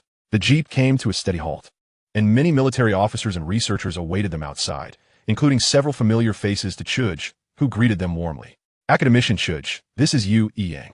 He is currently working on the daily maintenance of Soulblade. Chief Engineer Chen pointed to a handsome young man wearing glasses while introducing him to Chu Ge. Hello, Academician Chu Ge. Yu Yang, presumably a technician, was dressed in research attire instead of military uniform, sporting thick glasses and a clean, scholarly visage. Chu Ge shook hands with Yu Yang before turning to Chief Engineer Chen and the others. Chief Engineer Chen, Commander Wang, you all have official duties to attend to, so no need to accompany me. Let you show me around Soulblade. What do you think? Oh, by the way, Li Gang and the others have gone to organize the equipment needed for testing. There shouldn't be any issues, and they will follow the established procedures. Commander Wang, if you're interested, you may visit Li Gang to ensure I'm not being inconsiderate. Ah, Commander Wang and Chief Engineer Chun exchanged glances, smiling as they nodded in agreement, then watched as Chu Ge and Yu Yang walked towards the temporary station of Soulblade. Chapter 122, Reunion with Soulblade. Chu Ge led the way at the forefront of the group, the layout of the base etched firmly in his mind, lending him a sense of familiarity as he navigated effortlessly. Yu Yang and team leader Gong followed closely behind Chu Ge. "You, how old are you this year?" Chu Ge suddenly turned back, looking at Yu Yang. "22, recruited directly into the service. I was supposed to pursue a Master's degree, but upon seeing the special recruitment position, I eagerly applied and was unexpectedly accepted." Yu Yang replied softly, avoiding direct eye contact with Chu Ge, appearing somewhat bashful. "You must possess solid expertise. The military standards are notoriously high." Yu Yang did not contradict this, merely smiling at Chu Ge, wary of showcasing his specialized knowledge before him. He studied artificial intelligence and mechanical automation, having been admitted under special circumstances to this base. When he first laid eyes on Soulblade, he was instantly captivated by its imposing and striking appearance. Upon learning that it was Academician Chu Ge who created this mech warrior, his admiration for Chu Ge intensified. Yet, being in a military environment, confidentiality was paramount, preventing him from boasting to his classmates. After all, Academician Chu Ge is his colleague. As they conversed, they entered the temporary station of Soulblade, where the mech's tall stature and its faint purple glow stirred a surge of excitement in Chu Ge, making his breath quicken. Academician Chu Ge. In addition to routine data checks in this hall, we've also opened a window on the roof to facilitate its airborne missions. Yu Yang explained, pressing a button nearby. The sound of machinery whirring echoed as clouds swiftly came into view. With the sensing device, Soulblade will activate flight mode upon initiation. Chu Ge nodded as he observed the window closing. This indeed saves time when embarking on missions. The group stepped into the elevator, which ascended with a series of clicks, revealing Soulblade's familiar visage as they emerged. Its soft red eyes transitioned to a vibrant blue. "Academician Chu Ge, it's been a while." The unique mechanical voice of Soulblade reverberated through the hall, prompting the staff inside to look up in astonishment at the mech hovering above. In their recollection, this was the first time Soulblade had autonomously activated and spoken. "Soulblade, it's been too long. How do you fare? Have your components rusted?" Chu Ge greeted Soulblade with a smile, reminiscing about their past battles together. "I'm feeling splendid. I just conducted a self-check and am ready for combat at any moment." Soulblade replied, playfully moving its limbs, albeit in a somewhat comical manner, eliciting soft laughter from Chu Ge and the others. "Of course, that's not an issue. Yu Yang and the other maintenance personnel conduct daily checks and upkeep. Your support team is nothing short of luxurious, I assure you. Thank you to all the staff for your hard work." "You're welcome," Yu Yang replied excitedly. Although he was aware during routine checks that Soulblade possessed a voice intelligence system, it was rarely activated during standard inspections, let alone this instance. He had even doubted the existence of that voice system, but hearing Soulblade's melodious mechanical voice today felt akin to discovering a new world. "Ah well, just a few more months of patience, and I shall present you with a surprise that may very well rouse you from your daily slumber." Chu Ge initially contemplated arranging for a few companions for you, but then reconsidered, realizing that those mech warriors serving under Soulblade would be more fitting. The mech project, particularly the Kunping model, is notoriously expensive. Chu Ge understands the military's predicament in reducing the configuration parameters of mech warriors. This decision undoubtedly stemmed from extensive evaluations, and the subsequent plans for mech soldiers indicate that the leaders have not forsaken the technologies derived from mech warriors. They have merely opted for a more cost-effective developmental model, ensuring the continuity of the mech project while maximizing support for Chu Ge's current Stellar Ocean initiative. In a fleeting moment, Chu Ge's thoughts raced, and upon regaining his composure, he noticed that Soulblade's eyes had transitioned into a red standby state. "Ah, this device is quite energy efficient, isn't it? Shall you, let us proceed." Yu Yang nodded vigorously, perhaps still captivated by Soulblade's voice, and thus followed Chu Ge down the elevator. "Academician Chu, to what level can Soulblade's language intelligence system attain?" Yu Yang appeared somewhat reluctant to conclude the conversation. "Normal communication poses no issues. This program has certain restrictions. Even so, it is likely that future iterations of mech warriors will lack interactive capabilities as we prioritize other performance aspects." Chu Ge spoke candidly. I did observe its advanced programming during the daily tests, but we lack the rights to access it, and I have never encountered such program design before. That pertains to its energy core, the most critical component of mech warriors, with a firewall of the highest caliber. Virtually no one in this world could breach it. You need not concern yourselves. The energy core generally does not encounter issues, and if it does, it must be sent to the Research Institute for resolution. Chu Ge conveyed these words with a hint of reservation. The military's programming language is so intricately designed that even the most skilled hacker would find it daunting to decipher. As it is an entirely novel design, necessitating an understanding of its numeral computation methods from the ground up, this is quite a predicament, as even the fundamental binary has been altered. Thus, in the face of this program, anyone could jest with the programming masters, saying, our skills are on par. Let us proceed to the new mech warrior station. Very well, Academician Chu, please follow me. Yu Yang led the way, guiding the group toward another imposing factory, where 5 additional mech warriors awaited. After passing several security checkpoints, Chu Ge and his companions entered the newly constructed temporary facility, which was spacious, with 5 towering mech warriors standing majestically in the center of the hall. Beneath each mech, 5 or 6 staff members were diligently engaged, presumably conducting final data adjustments. Academician Chu, they are nearly calibrated. Only the final energy core remains to activate them. The energy cores are currently being produced at the Yanqing Weapon Research Institute, and the directive is to unify their installation at the new base once all mech warriors are in place by year-end. Yu Yang explained as he accompanied Chu Ge on the tour. Indeed, the leaders must have considered more than we have. Our task is to execute their directives. Chu Ge gazed up at the magnificent scene before him. The primary color of this batch of mech warriors was a deep gray, akin to the low observability paint of combat aircraft, yet the forearms, fists, the concave area of the chest energy core, and from ankles to the toes were adorned with hues of red, silver, blue, yellow, and orange, creating a unique visual effect for each mech warrior. Chu Ge found it quite impressive. Xiaoyu, this paint scheme is rather intriguing. Who designed it?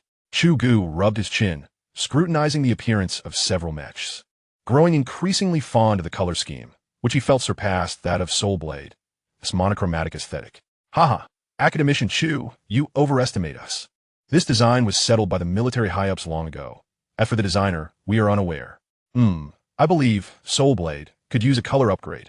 As its leader, it should excel in both capability and aesthetics. What do you think, Xiaoyu? Chu Ge jestingly inquired of Yu Yang. Haha, I have no authority in this matter. You leaders can decide.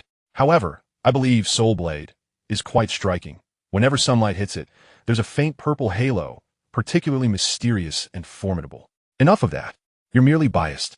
Chu Ge pouted, though he secretly shared the sentiment.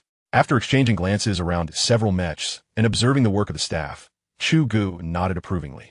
Yu Yang took the opportunity to introduce Chu Ge's identity to the crowd, and many attendees, upon realizing who he was, rose to applaud.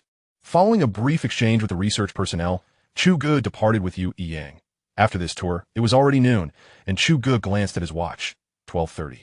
Xiaoyu, why haven't our researchers gone to lunch? Oh, Academician Chu, we operate on a shift basis.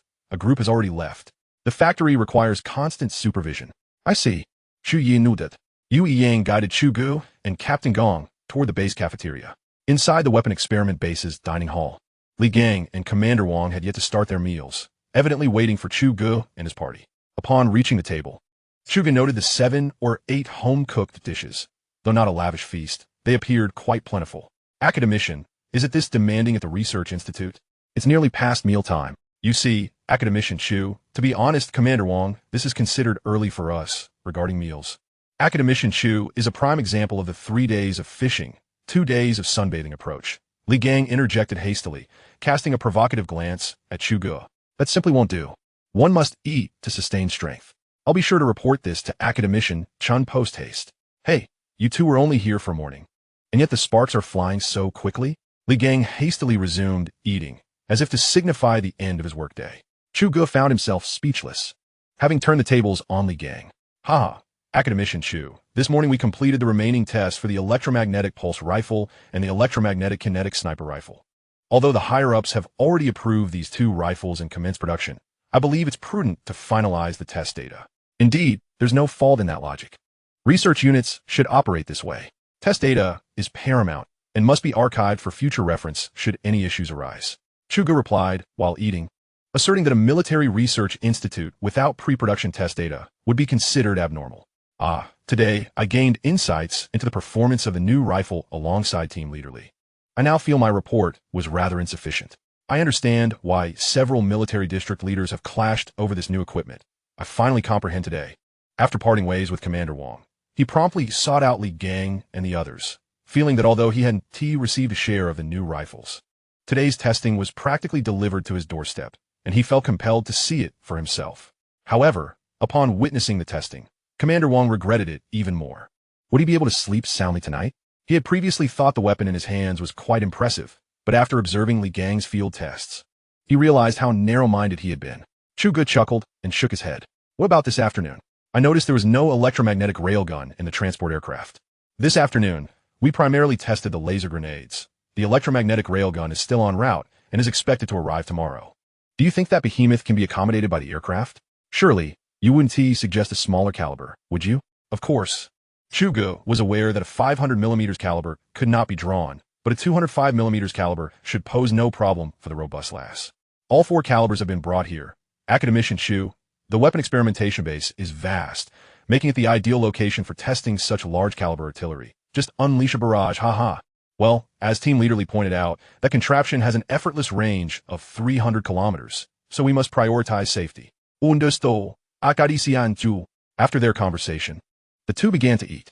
Commander Wang, sitting nearby, was momentarily taken aback, contemplating whether he should invite the general to witness the spectacle. Tomorrow marks the joint exercise, and the general will surely be present to observe. If he hears about heavy weapon testing here, he will undoubtedly rush over, disregarding the exercise. Commander Wang found himself at a loss for a decisive course of action. After much deliberation, he resolved to speak candidly, given the temperament of General Long. Should he discover that Commander Wang had withheld information, he might very well flay him alive. It would be prudent to avoid provoking him. Commander Wang, were you not satisfied with this morning's viewing? This afternoon, we have a field test for a new type of grenade. Would you like to observe?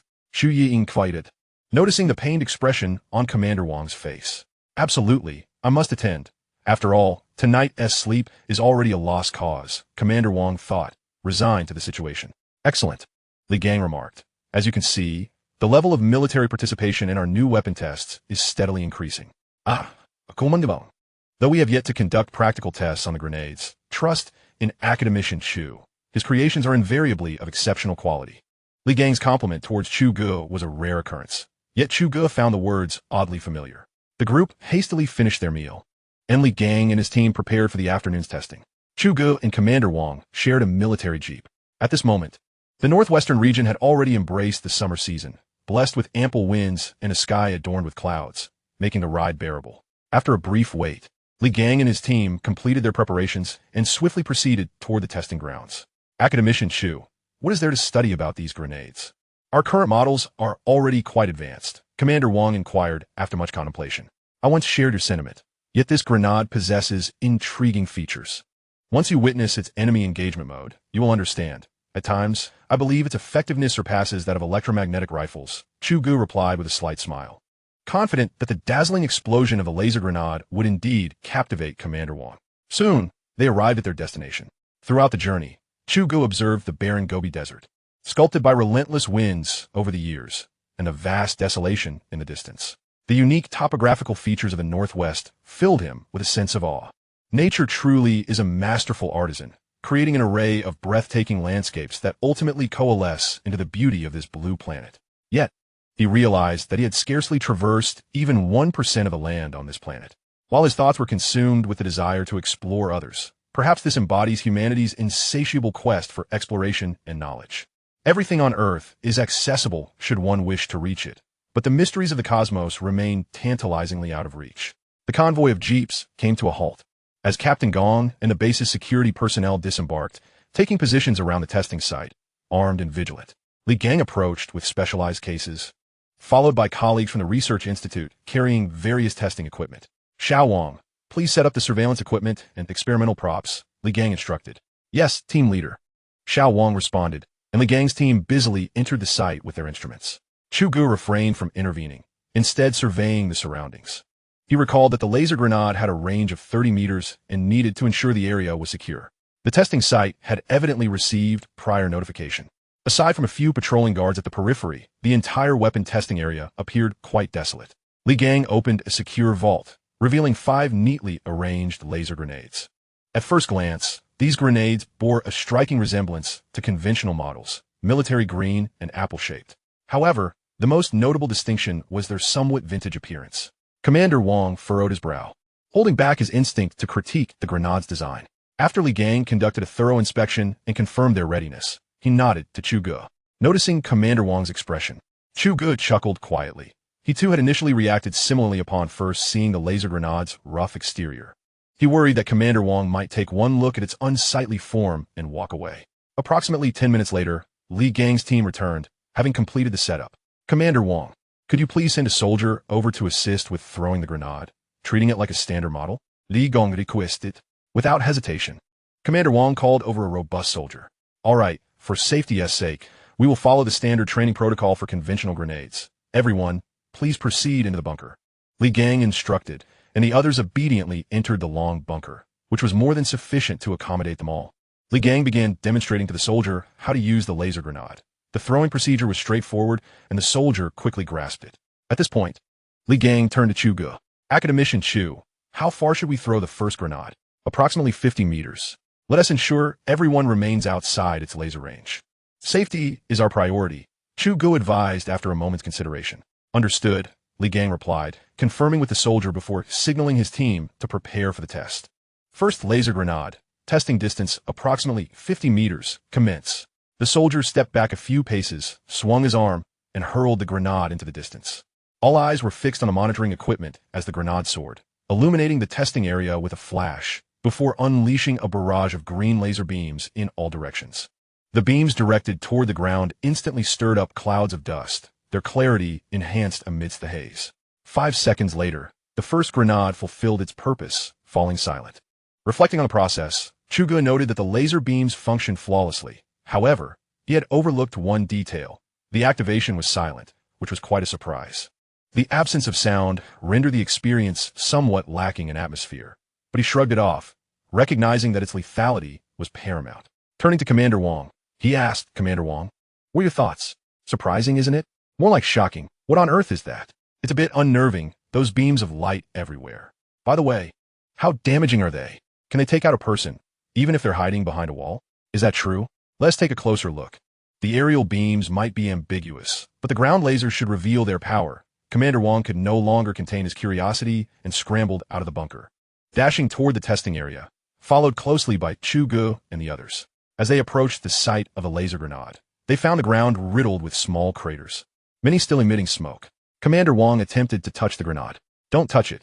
It's likely still hot," Chu Ge cautioned just in time, prompting Commander Wong to retract his hand. Li Gang and his team were diligently measuring the depth of the pit with their surveying instruments, meticulously recording their findings. Academician, if this density were to strike a person, wouldn't they be reduced to a mere sieve? One remarked, doesn't it seem a tad cruel? Another laughed. At a crucial moment, tossing one of these into a cluster of enemies would surely terrify them, if not kill them outright. Quite right, why extend mercy to the enemy? Came a reply. The exchange prompted a shared chuckle between Chu Ge and Commander Wong. Once Li Gang and his team completed their data collection, they returned to the tunnel to continue their previous experiments. The second grenade was to test its secondary function, the enemy deterrent mode. The distance remained 50 meters. After the grenade was thrown, Chu Ge and the others peered out. Finding monitoring the footage unsatisfactory, they opted for a direct view of the grenade. Based on the data previously gathered by Li Gang's team, the laser grenade performed flawlessly, aligning perfectly with the system's specifications, which alleviated their concerns. In mere seconds, the suspended grenade emitted a laser beam, its brilliant green light cutting through the air like a knife. Commander Wong and the guards were entranced, fixated on the grenade as if watching a mesmerizing laser show. After 20 seconds, the grenade completed its task and fell to the ground. Li Gang and his team proceeded to gather the data, while Commander Wong leaned against the tunnel wall. Academician Chu, as you mentioned, this laser grenade is rather intriguing. Isn't it? Indeed. The third grenade was designated to test its friendly forces protection feature. Li Gang's team, cautious not to risk their soldiers, first installed the sensing devices on several dummies, placing them within the laser grenade's radius. The fourth test also involved props. this time arranging various materials as obstacles within the laser radius to simulate the complexities of an urban environment. After each experiment, Li Gang and his team meticulously recorded detailed data. Time passed swiftly, and soon darkness enveloped the surroundings. The field test of the laser grenade concluded, and Chu Ge and his team returned to their base, where a sumptuous dinner awaited them, prepared by the Research Institute staff. The group animatedly discussed the afternoon's testing events at the dining table. Meanwhile, at a covert Air Force base in Istanbul, a peculiar scene unfolded. In the eerie silence of the expansive base, distant searchlights intermittently swept over a corner. In a fleeting moment, several dark figures emerged from shadows, stealthily making their way toward the nearby ammunition depot. Clad in black camouflage and equipped with night vision goggles and compact automatic weapons, they remained vigilant. Two stayed behind as sentinels while the others stealthily approached an ammunition rack. Upon prying open an ammunition box, they were met with the striking sight of a white-headed, blue-bodied air-launched missile. "This is the one. Let us proceed." A few of the shadowy figures opened their carrying cases, busily preparing something, revealing a series of Arabic inscriptions under the dim moonlight. Exercise-specific munitions. Chapter 125, Joint Military Exercises. It was Monday in the United States, and John Wilson despised Monday mornings. Rising early, he was already seated in his office, savoring a cup of coffee just after 7 o'clock. Suddenly, the phone on his desk rang sharply. With a sigh of annoyance, John answered. "John, come to my office." Then came the sound of the line disconnecting. He shrugged, adjusted his tie in the glass reflection, and stepped out.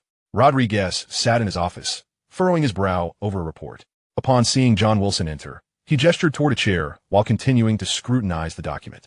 About 5 minutes later, "John, the operation in Istanbul was approved by you," Rodriguez said, leaning forward with a serious tone. "Yes, boss. Our dark web operatives have been managing that military airport for quite some time, and we devised a meticulous plan. It's likely already a success," John Wilson replied nonchalantly. No, you misunderstand my meaning. I mean, are you intending to create chaos during their exercises?" Rodriguez queried gravely. "Well, idle hands are the devil's playground, aren't they? Those congressmen can't go 3 days without meddling. I fear I've inherited their proclivities." John Wilson dismissed the gravity of the situation, having executed such minor operations countless times before. Rodriguez regarded him, rhythmically tapping his fingers on the desk. "Regarding this, I have no objections. But I must caution you to keep a low profile. We already have enough troubles. I would prefer not to complicate matters further. Rest assured, boss.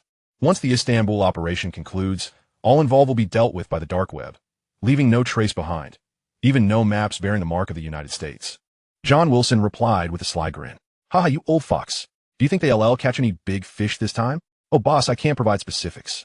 Frankly, I have little faith in their plan. That location is heavily guarded, and prior military satellites have monitored it as a military base. Curiously, the security level has spiked recently. It wasn't this stringent before. And do you think their air defense weaponry is merely decorative? Of course, if an incident were to occur unexpectedly, they might just hit their target, and if that happens, I would indeed be grateful. I might even wake up laughing. Haha. Well then, John, I wish you a cheerful awakening."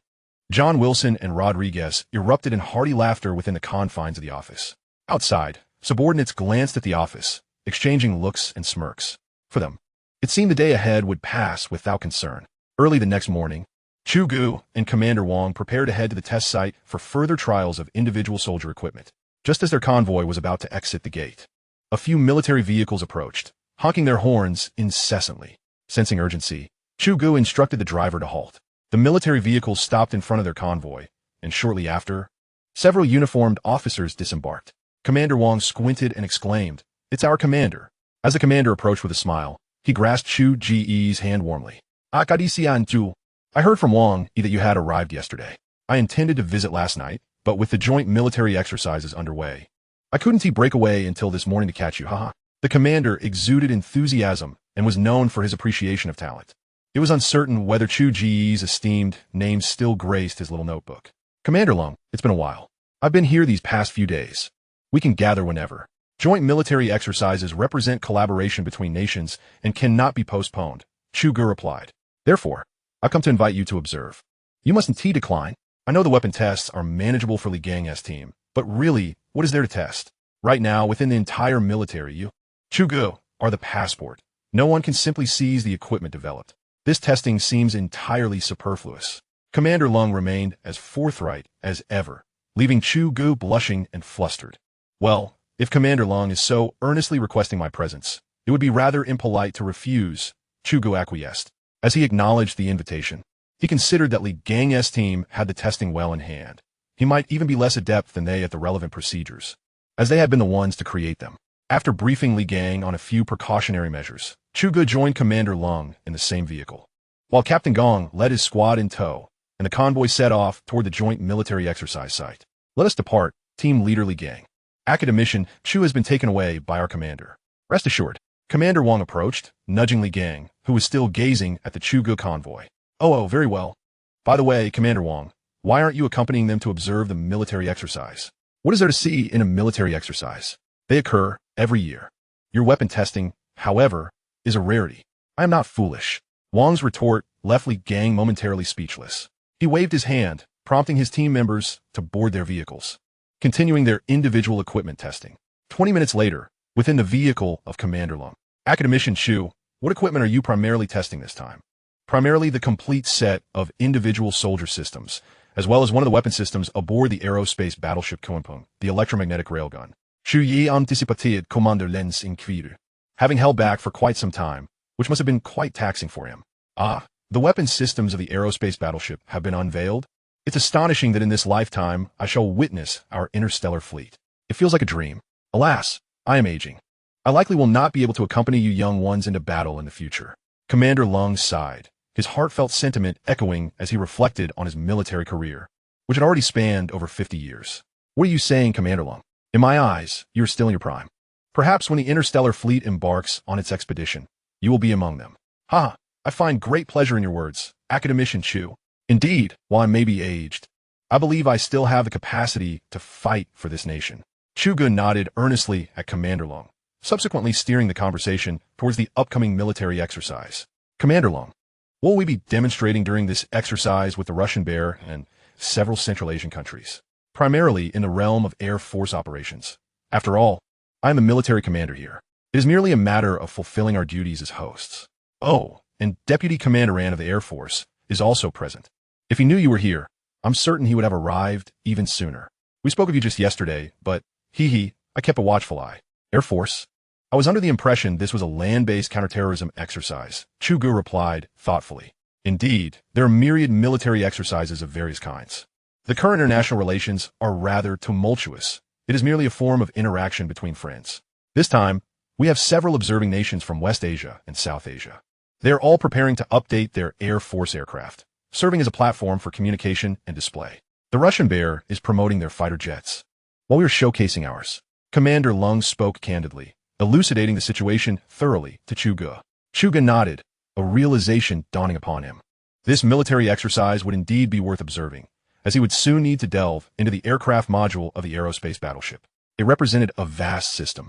Seizing this opportunity, Chu Ge could ascertain the current standards of mainstream fighter jets on Earth. The Russian Bear is also participating? Are they bringing their most advanced fighter jets? Chu Ge, possessing some understanding of international relations, knew that several Chinese aircraft were derived from the Russian Sukhoi, seemingly only having production licenses without the rights to sell, despite their extensive modifications, rendering them nearly unrecognizable. I suspect they will bring their wares. The Russian Bear stealth fighters have faced considerable challenges, likely due to funding issues. Hence, I surmise they are bringing everything they can sell.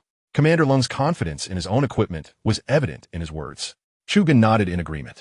In terms of fighter jets, China had indeed advanced significantly, outpacing the Russian Bear in avionics, radar, and weaponry. Even the once weak engine technology had recently begun to catch up. So, won't there be conflicts between the two? Ultimately, it's still a matter of commerce. Both parties are selling products in the same market, and no one can guarantee that there won't be some friction. How could that be?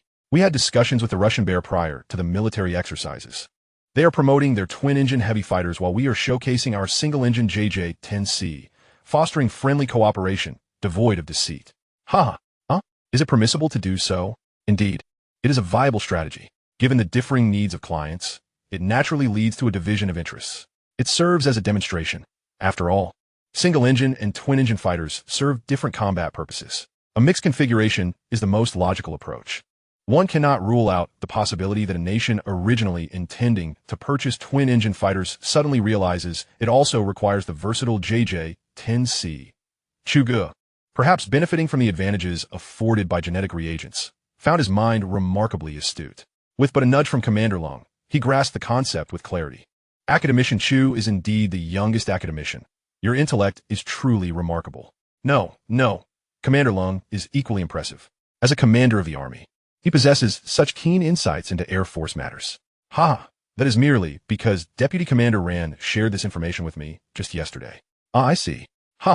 As Chu Ge and Commander Long engaged in mutual encouragement, the convoy arrived at their destination. Chu Ge alighted from the vehicle, gazing somewhat bewilderedly at the unfamiliar airport.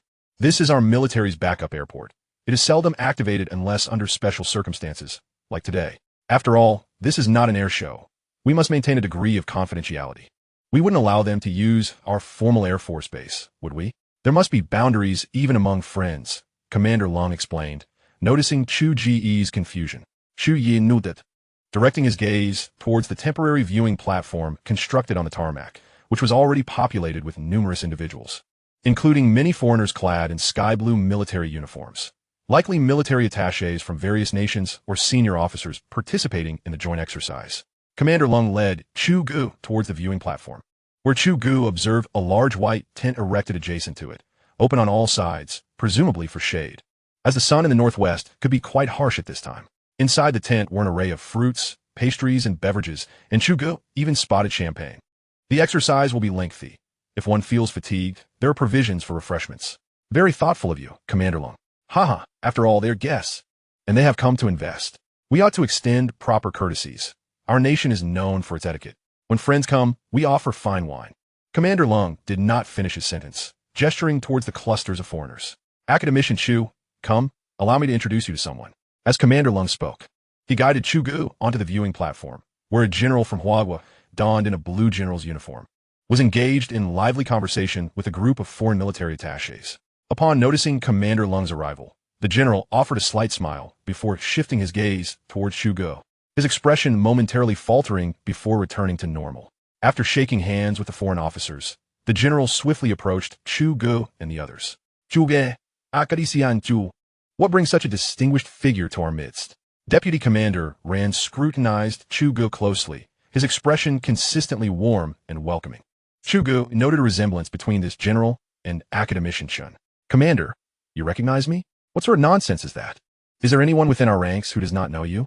If so, it reflects their unworthiness to serve. Deputy Commander Ran stated sternly. I stand corrected, Commander Ran. I arrived yesterday to visit the weapons testing base over there. Several new equipment require assessment here. Chu Ge deftly redirected the conversation. As anticipated, Deputy Commander Ran grasped the underlying implication immediately, casting a pointed look at Commander Long. Commander Long chuckled, feigning greetings with the surrounding foreign attachés. He understood that without Chu Ge's disclosure, the impending reprimand was unavoidable from the moment they were seen together. Come, Chu Ge, let us converse as we walk. Deputy Commander Ran beckoned to Chu Ge, and the three of them strolled along the edge of the runway, gradually leaving the viewing platform behind. Deputy Commander Ran glanced around, noting that aside from the vigilant soldiers, no outsiders were present before finally posing his question. Academician Chu, have you completed your equipment testing? Today, it is anticipated that the individual soldier system will be thoroughly tested. However, the piece de resistance is the electromagnetic railgun of the Aerospace aircraft carrier. I surmise that it is quite unlikely this will be accomplished today, and that it will likely be postponed until tomorrow. After a moment's contemplation, Chu Ge realized that the electromagnetic railgun necessitates prior designation of impact points, followed by the clearance of the designated area and careful consideration of the appropriate timing. Additionally, given the various models, the testing speed may be somewhat sluggish. Moreover, when Chu Ge departed, this equipment had yet to arrive at the experimental base. How fortunate, he thought, that there remains a lingering anticipation, especially for the grand finale, the main cannon of the Aerospace aircraft carrier, an obsession that captivates the imagination. Chu Ge. I recall that the Aerospace aircraft carrier also possesses a suite of strategic weapons, does it not? Commander Ran, that array phase cannon is still under development. It will not be part of this equipment test. Upon finishing his statement, Chu Ge scratched his head. Oh, I see. That is to be expected. The more formidable the weapon system, the greater the challenges in its development. Do not fret, Academician Chu. And remember, we agreed that for tomorrow's railgun test, you will await my presence. No problem, Deputy Commander Ran. Chapter 127. Static comparison of fighter jets. As they conversed, a distant roar of fighter jets echoed through the air. And moments later, 4 light gray fighter jets descended onto the nearby runway. Chu Ge and Deputy Commander Ran observed from afar. Commander Ran, does that model not resemble the American F-16? Chu Ge scrutinized it for a while, curious. Academician Chu, you have keen eyesight. It is indeed the F-16. The active combat aircraft of G. Istanbul. Its presence here is to serve as a hypothetical adversary. A demonstration of fighter jet necessitates a rival, does it not? The F-16, being a single-engine, single-seat light fighter, is perfectly suited to spar with our JJ-10C fighter jet. Deputy Commander Ran spoke with ease, to which Chu Ge nodded in agreement. Their nation is also contemplating the acquisition of new fighter jets, possibly constrained by Western nations. They have likely sought intelligence on our JJ-10C data through various channels, only to encounter disappointment. Their decision to bring their mainstay active aircraft is quite evident. Post-exercise, they will assess the results and, if satisfied, place an order. Deputy Commander Ran elaborated on the military exercise, while General Lung listened in surprise, as it was uncommon for such a military leader to exhibit such patience. Well, they have arrived, and the event is about to commence. Let us return to the viewing platform. Very well. Deputy Commander Ran led the way, with Chu Ge and General Lung flanking him, leisurely making their way back to the platform. Chu Ge, take a seat beside me. Huh? This. Before Chu Ge could finish his sentence, Deputy Commander Ran grasped his hand and pulled him to the seat next to him. Thus, Chu Ge found himself inexplicably seated in the central position of the guest platform, while General Lung quietly took a seat in the second row. Chu Ge glanced around and realized that most attendees seemed to be foreigners. The ceremony was quite succinct, with the host merely introducing the esteemed military leaders from Huaxia and high-ranking representatives or military attaches from various nations. Following this, a brief overview of the event's proceedings was given, leading to representatives from each country taking the stage for brief speeches. Chu Ge did not comprehend the foreign languages spoken. However, from the remarks of the Huaxia representative, it was likely a general sentiment wishing for the event's success. After the speeches, the first significant segment of the event commenced, showcasing static displays of fighter jets from Huaxia and Huaxia. After the host concluded, everyone moved towards the adjacent apron. At this juncture, Deputy Commander Ran needed to attend to several important guests and instructed General Lung to accompany Chu Ge. The two strolled toward the JJ-10C fighter jet. A few foreigners were examining the cockpit of the JJ-10C. Chu Ge observed them closely. They appear to be Huaxia nationals. The Huaxia individuals were engaged in a spirited discussion, and Chu Ge could sense an argumentative tone. Suddenly, an idea struck him. System Master, how much to learn Huaxia language? 1,000 reputation points. Goodness, how inexpensive. I shall exchange immediately. Beep, congratulations to the host for successfully acquiring proficiency in Huaxia language skills. Valid for 1 year. Remaining reputation points, 785,000,000. All right, think. Huh, 1 year Chu Ge's earlier elation plummeted to icy depths. He restrained himself, thinking that he could not lose his temper today. He would settle accounts with this money-grubbing entity later. With a belly full of frustration, Chu Ge approached the two Huaxia individuals still embroiled in their debate. Victor, can you not set aside your arrogance? Open your eyes and observe the advancements in the diffraction display, the LCD screens within the cockpit, the riveting of the fuselage skin, and the optimization of the air intake. This series of enhancements illustrates that the Huaxia people have indeed made significant strides in fighter jet technology. Furthermore, I have heard that the medium-range air-to-air missiles equipped on this aircraft have an effective range exceeding 150 kilometers. Do you comprehend the implications of that?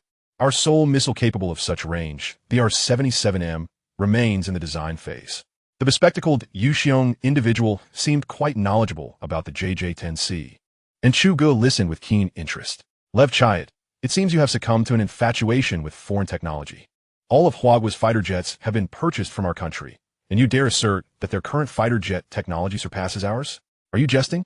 The Huaxia named Victor struck Chu Ge as rather burly, and after hearing his retort, Chu Ge added another remark. Muscle-bound, simple-minded. Upon hearing his teammate's mindless rebuttal, Lev Chayat shook his head in disappointment, opting not to respond further. Chu Ge observed the two with amusement, finding merit in both arguments. Indeed, Huaxia's Air Force has surpassed Yuxiong in certain aircraft models. However, there are also areas where they lag behind. It is not a matter of absolute superiority. Thus, one should not adopt a one-sided perspective. Neither belittling oneself nor unduly elevating oneself is the path to take. Walking the path that suits oneself is the correct approach. With a shake of his head, Chu Ge departed with General Long. He did not approach the Yuxiong aircraft, which were merely a few, with the leading one being the Su-35, renowned as the ultimate guardian. Chu Ge was familiar with this aircraft. The 117's engine boasts exceptional maneuverability, its proudest asset. Other than that, the radar system utilizes the same Snow Leopard passive phased array radar. This is not to say that the radar is ineffective, but the current mainstream is active phased array systems, which excel in detection range, anti-jamming, multi-target processing capabilities, and reaction speed. In terms of avionics and situational awareness, the Yuxiong fighter jet indeed lacks in certain aspects, which has been a persistent flaw of Russian aircraft. However, the Su-35 excels in maneuverability and flight performance. With commendable aerodynamic design, coupled with several types of precision-guided missiles, it remains formidable in anti-ship and ground attack roles, ranking among the top tier of non-stealth fighters. Determining right from wrong proves to be a challenge for Chu Ge, and he finds little inclination to judge. The future undoubtedly belongs to stealth and unmanned intelligent fighters. Moreover, the current relationship between Huaxia and Yuxiong is rather cordial, with numerous military cooperation projects, rendering excessive scrutiny moot. Chu Ge and General Long approached the F-16s, which piqued Chu Ge's interest, as the JJ-10C is intended to compete with models like the F-16, where true comparisons can be drawn. Chu Ge circled the fighter jet before climbing into the cockpit for a brief examination. Afterward, he descended, shaking his head. What is it, Academician Chu? This F-16 does not appear to be the latest version from the United States. It holds little reference value. Chu Ge felt that this trip might be in vain, although he had not expected much initially. As he pondered, the host's voice echoed over the loudspeaker, announcing the commencement of the aerial combat exercise. Chapter 128, the military exercise begins. The air combat exercise was divided into two distinct segments. The first entailed free combat engagement, while the second focused on tactical offense and defense drills. To the west of the observation platform loomed a colossal display screen, showcasing real-time, simulated data of the fighter jets from both sides, accompanied by several smaller screens monitoring the pilots' cockpits. After the announcer concluded their report, a throng of spectators gravitated towards that direction. The majority were foreign buyers intrigued by the fighter jets, while Chu Ge and General Long refrained from joining the crowd. The initial phase of the exercise featured 4 Su-30SM and 4 Su-35 fighter jets from the Russian Bear, with the F-16s conspicuously absent. It was more of a playful display than a serious drill, yet to the discerning eye, particularly the military attaches and technical experts from various air forces, the Russian Bear's earnestness was evident. Chu Ge speculated that the absence of the F-16 was likely a strategic decision made by Istanbul, considering that the two factions' aircraft are direct competitors in the international market. Avoiding an outright conflict was prudent, especially in light of the potential repercussions from the U.S. government, whose sanctions wield considerable influence over smaller nations. Moreover, the F-16 and the Russian Bear's aircraft did not inhabit the same operational realm. One is a light fighter primarily suited for ground missions, while the other is a heavy twin-engine fighter designed chiefly for air superiority and homeland defense. The U.S. F-15 heavy fighter is the true counterpart to the Russian Bear's jets. Chu Ge and General Long continued to observe the F-16s, as the planes from their own country were always accessible, whereas the American models were a rare sight. Although the F-16 had aged somewhat, it remained a trendsetter in the realm of fighter jets, with design philosophies and aerodynamic layouts that differed significantly from those of Huaxia's aircraft. Huaxia, you seem quite fascinated by these aircraft, remarked General Long, following Chu Ge as he circled the display.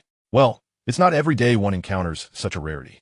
Knowing your adversary is crucial for success in battle, Chu Ge replied, scrutinizing the craftsmanship.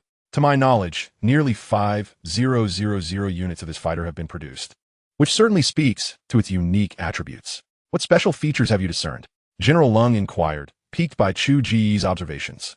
The latest variant of the F-16 has been outfitted with an electronically scanned array radar. Enhancements have been made to the engine, cockpit displays, helmet-mounted sights, onboard mission computers, fire control systems, and avionics, marking a notable departure from earlier versions. However, the airframe itself has remained largely unchanged.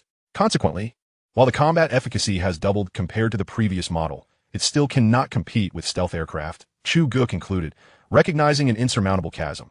The platform's limitations were undeniable, and modifications had their boundaries.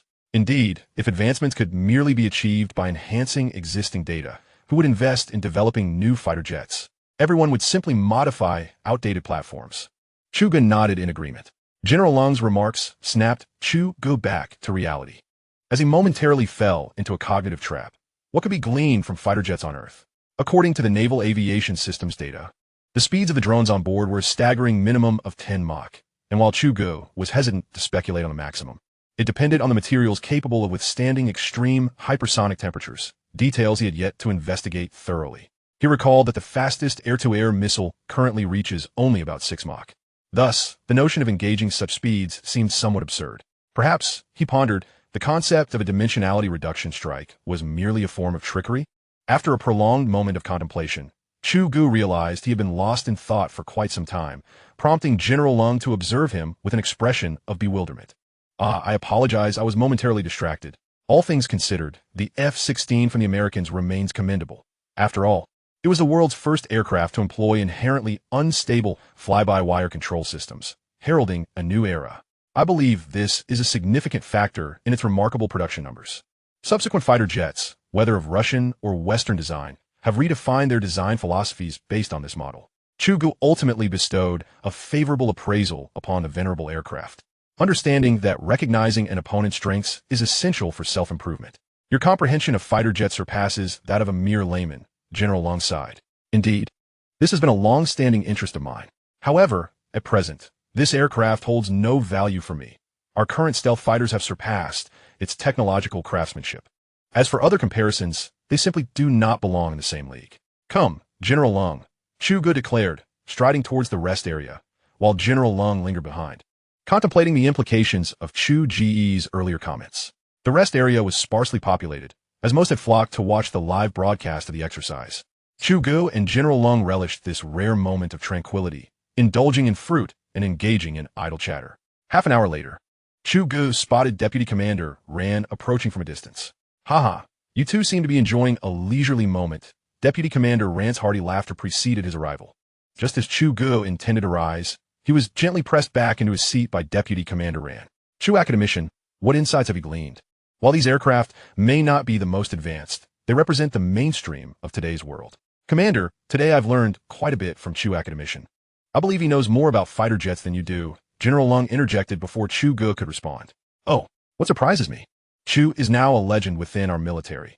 Any action he takes is understandable, Deputy Commander Ran chuckled. Do not be misled by General Lung, Commander. An enthusiast may know the specifications of a particular aircraft inside and out, but warfare is not merely about data. The intricacies of the system are often beyond outsiders' comprehension. Chu Ge markiert. Setting that aside, there are no outsiders here. As far as I know, the Aerospace carrier also possesses a fleet of carrier-based aircraft, correct? How does Academician Chu intend to configure them? Just a general overview will suffice for my understanding, Deputy Commander Ran whispered to Chu Ge, ensuring privacy. Yes. The Kuanping's carrier-based aircraft will primarily consist of drones, with manned fighters tasked with reconnaissance, jamming, and supportive military operations. The more arduous and perilous tasks will be executed by the drone swarms within the Interstellar fleet, Chu Ge mused, contemplating the role of combat aircraft within the military-industrial framework. He perceived their function more akin to harassment and reconnaissance, capable of attacking only smaller vessels, while larger entities such as aircraft carriers and heavy cruisers were beyond their reach. Simply too fortified. As for the underlying reasons, Chu Ge remained uncertain. He lacked knowledge of what adversaries might present. Ultimately, he believed that existence bore its rationale, and he would adhere to the military-industrial blueprint when designing. Chapter 129, An Unexpected Turn of Events. Drones? They are indeed useful, but I can't shake the feeling that they can be somewhat unreliable and easily targeted, Deputy Commander Ran replied, furrowing his brow. Haha, rest assured, Commander. The drones I refer to are quite different from the current models, perhaps even revolutionary. If they are targeted, it will require a level of awareness on the adversary's part. All right then, I look forward to seeing these drones when they are ready, Deputy Commander Ran conceded, intrigued. As the three continued their discussion, the announcer's voice echoed through the loudspeakers once more. Deputy Commander Ran listened attentively. All right, the Russian Bear's demonstration has concluded. It is now time for our fighter jets to take the stage. Academician Chu, shall we go and observe? Absolutely, we must go see, Chu Ge affirmed. And the trio promptly rose to their feet and made their way toward the grand screen. In the distance of the airport, as the Russian Bear's fighter jets gradually landed, the poised JJ-10C and 4 F-16 fighter jets took off in succession, each heading towards their designated exercise airspace. In this realm of aerial combat, both sides remained unaware of each other's territory, relying solely on the true capabilities of their aircraft in unfamiliar skies, devoid of early warning aircraft and ground radar assistance. The G Nation's fighter jets were the older versions of the F-16, which seemed rather unremarkable. If they were to engage, they should have opted for the F-16V instead. The loquacious Dai Lin began his performance once again, although this time he exhibited a semblance of wisdom, utilizing the squad channel. The golden-helmeted pilots were all dispatched, indicating the Air Force's earnest regard for this military exercise. First, eliminate the adversary, and only then could one indulge in complaints. All right, we have 2 minutes until we reach the designated airspace. Form a diamond formation. 02 follow me, 04 follow 03. Upon entering, activate the active search radar according to the predefined search direction. 02 understands. 03 understands. 04 understands. Without the assistance of early warning aircraft and ground radar, the radar capabilities of the fighter jets would be put to the test, a scenario deliberately orchestrated by the directing team, as radar performance is one of the crucial parameters buyers seek to evaluate. In modern aerial warfare, such situations are seldom encountered during combat patrols. The search radar on fighter jets is typically left off, with early warning aircraft tasked with identifying targets and guiding the fighters in their attacks. As they entered the battlefield and activated their radars, the team was urged to be vigilant. After receiving confirmations from his teammates, the lead pilot, Chung Chongquan, switched on the radar, briefly glancing at his colleagues before shifting his focus to the radar's scanning interface. Soon, 4 blips appeared on the radar, jolting Chung Chongquan to attention. To the southeast, for enemy aircraft, distance 240 kilometers, altitude 8,200. Chung Chongquan promptly relayed this battlefield intelligence to his teammates. The JJ-10C was equipped with Huaxia's most advanced active phased array airborne radar, boasting an impressive detection range. While its beyond visual range combat capabilities might not be the most outstanding, it remained top tier within this class of aircraft. 0304, once within missile range, launch a volley of long-range air-to-air missiles, paying close attention to target selection. 03 received. 04 received. At this moment, the G Nation's F-16 formation was entirely oblivious to the unfolding situation, casually meandering in the skies. Led, why haven't we detected the enemy yet? Are we lost? Ha! Shut up, and keep an eye on your aircraft.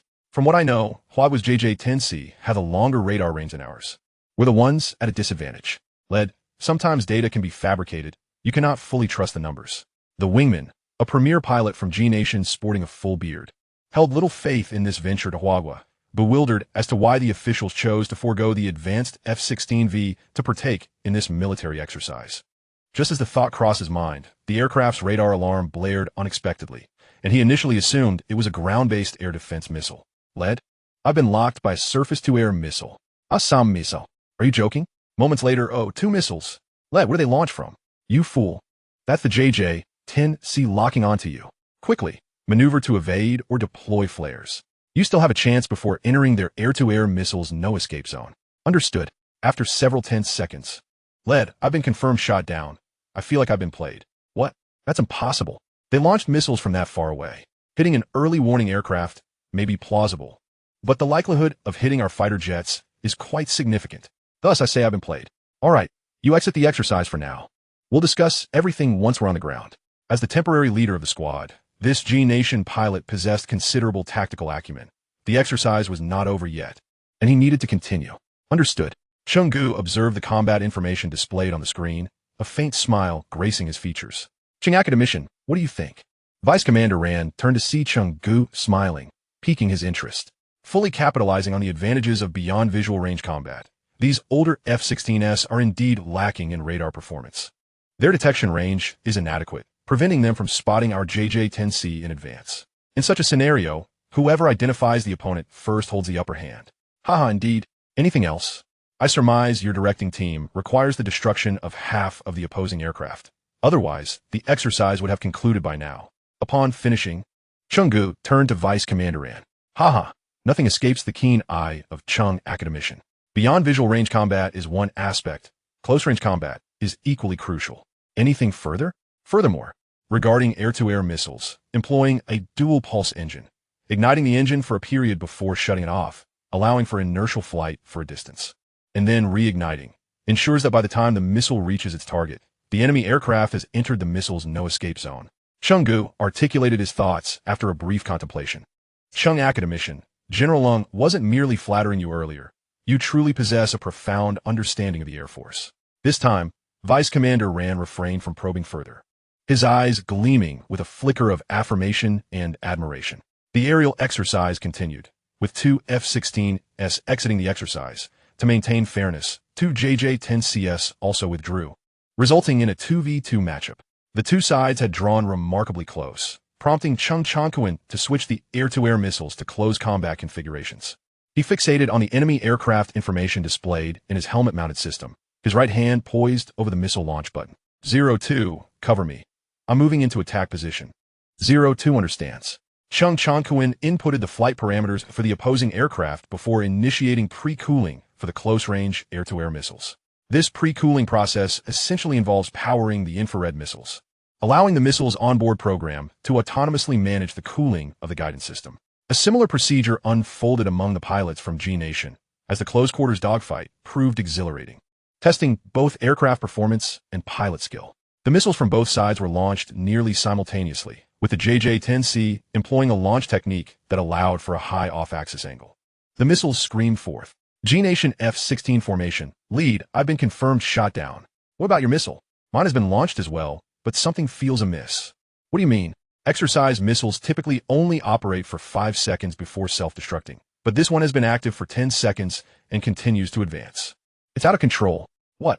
At the weapons testing base, Soulblade, as crimson eyes abruptly shifted to a cerulean hue, and alarms blared. Quickly, evacuate the area. Soulblade is about to activate flight mode. As the words left his mouth, Soulblade soared into the sky, swiftly vanishing from sight. Yu Yang hurried to assist a fallen colleague, assessing the injuries and relieved to find only minor abrasions. He lifted his gaze to the expansive sky above, furrowing his brow. Chapter 130. Soulblade to the rescue. Suddenly recalling something, Yu Yang dashed outside. In the exercise airspace, the two G Nation aircraft continued their communication. Wingman, descend a bit. Check my missile pylon and see if there's a malfunction. The air-to-air missiles are all intact. Oh, you scared me. That's good. It must be an electronic issue. But your surface-to-air missile is missing. What? How is that possible? As the wingman finished speaking, Olafate felt his head was about to explode, swiftly conjuring a series of possibilities. A faulty feedback signal from the missile pylon? A computer system malfunction? The ground crew mistakenly mistook live ammunition for training rounds? The mere thought sent a shiver down his spine. If that were the case, it would spell trouble. He glanced at the missile's trajectory, which seemed to be spiraling aimlessly, much like a headless fly. However, it was evident that it was still operational. The pilot began to pray that it would soon find an uninhabited area to conceal itself. After completing a wide arc, the missile shot straight in one direction. The pilot checked the map information, and beads of sweat broke out on his forehead as he stammered a sentence. Oh no, this is bad. Chu Ge and Deputy Commander Ran were intensely focused on a large screen. How peculiar were they doing? Had the exercise concluded? It seemed unlikely, for one aircraft still remained unscathed. Deputy Commander Ran spoke nonchalantly, in high spirits. Given the current developments in the exercise, a premature celebration of success seemed imminent. Approximately a kilometer from the makeshift airfield lay a temporary field air defense regiment. Colonel Wang Kai was intently monitoring the missile's trajectory on the radar screen. The radar operator responsible for overseeing the exercise area had just reported the missile anomaly, tracked the missile's trajectory, and prepared 2 interceptors from the 1st Battalion. Colonel Wang decisively issued the operational command. Yes, Colonel. Report to the Colonel. Radar has detected another target rapidly approaching the missile. The radar operator quickly relayed battlefield intelligence. Could it be a brother unit coming to the rescue? It seems unlikely. It's moving too swiftly and erratically. However, its direction aligns with the missile's attack path, resembling an intercepting missile. The radar operator scrutinized the radar screen, offering a vague assessment. Colonel Wang quickly pondered. He knew that not far from this auxiliary airfield was a weapons testing base, surrounded by his brother units. Let it be for now. Keep the intercepting missile focused on the target trajectory, and launch and intercept the moment a window of opportunity arises. Also, have a 2nd Battalion's Land Shield 5000 short-range air defense system monitor this missile. Should the intercepting missile fail, ensure that they bring it down. We cannot allow the missile to breach our defenses. Understood. The communications officer swiftly conveyed Colonel Wong's orders. And the atmosphere in the entire operational command center grew tense as everyone fixated on the 2 luminous dots on the radar screen. Deputy Commander Ran furrowed his brow, feeling a sense of unease. The 4 aircraft on the large screen were still flying level, showing no tactical maneuvers. Were they merely enjoying themselves in the air? Just as he intended to summon a guard to inquire about the directorate, the guard hurriedly approached him and whispered a few words in his ear. What? Is the situation accurate? Yes, Commander. Then what are we waiting for? Quickly escort Academician Chu to safety. Deputy Commander Ran. It seems we may be too late. And I believe there is no need to leave. Look who has arrived. Chu Ge interjected, pointing to the sky. Deputy Commander Ran, puzzled, glanced upward, and the next moment, his eyes widened in astonishment. In the sky, the imposing figure of Soulblade hovered, not far from Chu Ge and the others, approximately less than 100 meters away. At this distance, Soulblade's massive silhouette appeared even more defined. Farther away, against the azure sky, a missile could be faintly seen trailing a long plume as it hurtled towards Soulblade. Under the clear skies, the extended smoke trail was particularly conspicuous. Was that Soulblade?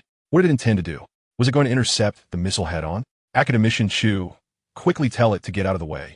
There are air defense units nearby.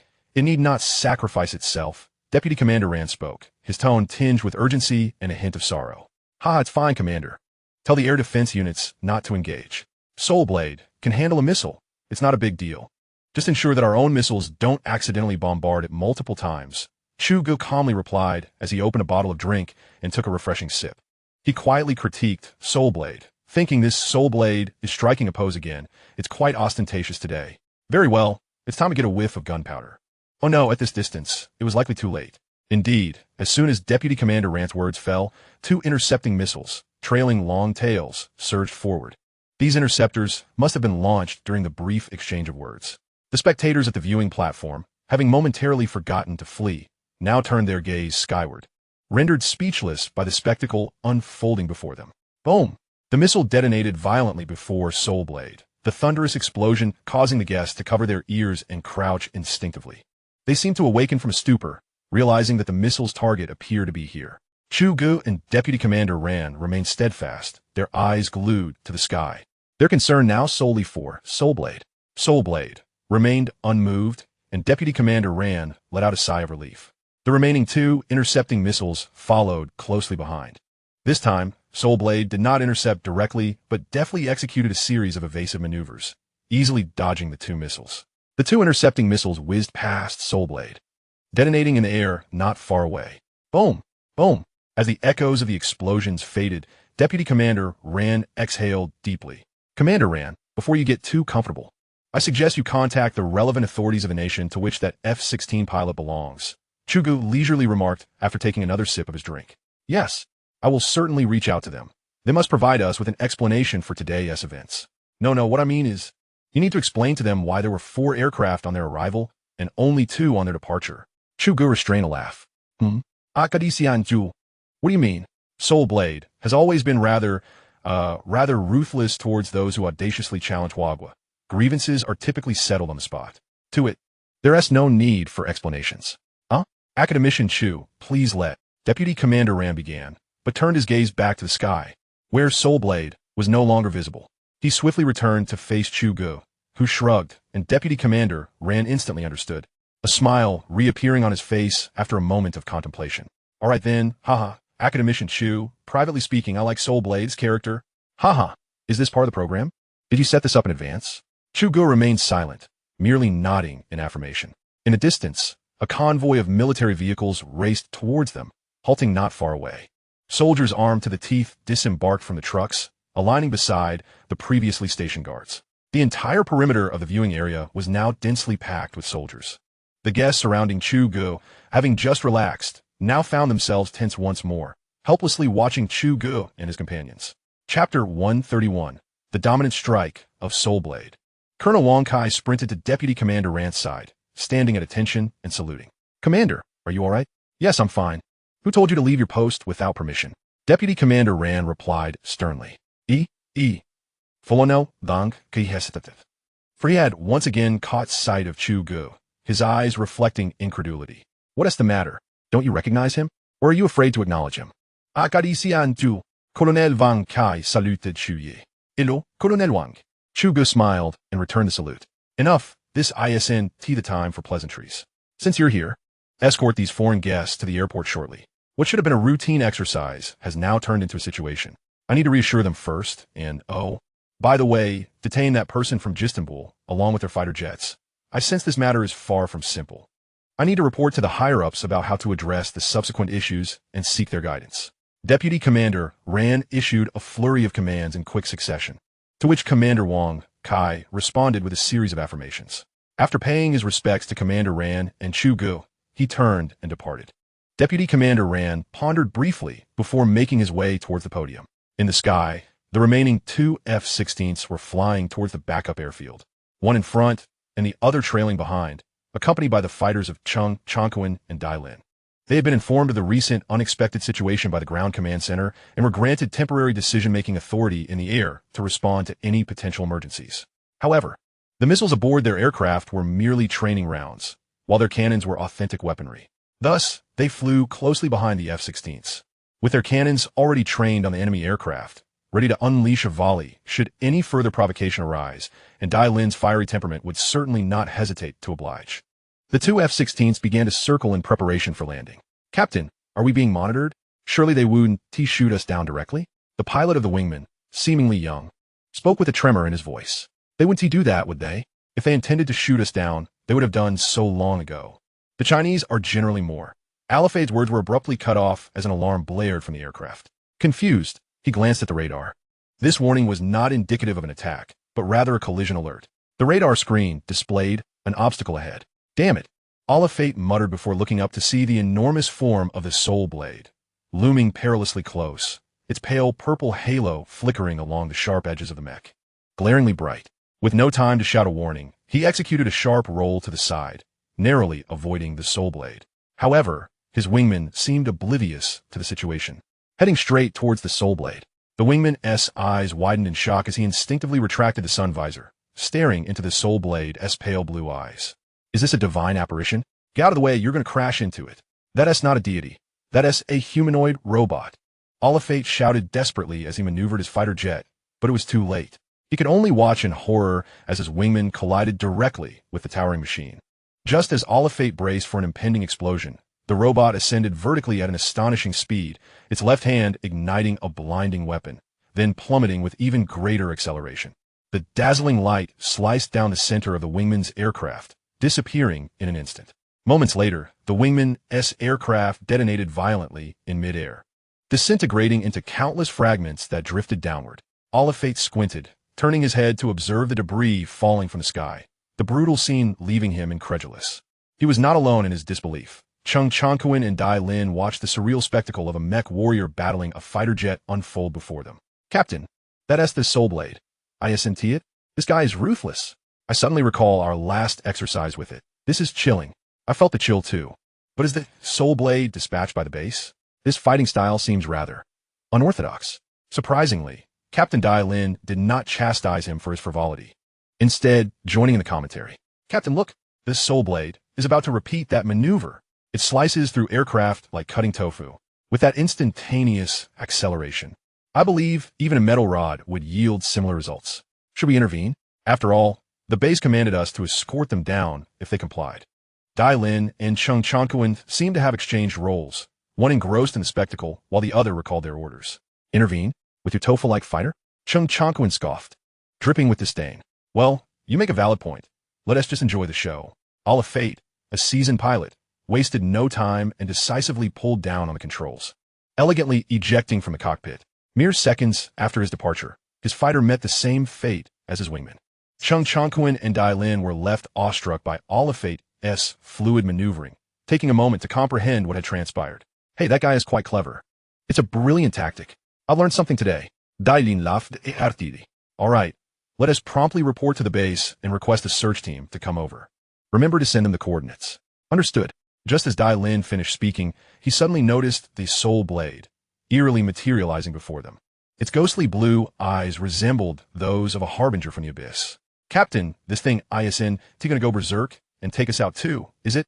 Dai Lin felt a chill run down his spine, and Chung Chonquan offered no response. He too was at a loss for words, as trepidation enveloped them. The hovering soul blade saluted them with a flourish before departing.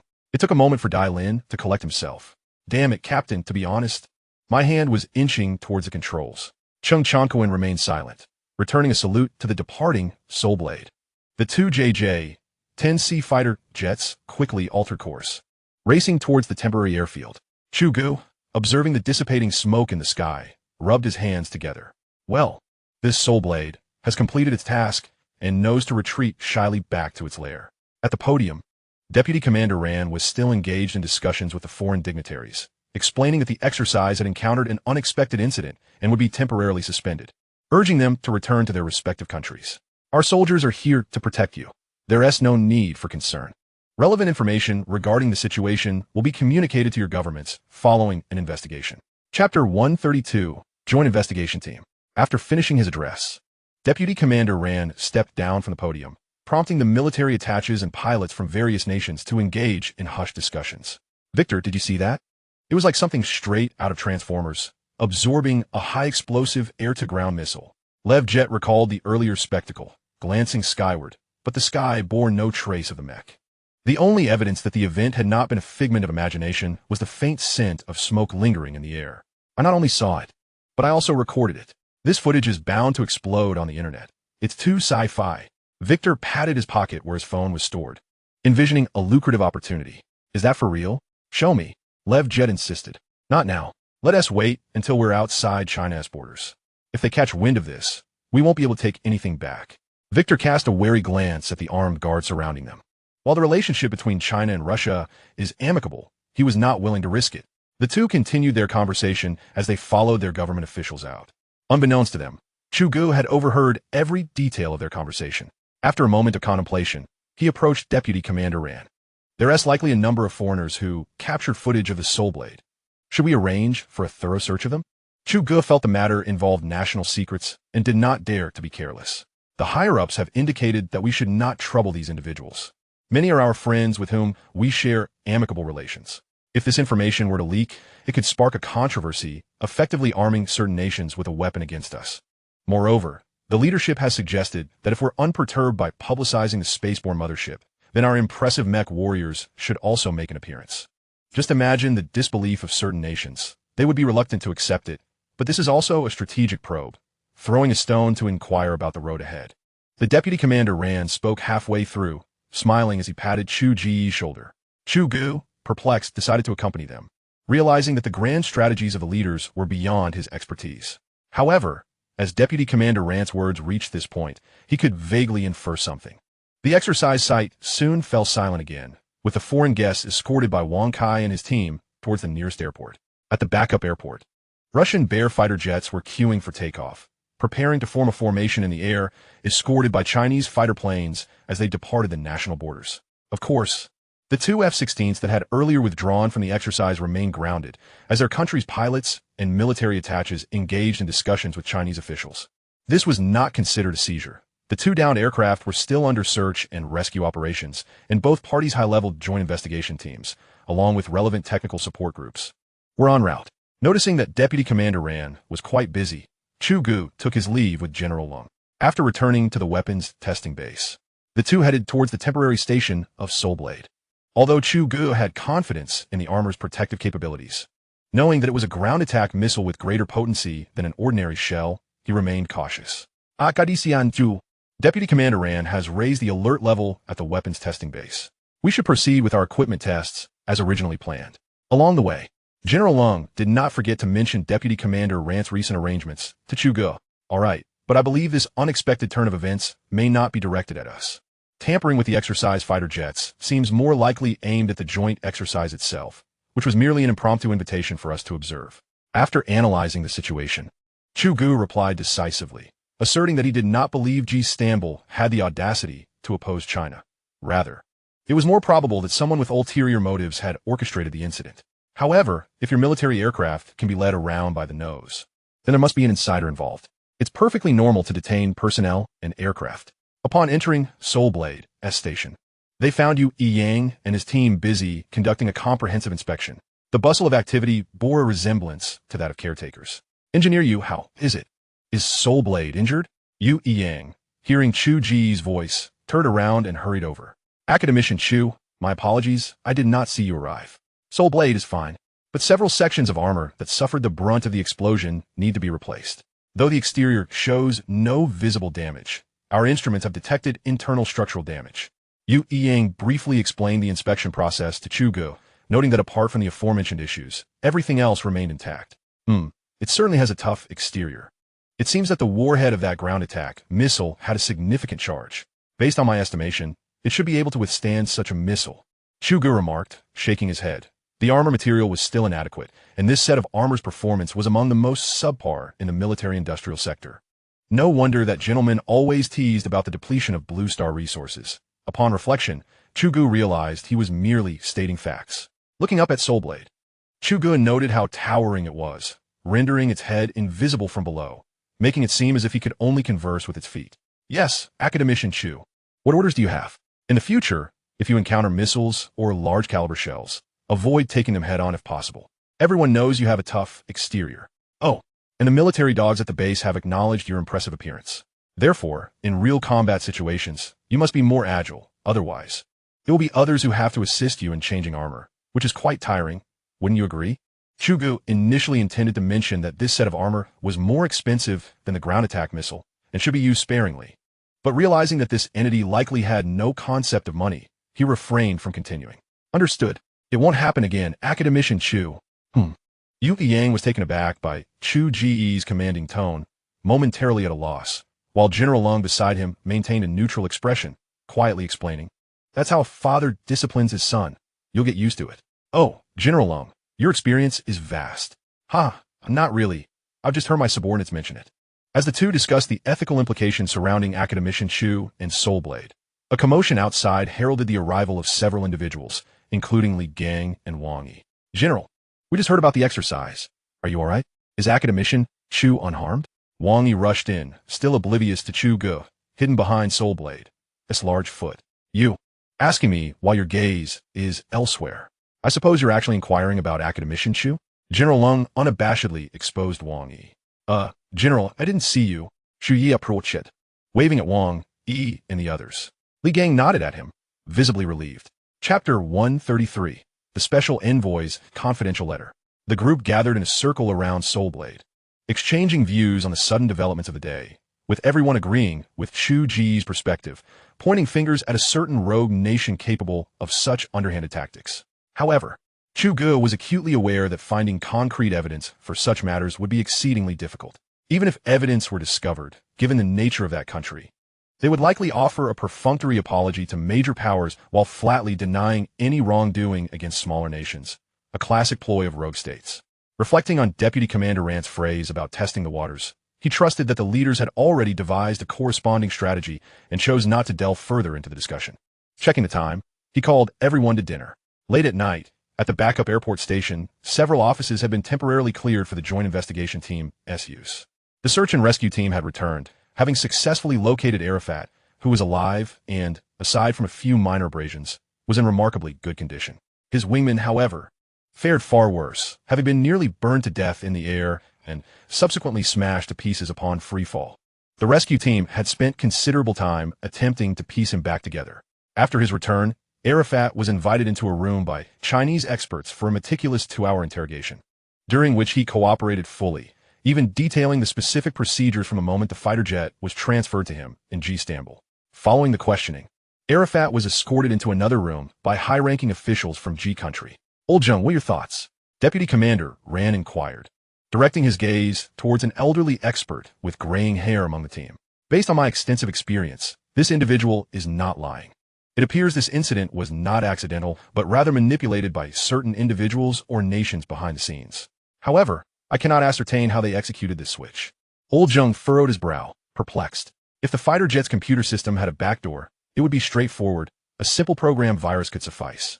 I believe we should focus on how they managed to swap training munitions for live ordnance. The implications here are substantial. Another expert proposed a possibility that struck a chord. If what he says holds true, it essentially narrows down the suspect nation. Xiao Wang makes a valid point. Proving the existence of a backdoor in the computer system may prove challenging, but the second avenue might yield some clues. I suggest we promptly establish an overseas investigation team to travel to Istanbul and collaborate on gathering evidence in this regard. Agreed. Agreed. All right. I will report our preliminary findings to the higher-ups shortly, along with the proposal for the overseas investigation team. Everyone, please be patient for a moment.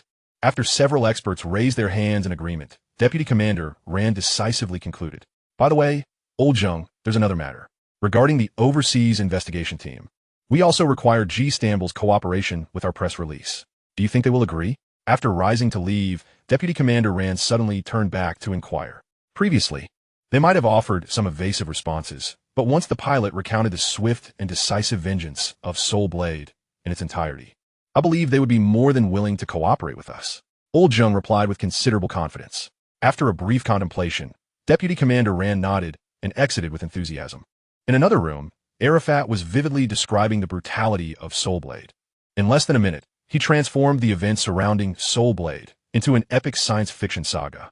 Approximately half an hour later, Arafat finally ceased his narration, twisting open a bottle of mineral water and gulping down a significant amount. After escorting Arafat out of the room, several investigators from Istanbul exchanged glances. Do you believe what he said?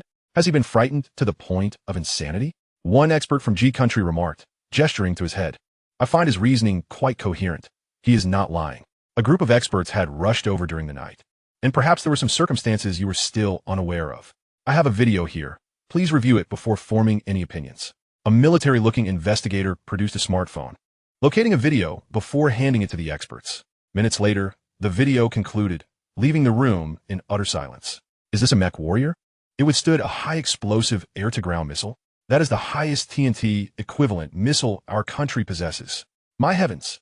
The previously skeptical expert trembled as he clutched the phone, hardly able to believe his own eyes, and replayed the video. According to the pilot's account, this mech warrior must stand as tall as a 20-story building, colossal in stature, swift as lightning, and it had already devastated them with merely the weapon in its left hand, leaving no opportunity for escape, forcing them to parachute instead. They had to jump at the first sighting to have any hope of survival.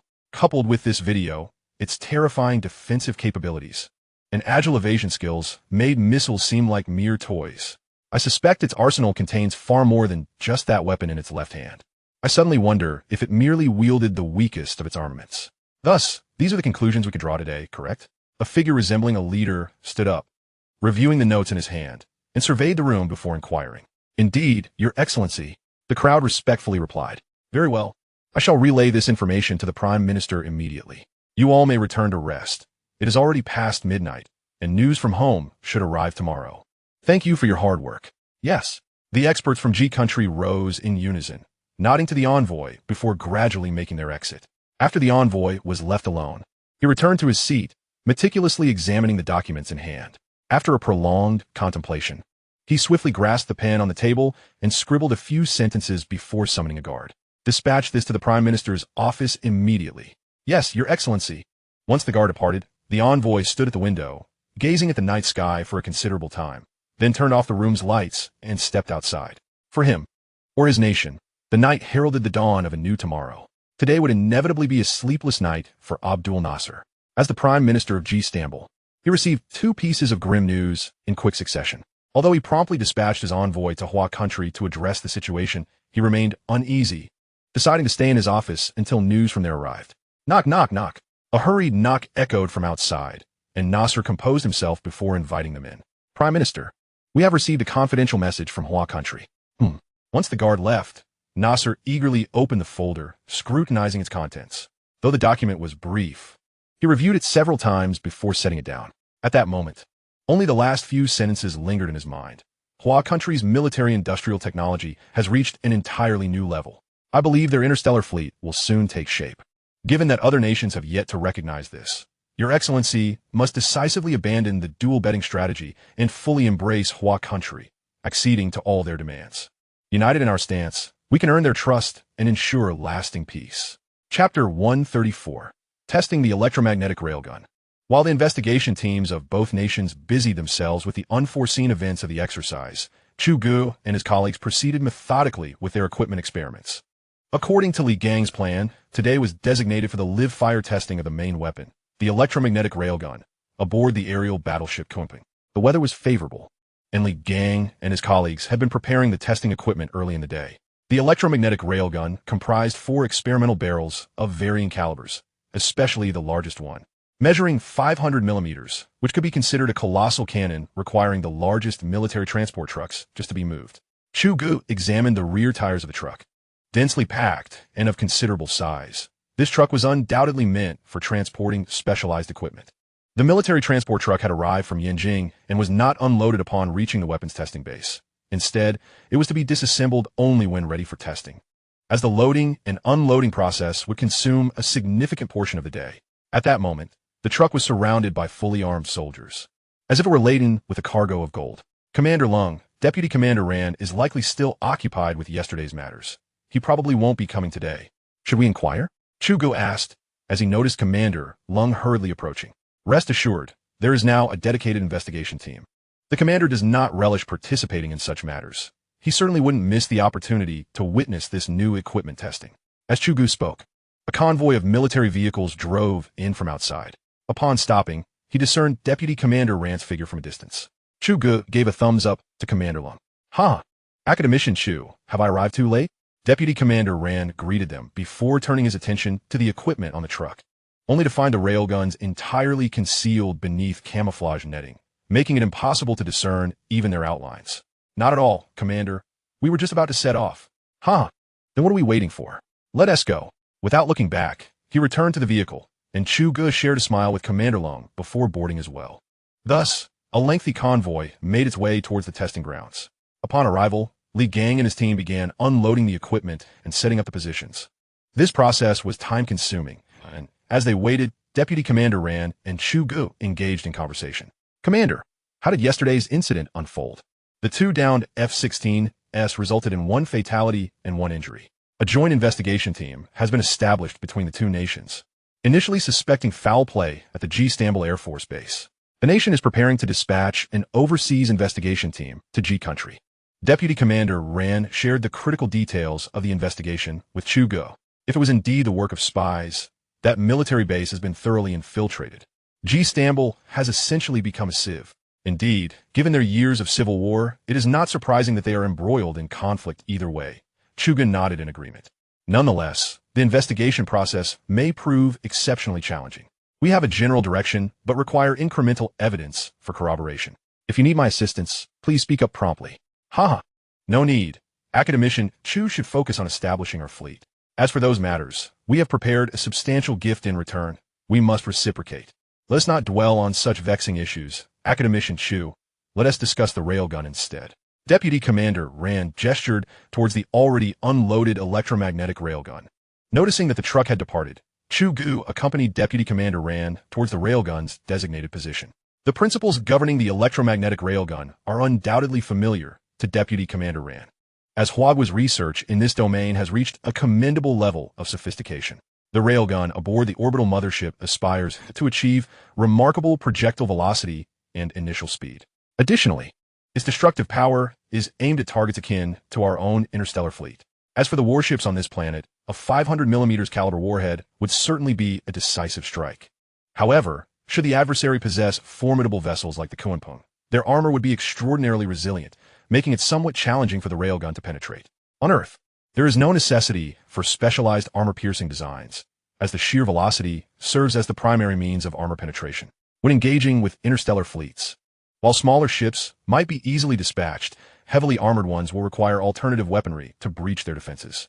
Chu provided a succinct introduction to the electromagnetic railgun for Commander Ran, who listened with rapt attention. At that moment, 4 groups of railguns with varying calibers were completely unveiled before the audience. Commander Ran gazed upon the triple-barreled 500mm railgun, almost compelled to reach out and touch it. It's truly massive. It feels like I've been transported back to the era of battleships. To be honest, Academician Chu, I have a fondness for naval warfare of that time. Not in the sense of enjoying conflict, you understand. Indeed, I grasp your sentiment. The age of grand vessels and colossal cannons. Chu Ge replied. Haha, Commander Ran. Are you suggesting that with the precision of modern fire control radar, the experience would be even more exhilarating? Chu Ge laughed, recognizing a kindred spirit in Ran. Later during the tests, there will be a delightful surprise, Chu Ge added. Li Gang, are you still dawdling? Is everything ready? Chu Ge glanced at the sky, noting that considerable time had elapsed without the commencement of testing, prompting him to shout. All right, we just finished up here. But the target range needs to be prepared as well, ground and aerial video surveillance, target objects, installation of testing equipment. Understood. My apologies, Team Leader Li. Shall we proceed? It will be dark soon, Chu Ge conceded. Yes, Academician Chu. Li Gang donned a headset passed to him by a colleague, initiating preparations for the test. Commencing the test of the 205mm caliber electromagnetic pulse railgun. First round, firing team prepare. All monitoring units report readiness in sequence. Testing team ready. Calibration team ready. Video surveillance team ready. Radar team ready. Excellent. Firing team prepare. Fire. A cacophony of sharp sounds erupted, transitioning from the roar of cannon fire to the piercing whistle of a projectile slicing through the sky. The sound produced by rapid friction with the air. Moments latte. On the monitoring video beside Chu Ge, 2 mushroom clouds erupted, causing the footage to shake, and Chu Ge and his colleagues felt the force of the shockwave. Li Gang swiftly documented the data reported by the various monitoring teams. Deputy Commander Ran, what are your impressions? Well, the sound is quite unique. I don't perceive much else. I've encountered the power of this 205mm shell before. Oh, I forgot to mention, the target is over 200 kilometers away. Li Gang, what is the projectile's travel time? Chu Ge inquired with a smile, turning to Li Gang, who was diligently recording data. Report, Academician Chu, 19. 608 seconds. The projectile's exit velocity is 100 meters per second, approaching the second cosmic velocity, which aligns with the design specifications. Upon hearing Li Gang's report, Deputy Commander Ran's eyes widened in astonishment as he gazed at Chu Ge. You conducted the experiment over a distance of 200 kilometers in less than 20 seconds? Indeed. We initially intended to test at 300 kilometers, but that was deemed too far, exceeding the experimental base's range, so we adjusted it on the fly. Overall, that equates to approximately 30 Mach, quite standard. Deputy Commander Ran regarded Chu Ge as though he were a marvel, realizing that in terms of modern artillery range, this was effectively a strike in seconds, while Chu Ge seemed to view it as rather ordinary. Li Gang, you may continue, Chu Ge instructed. Yes, Academician Chu. Li Gang and his team resumed testing the remaining data for the railgun calibers. Deputy Commander Ran and Chu Ge remained at their post, the sharp whistling sound persisting throughout the morning. Soon, Chu Ge sensed he was beginning to hallucinate from the noise, his ears filled with that peculiar sound, and he glanced at Commander Lung and the others, who wore expressions of deep discomfort. Next time we test this device, we ought to equip ourselves with earplugs. No wonder artillerymen require them. Dealing with this sound daily would be unbearable for the cochlea. Seizing the opportunity during lunch, Chu Ge and his colleagues hastily departed the testing site. While personnel at the experimental base observed the returning individuals desperately attempting to clear their ears, their faces a mask of bewilderment. At the cafeteria, Chu Ge remarked, Deputy Commander Ran. This afternoon's testing will be impressive. The electromagnetic railgun's firing speed is akin to that of a machine gun. Would you like to continue observing? Chu Ge noticed Deputy Commander Ran rubbing his ears, even while eating, prompting him to mischievously inquire. What did you say? Academician Chu, I thought I heard you say something, but it seemed to elude my ears. Never mind, Li Gang, remember to bring earplugs this afternoon. I'll want to be joining you. I simply can't endure that noise anymore. With a sigh of relief, Chu Ge called out to Li Gang, who was engrossed in his meal and offered no response. Darn it, system brother, this electromagnetic railgun, while impressive, is truly deafening. Quite well. This level of auditory damage must be logged into the database. After finishing his meal, Deputy Commander Ran patted Chu Ge on the shoulder and slipped away without offering an excuse. Chu Ge remained momentarily stunned, believing he had merely gone to the restroom. Li Gang and the others busied themselves, outfitting their ears with fully equipped protective gear before confidently heading back to the testing site. Chu Ge, after wandering aimlessly for a bit, made his way to the temporary quarters at the rear to engage in conversation with Soulblade at a Southern Group Army Air Force base in the Russian Bear Country. Victor had taken a day off under the pretext of needing time to upload his masterpiece. After connecting his phone to the computer, he opened the video and indulged in it once more. He had lost count of how many times he had watched it already. Then, Victor logged into his YouTube account, made some minor edits, and decisively clicked the upload button. He sat quietly in front of the computer, waiting. 10 minutes passed, and the view count seemed stagnant. 20 minutes later, it was still the same, and he grew increasingly impatient, exiting the account to play a game. Before he could finish a match, his phone, resting on the table, began to ring. He answered the call casually. "Victor, you rascal. You upload a video without even giving me a heads up, trying to hoard the glory. Are you? Hurry up and check it out. Your video has gone viral."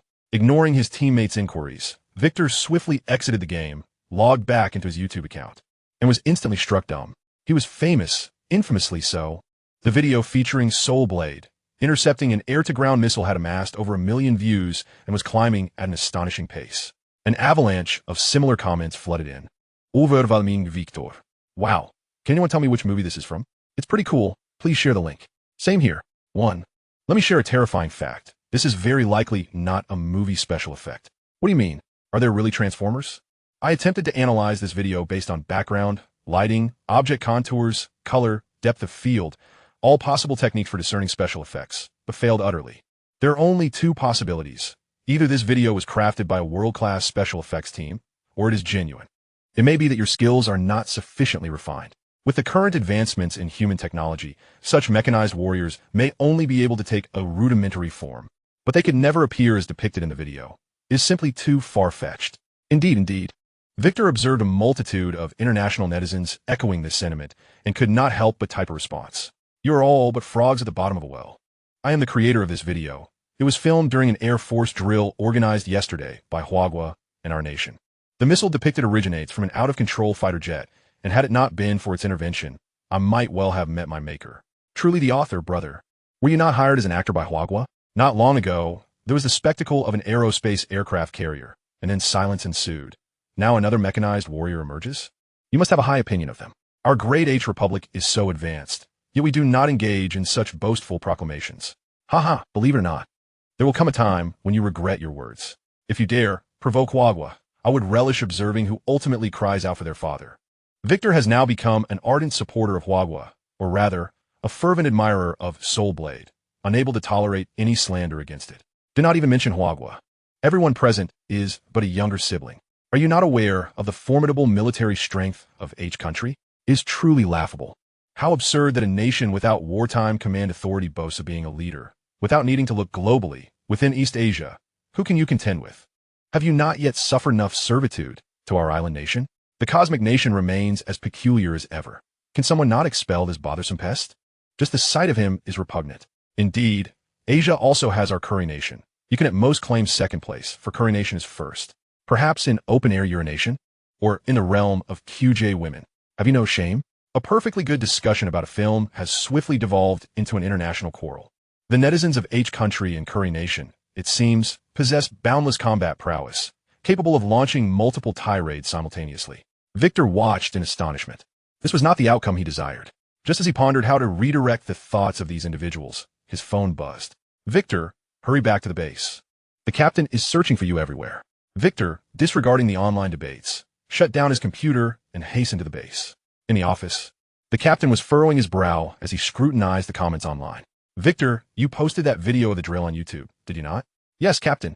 "Who authorized you to secretly film and then post it online? Do you relish in making it public knowledge?" The captain's reprimand was fierce. "Enough. Gather your things. We are heading to Moscow. Someone wishes to meet you.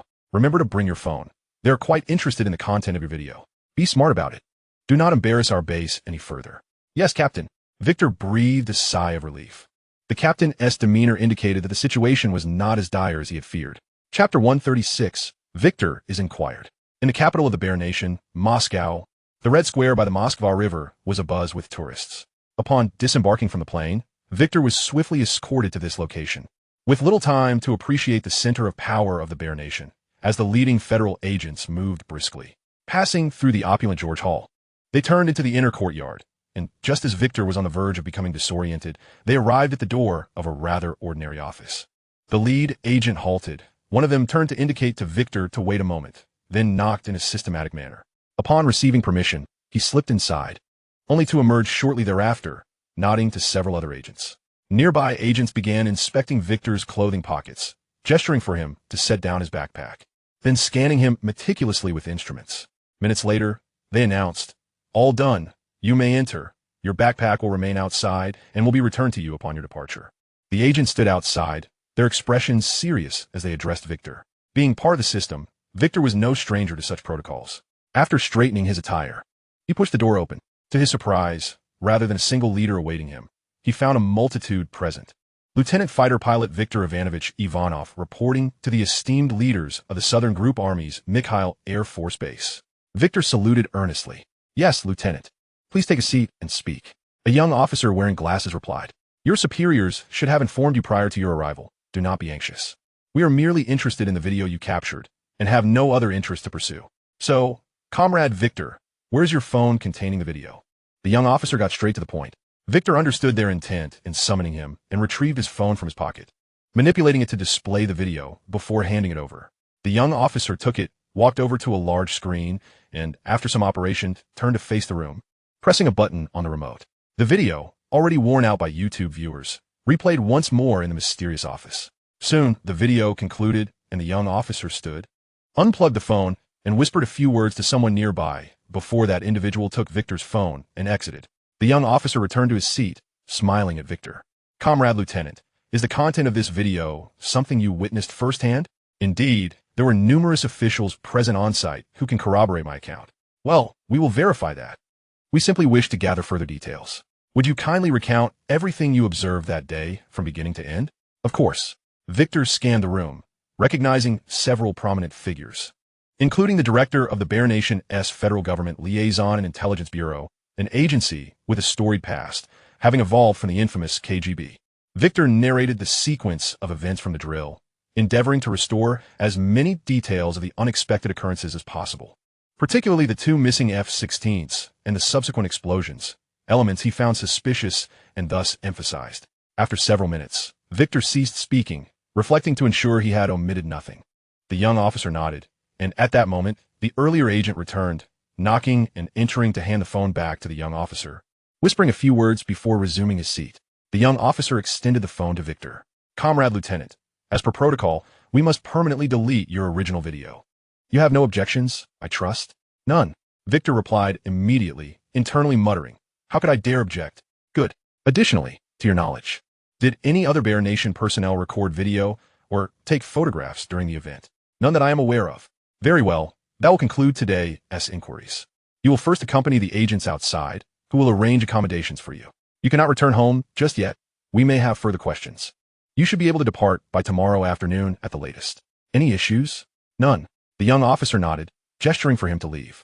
Victor quickly rose and made his way to the door, eager to escape the stifling atmosphere of the office. Throughout the entire encounter, the true power players had remained silent, leaving Victor feeling both disheartened and relieved. As long as they refrained from voicing opinions, it signified that he had not yet drawn their attention. To be noticed could lead to drastic outcomes, either elevation or erasure. Victor felt he lacked the capability to warrant direct promotion by the esteemed director. Thus he felt a sense of relief at this moment. Once Victor departed, the office finally buzzed with a semblance of life. The group began to quietly discuss the footage they had just seen. "How shall we interpret this?" "A conclusion is imperative today. The president awaits my report." Director Zukovsky of the Federal Intelligence Agency rapped his knuckles on the table and inquired, "It is evident that those two F-16s have been shot down. As for whether this mech warrior was responsible, while we lack direct evidence to ascertain that, the likelihood remains exceedingly high. This suggests that they have made significant advancements in areas such as armored protection, artificial intelligence, energy storage, and propulsion technology. One might even say they have made a leap forward." The young officer was the first to speak, his incisive point cutting through the air, prompting nods of agreement from the assembly. "Is there any statement or action from Istanbul?" "No, it is quite tranquil. According to intelligence analysis from our colleagues there, Country G has dispatched a high-level investigative team, which includes a particularly notable individual, a special ambassador, and one of their few think tank members. This is intriguing, but I believe news will emerge soon. We shall observe for now." Zukovsky's hawk-like gaze revealed a hint of amusement, quickly replaced by his customary sternness. "Let us not concern ourselves with the mech warriors for the time being. We should maintain vigilance. They appear to be making remarkable strides in various military technologies. Pay close attention to the figures behind the scenes. For now, we shall not delve into other matters, as the two nations are currently experiencing an unprecedented closeness in history. Regarding the exercises, we need to engage in discussions with the involved nations. After all, the drills are co-led by our two countries, and such overt acts of sabotage are a blatant provocation towards us both. Let us see if we can participate in the investigation of this matter together." Chapter 137. Insight into the essence of the Redshore project. Still the KGB. Yes, Director. I will contact the relevant officials in Huaxia immediately. The young officer responded promptly. Controlled nuclear fusion, aerospace carriers, mech warriors, interstellar fleets. These are already profoundly shocking to us, or rather, to what Huaxia has allowed us to know. Imagine what they have yet to disclose. It's classified. One must remember that, like us, they will not easily divulge their plans for key projects. Zukovsky surveyed the room. Where the heads of the intelligence system now wore furrowed brows, all acutely aware of the severity of the situation. To begin with, the technology of controlled nuclear fusion. Huaxia has previously promised to share this technology internationally. Chu Ge, you are specifically responsible for the initial liaison on this matter. Please enlighten everyone on the specifics. Certainly, Director. First, I must clarify that this agreement is less about sharing technology and more about sharing technological outcomes, as Huaxia only provides finished products, specifically nuclear fusion reactors. Moreover, the contract explicitly states that these reactors are permitted solely for civilian use, namely nuclear power plants. Tugenev stood and presented a document, gesturing towards it as he spoke to his colleagues. There is also a crucial precondition for signing this memorandum of cooperation. The routine maintenance of the nuclear fusion reactor and the security team must be dispatched by Huaxia, with costs borne by the signing nation, adhering to the highest international standards. Otherwise, the discussion is moot. Oh, and let me not forget, there is a comprehensive support plan for nations unable to bear the exorbitant costs of the nuclear fusion reactor, one aspect of which allows the signing nation to repay construction costs through a profit-sharing model once the nuclear power plant is operational. Can you guess what the outcome of this series of measures might be? Tugenev concluded, humorously shrugging at the assembly. The United States and traditional Western powers are effectively excluded from the collaborative framework, not by Huaxia's initiative, but due to two factors. 1. They can only supply nuclear fusion reactors. 2. The core systems being managed by personnel from the manufacturing nation is a concept concocted by Western countries, leaving little room for substantial critique. The stipulation regarding security presence has deterred many traditional powers, as no nation wishes to host foreign armed personnel on its soil. The young officer quickly responded, "Indeed, it's not just them. We are still evaluating the situation ourselves. It's quite uncomfortable. Accepting it is no easy task. Nor is rejecting it. For one cannot deny the immense returns that this nuclear fusion power plant could yield in the foreseeable future. Its benefits are indeed astonishing compared to our current nuclear power stations. The concerns extend beyond this, however, as the support plan entails that countries wishing to acquire this nuclear fusion technology must surrender all control to the Huaxia government. This is a project worth hundreds of billions. Given Huaxia's infrastructural capabilities, the nuclear power plants will soon commence operations, and they will begin selling electricity as per the contract. What follows? They will essentially monopolize the nation's power supply, thereby indirectly gaining a certain degree of influence within that country. The young officer exclaimed, prompting an approving glance from Tugenev. Moreover, who knows how many personnel are in their security team? Establishing a base for themselves is certainly within the realm of possibility. Just think of the immeasurable returns they stand to gain. To be frank, this is indeed a masterstroke. Furthermore, based on our covert investigations, the number of countries preparing to sign this memorandum is staggering, more than you can imagine. This could trigger a domino effect, potentially altering the international landscape in the future. Tugenev finally ceased his display of intellect, divulging all at once. The office erupted into a cacophony of whispered discussions, quickly transforming into a market-like symphony. Silence. Zukovsky bellowed, instantly restoring quiet to the room. Everyone took a moment to collect themselves before casting complex glances at the director. Tugenev, proceed. Yes, Director. Currently, wealthy nations can simply pay hundreds of billions directly. Those without funds may exchange resources through the support plans provided by Huaxia. Through this series of maneuvers, Huaxia is destined to become even more prosperous and powerful in the near future, especially with their rapidly advancing military technology. I believe that within just a few years, they may ascend to global dominance. Tugenev emphasized his last words, looking at the director for approval before settling heavily back into his seat. Gentlemen, our neighboring brothers are on the verge of becoming a giant. The question we must carefully consider is whether to embrace them or maintain our distance. I will submit the relevant intelligence to the President today, along with a risk analysis. This strategy, pivotal to our national interests, may require a higher-level meeting for determination. Your current task is to monitor all aspects of Huaxia's intelligence. We must lay the groundwork in advance to avoid chaos later, but we must also remain subtle, as I personally believe our chances of embracing them are greater. Thus, we must adopt a more humble posture. These are considerations for later. In the near term, the current situation should remain stable, as we must also observe the reactions from the United States and Europe. Very well, this concludes today's meeting. Zhukovsky provided his final summary and declared the meeting adjourned, rising first to depart, leaving his subordinates to continue their discussions as he hurriedly made his way to the presidential office. Chu Ge lay on the small bed in the experimental base dormitory, feeling somewhat bored.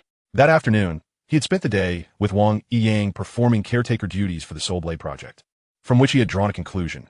10 of these hulking mech warriors would suffice. Any more would not only exceed budgetary constraints, but also entail staggering maintenance costs, requiring significant human and material resources. Just as he pondered what to do next, a phone call came through. Upon checking the screen, he saw it was his Dilraba. Academician Chu, have you gone missing again?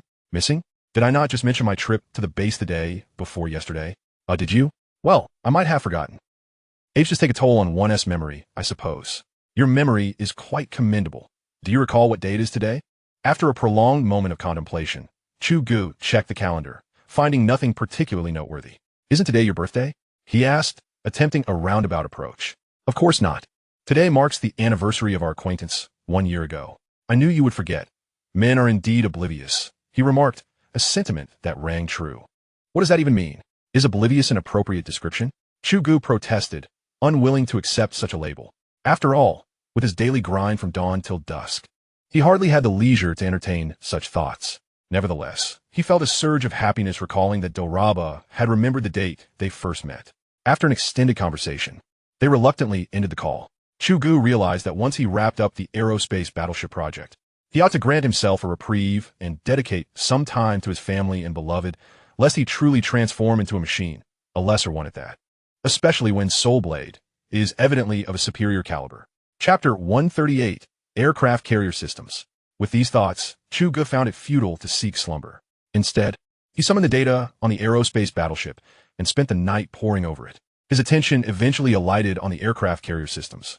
This subsystem was the last significant portion of the unfinished project. With a flick of his mind, he delved into the details, scrutinizing the design. The Aerospace battleship was outfitted with 2 types of aircraft, unmanned drones and manplanes. Examining the blueprints, Chu Ge noted that they were fundamentally derived from the same platform. The manned version merely isolated certain integrated systems for human control, with modules retaining a high degree of interchangeability. Converting a drone into a manned aircraft merely required the addition of a few modules, showcasing remarkable versatility. The total number of aircraft amounted to 480, with 300 drones and 180 manplanes. The hangars were situated in the rear half of the Aerospace battleship, arranged in 3 tiers: upper, middle, and lower.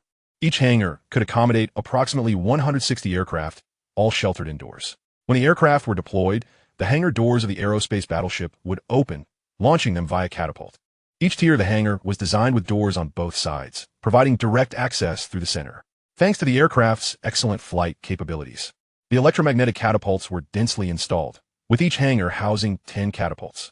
The 160 aircraft were evenly distributed across 10 fixed slots surrounding these catapults. Upon launch, mechanical transmission modules would convey the aircraft from their slots to the launch positions, where they would be catapulted into the air. Each electromagnetic launch slot featured 2 launch positions and 2 sets of catapults, allowing aircraft to be propelled outward to either side.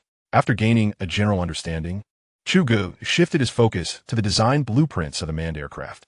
The Aerospace battleship's manned aircraft boasted 3 engines, a primary engine located at the rear and 2 auxiliary engines positioned on either side of the fuselage's midpoint. The aircraft's shape diverged significantly from contemporary designs. The entire body was seamlessly integrated, with the cockpit extending slightly forward of the nose, and the fuselage curving along the sloped front to protrude at a quarter of the total width. The fuselage and wings formed a unified structure, resembling the head of a cobra. From a top-down view, the front half of the aircraft appeared to form a shape, with the nose protruding slightly as the central segment. The rear half resembled the lower portion of a diamond, tapering towards the main engine along the center line, which also formed a shape, albeit with a more pronounced inward slope. The horizontal line from the main body to the engine nozzle was absent, extending instead into 2 small tail fins that embraced the main engine, contributing to the shape. The primary engine was powered by nuclear fusion, providing the main thrust, while the auxiliary engines on the wings primarily delivered vertical lift. This design rendered the aircraft remarkably agile, capable of hovering like a helicopter or executing rapid vertical takeoffs and landings. The more Chu Ge examined it, the more exhilarated he became. This aircraft would dominate even the current aircraft carriers. Turning his attention to the crew configuration of the manned aircraft, he noted there were 3 personnel, a pilot, a navigator, and a weapons officer. The pilot's position was at the forefront for optimal visibility, while the other 2 crew members were situated behind the pilot, one on each side. This arrangement somewhat contradicted his expectations. Given the high degree of integration in the combat platform, he presumed 1 or 2 individuals would suffice. System: your crew count seems excessive for a manned aircraft. It's no wonder drones make up the majority. If all were manned, the crew would consume nearly half the personnel quota. The reconnaissance model's weapons officer primarily operated detection equipment and assisted in marking pathways. The attack model's weapons officer was chiefly responsible for deploying nuclear torpedoes and cluster torpedoes. You wouldn't want to mistakenly launch a nuclear torpedo in the wrong direction, would you? Well, never mind, I didn't ask. Chu Ge had yet to examine the weapon configurations for the aircraft. From his system's explanation, it appeared that the torpedoes required specialized handling. After reviewing the general data on the manned aircraft, Chu Ge returned to peruse the design blueprints for the drones. Besides the extensive data system, he discovered that the control system was quite intriguing, resembling modern drone operations. The carrier's drones were also operated by a pilot stationed at the rear, with a drone data hall situated on the upper tier of the hangar. The number of drone operators was set at 50, with each capable of controlling 6 drones. Forming a combat squadron. How could one person manage 6 aircraft? That would be chaotic. Unmanned drones are semi-intelligent, fully automated combat platforms equipped with voice control commands. Unlike your outdated systems, you won't be gripping a joystick to control flight dynamics. The system interjected, asserting its presence. Did I call for you? I didn't ask you anything. Go watch your doorman elsewhere. You're everywhere. Chu Ge retorted, irked by the system's intrusion into his privacy. If you speak another word in English, I'll uninstall you. Do you believe me? After a 10-minute tirade of unfiltered criticism, Chu Ge felt a wave of relief wash over him, perhaps due to the mounting pressure he had recently endured. With his frustrations vented, he decided to abandon further scrutiny of the aircraft systems, feeling somewhat embarrassed at having unleashed his ire on the system. Meanwhile, John Wilson was also in a state of agitation, having just been reprimanded by his superior, Rodriguez. The director showed him no mercy, leaving him trembling with indignation. William, the technical department has verified the video footage from the oil pipeline. It appears authentic, with no signs of post-production. John exhaled deeply, a sense of defeat washing over him. Boss, has their artificial intelligence technology advanced to this extent? We are also researching mech warriors, but we are far from achieving such operational capability. Alas, it's too late. The director has issued a strict order prohibiting any further deployments against China in the near term. Fortunately, we have meticulously erased all traces on the dark web of Country G. Even if they investigate, they will uncover nothing. That said, some matters do not necessitate tangible evidence. The intangible can be far more terrifying. I cannot help but wonder how they may retaliate against us. I genuinely feel that we have landed ourselves in deep trouble. Boss, do not speak so, John Wilson interjected. The director is merely venting his frustration. After some time, he will reinstate you. John nodded, falling silent, his spirits plummeting to an all-time low. Chapter 139. Settling scores today, Chu Ge prepared to return to Yanjing. As Li Gang and his team had nearly completed their equipment testing. The electromagnetic pulse railgun, having passed inspection, would be directed to the arms factory, where it would serve as a prototype for validating similar products. The critical technical documentation would await Li Gang's return to be submitted to the equipment department, which would then coordinate, research, and devise a plan based on actual needs before issuing technical documents and production tasks. After all, some technologies are transferable. For instance, this railgun could be directly adapted for use on naval vessels. Chu Ge did not concern himself with these processes, entrusting them entirely to Li Gang and his team. At Li Gang's insistence, they lingered for an additional hour, allowing him and his colleagues the opportunity to rekindle old ties with the soulblade. Having been there for several days, they had yet to take the time to properly reconnect with this old friend, especially after learning of the soulblade's remarkable achievements yesterday, which only deepened their affection for it. Chu Ge did not deter them. Such a modest request was reasonable, and he would have consented even to an additional day's delay, recognizing that Li Gang and his team had been under considerable strain and needed this chance to unwind. While Chu Ge and his companions were still en route, a brief announcement from the Huaxia government piqued the interest of numerous professionals. Recently, during aerial exercises with the Bear Nation and Istanbul, a particular model of fighter jet from country G experienced a sudden loss of control with its air-to-ground missile. Fortunately, after considerable effort, no significant damages ensued. Subsequent investigations by the G side determined that the incident resulted from a combination of a malfunction in the fighter jet's main computer system and a sudden loss of GPS signal from the missile. After resolving the crisis, the exercises concluded successfully. GPS is truly unreliable. How can a missile lose its signal? Shouldn't both sides check the stability of their signals before engaging in combat? Excuse me, brother, but the signal is poor today. Shall we pause our missile exchanges and resort to a good old-fashioned bayonet fight instead? Sure thing. Fortunately, our Bear Nation has its own satellite navigation system, GLONASS. Similarly, we Europeans possess the Galileo satellite navigation system, and we in Huaxia have the Beidou satellite navigation system. How enviable! Yet, our island nation must still rely on this unreliable GPS navigation. By the way, it seems that today's comments are missing something. Where are the representatives from the universe's #1 pickled vegetable nation and the world's #1 curry nation? They probably couldn't make waves here and have gone to boast elsewhere. That makes sense. At this juncture, some astute netizens began to wonder if the uncontrolled air-to-ground missile was indeed the very one that the mech warrior had withstood yesterday. Upon comparing timelines, their suspicions grew. It indeed seemed plausible. A netizen had remarked yesterday that it didn't appear to be special effects, but rather a genuine recording. This was difficult to ascertain. Contemporary CGI effects have excelled in post-production rendering, both of environments and characters, unless one employs live streaming. The real-time rendering technology has not yet reached the sophistication of post-production techniques, which would silence those naysayers. I'm just afraid they won't dare to live stream, because that would expose them. If I recall correctly, Country G's F-16 is an early CD version, quite outdated. The system malfunction may also be attributed to regular maintenance. As netizens passionately discussed this brief news article, major news outlets around the world began to circulate the report, leading to a flurry of activity on social media and various portals. The following days, front pages were dominated by stories of the out-of-control missile, each tinged with their respective biases, some espousing conspiracy theories, others in agreement, and of course, some maintaining neutrality. It was only the next day that John Wilson encountered this report while enjoying a cup of coffee. His gaze froze as he realized the news had been leaked, leaving him momentarily uncertain about how to interpret Huaxia's intentions. The phone on his desk rang just then, and he quickly answered. At this hour, he could easily surmise who was on the other end. In Director Rodriguez's office, he was perusing the newspaper before finally setting it down, his gaze fixed on John Wilson. Have you seen this morning's paper? Yes, Director. What are your thoughts? Rodriguez inquired, rising to light a cigarette, then moving to the window to gaze at the bridge over the river. Perhaps they are attempting to exploit this opportunity to undermine the F-16 and our navigation systems. Seizing a foothold in the arms and satellite navigation markets, John ventured cautiously. This is merely superficial. Our primary profit from fighter jets currently lies with the F-35. As for the navigation systems, they cannot shake this formidable tree just yet. What does this imply?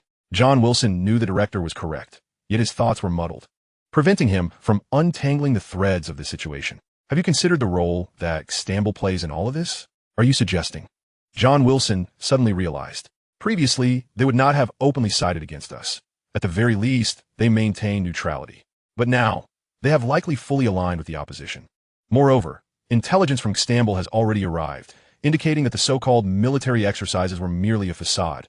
They, along with the Bear Nation, are peddling their own fighter jets. And infuriatingly, they are using our F-16 as a stepping stone. Rodriguez crushed his cigarette with decisive force. So, Director, should we consider leveraging this incident to impose sanctions on Istanbul? Indeed, we must strike, lest other nations follow suit and dismiss our words as mere whispers in the wind. Where then is our authority? However, not now. Addressing this matter at present would only complicate things further. We can settle accounts once the storm has passed. Understood, Director. Rodriguez nodded, retrieving a folder from his desk and handing it to John Wilson. Let the exercises take a back seat. There are more pressing matters at hand. This is a list we have compiled. The nations listed are currently in contact with Huaxia, all pursuing the same objective: nuclear fusion reactors. I need you to swiftly ascertain the progress of these nations regarding this contract. We must formulate targeted strategies. Yes, Director, regarding the nuclear fusion reactor, we? Rodriguez interrupted. John, do you truly believe we would accept their absurd terms? That would render our nation a global laughingstock. No, that's not what I meant. I shall take my leave now. Very well. Rodriguez cast a disdainful glance at John Wilson's retreating figure, contemplating whether this old fox had forgotten his medication today, or if he had been thoroughly bewildered by Huaxia's series of strategic moves. It seemed the head of the East Asian intelligence system would need to re-evaluate his new recruits. Chapter 140. Concern from Elder Chun upon returning to Yinjing. Chu Ge devoted himself to the blueprint research of the carrier-based aircraft system.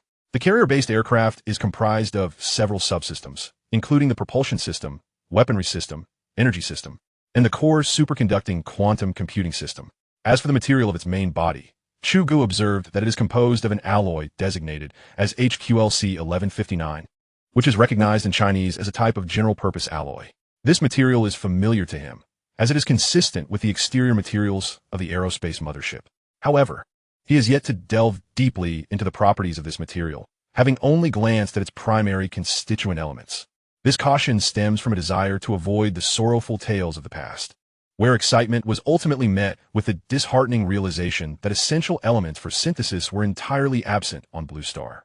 The attribute data is something Chu Ge does not even need to peruse, as it merely pertains to the adaptation to the harsh conditions of space and the various adverse factors resulting from traveling at light speed. Seated at his desk, Chu Ge was just about to continue dismantling the subsystems one by one when the phone on his desk rang. He picked it up. "Xiao Chu, come my office." "Understood, Professor Chun." After hanging up, Chu Ge hurried to Academician Chen's office, feeling a longing for both apples and the esteemed professor. In Academician Chen's office, after Chu Ge diligently consumed 2 apples, the professor slowly began to speak. "I have heard about your activities at the weapons experimental base. Thank goodness for soulblade, otherwise." Professor Chun trailed off, shaking his head silently. "Well, it's nothing to worry about. We have our air defense forces. Soulblade merely had the advantage of speed. I suspect they started simultaneously, with Soulblade merely reaching the finish line first." Though he said this, one must ponder what would have transpired without Soulblade and the air defense forces. Professor Chun, you don't think someone is aiming a surface-to-air missile at me every day, do you? Chu Ge gazed at Academician Chun with wide, innocent eyes before breaking into laughter, which prompted the professor to chuckle as well. "Oh, not at all. The incident in Istanbul was an anomaly. Currently, there are unlikely to be any missiles breaching our borders, especially with your design light Prism tower safeguarding us. Here, a newspaper from yesterday. I suspect you haven't seen it." Academician Chen remarked, handing Chu Ge a newspaper, which he accepted and began to read. "It was published directly? What do the higher-ups mean?" "Of course, their intentions are not limited to mere appearances.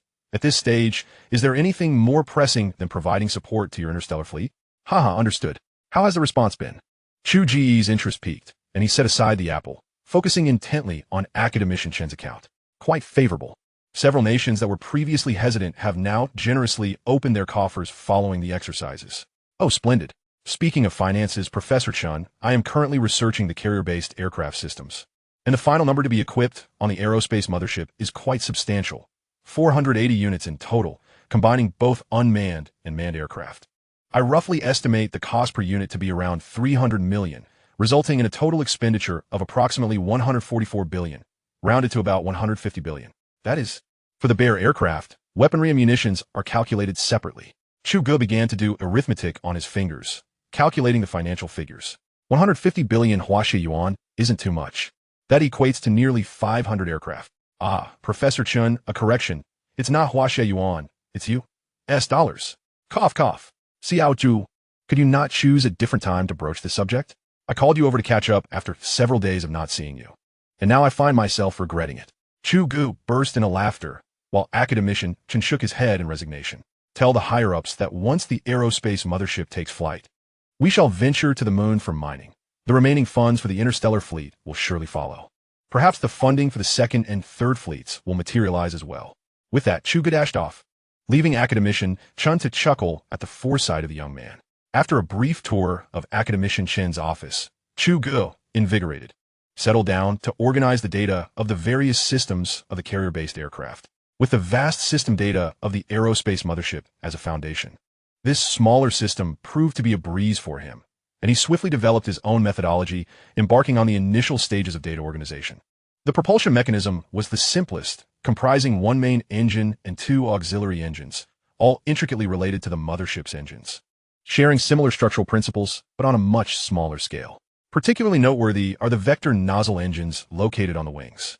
Their core components are only marginally larger than those of the nuclear fusion device Chu Ge initially designed, though the rear reaction devices and tail nozzles render the entire system appear less compact. Upon reviewing the design blueprints for the auxiliary engines, Chu Ge surmised that their compactness was essential for agility. Otherwise, the immense thrust during operation would place significant strain on the connecting mechanisms.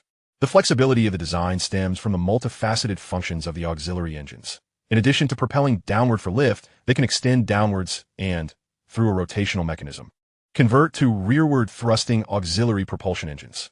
This coordination with the main engine allows the aircraft to achieve maximum forward thrust instantaneously. Generally, the main engine's power suffices for typical operations, but in exceptional scenarios, the auxiliary engines can be engaged for additional thrust. This system somewhat resembles modern fighter jets' afterburners, albeit in this case, the carrier-based aircraft's mechanism provides a continuous boost without time constraints.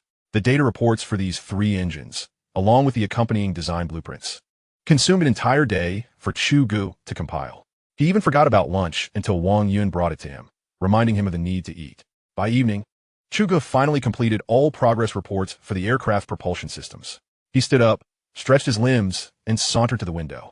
With the window open, the essence of summer wafted in, and he could faintly hear voices outside as his colleagues at the Research Institute concluded their day's work and resumed their normal lives.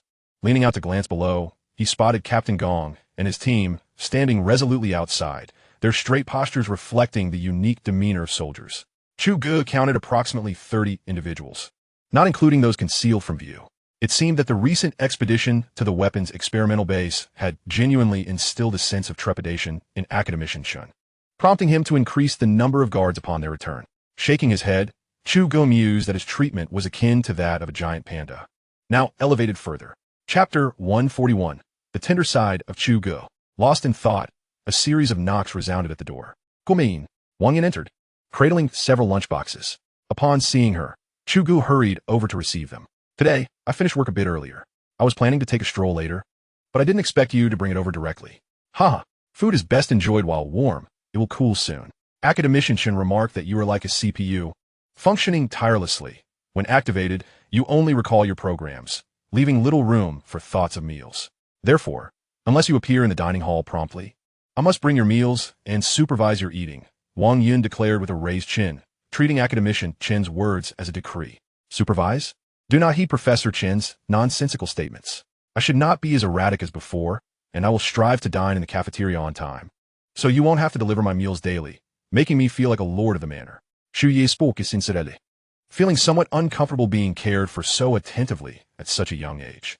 All right then, let us finish this meal first, Wang Yin replied, then proceeded to tidy up Chu Ge's room without further ado.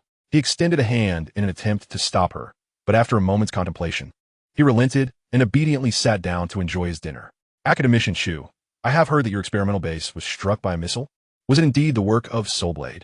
Ah, it must have been Li Gang who relayed this to you, right? Chu Ge, with his mouth full of rice, replied indistinctly. The news has already spread, and everyone is aware. Team Leaderly merely elucidated the circumstances to me at length. That hardly constitutes a breach of protocol. Well, let's halt the discussion of those details here. You are not to divulge any further. Understood. Academician Chu. We would be cautious even without your admonition. This afternoon, Old Chun convened a meeting for everyone, stating that numerous unidentified individuals have been spotted near the Research Institute, exhibiting suspicious behavior. The Security Bureau is already monitoring the situation closely. Any illicit actions will be swiftly dealt with, and they have intensified the perimeter checks. The main road in front of the entrance is even set for military control, with all civilian vehicles rerouted. The area surrounding the Military Research Institute will soon become a no-go zone. Chu Ge was also taken aback upon hearing this. He had not attended the confidentiality meeting, likely because Academician Chen did not wish to disturb him, a circumstance he had grown accustomed to. Regarding military control, the road in front of the institute is a main thoroughfare, usually bustling with traffic. It seems the higher-ups are indeed resolute in their decision. Recently, we have been rather conspicuous, and certain nations are becoming increasingly restless, inevitably compelled to take a closer look. No? Haha, let them observe. It saves the Security Bureau personnel the trouble of searching for needles in the haystack. We should seize any suspects that come our way. Chu Ge sighed after speaking, lamenting the fact that some compatriots willingly betray their own nation.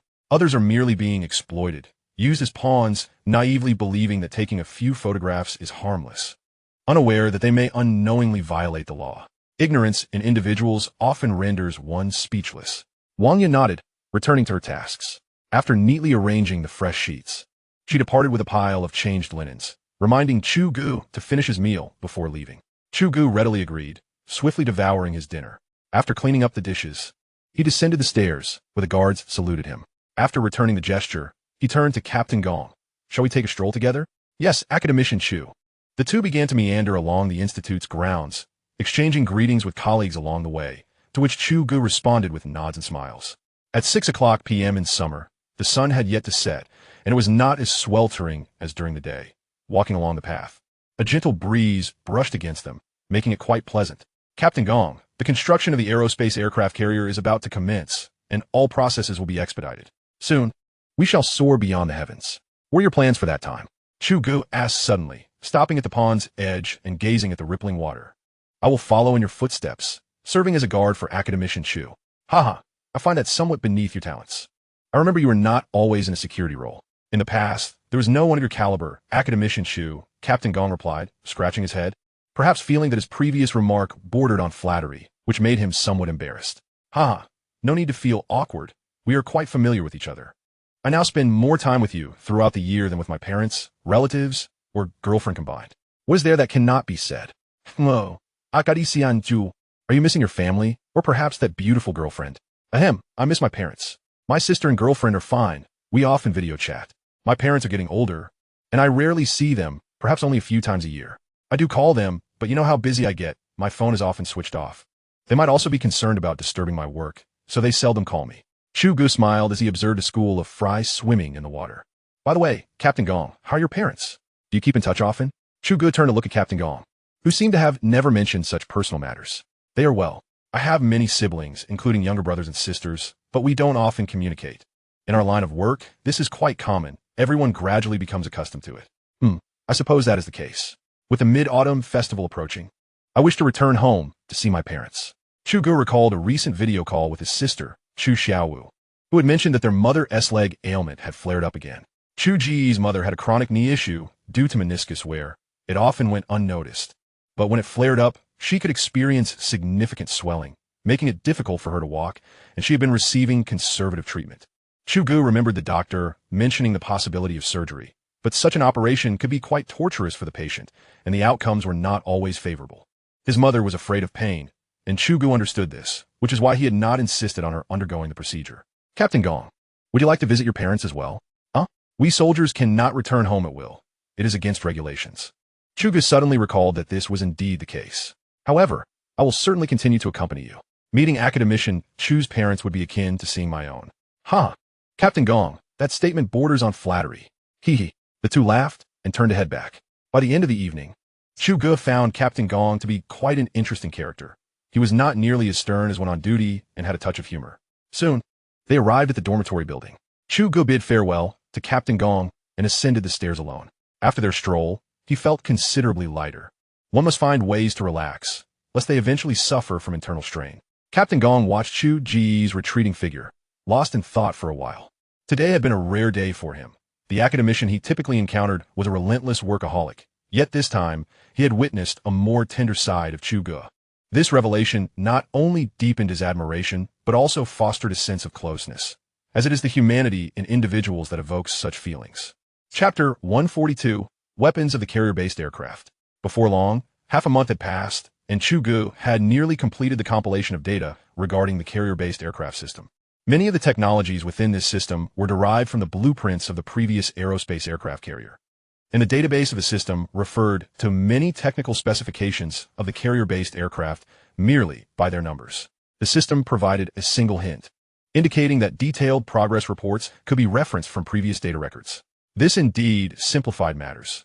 Chu Ge finally understood the purpose of those numbers. They were waiting for him.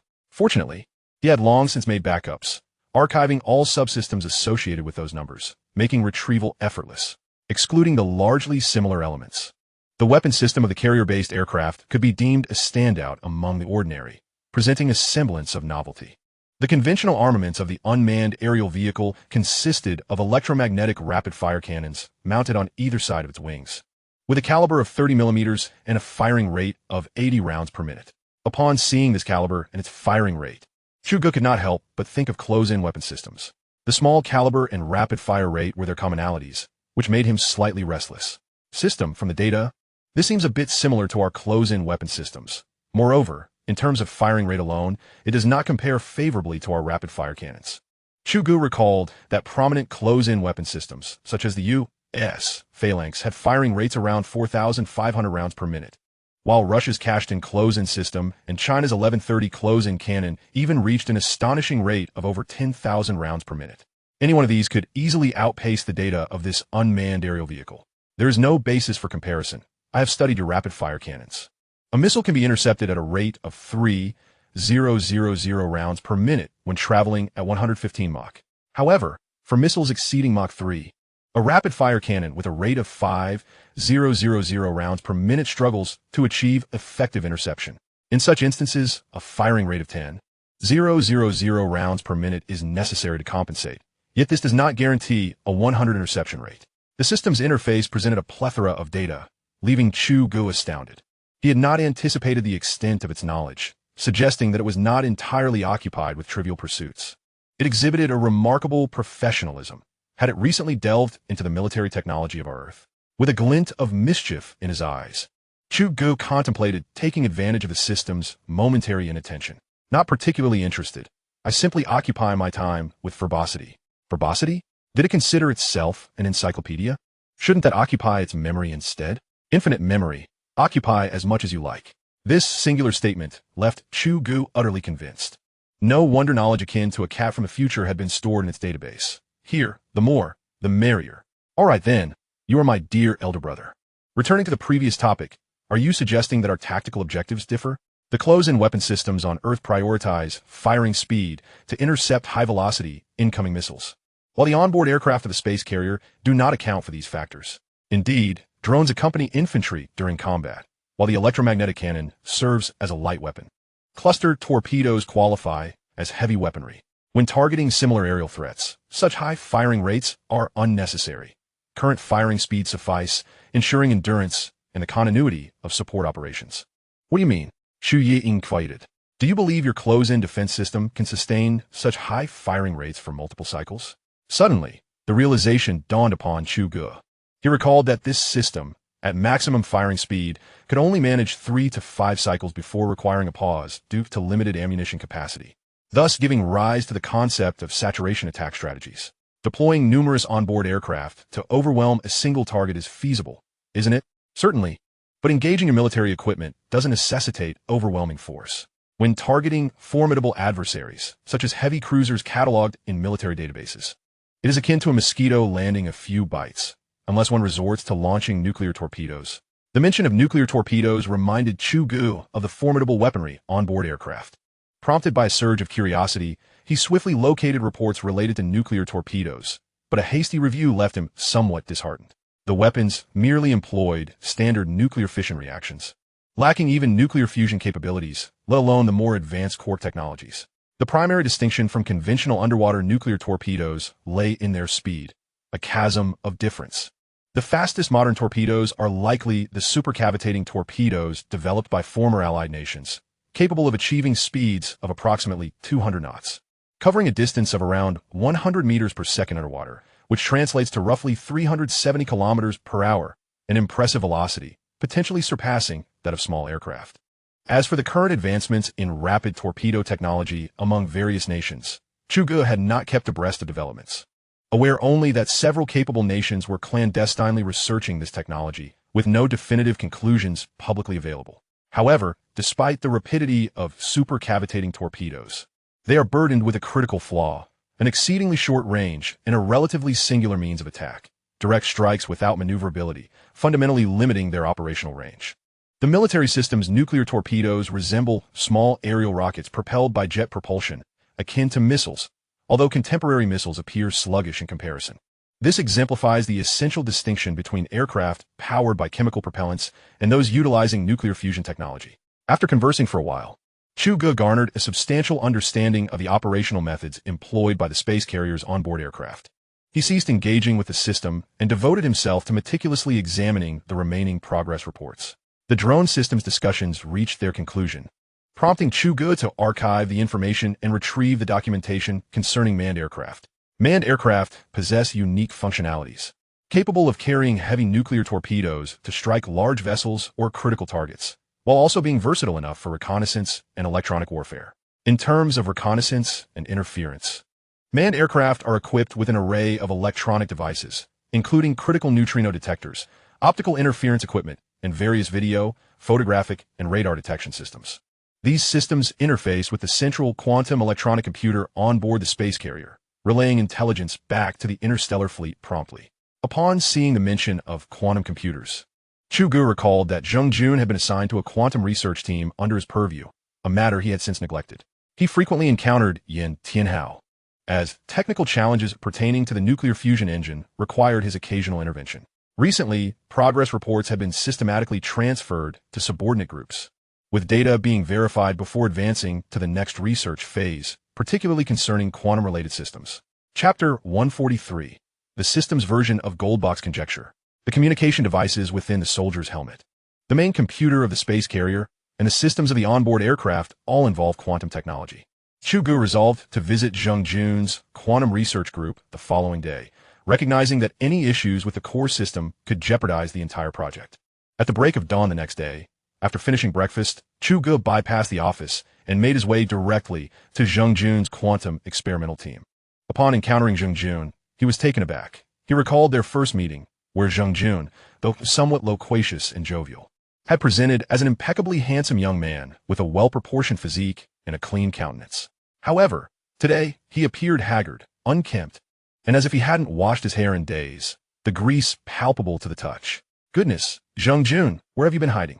Sing Yun glanced up, expressionless, before returning to his experiments, eventually lifting his head again, a smile breaking through as he exclaimed, "Ah, I just realized you were Academician Chu. What brings you here today? I thought you had forgotten about us." Chu Ge was momentarily speechless. It seemed the rigors of computer work had drained Zheng Jun's vitality. Pause for a moment. "How long has it been since I last visited? How did it come to this? Where are the other researchers? They're all asleep." However, Wang Gong and Academician Shui are still at it. The quantum computer is on the verge of completion, entering a critical phase after more than a week of continuous effort. To be honest, I've lost track of how many days I've gone without proper sleep. Zheng Jun plopped down onto the chair beside Chu Ge, grabbing a bottle of water and downing in one go. Chu Ge mused that Zheng Jun seemed to lack even the time to drink water. "Haven't you already finalized the theoretical data? Why does it feel like you're starting from scratch?" "Hey, Academician Chu, you hit the nail on the head. You have no idea. Your theoretical framework has completely revolutionized our understanding. For those of us entrenched in conventional quantum research, it's akin to starting anew." Chu Ge chuckled upon hearing this. Finalizing sing Unisping.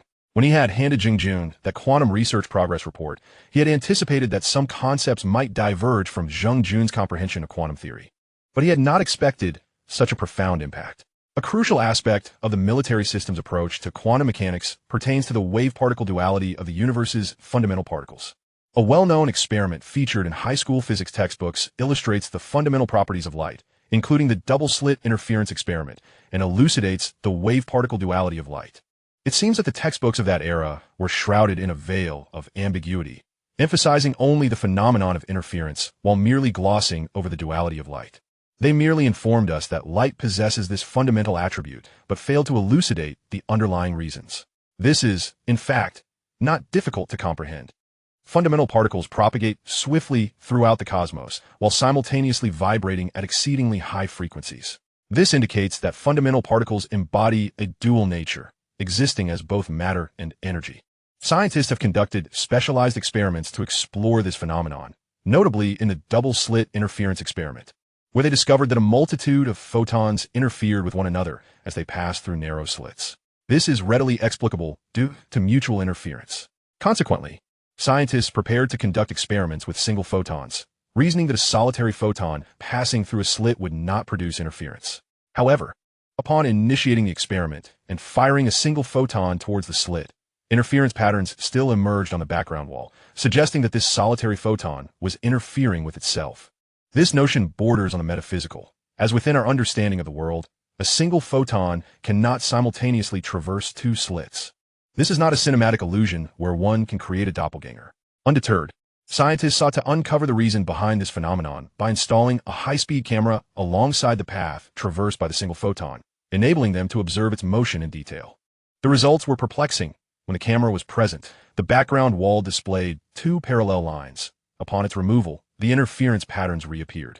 This was intriguing, as it seemed as though the photon possessed its own consciousness, playing a game of hide-and-seek, oscillating between existence and non-existence, as if it were aware of our observation, teasing us in the process.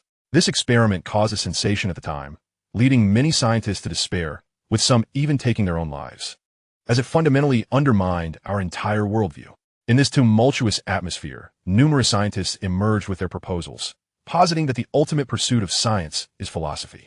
The military-industrial database, however, contains no philosophy. It is merely filled with data, programs, process reports, and blueprints. Regarding quantum computers, the military-industrial system directly encoded the aforementioned duality into a data-driven format, offering no explanations regarding the causes and effects involved. Chu Ge at the time even doubted whether they were aware of it.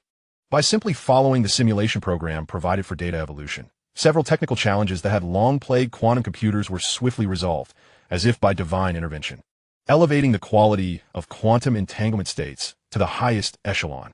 This programmatic language then accurately guided quantum signals from one node to another like a beacon, fundamentally addressing some previously insurmountable challenges in quantum computing and communication. For Zheng Jun and his colleagues, however, this was a torment, as it appeared they had resolved everything according to Chu Ge's procedural directives, yet it also felt as though they had accomplished nothing. Several experts in the quantum field initially struggled to accept this seemingly unfounded premise, but after several rounds of simulation experiments, they fell silent. The experimental data does not lie, and their previous challenges had indeed vanished. Nonetheless, such results seemed to have planted a seed of doubt within them. While others had theories or physical principles to pursue, grounded in established laws, in their case, there was no theory, only data and programs. What explanation does that constitute? An arbitrary emergence? In truth, Chu Ge wished to convey to them that this was approximately the essence of the matter. He could hardly regurgitate a notion akin to the great systems conjecture. That would be preposterous. They should not be overly sentimental. They ought to hasten to wash up and retire for the night. If necessary, he would have Zheng Jun begrudgingly perform a rendition beneath an apple tree. Ultimately, he simply required the finished product. Everything else was of no concern to him. After all, Chu Ge had yet to truly grasp the ultimate spirit of exploration within the scientific community. Chapter 144, The Meeting. After nearly 20 consecutive days of work, Chu Ge's carrier aircraft system was finally approaching completion. In the interim, he had also checked on the progress of various research teams at the Military Research Institute, and everyone had generally exceeded the expectations of his work arrangements. At this pace, Chu Ge believed that there would be no need to wait until the end of the year for the Aerospace aircraft project to commence. However, he had yet to ascertain the progress of the supporting subsystems at the shipyard. This morning, he prepared to have breakfast at the Institute's cafeteria. As he walked along the familiar path, an instinctive sense of unease washed over him, for the atmosphere seemed somewhat off. His colleagues at the Research Institute hurried about, and upon arriving at the cafeteria, he noticed a conspicuous lack of patrons. Typically, this place would be bustling at this hour, but today it resembled a deserted venue. Just as he pondered this anomaly, Academician Chen approached him. "Xiao Chu, have you finished breakfast?" "Yes, Academician Chen. I was just about to return to the office. This morning, there is a meeting regarding the Aerospace aircraft at the Institute, and, as the chief engineer, you must attend. Furthermore, a senior leader will be present and has specifically requested that you sit beside him." "Ah, understood, Academician Chen." Chu Ge comprehended the source of his colleague's tension. Senior leaders were rarely seen at the Research Institute, with their presence typically confined to television and media appearances. As Chen exited the cafeteria, Chu Ge surveyed his surroundings. In the distance, guards had already begun their duties. Military Research Institute was under lockdown. "By the way, Academician Chen, I heard from Wang Yun that the road in front of the Institute is to be under military control." Academician Chen nodded, glancing toward the main entrance. It was only a matter of time. It just happened sooner due to some suspicious individuals. The security department apprehended a few individuals a few days ago and did uncover some information, though it was mostly trivial matters. The transportation department is already planning a new elevated bridge to minimize the impact on the public. It is unavoidable. Otherwise, given the current sensitivity, the Security Bureau would likely have personnel stationed here daily. The perimeter of the Military Research Institute is now under the jurisdiction of the Armed Police, with special forces stationed inside, and any flying objects entering will be shot down immediately. This area is now an absolute no-fly zone. Chu Ge nodded. This was a critical time for the project, and various parties were beginning to infiltrate to gather intelligence. The two continued their conversation until they reached the conference room door. Academician Chen opened the door and entered, with Chu Ge closely following. The primary leaders of the various systems for the aerospace aircraft were already in attendance. And upon seeing Academician Chen and Chu Ge arrive, they all stood to greet them. Chu Ge smiled in response. Recognizing many of them as academicians or esteemed professors from various research institutes, leaders in their respective fields. Observing the room, he noted the presence of numerous individuals in military uniforms, likely representatives from the military construction units or assembly teams, resulting in a considerable number of attendees. Today, the main leaders from the aerospace aircraft research units, chief engineers from construction units, and military leaders had all gathered. This was a tri-party meeting. Academician Chen quietly remarked to Chu Ge. Clearing his throat, Chu Ge coughed a couple of times, as he had noticed earlier that aside from himself, no other young individuals were present. This indicated the high level of the meeting. In the conference room, attendees engaged in hushed discussions, marveling at the rarity of their collective gathering. Just as Chu Ge was about to converse with a few academicians nearby, a guard entered and whispered something in Academician Chen's ear before departing. Academician Chen smiled at Chu Ge and said, "Xiao Chu, the leader has arrived. Come. Let's go greet him together." "All right, Academician Chen," Chu Ge promptly replied. The two individuals descended the stairs, where a squad of guards stood at the entrance. As Chu Ge and his companions approached, the high-ranking leader had just alighted from his vehicle, clad in military attire, his brow and eyes betraying a resolute demeanor. Chu Ge was momentarily taken aback. He was finally in the presence of the legendary elder. Academician Chen swiftly stepped forward to extend his hand, with Chu Ge trailing closely beside him, betraying a hint of nervousness. "Chief, you have arrived." "Indeed, Academician Chen, you have now become the patriarch." The leader responded with a chuckle. "I just had Xiao Chu show me around. The scale of the research institute has expanded exponentially since the last time I was here." "Ha! That is largely due to the support from the high-ranking leaders." Chen chuckled in return. "You, Chu Ge, Academician Chu, have become a myth within our military, nay, a national legend." The leader remarked, his voice buoyant. "Indeed, a splendid era lies ahead. The future is promising," the leader declared. "Greetings, Chief." Chu Ge offered a precise military salute. The leader straightened his uniform and returned the gesture. After completing the salute, the chief walked towards Chu Ge, grasping his hands firmly, his gaze filled with warmth, while Chen smiled approvingly from the side. "Come, Colonel Chu, let's discuss our aerospace mothership, shall we?" "Ah, Chief, is Chu Ge still holding the rank of colonel?" the leader suddenly recalled, turning to inquire of Academician Chen. "Huh? Well, the military intends to make adjustments. We were planning to celebrate the completion of the aerospace mothership before making any changes," Chen explained. "Oh, it is indeed time for some adjustments. We should convene among ourselves old-timers to deliberate on this," the leader concluded. Chu Ge felt a twinge of embarrassment. While the rank was not of particular concern to him personally, within the military-industrial system, it held significant weight, the elevation of rank being a direct manifestation of honor. Upon entering the conference room, the previously murmuring assembly straightened in their seats at the sight of the leader. Academician Chen and others stood firm, while the attendees rose, collectively greeting the chief. "Comrades, good day. Please be seated. I am merely here to visit. You are the stars of today's meeting.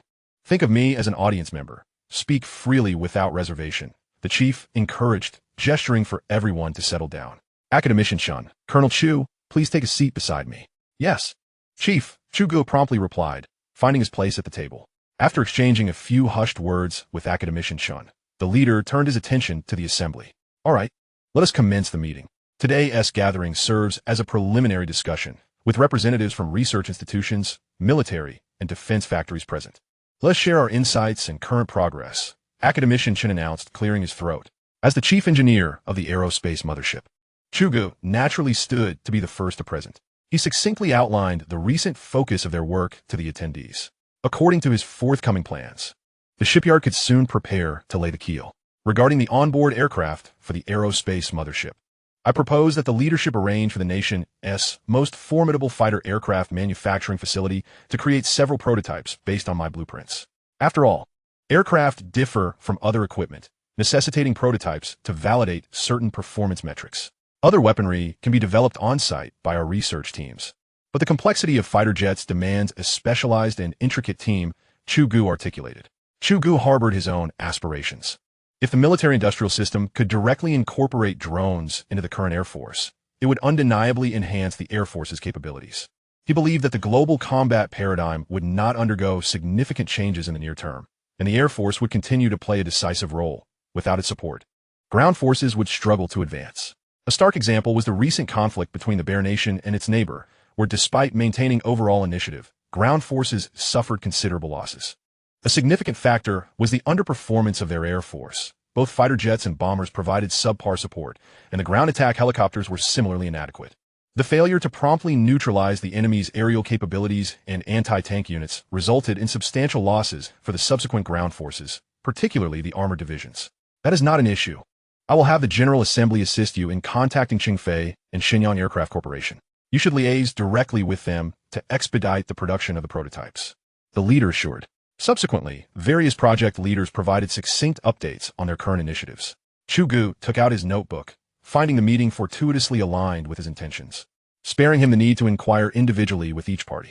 The primary production workshop at the shipyard was expected to be completed shortly after the National Day, while auxiliary facilities might take a bit longer.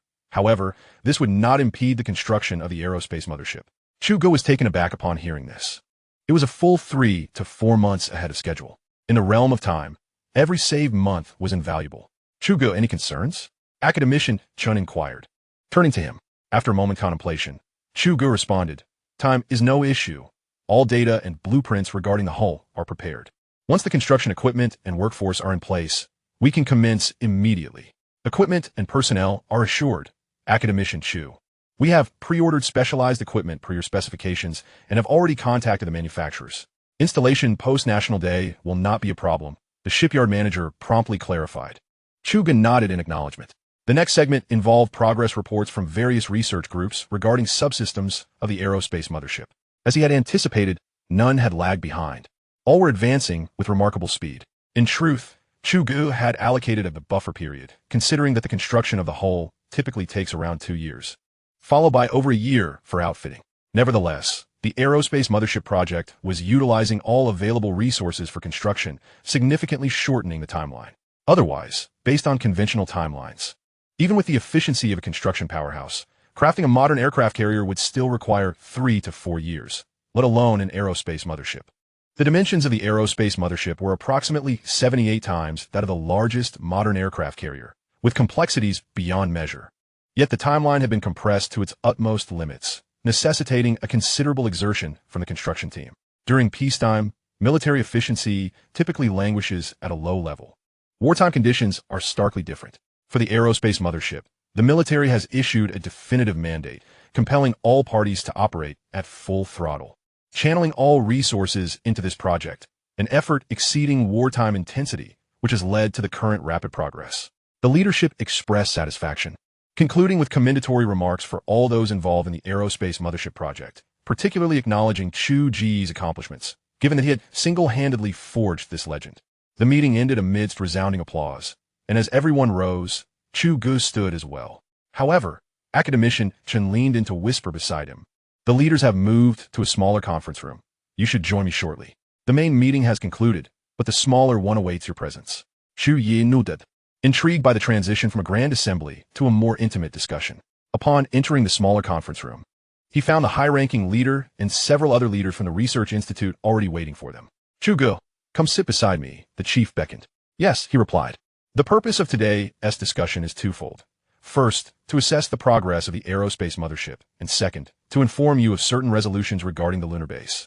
The chief elaborated, nodding towards Secretary Chu, who promptly retrieved a document from his briefcase. This contains data collected by lunar orbit satellites. You may review it at your convenience. Chu Ge accepted the document, intently perusing its contents while the meeting continued uninterrupted. After thorough evaluation, we can now formally notify you that we endorse Academician Chu's lunar base plan. Related documents will be distributed to the relevant entities shortly, the chief concluded. Chu Ge, the construction of the Aerospace mothership will commence post-National Day, and I would like to hear your thoughts on the subsequent planning. Chu set aside the documents, having perused them thoroughly and internalized the vital data. A year later, the Kunpeng spacecraft descended, embarking on its inaugural mission to transport relevant personnel to the moon for the establishment of a lunar base. During the construction of the Aerospace carrier, I shall finalize all blueprints and designs pertaining to the lunar base.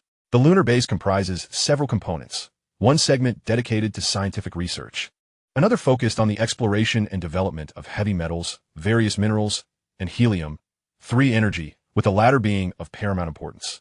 A transportation corridor between the Earth and the Moon needs to be established, utilizing engineering transport vessels to facilitate the movement of materials for the construction of the base and the subsequent reverse transportation of lunar energy. The scale of the lunar base will be substantial, akin to a large industrial complex on Earth. It will be outfitted with a miniature ecological system, equipped with gravity wave devices that simulate Earth's gravitational effects, along with comprehensive living and recreational areas to meet basic residency requirements. Chu Ge articulated the overall vision of the lunar base in one breath, leaving the attending technical personnel visibly unprepared, their faces reflecting astonishment. They had not anticipated the grandiosity of Chu Ge's lunar base project. The report on the base merely highlighted the rationale for its construction and the potential achievements, without specifying its design. Gravity waves that simulate Earth's gravity? Are you implying that one could walk and run on the lunar base, just as one does on Earth? Inquired a middle-aged man clad in military attire. Yu Mingwei, from the General Assembly, introduced Academician Chun from the side. Indeed, Chu Ge affirmed confidently. Regarding the deployment of personnel at the lunar base, he had discreetly inquired with his system counterpart and learned that such a device does exist to simulate terrestrial conditions, thereby allowing humanity to circumvent the adverse effects of weightlessness encountered in space stations. How exhilarating it sounds. Chu Ge, I await the completion of your lunar base. We, the older generation, must experience it firsthand. After all, it is part of our great Huaxia territory, is it not? Laughter erupted among the crowd. Absolutely. If the Americans can lay claim to that territory with mere surveillance, imagine the implications of establishing a base there. Chapter 146, A Visit Home. Academician Chun. Chu Ge remarked after seeing off the leaders, returning to Academician Chen's office. Xiao Chu, the Mid-Autumn Festival is just around the corner. Are you considering returning home to visit your parents? It has been quite some time, hasn't it? Upon hearing this, Chu Ge hesitated. I do wish to return. My sister mentioned that our mother's old ailment has recurred. Oh, what condition? Academician Chun inquired with concern. Meniscus damage, just a minor issue. The doctor remarked that such problems are common at her age, akin to a machine that has been operating for decades, inevitably experiencing wear and tear. Academician Chun nodded thoughtfully before asking, how many days do you require? The institute is well on track now. It's time for you to visit. A single day will suffice. H City is not far from Yanjing. I'll go check on my mother. There's no rush. Returning the following evening is perfectly acceptable. It's settled then, Academician Chen resolved, and Chu Ge did not decline, contemplating briefly before acquiescing. After Chu Ge's departure, Academician Chen sat at his desk, reflecting for a moment before rising to retrieve his phone book. He located a number and dialed. The day before Chu Ge returned home, he informed Chu Xiaowu of his itinerary. She was elated and immediately insisted on coming to fetch him.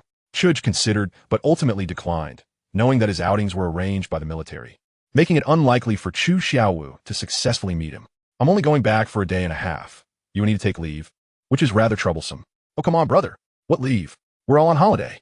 Besides, I've finished my college entrance exams, and once the Mid-Autumn Festival break concludes, I need to report back. Is that all right with you? It dawned on Chu Ge that Chu Xiaowu was in her final year of high school and had performed well in her examinations. Oh, how careless of me. I completely forgot. Thinking you were still in school. Very well, just stay at home. I'll make my own arrangements. Yay! Chu Xiaowu exclaimed, pouting as she hung up the phone, then skipped towards the living room. Mom, guess who just called? You and your daily antics. Other than Ma Xiaoyao, who else could it be? Your brother is too busy to deal with you. Indeed, it was my brother. Chu Mama fell silent, awaiting her daughter to elaborate, but Chu Xiaowu remained coy, playfully glaring with her beautiful large eyes. Speak up, or I shall invoke the family rules. Oh, Mom, you're such a bully. Well, my brother returns tomorrow. Just wait until I tell him about your antics. How delightful it will be. Laughter like silver bells escaped Chu Xiaowu as she dashed out, eager to share the news with her dear friend, Ma Xiaoyao. Chu Mama was dazed for a moment before springing into action, urgently texting Chu Papa to procure a bounty from the market. That evening, Chu Ge tidied himself up, preparing for bed when the phone rang. He glanced at the caller ID before answering. Good evening, Your Highness Chu Ge. Impressive. Are you now so secretive with your schedule? Chu Ge paused momentarily before understanding. It must have been Xiaowu who told you, right? Xiaowu has a better conscience than you. Umph. Haha. I'm only returning for a day. Time's a bit tight. Otherwise, I would certainly visit you in a magic city. A day is still worthwhile. We can at least see each other. You're in Yinjing, and I can't get in right now. I know you're busy, so I carve out a day to visit your parents. I could go to H City. No need for you to come to the magic city. Just not sure if your uncle and aunt would mind. The voice of Dilraba trailed off, becoming increasingly faint, leading Chu Ge to think he had a poor signal, fiddling with his phone for a while. Of course, they wouldn't mind. None of us would. As long as it doesn't interfere with your work. Then it's settled. See you tomorrow. I have a press conference to attend, so I must dash. Bye. Dilraba concluded the call, a blissful smile gracing her features. She was adorned in a black, pleated evening gown, knee-length in front and cascading to her ankles in the back, embellished with glimmering rhinestones. Her neck and ears were devoid of extravagant jewelry, and she wore sparkling crystal-heeled shoes that accentuated her height. This attire made Dilraba appear even more statuesque. She had learned that Chu Ge was returning to H City from a text message from Chu Xiaowu, and, disregarding her manager Li Jie's summons, rushed to make this call. Li Jie stood behind her at that moment. My little ancestor, the press conference is still ongoing. Understood. Li, I'll head up shortly. By the way, please cancel all my engagements for tomorrow and the day after as well. Please cancel those too. Dilraba added after a moment's thought. Huh, but didn't you say you wouldn't take a break during the Mid-Autumn Festival? Our schedule is packed. Li Jie's expression was one of discontent. He is coming back. With that, Dilraba dashed away, leaving Li Jie stunned. He? Who? A name suddenly flashed through her mind, causing Li Jie to swiftly seal her lips. No wonder, well, it seems that even if it means offending someone, I must brace myself for it. With a resigned smile, Li Jie looked at the vibrant Dilraba at the press conference, conceding quietly. On the 15th day of the 8th lunar month, the Mid-Autumn Festival. In Huaxia, there are two traditional festivals that commonly prompt large-scale homecomings for familial visits. The Spring Festival and the Mid-Autumn Festival. Both are occasions for reunion, and those who are away from home often choose to return during these times, if possible. Today, Chu Ge's county town was abuzz with activity. Chu Jingran returned early in the morning. He worked at a joint venture in the Magic City, which is relatively close to H City. After procuring an array of festive gifts in the bustling metropolis a day in advance, he set out on the highway at dawn. Aware that tolls were waived during the holiday season, concerned that a later departure might lead to traffic congestion, he navigated the winding roads until he parked before his home. Stepping out of the vehicle, Chu Jingran glanced around in puzzlement. Today, the street felt unusually serene, devoid of the typical festive atmosphere, rendering it quite peculiar compared to other areas in the county. Mom, I'm back, he announced as he entered the familiar courtyard, laden with bags. His parents rushed out upon hearing his voice. Jingran, you always bring back so much stuff. It's such a bother. Your mother lacks for nothing, his father remarked. Why are you just standing there? Hurry and help Jingran with his things. All right, the elder replied, taking the bags as the trio proceeded into the living room. Dad, why is it so quiet outside? Even on non-holidays, it's never this tranquil when I return, Chu Jingran queried, not even pausing to sip his water. The street office issued a notice early this morning. It seems some officials are visiting for an inspection or something, and they advised everyone to refrain from gathering outside. Have you not noticed the police stationed at the intersections? His father casually responded. Chapter 147. A visit home, Chu Jingran nodded thoughtfully. Could it be that leaders from H City were conducting inspections? Usually, such stringent measures were not imposed for lower-ranking officials. Jingran, have you eaten yet? If not, let me prepare something for you, his mother offered. No need, Mom. I had a little something on the way. I'm not hungry. Oh, my son has truly made it big. Aside from the Xiao family, no one on this street can compare to my son. His mother beamed with pride. Zhu Jingdan, a mid-level executive in a joint venture, had purchased a new car worth over 300,000 yuan last year. The neighbors were quick to commend her for having such a successful son, working in a joint venture in the metropolis with a base salary exceeding 1 million. And still single, he was quite the catch. The county, though not large, buzzed with matchmaking whispers. Earlier this year, rumors circulated that his company planned to establish a new production base in H City, prompting even the county's investment bureau officials to pay a visit during the new year, seeking to familiarize themselves with him. Look at you. The Chu family has an academician, Chu Ge, who is a public servant. The administrative ranks are quite different. His father added, common folk often engaged in comparisons, not necessarily from a place of envy, but rather from a deep-seated tradition of evaluating one another. Dad, the world has changed. There's no such thing as a guaranteed job anymore. In terms of salary, Chu Ge might not match me. Sure, he has some fame and better perks, but when it comes to our joint venture, there's no comparison, Chu Jingran retorted. Recently, he had heard colleagues discussing Chu Ge, a sentiment of skepticism brewing within him. After all, he had grown up in the same alley and had once called Chu Ge a little brother. Now the tables had turned, with Chu Ge achieving the status of an academician. Even more astonishing was the revelation that Chu Ge's girlfriend was none other than Dilraba. As someone who had always taken pride in being the older brother, this revelation stirred a deep-seated jealousy within him. What is so special about being an academician? Apart from a more illustrious title, what can he possibly offer that surpasses me? Just as these thoughts swirled in his mind, a knock at the door interrupted him. He opened it to find a delegation of officials outside, led by Wu Jun, the director of the county's investment bureau. Director Wu, what brings you here? If you're visiting, you shouldn't have brought so many items. Typically, I would be the one paying respects to you officials during the holidays, Chu Jingran greeted with a broad smile. Adept at navigating such encounters due to years of experience. Well, you see, we grassroots officials have it tough these days. The policy evaluations are exceedingly stringent. I'm counting on your major project to save us, Wu Jun replied candidly, diving straight into the matter at hand. Water. After the new year, I consulted with several leaders regarding the company's interest in establishing a large-scale base around here, with an initial investment of $50 billion. However, the site selection is contingent upon the local government's support policies, he continued, eager to establish a rapport. Naturally, being my hometown, I will advocate for our interests here. You needn't worry about that. Chu Jingran began to respond, but he realized that, given the multinational nature of his company, there were likely hundreds of mid-level managers like him across the nation. The execution of such a grand project could hardly depend on him alone. However, he was privy to some insider information. The counties under consideration were comparable in terms of environment, transportation, and labor costs, leaving only the strength of governmental support policies to differentiate them. That's reassuring. Regarding support policies, rest assured, I will strive to secure the utmost assistance for you. Your company's investigator, General Su, is rather rigid. I'm feeling a bit anxious about this. That is why I've come to you for insights ahead of the Mid-Autumn Festival. Haha, Wu Jun remarked, taking a sip of water, his urgency palpable. By the way, Director Wu, this commotion outside ISNT orchestrated by you, is it? With the area under lockdown, I initially thought a significant leader was arriving, Chu Jingran said, relieved that the topic had shifted. I haven't heard of any officials visiting here. It can't be the deputy county head, can it? He is responsible for the economic side of things.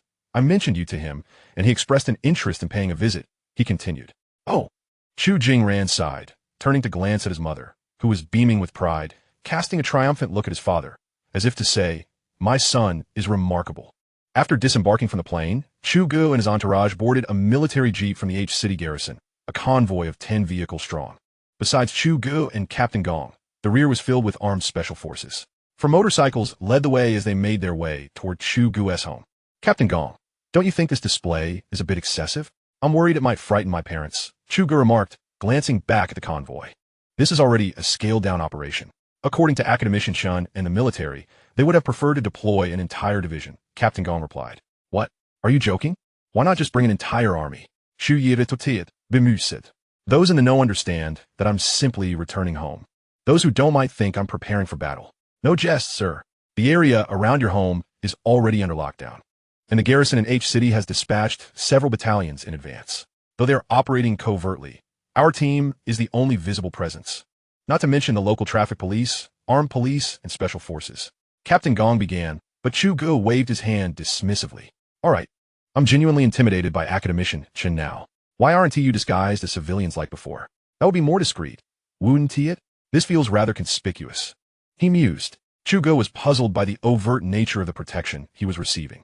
Throughout the journey, he hadn't seen Captain Gong change into civilian attire. He remained in his military uniform.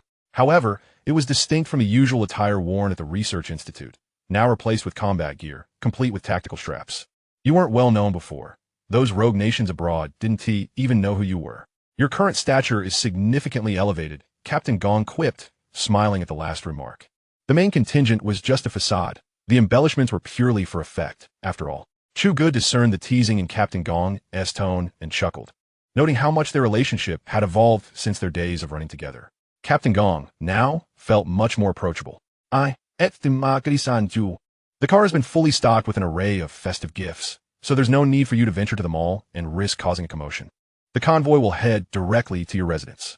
Pray tell, whose ingenious idea was this? It's rather thoughtful indeed. In that moment, Chu Ge felt that this was not merely a familial visit, but rather akin to an imperial envoy arriving for inspection. Chapter 148, A Family Visit 3. As Chu Ge's convoy entered the county town, despite his remaining in the vehicle, it attracted an immense amount of attention. It was unavoidable. The convoy was exceedingly conspicuous, flashing its sirens, and the local traffic police had implemented traffic control measures, allowing the procession to proceed without hindrance. Such scenes were not foreign to the townsfolk. Typically, only high-ranking officials would warrant such regulation. Social vehicles on the road promptly veered away. Is the governor arriving? Along the main street, numerous shop owners emerged to witness the spectacle. After all, who wouldn't he find amusement in a lively scene? Unlike the mayor or governor, who often traveled in those golden-hued vans, have you forgotten? This was an entire fleet of military vehicles. One bystander remarked, craning his neck to catch a glimpse as the convoy moved further away. Indeed, your keen eyes do not deceive. Could it be that a military leader is among us? Yet, I've heard no mention of any esteemed military figure in our county. Who could it possibly be? The crowd engaged in speculation, only to shake their heads in denial. I recall a certain individual with military ties who would befit this display. A middle-aged man among them smacked his forehead and exclaimed, "Who? Speak up. Zhao Laosi. Can you please articulate your thoughts more clearly? You're making us anxious." Chu Ge, Academician Chu if memory serves. I believe he holds the rank of colonel, does he not? Ah, Zhao Laosi, you may be onto something. Consider the direction of the convoy. It indeed aligns with that of Chu Ge. I only learned he hailed from our county when he appeared on television. And I even inquired about his neighborhood. He truly brings honor to our county. This kind of stature is rarely seen. The crowd nodded in agreement, their gazes lingering in that direction, reluctant to disperse. The convoy finally turned onto the street where Chu Ge's ancestral home is located. The police car silenced its siren, and 5 military vehicles advanced down the street, while Captain Gong and his team halted at Chu Ge's doorstep, with the remaining 4 military vehicles stationed a short distance behind. The Special Forces soldiers swiftly disembarked, forming ranks. Chu Ge observed the scene, momentarily bewildered. Captain Gong, surely you're not treating this as a military display? What level of vigilance is being enforced? I trust it won't disrupt my neighbors' daily lives? Rest assured, the perimeter is secured with heightened vigilance for a radius of 200 meters, prohibiting strangers from approaching. Residents or visitors must undergo verification, and upon successful clearance, they will be escorted to their destinations. It is not a matter of restricting movement, merely a precautionary measure. It's akin to a military base, isn't it? Chu Ge turned to glance at the familiar aged structure, perceiving it as a fortress. As they conversed, they descended from the vehicle, and, at that moment, the door swung open, with Chu Xiaowu bounding out first, embracing Chu Ge, followed closely by Chu father and Chu mother. The trio was momentarily taken aback by the spectacle on the street, where the assembled guards had dispersed, each stationed at intervals, effectively filling the entire street. "Father, mother, I have returned." Chu Ge gazed at his parents, his eyes welling with emotion, neglecting to explain the rather intense scene. "Just being back is enough. Just being back is enough," Chu mother replied, as Chu Ge stepped forward to embrace his parents, only to notice Chu Xiaowu staring in awe at Captain Gong. Father. Mother, they're my comrades, a requirement of the military, nothing more." After pondering for a while, Chu Ge decided against further explanation, trusting that his parents would understand. Chu father was the quickest to regain his composure, hastily assisting Captain Gong with the items. The family of 4 began to unload the festive gifts, and indeed, Captain Gong had not exaggerated. As Chu Ge moved to the rear of the vehicle to help, he was astounded to see the abundance of gifts. A dazzling array of boxes stacked high. "Captain Gong, have you brought an entire supermarket with you?" Chu Ge shook his head in disbelief. After an arduous effort to unload the vehicle, Chu Ge glanced at his parents, who were now slightly breathless. Chu father looked at his son, then back at Captain Gong. Chu Ge, should we invite the comrades inside for some water? It's quite warm today." "No need, uncle. The local comrades will make the necessary arrangements for meals and refreshments, so please continue your conversation." "Academician Chu, I'll be outside. Just call if you need anything." Aware of their protocols, Chu Ge did not press the matter, nodding in acquiescence. Captain Gong turned and exited, closing the door behind him with a deliberate motion. "Brother, is this the treatment you receive when you go out now?" My goodness, I just saw that the street is teeming with soldiers. They look so impressive. Yes, quite dashing. Is your Captain Gong not the most handsome? I noticed you were quite taken with him earlier. Oh, you're just saying nonsense. Mother, look at what my brother is saying. And now he is shy, haha. Chu Ge affectionately ruffled Chu Xiaowu's hair. Noting her remarkable demeanor as she prepared to enter university, it was clear he needed to keep a watchful eye on her. The three of them made their way into the house, settling into the living room, where Chu Ge turned his attention to his mother. Mother, Xiaowu mentioned that your leg ailment has flared up again? Don't listen to her nonsense. It's just an old issue, nothing serious. Chu mother shot a glare at Chu Xiaowu, who merely stuck out her tongue in response. Chu Ge chuckled at the mother-daughter exchange. This was the essence of the home he had always dreamed of. The car's engine requires periodic maintenance. Do not take this lightly. I suggest we find a reputable hospital and schedule that surgery. Chu Ge cautiously proposed, sharing a knowing glance with Chu father, who nodded in understanding. We'll discuss it later, Chu mother retorted with a classic delaying tactic. Discuss later? I've heard that phrase so often, my ears could develop calluses. Allow me to take charge of this, please. That's enough, dear. Let us heed our son's advice. Chu father interjected at the opportune moment. Very well. Chu mother finally relented, sensing an inexplicable aura of authority emanating from her son, an aura she found impossible to resist. What am I thinking? I'll go fetch some fruit. You wait here, dear. Chu mother exclaimed, swiftly rising to her feet and exiting. Chu Yismi lit, standing up to survey the familiar surroundings of his home. And soon enough, Chu mother returned, carrying a plate of apples. Brother, this is for you. Chu Xiaowu selected the largest, reddest apple and handed it to Chu Ge. Thank you, Xiaowu. By the way, I forgot to ask during our last hurried phone call, what university did you apply to?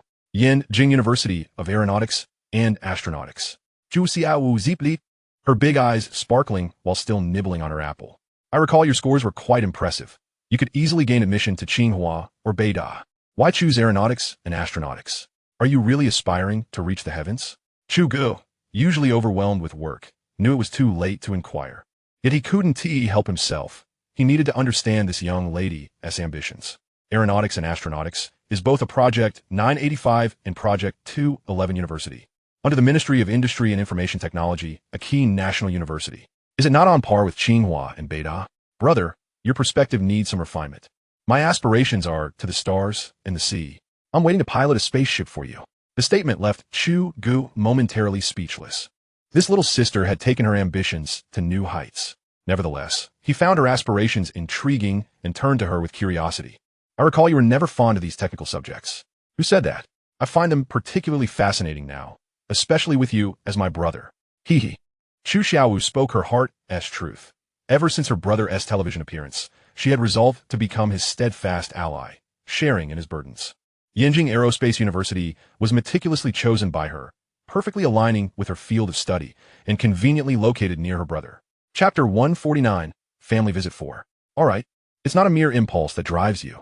Your brother supports you, Chu Ge gently remarked, feeling somewhat inadequate in his role as an elder brother. Previously, he had taken a hands-off approach with Xiao Wu, and aside from the substantial monetary transfers, he had fallen short in other aspects. Now that Xiao Wu was about to head to Yanjing, right by his side, there was a possibility that in the future they might even collaborate together, providing him with opportunities to make amends. By the way, brother, I informed sister-in-law about the message you wanted me to retrieve yesterday. Didn't she call you? Chu Xiaowu suddenly inquired, shaking her head. Yes, she did. She scolded me for a while. I haven't even confronted you about it yet. Hee, Mom and Dad. Delina might come over later to celebrate the Mid-Autumn Festival with us. You two have no objections, right? With such a statement, we're overjoyed. How could we have any objections? You, stop sitting there grinning like a fool, and hurry to the kitchen to prepare lunch.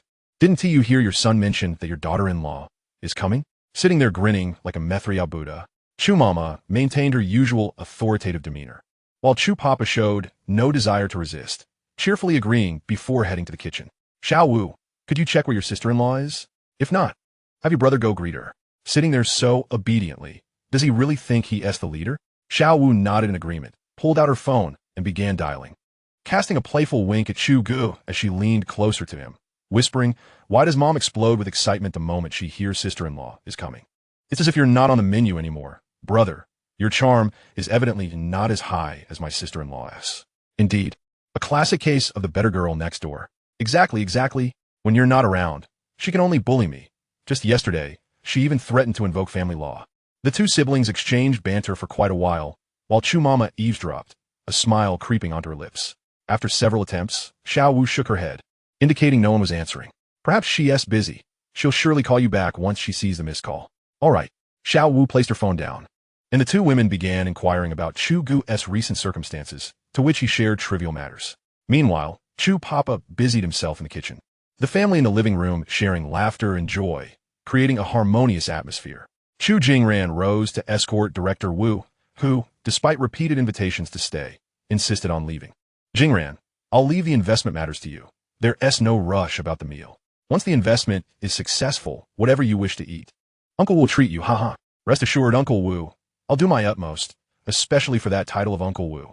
As Chu Jingran opened the door, Wu Jun was about to turn back for further conversation when he suddenly noticed soldiers on alert outside. Wu Jun peeked his head out, glancing around, and ceased to speak. Chu Jingran's family also spotted the soldiers on duty outside. The common folk had never encountered such a scene. The guard were fully armed, holding standard rifles, sunglasses shielding their eyes, all observing the family intently. This frightened the elderly matriarch, who clutched her son's clothing tightly, muttering anxiously, This surely must be to arrest someone? Chu Jingran gently patted his mother's shoulder, whispering reassurances when a soldier approached, saluting. Hello, this area is currently under martial law.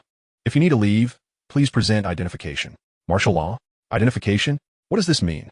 Director Wu, what are they doing? Chu Jingran's face flushed with embarrassment. Director Wu, now regaining his composure, pressed his hand down to signal he would handle the situation. Are you from the county's armed forces? Subordinates of Old Wang? What does it mean to enforce martial law here? It's the Mid-Autumn Festival. You're disrupting the normal lives of the people. Are you aware of the consequences? Hurry and call Old Wang. There's no need to discuss this with you, soldier. Director Wu began to assert his authority. Sorry. You have no right to dictate how I should act. Present identification to exit. We will verify it and allow passage. Please do not disrupt order. Failure to comply will result in coercive measures. The soldier sternly warned again. The officer responsible for verification appeared to be a squad leader, and upon noticing the heightened tension, the soldiers surrounding them raised their rifles, encircling them. Recognizing the situation, squad leader Gong hurried over. What's going on? Captain, these individuals refused to present identification. After gathering the situation, squad leader Gong turned to Director Wu. Are you a local government official? Yes. I'm from the county's Investment Promotion Bureau. My name is Wu Jun. You must be their leader, right? Or are these people with guns trying to intimidate me? They are not intimidating you. They are executing their duties. As a government official, shouldn't you possess the awareness to cooperate with inspections? Squad leader Gong reprimanded firmly, yet respectfully. Oh, are you lecturing me? Today I'll stand my ground. Just wait, I'll have your superior deal with you. Director Wu retorted angrily.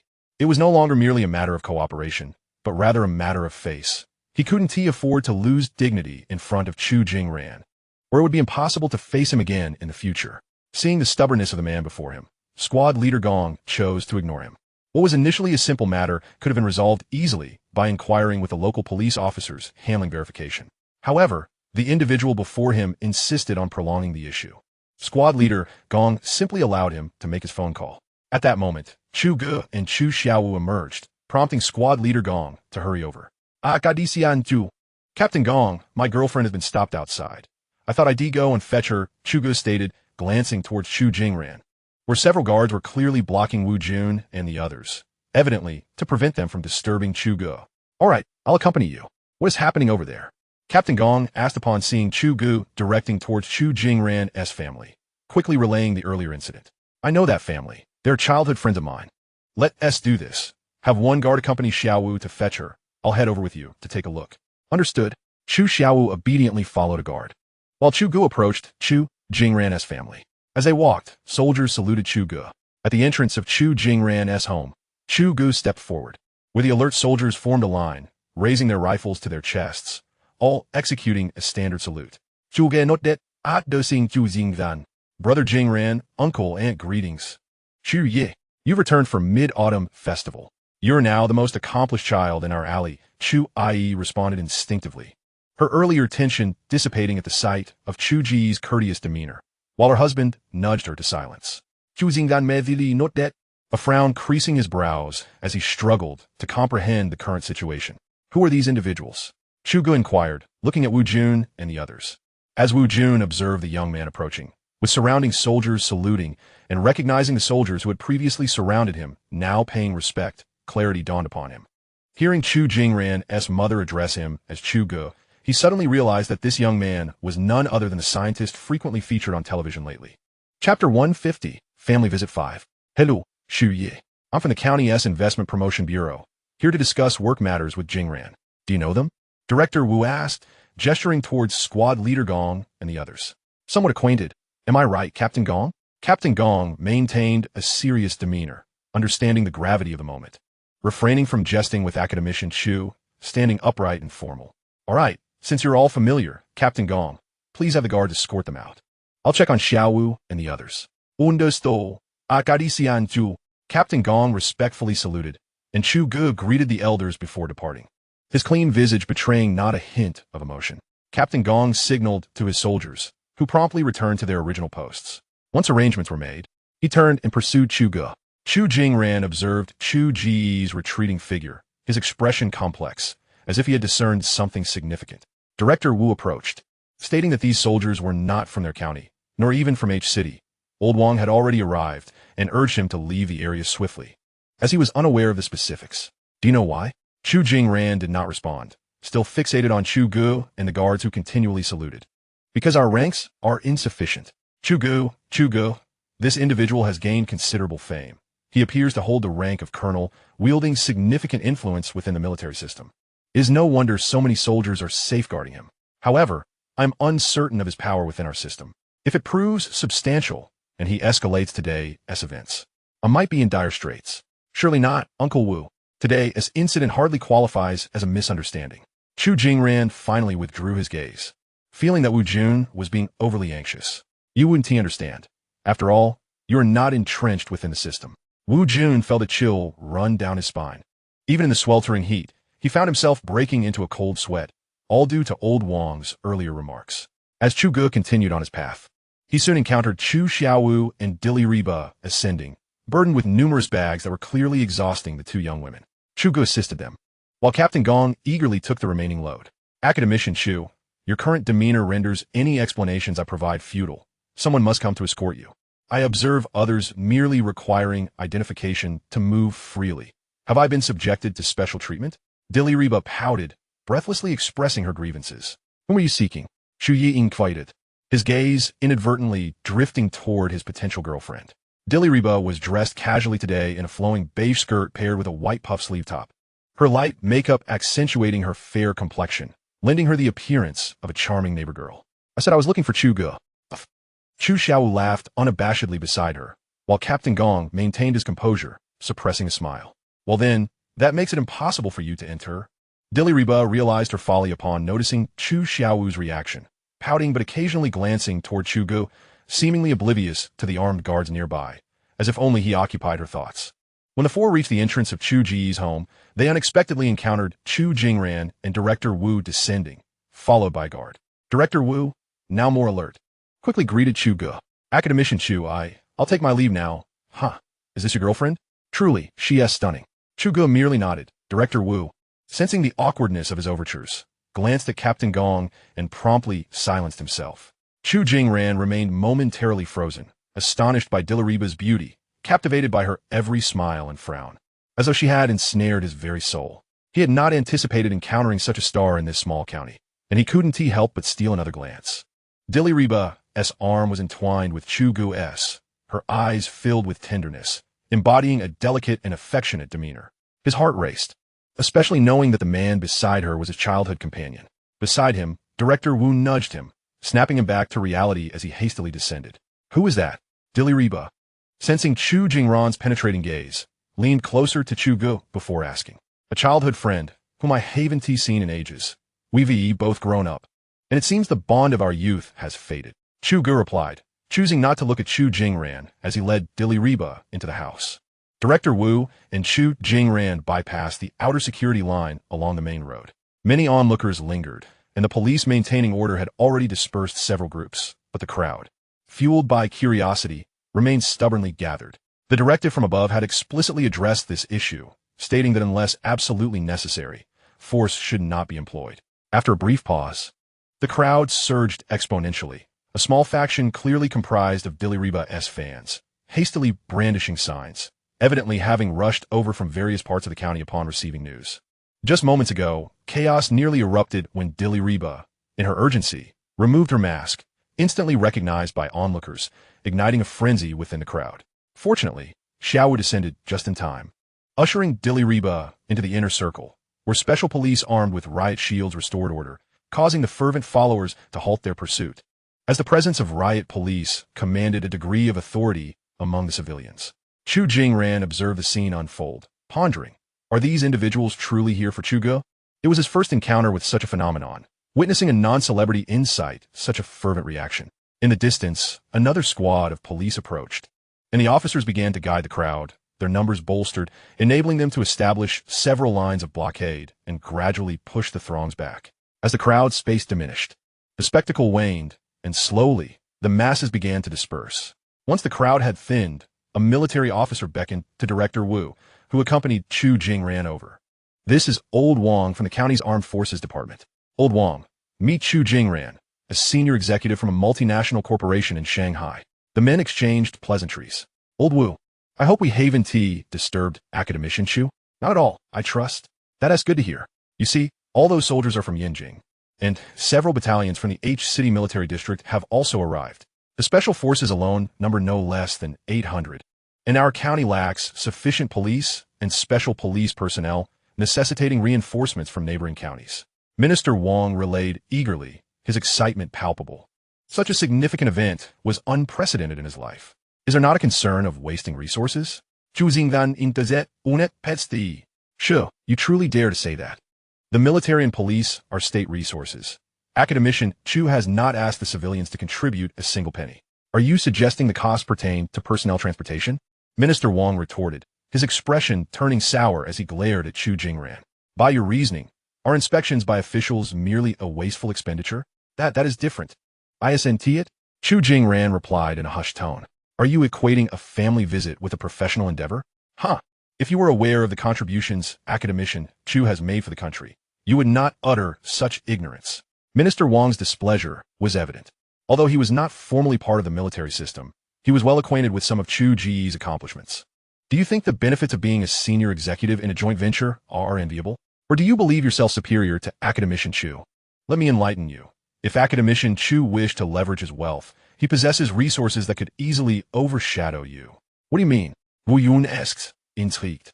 It is rumored that Academician Chu possesses an unlimited black card, issued by the state, a rarity across the nation. Do you comprehend what unlimited entails? It means precisely that, should you require $1 billion, the bank must prepare that $1 billion without hesitation, unlike those restricted black cards capped at $2 or $3 million. Minister Wang whispered, casting wary glances around to ensure no strangers overheard. This is indeed my first encounter with such news. I never anticipated that Academician Chu's status was so exceptional. Thus, when I inquired whether I had disturbed him, do you not grasp the gravity of the situation? If you truly do not comprehend, Old Wu, then your tenure within the system has been in vain. Upon hearing these words, Wu Jun's complexion turned ashen. He was uncertain whether his earlier indiscretion had actually intruded upon Chu Ge's peace. Contemplating this, Wu Jun lost interest in continuing the conversation with the two, and after exchanging greetings with Chu Ge, he departed with Minister Wang. Chu Ge lingered for a moment before turning towards his home, reflecting on Minister Wang's earlier remarks. Comrade, please present your identification. Chu Ge obediently retrieved his ID, and after the guard verified it, he returned it, signaling the other guard to allow him passage. Chu Ge continued his ascent with mechanical steps, no longer gazing at the surrounding guards, his expression vacant. At this moment, the sense of superiority he had felt that morning had dissipated. He merely wished to return home swiftly, to conclude the mid-autumn festival and depart. He had no desire to linger in this county for even a moment longer. Meanwhile, in the living room, Chu Mama held onto Dilraba's hand, as if unwilling to let go. This girl, the more one looks, the more beautiful she becomes, surpassing even the figure in the painting on the wall. Mom, the painting on our wall has been changed. Look, it's now a collection of baby photos, which you personally selected this year. Have you forgotten? Chu Xiaowu could no longer endure her mother's overly affectionate gaze and exclaimed in annoyance. Had you not mentioned it, I would have forgotten. I hung it for your brother to see. Hee hee, and also for Naza. Chu Mama was unabashed, Her hint had now turned into a directive. Well, I shall go check how your father is faring with the meal, Chu Ge said, dashing off, bewildered by the situation, as he was already preoccupied with thoughts of the child before even obtaining the certificate. Dilraba's cheeks reddened like an apple upon hearing this, and Chu Xiaowu, noticing, picked up an apple and playfully gestured toward her, which only made her more bashful. By the way, Xiaowu, I brought some clothes for you, tailored to your figure. Would you like to try them on? Dilraba winked at Chu Xiaowu. Of course, Xiaowu exclaimed, understanding her intent. Mom, go keep an eye on your precious son in the kitchen. We are off to try on clothes. With that, they mischievously pulled each other into the inner bedroom. Chu Mama chuckled and shook her head. Xiaowu's words had reminded her, and after a moment of thought, she hurried to the kitchen. In the bedroom, sister-in-law. My mom has a point. You and my brother should be discussing marriage, shouldn't you? Chu Xiaowu remarked while assessing the garments, recognizing their luxurious quality without needing to check the labels. Your brother is as busy as a president. It's quite a challenge to even catch a glimpse of him. If we are to discuss marriage, I must ensure I have his attention, and besides, I cannot be the one to take the initiative. Dilraba replied while smoothing out the wrinkles in the clothes. As she spoke, her previously cooled complexion flushed once more. True enough, sister-in-law, I am determined to call you that. After the holidays, I will be studying in Yinjing, closer to my brother. I shall help nudge him. He is always preoccupied with his endeavors. And if he continues to dawdle, he might lose his wife. Oh, you. Dilraba playfully jabbed at Xiaowu. How did you know this is my ticklish spot? It must have been my brother who told you. I want to join too. Laughter echoed between the two young women as they engaged in playful banter. In the kitchen, Chu Mama was on mission. Chu Ge, you are no longer a child. When do you and Naza plan to bless me with grandchildren? Mom, I hardly have the time right now. Once I finish this busy period, I will have a plan, Chu Ge responded, seeking reinforcement from Chu Papa. Do not try to placate me. I find Naza to be a wonderful girl. Such matters should not always be left to the girl to initiate. You need to act quickly. If you let my daughter-in-law slip away, just see how I will handle you, she admonished. Enough with the maternal perspective. Chu Ge is currently engaged in significant undertakings and cannot afford distractions. I trust my son to be a responsible man. If he says he has a plan, he surely does, Chu Papa interjected, winking at Chu Ge. Chu Ge contemplated praising old Chu, yet he realized that matters of the heart were equally important. A true gentleman should balance both career and love. As he noticed his mother's tightening grip, he sighed resignedly, feeling that the reinforcements were rather unreliable. Chu Papa was an excellent cook, a skill that Chu Ge seemed not to have inherited. At the dining table, the elder couple persistently served Dilraba, whose plate was already stacked high. Chu Xiaowu, watching from the side, displayed an expression of envy and jealousy. Chu Ge silently placed a piece of braised pork on Xiaowu's plate. They exchanged a knowing glance, feeling a sense of camaraderie, and began to eat in silence. The peculiar atmosphere lingered as they finished their lunch. In the afternoon, neither Chu Ge nor Dilraba ventured outside, for even one of them could incite a commotion. Together, they would undoubtedly draw significant attention to this small county. Chu Ge played chess with Chu Papa in the living room, while Xiaowu and Dilraba learned to knit gloves from Chu Mama. Following the Mid-Autumn Festival came National Day, and after that, the weather would turn cool. In the north, spring and autumn were fleeting. The transition from warmth to chill seemed instantaneous. Dilraba was particularly earnest in her learning, understanding that these gloves were for Chu Papa, who worked in machining and would wear them out quickly in winter. She herself wished to knit a pair for Chu Ge, yet as someone who had been pampered since childhood, she found herself somewhat clumsy with the craft. As night fell, the family finished dinner and gathered to watch the Mid-Autumn Festival Gala. Chu Mama brought out mooncakes and fruit, insisting that the three young people each partake of one. Laughter resonated in the living room, and after sharing a laugh, Dilraba turned her head to gaze at the bright moon outside. May we all be blessed with longevity, sharing the beauty of the moon, even if we are 1,000 miles apart. She knew this brief reunion would soon end. Today they were together, but tomorrow they would be scattered far and wide, and a hint of melancholy crept into her heart. Looking back at Chu Ge, she felt a surge of emotion and discreetly sent him a text message. Chapter 152, By the Flower and Moonlight. Ding! Chu Ge picked up his phone, the screen illuminating with an unread message from Dilraba. He glanced at her. She was gazing at him intently, and her penetrating gaze made him feel a tad bashful. Academician Chu, would you care to join me for a moonlit stroll? Chu Ge smiled and replied, that sounds delightful. He then looked at Dilraba, noticing a rosy hue gracing her delicate features. Mom and Dad, Dilraba, and I are going out for some fresh air. It's a bit warm in here. Chu Ge stood and prepared to take Dilraba's hand. Warm? Brother, the air conditioning is on. Where are you going? I want to come too. No, go away. You can't go anywhere. Chu Ge shot a glance at the persistent light bulb, rejecting her without a second thought, while Dilraba chuckled softly beside him. Xiaowu eyed her sister-in-law suspiciously, then turned her gaze to Chu Ge, pouting slightly. This girl, does she lack awareness? Should I call her innocent or simply foolish? Chu mama witspa to chu papa. Go ahead, but be safe. You, stay here and don't go anywhere, Chu mama instructed, nodding at Chu Ge before pivoting to chastise Xiaowu. Understood. Chu Ge thought to himself how overly cautious they were. This county had likely become a fortress. No thief would dare strike in these days. As they exited the living room and stepped into the courtyard, Chu Ge paused for a moment, pondering, while Dilraba stood beside him, watching him intently. I have an idea. I'll take you somewhere. MHM, she nodded. Chu Ge opened the gate, where Captain Gong turned, looking at him with a puzzled expression. Captain Gong, during the day, what did you say the security perimeter is? It's officially 200 meters, but the mobile lookout is probably extended to a kilometer away. Captain Gong replied promptly, then looked at Chu Ge with a puzzled expression. All right then, I'll head to the southern moat. It's not far, just a few hundred meters. Is it a problem? No problem. I'll accompany you. That won't be necessary. I just need to stay within your line of sight. All right. I'll have the team in that direction pay special attention, while the guards in other directions will mobilize around there. Fine, you can handle that. Captain Gong, have you had dinner yet? After discussing serious matters, Chu Ge began to engage in casual conversation, fearing that Captain Gong might realize his intent and insist on accompanying him. Yes, the soldiers took turns eating, and we even had braised pork. Oh good.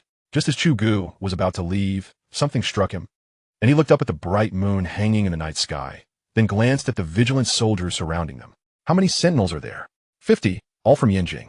Chu Ge nodded, whispered a couple of words into Dilraba's ear, and turned to leave. Soon, Chu Dad and Chu Xiaowu followed him out, while Captain Gong watched Chu Ge, uncertain of what the leader was plotting. Captain Gong, take 2 soldiers with you to accompany my dad to procure a batch of mooncakes. When you return, distribute them among the soldiers. The sentinels might not be able to manage it, and every soldier here must have a mooncake to celebrate the Mid-Autumn Festival while on duty. You've all worked hard. Captain Gong finally understood Chu Ge's intentions and shook his head vigorously. No need.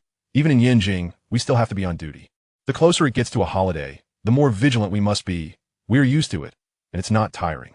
We will rotate. This is an order. Yes, Academician Chu. Great, great. Brother, I adore you. You even care about me being bored at home. Chu Xiaowu clapped her hands excitedly from his side. You're overthinking it. You're just being taken along for a little errand at night. Listen to Uncle Gong and Dad, all right? Go on. Captain Gong saluted and went off to arrange the security shifts, while Chu Ge waved goodbye to his father and Xiaowu, turning to hold Dilraba's hand as they walked towards the southern street. Chu Ge's home was just south of several streets from a moat, where many willows lined the banks, and a small riverside park provided leisure for the local residents. Chu Ge remembered a few pavilions by the river. At this time, the evening breeze caressed the willows, and the moonlight shimmered on the water's surface, reflecting the moon. It was indeed a splendid place to enjoy the coolness and the moonlight. As they walked and talked, they passed by a small supermarket, and Chu Ge stopped. Wait a moment, I'll be right back. After saying this, he turned and entered the supermarket, while Dilraba obediently waited outside. Inside, Chu Ge picked a bottle of mosquito repellent and 2 bottles of mineral water, then prepared to check out. Annie, how much is it? After a moment of silence, Chu Ge looked up to find the supermarket owner staring at him with a flickering gaze and an exaggerated expression. Chu Ge, is it you from Director Lao's family? I almost didn't recognize you. Everyone has been discussing you for a long time today. Tell me, are those soldiers outside here to protect you? Huh? Haha, yes, they're my comrades. I knew it. Little sister, come out and see who's here. Chu Ge felt a black line appear on his forehead. Suddenly, a man burst out wielding a broom, followed closely by a plump girl with a nervous expression. Chu Ge looked at the scene, feeling a bit awkward. Uncle Lee, long time no see. Is this little sister? She is all grown up now. I remember when she was just a tiny tot. You old fool. What are you doing with that broom? I told you to come out and see. We have a distinguished guest. Chu Ge. The middle-aged man quickly tossed the broom aside and stuttered in surprise. It's me, haha. The Chu Ge who used to come here every day to buy things. Chu Ge awkwardly replied, looking at the familiar yet strange middle-aged man. Ha, right. You tricked my little sister into spending 10 yuan like it was 1. By the way, little sister, call him Brother Chu. He your real big brother. He even carried you when you were little. Brother. Dad, I know Brother Chu. He on TV every day. The plump girl replied seriously. Just then, Dilraba walked in, perhaps feeling that Chu Ge had taken too long. Chu Ge. All right. Annie, uncle, this is my girlfriend, Dilraba. Dilraba politely greeted the couple, and as Chu Ge prepared to pay, they adamantly refused to accept his money. Unable to persuade them, Chu Ge finally gave up, bade farewell to the supermarket owner and her family, and continued to hold Dilraba's hand towards the riverbank. The supermarket owner's family watched them depart, marveling at the talented pair. Chu Ge has really become a big shot. Our alley has produced a true dragon, the middle-aged man remarked. Yes, that girl is truly beautiful. She looks just like the one in the painting, the owner said enviously. Mom, what are you talking about? I don't know whether to compliment you or tease you. The star in the painting is Dilraba. What did Chu Ge just call her? Dilraba. Chapter 153. A Kiss Under the Moonlight. The night's bright moon as they crossed a road. Chu Ge and Dilraba finally arrived by the moat. It was the Mid-Autumn Festival, and perhaps due to families gathering at home, the park was not very crowded today. Chu Ge led Dilraba towards the largest pavilion, which extended into the middle of the moat, connected by a small bridge to the shore. Chu Ge recalled that there used to be many lotus flowers around that bridge, and he often played there with his friends during the summer. It was usually the busiest spot. As they stepped onto the bridge, they found a few people there, mostly young couples on dates, oblivious to their presence. How is it? Isn't it nice here? Chu Ge paused before a stone pillar, gazing at the distant neon lights reflecting on the river. Yes, it's beautiful and very quiet. Only the sounds of nature remain, which feels particularly soothing, Dilraba said, leaning against the railing and taking a deep breath with a contented smile. In this small county, the population was sparse, devoid of the clamor of big cities, and the moat, further away from the commercial district, appeared even more tranquil and serene. The only sounds were those of cicadas, frogs, and various insects. It used to be quite simple here. The railings were replaced later, and the neon lights on the river didn't exist before. Compared to my childhood, this moat has become much more vibrant. Times are progressing, which is great. I feel that spending a little time in this atmosphere can evoke a sort of yogic state, Dilraba said, turning to look at Chu Ge, her eyes sparkling with joy. Almost forgot, spray this on. The only downside here is that there are particularly pesky mosquitoes, and they bite really hard, Chu Ge said, handing the mosquito repellent to Dilraba. Upon hearing this, she obediently sprayed herself all over before handing it back to Chu Ge. Aren't you going to use it? I don't need it. Strangely, I used to attract mosquitoes every year, but this year, they seem to avoid me. I've gone through the entire summer without getting bitten, Chu Ge casually remarked, thinking that perhaps he was less appealing now that he was an adult. Because you stink. Stinky man. Dilraba laughed, then dashed towards the pavilion, glancing back at Chu Ge as she ran. Chu Ge pretended to be angry and chased after her. The two rushed into the pavilion, where Dilraba hid in a corner, and Chu Ge caught up, wrapping his arms around her. Where do you think you're running? This is my territory. After saying that, he spun her around, causing her to squeal, which caught the attention of several couples nearby, who turned to look at them. Cease your antics. They're all observing us, Dilraba whispered into Chu Ge's ear. Chu Ge immediately complied, releasing Dilraba as they sought refuge in a secluded corner. The pavilion was expansive, circular in shape, with an approximate diameter of nearly 10 meters, encircled by a row of wooden reclining chairs.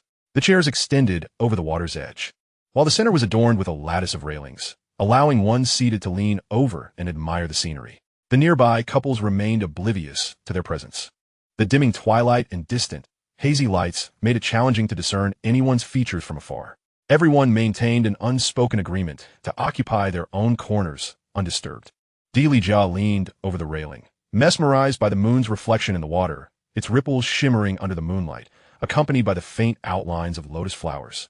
Instantly uplifting her spirits, she glanced toward Chu Ge, who was equally absorbed in the rare beauty of the moment, his expression tranquil. In this shared serenity, words eluded them, and they drew closer, close enough to hear each other's heartbeat.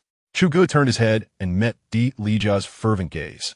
A gentle breeze tousled her long hair, and the pure moonlight bathed her exquisite features in a soft, ethereal glow, evoking the image of a moonlit fairy. Dilraba squinted, exhaling softly, her breath brushing against Chu Ge's face, sending a delightful shiver through him. Enchanted, he instinctively wrapped his arm around her delicate form, and she nestled into his embrace. Chu Ge lowered his gaze, their eyes locking, as Dilraba slowly closed her eyes, overcome by an irresistible urge. He leaned down and captured her luscious lips in a tender kiss. Her eyelashes fluttered momentarily, and the kiss lingered until their breaths quickened, prompting Chu Ge to pull away. Clearing his throat, Dilraba, bashful, buried her face in his chest, remaining silent for a while. Chu Ge mused that he ought to practice his lung capacity. Kissing, it seemed, was indeed an art. You rascal, he thought. Who knows when I shall see you again after you return to Yinjing tomorrow? Perhaps it would not be until the end of the year. His schedule was bound to grow busier. After the National Day holiday, the construction of the Aerospace mothership would officially commence, and Chu Ge suspected he might have to remain at the dockyard for an extended period. Dilraba began to twiddle her fingers, lamenting the impending 5-month separation. Before the new year, I will strive to finish all my work and spend more time with you. Chu Ge had already resolved to allocate more time for his family and girlfriend during this holiday season. Once the Aerospace mothership was completed next year, he might have to journey to the moon, where family members could not accompany him. The duration of their separation remained uncertain, a fact he had yet to disclose to his family, and even more so to Dilraba, for fear of causing her distress. All right, Dilraba nodded obediently, finding contentment in Chu Ge's assurance. By the way, what drama are you filming lately? Chu Ge inquired, curiosity piqued. I won't tell you. You're far too busy. Why waste sentiments when you wouldn't have time to watch? She retorted playfully. Indeed, she was currently filming a drama related to aerospace, centered around the themes of Chu Ge's ambitions for the stars and the sea. Upon reading the script, she had eagerly accepted the role, pouring her heart and soul into the project as a means of expressing her affection for him. Hearing this, Chu Ge affectionately tousled her hair and smiled, acknowledging the truth in her words. Had she divulged the details, he likely would not have had the time to watch. The two continued to snuggle and chat, and before they knew it, the night had deepened. Chu Ge glanced around and realized they were the last ones remaining. Let us depart. If we linger any longer, we might attract unwanted attention, he chuckled. Dilraba responded, but as she attempted to rise, she stumbled, only to be pulled back into Chu Ge's embrace. Gazing into his eyes, her hands slowly encircled his neck. Moments later, even the frogs on the lotus leaves seemed unable to withstand the charged atmosphere, leaping into the water with a splash, prompting the couple to finally part. Chu Ge took Dilraba's hand and led her homeward. In the living room, Chu's mother and the others were still awake, waiting for the couple's return. As they entered hand in hand, a collective sigh of relief escaped the family. Brother, if you hadn't returned soon, Mother was considering sending Gonggu and the others to fetch you, Chu Xiaowu remarked, casting a sidelong glance at her future sister-in-law, wondering why she seemed so flustered after their outing. Why aren't you in bed yet?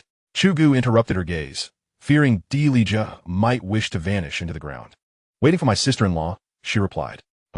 Sister-in-law shares the same bed as me. What are you and G about? Is your sweet dream shattered? I knew you were up to no good. But tonight my sister-in-law is mine, as Mother said. After saying this, Chu Xiaowu dashed over to embrace Dilraba, causing Chu's mother to smack her forehead and whisper to Chu's father, I am convinced. This daughter of ours is not innocent. She is a little tiger. Upon hearing this, Dilraba, who had just lifted her head, lowered it again, stifling a giggle. Chu Xiaowu, I see you've gotten a bit cheeky. Do you wish for me to teach you a lesson? Chu Ge, recalling the earlier scene in the pavilion, felt a surge of protective instincts. Chu Xiaowu skipped over to hide behind their mother, sticking her tongue out at her brother. Enough with the shenanigans at this late hour, Xiaowu. Quickly take your sister-in-law to wash up. I will fetch you both a new blanket. The night can get quite chilly. We mustn't let you catch a cold. Chu's mother instructed, moving to take Dilraba's hand in hers. Look at this. Your hands are all. Why are they still sweating? Dilraba smiled awkwardly, casting a pleading glance at Chu Ge for rescue. Mother, why don't you tidy up the bedding for them? We'll go wash up now, Chu Ge suggested, leading Dilraba and Xiaowu out. In the washroom, Xiaowu and Dilraba chattered away while washing up. Chu Ge, having completed his tasks, noticed they had only just begun. Understanding that women's matters tended to be more intricate, he wisely excused himself and returned to his room. Reclining on his bed, Chu Ge relished the memories of the evening, though he felt it hadn't yet reached its zenith. Suddenly, a loud knocking reverberated through his head, causing a thudding sensation. System brother, today is my day off. I won't be attending the morning court. System detected that the host's reputation value is about to reach 1 billion. Reward system is about to activate. Does the host wish to forfeit this reward? Am I foolish or are you? Knock as hard as you like. Do you think I won't raise my voice in protest? Chu Ge exclaimed, jumping up to access the system interface, watching as his reputation value surged dramatically. Today, he had once again made his presence felt, and news of his return was rapidly spreading throughout the county. Consequently, his reputation value fluctuated accordingly. Ding! Congratulations, host, for triggering the 1 billion reputation reward mechanism. The system is preparing this reward. Please wait a moment. Chu Ge had anticipated that the system would dispense the reward instantly, so he patiently awaited its arrival. However, 5 minutes passed, and the system remained silent. Brother, are you going to make me wait like the first time? Your rhythm is quite peculiar, he mused, but the system ignored him. Great, it's malfunctioning again. With all those treasures in your system, why are you always so stingy? If you were a product, you would be a 3-no product. Otherwise, I would have complained you into bankruptcy. Chu Ge pulled out his phone, idly fiddling with it to pass the time, his gaze landing on the QQ messaging app. He realized he hadn't opened it in over 6 months. With a casual tap, a flood of messages poured in. The most informative of all was his old classmate, Wang Chong, who had sent dozens of messages. After reading through them, Chu Ge felt a twinge of embarrassment and responded with a smiley face. Wow, I can't believe Academician Chu is still alive. Wang Chong replied almost instantly. What a thing to say. I'm quite lively, just a bit busy. This is my first time logging into this app since the new year, and I saw your messages and replied. Among all those messages, Chu Ge did not respond to anyone except Wang Chong. With classmates from university, high school, and middle school, replying to each one would surely exhaust him. Especially since many weren't particularly close acquaintances. Let them say what they will, whether they call him aloof or proud. Chu Ge had no time to dwell on such trivial matters. They were all adults. He felt that those who understood would do so naturally, and those who did not, it mattered little to him. I know. I only sent you a few messages at first, afraid you might find it annoying, so I stopped. Later, I couldn't reach you by phone and worried for a while until I saw you on television, which put my mind at ease. Old classmate, you've become quite the celebrity now. Impressive. Wang Chong sent a flurry of admiration emojis, and Chu Ge smiled, knowing his old friend was sincere. He had just taken a glance at the chat group with his high school classmates, where they were all discussing his recent return home. The chat room was lively, joking about how one classmate wanted to have his children. There were also discordant voices like Feng Zheng, who never failed to take the opposite stance. You all should stop. Chu Ge is now incredibly popular. Do you think he remembers you old classmates? TSK, Dilraba, the rising star. And Chu Ge sure knows how to play. I wonder how much he spent. Looks like we have another wealthy classmate in our midst. This remark was accompanied by several classmates sharing pictures of Chu Ge picking up Dilraba, which were quite clear, likely taken with a professional camera from a distance. Wang Chong could no longer contain himself and retorted, leading to a playful exchange between the two in the class group. Chu Ge casually scrolled through before turning to open the chat with Wang Chong. You needn't engage with them.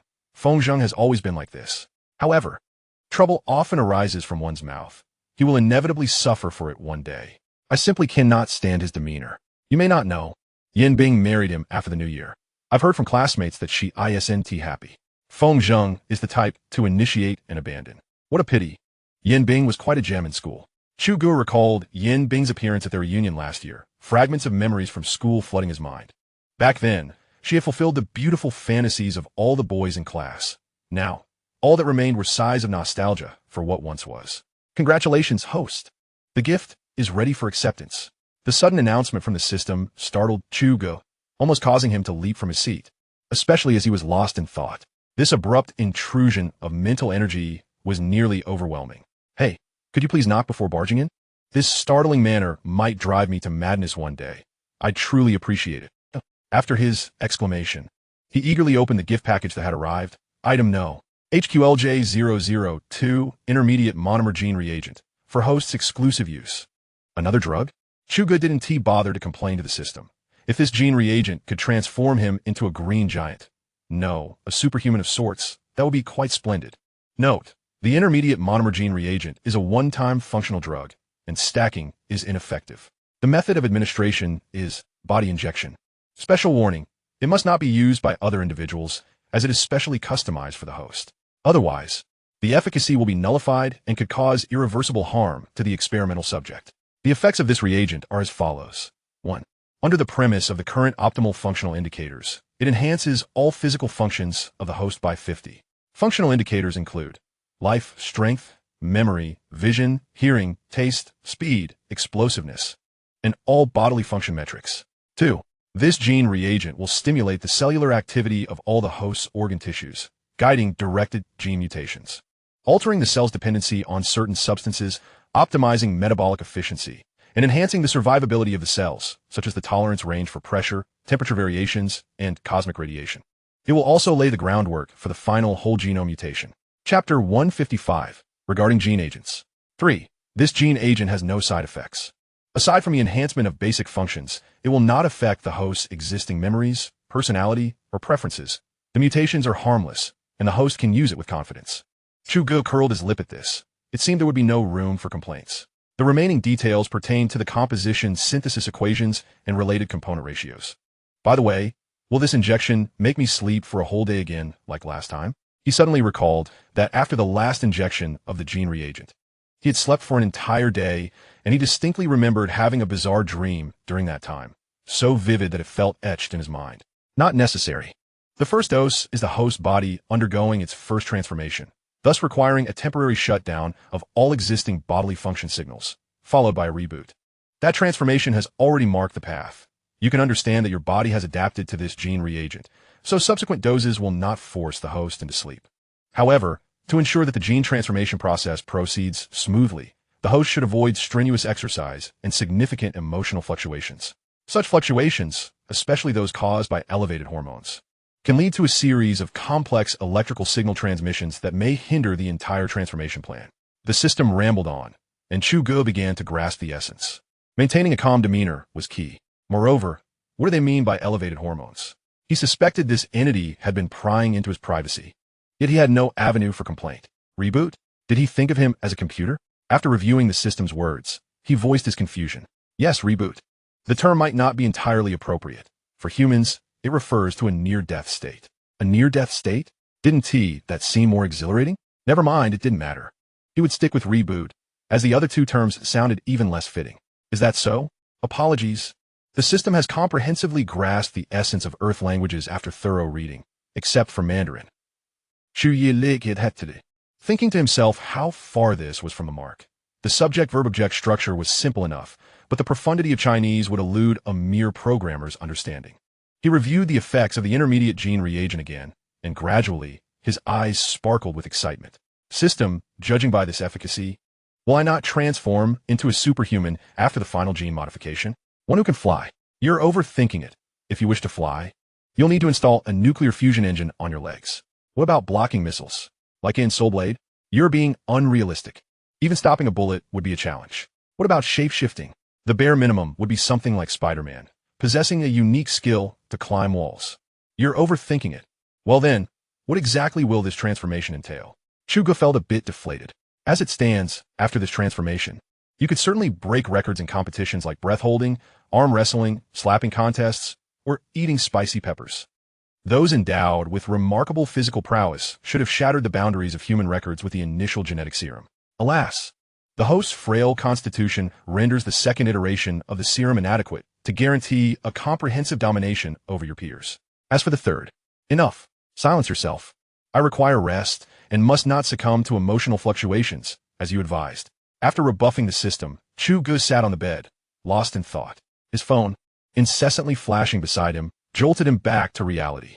Old classmates, the girls in the class group, are eagerly awaiting your presence. Will you not make an appearance?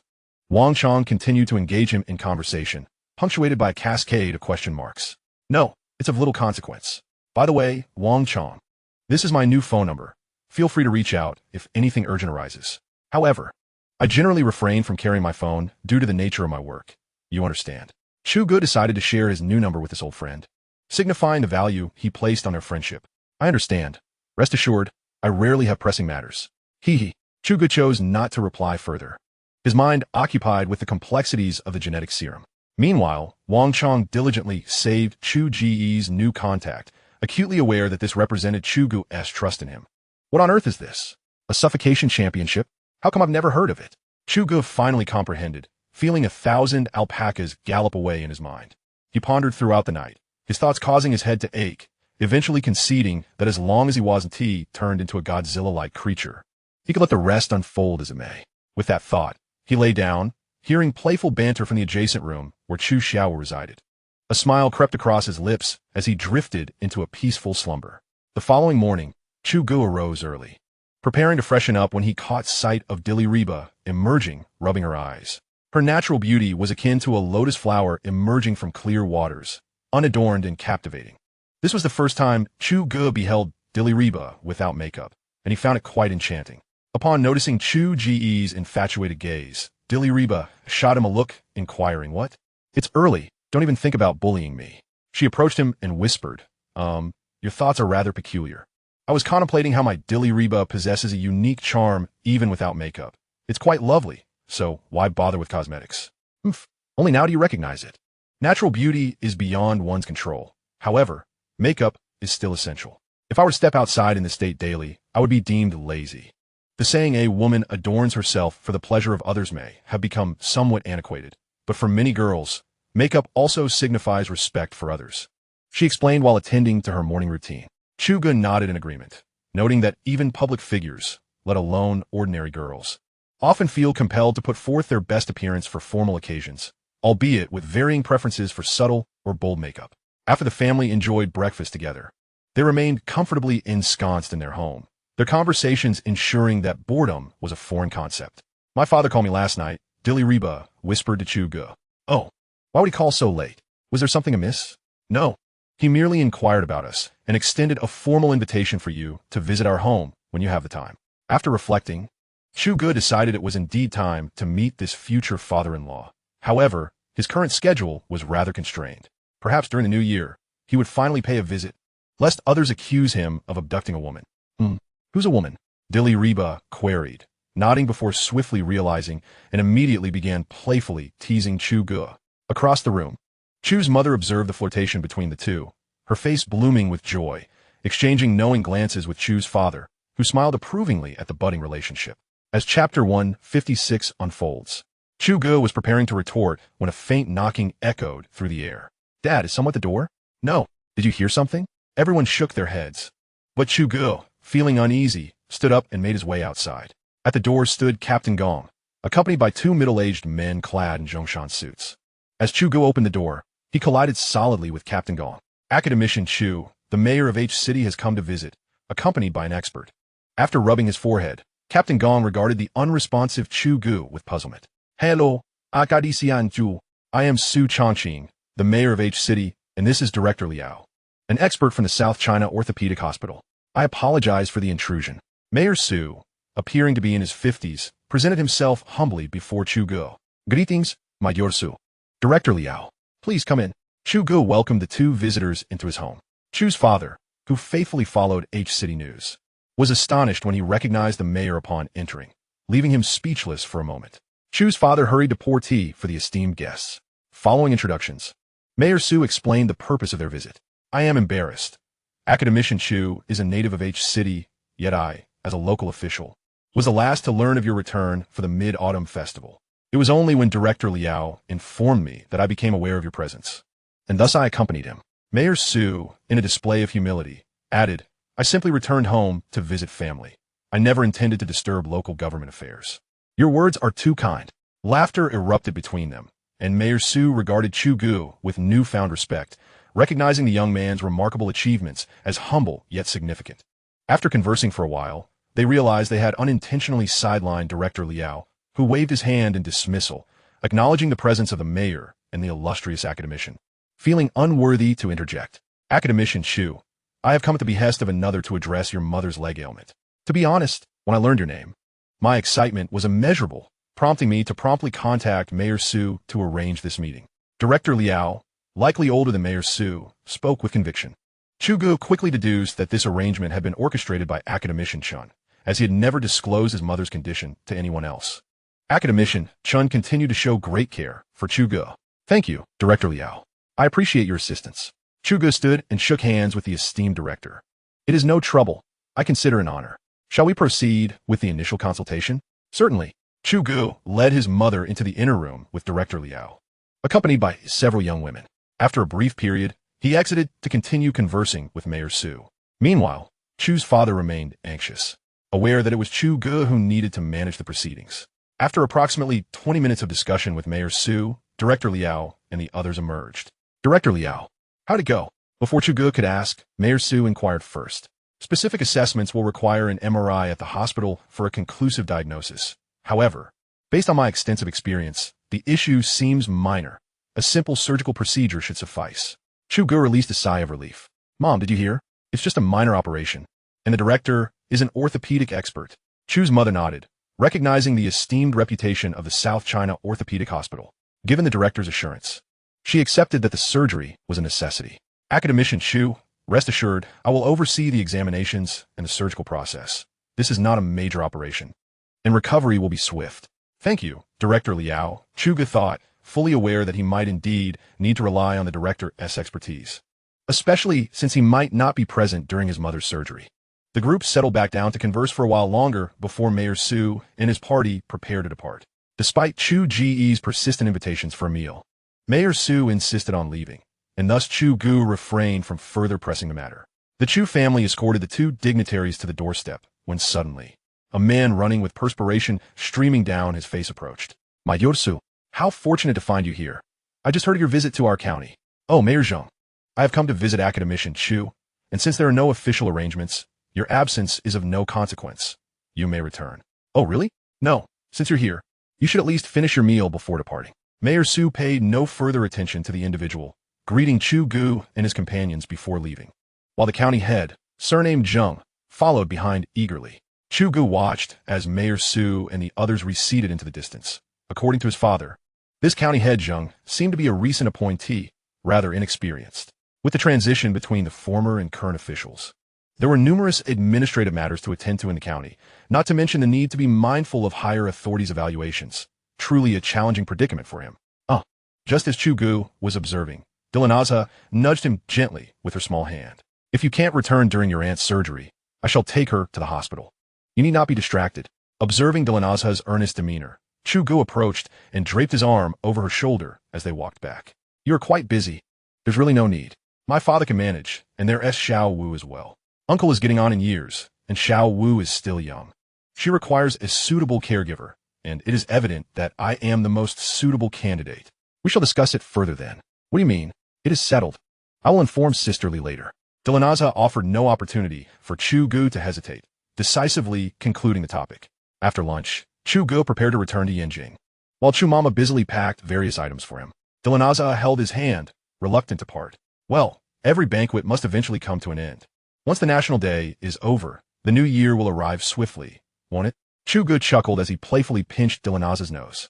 How annoying. If you hadn't mentioned it, I wouldn't feel so sad now. Ha! Chu Ge laughed as he opened the door. Captain Gong and the others were already lined up.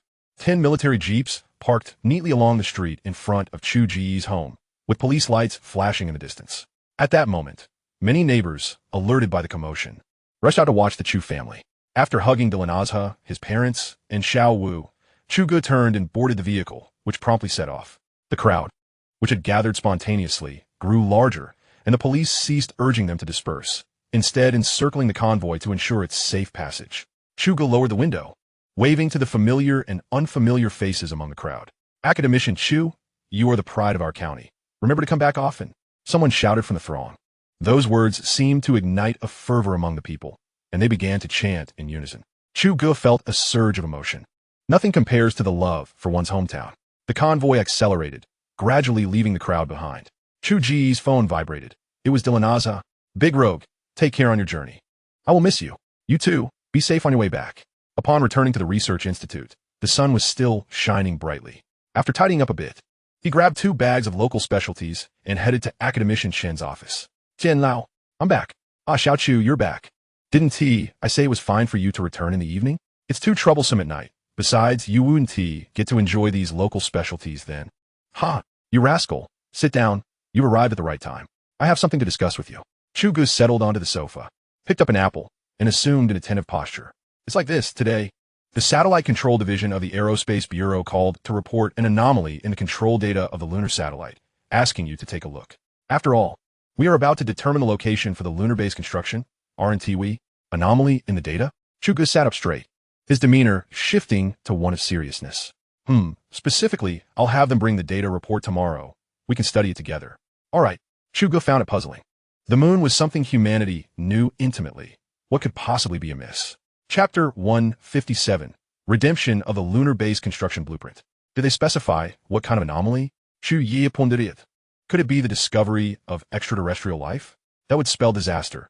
He hadn't even set foot outside yet and was already confined at his doorstep.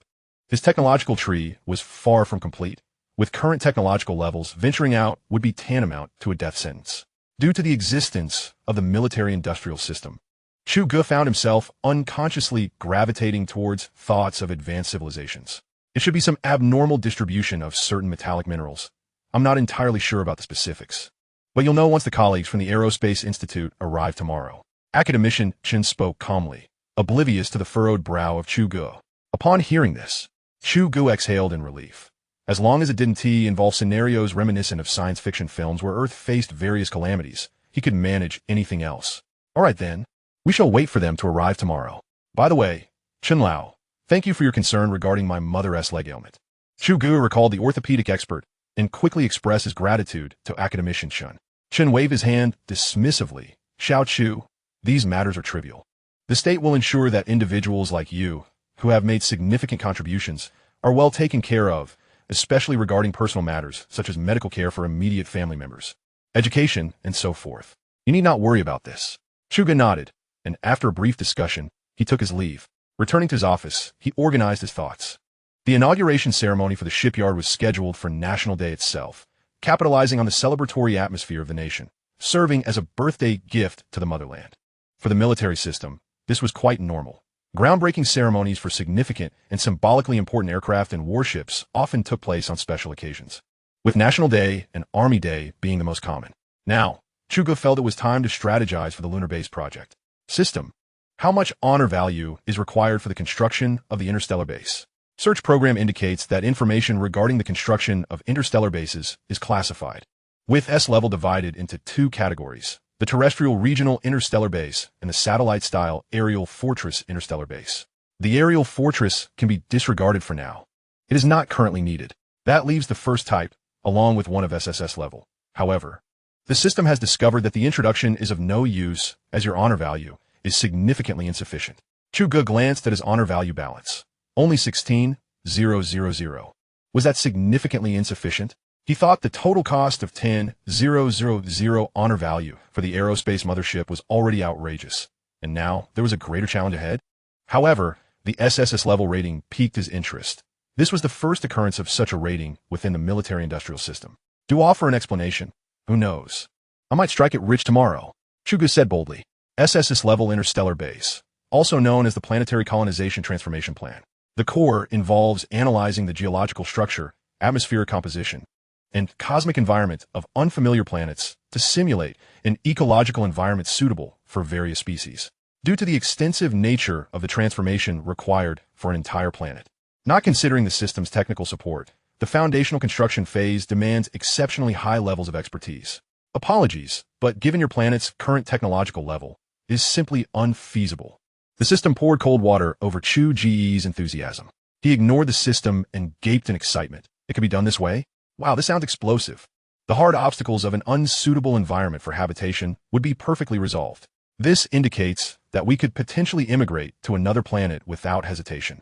Living on Mars is no longer a dream, and Chu Ge was nearly ready to applaud in delight. Ultimately, the SSS level interstellar base requires an expenditure of 100,000 honor value. 100,000? Well, that is not too expensive. Chu Ge was still lost in his Martian dreams. The expenditure of honor value is secondary. The primary concern is the technological level that must correspond with it. Chu Ge finally regained his senses and inwardly cursed the system a few times. It displayed a complete lack of charm, even denying him the simple pleasure of dreaming. Well, you do have a point there. How much honor value would be required for an S-class terrestrial mode interstellar base? 5,000 points. Quite a bargain indeed. However, this is merely a caretaker room, and it pales in comparison to that SSS Class 1. Let us proceed with the exchange. Ding. Congratulations, host. You have successfully exchanged for the construction blueprint of an S-class terrestrial interstellar base. The complete set of technical data has been dispatched. Please take note of the reception. Friendly reminder, host's remaining honor value, 11,000 points. Chu Ge glanced at the notification, expressing no dissent. This was all he had, and he began to peruse the technical data pertaining to the base. After several hours of examination, he rubbed his temples. The overall planning was rather intricate, not much easier than that of an aerospace aircraft carrier.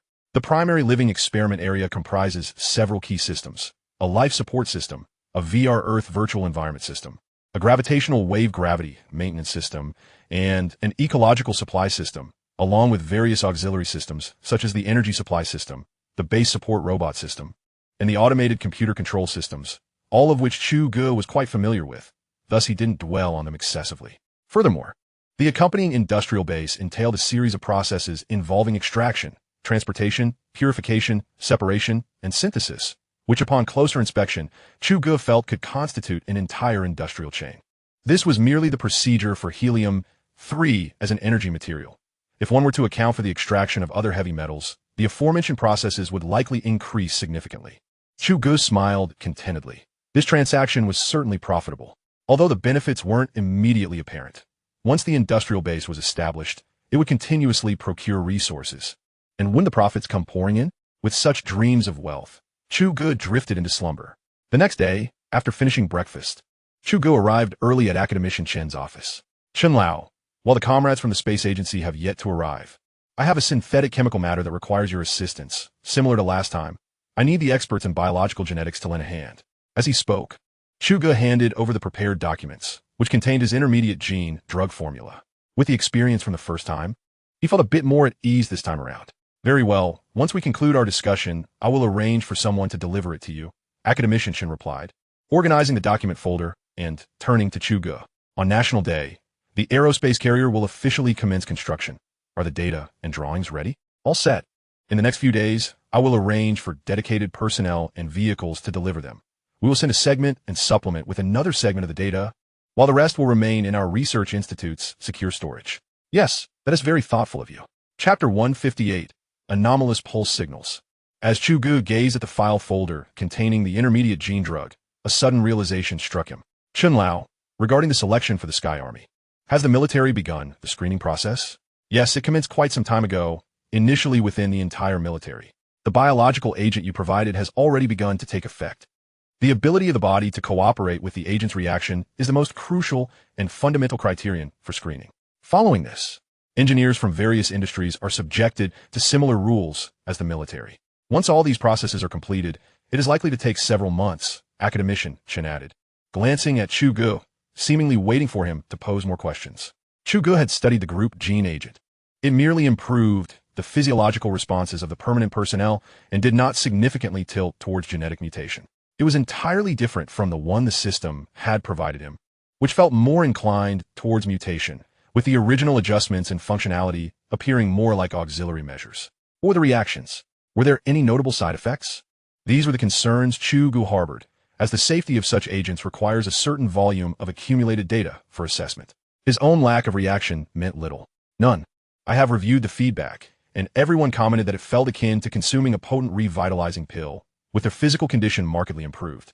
Even those who were eliminated reported no adverse reactions. Upon hearing this, Chu Ge nodded. It seemed the system was indeed quite reliable. As the two were conversing, a knock on the door interrupted them.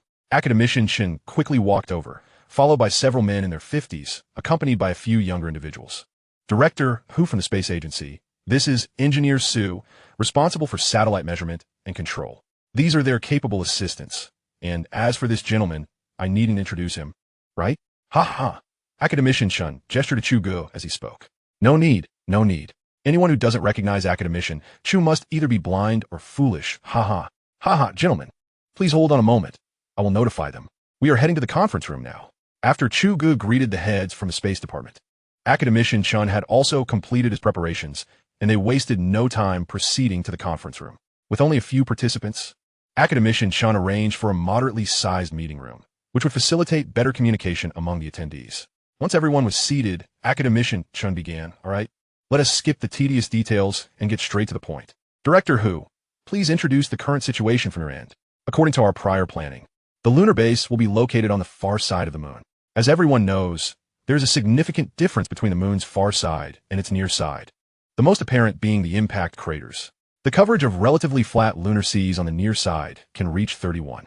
2, while on the far side, this figure drops to 25. Through recent satellite data comparisons with earlier lunar satellite images and geological and chemical feedback from ray spectroscopy, we have identified several locations rich in various heavy metals in their geological composition, which are quite suitable for selecting a site for our lunar base in their vicinity. These include the Chang'e region on the Moon's near side, the Storm Ocean region, and the South Pole Aitken Basin on the far side. At this moment, Director Hu's assistant had connected the multimedia screen in the conference room to their computer. displaying a series of grayish-white images, high-definition photographs of both the near and far sides of the moon. It seems that our comrades at the space agency still hold their opinions regarding the site selection. Academician remarked, glancing at Chu Ge. Chu Ge, however, was intently focused on the images displayed on the screen, many of which were not publicly available. He gazed at these seemingly unremarkable surface images with profound fascination, finding them increasingly beautiful. To be honest, Academician, there were indeed differing opinions previously due to several reasons. Firstly, the Changhe and Storm Ocean regions on the near side have exceptionally high concentrations of titanium, iron, and nickel, which is no secret. Previous analyses utilizing multi-source remote sensing data, encompassing spectral, topographical, and elemental data, indicated that high-grade titanium is also distributed in this area. And what else? Those are just data points. Academician inquired with a smile. Additionally, the terrain here is more conducive to the operation of lunar vehicles, given the relatively flat landscape. Lastly, due to tidal locking, the side facing us has been the focal point of scientific research, making it relatively familiar and easier for us to approach. Director who was candid, sharing his previous thoughts openly. And now it's hard to say. The critical data anomaly I wish to discuss lies precisely here. As director who spoke, he began manipulating the computer, and the multimedia screen displayed an image of the far side of the moon, where he circled a specific area, the Von Karman crater. Situated at the heart of the South Polacan Basin on the far side of the moon is a familiar entity, renowned as the most ancient impact crater in the entire solar system, dating back approximately 3.6 billion years. It harbors rocks that preserve the most primordial lunar crust and may contain water components, thus possessing immense scientific research value. Scientists have long speculated about the presence of water in this location. Moreover, NASA has previously detected anomalies in the composition and structure beneath this crater, revealing a colossal metallic object weighing around 21 trillion tons. Past analyses have suggested that this enormous metallic entity might be the key to the unusual magnetic field observed on the far side of the moon, a field that uniquely shields various radio waves from Earth. Such anomalies have been widely acknowledged until now, but what follows is of paramount significance. Director who continued to operate the computer for a while, and the screen displayed complex spectrogram images. These were monitoring data transmitted by our U-2 rover from the South Polacan Basin, presenting a series of spectrograms akin to mechanical waves. At this point, Director who was interrupted by Academician Shun. Wait a moment, Director who? If I recall correctly, mechanical waves cannot propagate in a vacuum. They require a specific medium. This is indeed a fascinating aspect. Due to the moon's relatively weak gravity and magnetic field, it is nearly in a vacuum state. Yet there are a few exceptional locations, specifically the poles. The presence of spectral data here indicates a certain amount of atmosphere or water exists. We suspect that these areas, being situated in crater or canyon regions, are perpetually shielded from sunlight, allowing them to retain ancient gases or even water resources. If either of these mediums is present, our spectrogram recorder will function. Upon hearing this, the audience nodded in agreement, their astonishment palpable. This was a significant discovery in the scientific community. Through our analysis of the spectrogram over the past few days, we have uncovered an astonishing fact. Firstly, this spectrogram is a pulse signal spectrum detected by the photoelectric spectrometer aboard U-2. By examining the pulse envelope, we have derived the envelope signal of this radio frequency pulse, which has allowed us to further analyze parameters such as pulse width, period, rise time, peak power within the pulse, and average power within the pulse. To our surprise, we found that these parameters exhibit a high degree of correlation with the relevant parameters of our nuclear fusion engine. Upon hearing this, Chu Ge's eyes suddenly brightened. Chapter 159, Determining the Base Location. What does this mean?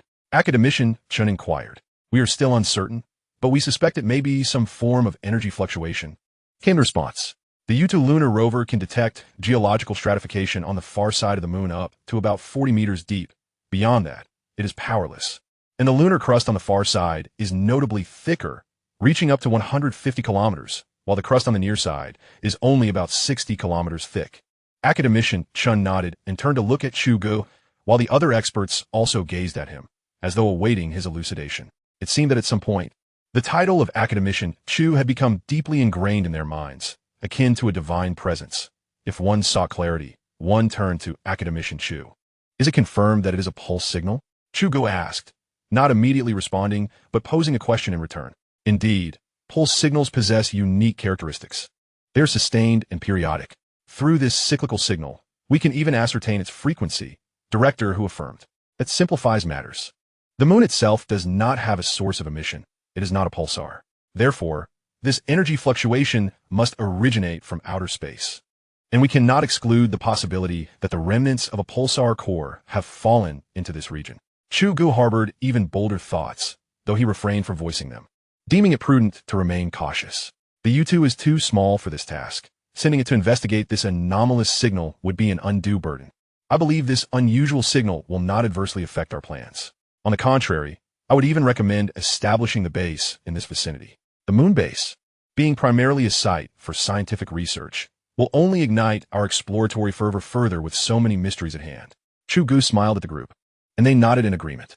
Furthermore, I believe you are all inclined to settle here. Otherwise, you would not have deployed U2 and Chang'e to the Aitken Basin. Chu Ge astutely pierced through the inner thoughts of the experts.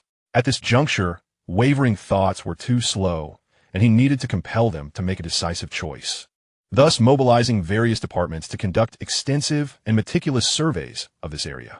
Academician Chen nodded in satisfaction after hearing this.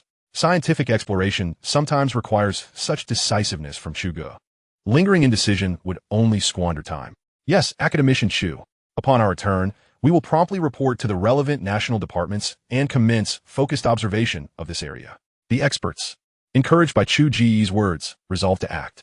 After the National Day holiday, we will collaborate with the relevant measurement and control technology departments to formulate a plan, initially proposing to launch 12 exploratory satellites into this area, focusing on geological structure, monitoring subterranean magma activity, solar wind in space, electromagnetic radiation detection, and more. We will also deploy an additional lunar rover to work in tandem with U-2 to swiftly conduct systematic measurements of the crust and rock structures in this area, thereby providing preliminary data models for the precise location coordinates of the future base. Director who eagerly relayed their plans to Chu Ge, who nodded in approval. This was precisely what he desired. As for the pulse signal, it was of little concern. Once the base was constructed and equipped with the necessary tools, delving deeper into the investigation could be deferred. At present, relying solely on this scant data, the spectrogram provided no conclusive insights. With the direction established, this discussion meeting was essentially concluded. Director Hu shook hands with Chu Ge and Academician Chen as they bid farewell, reiterating his invitation for Chu Ge to visit their Aerospace bureau whenever time permitted. Chu Ge readily agreed.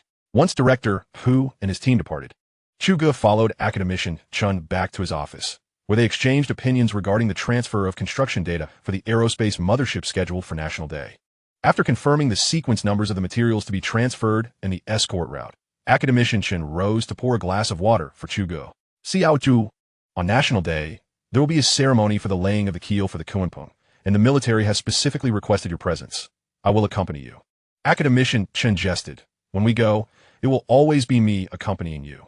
Chu Ge had always regarded Academician Chen as his role model. Whenever the elder was present, he would willingly take a step back.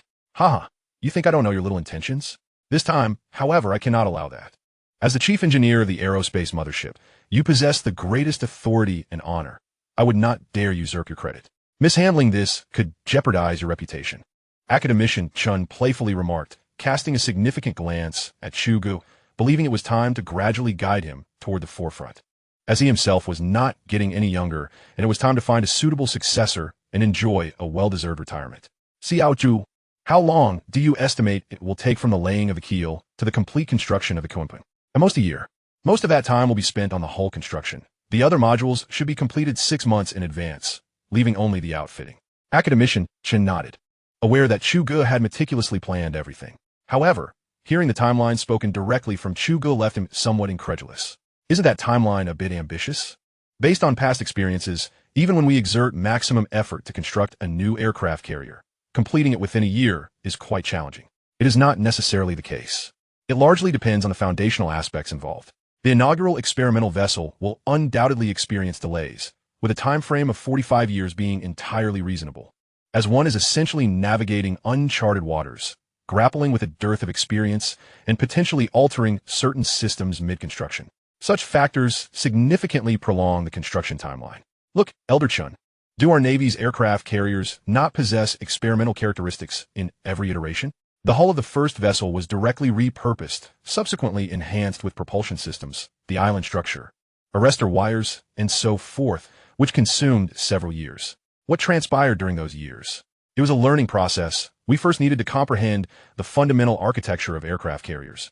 Do we not? The second vessel, entirely domestically produced with a ski jump and conventional propulsion, was constructed with the knowledge gleaned from the first, allowing us to understand the intricacies of aircraft carrier manufacture. This vessel served as a practical exercise, while also ensuring the development of the shipyard and associated research institutions. A crucial endeavor that you, Elder, surely comprehend. Elder Chen nodded, attentively listening. It was rare for Chu Ge to express himself so freely today. The third vessel, entirely domestically produced with a flat deck and utilizing electromagnetic catapults with conventional propulsion, remains experimental, primarily aimed at validating the reliability of the previous two crucial systems. In truth, this is still a process of exploration. The fourth vessel, entirely domestically manufactured with nuclear propulsion, incorporates all new technological achievements. This time, it primarily serves to validate the nuclear power systems. The larger and more complex the vessel, the longer the construction cycle, as it necessitates extensive verification. If all components were readily available and the construction proceeded without pause, the timeline would indeed be significantly shortened. Chapter 160 heralds the commencement of the keel laying for the aerospace carrier. Our technology for constructing other vessels is relatively mature, as they are built in a series and systematic manner, which markedly expedites the process. In fact, it is not only our nation that follows this pattern. The United States does as well.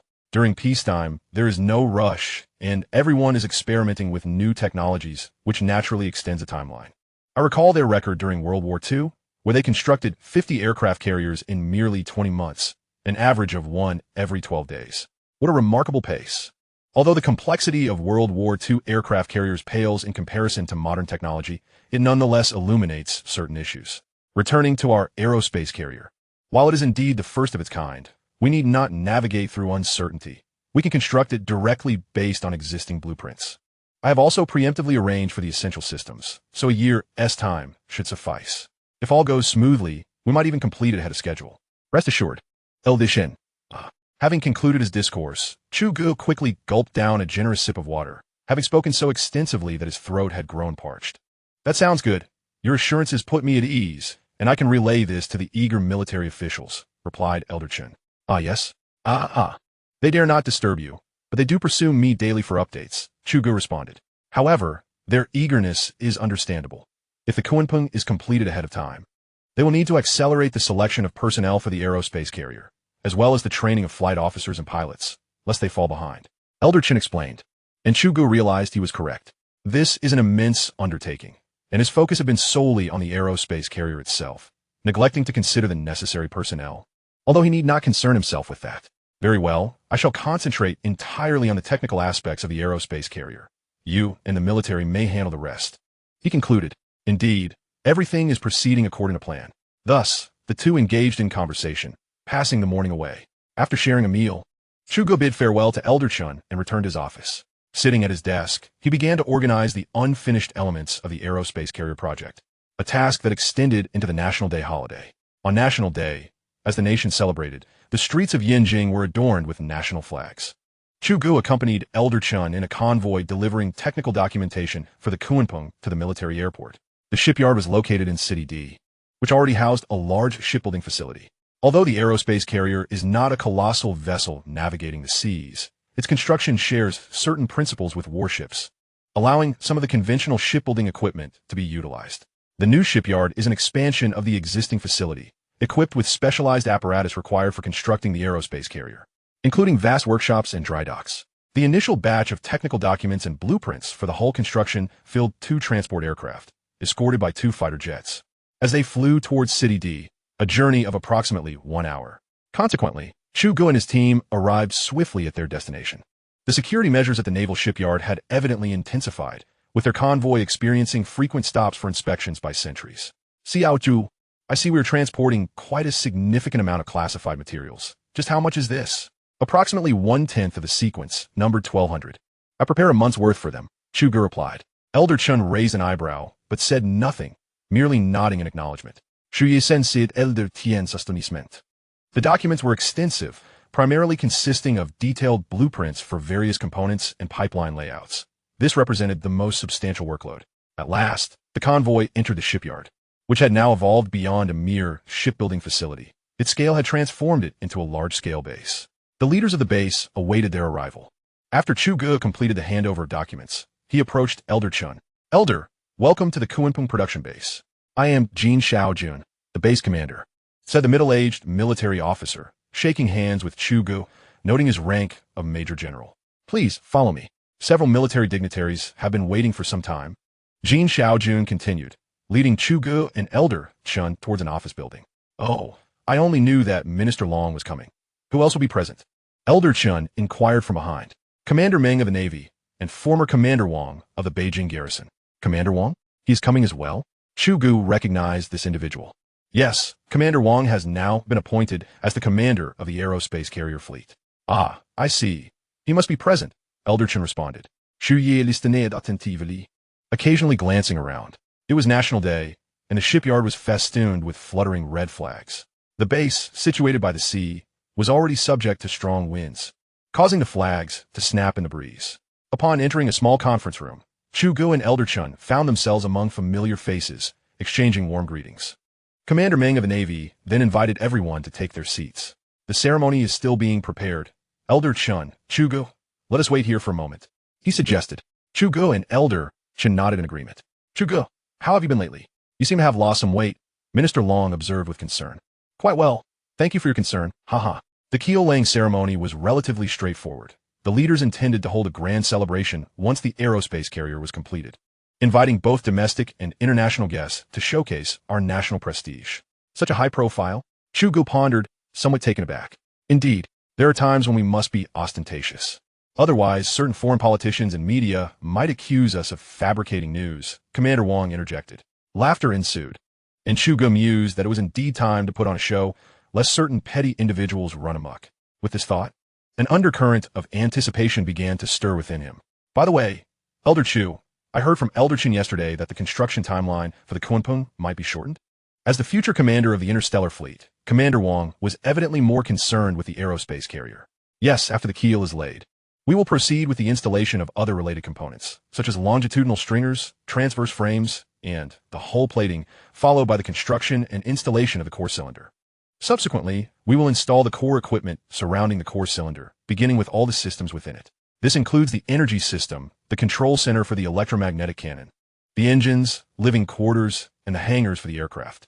Subsequently, the surface armor was laid, followed by the installation of the turret on the exterior of the armor, along with the communication devices, such as detection arrays and antennas. During the installation process, the most challenging aspect was managing the intricate connections of all signals, energy, and transport pipelines. I meticulously marked each detailed installation step, ensuring that the engineers adhered strictly to the operational procedures. Chu Ge provided a general overview of the construction process of the Aerospace mothership to several prominent figures. Throughout the entire construction, I will maintain comprehensive oversight. At that time, I will need to trouble Commander Wang and Jin Ji to arrange for office and dormitory accommodations. Haha. As Chu Ge spoke, he glanced at the two commanders Wang nearby. Rest assured, Academician Chu, everything has been prepared for you. The personnel at the dock base are eagerly anticipating your arrival, Jin Xiaojun interjected. Chu Ge nodded with a smile, realizing that this base might become his second home for a considerable time to come. Chapter 161, Construction Site. As the discussions continued, a voice from outside announced a report. Commander Wang responded promptly, and soon an officer resembling a military figure entered. Report, Commander, the ceremony is ready. Understood. We will proceed shortly. Chu Ge, Academician Tien, and others stood up, with Jin Xiaojun leading the way as they made their way to the ceremony venue. Upon arrival at the ceremony site, the surroundings were adorned with national flags, and the podium was draped in red fabric, complemented by a red carpet that radiated a festive atmosphere. Prominently displayed on the backdrop were several large characters. Warm congratulations on the commencement of construction for our nation's first aerospace mothership, Kunpeng. Below the podium stood a dense crowd, comprising military personnel, engineers in orange, red, and white uniforms, and blue-clad technicians, all lined up in perfect formation. A closer look revealed the enthusiasm etched on their faces, with tightly clenched fists beneath their straightened postures. As military leaders and Chu Ge made their appearance at the ceremony, the fervor among the crowd reached a crescendo. They understood the significance of this day and the bright future that awaited their homeland, fueling their collective anticipation. As Chu Ge and his companions took their positions, the ceremony commenced formally with the solemn flag-raising ritual. With a command from the MC, the honor guards swiftly took their positions, and the tri-service honor guard marched in unison into the venue. The familiar melody resonated in Chu Ge's ears, and he, along with the esteemed figures around him and the crowd below the podium, joined in robustly singing along with the tune. The ceremony continued with several military leaders delivering impassioned speeches, all of whom spontaneously spoke without prepared remarks. In such a setting, ornate language was unnecessary. The raw expression of genuine emotion was far more moving. Finally, Chu Ge, as the chief engineer, took the stage, succinctly articulating the significance of the aerospace mothership, the responsibilities the base would undertake in the future, and the long-term plans for the interstellar fleet. In conclusion, he particularly urged all engineers and technicians to prioritize safety during construction. The entire ceremony concluded in an atmosphere that was serious yet lively, united and endearing. Amidst the resounding applause from the crowd below the podium, Chu Ge returned to the stage, where Commander Wang approached him. Academician, let us go and take a look at our Kunpeng. Indeed, Chu Ge was in full agreement, and the group followed Jin Shaojun to the construction site of the Kunpeng. Gazing at the massive keel not far ahead, even the military leaders accustomed to aircraft carrier construction could not help but exclaim, "It's enormous." The keel of this aircraft carrier seems almost diminutive in comparison. Haha, at 2,100 meters in length, the framework structure must indeed be significantly larger, Chu Ge replied. Although he had never witnessed the laying of an aircraft carrier's keel, he could estimate its size based on proportions. This section should be part of the midsection of the keel. Notice the central longitudinal beam of the hull beside it. The laying of the keel is also conducted in sections. In fact, the entire aerospace mothership is constructed modularly in strict sequential order from keel to completion. Thus, I assert that the construction timeline will be significantly shortened. However, this inevitably necessitates the deployment of dozens of times more engineers and technical workforce. Pointing toward the section of the keel that had already been laid, Chu Ge took on the role of an on-site commentary host for the military leaders. The segments of the keel were currently wrapped in broad red silk, tied into a bow, resembling a gift awaiting unwrapping from its owner when viewed from a distance. Chu Ge was unaware of the symbolic significance behind this, but he speculated it perhaps held a blessing. As Chu Ge and his companions continued towards the construction site, accompanying guards promptly handed each of them a safety helmet. The engineers had already dispersed and returned to their respective workstations, while teams of guards escorted relevant blueprints to various construction groups. These blueprints have been pre-allocated by professionals in the security vault according to the corresponding procedural numbers. The responsible personnel then verified the electronic password with the escorting guard captain. Upon successful verification, a new digital code was generated to unlock the secure box and retrieve the engineering blueprints inside.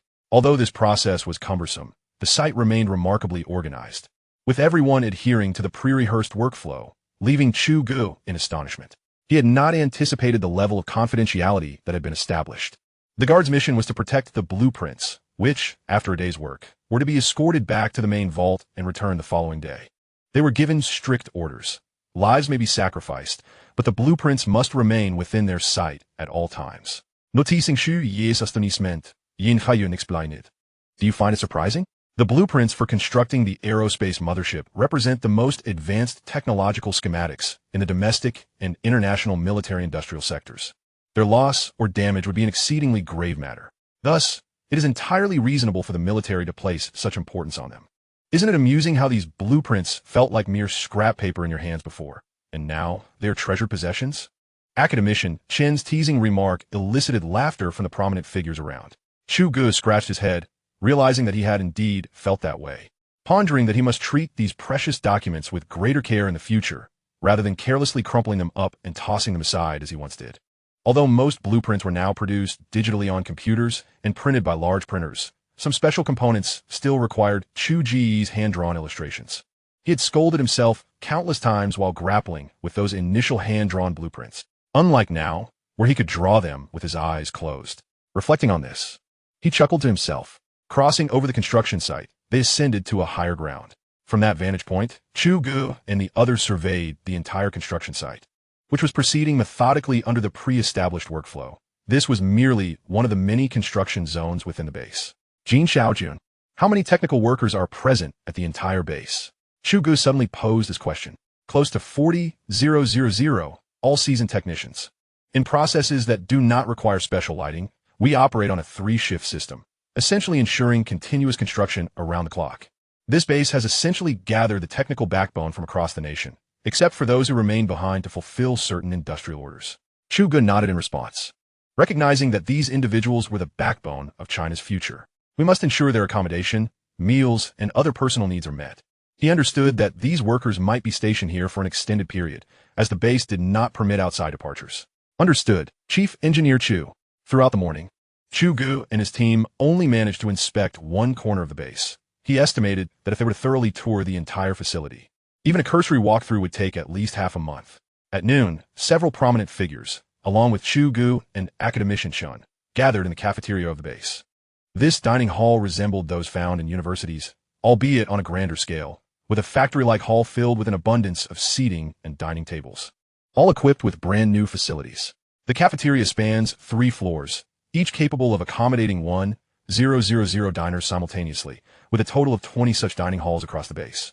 They navigated through several food counters, and to their delight, the array of ingredients was impressive, featuring a delightful mix of meats and vegetables, alongside beverage dispensers and snacks. Chu Ge instantly felt reminiscent of his university dining experiences. Everything in the cafeteria was complimentary, requiring no card swipes. One could indulge in whatever they desired, provided they were unperturbed by the prospect of overindulgence. All beverages available on the market were offered here, except for alcohol, which was generally prohibited on the base, except on special occasions. Major Jean introduced the cafeteria to Chu Ge and Commander Wang, and the group nodded in approval, indicating that the state had invested considerable effort in this regard. As they critiqued the dining hall, a steady stream of workers began to enter, ready for their meals. They congregated in small groups, chatting and laughing, clearly satisfied with their living and dining conditions, all appearing quite spirited. Wang Lauer, you needn't drink so much cola. I've heard it can be detrimental to one's vitality, one remarked. That's just nonsense. On a scorching day, a chilled cola is nothing short of divine. Vitality matters little here. Our base is filled with men, came the jovial retort. Haha, that is what you truly mean, isn't it? I tell you, there are indeed quite a few women at the base, but they're either female officers or technicians, all of considerable rank, quite the challenge to pursue. Otherwise, one might as well snag a girlfriend, someone joked. Indeed, I encountered a young lady yesterday. Her beauty was striking, truly remarkable, another chimed in. Enough chatter. Can't you see the leaders over there? Are you here to work or to seek girlfriends? A middle-aged man, appearing somewhat authoritative, quietly admonished. This prompted the younger men, who had been joking around, to focus on their meals and gather around a table. Boss, the one in the white t-shirt is Chu Ge, right? Academician Chu? One of the group inquired. Yes, don't you recognize Academician Chu? He is on television every day, and, at such a young age, he is already an academician and the chief engineer and designer for this grand project, a truly distinguished individual. After speaking, he glanced in Chu Ge's direction, prompting everyone to turn and look. Did you see the ranks of those officers nearby? Major General, Lieutenant General, and as for Minister Long, everyone knows him. Who are these extraordinary figures? This indicates the state's significant investment in this project, which is why I urge you all to exert yourselves to the utmost. The salary is the highest in the nation, and the benefits are unparalleled. If you embarrass me, don't blame me for severing ties. Rest assured, boss, we understand. This is the Kuanpeng, the aerospace carrier my child raves about daily. We dare not be negligent. An older gentleman replied. The workers and engineers in the dining hall engaged in similar discussions, all while stealing glances at Chu Ge's table, their excitement palpable. Xiao Chu after lunch. I'll be heading back with Minister Long. What are your plans? Academician, Chun inquired. I won't be returning just yet. The project has just commenced, and many issues may arise. I'll stay here this month. If anything comes up at the Research Institute, you can contact me, Academician Shun. That's fair. There shouldn't be much going on now, as everyone is getting into the groove, and several projects are nearing completion, all in the data testing phase. By the way, Minister Long, please expedite the production of the carrier-based aircraft we submitted last time. I wish to see a prototype by next month. The main and auxiliary engines, computer systems, and weapon systems can be set aside for now. I have already coordinated with the Research Institute and relevant units for the first generation of finished products. Just ensure the airframe is built according to the blueprints. The rest is straightforward. Don't worry, Chu Ge, they are already on it. I've heard it's the carrier-based aircraft for the Kuanpeng, and I needn't even nudge them along. Minister Long laughed heartily, prompting laughter from Chu Ge and the others. After a simple yet satisfying lunch, Chu Ge felt as though he had enjoyed a buffet, leaving no leftovers behind. Academician Chun. I must say, the culinary skills of the base's chefs slightly surpass those of our own Master Lu at the Research Institute. I'll relay that to Master Lu, telling him that Academician Chu finds fault with his cooking. They chuckled as they exited the cafeteria, where workers hurried by to grab their meals. As Chu Ge strolled down the main avenue, memories of dining with his close friends during university days floated through his mind. After bidding farewell to several esteemed individuals, Chu Ge followed Commander Wang deeper into the base, where the administrative and living quarters were located. Academician Chu, the land here is at a premium. The conditions are not as favorable as at the Research Institute. Commander Wang began to prepare him. Well, if you could arrange a 4-person dorm like in university, I might prefer that. Chu Ge jested. No, you should stick to a single room. I fear the base personnel might find the pressure of living with you overwhelming. Commander Wang replied in a light-hearted manner, feeling quite familiar with Chu Ge. The ambience of the dock base at night starkly contrasted with that of the Research Institute, where darkness brought only the sounds of nature. In contrast, the base thrived with activity, its operations continuing unabated as night fell. The work area was brightly lit, with the sounds of machinery echoing in the air, while the living quarters bustled with life, filled with stories and vitality. After dinner, Chu Ge organized a single dormitory, which appeared to be assigned to senior management personnel and was quite spacious, approximately 80 square meters, fully equipped for immediate occupancy. Once he finished tidying up, Chu Ge poured himself a glass of water and stepped onto the balcony. Through it, he observed a construction zone not far away. Sipping his water while gazing in that direction, a gentle breeze brushed his face, and the lights atop the distant crane shone like a lighthouse, captivating him as he lost himself in thought. Down below, workers streamed out of the living quarters, some heading towards the work area, others towards the dormitory, creating a lively scene reminiscent of a bustling fair, signaling the shift change between the afternoon and evening shifts. Today marked the official commencement of operations at the dock base, which would soon give rise to formidable warships that would astonish the world, forming humanity's inaugural interstellar fleet, destined to navigate the resplendent cosmos. Not far from the dock base lies the harbor of City D, where a maritime police unit stationed in the eastern waters of Huaxia was also illuminated tonight. 3 maritime patrol vessels, numbered 464401, 150, 1151, were preparing to set sail, ready to patrol the entire East China Sea as they did regularly. The first to depart the base was the vessel numbered 46440, the largest maritime police ship in the world, with a full displacement of 12,000 tons and a cruising speed of 22 knots. When it was first commissioned, certain Western media dubbed it the Oriental Monster. Previously, the largest Coast Guard vessels in the world hailed from an island nation, namely the Akatsushima and the Fukushima, both operated by the Japan Coast Guard. However, since the commissioning of Vessel 46440, these two have been relegated to the background. On the day of the grand unveiling of this colossal Coast Guard ship, certain delusional politicians from the island nation openly expressed their opinions, suggesting that these vessels were clearly aimed at undermining the Japan Coast Guard, and they demanded immediate funding from the Diet to construct even larger and more formidable Coast Guard ships to combat Vessel 46440. Yet, after a few days of uproar, the matter faded into silence. Vessel 46440 not only surpassed many neighboring countries' Coast Guard ships in terms of tonnage, but was also armed with a 76mm rapid-fire naval gun, 2 secondary guns, and 2 anti-aircraft machine guns, with a helicopter platform at the stern capable of accommodating a Z-8 helicopter. In terms of endurance, seaworthiness, collision resistance, and speed, it possessed significant advantages over other law enforcement vessels. Following its commissioning, this Coast Guard ship became a vital deterrent for maritime patrols in China, eliciting envy from many surrounding nations. Captain Gao Mingbo commanded Vessel 46440 and was the highest-ranking officer for this routine law enforcement patrol. As the 3 Coast Guard vessels set sail from their home port and gathered in the open sea, they headed towards the distant ocean. That night, they would first navigate northward in the East China Sea for a distance before turning towards the Pacific Ocean, tracing a zigzag route. Gao Mingbo had traversed this path countless times, averaging about 10 voyages each year, and the maritime conditions and hydrological data of the surrounding waters were etched in his mind like a map. Tonight's sea conditions were quite favorable, with calm winds. While the land might be stiflingly warm at this hour, they had long since felt the coolness of the ocean air. Taking a sip of water, he glanced at the satellite maritime chart beside him, which displayed data on merchant vessels, an integral part of their patrol mission, requiring verification and identification. with particularly suspicious ships possibly needing boarding inspections. The three Coast Guard vessels maneuvered in formation through the pitch-black waters, their searchlights intermittently sweeping over the dark sea. Navigator, what is the weather forecast for tomorrow? The satellite images indicate that both tomorrow and the day after will be cloudy, with favorable conditions. Captain, we have 3 of our distant fishing vessels ahead. The navigator pointed out the information on the chart. Contact them on the public channel to inquire about the surrounding sea conditions and their destination. Gao Mingbo had become accustomed to this procedure with the advancement of information technology. Fishermen had become increasingly aware of maritime rights and often provided valuable intelligence. A few minutes later, report to the captain. They said there are no suspicious circumstances in the vicinity. Gao Mingbo nodded. Inform them to prioritize safety, and if they encounter any distress, they can call us directly. We are patrolling nearby and can reach them promptly. Understood. The communications officer acknowledged the order and resumed contact with the fishing fleet. Gazing out at the dark night, Gao Mingbo silently hoped for a smooth operation. The following day, Chu Ge rose early and refreshed himself.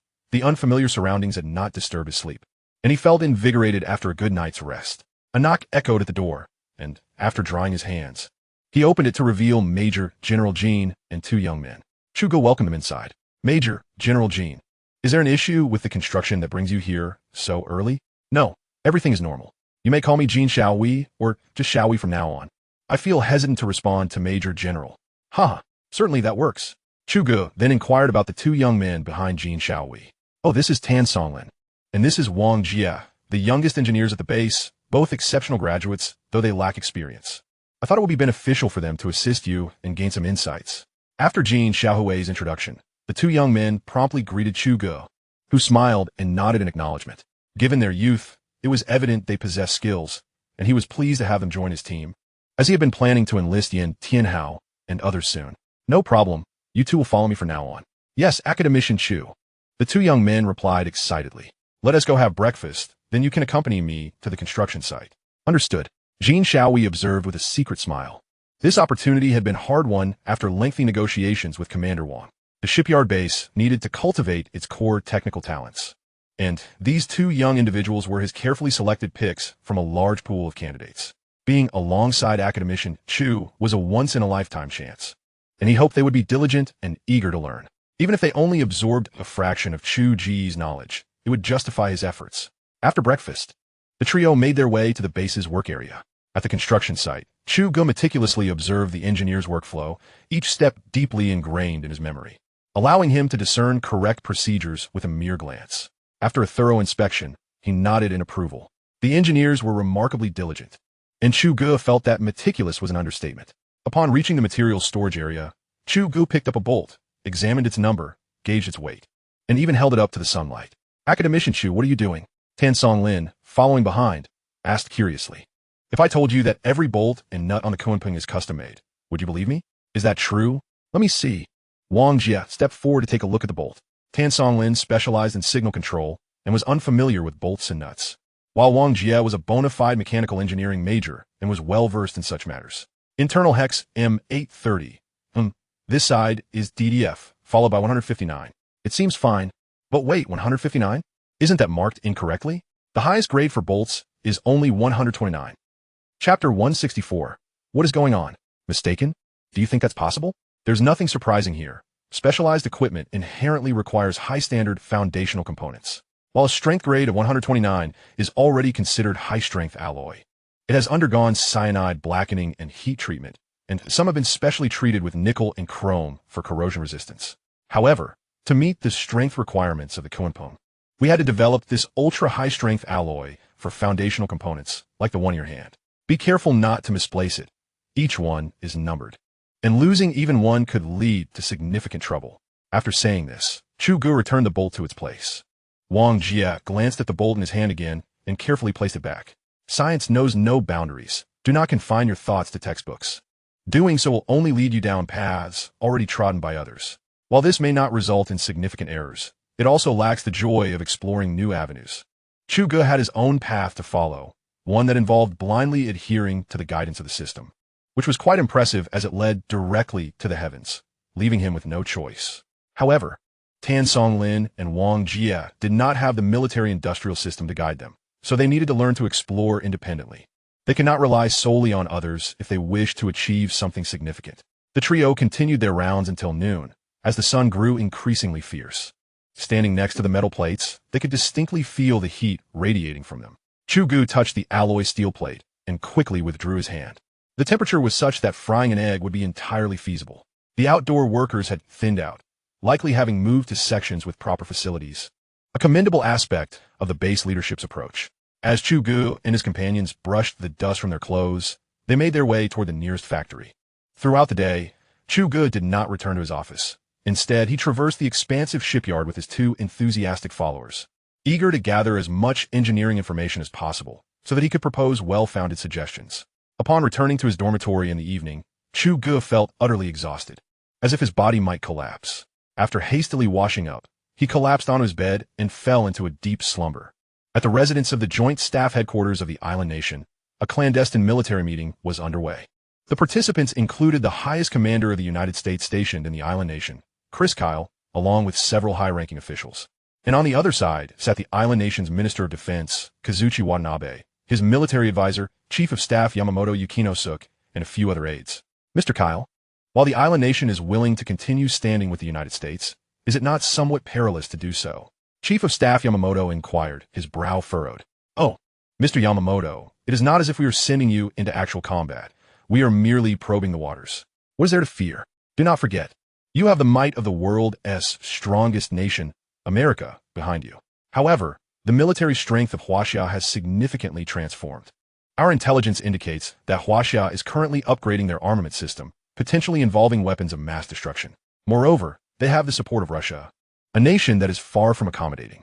With tens of thousands of troops stationed at our northern border, should any issues arise, we could find ourselves in a precarious position.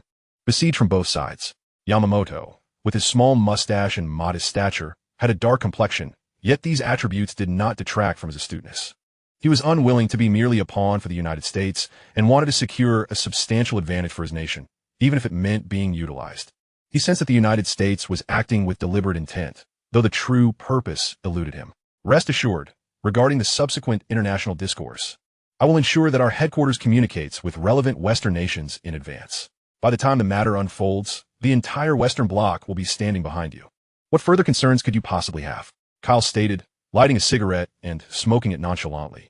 He had made his point clear. The island nation must acquiesce today, as this was the directive from Washington, despite his own confusion regarding the intentions of the higher-ups. However, he felt confident that his words held weight in this setting.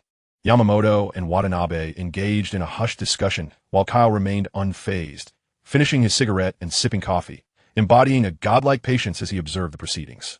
Very well. Our island nation consents. We hope the United States will uphold its promises, at the very least to restrain one of them. Otherwise, should they unite to intimidate us, we would truly find ourselves at a disadvantage. Yamamoto eventually relented, recognizing that the American agenda was inexorable. What can a son do against the will of his father? Excellent. Mr. Yamamoto, once the task is accomplished, I shall treat you to some sake. Haha. Oh, I nearly forgot to mention. Our satellites have detected a fleet traversing the Pacific high seas. Kyle expressed his unease regarding the diminutive man before him, intent on maneuvering them further into the fray. Fear not, Commander Kyle. Our reconnaissance aircraft reported this morning that it is merely a maritime police fleet. By the time we retrieve those troublesome vessels, they will hardly have time to react. Okay. Kila shuklat fartili. As afternoon arrived, the weather remained overcast with a gentle breeze at sea, rendering the heat quite bearable. A distant squid fishing vessel sailed into the open waters. Inside the cabin, Captain Wu Changlei was engaged in conversation with the first and second mates. First mate, instruct the crew to remain vigilant. We commence operations tonight. The market is promising this year. Let us strive for a bountiful harvest, and the bonuses will surely be substantial. The captain, on tiptoe, glanced at the sailors on deck before turning to the first mate. Understood, I'm on it. Rest assured, Captain, these men are seasoned sailors, trained under our guidance. They will execute their tasks without issue. Chapter 165, The Squid Fishing Vessel 1. The captain and his mates exchanged puzzled glances, uncertain of the situation, before hastening out of the cabin. Upon reaching the deck, they found the sailors gathered, watching intently. The bosun approached them briskly. Goodness, this is the Central Pacific Ocean. Does he think this is his backyard? The bosun barked at the crew to prepare their gear. Second mate, Go to the radio room and contact our people to report this unexpected situation. Yes, boss. The crew responded promptly, while Wu Changlei continued to observe the vessels in the distance. Such unexpected occurrences had been covered in training, so they did not panic. Upon hearing the captain's orders, the crew became energized, quickly returning with long hooks for catching squid in hand. The squid fishing vessel was equipped with iron railings that extended over the water, typically used for hanging lights during work. Now they formed a barrier. Should the intruders attempt to board, they would find it no easy task without cooperation. This was Wu Changlei's strategy, to delay until help arrived. Report to the captain, we have a situation. A nearby communications officer exclaimed as he set down his headset. What situation? Captain Gao and the navigator gathered around. 3 of our distant fishing vessels in the Pacific have been intercepted, claiming it is a temporary military exercise. What? This is absurd. The navigator ordered full speed ahead for the fleet. Gao Mingbo wasted no time, issuing direct orders. Yes, Captain. The rear of the vessel 46440 churned the ocean into frothy waves as it surged northward with increased speed. Communications officer. Have our fishing vessels report their coordinates and then hold their positions. Yes. The communications officer promptly relayed the captain's instructions to the fishing fleet. Old Su, what do you think these people are up to? Gao Mingbo mused as he returned to his station, raising binoculars to scan the horizon. Like you said, they must be out of their minds. Well, whatever their scheme, I am keen to discover who has emboldened them. Old Su, report this matter to the higher-ups. Yes. After the navigator departed, Gao Mingbo contacted the captains of the 2 vessels following closely behind, briefing them on the situation and discussing possible courses of action. As time passed, Wu Changlei, along with the first and second mates, stood by the ship's railing, their gaze fixed on the vessel ahead. It was neither a Coast Guard ship nor a warship, lacking even a flag, merely a rogue vessel. It steadily approached, clearly intent on constricting the maneuvering space of the fishing boats. Captain, they're launching 3 small boats. Yes, I see. Prepare the crew. If they attempt to board, we will fight back. Our people are racing over here. Do not fear. Yes, Captain. Damn it, let them taste my red tassel spear. The second mate produced a red tassel spear from somewhere, its tip glimmering sharply, the vibrant tassel fluttering in the wind. Ha, second mate, that is impressive. Just be careful not to accidentally stab yourself. That would be troublesome. The third mate cautioned from the side. Rest assured, I have it under control. Moments latte. The second mate's hat dripped with an unknown liquid. Just as he attempted to shift positions, his hand slipped, and he fell straight down. Plop, plop. 2 crew members on a ladder had barely finished their shouts before he landed squarely on one of the small boats. The rapid sequence of events leaving the others no time to react, and he struck with a thud. Several individuals awkwardly rose to their feet, as Harada cautiously reached out to touch the liquid, bringing it to his nose for a whiff. It bore the distinct aroma of cooking oil, intertwined with a hint of something foul. Baka, Chemo 2, Chapter 166, just playing. On a fishing boat, the second mate bent down, covering his mouth as he chuckled. Second mate, what on earth is in that bucket of yours? The smell is overwhelming. A sailor beside him, unable to contain his curiosity at the second mate's merriment, inquired. Ha, that is my secret weapon, a chemical concoction mixed with my return of the dragon soup. Ha ha. The second mate felt a thrill he had never experienced before, laughing so hard it nearly caused him cramp. What is return of the dragon soup? The young sailor still did not comprehend. Urine. Number 1. Don your gloves and proceed quickly. We are short on time.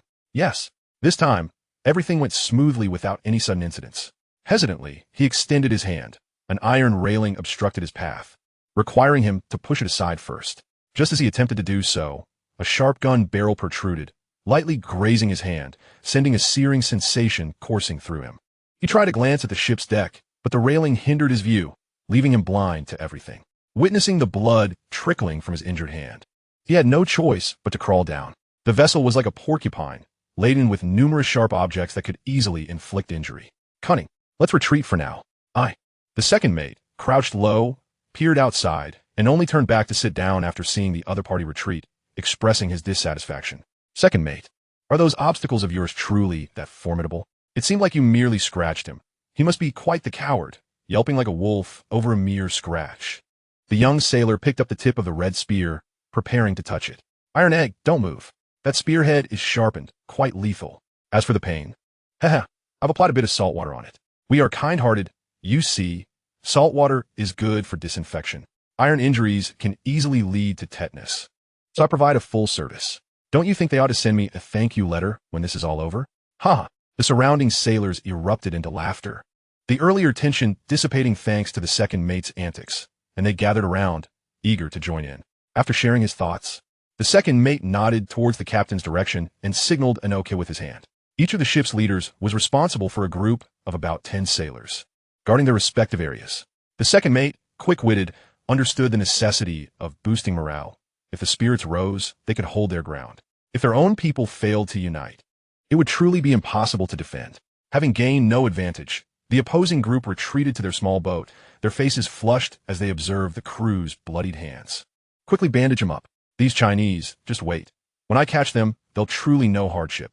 After venting his frustrations, he stepped aside to communicate with his superior, realizing that if this continued, there would be no progress. 5 minutes later, he stood tall, nodding continuously. After their discussion, he raised his gaze to the fishing boat. 02. You go first. Let that iron ship lead the way, and we shall coordinate accordingly. Yes, Captain. He donned his gloves and tugged at the gangway. When it came to the Chinese fishing vessels, they dared not approach aggressively, so they had brought several iron-hulled boats in advance. Now was the time to put them to use. Upon receiving the command, the trailing iron-hulled boats emitted plumes of black smoke as they surged forward. Chapter 167, Calculation. In the Central Pacific Ocean, Gao Mingbo slammed his fist on the command platform, exclaiming, "Damn it, block their path. Provide space for our ships." Yes, Captain. The foreigners aboard the iron vessel were equally cautious. Upon spotting the Chinese Navy approaching, they promptly altered their course. Retreat now. Yes, Commander. You all come back as well. Opportunities are fleeting. We can do nothing against this fishing boat. Understood. Once the orders were issued, Yoshino sank into his seat, dejected. The navigation officer approached. Sir, is this the end? However, the orders we received were. What orders? The Chinese are here now. Look at that largest one. Its tonnage exceeds that of our 3 vessels combined. After saying this, Yoshino tossed the binoculars aside, clearly unwilling to accept the situation. The Chinese were truly unreasonable at this moment. He refrained from continuing, as he suddenly felt that perhaps this was deliberate on the part of higher officials. If both sides held similar strength, then this scenario. Gao Mingbo lowered the binoculars after observing the enemy's retreat. Communications officer, contact our fishing boats. We will escort them. Let them proceed boldly. Yes. Captain Gao then reached out to the other 2 captains, distributing their tasks before picking up the binoculars again. Gazing at the distant fishing vessels, waiting. Captain, should we respond to them? The navigation officer could not help but ask, sensing something amiss. Ignore them. Normally, I would certainly respond, but today their behavior is simply shameless. They did not, so they should just keep their tails tucked between their legs. If they believe that strength allows them to bully the weak, then I'm sorry, I am now slightly stronger than you. As he spoke, a horn sounded from the nearby fishing vessel, and Captain Gao lifted the binoculars, knowing they were about to move. Yes, the 3 fishing boats adjusted their course, gradually heading towards the 46,440 vessel. What does the base say? The navigation officer, witnessing this scene, anxiously inquired. Do not incite conflict, Yoshino replied through gritted teeth. What else? They VE blocked the entire channel. Should we just crash into them? Foolish. Fuji, do you not see? Both they and we are now mere pawns. Wu Changlei navigated the squid fishing boat slowly out. Second mate, keep an eye on them for any movements. He remained uneasy. It was too quiet, almost surreal. Captain, I've been watching. Nothing. They're still in place. I suspect they've anchored in place. The second mate stretched his neck to observe while speaking. What's there to think about? They must have been intimidated by us. Perhaps they are busy washing their pants right now. Ha ha. The second mate wore a mischievous grin. 10 minutes later, the fishing fleet had completely positioned themselves behind the 46440 vessel, waiting for the latest instructions. Gao Mingbo was now equally perplexed. The opposing side showed no reaction at all, and the calls on the public channel had ceased, as if they had been frozen in place. Old Su. It seems these people truly took the wrong medicine today. Chapter 168, Untitled 1. Captain Gao set down the binoculars. I said they were unusually compliant. He glanced up at the sky. Gao Mingbo chose not to engage further, turning back to the command room. Old Su, what does the base say? They've cleared the atmosphere. We can proceed normally. The base indicated that we should follow our planned course and disregard them. The satellites above are keeping watch. The navigation officer relayed the information from the command center verbatim to Captain Gao. Gao Mingbo nodded, his expression calm. Communications officer, reach out to the distant fishing vessels. Inquire if they have any injured crew members needing medical assistance. If everything is fine, Inform them we will depart in 10 minutes. Heading home. Yes, Captain. We circled low over the area 3 times. They're not taking us seriously?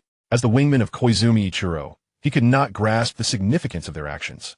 02, you're still young. Koizumi Ichiro had served in the military for over 10 years, an absolute ace pilot in the Air Self-Defense Force. Proficient in operating various fighter jets. In China, there exists a proverb known as Tianji's horse racing. Upon returning to the base, you might wish to explore this concept. Perhaps it will lead you to some profound insights. Ichiro Koizumi tilted his head to glance at his wingman, maintaining a demeanor of aloofness towards these novice pilots. A reflection of the long-standing tradition in the island nation, where seniority and hierarchy are deeply entrenched both in civilian life and the military. The two were engrossed in conversation when the fighter jet executed another circuit. Gao Mingbo's gaze was fixed on the sky as he stepped into the command room and picked up the onboard telephone. Ready for departure. The 3 fishing vessels are positioned centrally and will execute orders imminently. Understood, came the resounding reply from the other 2 captains. Gao Mingbo moved to the starboard side for a moment of contemplation before returning to the command room. Old Su, we will position ourselves beside 1151, interposing between them, and remain poised for maneuvering as the situation dictates. Yes, Captain. Your experience in organizing formations is commendable, the navigation officer remarked as he approached the helmsman to direct him to commence maneuvers. Utilizing our best resources wisely, our vessel excels in both tonnage and speed, and we must charge ahead, Gao Mingbo exclaimed, raising his binoculars to remain vigilant of the external circumstances. As they began to maneuver, the opposing forces remained closely behind vessel 46440, displaying no overtly aggressive actions. Just as Gao Mingbo contemplated lowering his binoculars, he noticed the enemy increasing speed, swiftly overtaking vessel 46,440 in pursuit of 1151, aiming to advance ahead. The other 2 vessels maneuvered around the rear of 1150, while Gao Mingbo's formation, compelled to maintain pace with the fishing vessels, could not immediately follow suit. Full speed ahead, position ourselves on the inside of this isolated ship, Gao Mingbo decisively commanded. The 2 vessels quickly converged, drawing nearer until they could distinctly see the sailors on the opposing deck. At this moment, the formidable size of vessel 46440 was laid bare. Gao Mingbo glanced through the binoculars at the 2 vessels on his left, which had surged to the forefront, seemingly intent on encircling the fishing vessel's route. Are they attempting to play games with us? Helmsman, use our vessel's stern to squeeze the forward section of the adjacent ship. Yes.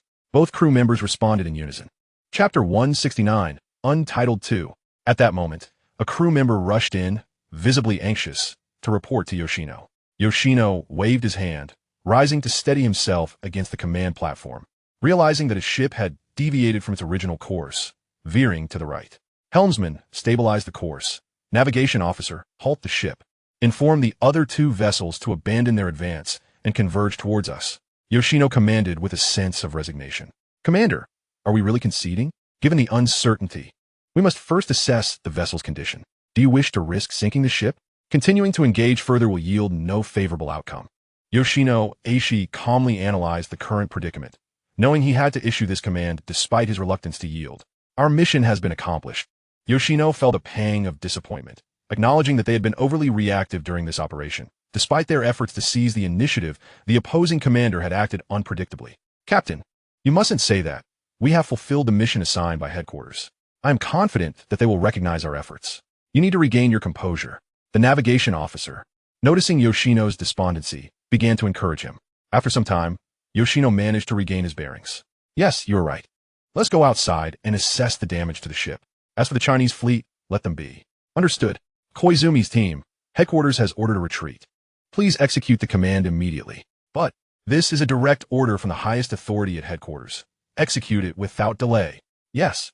Ichiro Koizumi reluctantly accepted the order, though he was filled with discontent. Without further ado, he performed a roll to disengage and headed towards the direction of the island nation, with the remaining wingmen closely following his lead. Yoshino stepped onto the deck, gazing at the ship's hull, his heart heavy with despair. Damn those Chinese, he muttered under his breath. At that moment, a helicopter descended onto the deck and an officer disembarked. Yoshino-kun, headquarters is quite dissatisfied with your performance this time. The officer stated, I've done my utmost. Yoshino defended himself. Regardless, you must take responsibility for this matter, the officer replied sternly. Yoshino paused for a moment, then lifted his head and said, I will accept responsibility. He understood that his military career could very well come to an abrupt end.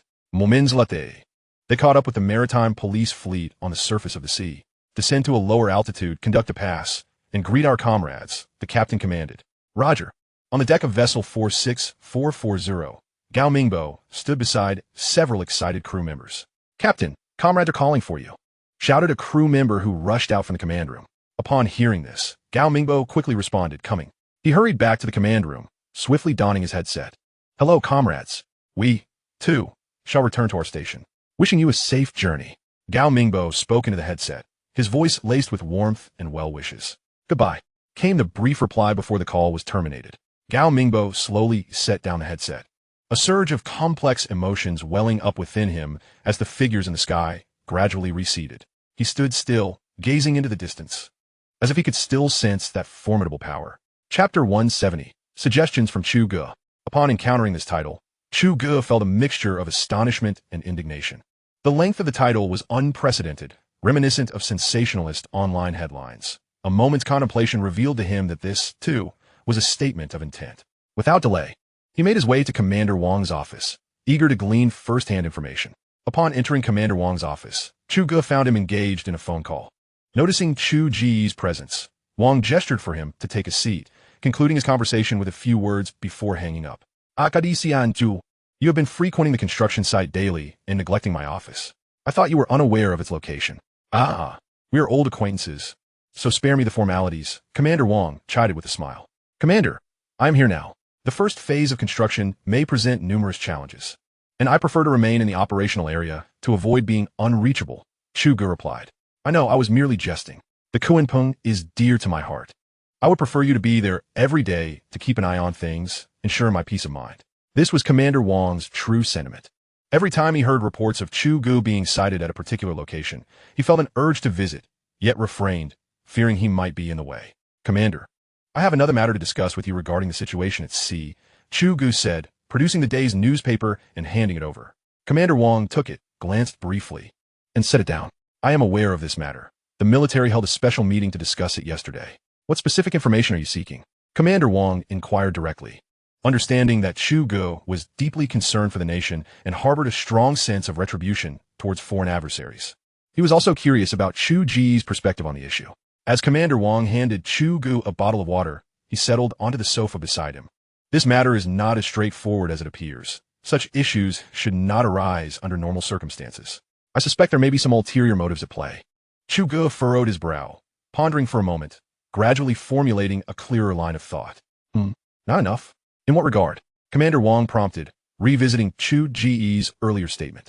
This was the military's initial response plan, and he had been present during its formulation, feeling confident that there were no oversights. The aircraft manufacturing plant should exert its utmost effort to produce the onboard aircraft for the aerospace carrier. I will arrange for its subsystems to be sent ahead for compatibility testing. The control systems for the unmanned carrier aircraft are rather intricate and necessitate systemic support. Thus, we will initially fabricate manned versions of the first few aircraft. Pilots will undergo simulated training based on the data models I provide, ensuring that they can operate the aircraft immediately upon delivery, and we can postpone the integration of heavy weaponry, focusing instead on the compatibility of the electromagnetic cannon. After taking a sip of water, Chu Ge fixed his gaze upon Commander Wang. Why the urgency, Academician Chu? Commander Wang inquired, voicing his curiosity. I believe it is time we cease concealing our capabilities. We could even offer them a live demonstration. Haven't we been inundating them with fake news daily? Let us show them the truth in a grand display. This notion resonated deeply within Chu Ge, as he preferred to decisively eliminate any potential future complications. Commander Wang, have you ever played whack-a-mole? Chu Ge asked. No, I haven't played it myself, but I've seen my son enjoy it, Commander Wang replied honestly. I can't shake the feeling that you're taking advantage of me. Chu Ye Fukliet.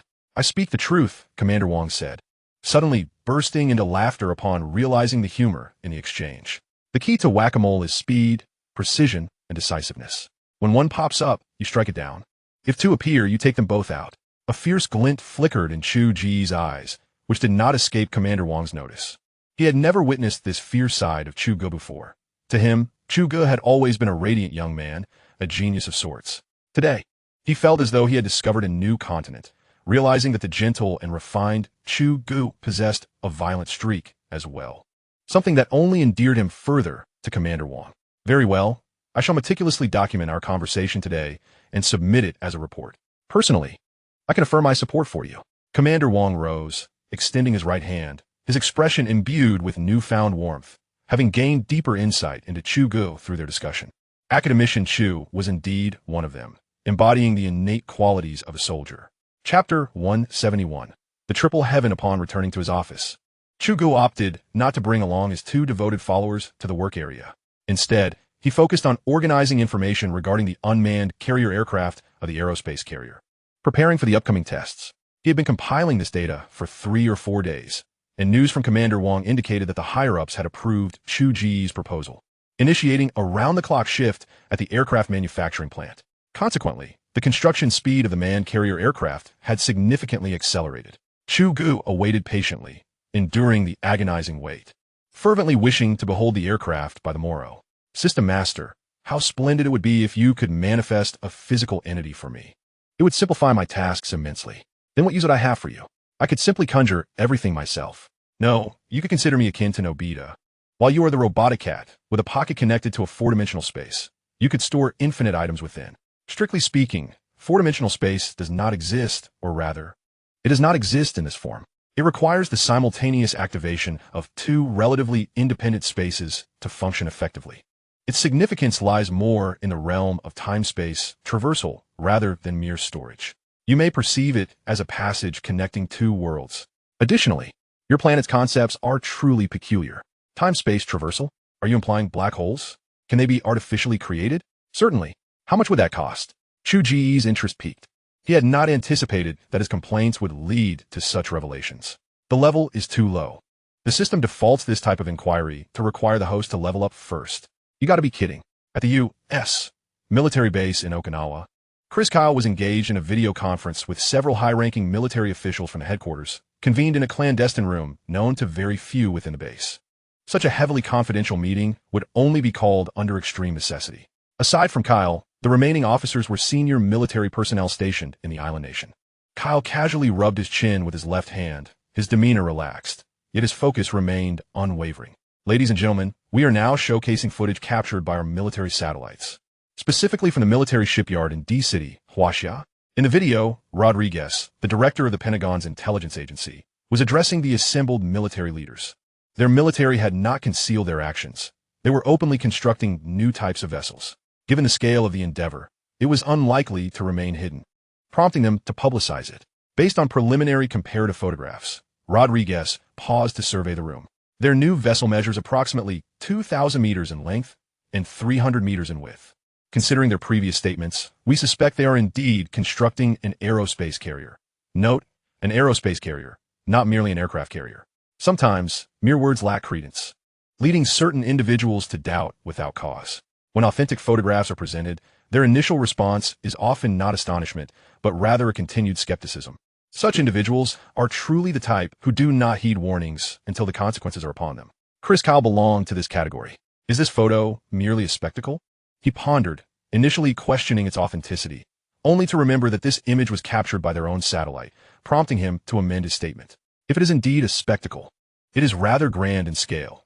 Our analysis indicates that the number of technical workers involved here exceeds that of some Western nations combined. Kyle found it hard to believe they had such idle resources. As far as I know, the Huaxians are quite pragmatic. Rodriguez retorted without hesitation, deeply disliking those who exist in their own delusions. An aerospace carrier? How could that be? Have they perhaps received technological support from extraterrestrials? Could it be some form of large commercial vessel? Doubt lingered in the air as some attendees voiced their skepticism. Impossible, given the immense dimensions. I am more inclined to trust their earlier reports. Rodriguez, weary of further explanations, concluded his remarks and took a seat. Very well, let's set this topic aside for now. We must continue to monitor the developments at this military shipyard. Whether or not it is an aerospace carrier, it will eventually reach completion. The chairman of the U.S. Joint Chiefs of Staff stood, having presided over the meeting and guided several of its topics. Commander Kyle, please provide an update on the recent developments regarding the incident with the island nation's Coast Guard. Certainly, Kyle stood, accustomed to utilizing body language to complement his speech in such settings. The island nation's Coast Guard is no match for the Huaxian Coast Guard, largely due to the capabilities of their dispatched vessels. I suspect the island nation is still holding some cards close to their chest. But that is a matter for another time. The military has intervened. Although there have been no significant clashes, the seeds of conflict have been sown. Recent feedback from our radar and early warning aircraft indicates several notable encounters in that maritime region. The opposing fighter jets have upgraded from F-15s and JJ-16s to F-35s and JJ-20s. This marks our first close observation of their stealth aircraft. And we can confidently say we have achieved the results we previously sought. We have also gathered some intelligence on the JJ-20 and established a preliminary data model based on it. After concluding his remarks, Chris Kyle took the opportunity to enhance his own image, repeatedly emphasizing key points to draw attention to himself. The attendees, all prominent figures within the U.S. military, seemed more intrigued by the stealth aircraft than by Kyle's self-aggrandizement. The F-35 finds itself somewhat challenged when facing the JJ-20. Its limitations in endurance and supersonic flight duration are indeed its Achilles heel, often necessitating a hasty withdrawal from engagements. We have meticulously documented these parameters. However, this does not conclusively indicate much, as it is not a wartime scenario. The norm is to engage in beyond visual range missile launches and mutual escort operations. Through these data, we have conducted a comparative simulation of its flight parameters against those of the F-22, revealing mutual strengths and weaknesses, a comparison that is challenging to quantify with mere data, as the trials faced by pilots in actual combat are also of paramount importance. Chris Kale reported the situation truthfully.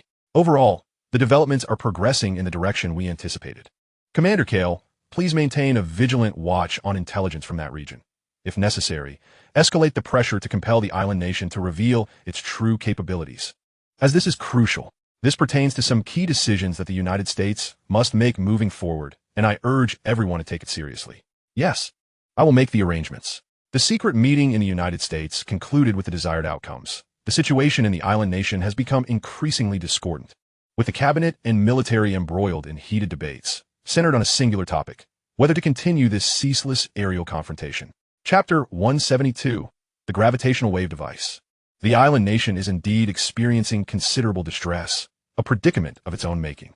Following the aerial standoff, both parties have engaged in several rounds of aerial expulsions and escort operations over that maritime region, with frequencies peaking at multiple occurrences within a single day. The pilots of a Japan Air Self-Defense Force are now showing signs of fatigue, bound by domestic treaties, while the quality of their air force remains commendable. They are significantly outmatched in numbers compared to the two surrounding superpowers, let alone in terms of elite pilots.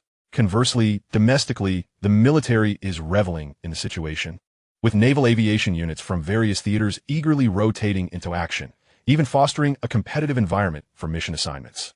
Compounding the situation, the island nation had previously followed the United States in imposing sanctions on the Northern Bear, faithfully adhering to the principle of being Northeast Asia's premier lapdog, thus incurring the ire of this formidable northern beast. The Bear Nation has been observant, closely watching the aerial confrontations between the two nations. The island nation suddenly finds itself overwhelmed, and public sentiment intensifies daily. The cabinet is increasingly preoccupied with public opinion and economic considerations, advocating for an expedient conclusion to this aerial tug-of-war and urging the business sector to engage in discussions, rather than adhering strictly to the United States pace. After all, economically, the two nations share a close relationship. The military, however, remains unconvinced, asserting that to back down now would be tantamount to surrender, resulting in utter disdain from neighboring countries, a disgrace that must be avoided at all costs, thus advocating for a steadfast commitment to the standoff. The Prime Minister's aides have attempted to placate the situation for some time, but to little avail. Aside from the naval aviation units, other forces seem largely indifferent to these developments, consumed by their own duties. Particularly, the Air Force has been tirelessly training day and night following the completion of their selection process. However, an exception arises. The tension with the island nation has reached the Air Force, inciting envy among several young pilots, who have repeatedly approached leadership for discussions. Their singular desire is to engage in training exercises with the island nation's aircraft. Nonsense. Can the land environment be compared to the maritime domain? Why can't they remain content? If they can operate in both land and sea, what need is there for our naval aviation? Aha! Upon hearing of this matter, Wang Wei solemnly remarked, yet inwardly he felt a surge of delight. While he was discussing this with several pilots, he noticed the base commander beckoning him from a distance. He hurried over. "Commander, do you need me for something?" "Pack your things. You are to report to the Yanqing Weapon Research Institute immediately. There's a new equipment simulator that requires your expertise. Equipment simulator? What is that? I'm not going. I still need to continue my duel with that idiot from the island nation tomorrow. Wang Wei's urgency escalated upon hearing he was being reassigned. In recent days, whenever he flew into that region, he would specifically target the island nation's ace pilot, and their exchanges have been fervent. To be pulled away now felt like a death sentence. The equipment simulator is a flight simulator for the Kunpeng-class aerospace carrier's aircraft, with the first batch of prototypes expected to be ready in a month. The military has specifically requested the finest aviators for practical training. You will have only a month to train. Once the equipment is available, it will be deployed for actual combat. This is the directive from Academician Chu Ge. If you choose not to go, I am confident many others will eagerly step in. The commander feigned turning to leave, prompting Wang Wei to leap in front of him, his eyes wide with anticipation. Academician Chu's new equipment? The aircraft of the aerospace carrier? Commander, why didn't you mention it sooner? I must go. I'll prepare right away. I'm off. No one in the entire base is more suited than I am for this. See you soon, Wang Wei exclaimed as he dashed off, a broad smile on his face. Train well. Don't bring shame to our southeast base. Mischievous lad.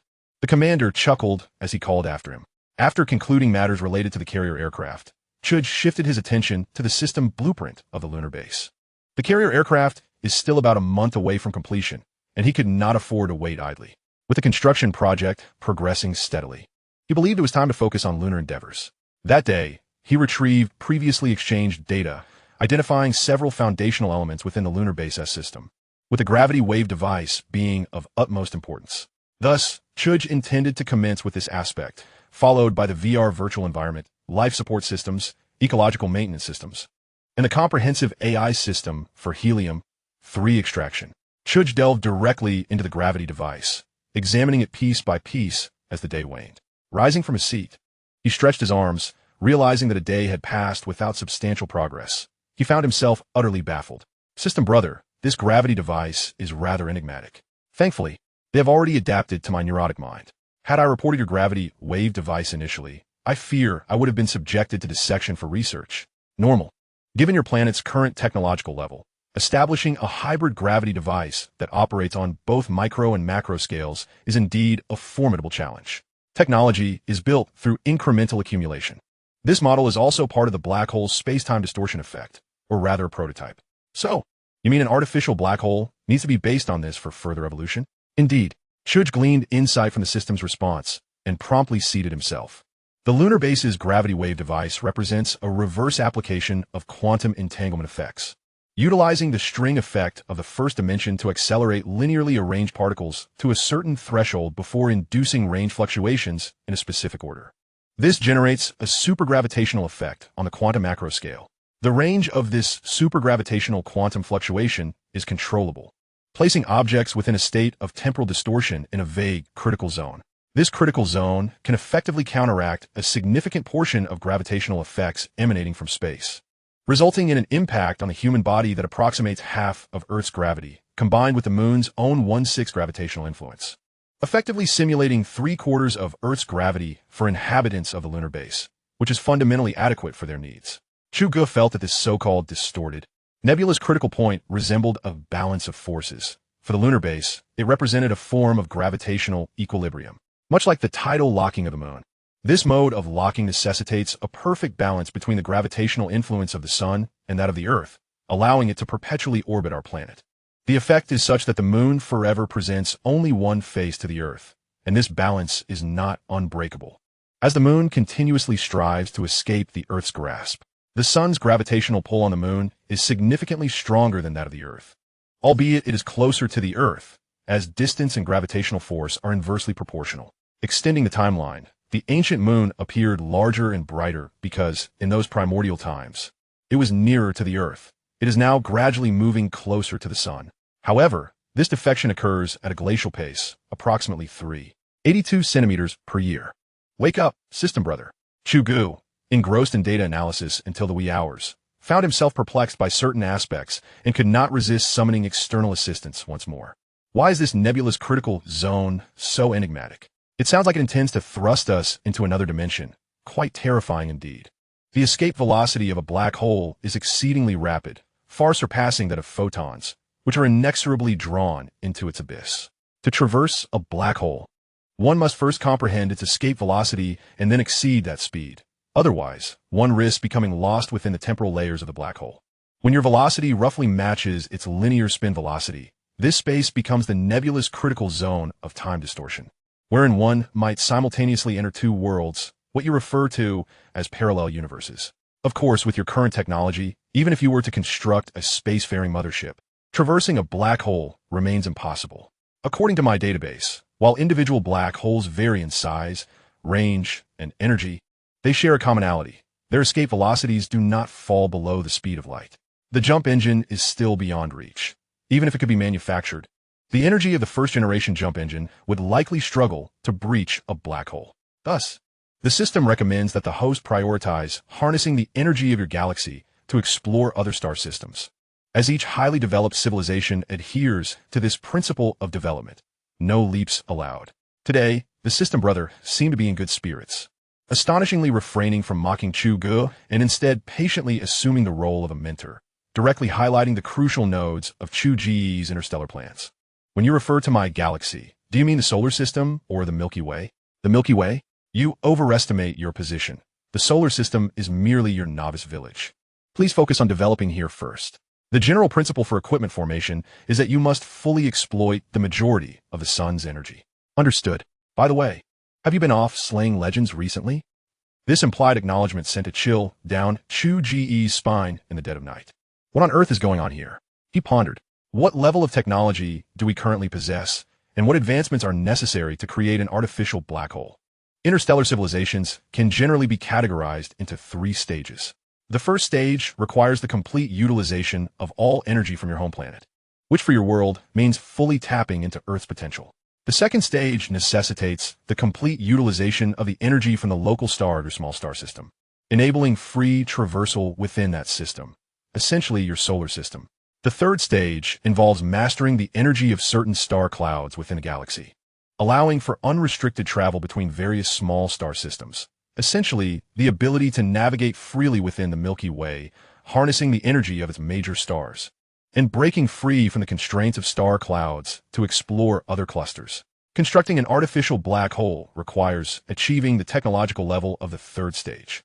So, according to your assertion, our current technological level is at the first stage? To be precise, it is at 70% of the first stage. There is still a considerable distance to cover. Chu Ge felt disheartened. This seemed an interminable journey.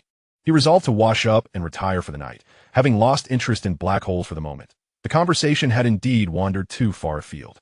Furthermore, as per the system brother's earlier remarks, this was a sort of space-time conduit, with one side representing oneself and the other undoubtedly leading to another world. If that world lacked someone as formidable as Chu Ge, then that was one thing. However, should he toil through only to discover a realm teeming with deities? That would be quite unfortunate. What madness is this? Am I to become a mere jester in their midst? As this thought crossed his mind, he shuddered. Choosing not to dwell further, he rose and stepped onto the balcony, gazing up at the luminous moon, reflecting on the recent progress reports from the lunar base. He suddenly chuckled. Ah, dear Sister Moon, I apologize, but by this time next year, I might just dig a large pit at your rear, around your posterior. To be precise, then bury something within. I hope you won't take offense. The industrial district in the distance remained aglow, the rhythmic hum of machinery faintly resonating in Chu Ge's ears. After observing for a while, he turned and proceeded to wash up. In the subsequent fortnight, Chu Ge continued to navigate the dock base, serving as both supervisor and firefighter, responding wherever he was summoned. Gradually, the construction of the spacefaring mothership stabilized, with unexpected incidents becoming increasingly rare, until several days passed without any emergency calls. He found himself out of work. With diminished visits to the operational area, Chu Ge began to focus intently on inputting data from the lunar base. By late October, as the northern regions transitioned into autumn, he was busy typing away in his office when his phone rang unexpectedly. Picking it up, he saw it was a call from Academician Shun. Old Shun? Ah, little Chu. How are things on your end? The new synthetic materials you requested from the biological genetics unit have been delivered. Do you need me to arrange for someone to bring them over? No need, old Shun. I plan to return to the research institute soon. My work here has stabilized. Chu Ge replied, after a moment's consideration. All right, I will await your return at the institute. Goodbye. As Chu Ge hung up, he pondered the significance of the synthesis of intermediate gene drugs.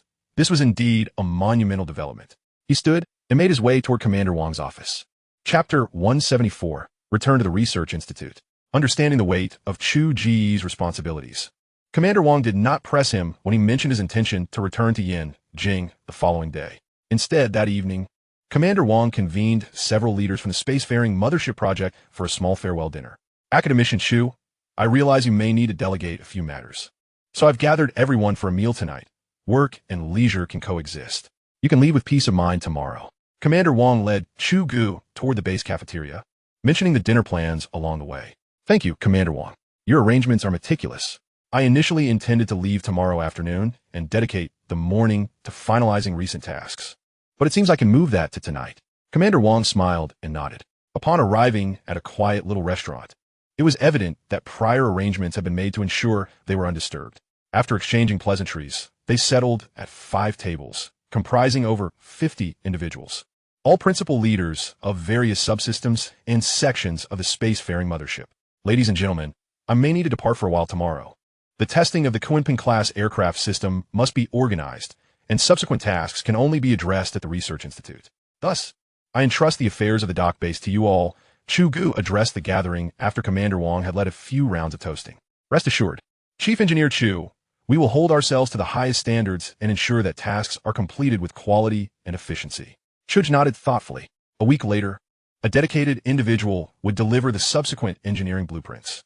You may allocate them according to the numbering system, just as you currently do. Should any insurmountable issues arise, the principal deputy engineers of the system all have my contact information and may reach out to me directly.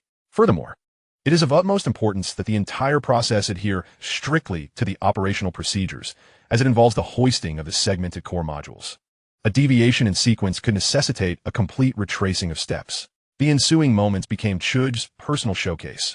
A farewell party had unexpectedly transformed into a high-level work meeting. Commander Wang observed with a smile as Chu Ge passionately outlined the tasks at hand. It seemed he had anticipated Chu Ge's approach, having made prior arrangements. As soon as the dining table was cleared, the space became an impromptu office. The farewell gathering continued until the late hours of the night, leaving Chu Ge feeling as though he had mentally reviewed the data once more. He returned to his dormitory, too fatigued to freshen up, and collapsed onto his bed, swiftly succumbing to slumber. The following day, after a journey exceeding an hour, the transport plane landed smoothly at the military airport in Yanjing. As Chu Ge disembarked, Captain Gong and his team had been awaiting his arrival. Salute, Captain Gong commanded, and over 20 guards snapped to attention. Academician Chu Ge stepped off the plane and reciprocated the salute with a solemn gesture. Captain Gong escorted Chu Ge into a military jeep. Captain Gong, it's been a while. You seem to have tanned. Chu Ge remarked. Academician Chu Ge, you're even darker. Captain Gong replied. Well, I suppose the sun by the seaside is quite fierce, Chu Ge conceded, and they both shared a laugh. Everything is functioning normally at the Research Institute. Old Chun instructed us to come and fetch you. He awaits your arrival there. Understood. I'll report to him shortly, Chu Ge said. Captain Gong, I stayed up far too late last night. I'm utterly exhausted. I need to catch a quick nap. With that, Chu Ge leaned back in his seat and soon drifted off, treating the jeep as if it were the comfort of his own bed. When Chu Ge awoke, the convoy had arrived at the Research Institute. Captain Gong had kept watch over him, not wishing to disturb his rest. How long have you been here? Chu Ge inquired. Not long, merely 10 minutes, Captain Gong replied. Good. Please help me take my belongings to the office. I'm going to see Old Chun. Captain Gong nodded in agreement. And after disembarking, Chu Ge made a beeline for Old Chun's office, his anticipation palpable. Upon arrival, Chu Ge found Old Chun pacing the office. Old Chun, are you counting your steps in here? Chu Ge quipped as he entered. Haha, little Chu Ge, you've finally returned. The Research Institute hasn't felt the same without you. Old Chun exclaimed joyfully. Indeed, it feels so familiar here, it's like coming home. Old Chun gestured for Chu Ge to sit, and the two engaged in conversation as if they were long-lost friends, discussing an array of topics for hours. Little Chu Ge, according to your previous request, the flight simulator for the Kunping carrier aircraft has been developed, and the most skilled pilots from the Naval Aviation Force are already in place. Excellent, Old Chun. They'll be able to train for a maximum of 2 weeks, primarily to familiarize themselves with the operational processes. This time frame is sufficient, as the aircraft is highly intelligent, differing greatly from current fighter jets. Old Chin's brow furrowed in confusion. Chu Ge pondered, it's akin to today's smart cars. They could drive themselves, automatically avoiding obstacles and pedestrians. The carrier aircraft operates on a similar principle. Just think of those obstacles and pedestrians as missiles and cannons. Chu Ge spoke casually, not deceiving old Chun. The unmanned carrier aircraft of the Aerospace mothership functions as a terminal in an intelligent unmanned system network. Thanks to the formidable computational power of the super quantum computer system, it can instantly execute the operator's voice commands and autonomously evade dangers based on the battlefield's dynamic conditions. Manned aircraft possess most of the capabilities of unmanned systems, allowing pilots to opt for manual operation or intelligent mode as needed. Thus, the role of manned aircraft within the military-industrial system aligns with reconnaissance and jamming missions. Offensive tasks do not require human intervention for danger avoidance. However, human judgment is crucial during reconnaissance and in unpredictable situations. Ultimately, deploying strategic weapons with a pilot on board adds an extra layer of security. The intelligence system of the carrier aircraft has yet to reach the level of independent thought. After conversing a while longer, Chu Ge took his leave, clutching his intermediate gene medication. Upon returning to his office, he eagerly opened the silver box in his hands. As he examined the contents, he felt a wave of emotion wash over him. He had forgotten to remind old Chun about the needle replacement. The syringe was identical to the last one, with a gleaming silver metal barrel and an enormous needle. Chu Ge examined the needle for a prolonged moment, and chills cascaded down his spine. How could I have forgotten such an important detail? This is disastrous. Is it too unmanly to go out and buy a new one? Steeling himself, Chu Ge prepared to administer the injection, tears welling in his eyes. Chapter 175, The Second Dream. Chu Ge readied the equipment, calming his nerves before proceeding to concoct the intermediate gene medication. Following the formula provided by the system, he began to mix the various vials and containers, the process flowing more smoothly than before. The final product was swiftly prepared. With utmost care, Chu Ge drew the liquid into the syringe with the oversized needle. Once everything was ready, he raised the syringe, giving it a gentle shake before inspecting it in the sunlight. It appears no different from the last time, he murmured, observing the blue gene medication within the syringe. In the next moment, he contemplated where to inject it. After considering his arm, he hesitated and shifted to his thigh. My poor little arm, I fear you might be pierced through, he remarked to the needle. With a deep breath, he closed his eyes and plunged the needle in. The immense needle's entry elicited a wave of empathy for certain livestock. No wonder the pigs screamed so loudly when they received their shots. This truly hurt. After administering the medication, Chu Ge withdrew the needle, and blood began to rapidly pool at the injection site. He quickly pressed down on it, applying pressure for a while before releasing. Fortunately, the bleeding subsided. Task accomplished. Unlike the last time, when he had fainted immediately after the injection, this time, as the system had assured him, Chu Ge remained conscious, experiencing no discomfort whatsoever. Stretching his limbs, he realized even the soreness in his thigh had vanished, leading him to question whether he had received a genuine gene treatment. After wrestling with his thoughts for some time, Chu Ge decided to set aside his concerns and opened his computer to organize the data and blueprints from the gravity device discussed the previous day. In the afternoon, Captain Gong returned with Li Gang, Yin Tianhao, and others. Upon seeing Chu Ge, they were all elated, especially Li Gang, who eagerly insisted that Chu Ge assign him a new research project since his current ones were nearing completion. Chu Ge shot him a sidelong glance, as if to say, did he think he was a magical cat capable of transforming tasks at will? Yin Tianhao and Zheng Jun chuckled beside him, both having grown into indispensable researchers at the Institute, a rapid progression that was indeed rare and reflective of their hard work, which was undoubtedly intertwined with Chu Ge's influence. As night fell, Chu Ge decided against staying up late.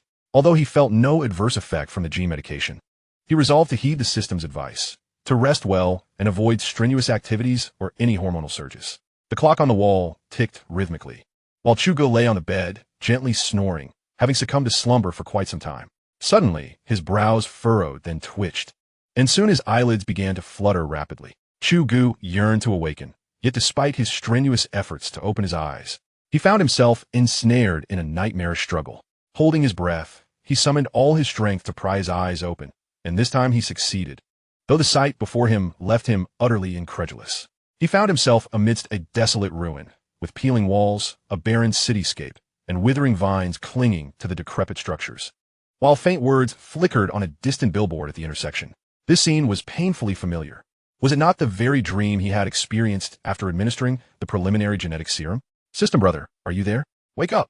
Chu Ge attempted to rouse his system, but all that met him was an echoing void. In this dream, he was utterly alone, the system seemingly rendered inoperative. No, Chu Ge recalled, according to the previous narrative, a group of people should appear. Indeed, as soon as he thought of this, the sky above him began to shift dramatically. He gazed at the slowly forming black hole and instinctively closed his eyes, lacking even the will to resist. His current task was to recollect the details of this dream from before. A crackling sound of electricity filled his ears, and Chu Ge understood that he had been drawn into the black hole along with everything surrounding him. Ignoring it, he continued to recall fragments of details. After estimating the passage of time, he tentatively probed the ground with his foot, confirming he was indeed on solid ground, and then abruptly opened his eyes wide. Once his vision adjusted to the darkness, Chu Ge beheld the massive wreckage of a spaceship behind him, brilliant sparks igniting as he plummeted from a great height. The scene unfolded before him like a cinematic replay, identical to his first dream.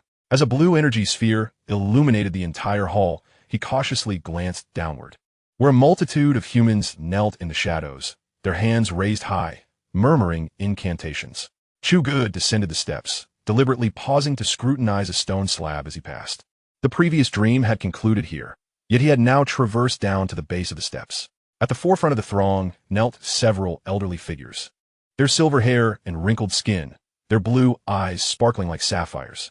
Perhaps these were their leaders, the elders? Chu Ge mused silently. "Welcome, my lord." A bewildering phrase was uttered in a language he had never encountered before, startling him, not from the content of the words, but from his astonishing ability to comprehend them. "Where is this place? Were you humans? Aliens? Or perhaps first answer my initial query. This cannot possibly be Earth. Could it belong to another planet? Is it part of the solar system or the galaxy?" Chu Ge hurried inquired, urgency coursing through him as he sought to glean as much information as possible before this dream came to an abrupt end. Given its recurrent appearance in his subconscious, it must hold some significant revelation. The elders shook their heads, leaving Chu Ge perplexed by their gesture. Perhaps they did not understand. "Why do you call me my lord?" He reorganized his thoughts and posed a new question. "Our tribe's seers have passed down a prophecy from long ago, foretelling that one day the sacred land will be unveiled, and the gate of the blue star soul shall bloom, for which a powerful being from another realm shall emerge to become the lord of our entire territory." Chu Ge's mouth fell agape. What utter nonsense was this? Had they truly reverted to a tribal stage of society? As he pondered this, he scrutinized their garments, noting they were not crude, certainly not fashioned from leaves, but rather resembling a fabric akin to burlap. He bypassed several elders, arriving behind them where a few young individuals stood. Beyond them, throngs of people knelt, a sea of bodies stretching into the distance. Chu Ge deduced that if these youths could stand, they must hold a significant status. And since they shared a common tongue, communication should prove easier. He surveyed the group, 3 males and 5 females, and without a second thought, he strode confidently toward a tall young woman. She kept her head bowed, her hands crossed over her chest, her silver hair cascading gracefully, appearing remarkably smooth. Could they possibly use some sort of conditioner? What am I even thinking? Chu Ge cleared his throat, his gaze fixed upon the young woman. "Raise your head." Chapter 176, A New World. Upon hearing this, the girl obediently lifted her gaze, revealing her luminous blue eyes, vibrant and pure. Her eyelids fluttered slightly, long lashes quivering like the wings of a butterfly. Her eyebrows were not white, but meticulously shaped into slender black arcs. To his astonishment, her face was adorned with a white veil. A veil? An Arab? Surely not. Could I still be on Earth? Yet the language spoken was distinctly not Arabic. Chu Ge began to question the very fabric of his existence. In the next moment, he uttered impulsively, "Remove the veil," instantly regretting his words. He recalled that according to Arabic tradition, veils are not easily discarded, especially in the presence of unfamiliar men.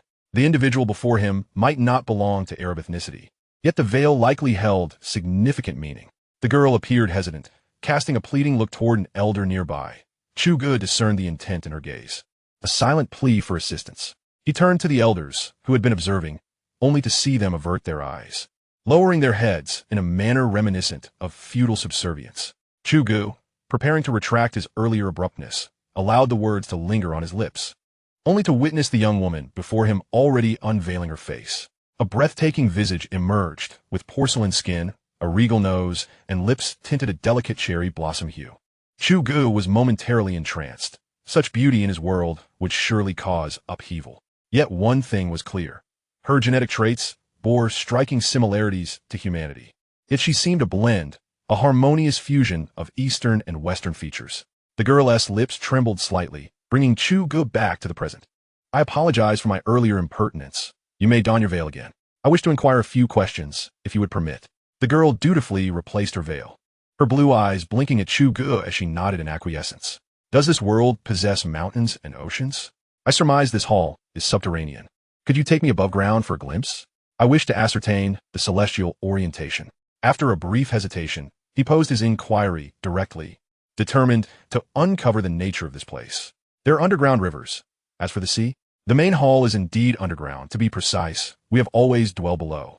The surface is rarely visited, for the environment there is too harsh for our survival. The veiled girl answered sweetly, her voice soft and melodious. Chu Ge, too preoccupied to commend her, absorbed the implications of her response. This was indeed not Earth. There was water, and the surface conditions were dire. Their infrequent visits implied that the surface was accessible. Chu Ge resolved to venture above. Having acquired the information he sought, he turned his attention back to the elders. May I ascend to the surface? You may go wherever you wish, my lord. All here belongs to you, croaked an elderly figure in response. Chu Ge nodded, preparing to follow them to the passage leading to the surface, when he noticed the elders' labored movements. It was evident they were advanced in age. You elders need not accompany me. Your limbs may not serve you well. Kindly arrange for a young person to guide me instead. Yes, my lord. Island shall escort you to the surface, but take heed of the time. Do not allow my lord to come to harm, commanded the elder with a tone of authority. Understood. It was only then that Chu Ge realized that Island was indeed the young woman who had just unveiled her face. The woman spoke and turned to lead the way deeper into the hall, with Chu Ge closely following behind.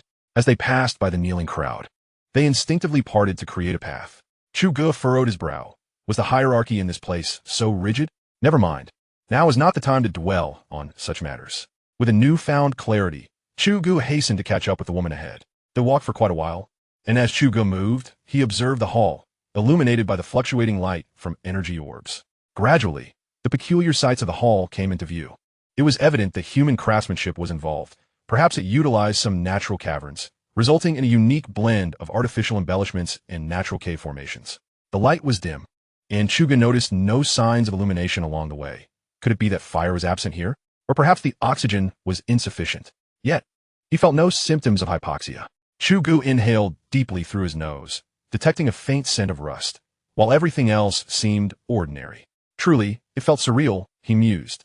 The floor of the hall was meticulously crafted, and along the edges stood massive rock sculptures.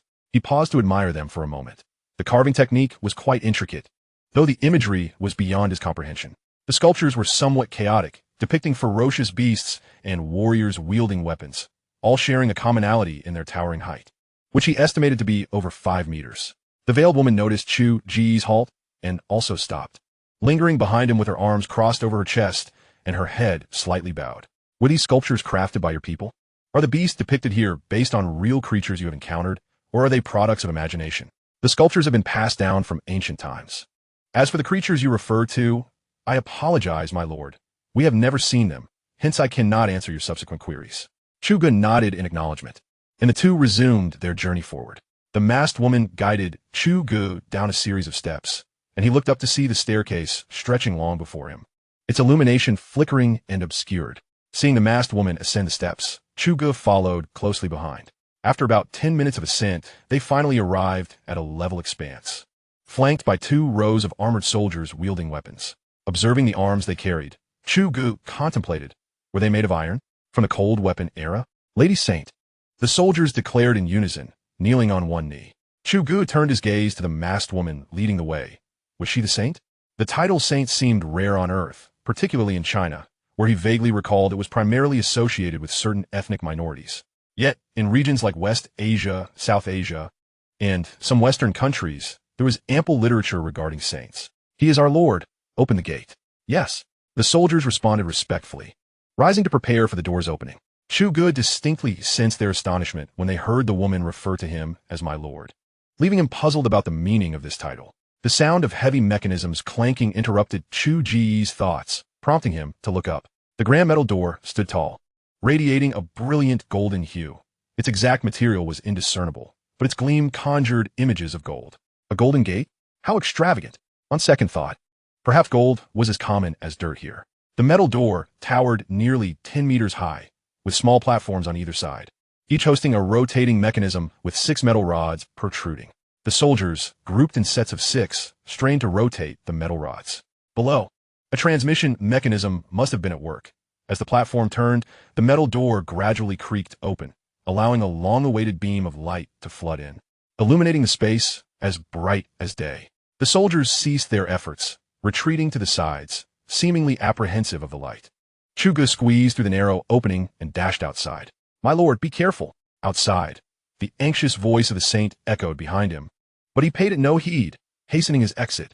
In the next moment, Chu Ge was sharply reminded of the meaning of pain. His exposed skin cracked rapidly, visible to the naked eye, before bursting open. It felt as though he had been cast into a vast furnace, with his body wilting and decaying before he could even comprehend the situation. "Why didn't you warn me sooner?"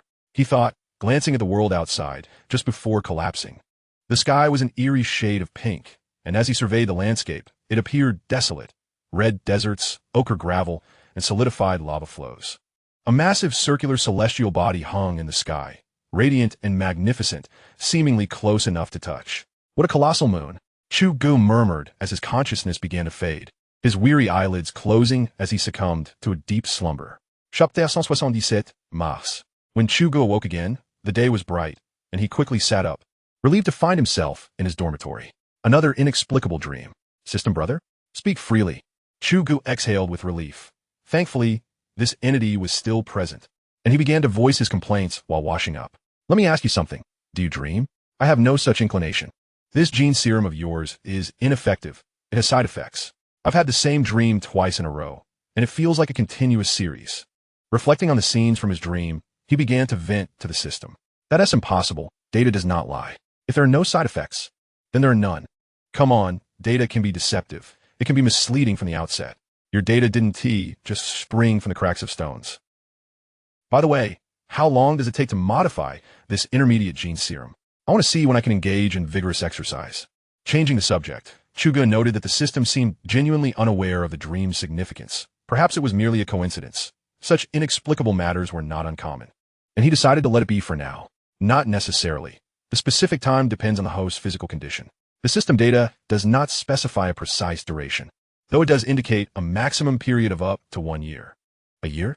Chu Ge exclaimed, astonished. "Does that mean I have to estimate my timeline based on that? That should not be necessary.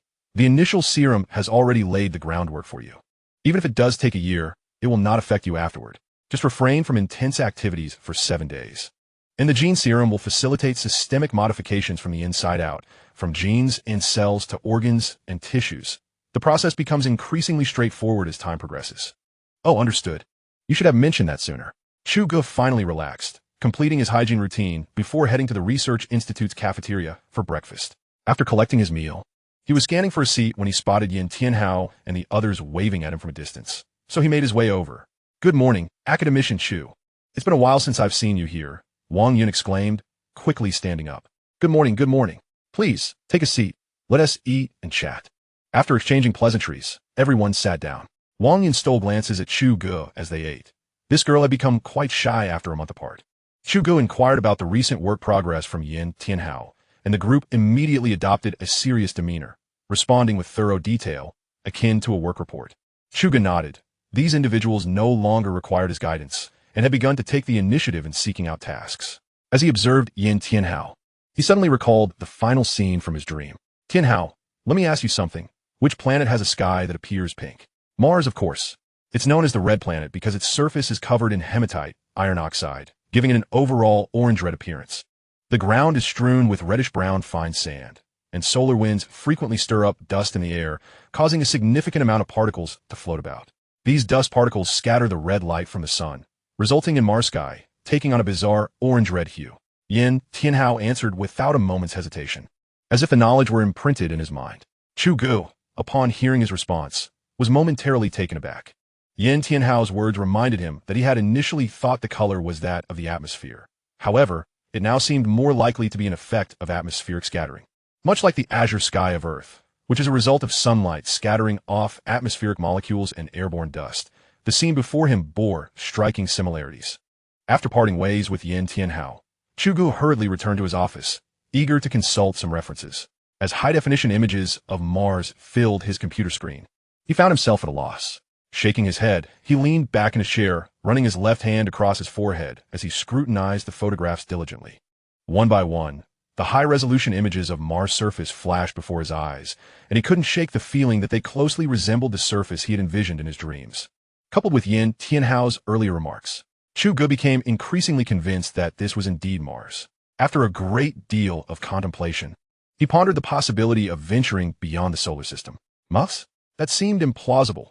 Thus far, no evidence of life had been discovered on that planet. Could he have been mistaken? Was it a celestial body yet to be uncovered?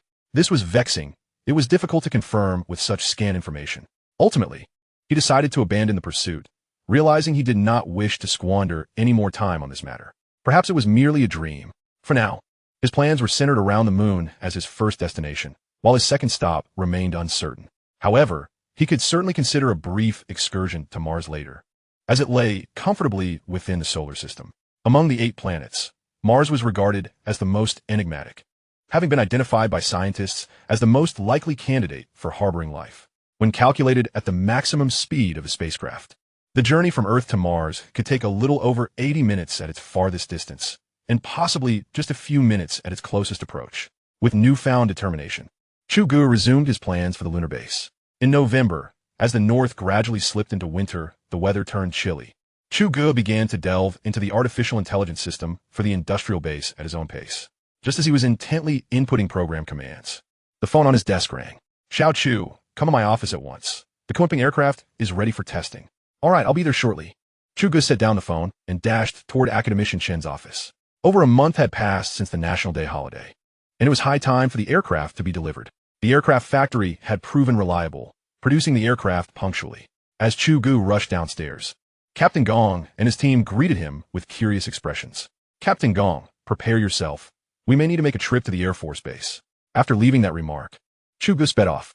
"Wow, Captain, have you noticed that Academician Chu has impressive stamina? He seems to run faster than you." "Really? I hadn't noticed. Perhaps I should challenge him next time." "It's hard to believe, though. Academician Chu is a genius here, but when it comes to physical prowess and combat skills, he surely falls short," Captain Gong remarked, gesturing to his head. While he might dominate in intellect, he was unwilling to concede in terms of physical condition. After all, he was a once celebrated all-round warrior of the Northern Military District.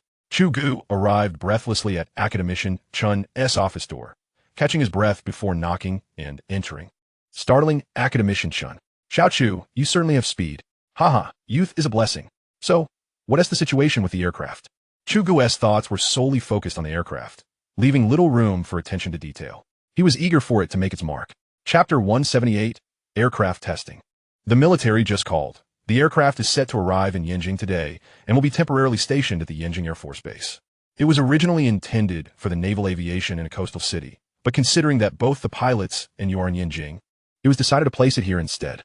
The aircraft was transported by land, as the military opted not to let it fly directly here. Accompanying it is a testing team and a support team from the aircraft factory. Academician Chun disclosed everything he knew without waiting for Chu Ge to ask. "When will arrive?" "It should be here shortly. The pilots who were training here have already gone to receive the equipment." Upon hearing this, Chu Ge prepared to bolt. "Xiao Chu, slow down. The military specifically requested your presence. If you don't arrive, they won't even unveil it." Chu Ge was already far ahead, ignoring the admonition, eager to see the spacecraft's aircraft. Based on the progress report he had previously drafted, he anticipated that the physical aircraft would be a magnificent sight, exuding a dreamlike allure. Upon reaching the entrance of the Research Institute, Captain Gong and the others were already prepared. Once inside the vehicle, the convoy sped towards the Air Force Base. As the thunderous roar of fighter jets taking off and landing filled the air, Chu Ge knew they had arrived at their destination. After disembarking, he frequently glanced upward, captivated by the imposing spectacle of the fighter jets in close proximity. "Academician, is this your first visit to our Air Force Base?" Just then, a group of soldiers clad in blue Air Force uniforms approached. Among them was Commander Li from the Yanjing base. "Ayu, Commander Li." Chu Ge recognized him from his insignia. "Oh, Academician Chu, what keen eyesight. How did you know it was me?" "If memory serves, this is our first meeting. Captain Gong mentioned you on the way here. I noticed you hold the highest rank here. Haha." Chu Ge's candidness elicited laughter from Commander Li and the others. "Let's go, Academician Chu. The pilots are eager to see the new type of aircraft. We've kept it under wraps, just waiting for your arrival to unveil it." "Great. Commander Lee's words resonated perfectly with Chu Ge's anticipation, and under his guidance, they headed toward the base's hangar. Academician Chu, I haven't seen this aircraft before either. I asked the engineers at the aircraft factory, but they played it close to the vest, leaving me in suspense. As the designer, could you describe it? Commander Lee turned back to Chu Ge, inquiring as they walked. We'll see it shortly. You seem even more impatient than I am. I have a general outline in my mind, but nothing compares to the actual prototype. I'm just as eager to see it. Oh, but what about its name? We need to settle on a name for this new model, don't we? This question momentarily stumped Chu Ge. The expedited production of the aircraft had left him without a name in mind. Well, I'll need to report back to the leadership about that. Let's not rush it. After all, we just produced the prototype. Commander Lee nodded, shaking his head as they continued on, leaving Chu Ge to suspect he was fabricating a name on the spot. Upon reaching the hangar, Chu Ge found many waiting, including several of the aviation unit's top pilots, with Wang Wei among them. The guard and ground crew greeted Commander Lee with salutes, who in turn acknowledged them before pulling Chu Ge forward. Look who is here today. Academician. No, I should say Colonel Chu. Wang Wei was the first to exclaim. Salute. The group performed a synchronized salute once more. It seems you all aren't in a hurry. Are you planning to salute until dark? Chu Ge jested after returning the salute. Ha! Let us open the hangar doors. Yes, sir. As the hangar doors slowly opened, Chu Ge and the others stepped inside, revealing the Kunping aircraft, which stood quietly draped in camouflage netting. Academician Chu. According to protocol, it's your turn to unveil it. Chu Ge nodded and approached, taking hold of one end of the netting. He glanced back at the crowd, whose eyes were wide with anticipation. He felt that if he hesitated any longer, he might face reprimand for his delay. As the curtain was lifted on the black night-painted carrier-based aircraft, it was fully revealed to the gaze of the onlookers, drawing Commander Lee and others to encircle it. Chu Ge's eyes were drawn to the aircraft. Indeed, the tangible model possessed a striking visual impact. The carrier-based jet exhibited a flatter profile, its rhomboid structure lending it a compact appearance, and combined with its sleek livery, it certainly showcased aesthetic appeal. In contrast to conventional fighter jets, the layout of the airship was markedly distinct, with a W-shaped forward section where the pilot's cockpit was positioned towards the rear, unlike modern fighter designs, which typically situate the cockpit at the front near the wings, followed by the radar dome. The aircraft's wings, akin to the two edges of the W, slanted forward to embrace the cockpit. The tips of the wings housed the electromagnetic cannon S firing ports. After taking a few turns around the aircraft, Commander Lee stood beside Chu Ge. Academician Chu, why do I feel this aircraft is lacking something? He pondered aloud.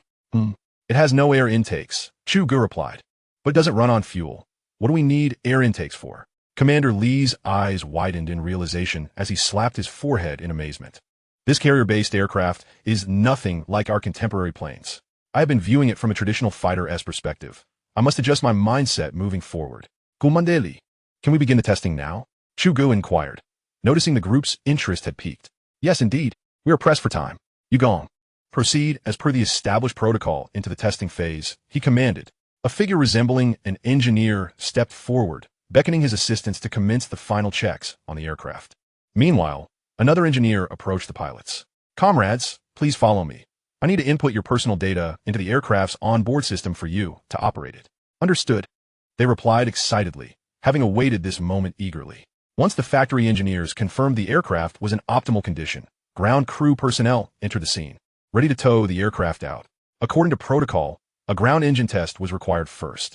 Chu Ge and the others could not remain on site for this phase. But once the ground testing concluded, the aircraft would transition directly into the flight test stage. Commander Lee led Chu Ge and the others to the base's control tower. Along the way, Commander Lee expressed great curiosity about the aircraft, posing various questions. Academician Chu, does this carrier-based aircraft still require a password? Why must it match with our pilots? No, it's not a password. It's more akin to identity recognition. How can I explain this? Have you seen ancient costume films? The divine swords in those films require a drop of blood for recognition. It's somewhat similar. However, ours utilizes facial and voice recognition. Once identified, only that individual can operate the aircraft unless previous data is erased and re-entered. Commander Lee nodded in understanding, and as they conversed, they arrived at the Air Force Base's control tower. It was Chu Ge's first visit, and he was intrigued by the facilities. After a brief tour, he gazed through the glass at the distant tarmac, where rows of fighter jets stood, igniting a long-buried fervor within him. Chapter 179, Testing of the Carrier-Based Aircraft. The flight testing of the carrier-based aircraft was entrusted to a specialized team. Academician Chu, I brought you here as the vantage point is superior for observing our aircraft, Commander Lee remarked. I have arranged the data testing team in the operations hall of the base. Does this suit you? Yes, Commander Lee. Your arrangements are impeccable. We are merely spectators. A place with a good view is ideal for us. We shall leave the rest to them, Chu Ge affirmed. Commander Lee smiled and nodded. After the identity information was recorded, Wang Wei and his colleagues were ushered into a small conference room where factory engineers would provide them with final explanations. You are all undoubtedly well-versed in the operational procedures of the aircraft, given your exceptional training. Since the carrier-based aircraft has yet to enter mass production, its name is not finalized. However, for testing purposes, we have provisionally designated these 3 aircraft as Feilong 123. The testing manual will indicate your aircraft numbers, so be cautious not to mistake them. Boarding the wrong one might result in being ejected by Feilong. Haha. The engineer concluded with a jest. All right, that is all. The ground testing is still ongoing. Someone will come to summon you shortly. I wish you all a successful test flight, the engineer said before departing, leaving the elite pilots in the conference room to exchange glances. Wang Wei, have you settled the score with that fellow from the island nation, Ichiro? Not yet. It's a 2 tie. Wang Wei's frustration bubbled to the surface, especially recalling the opponent's provocative demeanor that nearly prompted him to take action. Academician Chu suggested they familiarize themselves for 3 days, after which they would take Feilong directly to engage those from the island nation, providing ample opportunity for some playful banter. Laughter erupted among the pilots in the room. He's not a softie, but I've already planned to treat him to a taste of our new aircraft. One pilot chimed in. The conversation shifted to professional aerial tactics, and hours passed. Just as impatience began to set in among Wang Wei and his companions, they received notification that it was time for the test flight. Wang Wei dashed out first, and they arrived at the runway, where engineers were conducting final pre-flight checks on the carrier-based aircraft. All other training operations at the base have been canceled. This airspace is reserved for you. You may perform a wide array of maneuvers, the head of the testing team informed them. Wang Wei and his colleagues nodded, starting to circle the uniquely designed aircraft, still adjusting to its unconventional form. Gradually, the experimental area attracted a multitude of ground personnel and pilots from the base. Old Fu, why are the Navy's carrier-based aircraft being flown by them in our Air Force base? Is this a slap in our face, or are they intentionally provoking us? Qi Gong, a golden helmet pilot of the Air Force, was known for his eagerness to confront leadership over grievances, particularly after hearing that naval counterparts had been sparring with their island rivals. Calm down. There must be a reason for this arrangement from above. Rest assured, as a golden helmet pilot, you will surely have your place in the future fleet of carrier-based aircraft, his companion reassured him. Nonetheless, Chu Ge felt discomfort, pondering the aircraft's odd design without air intakes, and found the Black Knight's color scheme rather peculiar. I still believe our silver-gray paint job is more aesthetically pleasing. Although this aircraft appears quite futuristic, a relentless pursuit of technology can sometimes lead one astray. Well, when did you develop such awareness, Gongzi? Just sit tight. This is Academician Chu's creation. Keep your eyes peeled and witness its remarkable performance.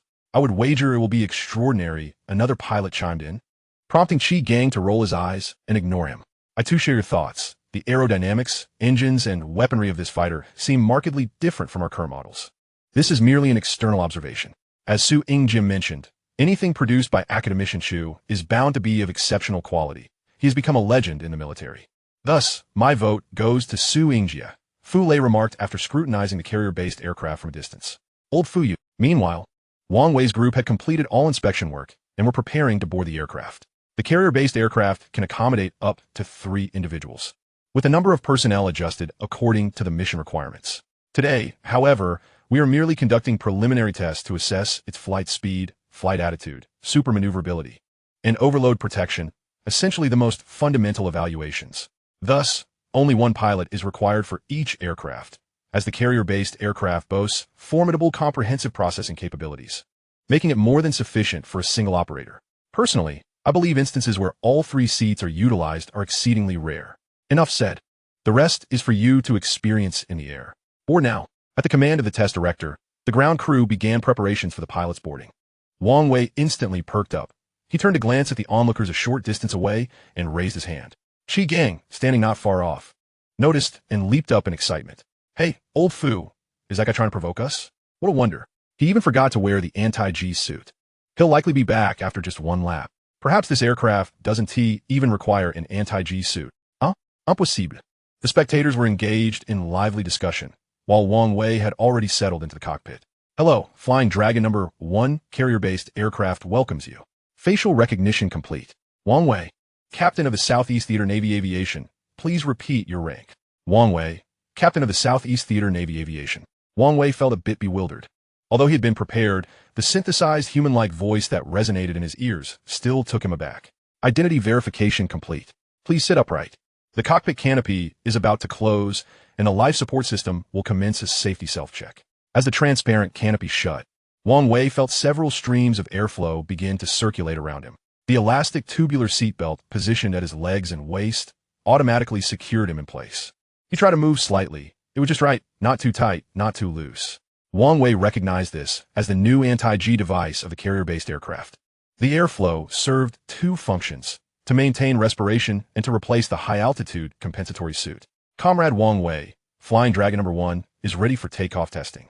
Please note, the current aircraft paint scheme is black. Would you like to proceed with this default scheme? No. Change it to Huaxia red. Paint scheme changed. Flying Dragon no. 1 promptly responded. Start the main and auxiliary engines. Let us perform a vertical takeoff. Yes, Captain Wang Wei. Chapter 180, Carrier-Based Aircraft Testing 3. Wang Wei felt the aircraft begin to vibrate slightly, and the scenery around him gradually dipped lower. He knew this indicated the auxiliary engines were coming online. The carrier-based aircraft was ascending vertically, and in the next instant, Wang Wei felt himself thrust back into his seat as the aircraft accelerated sharply, climbing diagonally into the sky.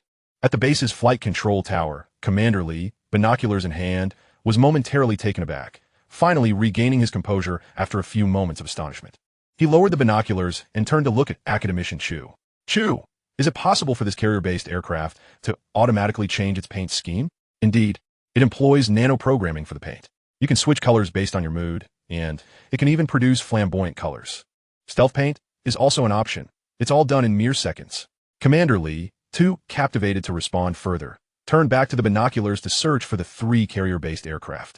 In stark contrast to Commander Li's astonishment, Chu Ge's jaw nearly dropped to the floor. He pointed at the empty runway and turned to face Fu Lei. Old Fu. This is just too damn impressive. This carrier-based aircraft can even change its outfit automatically. Look at those 3 colors the Navy pilots are sporting. It's utterly flamboyant. They're clearly trying to show off. I regret not approaching Commander Li sooner. After delivering a self-punch to his chest, Chu Ge shook his head vigorously. Jiangzi, your focus is quite different. Don't you think the takeoff momentum is even more impressive than the paint scheme? It has auxiliary engines capable of directional adjustment. The takeoff speed is astonishingly fast. I've studied the American F-35B and the British Harrier. Compared to this, those are just old jalopies. Moreover, it maintains such excellent posture. The entire takeoff sequence flows seamlessly. How did their naval aviation accomplish this in such a short time? Fu Lei spoke with palpable excitement, his typically composed demeanor cracking as he allowed his emotions to surface. And they were unaware that this carrier-based aircraft was equipped with an automated voice intelligence system. If the exterior looked this impressive, one could only imagine how remarkable the interior must be. I'm dying to see it. Where did those brats fly off to? They should return so I can indulge my curiosity. Chu Ge, stretching on tiptoe to see, noticed that everyone around him had adopted the same posture, nearly causing him to burst into laughter. In the sky, Wang Wei had already joined the other 2 carrier-based aircraft. He glanced left and right, seeing the aircraft on his left on in sky blue and the one on his right in bright yellow, prompting him to chuckle. Flying Dragon number 1, establish squadron communications. Connect with Flying Dragon number 2 and number 3. Affirmative. Captain Wang Wei. Soon, Flying Dragon number 1 reported that squadron communications were established. I must say no. 2 and number 3, those colors are quite garish. Be careful. The base leadership might reprimand you. My color is the true classic. Number 1, let them reprimand us. I'm enjoying myself today. Number 2 will be following me from now on. Anyone who tries to compete with me will face my wrath. I'm destined to soar into space with it. Number 2 makes a valid point. I feel the same way. By the way, we've already circled around. Should we head back to base? We can't keep our Air Force brothers waiting too long. Almost forgot. Number 3. I've noticed you're quite the rascal, but I like it. Haha. Wang Wei found himself exasperated by these 2 characters. 2 votes had already been cast in favor of the decision, and he had no choice but to follow suit. All right, on the way back, let us try out a few tactical maneuvers, then we'll give the base a full display. Sounds good. In the azure sky, the 3 carrier-based aircraft, red, yellow, and blue, streaked toward the Air Force Base, leaving behind long shadows in their wake, a sight to behold. At the Air Force Base, Chu Ge had lost count of how many circles he had traced on the ground. After the 3 carrier-based aircraft had taken off, they vanished from sight. They're back. They're back. A sudden commotion erupted among the crowd, and Chu Ge sprang to his feet. The 3 carrier-based aircraft approached rapidly in a diagonal formation, and in the blink of an eye, they were right before the spectators, only to disappear just as swiftly. What the? Those rascals. Wait until they land. That speed must be at least Mach 3. Chu Ge was still mid-complaint when Fu Lei interrupted him, his hand frozen in mid-air for a moment. Old Fu, what did you just say? Their speed just now, if my estimation is correct, reached at least Mach 3. As soon as Fu Lei finished speaking, the sound of the 3 aircraft cutting through the air reached them again. In a heartbeat, they flew back, like mischievous children peeking in and out of a doorway before retreating once more. This time I'm certain. My goodness, no one can stop me. I'm going to find a commander. In the control tower, Chu Ge was currently under interrogation by Commander Li, Academician Chu. It's no wonder the manufacturer and military have been tight-lipped about the performance and data of this carrier-based aircraft. You've given me an immense surprise. Commander Li finally set down his binoculars, turning to Chu Ge, who was still fixated on the radar, displaying the aircraft's instantaneous speed. I suspect the military is worried you might get into another altercation. Chu Ge looked up, smiling as he responded to Commander Li. Haha, I've made my decision. From now on, any new equipment developed by Academician Chu, regardless of what it is, will be seized at all costs. That is not my concern. Commander Li, feel free to seize it. Their speed has decreased. They must be preparing to land. Shall we go outside for some fresh air? Certainly. With that, the 2 men left the control tower and headed toward the runway. As Chu Ge and his companions approached the runway, Wang Wei and his team had already landed. With the addition of a secondary engine, who would still dare to land on the runway? It was a uniform ascent and descent. Chu Ge suddenly felt that the landing gear of the carrier-based aircraft might soon become mere decorative elements. He contemplated whether to replace the tire-based landing gear of the aircraft with a strut-type system. This change would likely save some costs. After all, these carrier-based aircraft were undeniably expensive. Chu Ge had calculated that if the Aerospace aircraft carrier were outfitted with 500 carrier-based planes, this would help distribute the costs. Yet even then, the expense per aircraft would exceed 2 billion yuan. This price was significantly higher than that of the F-22, and had it been in the United States, Chu Ge surmised that the project would likely have been abandoned due to exorbitant costs. Having disembarked, Wang Wei and the others began to vent their frustrations to the testing personnel, complaining about being sent back to base after a mere half-hour flight. The responsible party persistently explained the necessity of conducting a comprehensive inspection on the aircraft before further flights. Chu Ge exchanged glances with Commander Li and shared a smile. Don't blame them. It's just that I can't pilot an aircraft, or else I would join in. Chu Ge lamented with a shake of his head. Academician Chu, have you forgotten that you designed this aircraft? Do you really think the piloting skills required for this carrier-based aircraft are so demanding? The chief engineer from the factory, hearing Chu Ge's musings, quickly stood to remind him. Indeed, how could I overlook that? We can simply let it fly autonomously. I'll take care of the chatter, Commander Li, I'll join the next round with the pilots. Chu Ge jested. Ridiculous. Academician Chu, you should stay grounded. If old Shun or the higher-ups find out, I'll be in deep trouble. Chu Ge sighed in vain, nodding in agreement. Seeing that the testing personnel remained unfazed, Wang Wei and the others abandoned their attempts at persuasion and turned to greet Chu Ge and Commander Li. Commander Li, Academician Chu, how'd it go? How did the carrier-based aircraft perform? Chu Ge smiled in response. Academician Chu, I formally apply to join the carrier-based squadron. From now on, Flying Dragon 1 will be my partner. Me too. Me too. Wang Wei and the others expressed their admiration for the aircraft in their own way, prompting a smile and nod from Chu Ge. Well, you'll need to return to your units to submit your applications. The Heavenly Army has already begun training, and since the carrier-based aircraft has just been developed, you're a bit late. Once it's officially finalized, I estimate the military will open up registration for you. Chu Ge replied honestly. The test pilots looked at him with eager eyes, making it hard for him to refuse. All right. Academician Chu is as busy as a spinning top. You can handle these matters with your base later. Formal documentation hasn't arrived yet. Commander Li interjected just in time to alleviate Chu Ge's burden. I reviewed your flight trajectories, and I noticed you executed a few tactical maneuvers from real combat. How did that feel? I mean, in terms of aircraft performance and your physiological responses, Chu Ge queried, now that everyone seemed more at ease. The conventional combat maneuvers were far too simplistic for them. As for their physical responses, there were no abnormalities. They experienced no blackouts or dizziness from the high lateral overload during rapid maneuvers. The flying sensation was particularly exhilarating, Wang Wei reported, glancing at his two teammates, who nodded in agreement. That's good to hear. The carrier-based aircraft doesn't require overly tactical movements. You can attempt to comprehend and let the intelligence system handle it.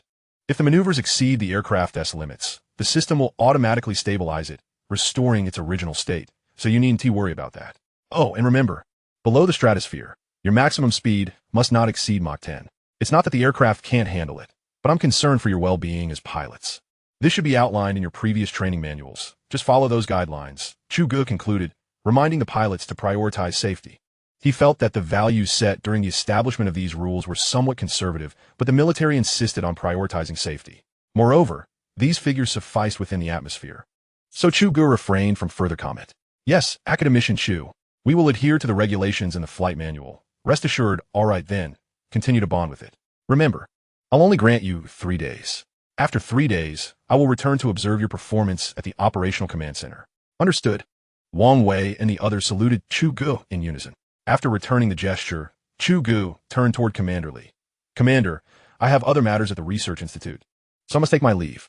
We shall meet again in 3 days. Very well, Academician Chu, I'll see you off. No need, go check on your soldiers. I feel as though their gazes might devour you alive. Haha, Chu Ge chuckled as he spoke to Commander Li, who turned a glance at Chu Ge and shook his head. All right then, soldiers are not one to fuss over trifles. See you in 3 days, Academician Chu. Chu Ge nodded and followed Captain Gong and the others toward the convoy. He couldn't accompany the test pilots for 3 days. He merely wished to see what his carrier-based aircraft looked like in reality. After that, it was back to sketching designs. Upon returning to the Research Institute, Chu Ge did not head straight to his office, but instead hurried to Academician Chen's office. Academician Chen was quite surprised to see Chu Ge. Little Chu, it's already noon.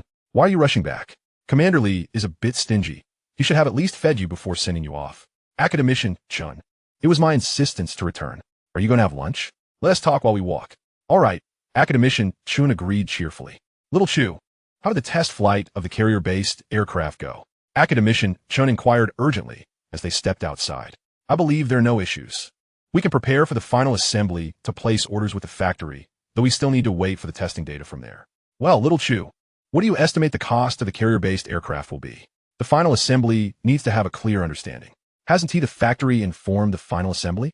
Chu Ge wondered. He intended to share this with Academician Chen, fearing he might become distressed. The factory hardly has time to manage these things.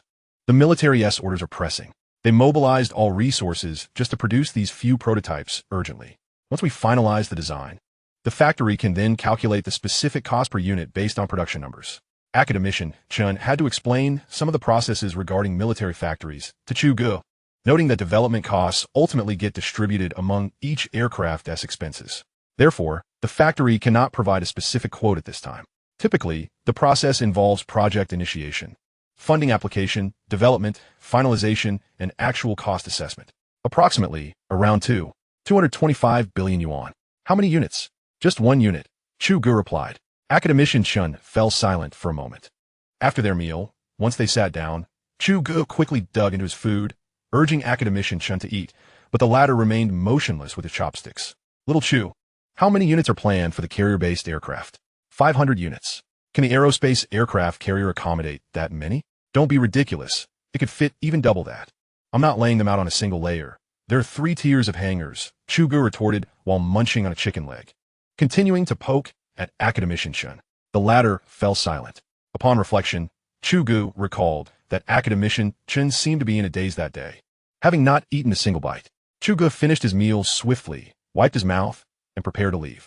Little Chu, why are you eating so quickly? Don't rush off. Our carrier-based aircraft is about to enter service. It needs a proper name, right? You should ponder that.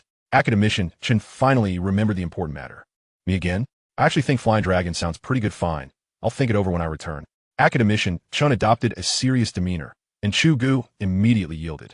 Upon returning, Chu Ge promptly relegated the matter to the recesses of his mind, for it was his beloved moon sister who occupied his thoughts most fervently of late. The passage of 3 days was swift, and on this particular morning, Chu Ge arose at the break of dawn, bestowing upon himself a meticulous adornment befitting the occasion before setting forth to the Air Force Base. The inaugural maritime appearance of the carrier-based aircraft was of utmost significance to him. The convoy arrived at the base punctually, where Commander Li and his colleagues awaited their arrival, leaving Chu Ge pondering the precision with which they had timed their meeting. After a warm exchange of handshakes, the group followed Commander Li towards the operations command hall of the base. Not far off, on the airport runway, Wang Wei and his team stood beside the aircraft, where the testing personnel were diligently conducting pre-flight inspections, a ritual they adhered to without fail. The sun of Yanjing had just begun to rise, heralding the commencement of a formidable contest between sea and sky beneath the crimson dawn.